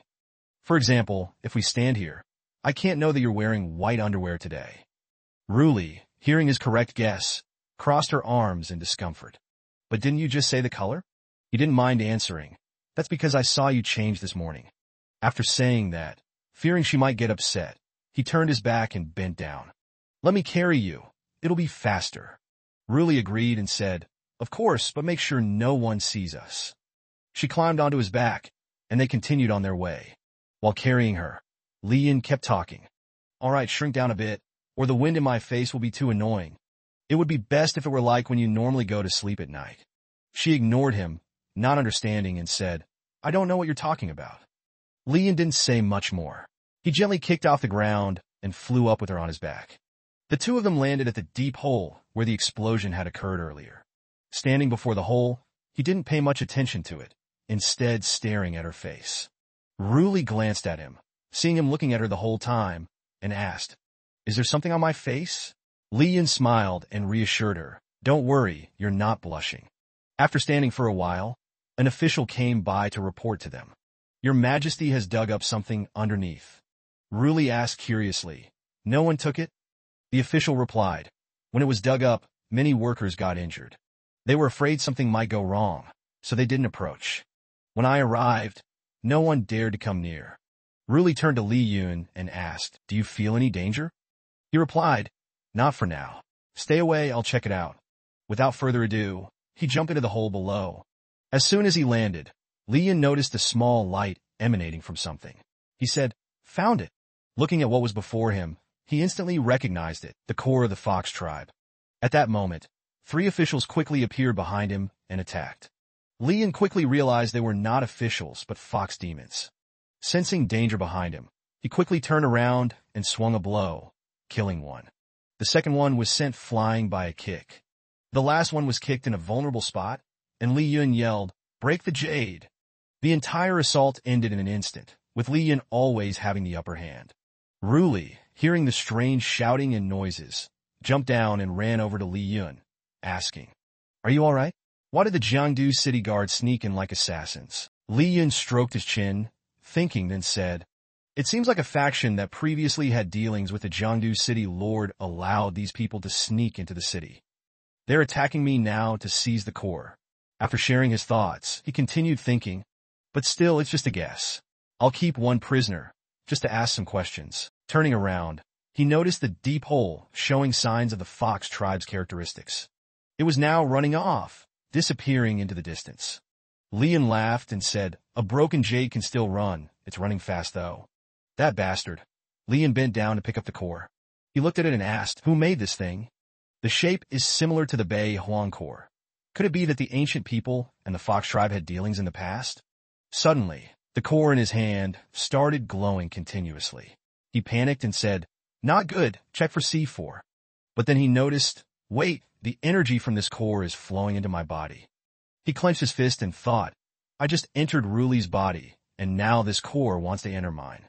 Li Yun became frustrated, waving his hands up and down, then shouted, "Move aside, you all better look carefully. I'm human, not a fox demon." He kept waving his hand, trying to get the core out, and thought, as expected, I'm not alone. My hands are too slow. Seeing the core still in his hand, he became a little worried. What if I turn into a fox demon? And what if I change gender? How am I supposed to enter Ruli's body then?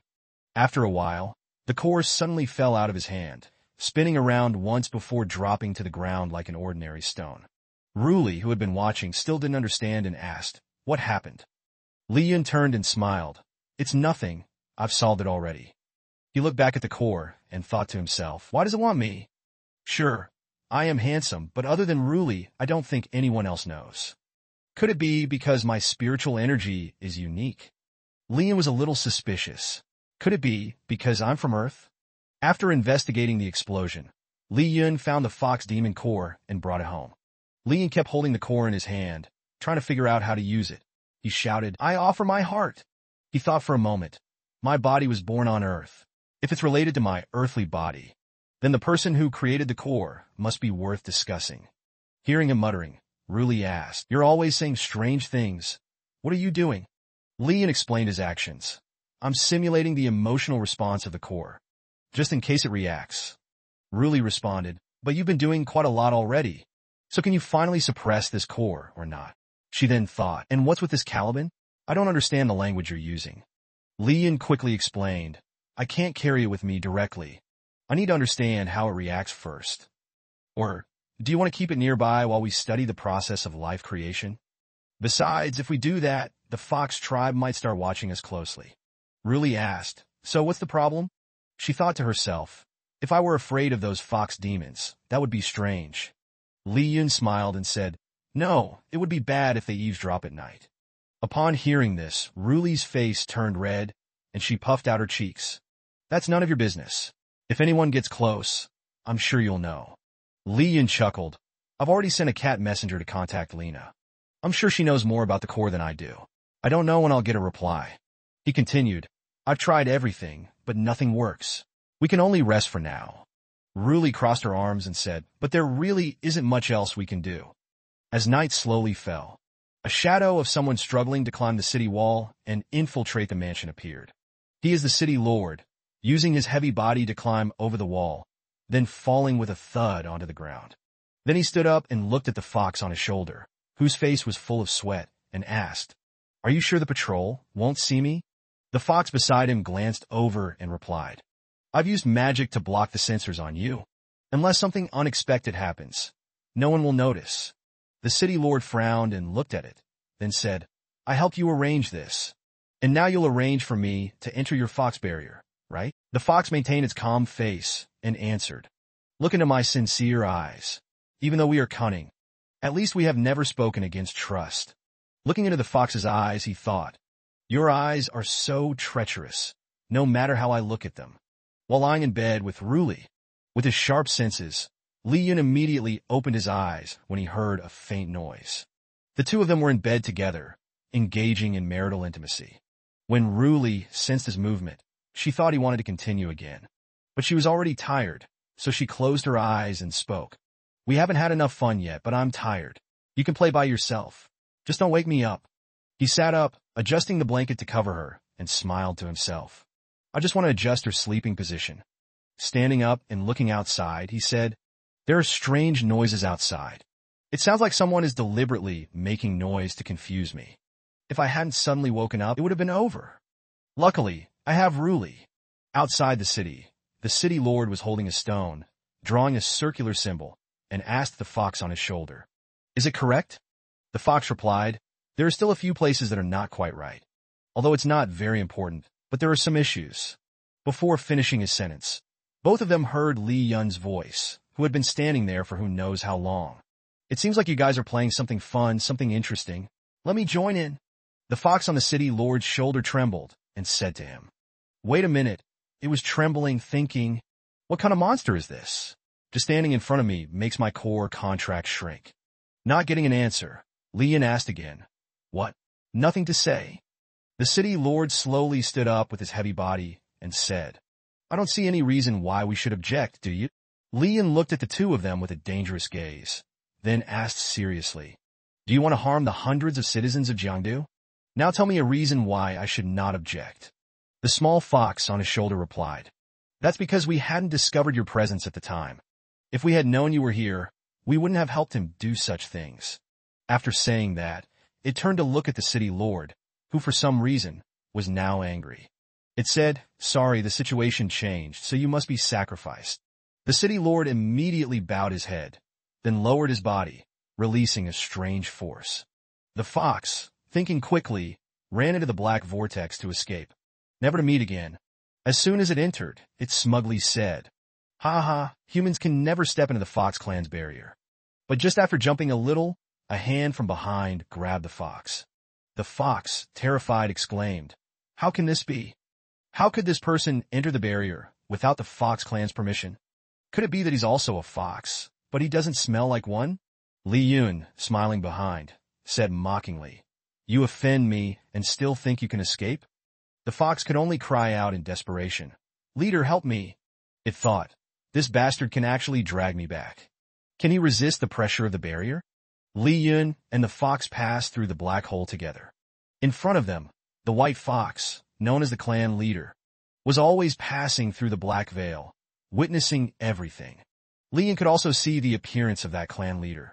Finally, they met, and the fox was now screaming in agony, Leader! Leader! Suddenly, a great force flew towards Li Yun. It knocked both him and the fox out of the way. Then the clan leader saved the fox, making it proud and shout, Li Yun, I must kill you. Li Yun, unfazed, thought to himself, his move is no more than an ant bite to me. He looked deep into the black hole and said, a true warrior, by the time these words are spoken, the opponent should already be dead. On the other side of the barrier, the fox said, those damn humans are still talking tough. Then let me show you the power of our Fox clan. The clan leader was so powerful that in an instant, he sent the human flying. However, the fox didn't know that the clan leader it worshipped was now looking in fear at its wounded tail, thinking to itself, what kind of monster is this kid? My full force strike, and yet he's completely unharmed. Instead, I've been wounded myself. Finally, they caught the city lord Kwong. Everyone surrounded him. Ruli, feeling sorry for her husband, turned and scolded her subordinates. How could you let them sneak in with so many guards around? Li Yun immediately spoke up. It's not their fault. It's because the opponent broke the rules. If it weren't for an unexpected incident, I wouldn't have detected them. Looking at Kwong's city lord, who was knocked unconscious by the clan leader, Li Yun said, I can't save you now. If you want to die quickly, I can help you. A slight nod will show that you agree. Li Yun then looked at him and thought to himself, is he being corroded by love power? Kwong City lords struggled to speak. They have a secret. Li Yun walked over, bent down and said, "Even if you tell me that, I won't save you." Kwang's city lord, in great pain, spoke with difficulty. "If you won't save me, then save my family. They are innocent." Lian replied, "Your wife and daughter know nothing about you. The law of Dai Gon won't punish them, but they won't receive a single coin of your inheritance." Kwang's city lord could only grit his teeth and say, "Under my office in the city lord's mansion, there's a basement. After turning the vase 3.5 times and waiting for a while, the door will open. Actually, I was very careful. I just didn't expect to run into you." A subordinate standing behind clasped his hands and bowed, asking, "How should we deal with this person? Is there poison on him?" Lian turned around and replied, "No, but if you're worried, we can cremate him. Leave the rest to you to handle." Back in the room, Ruli started to ask, "Did I make you wake up because I was too heavy?" Lian shook his head rapidly and waved his hand. No, you misunderstood. Even if you were heavy, it would be on that part." Sitting on the bed, he said, "Anyway, just rest. Tomorrow we still have to go to the mansion of the city lord of Jiangdu." After saying this, he thought to himself, "Actually, I know more than she does." Then the two of them lay down on the bed together. Ruli whispered, "Next time, remember to wake me up when you go out." Lian hugged her. "Anyway, it's midnight, you'll fall asleep soon." Ruli, with her eyes closed, still spoke, "I'm not sleepy. If I wake up and don't find you beside me, it's worse than sleeping." Feeling her warmth, he hugged her tighter and laughed. "All right, I promise next time I'll wake you up when I go out." Ruli smiled and teased, "You idiot, without you, I can't sleep." The next morning, at the mansion of the city lord of Jiangdu, Li Yun and Ruli went down to the basement together, following the directions given by Kwang's city lord. When they arrived, the two opened a room in the basement, and the door creaked open. There was no one inside the room. On the table, there were only 2 books. Ruli hesitated, looking at them and wondering, what's written on them? Lian also noticed the books. "Let me take a look first, carefully. It seems to be engraved." He flipped open one of the books and began to comment. The book clearly lists the officials who conspired with him. This journal is actually a list of key decisions. Hearing this, Ruli immediately grabbed the book from his hands and said, "Let me see." She read a passage, then widened her eyes in surprise.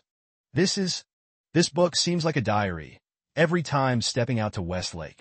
Lian leaned in to take a look. He began to tease her. The last word, pleasure, seems to symbolize the failure of humans. Ruli immediately closed the book and said seriously, "Anyway, this person is no ordinary one." Lian smiled at her and said, "The behind-the-scenes matter is the interaction between him and the Fox Demon. The information provided above suggests that the barrier sealing the Fox clan exists because I fought with the old emperor.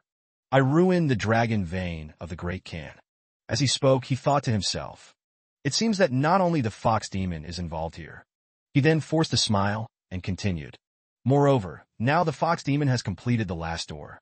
There is nothing to stop them now. The White Tiger will probably come soon to kill me. What do you think about this?" Ruli's face was tense, without a hint of emotion. She stared at him. "Do you still need to ask what I think? If I had hesitated before, now there's basically no need for any more reservations. This is the only way they think. Unlike your attitude."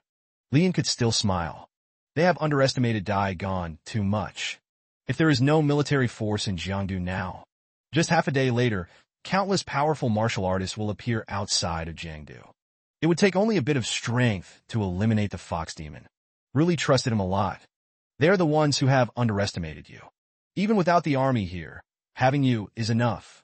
Hearing the praise, Lian shrugged and happily replied, "The Fox Demons have been suffering for years. Now they are rushing at night. Even if they attack immediately, I wouldn't be surprised."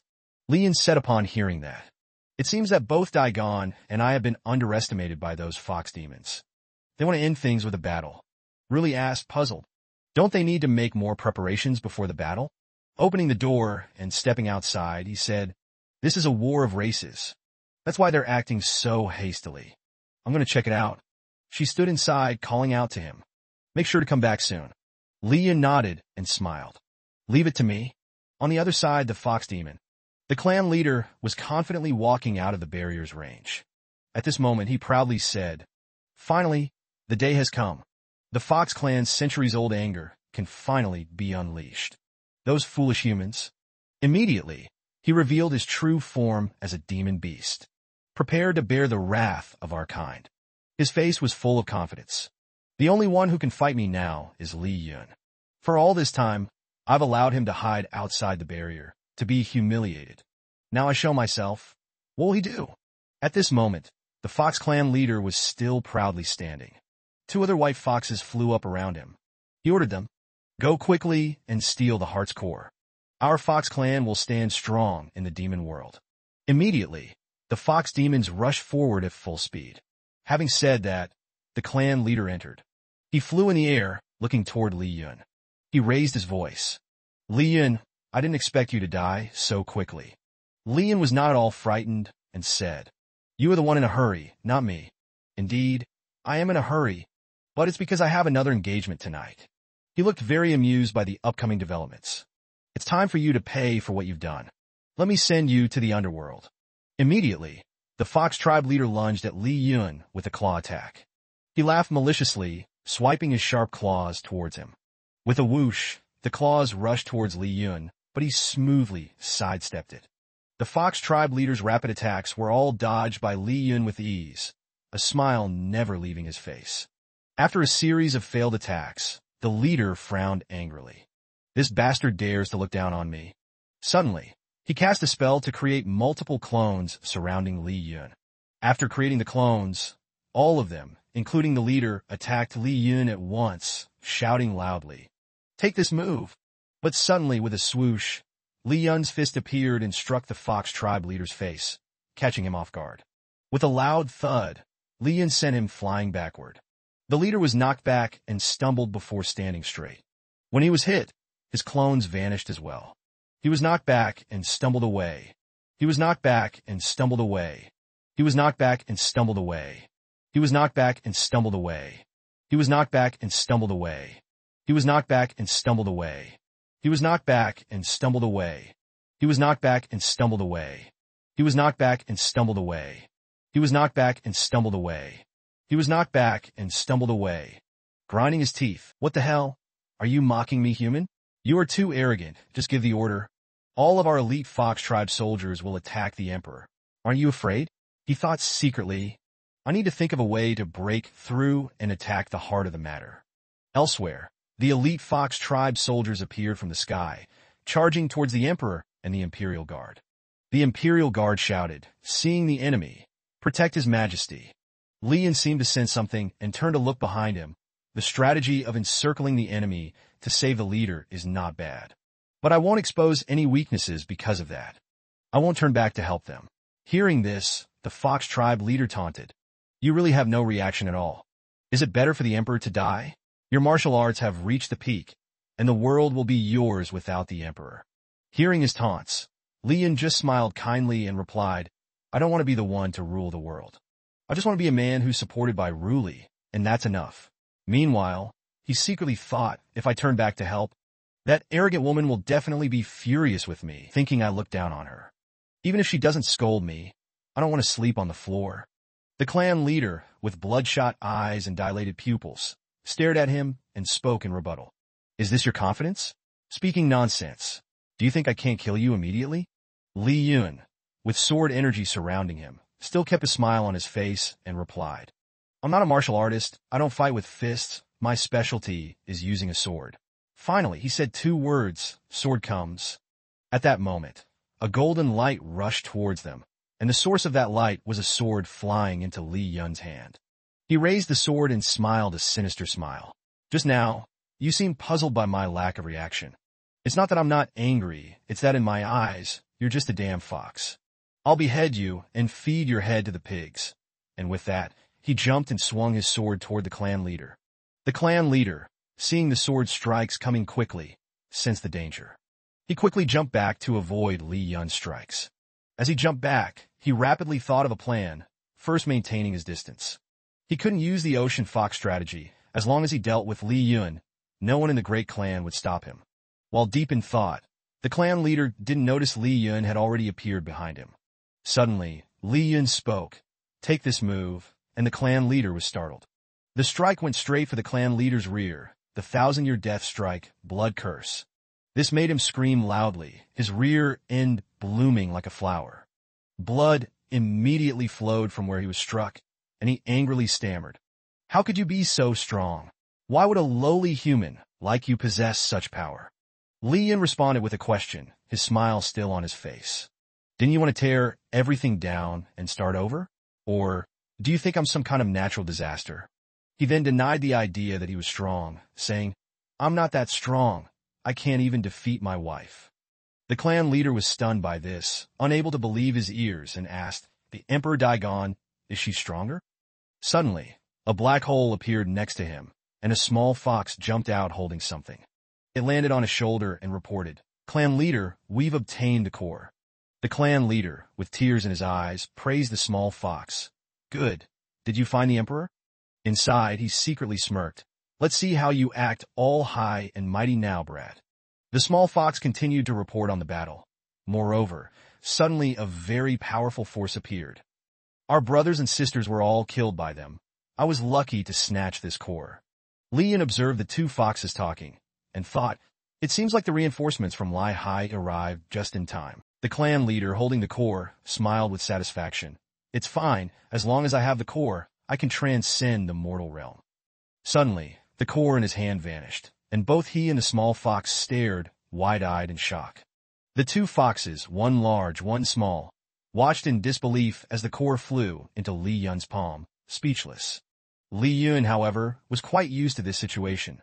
"This thing still likes me." As the clan leader was still in shock, Li Yun struck again, forcing him to jump back. The clan leader was stunned as he saw Li Yun strike, his face going pale, a decapitation strike. But after a month, he still felt nothing, his face still covered in a sticky substance. He stared at Li Yun again and said, "Damn it, today I can only retreat into the barrier. Li Yun, just wait for me. I'll train for another 1,000 years and come back to take your life." But Li Yun disagreed. "No need. You won't get the chance." The clan leader gasped in shock as his body was cleaved in half, blood splattering everywhere. The leader's body is now split into two parts, the lower half still standing in place, while the upper half has fallen to the ground. His face turned pale, blood continually pouring from his mouth, and he finally realized, so that's it? His sword. Even my body didn't have time to react. Li Yun smiled, his eyes narrowing slightly, and casually said, "You're already dead." Elsewhere, the battle was still raging fiercely, when suddenly, the foxes seemed to sense something wrong. They quickly reverted to their original form and fled in panic. They all jumped through a black hole to escape. Ruli stood there, some blood still on her face, looking at the fox corpses scattered around. Li Yin walked over and smiled. With this many people, it wouldn't be easy to resist the fox demon's attack. "Your abilities are truly extraordinary." Hearing his voice, she turned and looked back. She looked at Li Yun and replied, "We couldn't even defeat half of them." "Well done. Anyway, if you came here, you'd be angry. That was tough." As she spoke, he wiped the blood from her face with his hand. She didn't mind and replied, "Protecting the people is my responsibility. It's nothing to be tired of." Li Yun's next words made Ruli blush. "Even if it's a responsibility, it doesn't mean you can't get compliments. You did a great job, Your Majesty." He saw her staring at him in confusion and asked, "What are you thinking?" She replied, "Today marks the 426th day." Li Yun still didn't understand and asked, "What's that? A curse?" Ruli pouted and looked at him, saying, "It's the number of days I've liked you." "You're so silly. What are you saying?" She looked at him in a teasing manner. He happily responded, "Of course I know. I just don't know how to express my joy." Li Yun then told her about their next plan. "Now that the issue is resolved, we'll leave the rest to the local forces and the court to handle. Our trip to the south is now over." Ruli, with a stern face, said, "Look at you, still so eager. Is there something in the capital that attracts you?" He teasingly responded, "Of course I miss our forest." Her face turned red with a hint of frustration. After a long journey, they finally arrived back at their house in the capital. Once home, Li Yun lay back on the table in the yard, his face showing complete comfort. Inside, "There's no place like home." Seeing Ruli enter, he asked, "Back so soon? Are you already busy?" Ruli seriously explained, "Now, only a few fox demons have appeared.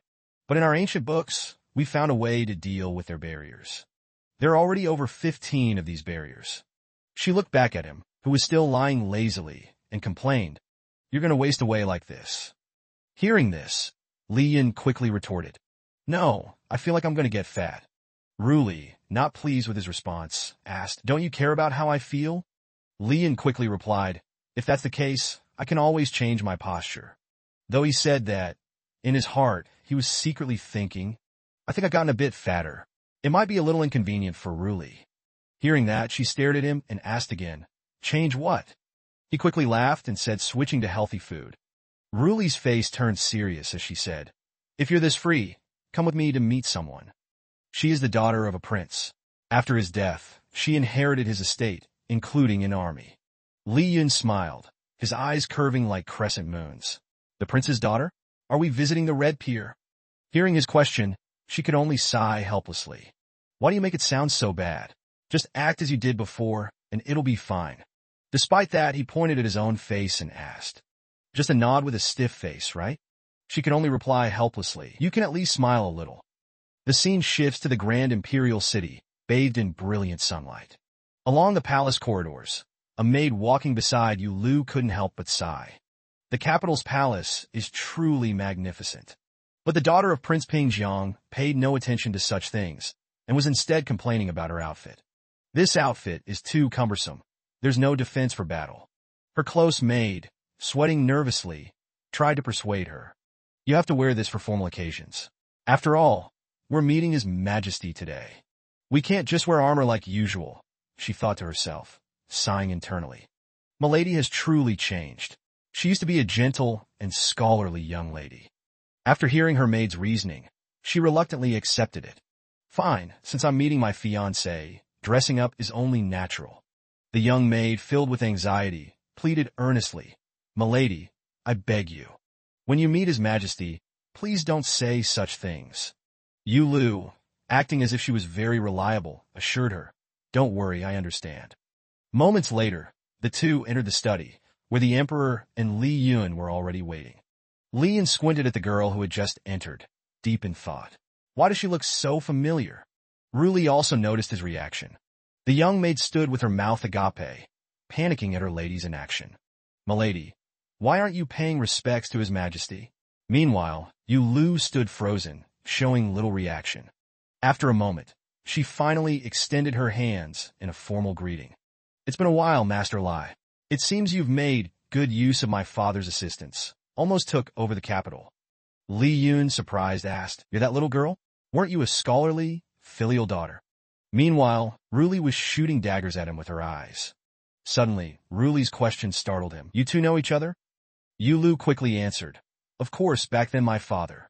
Before she could finish, Li Yun was already sweating profusely, while Ruli's face darkened. The young maid hurriedly covered her lady's mouth to prevent further trouble, explaining anxiously. The prince and Lord Li Yun were old friends, so of course, they knew each other. Ruli, unwilling to hear more, immediately ordered, "You two leave first." The young maid, still covering her lady's mouth, quickly complied, "Yes, Your Grace." Once they left, she turned to Li Yun with a frown. He hurriedly explained, "That little girl Yu Lu, we only met a few times." She smiled warmly at Li Yun and said, "You don't have to explain so hurriedly." Seeing that she didn't seem angry, he was relieved and sighed in admiration. "You are truly generous and understanding." But before he could finish his sentence, he saw Ruli gripping her sword, her face dark with anger. "Explanations are useless. I'm very displeased." Seeing this, he quickly tried to clarify, "I only met her a few times. I really don't know her well. That's the truth."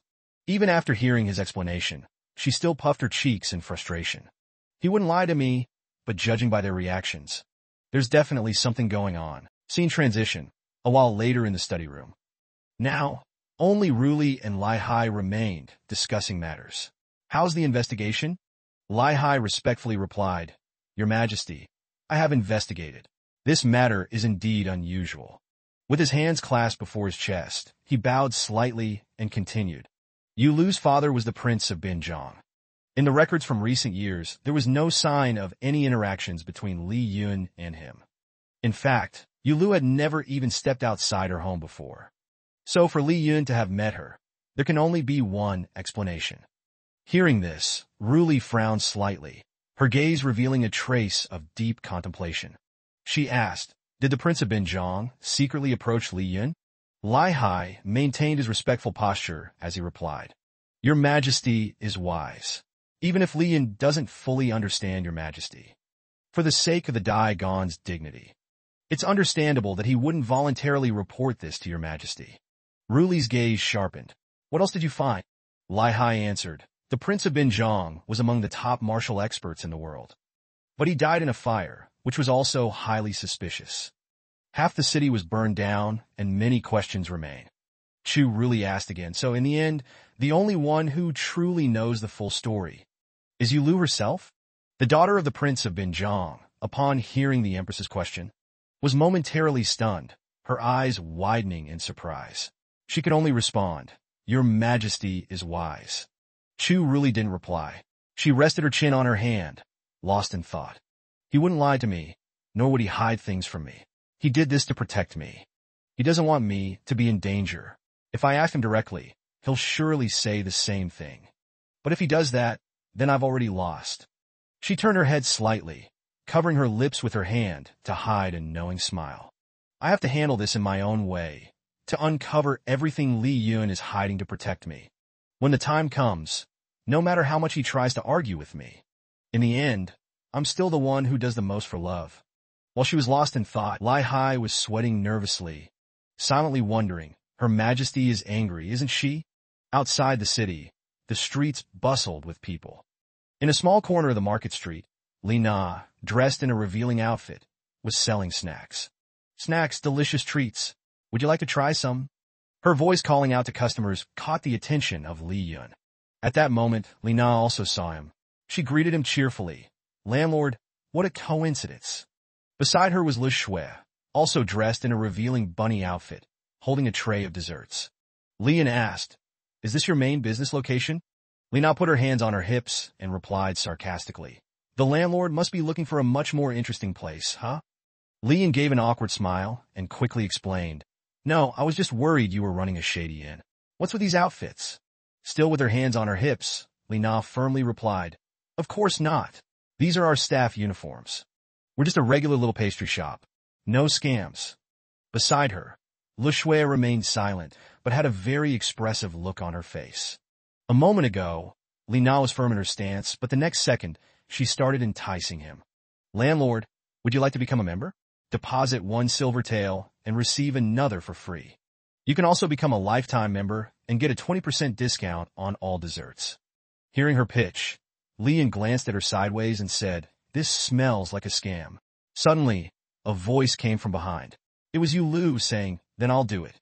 Instinctively, Li Yun turned towards the source of the voice. He asked in surprise, Why are you here? Instead of Yulu answering, Li Na interrupted to continue promoting her membership deal. Here, we have a 1-tael combo and even a super VIP package for 10 taels. As she spoke, Li Na suddenly fell silent. She glanced down at her shirt as if something was inside it. Meanwhile, Yulu pointed at Le Shui and said, This won't do. That remark seemed to anger Le Shui, who had been silent all this time. She suddenly shouted, I will kill you. Seeing this, Li Yun quickly intervened to defuse the situation. He tactfully cut into their conversation to prevent an escalation. Weren't you into that style before? Why are you acting all righteous now? Yulu let out a cold snort and replied icily, Humph. After my father died, if I had kept that personality, I wouldn't have the chance to stand here today. Li Yun didn't dwell on it and got straight to the point. You must have another reason for looking for me, right? Instead of answering directly, Yulu countered with a question. Do you know about the White Zephyr? Li Yun's eyes widened in confusion. He asked, White Zephyr? What is that? Hearing his question, Yulu's face lit up with excitement. Her voice carried an undeniable sense of joy as she explained, A demon. A demon so powerful it can be called a king. It knows both the past and the future. It's also one of the rarest and most mysterious creatures. Hearing this, Li Yun stroked his chin thoughtfully. A demon like that must be incredibly strong. Many people would want to go after it. However, Yulu's next words instantly shattered the difficulty that Li Yun had imagined. She casually said, "No, we already caught it on the way here." In stark contrast to her calm demeanor, Li Yun's face was filled with speechless disbelief. The blazing sunlight shone down as if it wanted to burn the entire world. Inside the vast kitchen, Li Yun's group stood before a gigantic stove. Seeing this, Li Yun was filled with doubt and couldn't help but ask Lu, "You want to unveil the ultimate dish, so why are you using that stew pot?" She maintained her calm demeanor and replied, "It seems that thing has some mental issues. If it's not placed in a high-temperature environment, it will lose control." Ruli, standing beside Li Yun, didn't chat idly with him or Lu. She simply said one sentence, "You can take it out now." Li Yun, filled with excitement, added, "Yes, it's time to open the pot." Following Empress Ruli's command, the lid of the pot slowly lifted, releasing thick white steam. Seconds later, water splashed violently as a massive white creature, strange and eerie, flew out of the boiling pot. It landed heavily on the ground and fixed its gaze on a nearby guard, causing the man to tremble in fear.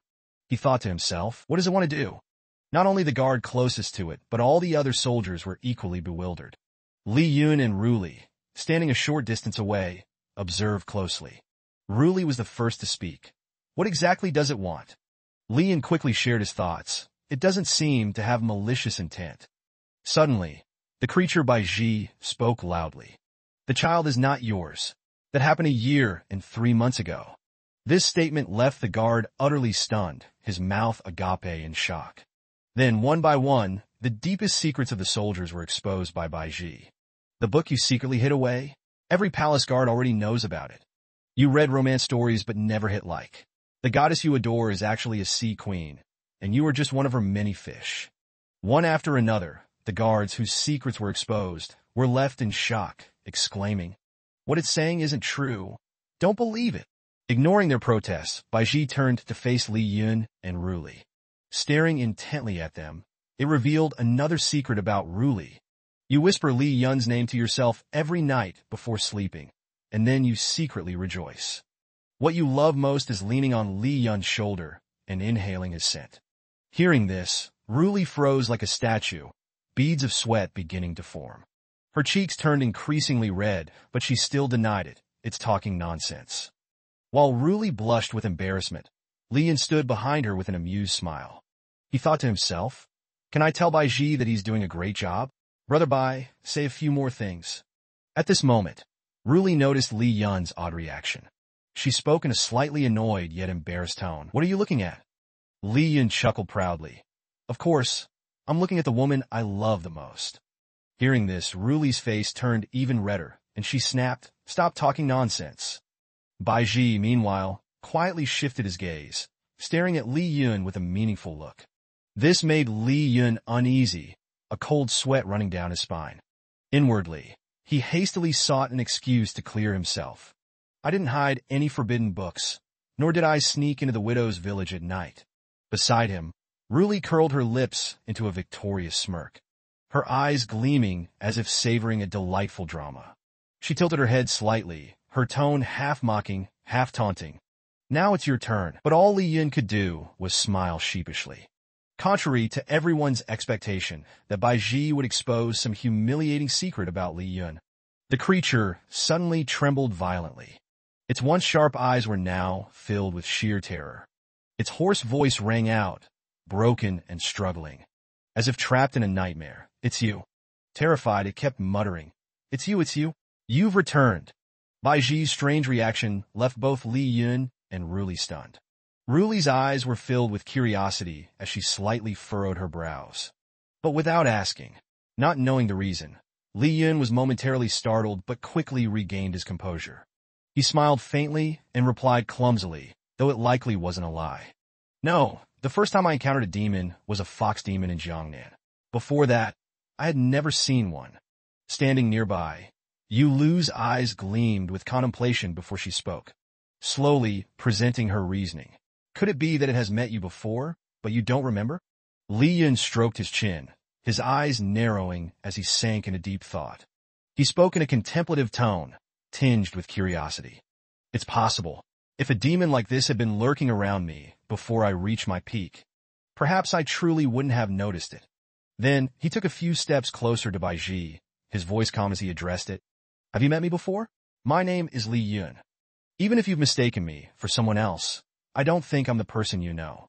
Bai Ji's body trembled slightly, its muscles tensing as if bracing against overwhelming fear and deep despair. Its eyes were filled with confusion and terror as it shuddered and uttered each word hesitantly. Li Yun. Li Yun. Seeing this, Yu Lu spoke up. It's gone mad. We won't get anything out of it. Bai Ji looked at Li Yun with overwhelming fear, struggling to speak. I have something to say to Li Yun. Core. I will give you the entire demon clan's core, but not Baek Hong. Baek Hong must not have it. As soon as those words left its mouth, a jade-green orb emerged from within, slowly floating toward Li Yun while he stood in confusion, unsure of what was happening. Instinctively, he reached out to catch the orb, which emitted a faint white aura. Li Yun pondered, this is the core, but why not Baek Hong? Before he could get an answer, Bai Ji suddenly soared into the sky, shocking everyone. It still called out as it ascended, the core is for you. Before finishing its sentence, its once massive form shrank into a small spirit beast, obediently perching on Li Yun's shoulder, nuzzling against him in delight. He then turned to Lai Hai, who was standing nearby. Its demon energy is depleted. It needs a restoration pill. Lai Hai bowed respectfully. Understood. I'll get it. Li Yun then turned to Yu Lu and asked, where did you find it? Yu Lu quickly replied, Pingjiang, not far from the city gates. Hearing the answer, his expression turned contemplative, questions swirling in his mind. Pingjiang? That's not exactly close to here. Why didn't it want Baek Hong to have the core? What's the difference? Night slowly descended, draping the world in a quiet, velvety darkness. At that moment, only two people remained in the vast room, Li Yun and Ruli. Noticing something unusual about Li Yun, Ruli asked, is there something you're not telling me? He didn't hide anything, keeping a smile on his face as he replied, are you referring to the king of Pingjiang? If you want to know, I can tell you. Hearing this, she turned away, her expression full of the proud arrogance of a queen. I will have my people investigate. Even if you don't tell me, I will find out. He maintained his carefree smile and said, you won't be able to find anything. Ruli glared at him. Are you underestimating the intelligence network of Daigon? Realizing he had misspoken, Li Yun quickly clarified. Of course not, but some things are only known by two people, no one else. In truth, the king of Pingjiang knows nothing about the Grand Heavens or the rebel army. He was just too curious. Hearing this, she narrowed her eyes and asked, curious? Li Yun patiently explained to her, he wanted to visit my homeland. To investigate, Ruli widened her eyes and asked, to travel? Hearing this, he hesitated briefly before replying, travel, let's put it that way. Outwardly, he said so, but in his heart, he thought, my homeland may be a bit special. Ruli quickly regained her serious expression and said firmly, forget about the matter of the king of Jiangbin. We still don't fully understand what Bai Ji said, right? Li Yun nodded in agreement. I have never met it, nor do I know what it's so afraid of. The core of the demon clan must be fully accounted for in both quantity and location. Otherwise, we wouldn't know when it might become dangerous. She also agreed with Li Yun's words. She continued, I think so too. I've already sent people to investigate around the demon clan's barrier. Li Yun maintained his usual calm smile, not too bright, but full of composure. But recently we've been dealing with major matters. Whenever we start paying attention to the smaller details, everything will be fine. Hearing this, Ruli's eyes sparkled with playful annoyance. Her voice carried a slight reprimand, but was still endearing. I want to accomplish something big, but you just dismiss it. Li Yun casually responded, that's not the big thing I want to do. Ruli smirked meaningfully, speaking softly, but that is the big thing I want to do. Li Yun couldn't quite understand Ruli's words. He questioned himself, and then asked her, even so, the whole world is yours.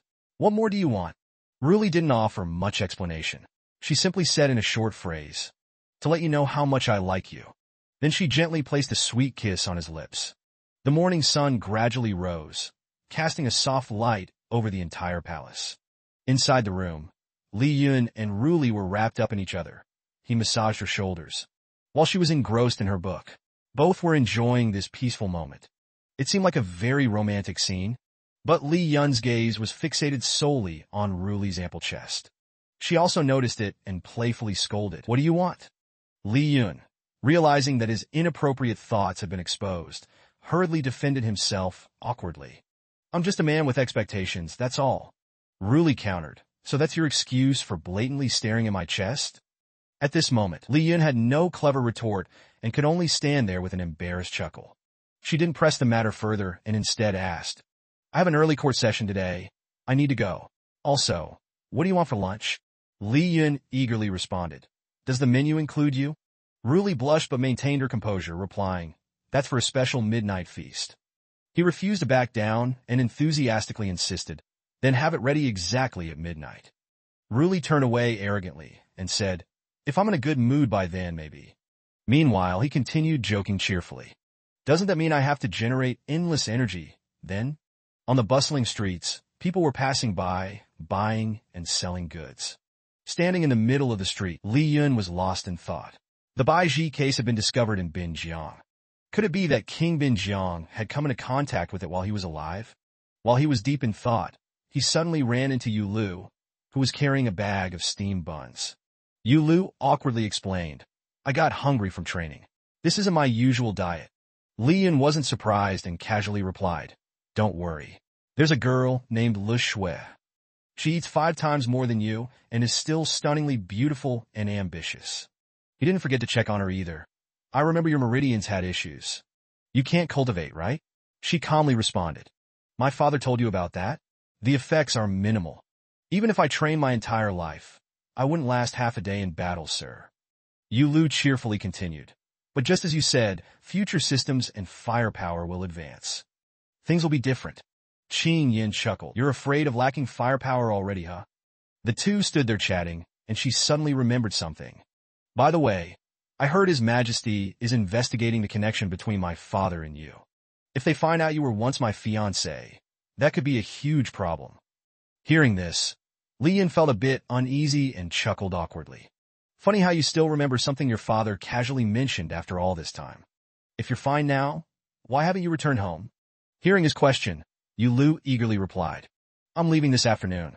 Before I go, I wanted to find you. Didn't expect to run into you here. Li Yin sensed something was off. Listen, if this is about romance, I refuse. I already have a wife. Realizing his misunderstanding, she quickly explained, Of course not. Right now in Qinzhou, there are people who have gained access to the demon clan's core. After all, Hoshi is an example. They believe they can reach your level by using the demon core. If that's the case, it's possible they may start cooperating with the demon clan. Li Yin asked again, Are there a lot of them? She calmly replied, Yes, many. Some of them even deeply resent you. And perhaps there are people among them you'd never expect. Their conversation ended as Yu Lu turned to leave. I should go now. I hope we meet again soon. He bid her farewell, thinking to himself, time is running out. I need to go to the palace and find Ru Li. Returning to the imperial palace in Ru Li's quarters, Li Yin excitedly rushed inside and cheerfully asked her, I heard that some people have obtained the demon clan's core, and now they want to challenge me. She seemed to have anticipated his reaction. Smiling, she replied, You're absolutely right. In the past few days, several people have already declared their intent to challenge you. Feeling any pressure as the strongest in the land? The couple laughed and chatted happily. Li Yin joked, If they're more beautiful than my wife, I might just lose. She smugly responded, Obviously, and if they're kinder, that works too. He hesitated for a moment. Well, that is... Seeing his reaction, Ru Li frowned. What? You're not satisfied? Sensing danger, Li Yin quickly tried to salvage the conversation. No, it's just that the standards have changed, for example. Before he could finish, she cut him off. For example, the number one woman who loves her man the most? Li Yun immediately agreed. That works. My wife is also number one in the world.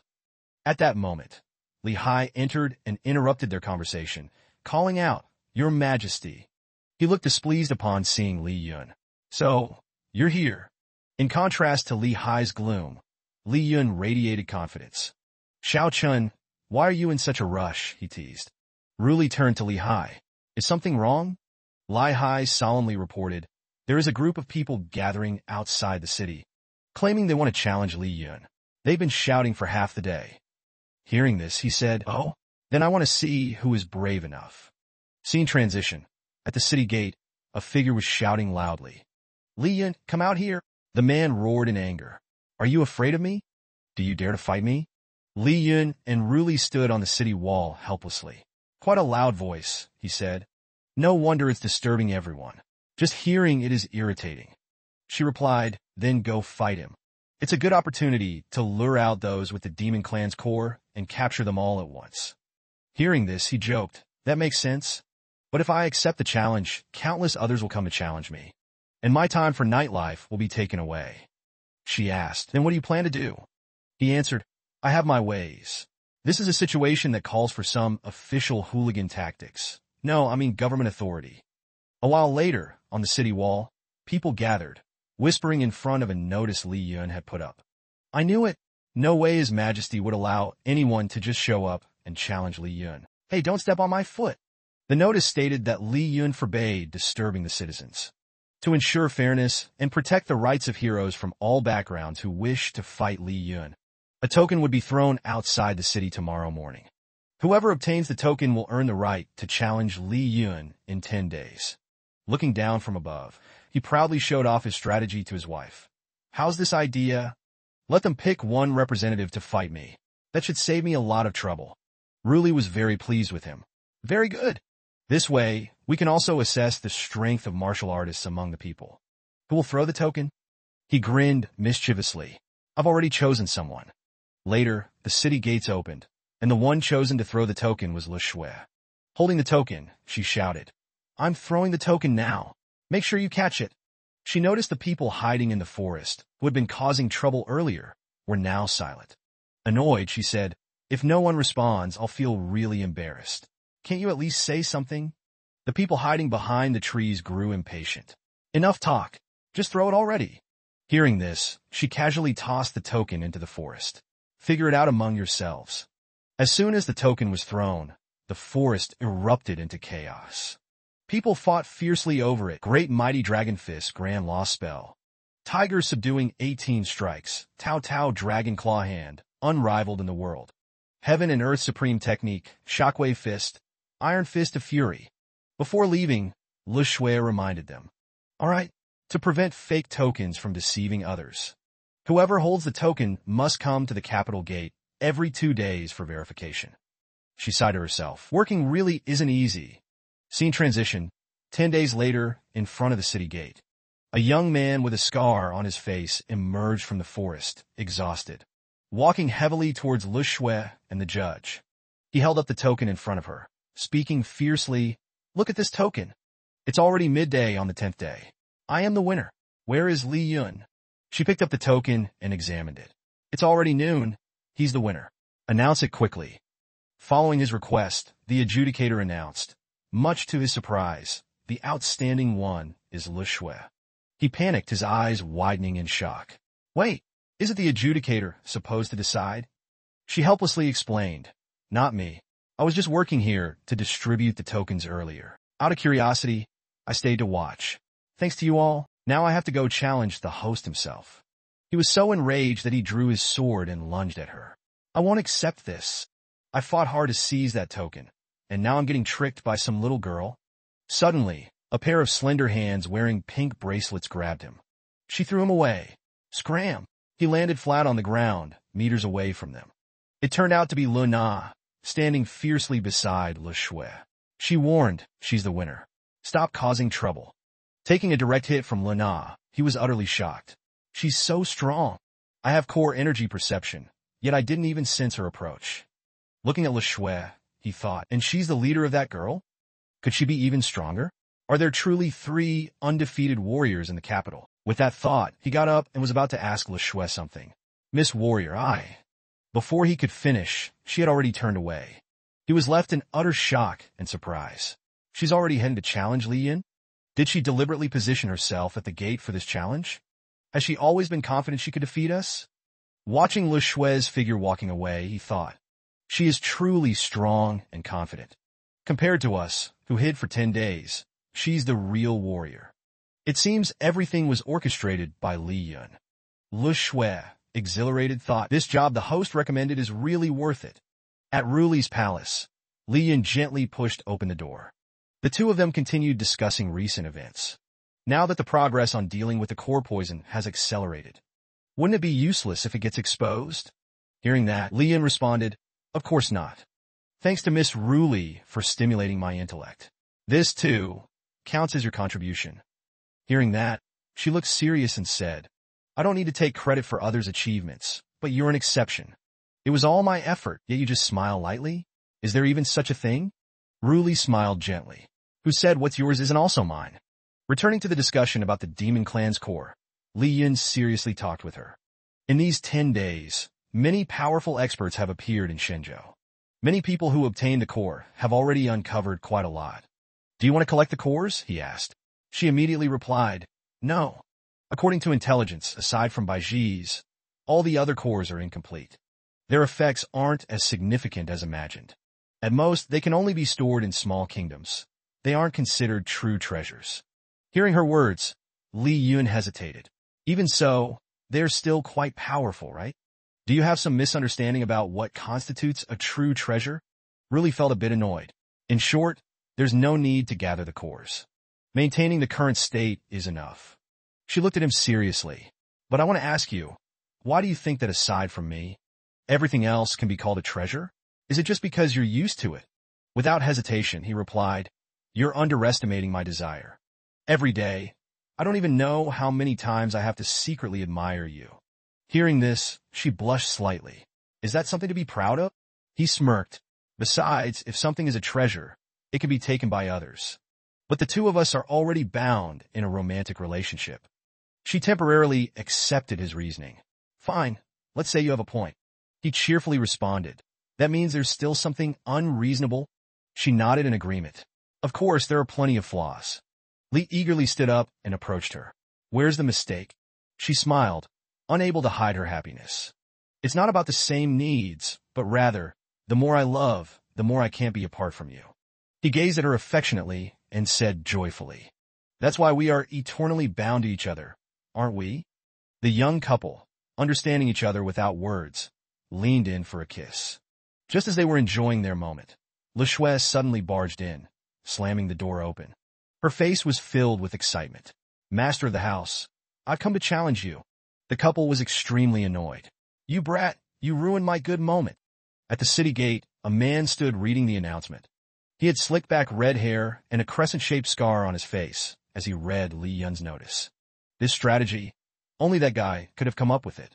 Seemingly familiar with him, the man continued speaking. The Demon Clan's core, huh? I have one too. I wonder if I'll get to fight you this time.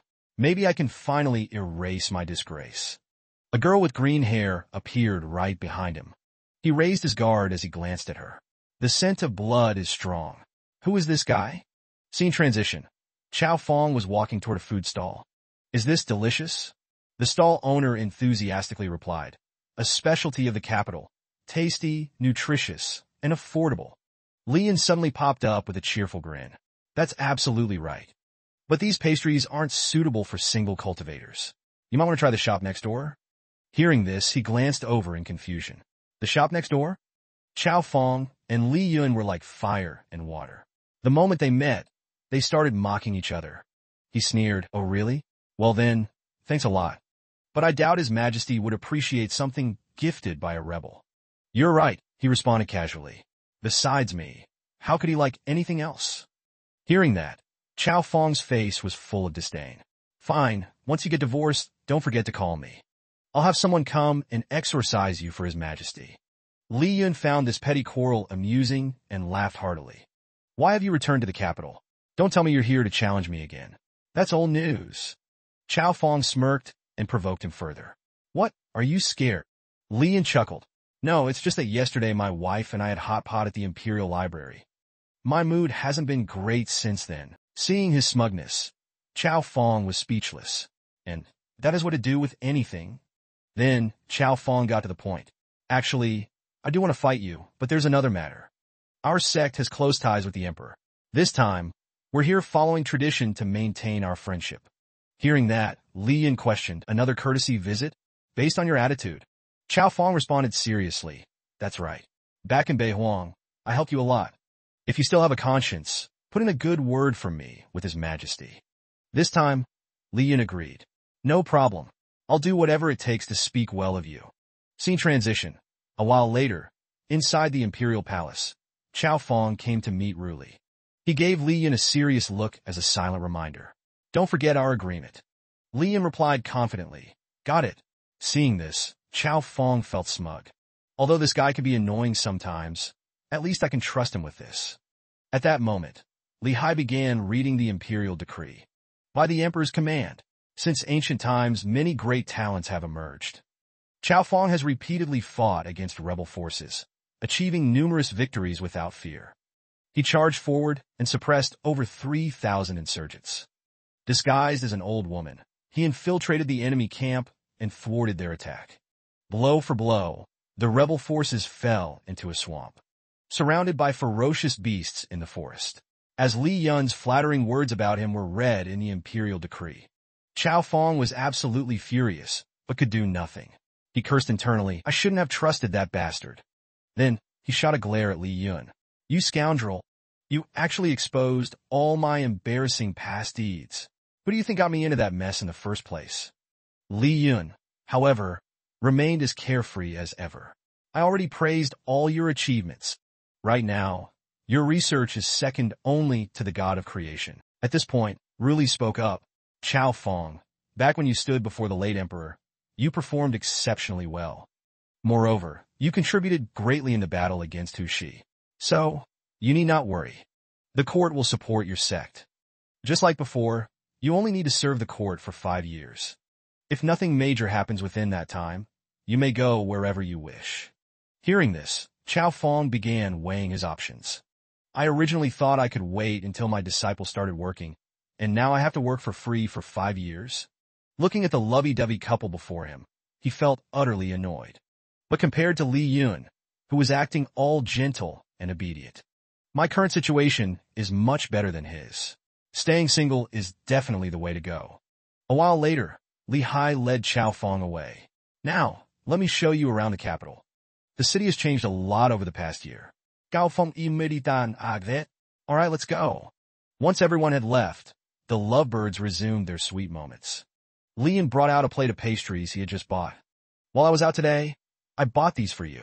I picked them based on your favorite flavors. Ru Li happily accepted them and took a bite. Not bad, but not as good as the ones I make. Li Yun chuckled and gently massaged her shoulders. She quickly straightened up. This is work time. No fooling around. Li Yun grinned. You do your work, I'll do mine. No problem. I'll just stick to harmless games like card playing. Internally, he felt quite smug. A balanced partnership is the best.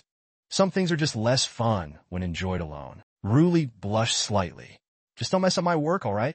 Li Yun sat in a corner, watching his wife work, feeling nothing but admiration. No matter how I look at her, my wife is just too adorable. Feeling his gaze on her, Ru Li became a little flustered. Unable to take it anymore, she asked, What are you looking at? Li Yun teased her. Your Majesty, surely it's not against the rules for me to admire my own wife, is it?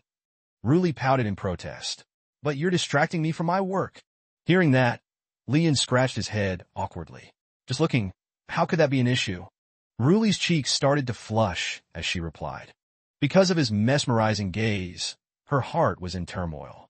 He's the one I like. How could I not be moved when he looks at me like that? In front of his wife, Li Yun shamelessly asked, A mesmerizing gaze, huh? I won't deny it, she nodded. See? He just denied it. Then he stood up and came up with an idea. How about this? Give me a kiss and I'll leave. She gave in to her husband. All right then. Immediately, Ru Li gave Li Yun a passionate kiss on the cheek, filled with their deep love. Seeing him run off excitedly, she called out, If there's nothing else, go study the core already. There's no lead on the Bai Chi either. Finish your work first, then come find me. He immediately responded, Got it. Sitting down to review documents, she motivated herself. I have to finish these reports quickly, or Li Yun will be lonely. Ru Li immediately got to work, but something made her sigh. Resting her chin on her hand in frustration, she thought, No matter what, I won't feel lonely just because he left. Scene transition. At the core research site, Li Yun approached Bai Chi. As he walked, he pondered, the function of this core isn't much different from the one in Bai Huang. It can alter the body's meridians, but its effects are stronger than Bai Huang's. Then, he reached out and touched Bai Qi. However, the core within Bai Qi was quite unique.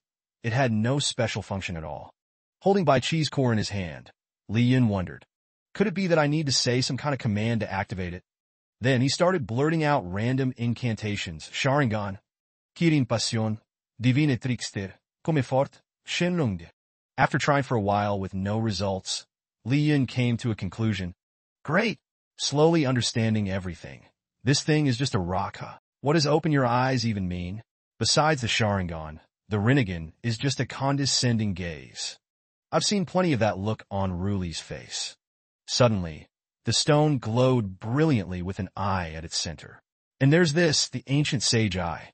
Unexpectedly, Li Yun's guess was correct. The stone reacted. Damn, it really is the ancient sage eye. But I'm not some ancient sage king. A moment later, Li Yun tightly shut his eyes, then slowly opened just one. The moment he did, he was utterly shocked by the scene before him. Countless corpses beneath his feet. Right before him, soldiers were slaughtering each other. Kill! D! Suddenly, an arrow shot straight past his head. But the arrow didn't harm him at all. It passed right through his head and plunged into the ground.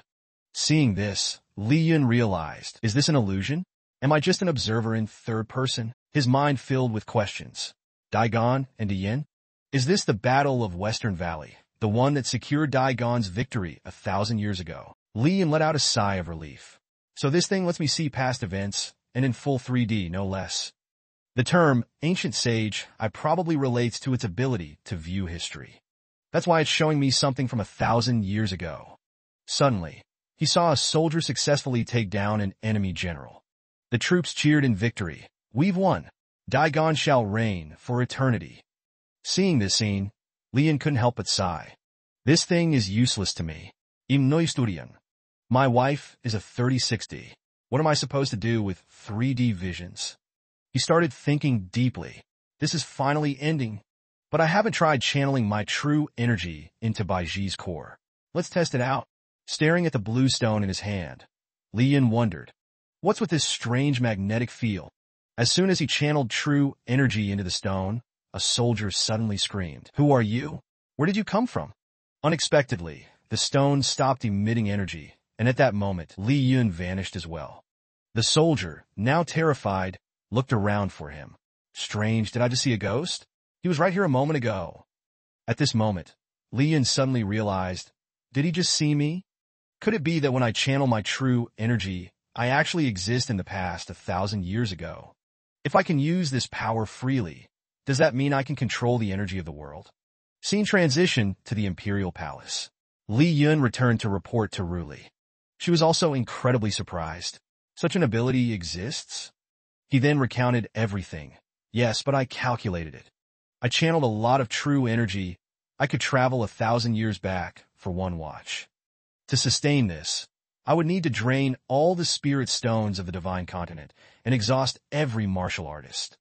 Ruli sighed helplessly. I never expected you to actually do something serious. Li Yun chuckled awkwardly and asked, am I not supposed to do serious things?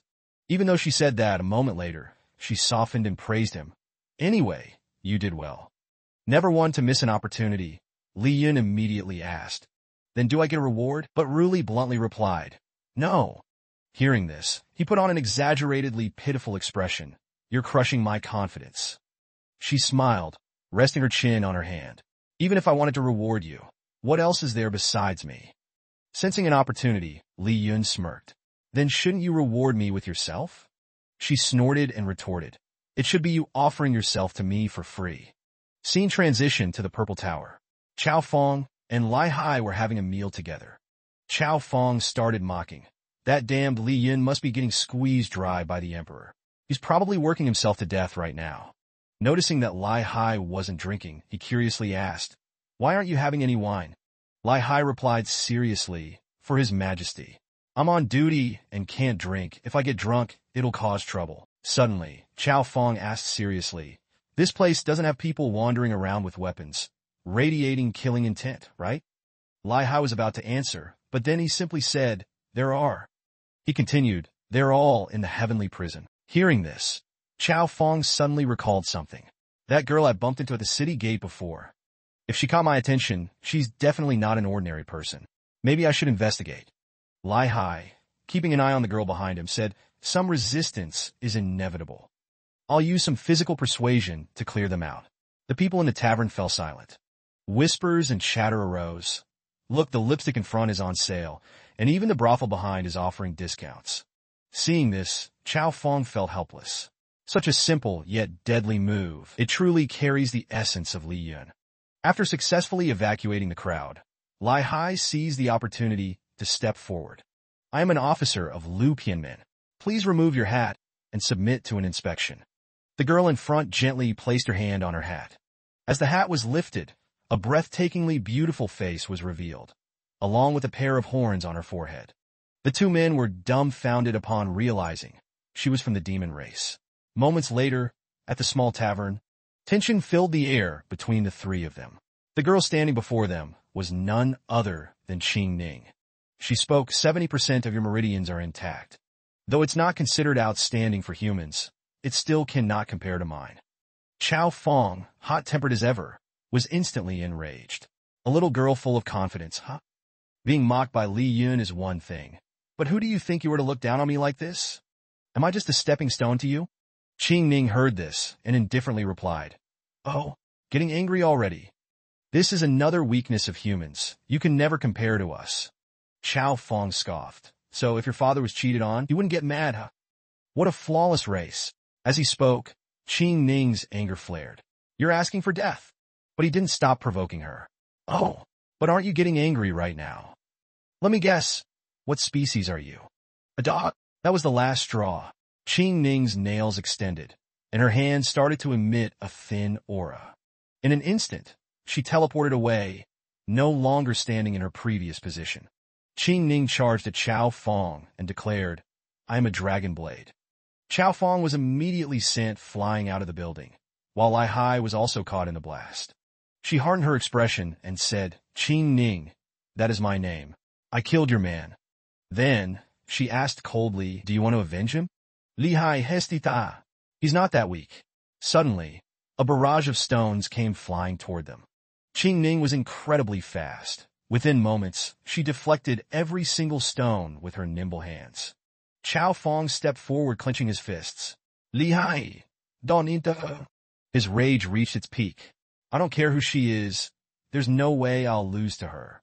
Despite his outward bravado, deep inside he was wary. This woman just tried to take my life in an instant. Li Hai Fawin, we at Daigon have always valued peace above all else. We do not resort to violence, so hurry up and finish this. Hearing this, Chow Fong smirked. 3 seconds is all I need. Qing Ning scoffed. For me, 1 second is more than enough. Just as the two were about to clash, a figure appeared.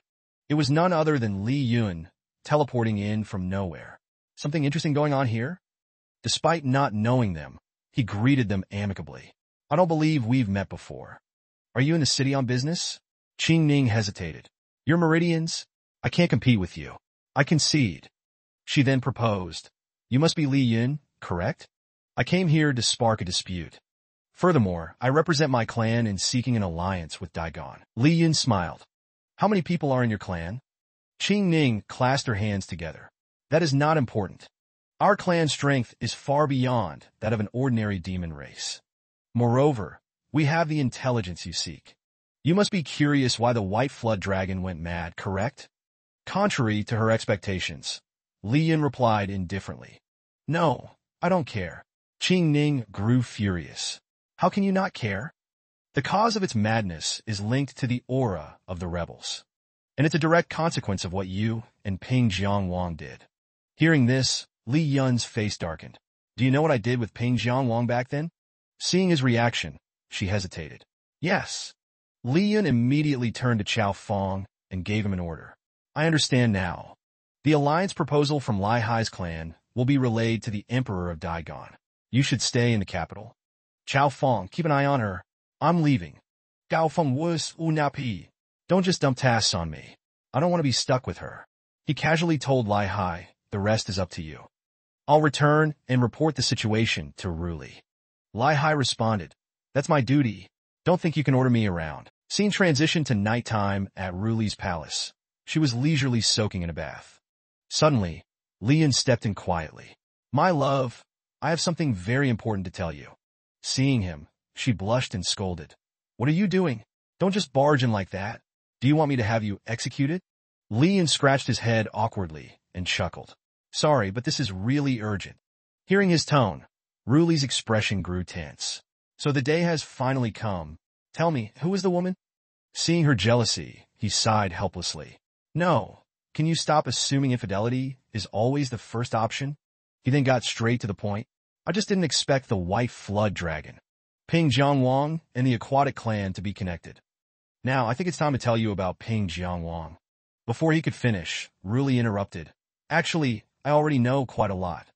Lian was taken aback. Wait, there's more? I was sure I hadn't left any clues behind. Ruli explained. I didn't piece it together from clues. I figured it out from understanding you. From your personality and the small hints I've seen, the truth is quite clear. Do you think the woman you sleep next to every night is clueless? Hearing this, Li Yun smirked teasingly. So, you mean to say I'm completely under your control? Her face remained emotionless. That's a crude way to put it. If this were truly control, I wouldn't have been able to restrain myself for so long. An idea flashed through Li Yun's mind. Even so, I should at least tell you how it all began. Before he could continue, Ruli stopped him. Wait. Seeing her reaction, he asked curiously, is there a problem? Ruli blushed. It seems like you have a lot to say, so while you're at it, help me scrub my back. Right after, Lian picked up a towel and got to work. Ruli reminded him, keep your other hand where it should be. Apply more pressure. Your posture is off. Returning to the main topic, Ruli asked, so, where exactly did everything start? Lian recalled, probably when I mentioned the plan to enhance humanity and Eva to Ping Jiangwang. That night at the camp, wounded soldiers staggered around, their bodies covered in cuts and bruises. Lian alternated between watching them and the flickering flames before him. From afar, Ping Jiangwang approached and spoke. I heard someone within the rebel forces followed His Majesty's orders. Not only that, but they accused you of defiance, even killed someone, and offered the body to His Majesty. What do you think? Lian found his words absurd and scoffed. Are you a loyalist to Daigon? Are you looking for a fight? The man laughed. I, Ping Jiangwang, fought 7 battles in 3 days and saved nearly 50,000 people. My body is exhausted, but I trust myself enough to defeat you. What do you think of my past achievements? Lian grinned. Ping Jiang is far from here, but I was planning to visit anyway. Are you here to pick a fight? Ping Jiangwang simply smiled. I just wanted to meet you. Everyone says you fell from the heavens. Is that true? Lian chuckled. As true as your father being your dad. At that, Ping Jiangwang sat down beside him and joked. So, what's heaven like? Are there fairies? Li Yun silently observed him. This guy really came here for a fight, and maybe wasn't all there in the head. Ping Jiangwang continued rambling. I love traveling. I want to see the places you've been to. If you tell me, I might just lend aid to the rebel army. Li Yun immediately retorted. I hate it when people suddenly show up at my door. But Ping Jiangwang made an offer. 10,000 loads of provisions are nearby. Without hesitation, Li Yun agreed. I've loved traveling since I was young. Fine, I'll go along with you. He continued recounting. That night, Ping Jiangwang and I talked until dawn. I gave him a detailed introduction to Eva, or rather, the structure of that world of mine. Ping Jiangwang asked countless questions about Li Yun's past world. A plan to perfect humanity? Your world's top genius is truly fascinating. Li Yun continued, exactly. Especially the creatures called ornaments. They're incredibly dangerous. Ping Jiangwang seemed enlightened and clasped his hands in thanks. Master Lai, you've given me much inspiration. I must return to Pingjiang. If you ever have time, visit me there. The 10,000 loads of provisions are in the forest. Take them as you wish. Lian felt a bit sluggish, but still managed to put on a cheerful face in response. Sure, one of these days, I'll personally visit Pingjiang to pay my respects. Not long after, he took Ziyin to Pingjiang. As they entered the city, the two of them looked around at everything. Ziyin glanced around and asked, is this Ping Jiangwang's residence? What are we doing here? Lian replied, nothing much. I recently reeled in a wealthy person. Just then, PingBong stepped out, enthusiastically greeting them. That wealthy person, are you talking about me? Without beating around the bush, Lian got straight to the point. Besides you, is there anyone else? Hurry up and show me what you wanted me to see. If not, then just give me the provisions. PingBong stepped forward, placing a hand on his shoulder in a friendly gesture. Norus, Norus. There will be good stuff, and there will be provisions too. But tell me, who is this person beside you? Lian introduced. This is Ziyin, an officer of our rebel forces, and also my friend. PingBong grinned. A friend of old Li is a friend of mine as well. Then he introduced. This is my daughter, Yu Lu. Today, I've taken the liberty of arranging a marriage for you two. Seeing the girl's timid demeanor, Li Yun immediately dismissed the idea. A scholarly type girl? Not my type. Hearing that, the old man asked, then what kind of girl do you like? Li Yun simply gave a thumbs up and replied briefly, if I like it, then that's it. PingBong was left speechless by such a vague and concise answer. What a waste of words. Think carefully, my daughter is not bad. Never mind, follow me. Let me show you a treasure I've recently created. They soon arrived at a massive iron door. As it opened, inside stood a large golden suit of armor. How about it? I tried creating EVA, though I've only completed the head so far. Ziyin was stunned by the sheer size of the EVA armor, and even Li Yun was equally surprised. I was just joking about that. You actually went ahead and made it. Ziyin examined the suit carefully and remarked, the technology seems plausible. A humanoid mecha? Based on this concept, I could build one too. PingBong then led them to a grand ironclad warship. After hearing you talk about space, I met a new friend, and the two of us started working on this together. He can't come out to greet you, so let me introduce him instead. He then reached for a red button. Now, I'm going to start it up for the first time. With great enthusiasm, he continued explaining, this machine utilizes high-frequency energy circulation. In theory, it should be able to strike the air and create water ripples in space. Even though this is its first activation and there are many uncertainties, it shouldn't be too bad. Just as he finished speaking, a thunderous explosion erupted. The three of them were instantly charred black from the blast. Yet, PingBong was still able to laugh. At least we didn't get injured. Li Yun stood off to the side, speechless. I'm pretty sure what you meant to say earlier was that it wouldn't explode, right? Later, when Li Yun recounted the incident to Ruli, he remarked, I think I finally understand that guy's personality. The only thing that ever interested him was theoretical concepts. But after that failed experiment, the next news I heard about him was his death. Ruli turned to him and asked, so that means after that test he failed again and ended up causing a catastrophic disaster. A massive fire burned down half the city. Even the strongest warriors perished there. Li Yun thought for a moment before responding. I suspect Baizhou was also involved. The friend who didn't show his face, it might have been Baizhou all along. Ruli turned her back and replied while bathing. Before, I only guessed that his research was somehow connected to your homeland. I never thought it was tied to your death as well. She closed her eyes and voiced her curiosity. There's something I've always wondered. What kind of woman do you like? Li Yun immediately flattered his wife. Slim waist, long legs, the most righteous woman in the world. Her name is Ruli, and every night, she cuddles up to me in bed. She shot him a glare. Such nonsense. Li Yun grinned and asked, then what do you like about me, dear wife? She replied with a nonchalant tone. You're just a money-making tool who provides me with my monthly allowance. That's all. He was briefly taken aback before realizing she was just teasing. So, I'm just a tool to you, huh? She lifted her face slightly and replied softly, of course. Do you think being an empress comes without a price? Just like you. I only love you because I can control you. Are you scared now? The next morning, Chao Feng arrived with Qing Ning, while Tan Sa followed on the side. Hearing her name mispronounced like that, she was irritated but only corrected him. Qing Ning. My clan is the Jiao clan. He clearly heard it right but insisted. Got it, Tan Sa. Hurry up. She frowned in frustration. This rude man always mocks me with his words. If this were a few hundred years ago, I would have taught him a lesson myself.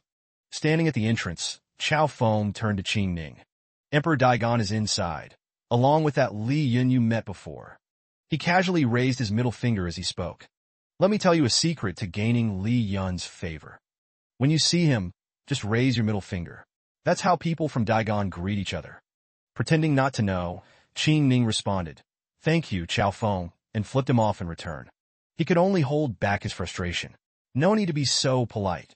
Traveling alone to the capital isn't easy. Let's head inside.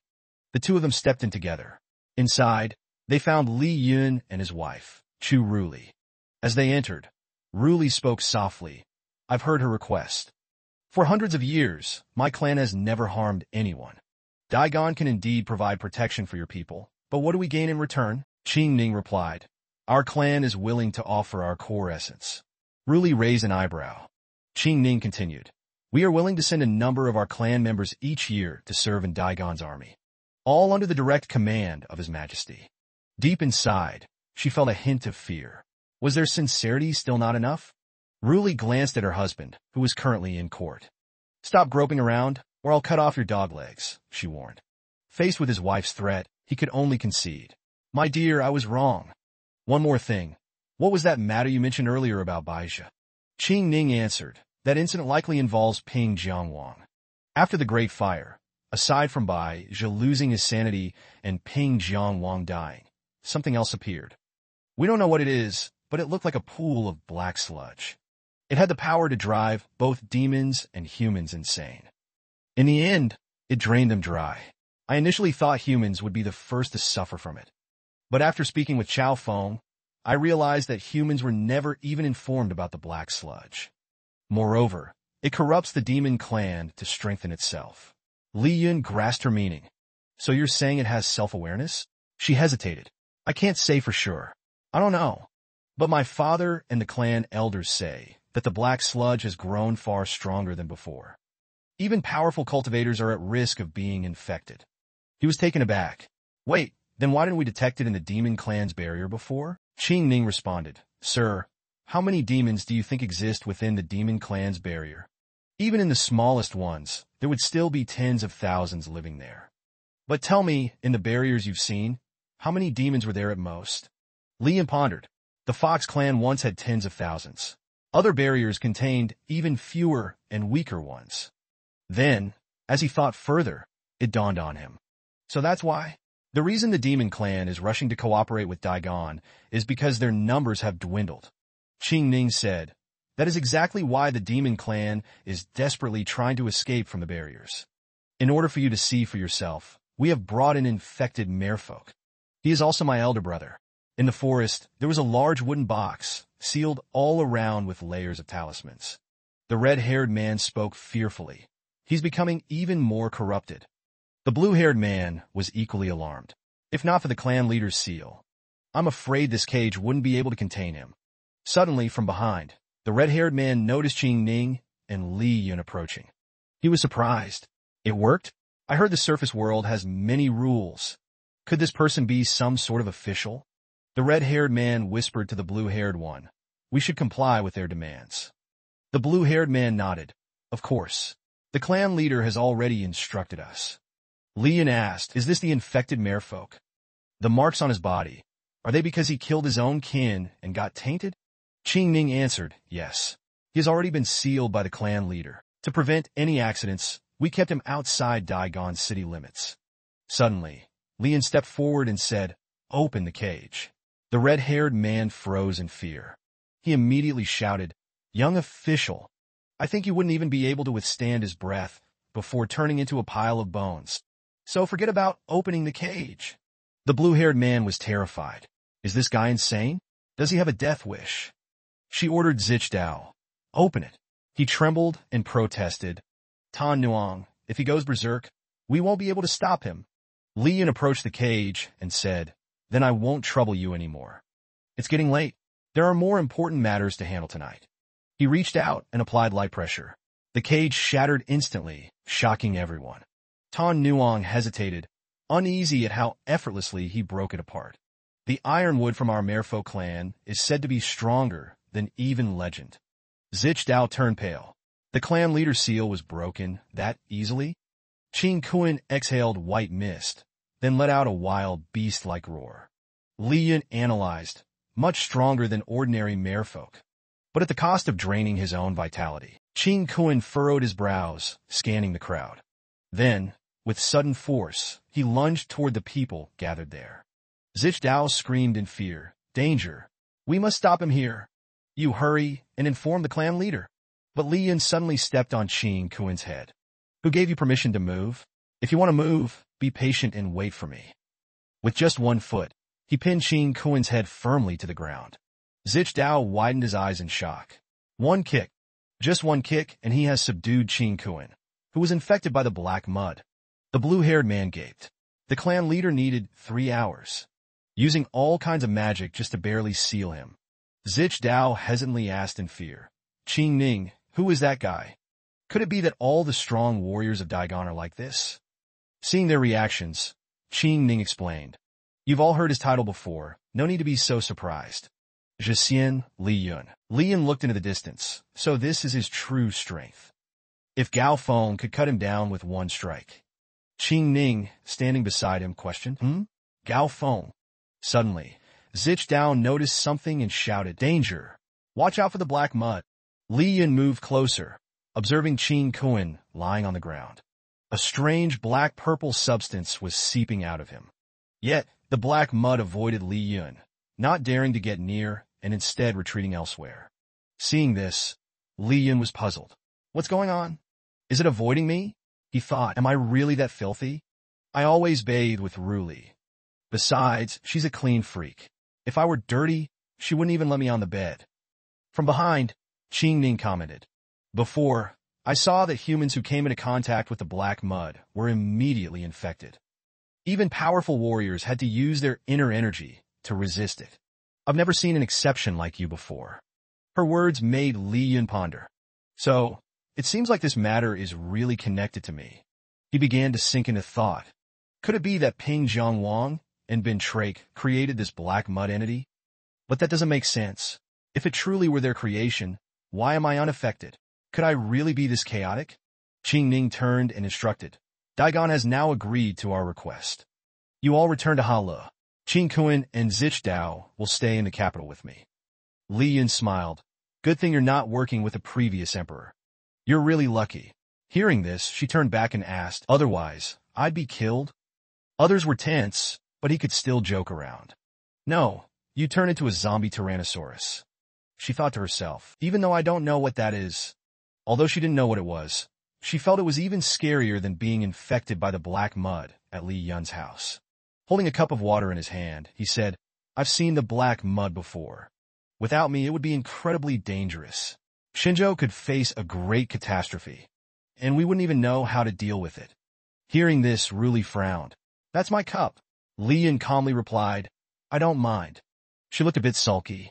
"I already ordered the Tiangong Institute to study it, and I had Lai Hai stand guard.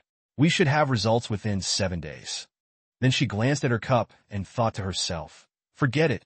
Even though I have a cleanliness obsession, if it's Li Yun, then it's fine." He continued, "As expected of my wife, truly capable." Ruli's tone was full of reproach. "Oh, so I'm only capable now. Are you saying you married the wrong person?" Li Yun immediately activated his flattery mode. "No, as long as it's you. I wouldn't mind even if I became a fool." At that moment, she blushed but tried to keep her composure. "I'm not a fool. I'm smart enough to know that loving you is a happiness that is unforgettable." Hearing that, he thought to himself, "So, is she smart or foolish then?" Ruli turned around to leave and said, "Get some rest, you've been exhausted all day." Without saying a word, Li Yun immediately approached and hugged her. He sweetly whispered, "It seems like both of us need some rest." Scene transition. At dawn, as the sun begins to rise.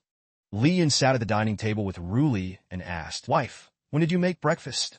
She replied, "Last night, I specially stayed in the imperial kitchen to prepare it.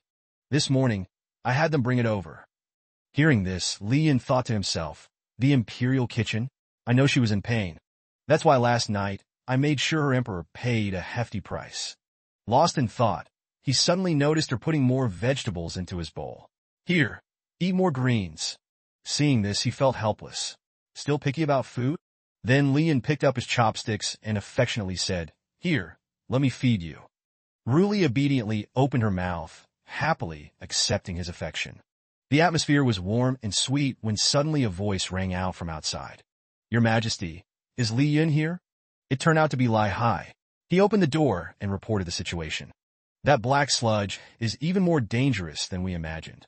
In order to conduct more experiments, we need Li Yun to come over. To prevent any incidents, despite some regret, Ruli still said, "Then go ahead, but be careful." Li Yun smiled and said, "It shouldn't take too long.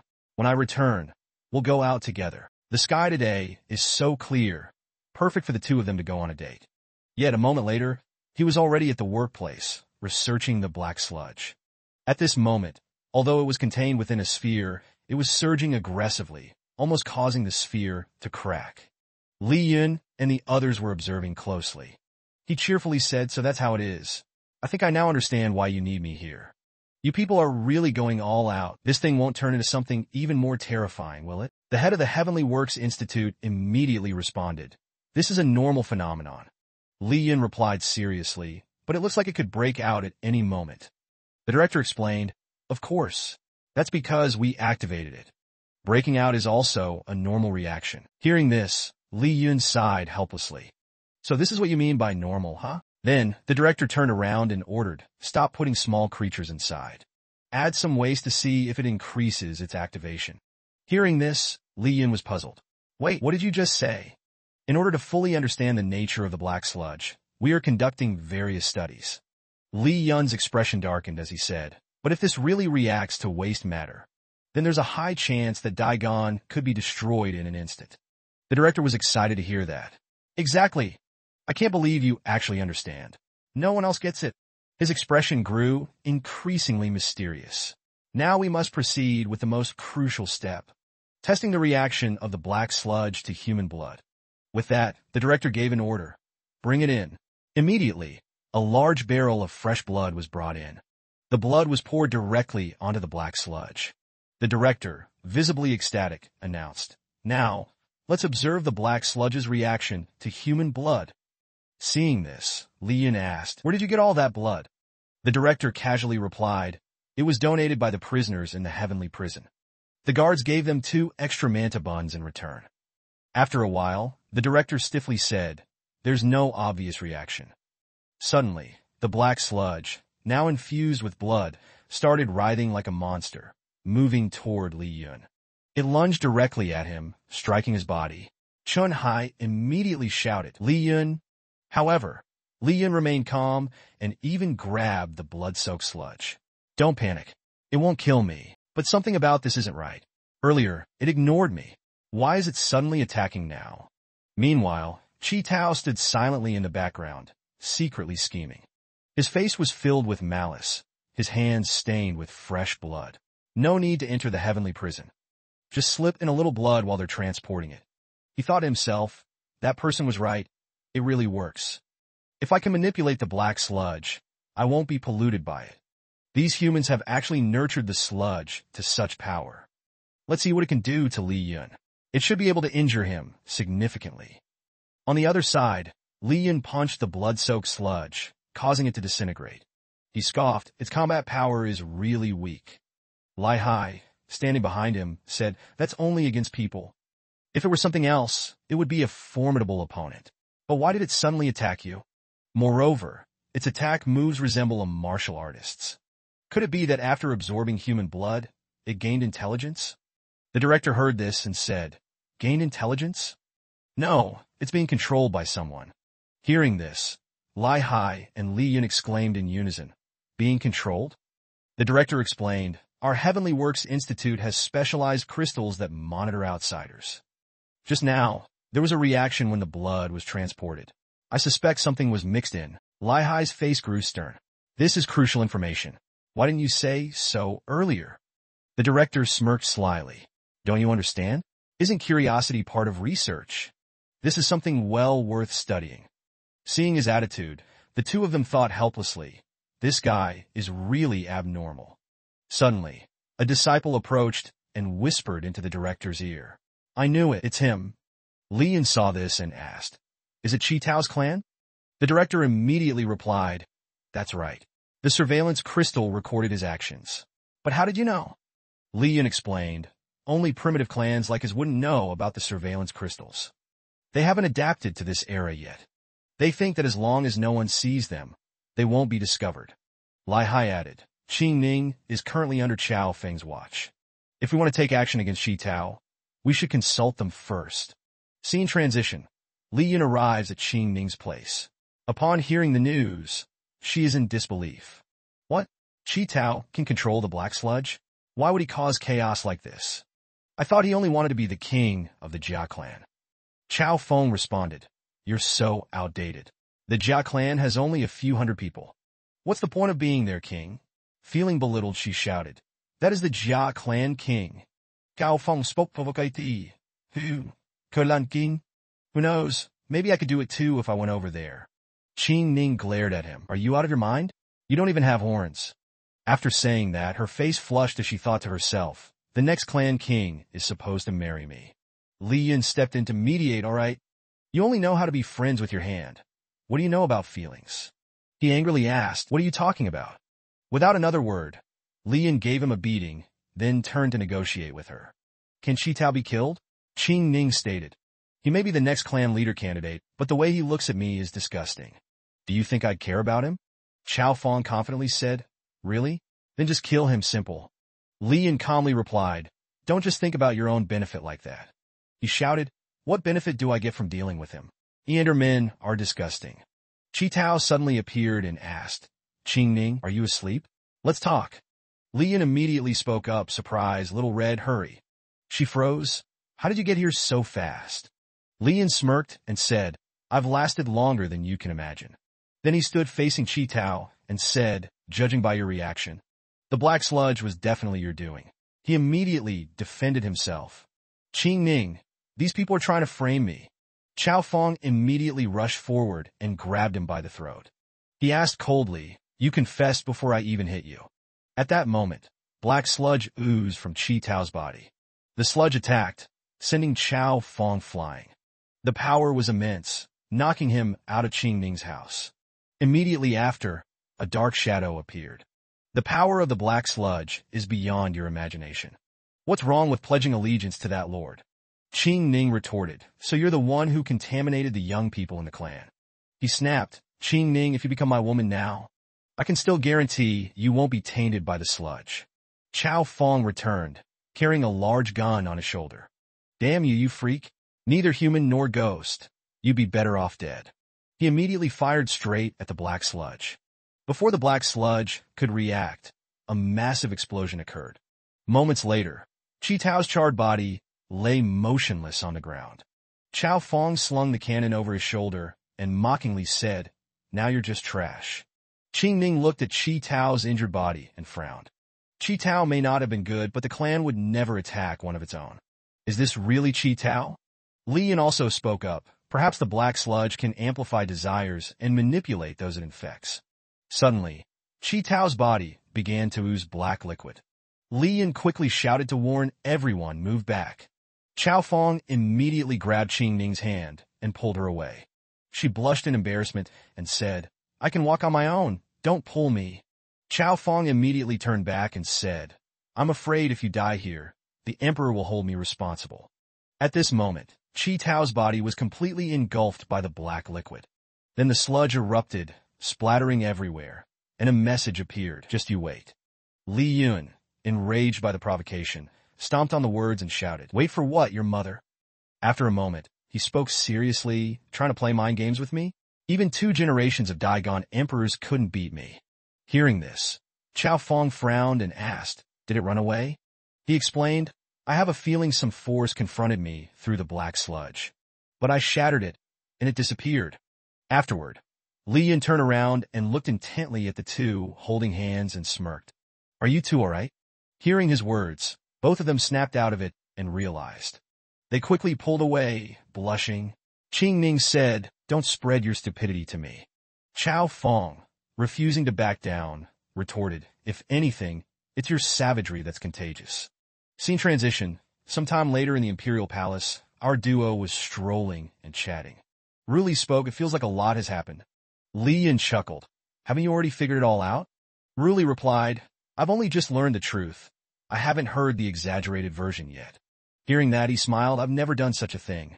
He slowly recounted, This whole thing began after I joined Akatsuki during my Grand Line journey. Li Yin continued. In the end, Chi Tao died, consumed by the black sludge. Ruli casually replied, no big deal. If anything happens, you'll clean up the mess. Seeing this, he suggested, I think Lai Hai is the best person to handle it. Next time, I'll tell you about a young man's demon-slaying journey. Ruli frowned. No need. Do you think I have that much free time? Right now, the urgent matter is dealing with the black sludge threat. Lu Pianmin just reported. People at the Daigon border have been infected, but the researchers in the Heavenly Engineering Institute are making progress. Using special medicine for suppression and treatment, recovery should take about 3 days. Hearing this, Li Yin found it quite reasonable. Right, but then Ruli frowned and suspiciously asked, what are you scheming? Feigning ignorance, he asked back, what are you talking about? I just spaced out for a moment. Ruli said indifferently, I would rather hear your stories than anything else, but even so, don't think I will completely believe everything you say. After speaking, she thought to herself, I just love you so much that I can't control myself. Then she blushed, looked at Li Yin, and said, are you listening to me? Have you regained your senses yet? Li Yin took the opportunity to wrap his arm around Ruli's waist and said, I think I come back to my senses too much. Suddenly, a maid behind them spoke, Your Majesty, the Heavenly Engineering Institute has sent a secret letter for your review. Hearing this, Ruli thought to herself, a secret letter from the Heavenly Engineering Institute. The maid holding the letter suddenly revealed a sinister smile. Dark mud-like weapons appeared in her hands, and in a flash, she lunged to attack Ruli. But she was quickly punched in the face by Li Yun, sending her flying backward. She crashed painfully against the wall behind her. Li Yun anxiously turned to Ruli and asked, Are you okay? Ruli calmly replied, It's nothing, just an assassination attempt. No need to be overly concerned. Li Yun furrowed his brows and retorted, My wife was just attacked. How can I not be concerned? Ruli blushed in embarrassment and said, If you protect me too well from now on, I might end up like ordinary women, screaming whenever I'm in danger. Li Yun innocently responded, Then nights might become very noisy. Hearing this, she pouted and blushed. What are you saying? Is that all you ever think about? A moment later, the maid struggled to stand, her trembling hand pointing at them. Her face was now terrifying, her eyes wide open in horror as she let out a creepy laugh. Greetings, Transcendent. Despite the maid's eerie expression, Li Yin remained calm and smiled. Greetings, Schwarzenegger, which means newly evolved being. She frowned and asked, What is that idiot saying? Li Yin instantly became furious, his intense aura making her tremble in fear. Calm down, Transcendent. If you have already obtained power far beyond that of ordinary humans, you should not be disturbed by mundane emotions. Li Yin asked, First, let me ask you what happened to this maid. She widened her eyes and replied, She has become part of the new evolution. You are very angry, but you should not be. Li Yin stepped closer to her and smiled. In other words, you've already killed her, haven't you? Then let me answer your question. Why am I still entangled in human emotions? Without another word, Li Yin delivered a powerful punch to her stomach. The maid widened her eyes and spat out a mouthful of black blood. She sat on the ground, head lowered. Because of such a ridiculous reason, you have transcended the mortal world? Li Yin began boasting. A ridiculous reason? Do you have any idea how much I sacrifice every day for Ruli? She was extremely arrogant. Seeing this, Ruli, standing behind, picked up a rock and threw it straight at his head. Huh? You didn't hear that? He wiped his sweat and frowned. Is this the first person in 1,000 years to transcend human limitations? Why does it feel so different from what I imagined? After finishing his speech, he began asking countless questions. Who was the Pirate King? When did the Black Robe organization emerge? Seeing the maid's serious expression, Li Yin closed his eyes and said, It seems your understanding of transcendence is just the conventional one. She immediately refuted angrily. It's not just the conventional meaning. You are a supreme being created through the core of the desolate wasteland. You were destined to become the ruler of humanity. Why would you humble yourself beneath a woman's skirt? Li Yin countered immediately. Whether I'm on top or below depends on my mood. You should know, my wife's mood changes very quickly. Once again, Ruli threw another rock at his head. But he kept asking more questions. Why do you think I was created by the core of the desolate wasteland?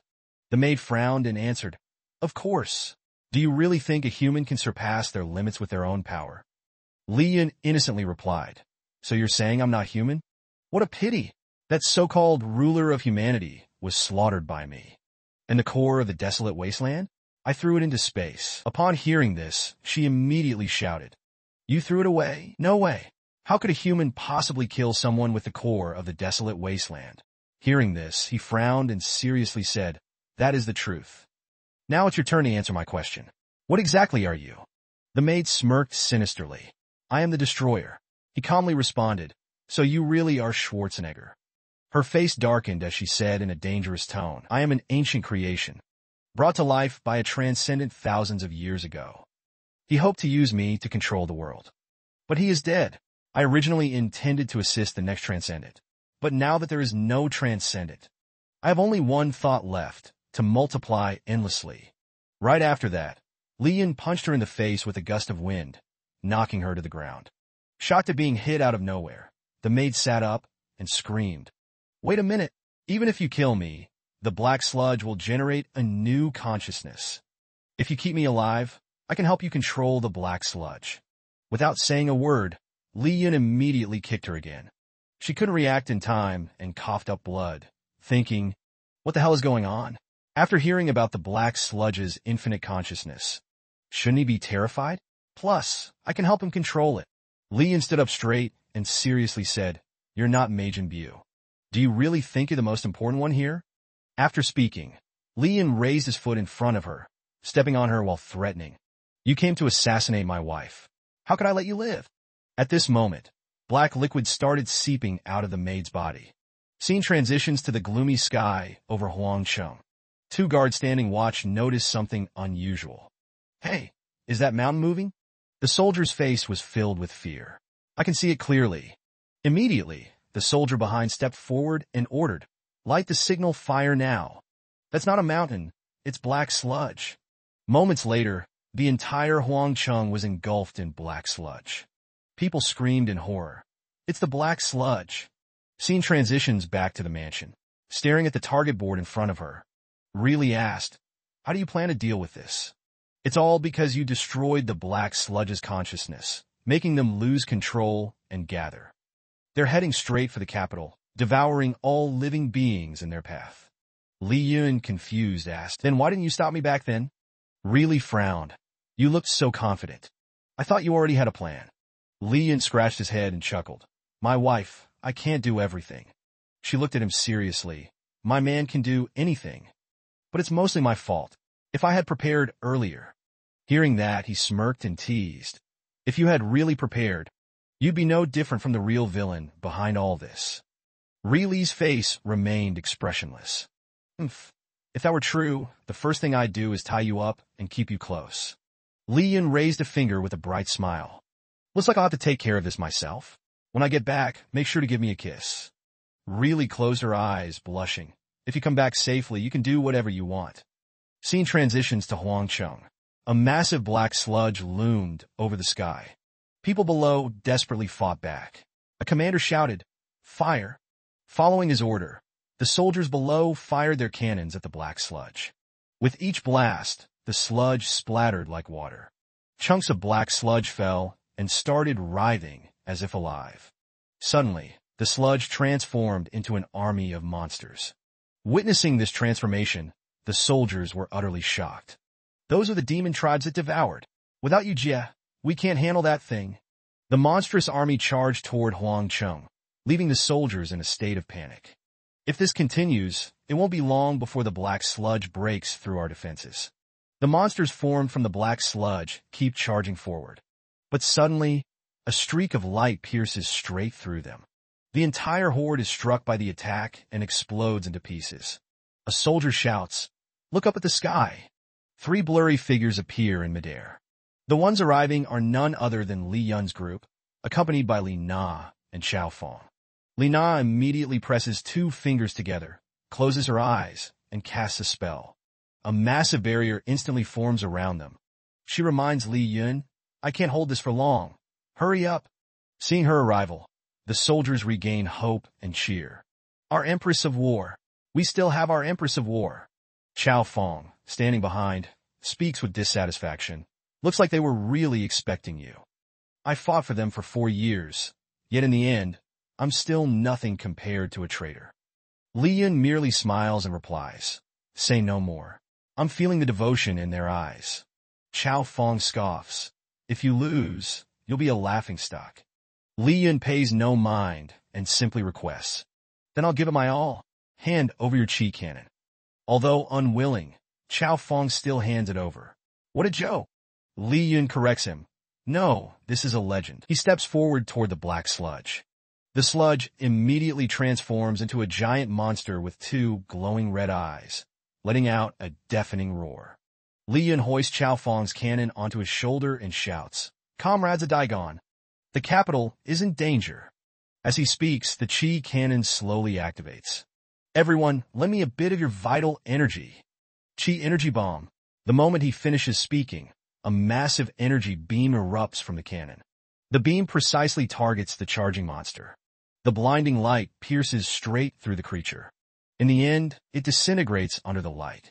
The energy is so immense that it illuminates the entire area within the barrier. Chao Fong, watching from the sidelines, is stunned, thinking to himself, my chi cannon can condense and release a user's chi energy. The power of the release is proportional to the user's chi strength. So, this is how vast the gap in strength between us truly is. Defeating the monster with a single strike, Li Yun returned to his teammates. He grinned smugly, raised 2 fingers in a victory sign, and said, great dialogue, right? The soldiers cheered, chanting, blessings upon Daigon, Lady Martial Goddess, unparalleled in valor, invincible in the world. Meanwhile, Li Yun thought to himself, this giant monster is worth tens of thousands of reward points. I wonder what I can get from Ruli. The scene shifts to the mansion of the two. At this moment, as Li Yun stepped inside, Ruli asked, you're back. Li Yun gave a thumbs up and cheerfully replied, I'm back. A flawless victory. She closed her eyes and responded, of course, with my husband personally taking action. Is there anything that can't be done? Li Yun beamed and said, that means you won't have to worry about the black sludge every day anymore, right? Understanding his meaning, Ruli kissed him on the cheek. She blushed slightly and said, the kiss you wanted, just as you wished. But our dear husband, oblivious to the mood, continued, wait, did you forget what you said? I have 10,000 points to redeem. As he was about to continue, Ruli covered his mouth and said, at that time, I was only talking about a meal. In the end, she still gave in, smiling gently. But fine, a king never goes back on his word. Inside the city, a sigh echoed. Not a single drop left. Li Yun ordered Lai Hai. Keep searching, there might still be some black sludge left somewhere. Hearing this, Lai Hai frowned and said, could there still be dangerous black sludge somewhere? We've already searched everywhere. All remaining sludge from the battle has been completely destroyed under Lu Qian Men's command. Li Yun simply smiled and asked him, by the way, do you know Newton's laws?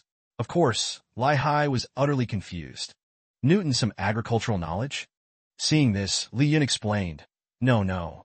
Though Newton never cultivated here. And even though my strike yesterday was said to be very powerful, Lai Hai still found it strange and asked, so what's the issue? Destroying it is a good thing, isn't it?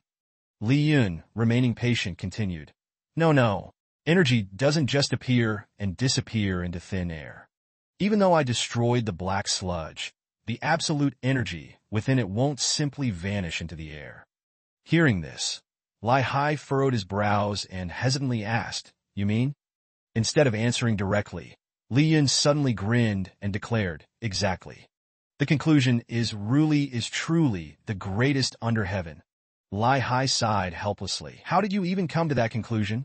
No, wait. Your Majesty is truly the greatest under heaven. Seeing the conversation derailing, he quickly pulled it back. No, this isn't the time for that. You said that terrifying energy didn't just vanish into the air. So where did it go? Li Yun pointed at a soldier eagerly digging the ground and replied, aren't we digging for it? The sun is setting. Lai Hai had been digging for a while before turning to Li Yun and asking, we've been digging all day and still haven't found anything. Could it be that the black mud carried the shattered energy fragments away? Or maybe someone already took them? He kept a smile on his face and replied, that's possible, but I feel that the immense energy is still near the capital. His words made Lai Hai curious. Why? Do you have any proof? With confidence, he declared, I rely on my intuition. Among tens of thousands of people, I was able to find your emperor using only my intuition. Hearing that, Lai Hai secretly scoffed. That terrible intuition again, the same intuition that directly led to the emperor's capture. Later, on a boat drifting under a romantic sunset, Ruli asked softly, So, you and Lai Hai are still working on that? He honestly recounted the events and asked her in return, but in the end, they found nothing. That immense energy could be used to create a super scion. Right now, we can only keep searching around the capital. How was the morning court session today? She replied gently. The ministers all feel that they must maintain a good relationship with you. Li Yun smirked and teased her. Well, no matter how good the relationship is, every day I'm still being exploited by the Emperor of Daigon. Ruli pouted at his teasing words. Then how about I set you free, so I won't be exploiting you anymore? Li Yun chuckled and pulled her close. No, I like being exploited. Not stopping there, he continued to tease her. I always feel like I'm imprisoned by you. You know everything I think. Wife, you're too scary. Ruli didn't back down and retorted. I'm scary? No, you're the scary one. Li Yun dared not argue. All right, I'm the scary one. Suddenly, she blushed and murmured. If it weren't for you, how could Daigon have started reforming its agricultural policies? If it weren't for you, how could I be so distracted even during morning court sessions? If we're talking about who's scary, it's you. You made the Emperor of Daigon fall into the abyss of love. Finally, she pouted, you make me look forward to spending every day with you. Every morning when I wake up, I hope to see you first. I'm the one who's imprisoned by you. Though she was bold for a moment, she soon got shy and quickly added, forget everything I just said. Of course, Li Yun wouldn't let this opportunity slip by and asked, So, what's the price for forgetting? She blushed and replied, let's talk about it tonight. Hearing that, he secretly smirked. Actually, I just wanted a kiss, but this is a great deal. As night fell, a shadow moved through the bustling streets of the capital. The shadow blended into the crowd and passed through a woman. Its gaze was fixed on the palace. The sun began to rise, illuminating the sky. Li Yun woke up in bed and wondered, strange, why is my wife up so early? Did she completely devote herself last night? Could it be that I've gotten weaker? While he was still groggy in bed, Ruli returned. She held a package of steamed buns in her hands and said, I bought some baozi for breakfast. Eat up.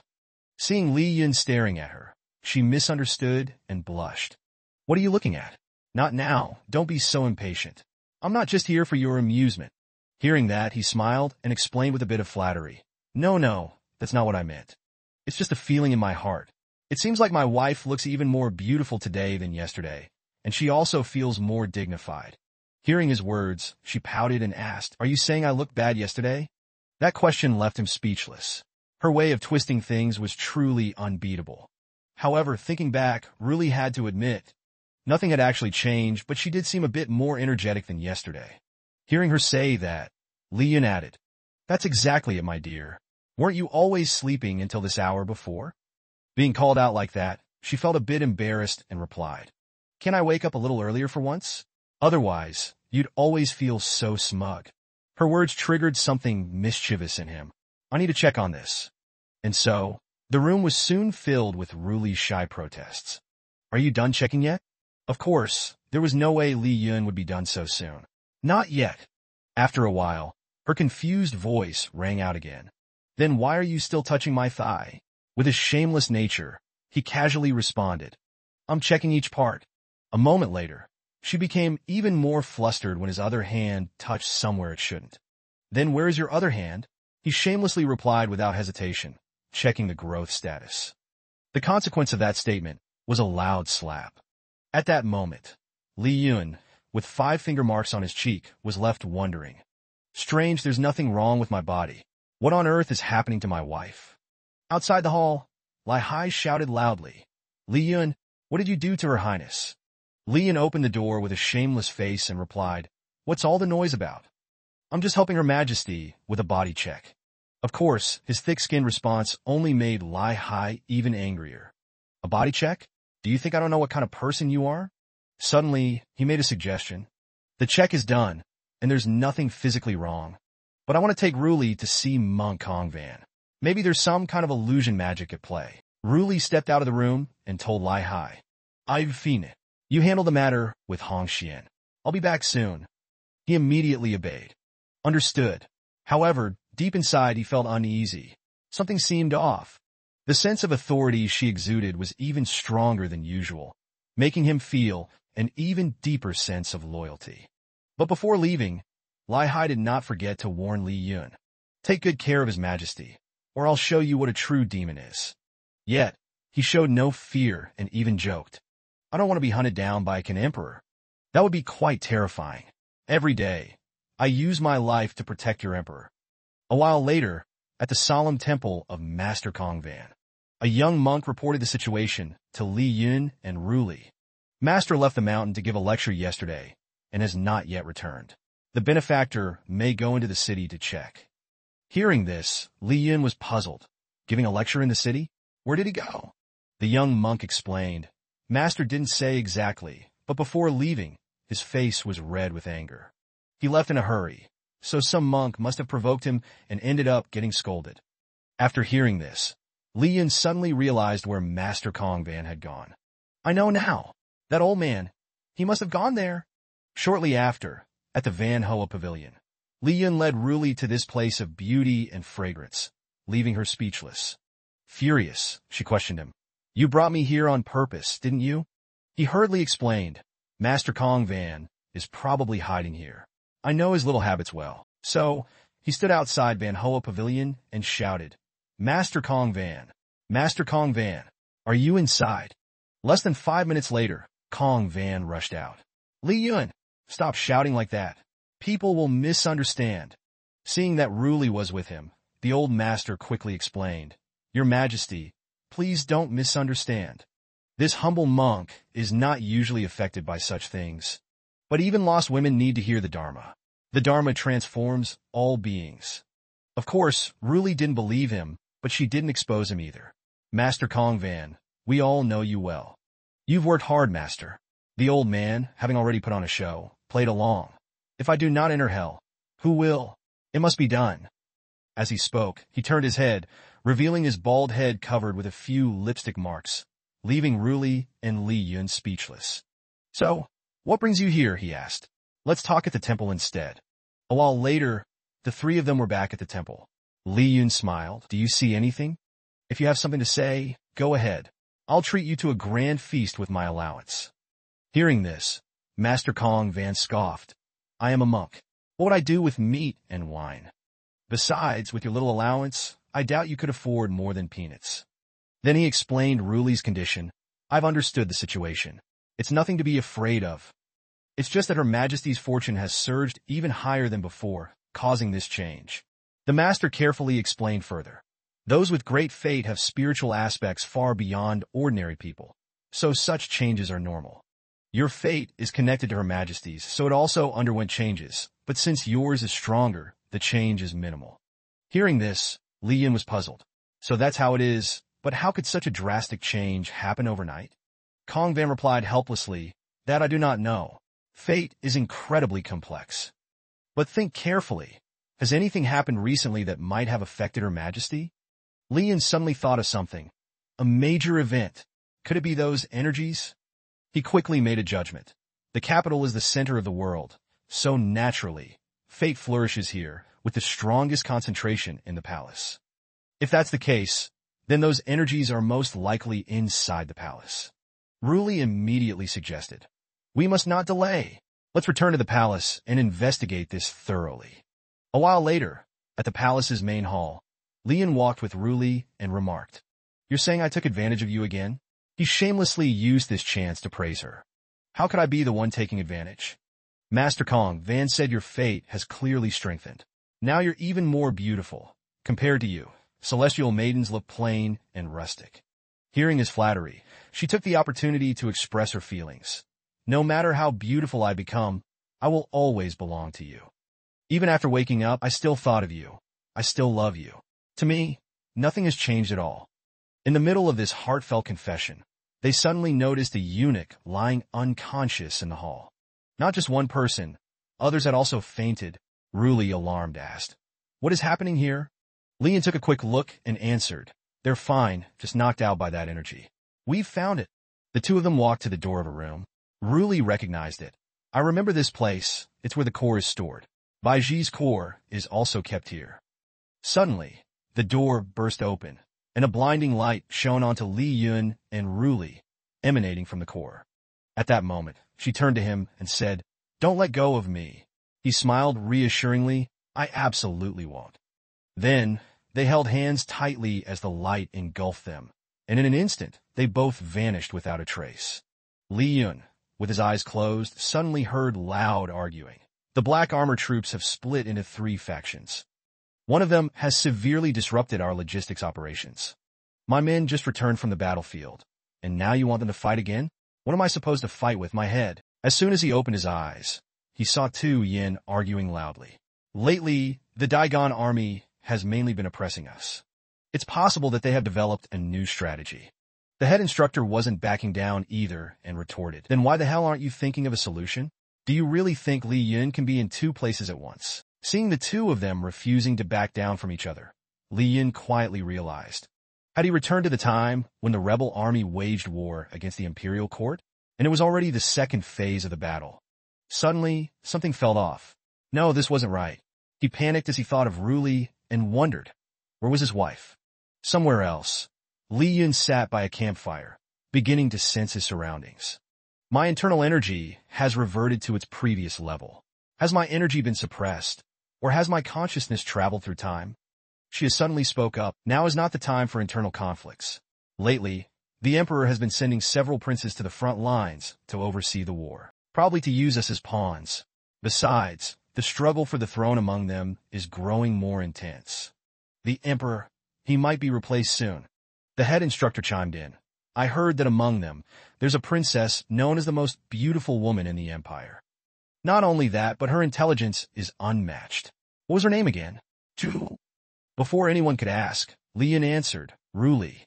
Everyone turned to him with suspicious eyes. She had questioned him. How do you know about the princess? He gave an awkward chuckle and waved it off. Let's just say it's a collector's card. The 2 women looked at him with scrutinizing gazes. The head instructor sighed, again with the collector's cards. What's wrong with Yu-Gi-Oh cards? Li Yun started analyzing. If that's the case, then my wife is with the Daigon army. Tu Yin spoke up as well. The Emperor is a madman, but he's no fool. If he sent his sons and daughters to the front lines, there must be a reason. They won't be easy to deal with. Li Yun thought to himself, I don't know how difficult they are, but for me, this is definitely much easier. The head instructor flexed his muscular arm, smiling on the outside, but not truly smiling as he questioned him. Li Yun, what do you think? Just now you even said the name of that princess. Do you know her? If you dare mention drawing cards again, I'll beat you to death. Li Yun chuckled awkwardly and explained, I just heard that she's very beautiful. Even if those princes arrive, we don't need to change our strategy. Even if the enemy has superior military strength, not even 1,000 Zhuge could come up with more tactics than we have. But deep inside, he sighed it wasn't just familiarity. He knew exactly which part of Ruli's skin he had once touched with his fingers. She had studied him carefully, while the head instructor laughed slyly. After all, you do like them curvy and well-endowed, don't you? Li Yun kept his strange smile and replied, I've always been trying to change, but I can't control my gaze. Suddenly, he became serious, his mind shifting back to his next course of action. The most important thing now was to find Ruli. The second most important thing was to understand the current situation. When would he be able to return to his original timeline? Li Yun looked up at the starry sky, his mind analyzing everything.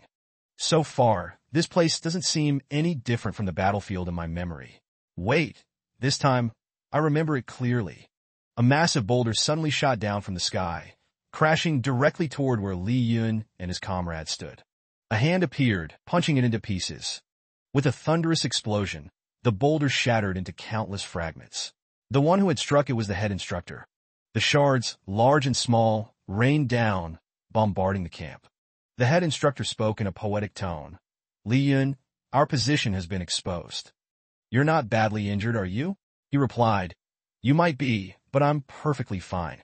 Li Yun ordered, hold the ruins. We need to retreat quickly. The enemy will catch up in 1 hour. I still have to infiltrate the city. It'll probably take me 3 to 4 hours. If anything happens, you'll have to make your own decisions. She spoke up to stop him. Right now, the place is likely heavily guarded. Even you won't be able to sneak in so easily. Li Yan continued confidently. Not necessarily. Don't forget, my nickname is the Moonlight Magician. The head instructor immediately shot him down. Wasn't your nickname the Radiant Mind of the Nation? Stop changing your title every single day. A moment later, a shadow leaped up at the city gate. Li Yan landed lightly on the roof tiles. He scanned the surroundings. Where should he start looking for his wife? Looking down, his face showed an expression of surprise. There she was, Ruli. She looked up at him. Why are you so late? She asked. I thought I'd have to wait a whole year for you. Li Yan explained to his wife. The prince and the old emperor were a bit too enthusiastic. They gave me both meteors and ballistic missiles as gifts. It delayed me a bit. Ruli smiled.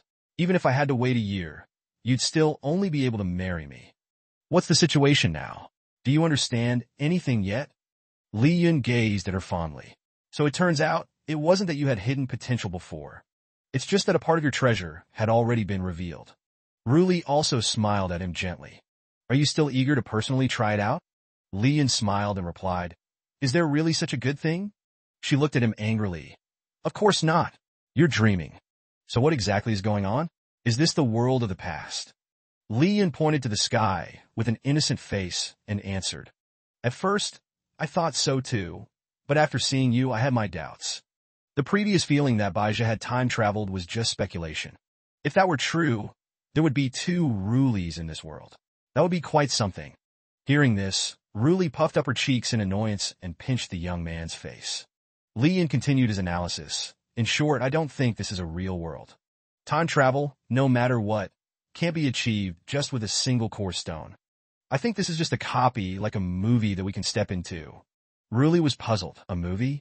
Bringing electricity into shadows. Li Yan explained her confusion.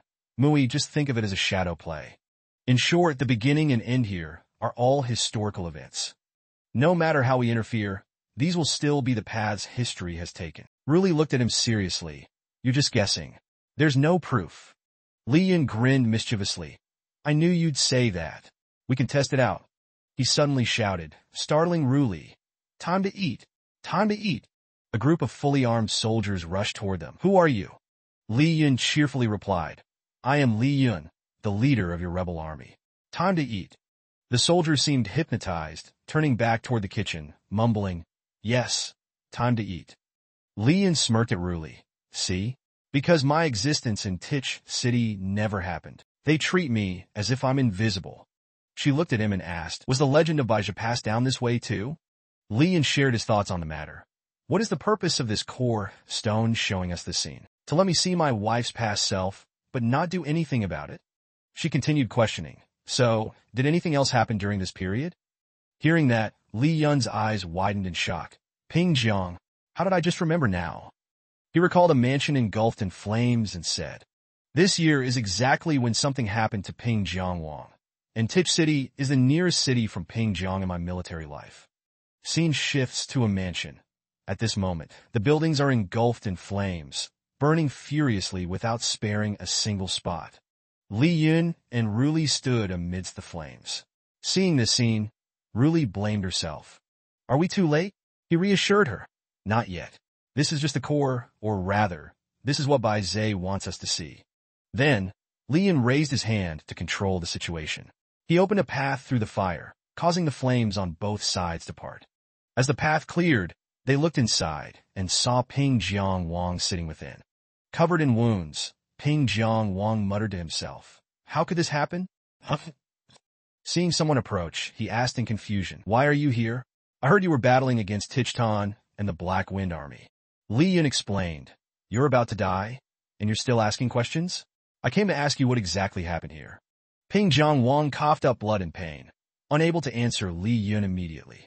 From within the pool of blood he had just vomited, something strange appeared. PingBong smiled and replied, It's nothing major. Li Yan, puzzled, thought to himself, You call this nothing major? PingBong explained, Under the circumstances of a permeable space, I found Bai Zhe using its core stone, trying to uncover some ancient techniques for creating core stones from the primordial era. But unexpectedly, the people of the primordial era were able to perceive our probing, and they attacked us directly. PingBong sorrowfully added, although they couldn't time travel, they were able to create a time coffin and sleep until now. Li Yun pondered, so that's why Bai Zhe mistook me for him before? PingBong clarified, in short, back then you just had to kill him, and from what I've seen, that guy was never a good person. Li Yun maintained his usual smirk and asked, are you sure I can defeat him? PingBong smiled in return. No one understands your power better than I do. After you left, I gathered some of your hair for research. The compatibility of your true energy far surpasses that of any human in this world. Hearing this, Li Yun exclaimed in shock, you even took my hair? Only Ruli is allowed to do that. Ruli, standing nearby, muttered, what do you mean only I can take it? That makes it sound like I actually want to. PingBong weakly whispered, be careful. Once you find him, eliminate him immediately. As you once said, he's nothing more than a clay chicken or a straw dog. Then his back slowly began to glow brightly, radiating light toward Li Yun and Ruli. Seeing this, Li Yun sighed. Well then, this short play is coming to an end. What do you think, wife? Ruli scoffed. Utterly boring. He turned to his wife and said, don't say that, my dear. Here, you can witness the great legacy of my unparalleled achievements. Moreover, I can also gaze upon your beauty. Although touched, Ruli remained stubborn. She replied, what's there to see? I'm not even the appearance you love the most. Li Yun turned to explain, the appearance I love the most is the one that belongs to you. And right now, you are exactly the way I love you the most. Ruli smiled happily and replied, then I will reluctantly believe you. Li Yun asked sadly, only reluctantly? Ruli looked into her husband's eyes and smiled radiantly. She called out to Li Yun to come closer. Li Yun stepped forward and embraced his wife, and the two shared a passionate kiss. Ruli beamed and said, this is the 16-year-old Ruli. Remember this well. Whether now or in the future, she will always love you the same. Li Yun smiled blissfully. I've known that for a long time. The two were gradually engulfed in the light, their bodies seeming to shift elsewhere. Slowly, the figures of Li Yun and Ruli in this place faded and disappeared. Li Yun suddenly opened his eyes again. The person beside him was still there, and that was what reassured him the most. Both looked around at their current surroundings and at the pearl before them. Li Yun announced, it seems we've returned. Ruli smiled and replied, of course we have. This time, it's the 18-year-old Ruli. Li Yun picked up the pearl and explained, the remaining energy must have been absorbed by this. No need to worry about the black sludge erupting unexpectedly anymore. Ruli asked, did PingBong say he wanted me to send people to search for someone from 1,000 years ago? Li Yun smiled and reassured her, there's no need. I'm sure he's already dead. Ruli frowned and added, this isn't a trivial matter. He nearly caused a catastrophe with the black sludge. What if your guess is wrong?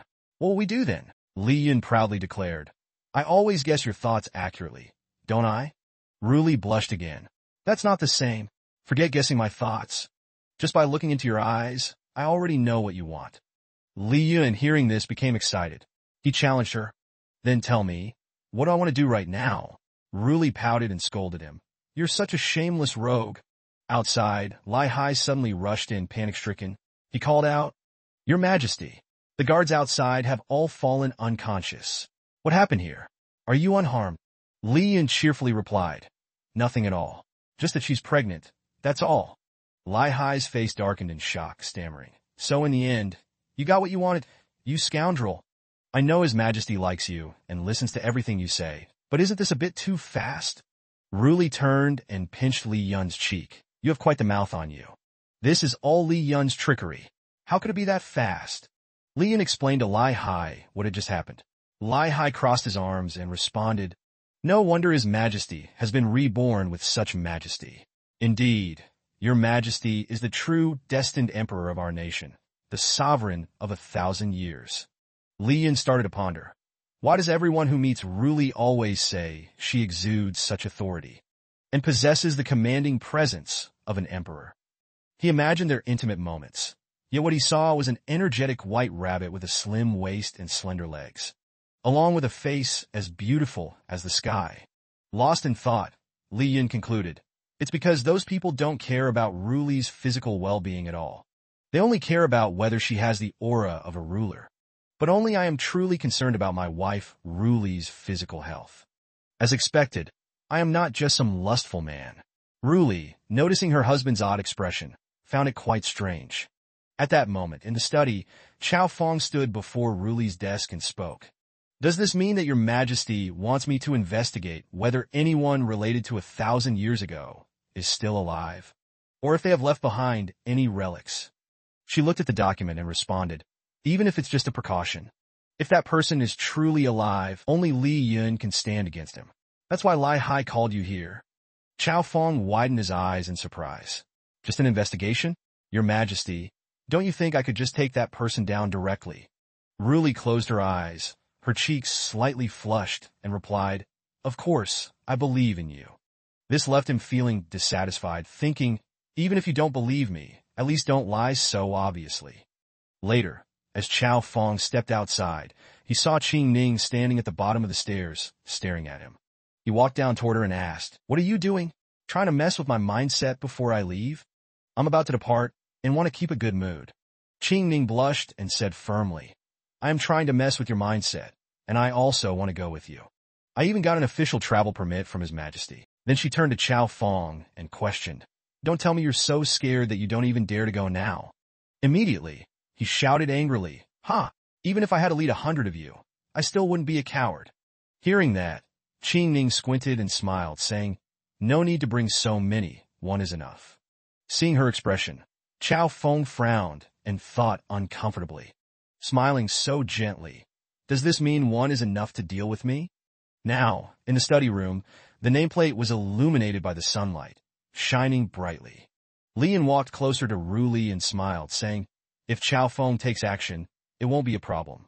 She didn't look at him, but kept her gaze on the stack of papers. Didn't you say before that someone like Chao Feng, a wild chicken, you could beat 10 of? Li Yun smiled and said, That's the person you have to go after. Are you saying this time will definitely end in defeat?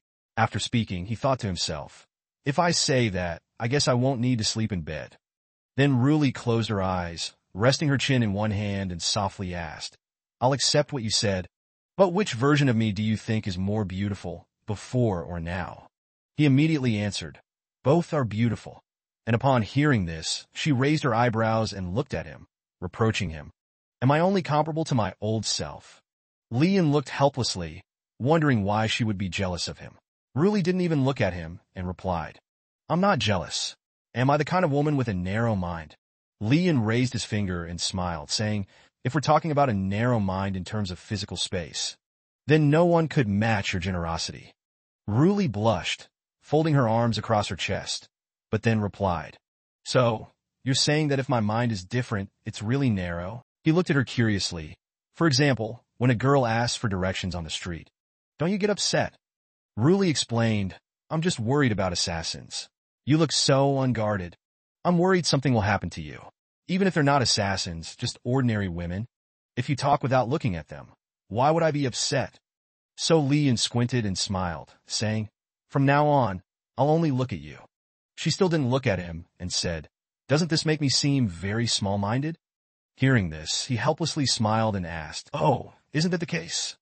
Ruli didn't tease Lian anymore, but furrowed her brow and said, If I really were small-minded, there would be no women left in the capital now. Immediately, he gave her a compliment. As expected, my wife is broad-minded.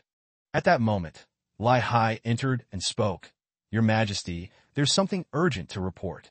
His face was dark, his brows furrowed tightly as he whispered.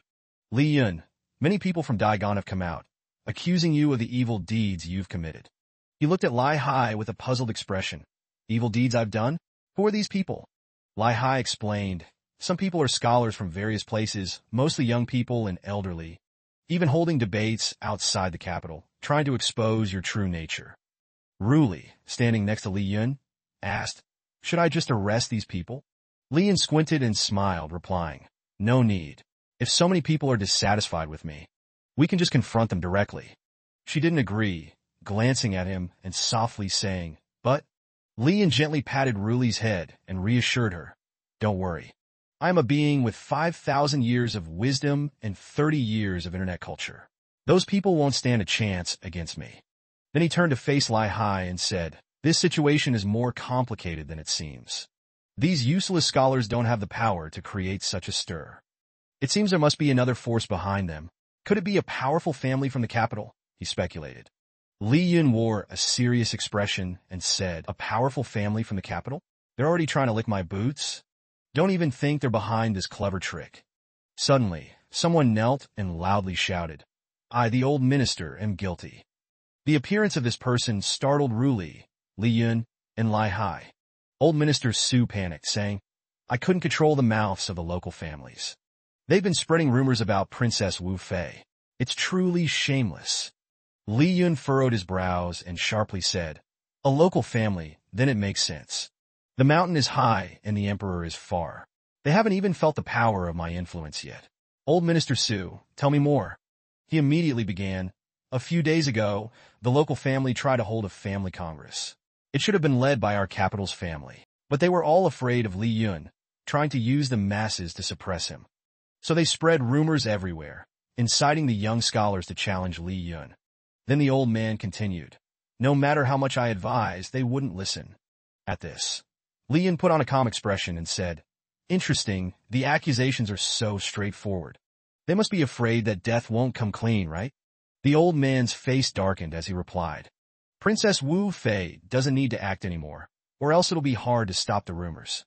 Li Yun squinted and smiled. So, does that mean? This time they think a son-in-law like me is easy to bully.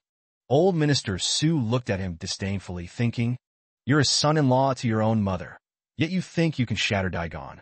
And still, you're a son-in-law. Later, in a small plot deep in the forest, a group of people gathered. The air was filled with curses.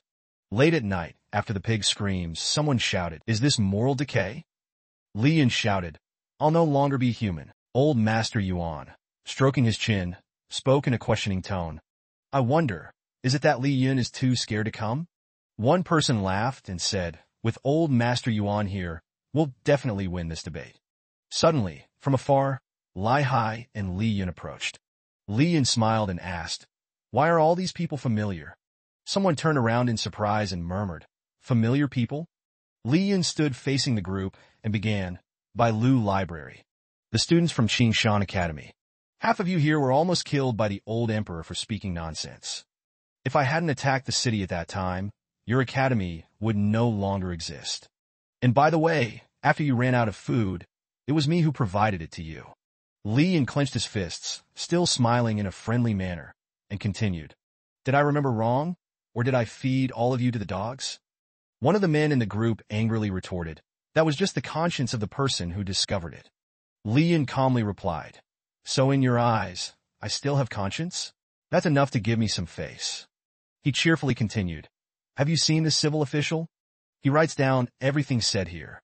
The complete records will be made public. The men heard this and were somewhat afraid, knowing their every action was being recorded. Just relying on our mouths won't spread the news faster than the government. An old man stood behind and criticized Li Yun. Don't be surprised. Don't let these small tricks deceive you. We are trying to correct the nation's evils. Even if we are caught up in small details, it doesn't undermine our nobility. Hearing this, Li Yun arrogantly replied, small details, huh? When I provided food for you, you barely had anything but watery rice to survive. The group immediately jumped up and cursed. Rebel, don't get too arrogant. You are a traitor. Who knows how many things you've done to anger the people? How dare you continue to live in the capital? A criminal who has killed so many people. And you still dare to face us? Ridiculous. Li Yun immediately retorted. So, I've done so many things that have made everyone resent me.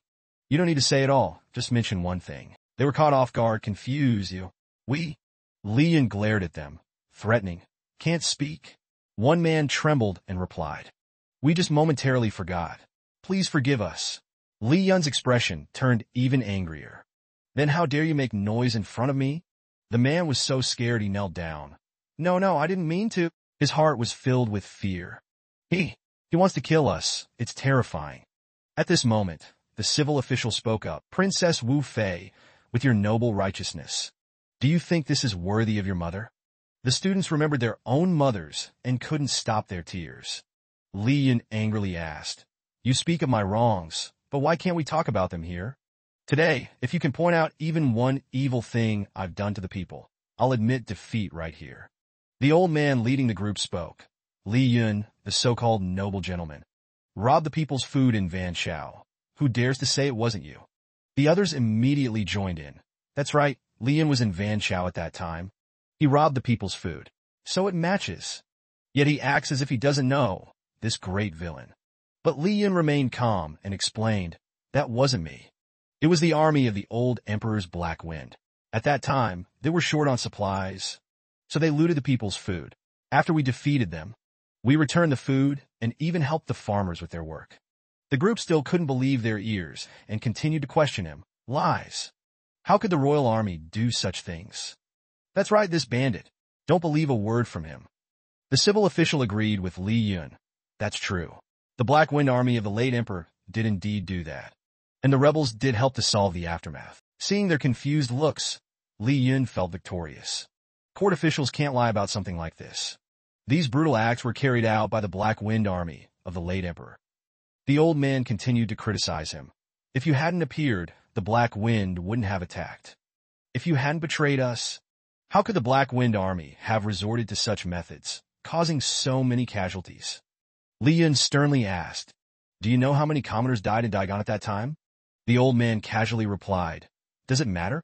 Li Yun's face grew serious as he said, "From what I know, 300,000 died in 1 year, and a third of them were caused by the Black Wind army of the emperor. The rest were largely related to them, and after I arrived, the number gradually decreased. Do you know why?" The old man started sweating. "That." Before he could say more, Li Yun continued, "That's right. Because the Black Wind army was too busy fighting me and had no time to harm the commoners." "You say you represent the will of the people? In the past year, not a single commoner has cursed me.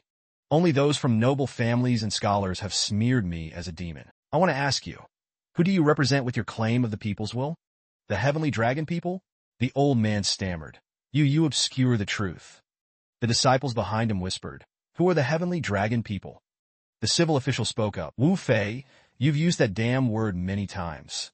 "I think that's inappropriate," he began to scold. "That brute, that filthy traitor with no manners," he retorted. "After all, this old gentleman never had a mother." "The metaphor here is very inappropriate," the old man angrily shouted.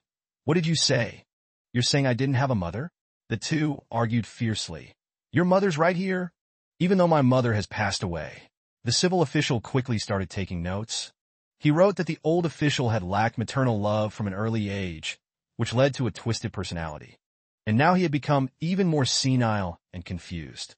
He couldn't distinguish between the Black Wind army and the rebels. "I believe the old official didn't intentionally distort the truth. He's just old, and his mind isn't clear anymore." In response to the civil official's actions, he nearly spat blood in rage. "You!" The civil official sneered. "Let me see." The old man trembled. "No, you?" Li Yun pulled out a banknote, close to 50 taels of silver. "Is this the money the local noble families hired you with?" The official was suspicious. "You? How could you?" He panicked. The money from the noble families was clearly kept at the study, and it wasn't this much. The trap was set. Li Yun smirked. "I just realized this is ghost money. I specially brought this here to prepare for the old official." I didn't expect the old official to be so eager and take it himself. The civil official observed and quickly made a note. The crowd around them was shocked. Although the old official was elderly and had poor eyesight, he still remained firm in his integrity. How could he be accepting bribes and guarding the study? The old official was a great scholar. How could this happen? Seeing things turning against him, the old man began trembling and scowling. "I've been wise all my life." Then the old official spat blood, quickly collapsing in defeat. Li Yun, pleased, tossed the banknote at him. As expected, it worked. "Take him away." He spoke cheerfully. "Search the residence of Elder Yuan. Investigate for evidence.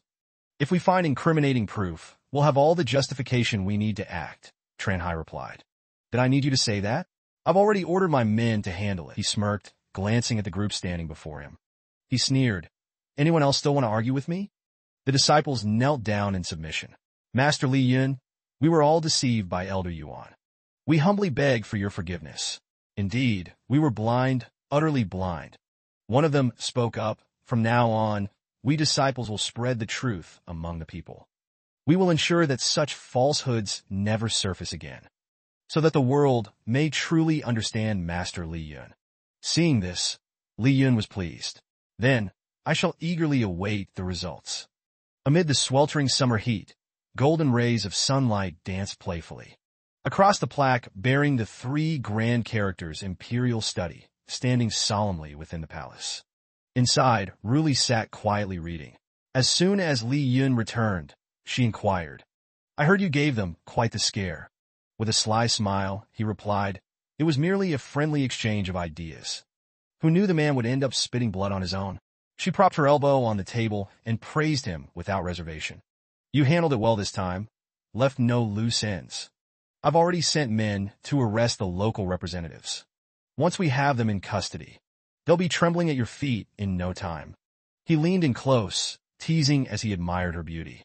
"Aren't you afraid of me seizing all your assets?" He grinned. "Why aren't you scared?" At this, Li Yun's expression suddenly turned serious. His smirk vanished.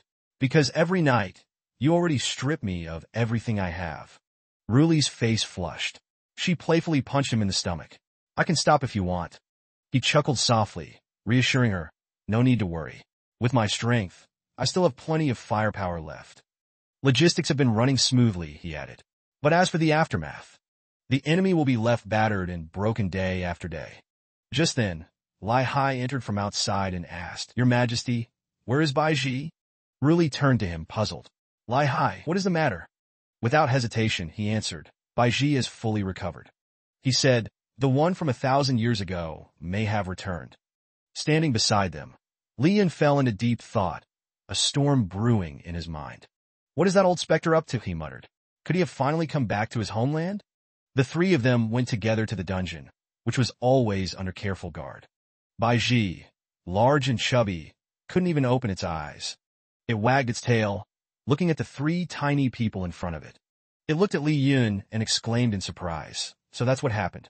As expected, you succeeded in the industry. The woman beside you is your wife? She truly radiates imperial aura. I'd believe it if you said she was the empress." Lai Hai spoke up indignantly. "How could that person succeed? Back then, the ruler of Daigon was a woman, and now she's beside me." Bai Ji was stunned and opened its small eyes wide. "What did you say?" His head was filled with 7,749 question marks, doubting the absurdity of life. "What has happened over the years? How did the leader of the rebel army marry the empress? Am I still crazy?" Li Yun smiled awkwardly and brushed it off. "Let's just pretend you're still crazy. I've seen the details of your situation with PingBong Wang. Is he really this frightened?" PingBong Wang said he's not as capable as I am. To clarify, PingBong Wang doesn't possess the same kind of spirit as I do. He can't manifest as clearly as I can. His energy quality is indeed not as good as yours. But he is very skilled in life-saving and illusionary arts. Even his spiritual power has a bit of confusion mixed in. 1,000 years ago, when spiritual energy had not yet developed into the system we see today, he was one of the most accomplished practitioners at that time. He shrugged and continued interrogating. "It's just some strange phenomenon. Why would you think he has appeared? How did you know he's already appeared? After I woke up, I sensed his aura, even if it was only for a brief moment. I can confirm that he truly still exists in this world." Ruli began to feel a little worried. The world is so vast. How will we ever find him? Li Yun looked at his wife and softly continued, "Let's hope he hasn't joined some strange organization. Now there are many strange organizations like the Night Assembly, the Laughing Ones, or the Demon Army and the Fire Spirit Brigade, etc." Lai Hai, standing behind, sneered, "What? Is it your rebel army a strange organization?" He turned around and flashed a smile as bright as the morning sun. "Except for my subordinates, everyone else is pretty strange. Especially the other 4, they're really crazy. They do things that I can't even imagine. By the way, what are they doing now?" In a villa far from the capital, the sound of constant bickering was unbearably loud. 3 men stood in the living room, shouting loudly, "This useless scholar! I can't believe he was easily tied up like this." The little scheming underlings only failed once. They've already started distancing themselves from us. The old man with golden hair furrowed his brow and spoke. I heard the emperor has sent someone from the capital here. They want to use us to kill the chicken to warn the monkey. The head of the family, seeing the situation wasn't good, turned to ask the opinion of a young man sitting with his leg crossed, eating an apple. Lucy, do you have any ideas on how we can survive? Lucy chewed a mouthful of food and carelessly spoke. What you mean is, how do we continue to live after this? I never imagined that you would dare to lay hands on Li Yun. I truly don't know whether you are formidable or simply foolish. The old man, upon hearing this, roared in anger, threatening. We are all in the same boat. You, the representative of the southern aristocracy, won't escape the consequences. Lucy casually pulled out a golden token and replied, Who said such a thing? I merely obtained this token from the prince. You are the ones who acted on your own accord. At this moment, everyone was filled with terror. This token had been taken by force, but who took it? He squinted and smiled, explaining, Taken by force? We do not engage in petty thievery. The family head and the prince, upon hearing this. The prince didn't believe it, shouting loudly, Guards, catch this thief. At that moment, a servant was thrown in through the window. He flew straight in front of the three princes, making them widen their eyes in shock. A pink-haired woman walked in, snorted coldly with disdain, and took him down with a single move. Lu Tu stepped forward cheerfully to introduce himself. Let me introduce myself. I am Lu Tu, a former rebel, and I used to be a money manager. Now his eyes narrowed, his smile gradually becoming inhumane as he uttered, We are here to rob. A few hours later, night fell. The golden moonlight cast faint, flickering beams over the dense forest. Two figures carried two large sacks, staggering through the woods. This time it's a bit much, one muttered. After all, nothing is truly clean. As for the rest, let Li Yin come and get it himself. Consider it a wedding gift for him. That's already being generous. Seeing the person in front looking uncomfortable, Lu Tu teasingly asked, Are you hitting menopause? Ever since hearing the news of Li Yun's marriage, she had been fuming. The irritated girl snapped, Mind your own business. Suddenly, a small figure appeared in front of them. Lu Tu froned. Could this be a lost child? The little girl looked confused and spoke up. Who are you? Who am I? Where am I? Lu Tu stepped closer, speaking in a persuasive, sales-like tone. Miss, have you lost your memory? Come with us. If you'd like, I can introduce you to our leader and savior. Here, this is a book he wrote. She took the book, her eyes lighting up as if they held a sky full of stars. Lu Tu smiled in satisfaction. Looks like we've got another comrade. But where did she even come from? Oh well, not important. Early in the morning, Ruli's soft voice rang out in the royal study. The representatives of the rebellious noble families have been dealt with by Lu Pianmin. However, something rather interesting happened during this time. Li Yun gasped in surprise. Could anything be more interesting than spending time with my wife? She yawned sleepily. Of course not, but you might still find this amusing. He thoughtfully asked his wife, Why do you look so exhausted? Could it be that too much dopamine was released last night? Exchanging internal energy, transferring movement information, and all that, Ruli looked confused. What nonsense are you talking about? She continued. Before Lu Pianmin arrived, all the noble family members were already dealt with. And the one who took care of them was Lu Tuesday. You know him, right? That money manager. He's here too. She nodded. Yes, he captured those noble representatives and took all their financial records, which conveniently allows us to seize their assets next. Li Yun proudly declared, Every member of our rebel army is talented. It's nice to hear them talk. This successfully piqued Ruli's interest. Everyone is talented? Then what's your specialty? He beamed proudly and confidently announced, I am proficient in archery, and also well-versed in various other disciplines. Ruli rested her head on her hand, looking unimpressed. There are some state affairs in the palace today. You can entertain yourself this afternoon. The allowance money, you should spend it sparingly. Li Yun mumbled, Wife, how can I save money when I only have 5 coins left? She corrected him. Nonsense. You were already deducted 3 coins before. Now you only have 2 left. As soon as she finished speaking, her eyes closed, and she unconsciously collapsed forward. A pair of gentle arms caught Ruli's small figure. Li Yun frowned in concern. An assassination attempt? No, if there were even the slightest disturbance, I would have sensed it. Could this be some kind of ancient magic? He placed his hand on her and carefully sensed her breath and aura. Confirming that there were no issues, Li Yun gently picked her up. Her aura is still stable. It seems she simply fell asleep. Lai Hai suddenly burst in, shouting, "That surge of energy just now, was it human? What happened to Her Majesty?" He turned to the doorway and yelled, "Summon the Imperial Physician. Quickly!" Seeing no response from anyone. "Li Hai Gu Patin, why aren't you saying anything? Could it be Her Majesty?" Li Yun, unable to tolerate the commotion any longer, snapped, "Silence." He gathered his energy, and an immense pressure instantly filled the room. A powerful force shot straight into the sky, piercing through the palace's reinforced roof. Only then did he explain, "Ruli is fine. It was just that the vital energy in her body was suddenly absorbed by something on the roof." Fragments from the broken ceiling fell, revealing several crystal stones. "This is a core stone. Why would something like this be embedded in the Imperial Studies roof?" Li Yun responded, "They are all products of the late Emperor's research and development. If he didn't deploy them in the military, then that means he believed keeping them here was more useful. But for what purpose?" The multicolored crystal stones lay scattered on the ground, concealing a yet undiscovered secret. Ruli's eyes slowly opened. She spoke softly. "Put me down." Li Yun was overjoyed. "You're awake." She steadied herself and reassured them. "I was conscious the whole time.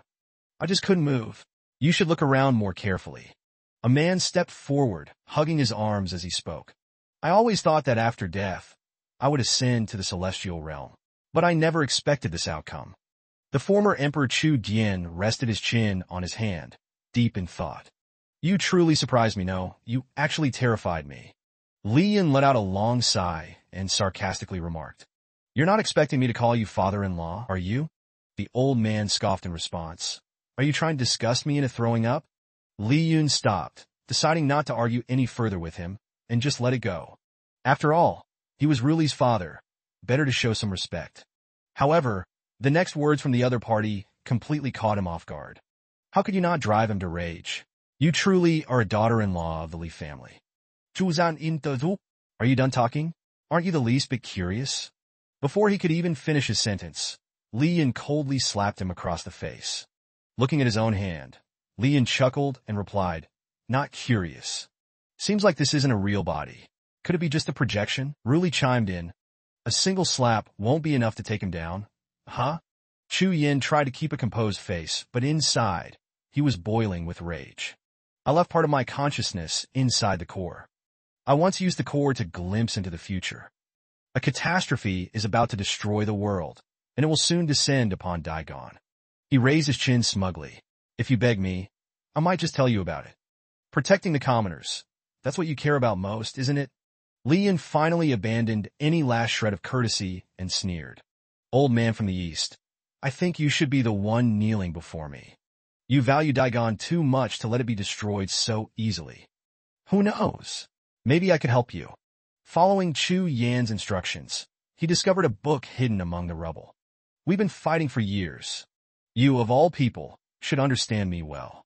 There's a small book under the left tree. Open it." Li Yun picked it up, curiosity growing. "This is—" The words inside instantly made his face turn pale, also made Li Yun not open it. Li Yun gritted his teeth. "Did you come all this way just to argue with me?" The old man laughed smugly. "Back then, I printed this phrase on every classified book in the palace. You can keep flipping through it." Chu Yin said, "This book records the various anomalies that Daigon encountered during my reign.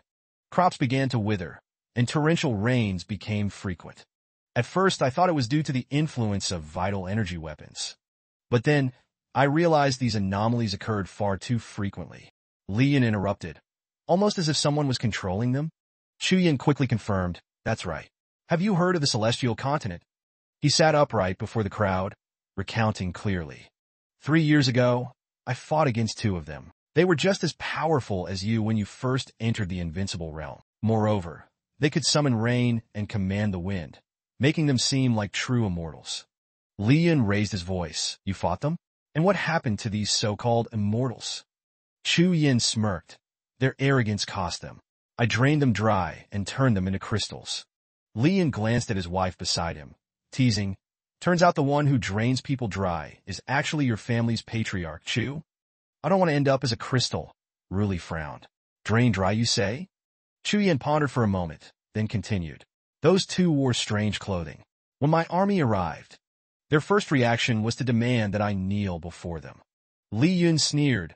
Annoying, just like you. Chu Yan countered without missing a beat. Not as annoying as you. Those two were arrogant and incredibly powerful. My subordinates judged that we couldn't fight them head-on. So, we unleashed vital energy weapons, flattening 300 miles of land. In the end, all that remained were 2 charred corpses. Li Yun was astonished. Were they really that cunning? They preferred death over revealing their true purpose? Prideful people are like that, Ruli mused. Or maybe they didn't even have time to say anything before being blown to pieces? Chu Yan recalled the autopsy reports and explained.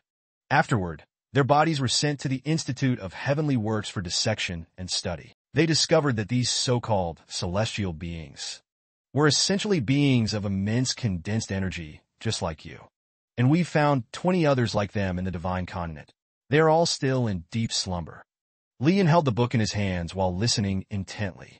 At the end of the book, it was recorded that a total of 18 locations house these sleeping celestial beings. Many of them are too close to Daigon's lifelines. Even using vital energy weapons could cause devastating damage to Daigon. You furrowed your brows, looking at the opponent as if you could read his thoughts. So he thought of using some tricks to eliminate them all. Chu Yan persuaded, they're not good people, but neither are you. Chu Yan regained his serious demeanor and slowly spoke. My time is almost up. Be prepared in case you take the throne. The one sitting here will be you. I've made some preparations too. You'd better take my illegitimate daughter and leave quickly. As soon as he finished speaking, Li Yun grabbed Ruli and dashed away like the wind. Retreat, that old fox bastard. The cold spirit stones on the ground suddenly emitted crackling electric sparks. Within seconds, they exploded, destroying the imperial study. The 3 of them stood dumbfounded, staring at Chu Yan's masterpiece. They sighed helplessly. This emperor is really playing around. He turned around and ordered Lai Hai, search the palace carefully. There's a high chance that there are more cores hidden. No, wait. Search the entire capital. If necessary, blow the whole city up. This emperor is absolutely capable of such madness. Just as he finished speaking, he noticed Ruli's presence. A slight fear crept into his heart. Would she be upset? But Ruli spoke, instantly dispelling his worries. That damn old man, even in death, he's causing trouble for me. He actually blew up the imperial study. The memorials I approved this week were all inside. Li Yun chuckled. Isn't this great? The study's gone. Now you have an excuse to take a break from work. She frowned in frustration. How can that be? I'm still the emperor of Daigon. The important affairs of the court all require my attention. For example, the cultivators heading south. Ruli crossed her arms, sighing in exasperation. What's so good about this? I won't be going home tonight. I'll temporarily stay in the palace and work overnight. Hearing this, Li Yun cursed Chu Yan in his heart 7749 times. I hate that old emperor. This means I won't be able to sleep with my wife tonight. Lai Hai spoke up from behind. What about the celestial continent? How do you plan to deal with them?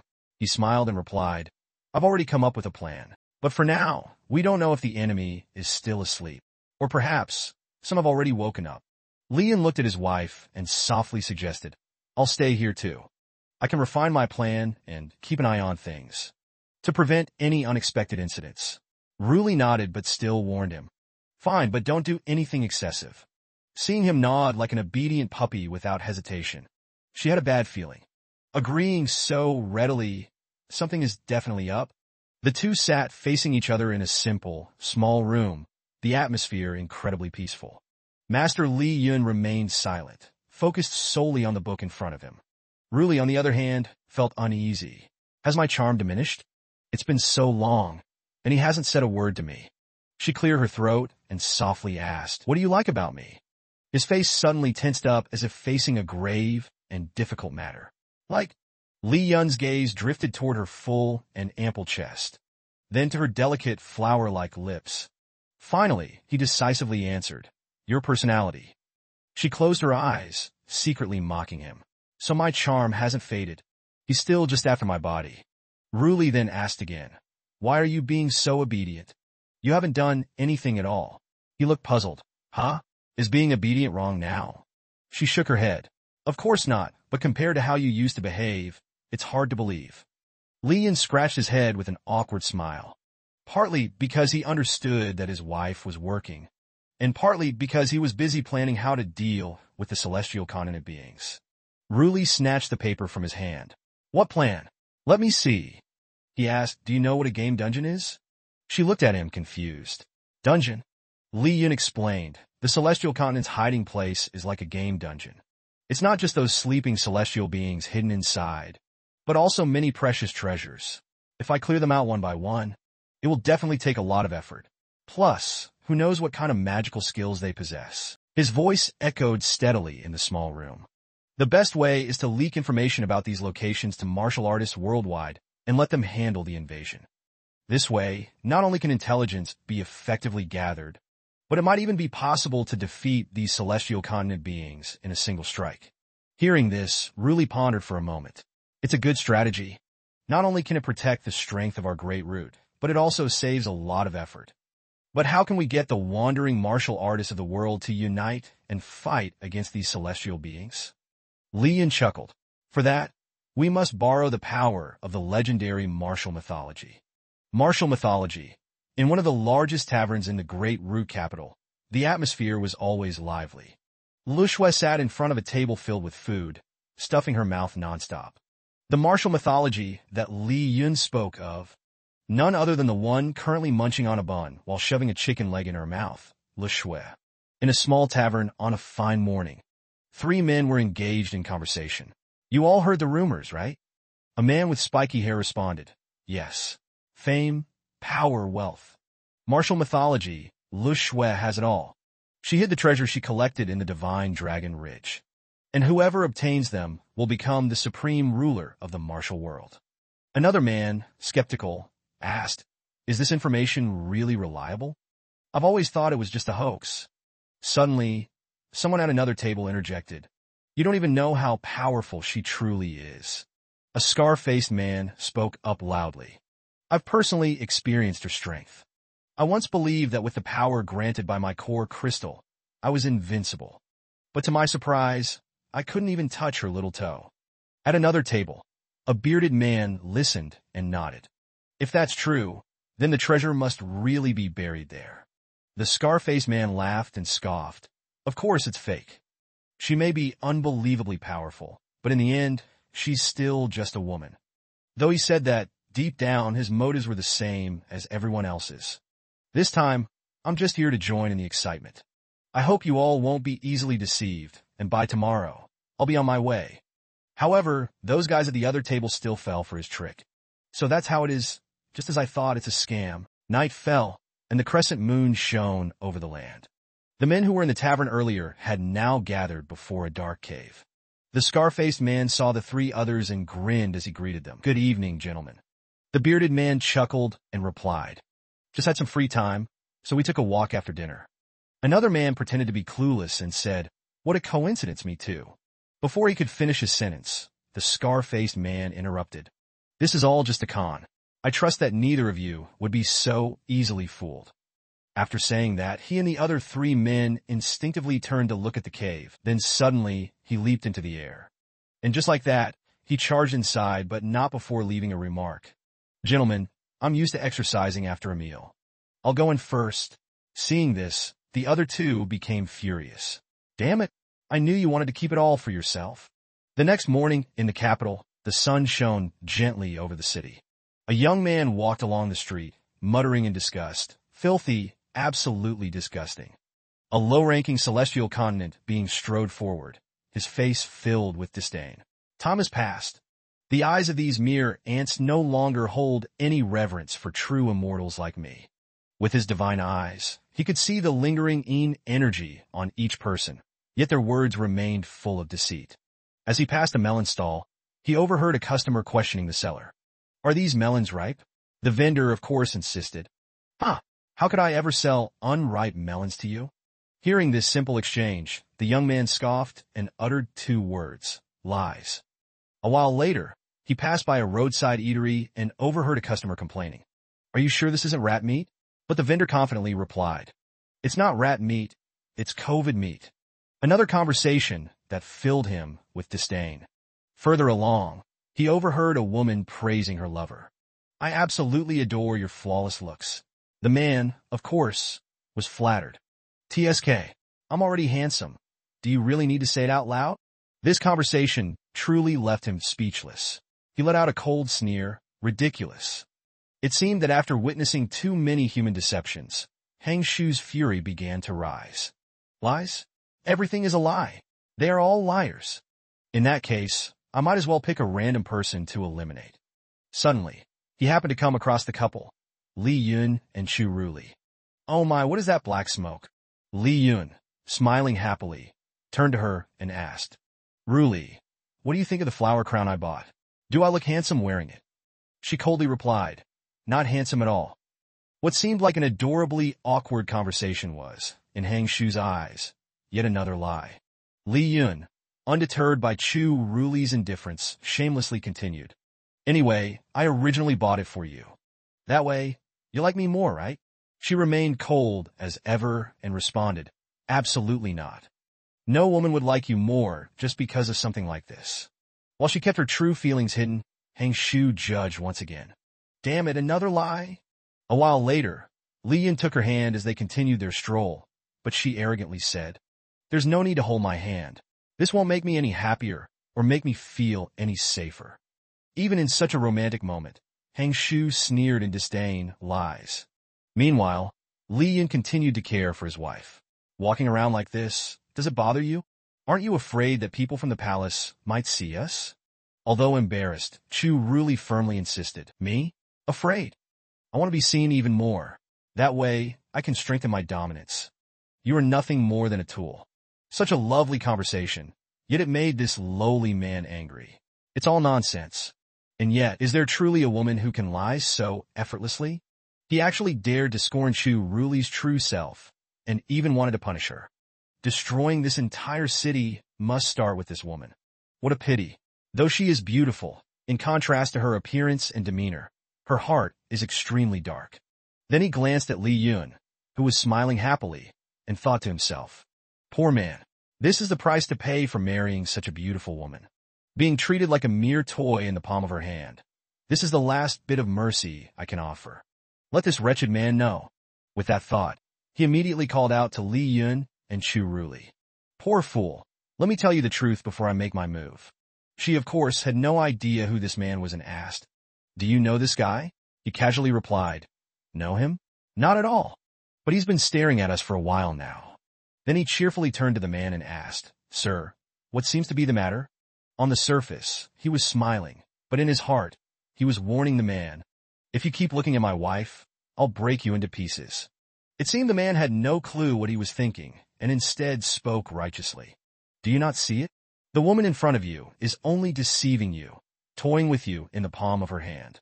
With her by your side, you will never have even a shred of freedom. Hearing this, he paid no attention and instead turned to tease Chu Ruli. This guy says you're lying, she coldly affirmed. Nonsense. Not at all, she said, making him sneer as he declared, lies. In his heart, he thought, I want to see just how far this woman can lie. Suddenly, she acted spoiled and sulky toward Li Yun. You actually believe an outsider? I don't like you anymore. Hearing her say that, he gritted his teeth and reaffirmed, still lying. Being bothered by this random stranger, she got angry and questioned him. Who exactly are you? What do you want? She felt a bit frustrated inside. Does it amuse you to say out loud all the thoughts in my head? Every day, I can't help but think about Li Yun's charm. Seeing her so upset, Li Yun gently comforted her. Of course, I trust my wife. Don't be mad, all right? Then he turned to coldly question the man. I'm really curious. Who are you? This is the first time I've seen someone who can detect lies in an instant. And it sounded like you just said something about making a move. Even as he said that, he might have already figured out who this guy was. This can't just be a coincidence. His question made the man arrogantly introduce himself. I am Hang Shu, the 32nd Celestial Immortal. Today, upon awakening, I saw mortals still lost in ignorance, so I have come to purify humanity. His nonsense seemed to have drained Chu Ruli's patience. She softly commanded, smash him. Li Yun immediately obeyed and sent him flying with a kick. He shot into the sky like a firework. Hang Shu was sent crashing to the ground with a single punch. His face swollen and bruised, he lay there, still dumbfounded by Li Yun's strength. This power, it rivals that of the 5 previous immortals. How can such a thing exist in this world? As he silently called him a true martial expert, Li Yun suddenly rushed in to deliver another punch. The blow landed straight on his already troubled-looking face. A massive shockwave erupted from the impact. After knocking him unconscious, Li Yun muttered to himself. Come to think of it, the person PingBong saw back then was probably not him. His power is way too ordinary. Suddenly, Lai Hai appeared out of nowhere and asked, "Is this the so-called continent Divine Mountain? So weak." Hearing that, he simply smiled and said, "Actually, not too bad. A few years ago, he would have been considered a skilled fighter. Capture him first. Once he wakes up, we'll interrogate him." A while later, at the grand, yet ominous-looking detention tower, Hang Shu was now shackled and suspended, while below stood Li Yun, Chu Ruli, and Lai Hai, all waiting for him to wake up. Chu Ruli remarked, "He doesn't seem to have any major issues." Hearing this, Li Yun teasingly said, "Since the opponent is so weak, is she worried about me?" "Of course," she stubbornly retorted with sharp words. "Worried about you? I was just thinking that something might have happened to Daigon. Not you." Suddenly, Hang Shu, who had regained consciousness, shouted loudly, "Liar!" Exposed, she blushed in embarrassment and admitted, "Fine, I was a little worried and nervous about you." However, inwardly, she was cursing Hang Shu for being so nosy. This guy is on the verge of death and still has so much to say.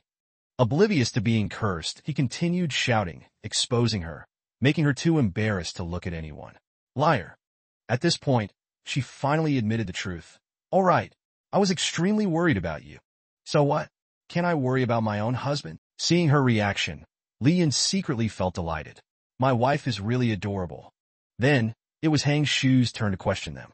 "Who exactly are you people? How can someone in this world possess such overwhelming power?" With an expression of complete nonchalance, he shamelessly replied, "The person next to me is the Emperor of Daigon, and I am her designated childbearing tool. Just give it a few more years. Once we have 2 kids, fighting 10 people at once won't even be a problem." His shameless words drove Lai Hai crazy. "You treacherous rascal! Are you trying to wear out Her Majesty?" Seeing that both he and Hang Shu were rambling nonsense, Chu Ruli interrupted, "Are you 2 done yet?" Her attitude left Lai Hai heartbroken as he gasped, "Your Majesty." Then, out of the blue, she shyly added, "Even if not, it doesn't matter. The number of children is my decision." After that, she introduced herself to Hang Shu and questioned him. "I am the Emperor of Daigon and Shenzhou. If I'm not mistaken, you were the ones who destroyed the previous dynasty. Now, are you planning to do the same thing again?" Upon hearing this, he scoffed at her, "An emperor? And a woman at that? Looks like this so-called Daigon is nothing impressive." Lai Hai was enraged by his condescending words. "You arrogant fool! Her Majesty." Before he could finish, Li Yun simply punched Hang Shu, making him spit blood. Then he smirked and warned, "If you don't know how to speak properly, just answer the questions respectfully." His gaze turned cold, and his voice carried a threatening aura. "Daring to insult my wife in front of me, do you have a death wish?" Lai Hai immediately chimed in, praising Chu Ruli to the skies, making her blush with embarrassment. "That's right.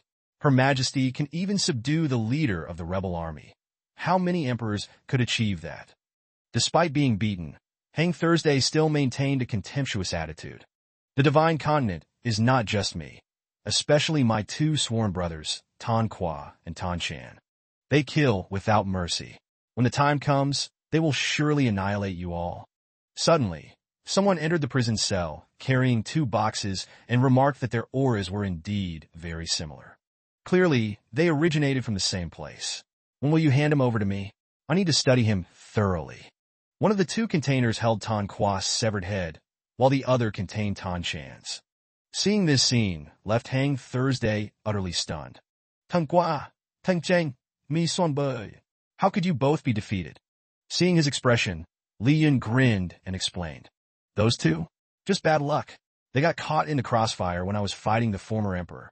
His words, combined with his nonchalant demeanor, filled Hang Thursday with fear. Has the world changed this much? Is this guy really that terrifying? I just wanted to stay in deep slumber. Suddenly, an idea struck him, and he shouted, I've thought it through. If I can serve someone this powerful, it's far better than all the useless emperors I've ever met. Deep inside, he was already plotting his escape. If I can't beat them, at least I can run, right? Li Yun seemed pleased with the compliment, but didn't forget to interrogate him. You can keep the flattery coming, but first, answer my question. Why did you destroy the previous dynasty? Of course, Hang Thursday wasn't stupid enough to tell the truth, so he made something up. The population was too large, so the former king ordered us to wipe out half of the lower mortals. Hearing this nonsense, Li Yun sighed. Looks like I'm dealing with a lunatic. Do you think you're some kind of destroyer? Chu Ruli, who had been quietly observing, could tell he was lying. This guy is a terrible liar. Just looking at his expression gives him away. Li Yun, on the other hand, didn't bother exposing Hang Thursday's lies. Instead, he made a promise. Very well. Thank you for the information. If you cooperate, you'll avoid unnecessary pain. We won't do anything to you today, and we won't conduct any strange experiments in the future either. His words left Chu Ruli puzzled. Huh? Does Li Yun not realize he's lying? Meanwhile, Hang Thursday, upon hearing Li Yun's words, started to panic. This guy is lying. He's planning to kill me. Not wanting to linger any longer, Li Yun turned to Chu Ruli and said, Let's go. Keep him locked up for now. As everyone left, Hang Thursday smirked arrogantly and thought to himself, what a bunch of fools. If I've woken up, that means the former king has too. Just wait and see how he'll deal with you all. Once outside, Li Hai curiously asked Li Yun. That guy was clearly lying. Why just let him be? Shouldn't we interrogate him properly to get useful information? Li Yun simply smiled and casually explained, extracting information from a supreme cultivator isn't easy. It's better to let him reveal it himself. Chu Ruli, upon hearing this, immediately understood his plan. I see. You mean he will act on his own? And from there, we can gather information without him realizing it. Seeing how clever she was, he patted her head and praised her. As expected of my wife. But I think this matter is even more complicated. He patiently explained his reasoning. These so-called celestial beings are arrogant and disregard others. I have already shown my strength. Next, if I'm not mistaken, in order to find a way to survive, he will definitely seek out those who can help him, namely the celestial king he mentioned. A corpse with a grotesque appearance lay sprawled on the ground. You know this person, don't you? He is the celestial king, isn't he? Hang Shu stiffened, his face turning pale as he replied, No, I've never seen him before. Although he said that aloud, deep down he thought, Celestial king, is this your new form? The prison guard nonchalantly said, Could it be that we killed the wrong person? Confirm it with the higher-ups. Tears streamed down Hang Shu's face. The imperial court is truly terrifying. Night was falling. Hang Shu was still waiting in vain. The celestial king should be arriving soon. Suddenly, there was a voice outside the door. It's completely burned to ashes. Upon hearing this, his face lit up with delight. The celestial king. It's the celestial king. This is his aura. I recognize it. The door slowly opened, revealing the prison guard pushing in the charred corpse from earlier. Scene transition. Wu Tan was conversing with General Zhu. Just an empty title. In reality, he is the strongest in the mortal realm. The general responded emotionlessly. If you want to believe that, then so be it. Wu Tan cheerfully asked, You don't believe it? General Zhu replied seriously. Right now, there is only one person recognized as the strongest in the mortal realm. He must defeat the imperial court before he can be called invincible, not just through words. Wu Tan, unwilling to accept this, replied, Li Yun, huh? Lately, I've been hearing about his feats in this tavern, but I think if it's just that, I can do it too. The general didn't hesitate to respond. We would love to acknowledge you as well. This time, we've prepared a series of deadly techniques that were once used against Li Yun. All you have to do is survive them. If you can, the entire imperial court will recognize you as a great powerhouse like Li Yun. On the surface, he said this, but deep inside, he thought so arrogant. Good. That makes him easier to take down. Wu Tan saw through his intentions and said, a provocation tactic. But I accept. Lead the way, just as expected of a hero. Without any regard for hierarchy, Wu Tan ruffled the tavern keeper's hair. It seems I won't be able to continue my work here any longer. Taverns like this are the most convenient places to gather news about the current era. Thanks, tavern keeper. With that, he turned around and walked away, as if bidding farewell. First, let's kill Hang Shu, so no news gets leaked. Suddenly, a group of people rushed in from outside. As soon as Wu Tan stepped out the door, he was immediately surrounded by armed men pointing their guns at him. Yet, he showed no fear. Instead, he smirked and said, "I suppose you're not here just because the tavern keeper was killed, right?" As he spoke, he thought to himself, so they followed Hang Shu's blood trail here. Useless. General Chu directly asked, "Are you the Immortal King?" Recalling the scene earlier, when Wu Tan accidentally broke a cup and got scolded by the innkeeper. "You're rebelling now, aren't you? I'll deduct a month from your wages." "No, wait, a year." "No, 3 years." Before he could finish his sentence, the innkeeper's head was severed from his body. Without hesitation, Wu Tan ruthlessly beheaded the innkeeper, but forgot to tell the others to keep quiet. Everyone around froze in fear. The entire tavern fell into chaos as people scattered in all directions, except for him, who calmly stood before the innkeeper's corpse. But in reality, things didn't happen that way. Even after being scolded, Wu Tan cheerfully replied, "All right then." The innkeeper smugly thought, "Ever since I hired this resentful fool, I've saved quite a bit of money. What an idiot." Just as Wu Tan was carrying out his duties, a blood-red snake suddenly appeared. As if understanding the situation, he muttered, "Oh, Hang Shu has been taken down? This is a bit unexpected, and there's no chance for revenge." Behind him, the innkeeper kept urging, "Wu Tan, do you still want your salary? Hurry up and get back to work." Obediently, he replied, "Sorry." But the innkeeper showed no mercy and pressed on. "What's the use of apologizing? That'll cost you a week's wages." Meanwhile, Hang Shu remained chained up with the blood serpent beside him. He thought helplessly, "So, this country is finished? When the Immortal King arrives, he will make you and your wife repay this 100-fold. He then let out a loud laugh. "First, let's make sure that deceitful woman can never lie again." But little did he know, Li Yun had been watching all of his actions through an orb.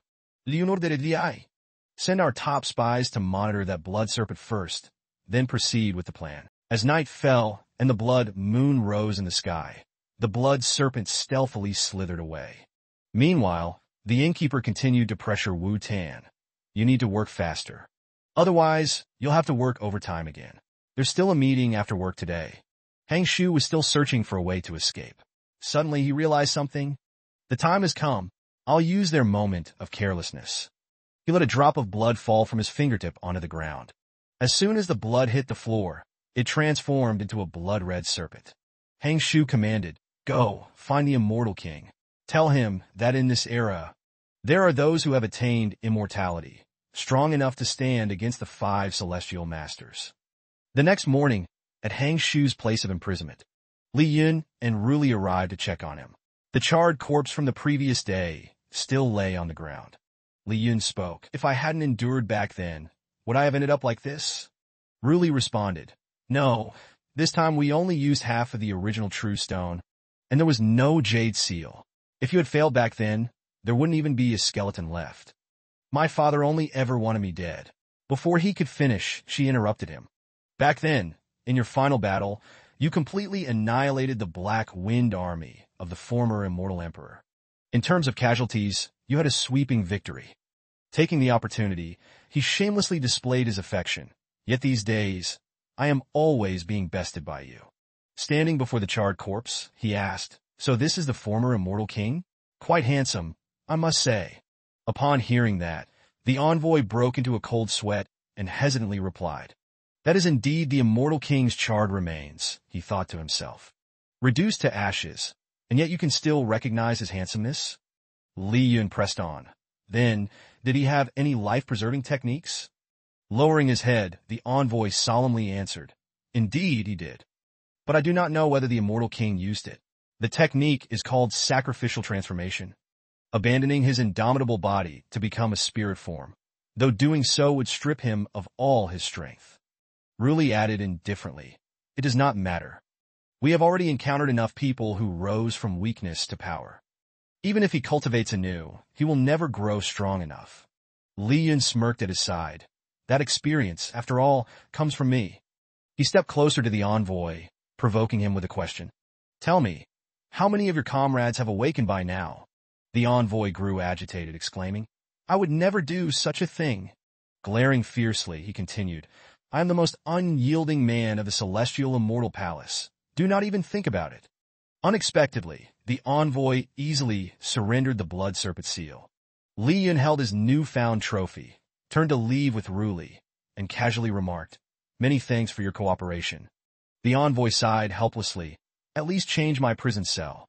As soon as they stepped out of the dungeon, Li Yun instructed, Prepare a refined and elegant chamber within the prison. He and Ruli strode through the bustling streets. If we need absolute certainty, then I must personally go there myself. She teased him, Do you not trust my Daigon? Even those so-called divine beings of the 6 celestial realms could not stop him. He dared not argue, merely replying softly, Even so, our enemy is no weakling. He was lost in thought, yet when Ruli fought against me, she was exceptionally fierce. Indeed, she has every right to say such words. Ruli pouted and asked, What are you thinking about? He replied cheerfully to brush it off, Nothing much, just thinking about the Emperor and battle. She spoke gently, yet her tone carried immense authority. In short, leave everything to me this time. Though those were her words inside, she thought, well, that's acceptable. I thought he was pondering some bizarre matters again. Li Yun turned to pat her head. Then I'll rely on you, Your Majesty, the Empress. She immediately sulked. You address me as Your Majesty, and yet dare to pat my head? Such disrespect. She grasped Li Yun's hand, feigning indignation. As the Empress, if I wish to hold your hand, then so be it. The scene shifts to the imperial prison. Though Han Shu's shackles had been removed, his legs were still bound. His face was filled with frustration. You lot sure keep your word, huh? The so-called elegant chamber within the prison is indeed elegant, but, he shouted angrily, why in the hell did you move the prison to the Celestial Institute? Before Han Shu lay the corpses of his fallen comrades, 13 immortals, 18 immortals, and the second lowest immortal. Rest in peace. Don't blame me for striking from the shadows. I, too, struggled to survive. His gaze fell upon the innermost corpse, and he continued, If you must blame someone, then blame the immortal king. This was all his will. He manipulated the essence of existence to connect with the future, seeing the painting of Baizé and humanity, lulling us into slumber until this era. Alone in his cell, Han Shu murmured to himself, My apologies. So you were the 6th immortal? I mistook you for someone else. Tell me, why do you look so charred, just like the immortal king? He snapped off a burnt finger from the corpse and sneered. Oh, mighty immortal king, lend me your finger for a moment, will you? With the charred finger, Han Shu scribbled on the walls. For now, survival comes first. Everything else can wait. At this moment, only 2 people hold my life in their hands. Li Yun and Ruli. A sly grin appeared on Han Shu's face. I must win Ruli's favor. If she enjoys lies so much, then I shall record every lie she has spoken during this time and present them to her. As long as I survive, even if I must abandon my pride and carve Ruli's lies in a stone, it is worth it. So, he used the burnt finger to mockingly etch words about Li Yun. Unexpectedly, Li Yun and Ruli appeared behind him. Li Yun asked, What is this? Han Shu grinned and replied, Lies. All of them. Lies of Her Majesty, the Empress. Li Yun pressed further, which means whatever is the opposite is the truth. Han Shu glanced at Li Yun and thought, It seems he is quite satisfied. If that's the case, then there should be no problem with the Empress. Ruli, however, showed little interest in him. Indeed, we should just sell this one off at the market. Han Hu fruse, mot agape. What's going on? Did I misjudge everything? Was it actually Li Yun who likes lies, while the Empress does not? She pouted and said, I thought this guy had surrendered, but he's still so arrogant, daring to write words mocking me. Li Yun, standing beside her, reassured her, Don't be angry. He's still useful. Besides, our issue hasn't been resolved yet. He turned and spoke seriously to Hang Shu. The divine search cannot locate the remaining celestial continents. You didn't abandon the game, did you? Impossible. My heart is still tied to Daigon. EVD, Isbea Costa Daigon. Loyalty. If you don't mind, I am willing to take you as my foster father. Li Yin spoke sternly. Forget about this foster father thing. What's the deal here? Now, even Hang Shu had no choice but to admit, most likely, they've discovered my tricks and have started counterattacking. Li Yin chuckled coldly, his voice calm. That means you're useless now. Hang Shu quickly shook his head, his eyes flickering with desperation. No, I can still be of great use. Ruli's sharp eyes seemed to scrutinize his every move, as if detecting any lies. Hang Shu growled, I am ready to pledge my loyalty to Daigon. No matter how strong you are, your energy's radiation range won't cover the entire celestial realm. If you have me, I can help you bear part of the burden. His face showed determination. Then I'll give you a chance. First, as a trial, I'll let you out. Within 10 days, you must take down a celestial being. He cursed in his mind. Damn it, I'm literally the weakest one in the celestial palace. She looked at Hang Shu. Seeing his reluctant expression, she thought it'd be more humane to just kill him now. He immediately dropped to his knees. Your Majesty, I swear I will complete the mission to prove my loyalty. Ruli's voice was gentle, yet full of menace. There's no guarantee you won't betray us. Suddenly, Headmaster Yuan Tian Gong spoke up. Are you all afraid he'll betray us? With full confidence, he said, I have a solution for that. A complex emotion surged in Hang Shu's heart. I am Hang Shu, a legendary celestial from the mythical continent. I never expected this. He thought to himself. In the end, the one who saved me from death turned out to be Headmaster Yuan Tiangong, the man who always wanted to experiment on me.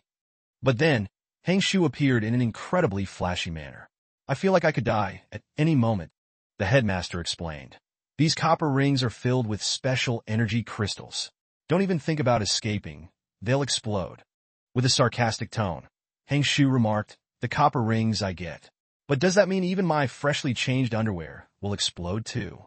Headmaster Yuan Tian Gong coldly replied, no, it won't. Hearing this, Hang Shu casually remarked, so it's just an ordinary pair of undergarments. Guess it really is time for a change. I must look ridiculous like this. I fear others will no longer recognize me. There was a hint of amusement in his eyes. It's just corrosion. Be careful. Hang Shu fumed. You're truly ruthless. Hang Shu, still displeased, muttered, I must look ridiculous like this. I fear others will no longer recognize me. Li Yin reassured him. It's all right. Growth is always a fleeting moment. They will understand soon enough. Ruli's sharp gaze held a hint of contemplation. I still think there might be an issue, he thought inwardly. After all, he is the emperor of Daigon. Someone here is bound to notice that something is amiss. Her tone was decisive. The power of the explosion still needs to be strengthened. Fear surged within Hang Shu's chest. At its current power, even an immortal continent could be obliterated in an instant. Is that still not enough? Li Yin warned. Any stronger, and it could endanger others. Ruli responded, then we'll keep it as is. The scene shifted to a quiet forest, sunlight filtering through dense foliage. A man carrying a large cudgel on his shoulder exuded an imposing aura. It was Hang Shu. His gaze was as sharp as a blade. So he's still alive. I thought he was the one who exposed our whereabouts. But if he dares to show himself, then perhaps not. A man with a fierce face squinted. That guy is definitely lying again. It's sickening. I might as well just kill him. A monk pressed his palms together. Ba, don't speak such words. Perhaps even he will change in this new era. The fierce-looking man's eyes turned icy as he turned around. That bastard has arrived. Hang Shu spoke calmly, neither hurried nor slow. Greetings, everyone. The man with the cudgel eyed Hang Shu from head to toe. What's with that outfit? Hang Shu remained composed. When in Rome, do as the Romans do. This is the aesthetic of the era. The monk's voice was calm. Fifth brother, we are all family. Let's discuss the important matters first. The fierce-looking man licked his lips. Indeed, right now, the most crucial thing is to awaken the immortal king and annihilate Daigon completely. Hang Shu scanned the group. The immortal lord is dead. The man with the cudgel growled. Don't spout nonsense. Do you want me to smash your mouth? Hang Shu remained unfazed. You all know I despise lies the most. This is the truth. The fierce-looking man furrowed his brows, eyes as sharp as knives. Explain in detail. Moments later, the forest fell into silence, broken only by the rustling of leaves. Hang Shu spoke softly. That's how it happened. Daigon deployed a weapon called the First-Class Mechanism to unleash a primordial energy bomb that slew the Immortal King. By the time I reacted, it was too late. For the sake of the greater good, I had no choice but to flee and warn you all of Daigon's danger. His mind spun. What even is a first-class mechanism and a primordial energy bomb? Li Yun, are you sure they'll believe such a story? The monk's voice carried a trace of doubt. Could weapons of this era truly be so powerful? The man with the large trident looked astonished. Even the Immortal King has been reduced to nothing? And she replied, it was carbon. The fierce-faced man smirked. No wonder we haven't been able to sense the Immortal King's aura. We thought he was still in slumber, yet the Qian had already dealt with him. Now things are clearer. The eyes of the trident-wielding man glowed. First, we must seek out the first immortal. She is no weaker than the Immortal King and can lead us in the destruction of the Qian. The monk's voice was deep. I have already sensed the aura of the first immortal. She is accompanied by 4 peculiar presences. The trident-wielding man spoke. They are likely just ordinary strongmen of this era, under the first immortal's control. Inside a quiet chamber, Li Yun and Ruli were poring over intelligence reports. Ruli furrowed his brow. The latest report says Hang Shu has successfully infiltrated. However, they seem to be making contact with some of your rebel officers. Tilting his head, Li Yun mused, the Liusi? I can only say that these land-born immortals are dangerous. She questioned, are they really that strong? Li Yun's gaze was calm. In terms of raw power, they are weaker than Shi A and his men. But in their bizarre techniques, they are unrivaled. If we're not careful, they might shatter our foundation. Outside, the monks' voices rang in urgency. Open the door. Open it at once. The door creaked open, revealing a figure standing within. What brings you all here? The trident-wielding man spoke sternly. Where is the first immortal? We have come seeking her. You, servant, should be offering us proper hospitality. The man stepped aside. So it is you, esteemed lords. Please enter. The first immortal awaits you. Hang Shu pursed his lips in silence, thinking to himself, he's lying. I have a bad feeling about this. The next morning, the soft light of dawn filtered through the trees. Li Hai presented a scroll. This is the latest intelligence on the celestial continent. Deliver it to His Majesty. Li Yun yawned. His Majesty is still sleeping. If you disturb her now, she might demote you. The man sneered. His Majesty wouldn't be sleeping this late like some unemployed wanderer. If she is, it must be because she was busy with major affairs last night. What would a drifter like you understand? Li Yun smirked. Oh, I understand perfectly. Any rebel leader must thoroughly investigate the origins of the reigning emperor. Li Hai emphasized. If Her Majesty has awakened, then a mere servant like you should not be clinging to her side. Li Yun gently responded, rest assured. He stepped carefully inside, ensuring that no sound would disturb Ruli's sleep. A fleeting thought crossed Li Yun's mind. One could never truly understand Ruli when she was in bed. I have studied Ruli's temperament and disposition for quite some time. He sat down beside the bed, already familiar with her instinctive reactions. Her hands reached out, seeking warmth. Ruli was particularly clingy when in bed. Li Yun spoke softly. Li Hai delivered intelligence regarding the celestial continent. She was brimming with curiosity. What do you know? He explained. Yesterday, 2 celestial continents were discovered awakening from their slumber. Before we could pinpoint their locations for an ambush, the battlefield had to be expanded, forcing a direct confrontation. This disrupted the daily operations of the 3 surrounding cities. Ruli lifted her head, her face devoid of emotion. She asked slowly, were there any casualties? Li Yun answered indifferently, his tone calm. A large number of bandits outside the city perished. Over 100. She decisively ordered, make sure Li Hai finds a proper burial site for them, especially those with strong internal energy. After all, they were once citizens of Daigon. Let us not waste them. Ruli raised an eyebrow. Is there anything else? He smiled and replied, of course there is. Li Yun's eyes sparkled mischievously. Hold me. If you don't, I won't be able to sleep. I like you the most, Li Yun. She looked at him with a puzzled expression. What is that? Li Yun chuckled. That was your sleep talk. Ruli's voice remained unshaken. Nonsense. Even if I talk in my sleep, it would only be about Daigon's political affairs. She firmly stated, there are no urgent matters today. Go take a walk outside. He was skeptical. None at all? Ruli replied softly. None. It's not as if I deliberately set time aside to be with you for the day. The streets were vast, lined with bustling shops on both sides. As Li Yun strolled, he observed his surroundings. Recently, the capital's Scarlet Avenue has become livelier. You wouldn't notice, having stayed in the Imperial Palace. He gestured. This is a jade agate from the Western lands.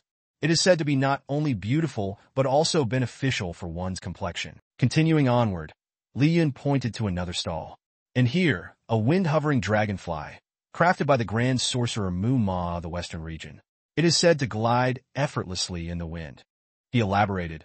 It can even be used in aerial combat, alongside the 7 Eastern gemstones and the dual rod staff. Then his finger pointed toward a grand establishment. That place. Ruli's gaze flickered with curiosity.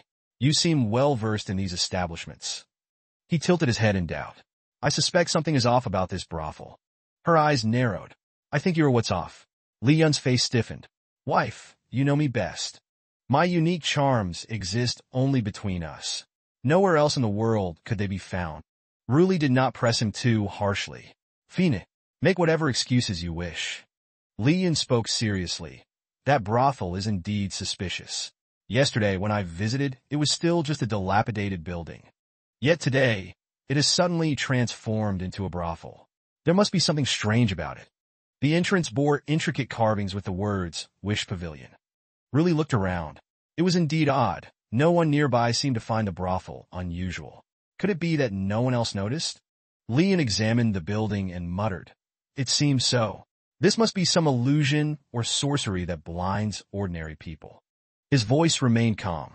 Moreover, there's a special barrier surrounding it, severing its connection from the outside world. Li Yun shrugged. It's just a trivial trick. Stay close and follow me inside. He teased. You seem rather shy, Ruli. She lowered her head. Of course, it is that kind of place after all. The two of them swiftly approached the brothel. The surrounding air grew still. Inside, the atmosphere felt vastly different from the outside world. Li Yun's voice echoed through the eerie silence. Is anyone here? A guest has arrived. Ruli cast him a suspicious glance. You came here as a customer before? He answered nonchalantly. I said I was a famed assassin, here to check the water clock. A sweet and melodious voice called out, Come in, come in. Ruli frowned. That voice is far too coquettish. This can't be anything good. The mysterious figure smirked. Strange, you two outsiders can see through the barrier. You must not be ordinary people. Li Yun's eyes sharpened with suspicion. So, there is something unusual here. A peculiar sensation rose in his chest as he observed the woman before him. She carried no sign of life. The woman smiled faintly. You are unfamiliar faces. I am Hua Zhongxian, entrusted by the Celestial King to guard this place. Tell me, what is it that you seek? Li Yun's voice was icy. What if I told you that your Celestial King is long dead? Hua Zhongxian's eyes flickered with doubt. Are you joking? He answered immediately. Of course not. She tilted her head sharply. Then where is his corpse? Li Yun smirked. Oh, as a subordinate, do you wish to give him a proper burial? Hua Zhongxian's voice was laced with resentment. Of course not. I wish to whip his corpse. I couldn't defeat him before, but now, even desecrating his remains will satisfy me. Li Yun glanced at her. Turns out to be teammates. He frowned. Is this place a storage room for the Celestial Palace? Hua Zhongxian could not hide her dissatisfaction. Indeed, this place houses many powerful artifacts. I am a painting demon, able to control this entire pavilion. Yet I was suppressed here and forced to obey his commands. She floated up and led the way. If the two of you have slain that wretched Wu Tan, then take whatever treasures you desire from this place. But first, allow me to show you around. Zhongxian stopped before a grand door. Heaven and earth, profound in yellow, the most treasured chamber. Li Yun spoke up. Then let's examine the collection of Heaven and Earth Pavilion first. She explained, this is the heart-mirroring mirror, used to break through inner demons during cultivation. Stand before it, and it will reveal the obsessions within one's heart. The deeper the obsession, the redder the words appear. Normally, there are only two. Reflected in the mirror were words. Today, Li Yun looked at me 572 times, 3 times fewer than yesterday. Could it be that my charm is fading? Would wearing clothes to bed be better? After all, sleeping in late might delay getting up on time. As expected, never mind, my husband is more important. I want to cuddle him and act spoiled, but that would be too embarrassing. Or should I pretend to talk in my sleep instead? Today, for women asked him for directions. His gestures were proper, nothing inappropriate, but he pointed with his left hand, so I'll deduct his spending money. Ruli, upon seeing the words in the mirror, immediately slammed the door shut. Her tone was light. Now, let's move on to the first treasure. Zhongxian observed Ruli. This woman is not simple. Li Yun mused, recalling past events. Ruli felt frustrated. What kind of broken collection is this? Without warning, it just exposes people's inner thoughts. Can it be more discreet? She turned to Li Yun with irritation. If you want to laugh, just laugh. Li Yun chuckled softly. I am not mocking you. I just didn't expect you to be so adorable, remembering every little detail in your heart. Her gaze sharpened. Are you saying I'm petty? He responded sincerely. I just think you're very genuine. Ruli replied without hesitation. I've always been genuine. Internally, she thought, no matter what, I always speak my mind. Unlike what Li Yun claims, I am not arrogant. Zhongxian explained. That door can transport you to various locations across divine lands. And these shoes can enhance leg strength. This breathing technique can ignite blades with searing flames. Which of these would you like to examine first? Deep in thought, Li Yun pondered. I remember Hang Shu mentioning that the immortal king had a technique to separate his spirit from his body to escape. Now, with the sudden appearance of the Rui Pavilion here, could there be a connection? Li Yun asked, do you have anything that can store spirits? She replied, there is, but it is not from the Heaven Pavilion's collection. It is from the Profound Pavilion. It is called the soul-gathering vessel. Its function is merely to accumulate and nurture spirit energy. Hearing this, he calmly and patiently asked, where is that thing? Zhongxian, looking rather uninterested, pointed to a corner of the room. Over there. Li Yun quickly strode forward and, without hesitation, kicked the door open. The heavy wooden door burst open, revealing the scene inside in an instant. Wu Tan sat suspended in midair, legs crossed, eyes closed. A sudden surge of powerful energy emanated from Li Yun's hand, sharp as a blade. Yet Wu Tan remained motionless, unaffected by the force directed at him. Wu Tan's eyes flickered with surprise. You are Li Yun? How did you find this place? Zhongxian spoke up. Attacking with qi is useless. Right now, he is merely a spirit. You must use a human's essence, energy, and spirit to attack him. Wu Tan's spirit, cold and full of resentment, lunged toward Li Yun, cursing, wretched woman. Li Yun pondered. So in simple terms, I just need to use emotions, right? Wu Tan suddenly darted behind Li Yun at astonishing speed. He rushed toward Ruli. Now that his soul had absorbed enough spiritual nourishment, he only needed to reach that place, and he could eliminate them all. Wu Tan's voice was as light as the wind. There is a time for battle and a time for retreat. But a fist should strike when the moment is right. He threw a punch so powerful it seemed to tear through space. Wu Tan's spirit dissipated into the air. Ruli calmly said, I was just testing. A strange feeling suddenly arose in Li Yun's heart. Ruli's essence, energy, and spirit had always been exceptionally strong, especially at night. Li Yun's voice carried a hint of worry. Are you all right? She shook her head. I'm fine, just got a little startled. He couldn't help but think to himself, I'm the one who just got scared here. Could it be that one day, she'll try to take me down with a single punch? Li Yun pondered. Earlier, the Celestial King tried to enter the room behind Ruli. Is something special hidden inside? He furrowed his brows. What's stored in that room? She hesitated. Could it be something similar to the heart mirror? Zhongxian chuckled lightly. No. Inside is only one item, the most important artifact to both the Celestial Palace and Wu Tan. The three of them stood at the doorway, tension thick in the air. Zhongxian looked at the massive core before him, eyes filled with shock and doubt. This is the core? Ruli's gaze was unwavering. It's somewhat different from the cores I've seen before. Li Yun smirked with a sense of pride. Exactly. It's enormous. Your observation skills surpass most. She spoke slowly and deliberately. Anyone would be able to see that. What I mean is it feels different. Ruli's voice was firm. The cores of the primordial wasteland and the demon clan radiate an overwhelming sense of danger. But this one, it feels untouched, as if it has never been altered or transformed by anyone. Li Yun frowned. Why don't I sense any danger from it? Ruli tilted her head slightly. Because you're slow. Her gaze became momentarily pensive. Do you not realize how powerful you actually are? A playful smile curled at the corner of Li Yun's lips. So you're saying, miss, that you're particularly sensitive? His expression was slightly innocent. I meant sensitive to energy flows. What were you thinking? Ruli glanced at Li Yun. That's exactly what I was thinking. Zhongxian mused. Indeed, this core is unlike anything you've seen before. She thought to herself, if I don't interrupt, who knows how long these two will keep talking. Zhongxian gazed at the core before her. This very core is Wu Tan's chance to ascend to the immortal continent. The primordial wasteland core was merely Wu Tan's attempt to replicate this one.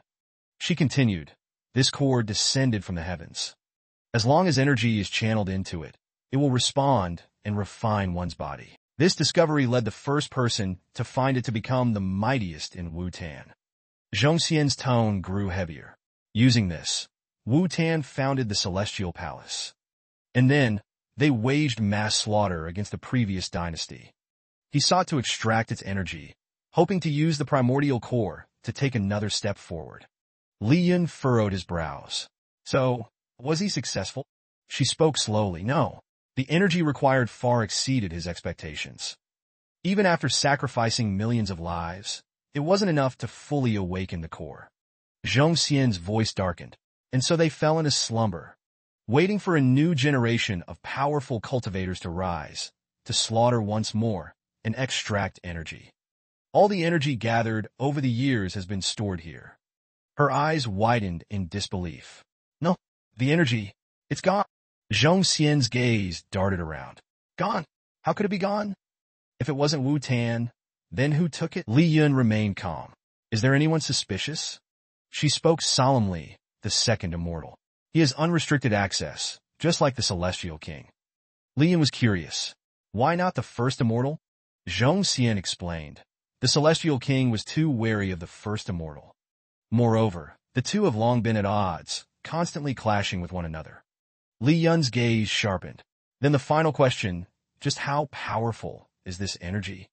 She answered, enough to turn half of the divine continent into ashes. Li Yun chuckled. Great. In that case, let's go on an interstellar trip first, wait for things to settle, then come back. Ruli was decisive. If that's your plan, I'll go with you. He shook his head. I was joking. Even if we could leave this world, could we really just abandon the divine continent to its fate? Her gaze held undisguised concern. I know. If you put it that way, how could I say no? I don't want to part with my husband either. The world around them seemed to fall silent. Li Hai's voice was filled with rage. You bastard! To involve His Majesty in such matters. You deserve death. Li Yun remained indifferent. Xiao Chun, then next time I encounter something strange, I won't bother with it. Xiao Chun snapped angrily. Don't even think about it. Just make sure you don't drag His Majesty along next time. Ruli's tone remained calm. Enough. Li Hai for now. Station men here to guard the area. As for Hong Xian, there's no need to intervene too much. Just keep an eye out for any outsiders looking to cause trouble. Li Hai nodded. Understood. Leave it to me. Zhongxian smirked. You show such reverence to His Majesty, yet you despise Li Yun. Li Hai's face remained unchanged. Of course. Her eyes studied him. Yet Li Yun is willing to sacrifice everything for His Majesty. Even so, you still hate him? His voice was firm. I have never doubted his dedication or devotion to His Majesty. Zhongxian pressed further. And yet, you still despise him. Li Hai scoffed. You misunderstand. It's not that I deliberately hate him. I simply don't know how else to deal with him. She teased. In the end, you're just as proud as your emperor. Li Hai aus for la set kun li. Want to see me burn this place down? The fragrance of fresh flowers and grass gently wafted through the garden. Lucy glanced at Hang Shu. If I'm not mistaken, you belong to Li Yun's faction. Hang Shu gave a slight nod. That's right. Lucy asked. Were you forced into it? Don't worry. I understand. You have nothing to fear.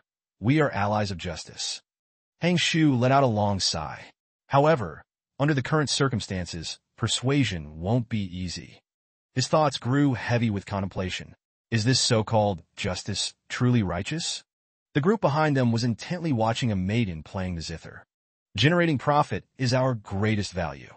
This is the blessing of the celestial cycle. 6 days a week is hardly enough. Lu Si remained calm. That is a gift for enemies. For friends, we use this instead. Hang Shu's gaze turned sharp. You control them using mere words alone? Lu Si sneered. No matter how strong you are still just a mortal. If power alone determined fate, then why would the world's strongest warrior have to steal away a woman? A thought suddenly flashed through his mind. Then it must be Li Yun. Hang Shu's entire body trembled, his eyes widening in shock. His gaze brightened. The aura of the second immortal. It belongs to him. Lu Si's expression remained neutral. A supreme-grade Luo T technique. The first light of dawn cast brilliant streaks upon the ground. Li Yun pulled Ruli into his embrace, his touch gentle, as if shielding her from the world. Ruli's eyes were crystal clear. Enough, are you playing around again? Even if you want it, you only have half a shirt in 1 hour. A loud noise shattered the tranquil space. It sounded like a tremendous impact, as if something had been violently broken. Ruli suddenly felt dizzy, and a stream of fresh blood trickled from the corner of her lips. His eyes glimmered with mischief. Am I that alluring? You're even bleeding for me. Ruli's face flushed. She pushed Li Yun away in embarrassment. It's just dry weather, that's all. His body was suddenly hurled backward, smashing through the wall behind him like a gust of wind. She barely had time to process what had happened as she stared at the crumbling wall. Golden rays of sunlight poured in, warm and radiant. Li Hai spoke calmly. Just now, the dragon vein beneath the imperial capital stirred. But the tremor was weak, causing little damage to the city. Ruli's voice was cold. I understand. You may withdraw. He bowed respectfully before quickly retreating, leaving Ruli alone in contemplation. Her expression was both deep and astonished. Since when did I possess such immense power? Li Yun was doubtful. Could it be that my true energy flowed into her body? He pondered inwardly. Although Ruli and I often spar at night, our internal energies intertwining. This surge in martial prowess is growing far too rapidly. The middle immortal spoke solemnly. Indeed, true energy is flowing swiftly, but it is not coming from you. Li Yun's gaze sharpened. It seems you know something. Could this be related to the primal core? She enunciated each word carefully. Indeed, the energy released just now was from the primal core. If my guess is correct, the second immortal did not transfer all of the energy away. He hid it beneath the imperial capital. Li Yun hesitated. Then what does this have to do with Ruli? How could that energy have flowed into her body? Ruli spoke softly, yet decisively. I understand now. She pondered aloud. Beneath the imperial capital lies the dragon vein of Daigon. As the emperor of Daigon, I am intrinsically linked to it.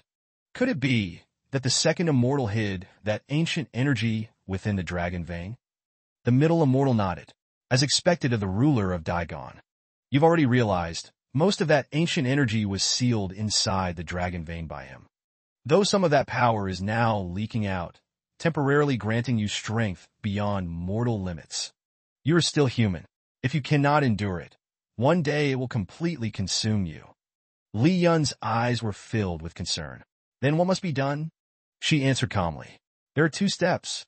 First, we must locate the source and extract the residual energy from the dragon vein. The middle immortal continued. As for the second step, since you two are husband and wife, it will be much easier. Ruli furrowed her brows. What do you mean husband and wife makes it easier? Her expression grew serious. The method is simple. It requires another person to help regulate the flow of energy deep within the lower core, and the frequency of regulation must not be low. The middle immortal spoke matter-of-factly. There are numerous recorded techniques, such as the Guanyin Sutra, the Celestial Chariot, or the 18 Forms. Ruli's voice turned icy. There is no need to elaborate further. She turned and strode away. I cannot remain away from Rui Pavilion for too long. The rest is clear to you both. You know what must be done. I take my leave. Determined, Ruli made up her mind. The most urgent matter now is to enter the dragon vein and extract that energy. Li Yun did not seem rushed, smiling slowly as he replied, No, of course not. Without hesitation, he pushed her onto the bed, and the atmosphere in the room suddenly grew tense. Li Yun's gaze was resolute. This was an urgent matter. one that required a little more effort. Ruli bit her lips slightly, nodded hesitantly, and softly said, "Don't take too long." The bright and reflective floor created a hazy and tranquil space. Li Yun stood beside her in the silent secret chamber, illuminated by flickering torches. Ruli's expression turned serious. "This is the dragon vein. For the convenience of later generations, every emperor left behind their records here." Looking around, he mused, "This reminds me of something. This structure is quite fascinating." The dim torchlight cast shadows on the walls, revealing the ominous inscription, "Tu Quan and Li Yun must die." Li Yun stepped closer to the wall. "The old emperor wrote this, didn't he?" His eyes fixed on the words. "In this world, there were only two people who truly cared about me. Chu Ruli and his daughter. One tried her best to kill me. The other wished to die for me." Li Yun was puzzled. "Do you want to leave a message as well?" he asked. Ruli spoke softly. "Since we're already here, why not carve something as a mark?" The words, "I am already married to Li Yun," emerged as a bold declaration. His eyes gleamed with admiration. Mockery aside, "My wife is quite formidable. Is this appropriate?" Ruli, full of confidence, replied, "I am the emperor. What could be inappropriate?" Li Yun chuckled. "A queen can do as she pleases." Deep in thought, he murmured, "This symbol. It looks familiar. I've seen it before." The markings on the wall were not overly complex, but carried a mysterious aura. Li Yun's eyes suddenly lit up. "I remember now. It was in the execution monk's prison cell. The symbol he carved, what did it represent?"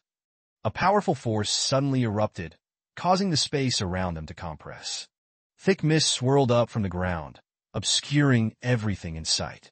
A face emerged, cold, sinister, and terrifyingly grim. Li Yun did not hesitate. In the blink of an eye, he leaped up. Li Yun held Ruli tightly in his arms. "The thing I feared most has happened. The core energy has deeply merged with the dragon vein." She showed no sign of worry and asked frankly, "Can you not cut it down?" His voice lowered. "After all, the dragon vein is connected to you. I'm afraid doing so may bring harm to you." Li Yun quickly devised a plan of action. For now, it was best to take Ruli away from this place. The surroundings were peaceful, mist shrouding the mountain peak. Master Kong Van let out a cold snort filled with contempt and disgust. Li Yun kicked the door open, the force of his strike echoing loudly. The old man hastily shut his book, his movements laced with urgency and caution. Ruli glanced around. "This isn't the way we came in. Where is this place? How do you know of this secret passage?" His gaze sharpened as he glared at Kong Van. "Back then, when you betrayed us and planned to destroy the dragon vein, you must have dug this secret path, didn't you, Monk Kong Van?" A surge of fury rose in the old man's chest. "Li Yun, you dare betray me?" she asked seriously. "For now, let's set aside the matter of destroying the dragon vein. Master, what is that in your hands?" Kong Van's expression turned unreadable. "This humble monk detests books filled with demonic aura, so I brought it before the Buddha for purification." Ruli questioned, "Is there truly no way to handle the energy of the dragon vein?" He replied, "There is, but it comes at a great cost for both of us." She raised her head and looked at Li Yun curiously. "What cost?"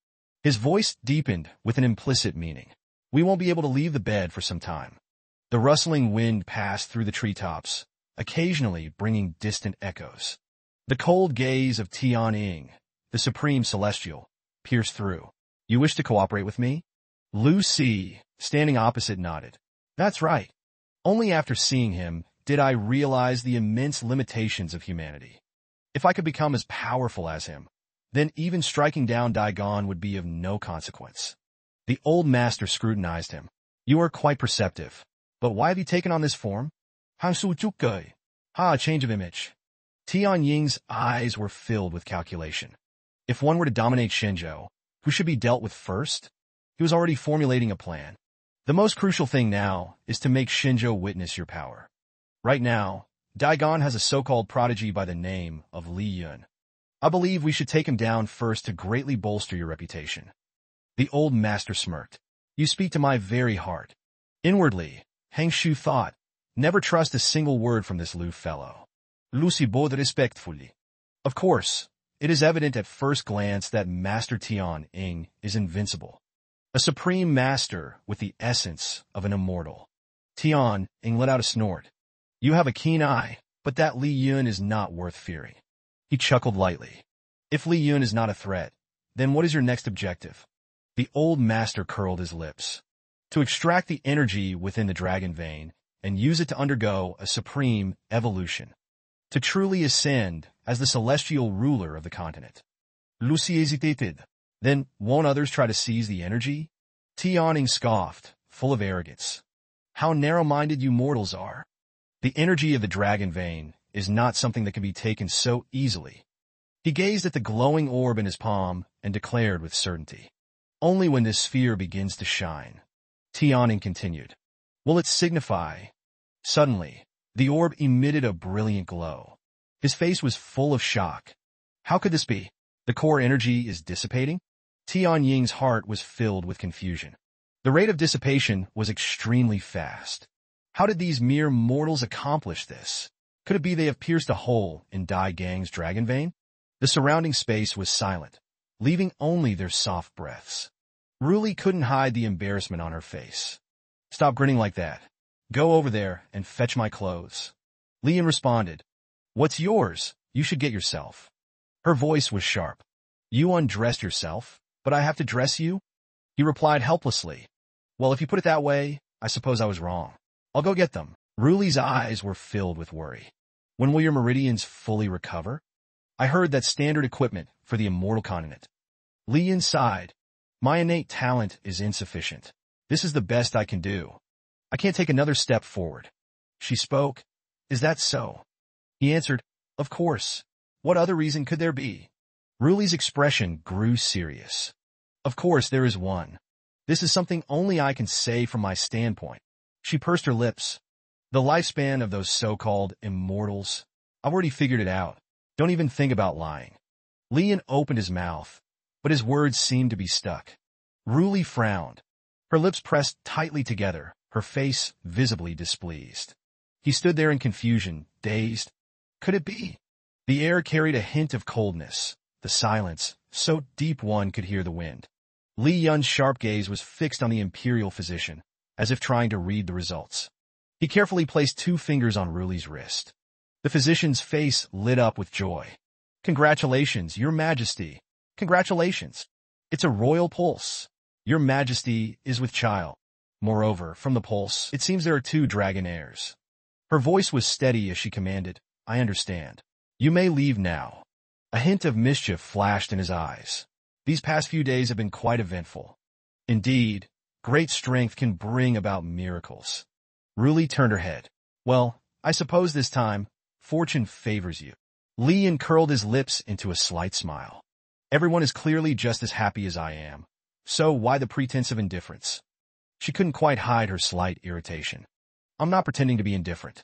And besides, it's not like you're the one giving birth. When the time comes, I'll be busy with court affairs. You'll be the one taking care of the child. He offered a suggestion.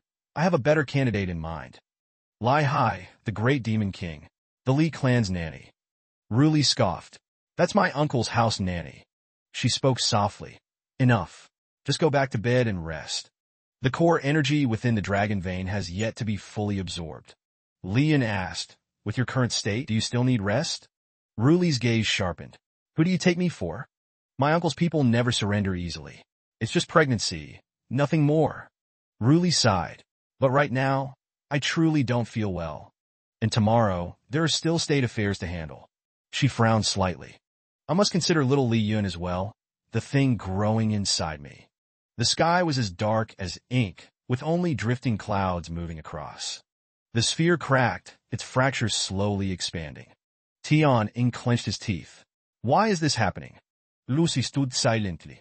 Because in this world, there exists a tyrant surnamed Li. His eyes sharpened. You said you could help me. Now, I truly need to redo what was once the affairs of the former dynasty. If you can assist me, I will help you attain the golden body. The man smiled. That goes without saying. Then let us discuss the details of this collaboration. The remnants of the night's warmth lingered, as the sounds of morning gradually spread. Lai Hai stepped into the room. The baby's crib, the toys. Everything has been prepared for your majesty. When will the dragon heir be born? I, Lai Hai, swear to protect His Highness with all my might. Li Yun scoffed. The great demon king Lai Hai? How arrogant. Umph. Why call me the great demon king? I have already prepared everything for the birth of the dragon heir. His tone was playful. That was a compliment, you know. Right now, your image perfectly matches that of a certain green-skinned warrior I once knew. A truly magnificent sight. Lai Hai's expression turned serious. You always say such strange things. But for now, I have something urgent to report to your majesty. He relayed the message. The outcasts of Shenzhou have begun to move. Ruli's gaze turned sharp. Their numbers? Who are they exactly? Li Hai Shafaidaken. Around 1,000. They are among the strongest warriors hidden among commoners, but all of them are nameless rogues and heretics. Li Yun smirked. It seems my previous show of strength wasn't enough. These people feared me too much to act before. Now, they dare court death. His voice grew cold. It's Su Xian playing his tricks again. Hang Shu has secretly joined their ranks. Su Xian seeks to recreate the calamity of the previous dynasty and strike at the people of Shenzhou. That's why he's gathered so many men. Li Yun frowned. Su Xian only recently returned. How could he gather such forces so quickly? Lai Hai replied, It's all the work of your old friend, Lu Si. In the end, all of his trouble stems from you. Li Yun chuckled. Lu Si, ooh. Then there's no problem. I already know what he's planning. In that case, I'll play along. A group of people gathered within the camp, their hushed discussions filling the air. Tian gazed at the assembly below. These are the ones you've gathered? Lu Si remained calm. Compared to you, they are weak. But if you seek slaughter, their efficiency surpasses yours. A twisted grin appeared. Mortals know best how to kill other mortals. A thought crossed his mind. This brat actually sees himself as a deity? Tian frowned. Something is strange about them. They follow that woman with the Eru everywhere. What exactly is her hold over them? This morning, she even made me a bowl of tomato and egg rice. Lu Si, unsurprised, merely smiled. It's nothing. Just watch. They haven't rested all night, completely immersed in their lofty ideals. Sacrificing everything for Su Xian. He acknowledged, Indeed, they always smile at me. Managing and making them obey, you do have some skill. He chuckled. It's all thanks to the charisma of C.I. Xiandaren. I merely gave them a few reminders. The rest depends on C.I. Xiandaren's help. Lu Si stood before the crowd. Surely, you all know this man's power. He is the immortal from the Celestial Palace, awakened after 1,000-year slumber. The crowd's eyes were filled with reverence and awe. He spoke with confidence. His strength is unmatched in all of Shenzhou. Not even Li Yun is his equal. Lu Si continued, All of you here are chosen warriors, regardless of where we hail from. His voice was firm. We share one common goal, to step into Shenzhou openly and with pride. Lu Si's eyes gleamed. Once we achieve this, we shall be comrades, correct? Seeing their agreement, he smirked. Everyone knows comrades are mere expendables. Lu Si took a deep breath. Then, we shall proceed with our first operation. There are many places that can deal a serious blow to Daigon. The nearest city is Jiangnan Dongxing City. Leader Run eyed the Grand Cannon. Is this the newly forged True Qi Cannon? Why did His Majesty send such a weapon? Li Yun spoke slowly. A comrade of mine is coming. I want to present him with a special fireworks display. Also, you miscounted. His eyes gleamed. After a pause, he added, There are 8 of them. A group stood at the city gates, the morning sun casting long shadows upon the ground. Tian spoke coldly. Those massive figures on the city walls, what are they for? Lu Si shrugged meaningfully. Just models. The old man raised an eyebrow. Models? He turned to face him. They may look impressive, but they are purely ornamental. Tian sneered. So that's it. This Daigon truly loves his extravagant displays. He raised his palm, tilting it slightly as if sensing something. A dense energy began spreading outward. The chi formed a barrier around the group, pulsating with power. The warriors murmured amongst themselves, Why is our chi surging like this? Tian scoffed. You're surprised at such a minor increase? I merely blended a bit of my chi with some refined spirit crystals and forged a low-grade core. He smirked inwardly. Humph, a bunch of trash. You should be grateful for this gift from the heavens. Lucy did not hesitate. You have been strengthened. Now go and slaughter everyone in this city. The crowd roared in unison. The era of the wicked. The era of us. From above, the great cannon activated, aiming at the group below. A deafening explosion erupted as shells shot forth like thunderbolts. The blast tore through them, shaking the very ground. Tian-Ing stood still, his eyes void of emotion. His sharp gaze locked onto him. You call this a model? The cannon shells whistled through the air, suddenly redirecting toward Tian-Ing. Strategizing in his mind, he realized, I can't face this head-on. I must evade. A strange sensation surged through his body. What is this? I can't move. Some force was binding him. This is sorcerous witchcraft. Lucy's mirkt. Let's collect some interest first. I've always been curious. How would a mighty expert like you fare against a true chi cannon? Too bad Li Yin never let me witness it. Tian-Ying's eyes flared with fury. This became Daigan. A thunderous explosion rang out, tearing through space itself. A surge of scorching air erupted, kicking up dust and debris. Though affected by the blast, he showed no sign of weakness. Tian-Ying's eyes widened in disbelief. What terrifying power is this? Have mortals truly created such weapons after 1,000 years? Lucy's expression grew intrigued. So, you weren't reduced to ashes? I was already prepared to flee, yet you remained standing so firmly. Are you protecting me? His aura flared. Protecting you? Surely, you've realized by now? Daring to toy with me. I'll make you experience a fate worse than death. He chuckled coldly. What a shame. I'd love to play a little longer, but my comrades likely won't allow it. A figure hovered in midair, speaking, Aren't we comrades, Lucy? Tian-Ying's eyes widened in surprise. The first immortal? Why are you here? Your awakening was clearly adjusted.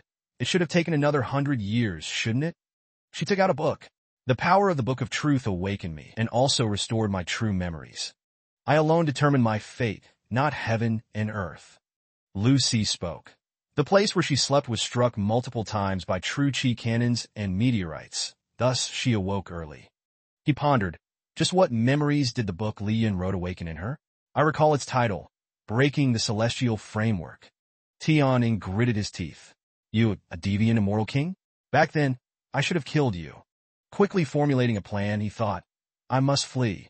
That lord must have already completed the plan.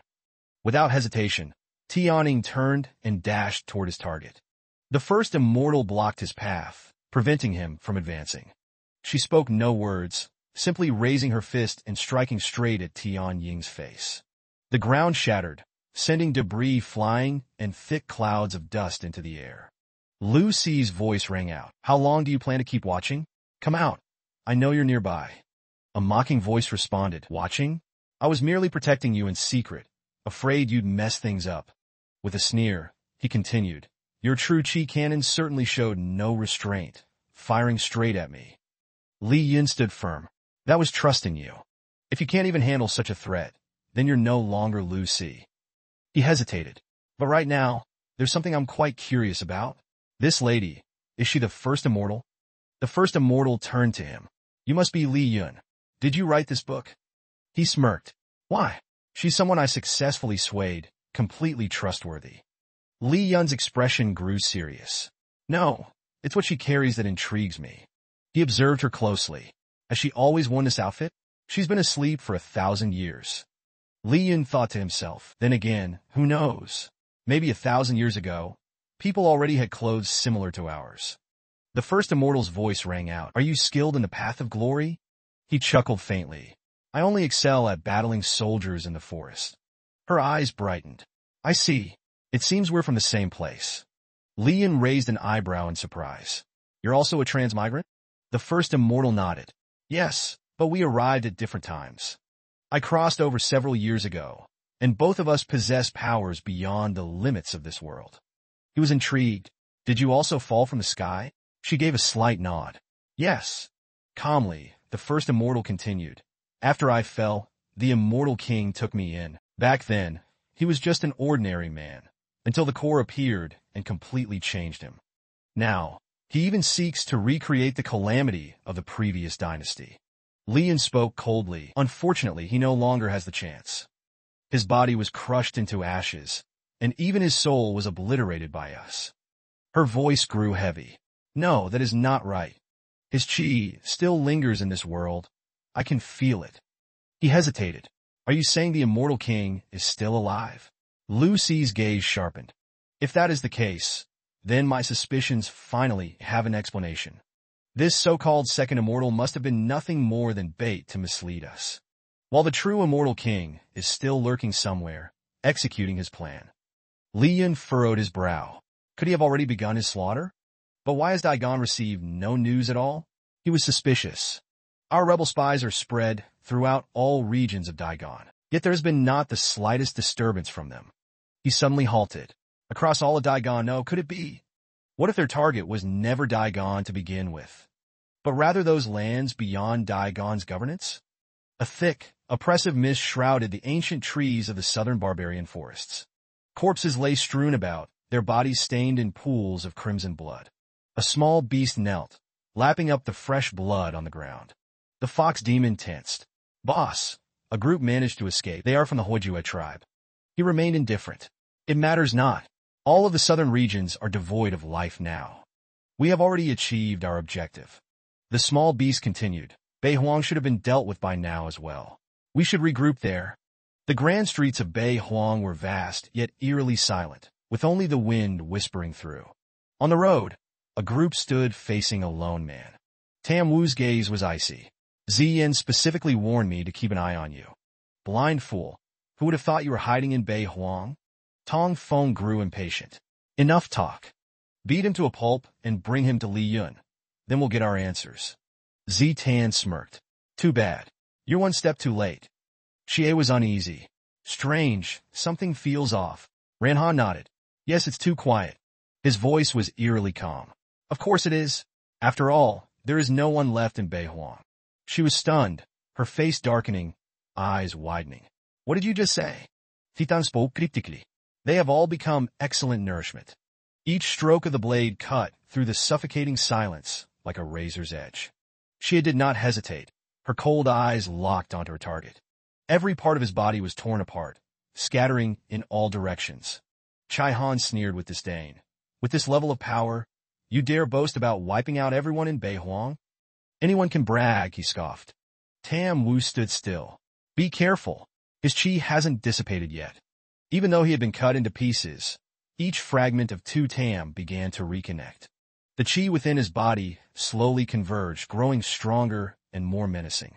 Tu Tam rose from the pile of his own remains, his body seemingly reborn. They stared in shock at the sight before them, their eyes betraying their disbelief. She fixed her gaze on him, full of suspicion. What kind of monster are you? Tu Tam sneered. No need to worry. Soon, you will all become nourishment for me. Tam Vu commanded. Go. Quickly inform Li Yun and tell him what has happened here. I will hold him off. You all must split up and retreat while I buy time. Without a word, the others hastily left, leaving him behind. Kaihan Potet? Hey. They just ran off without hesitation. We should fight him together. Xie's voice was serious. When a gold assassin starts talking too much, it means the situation is dire.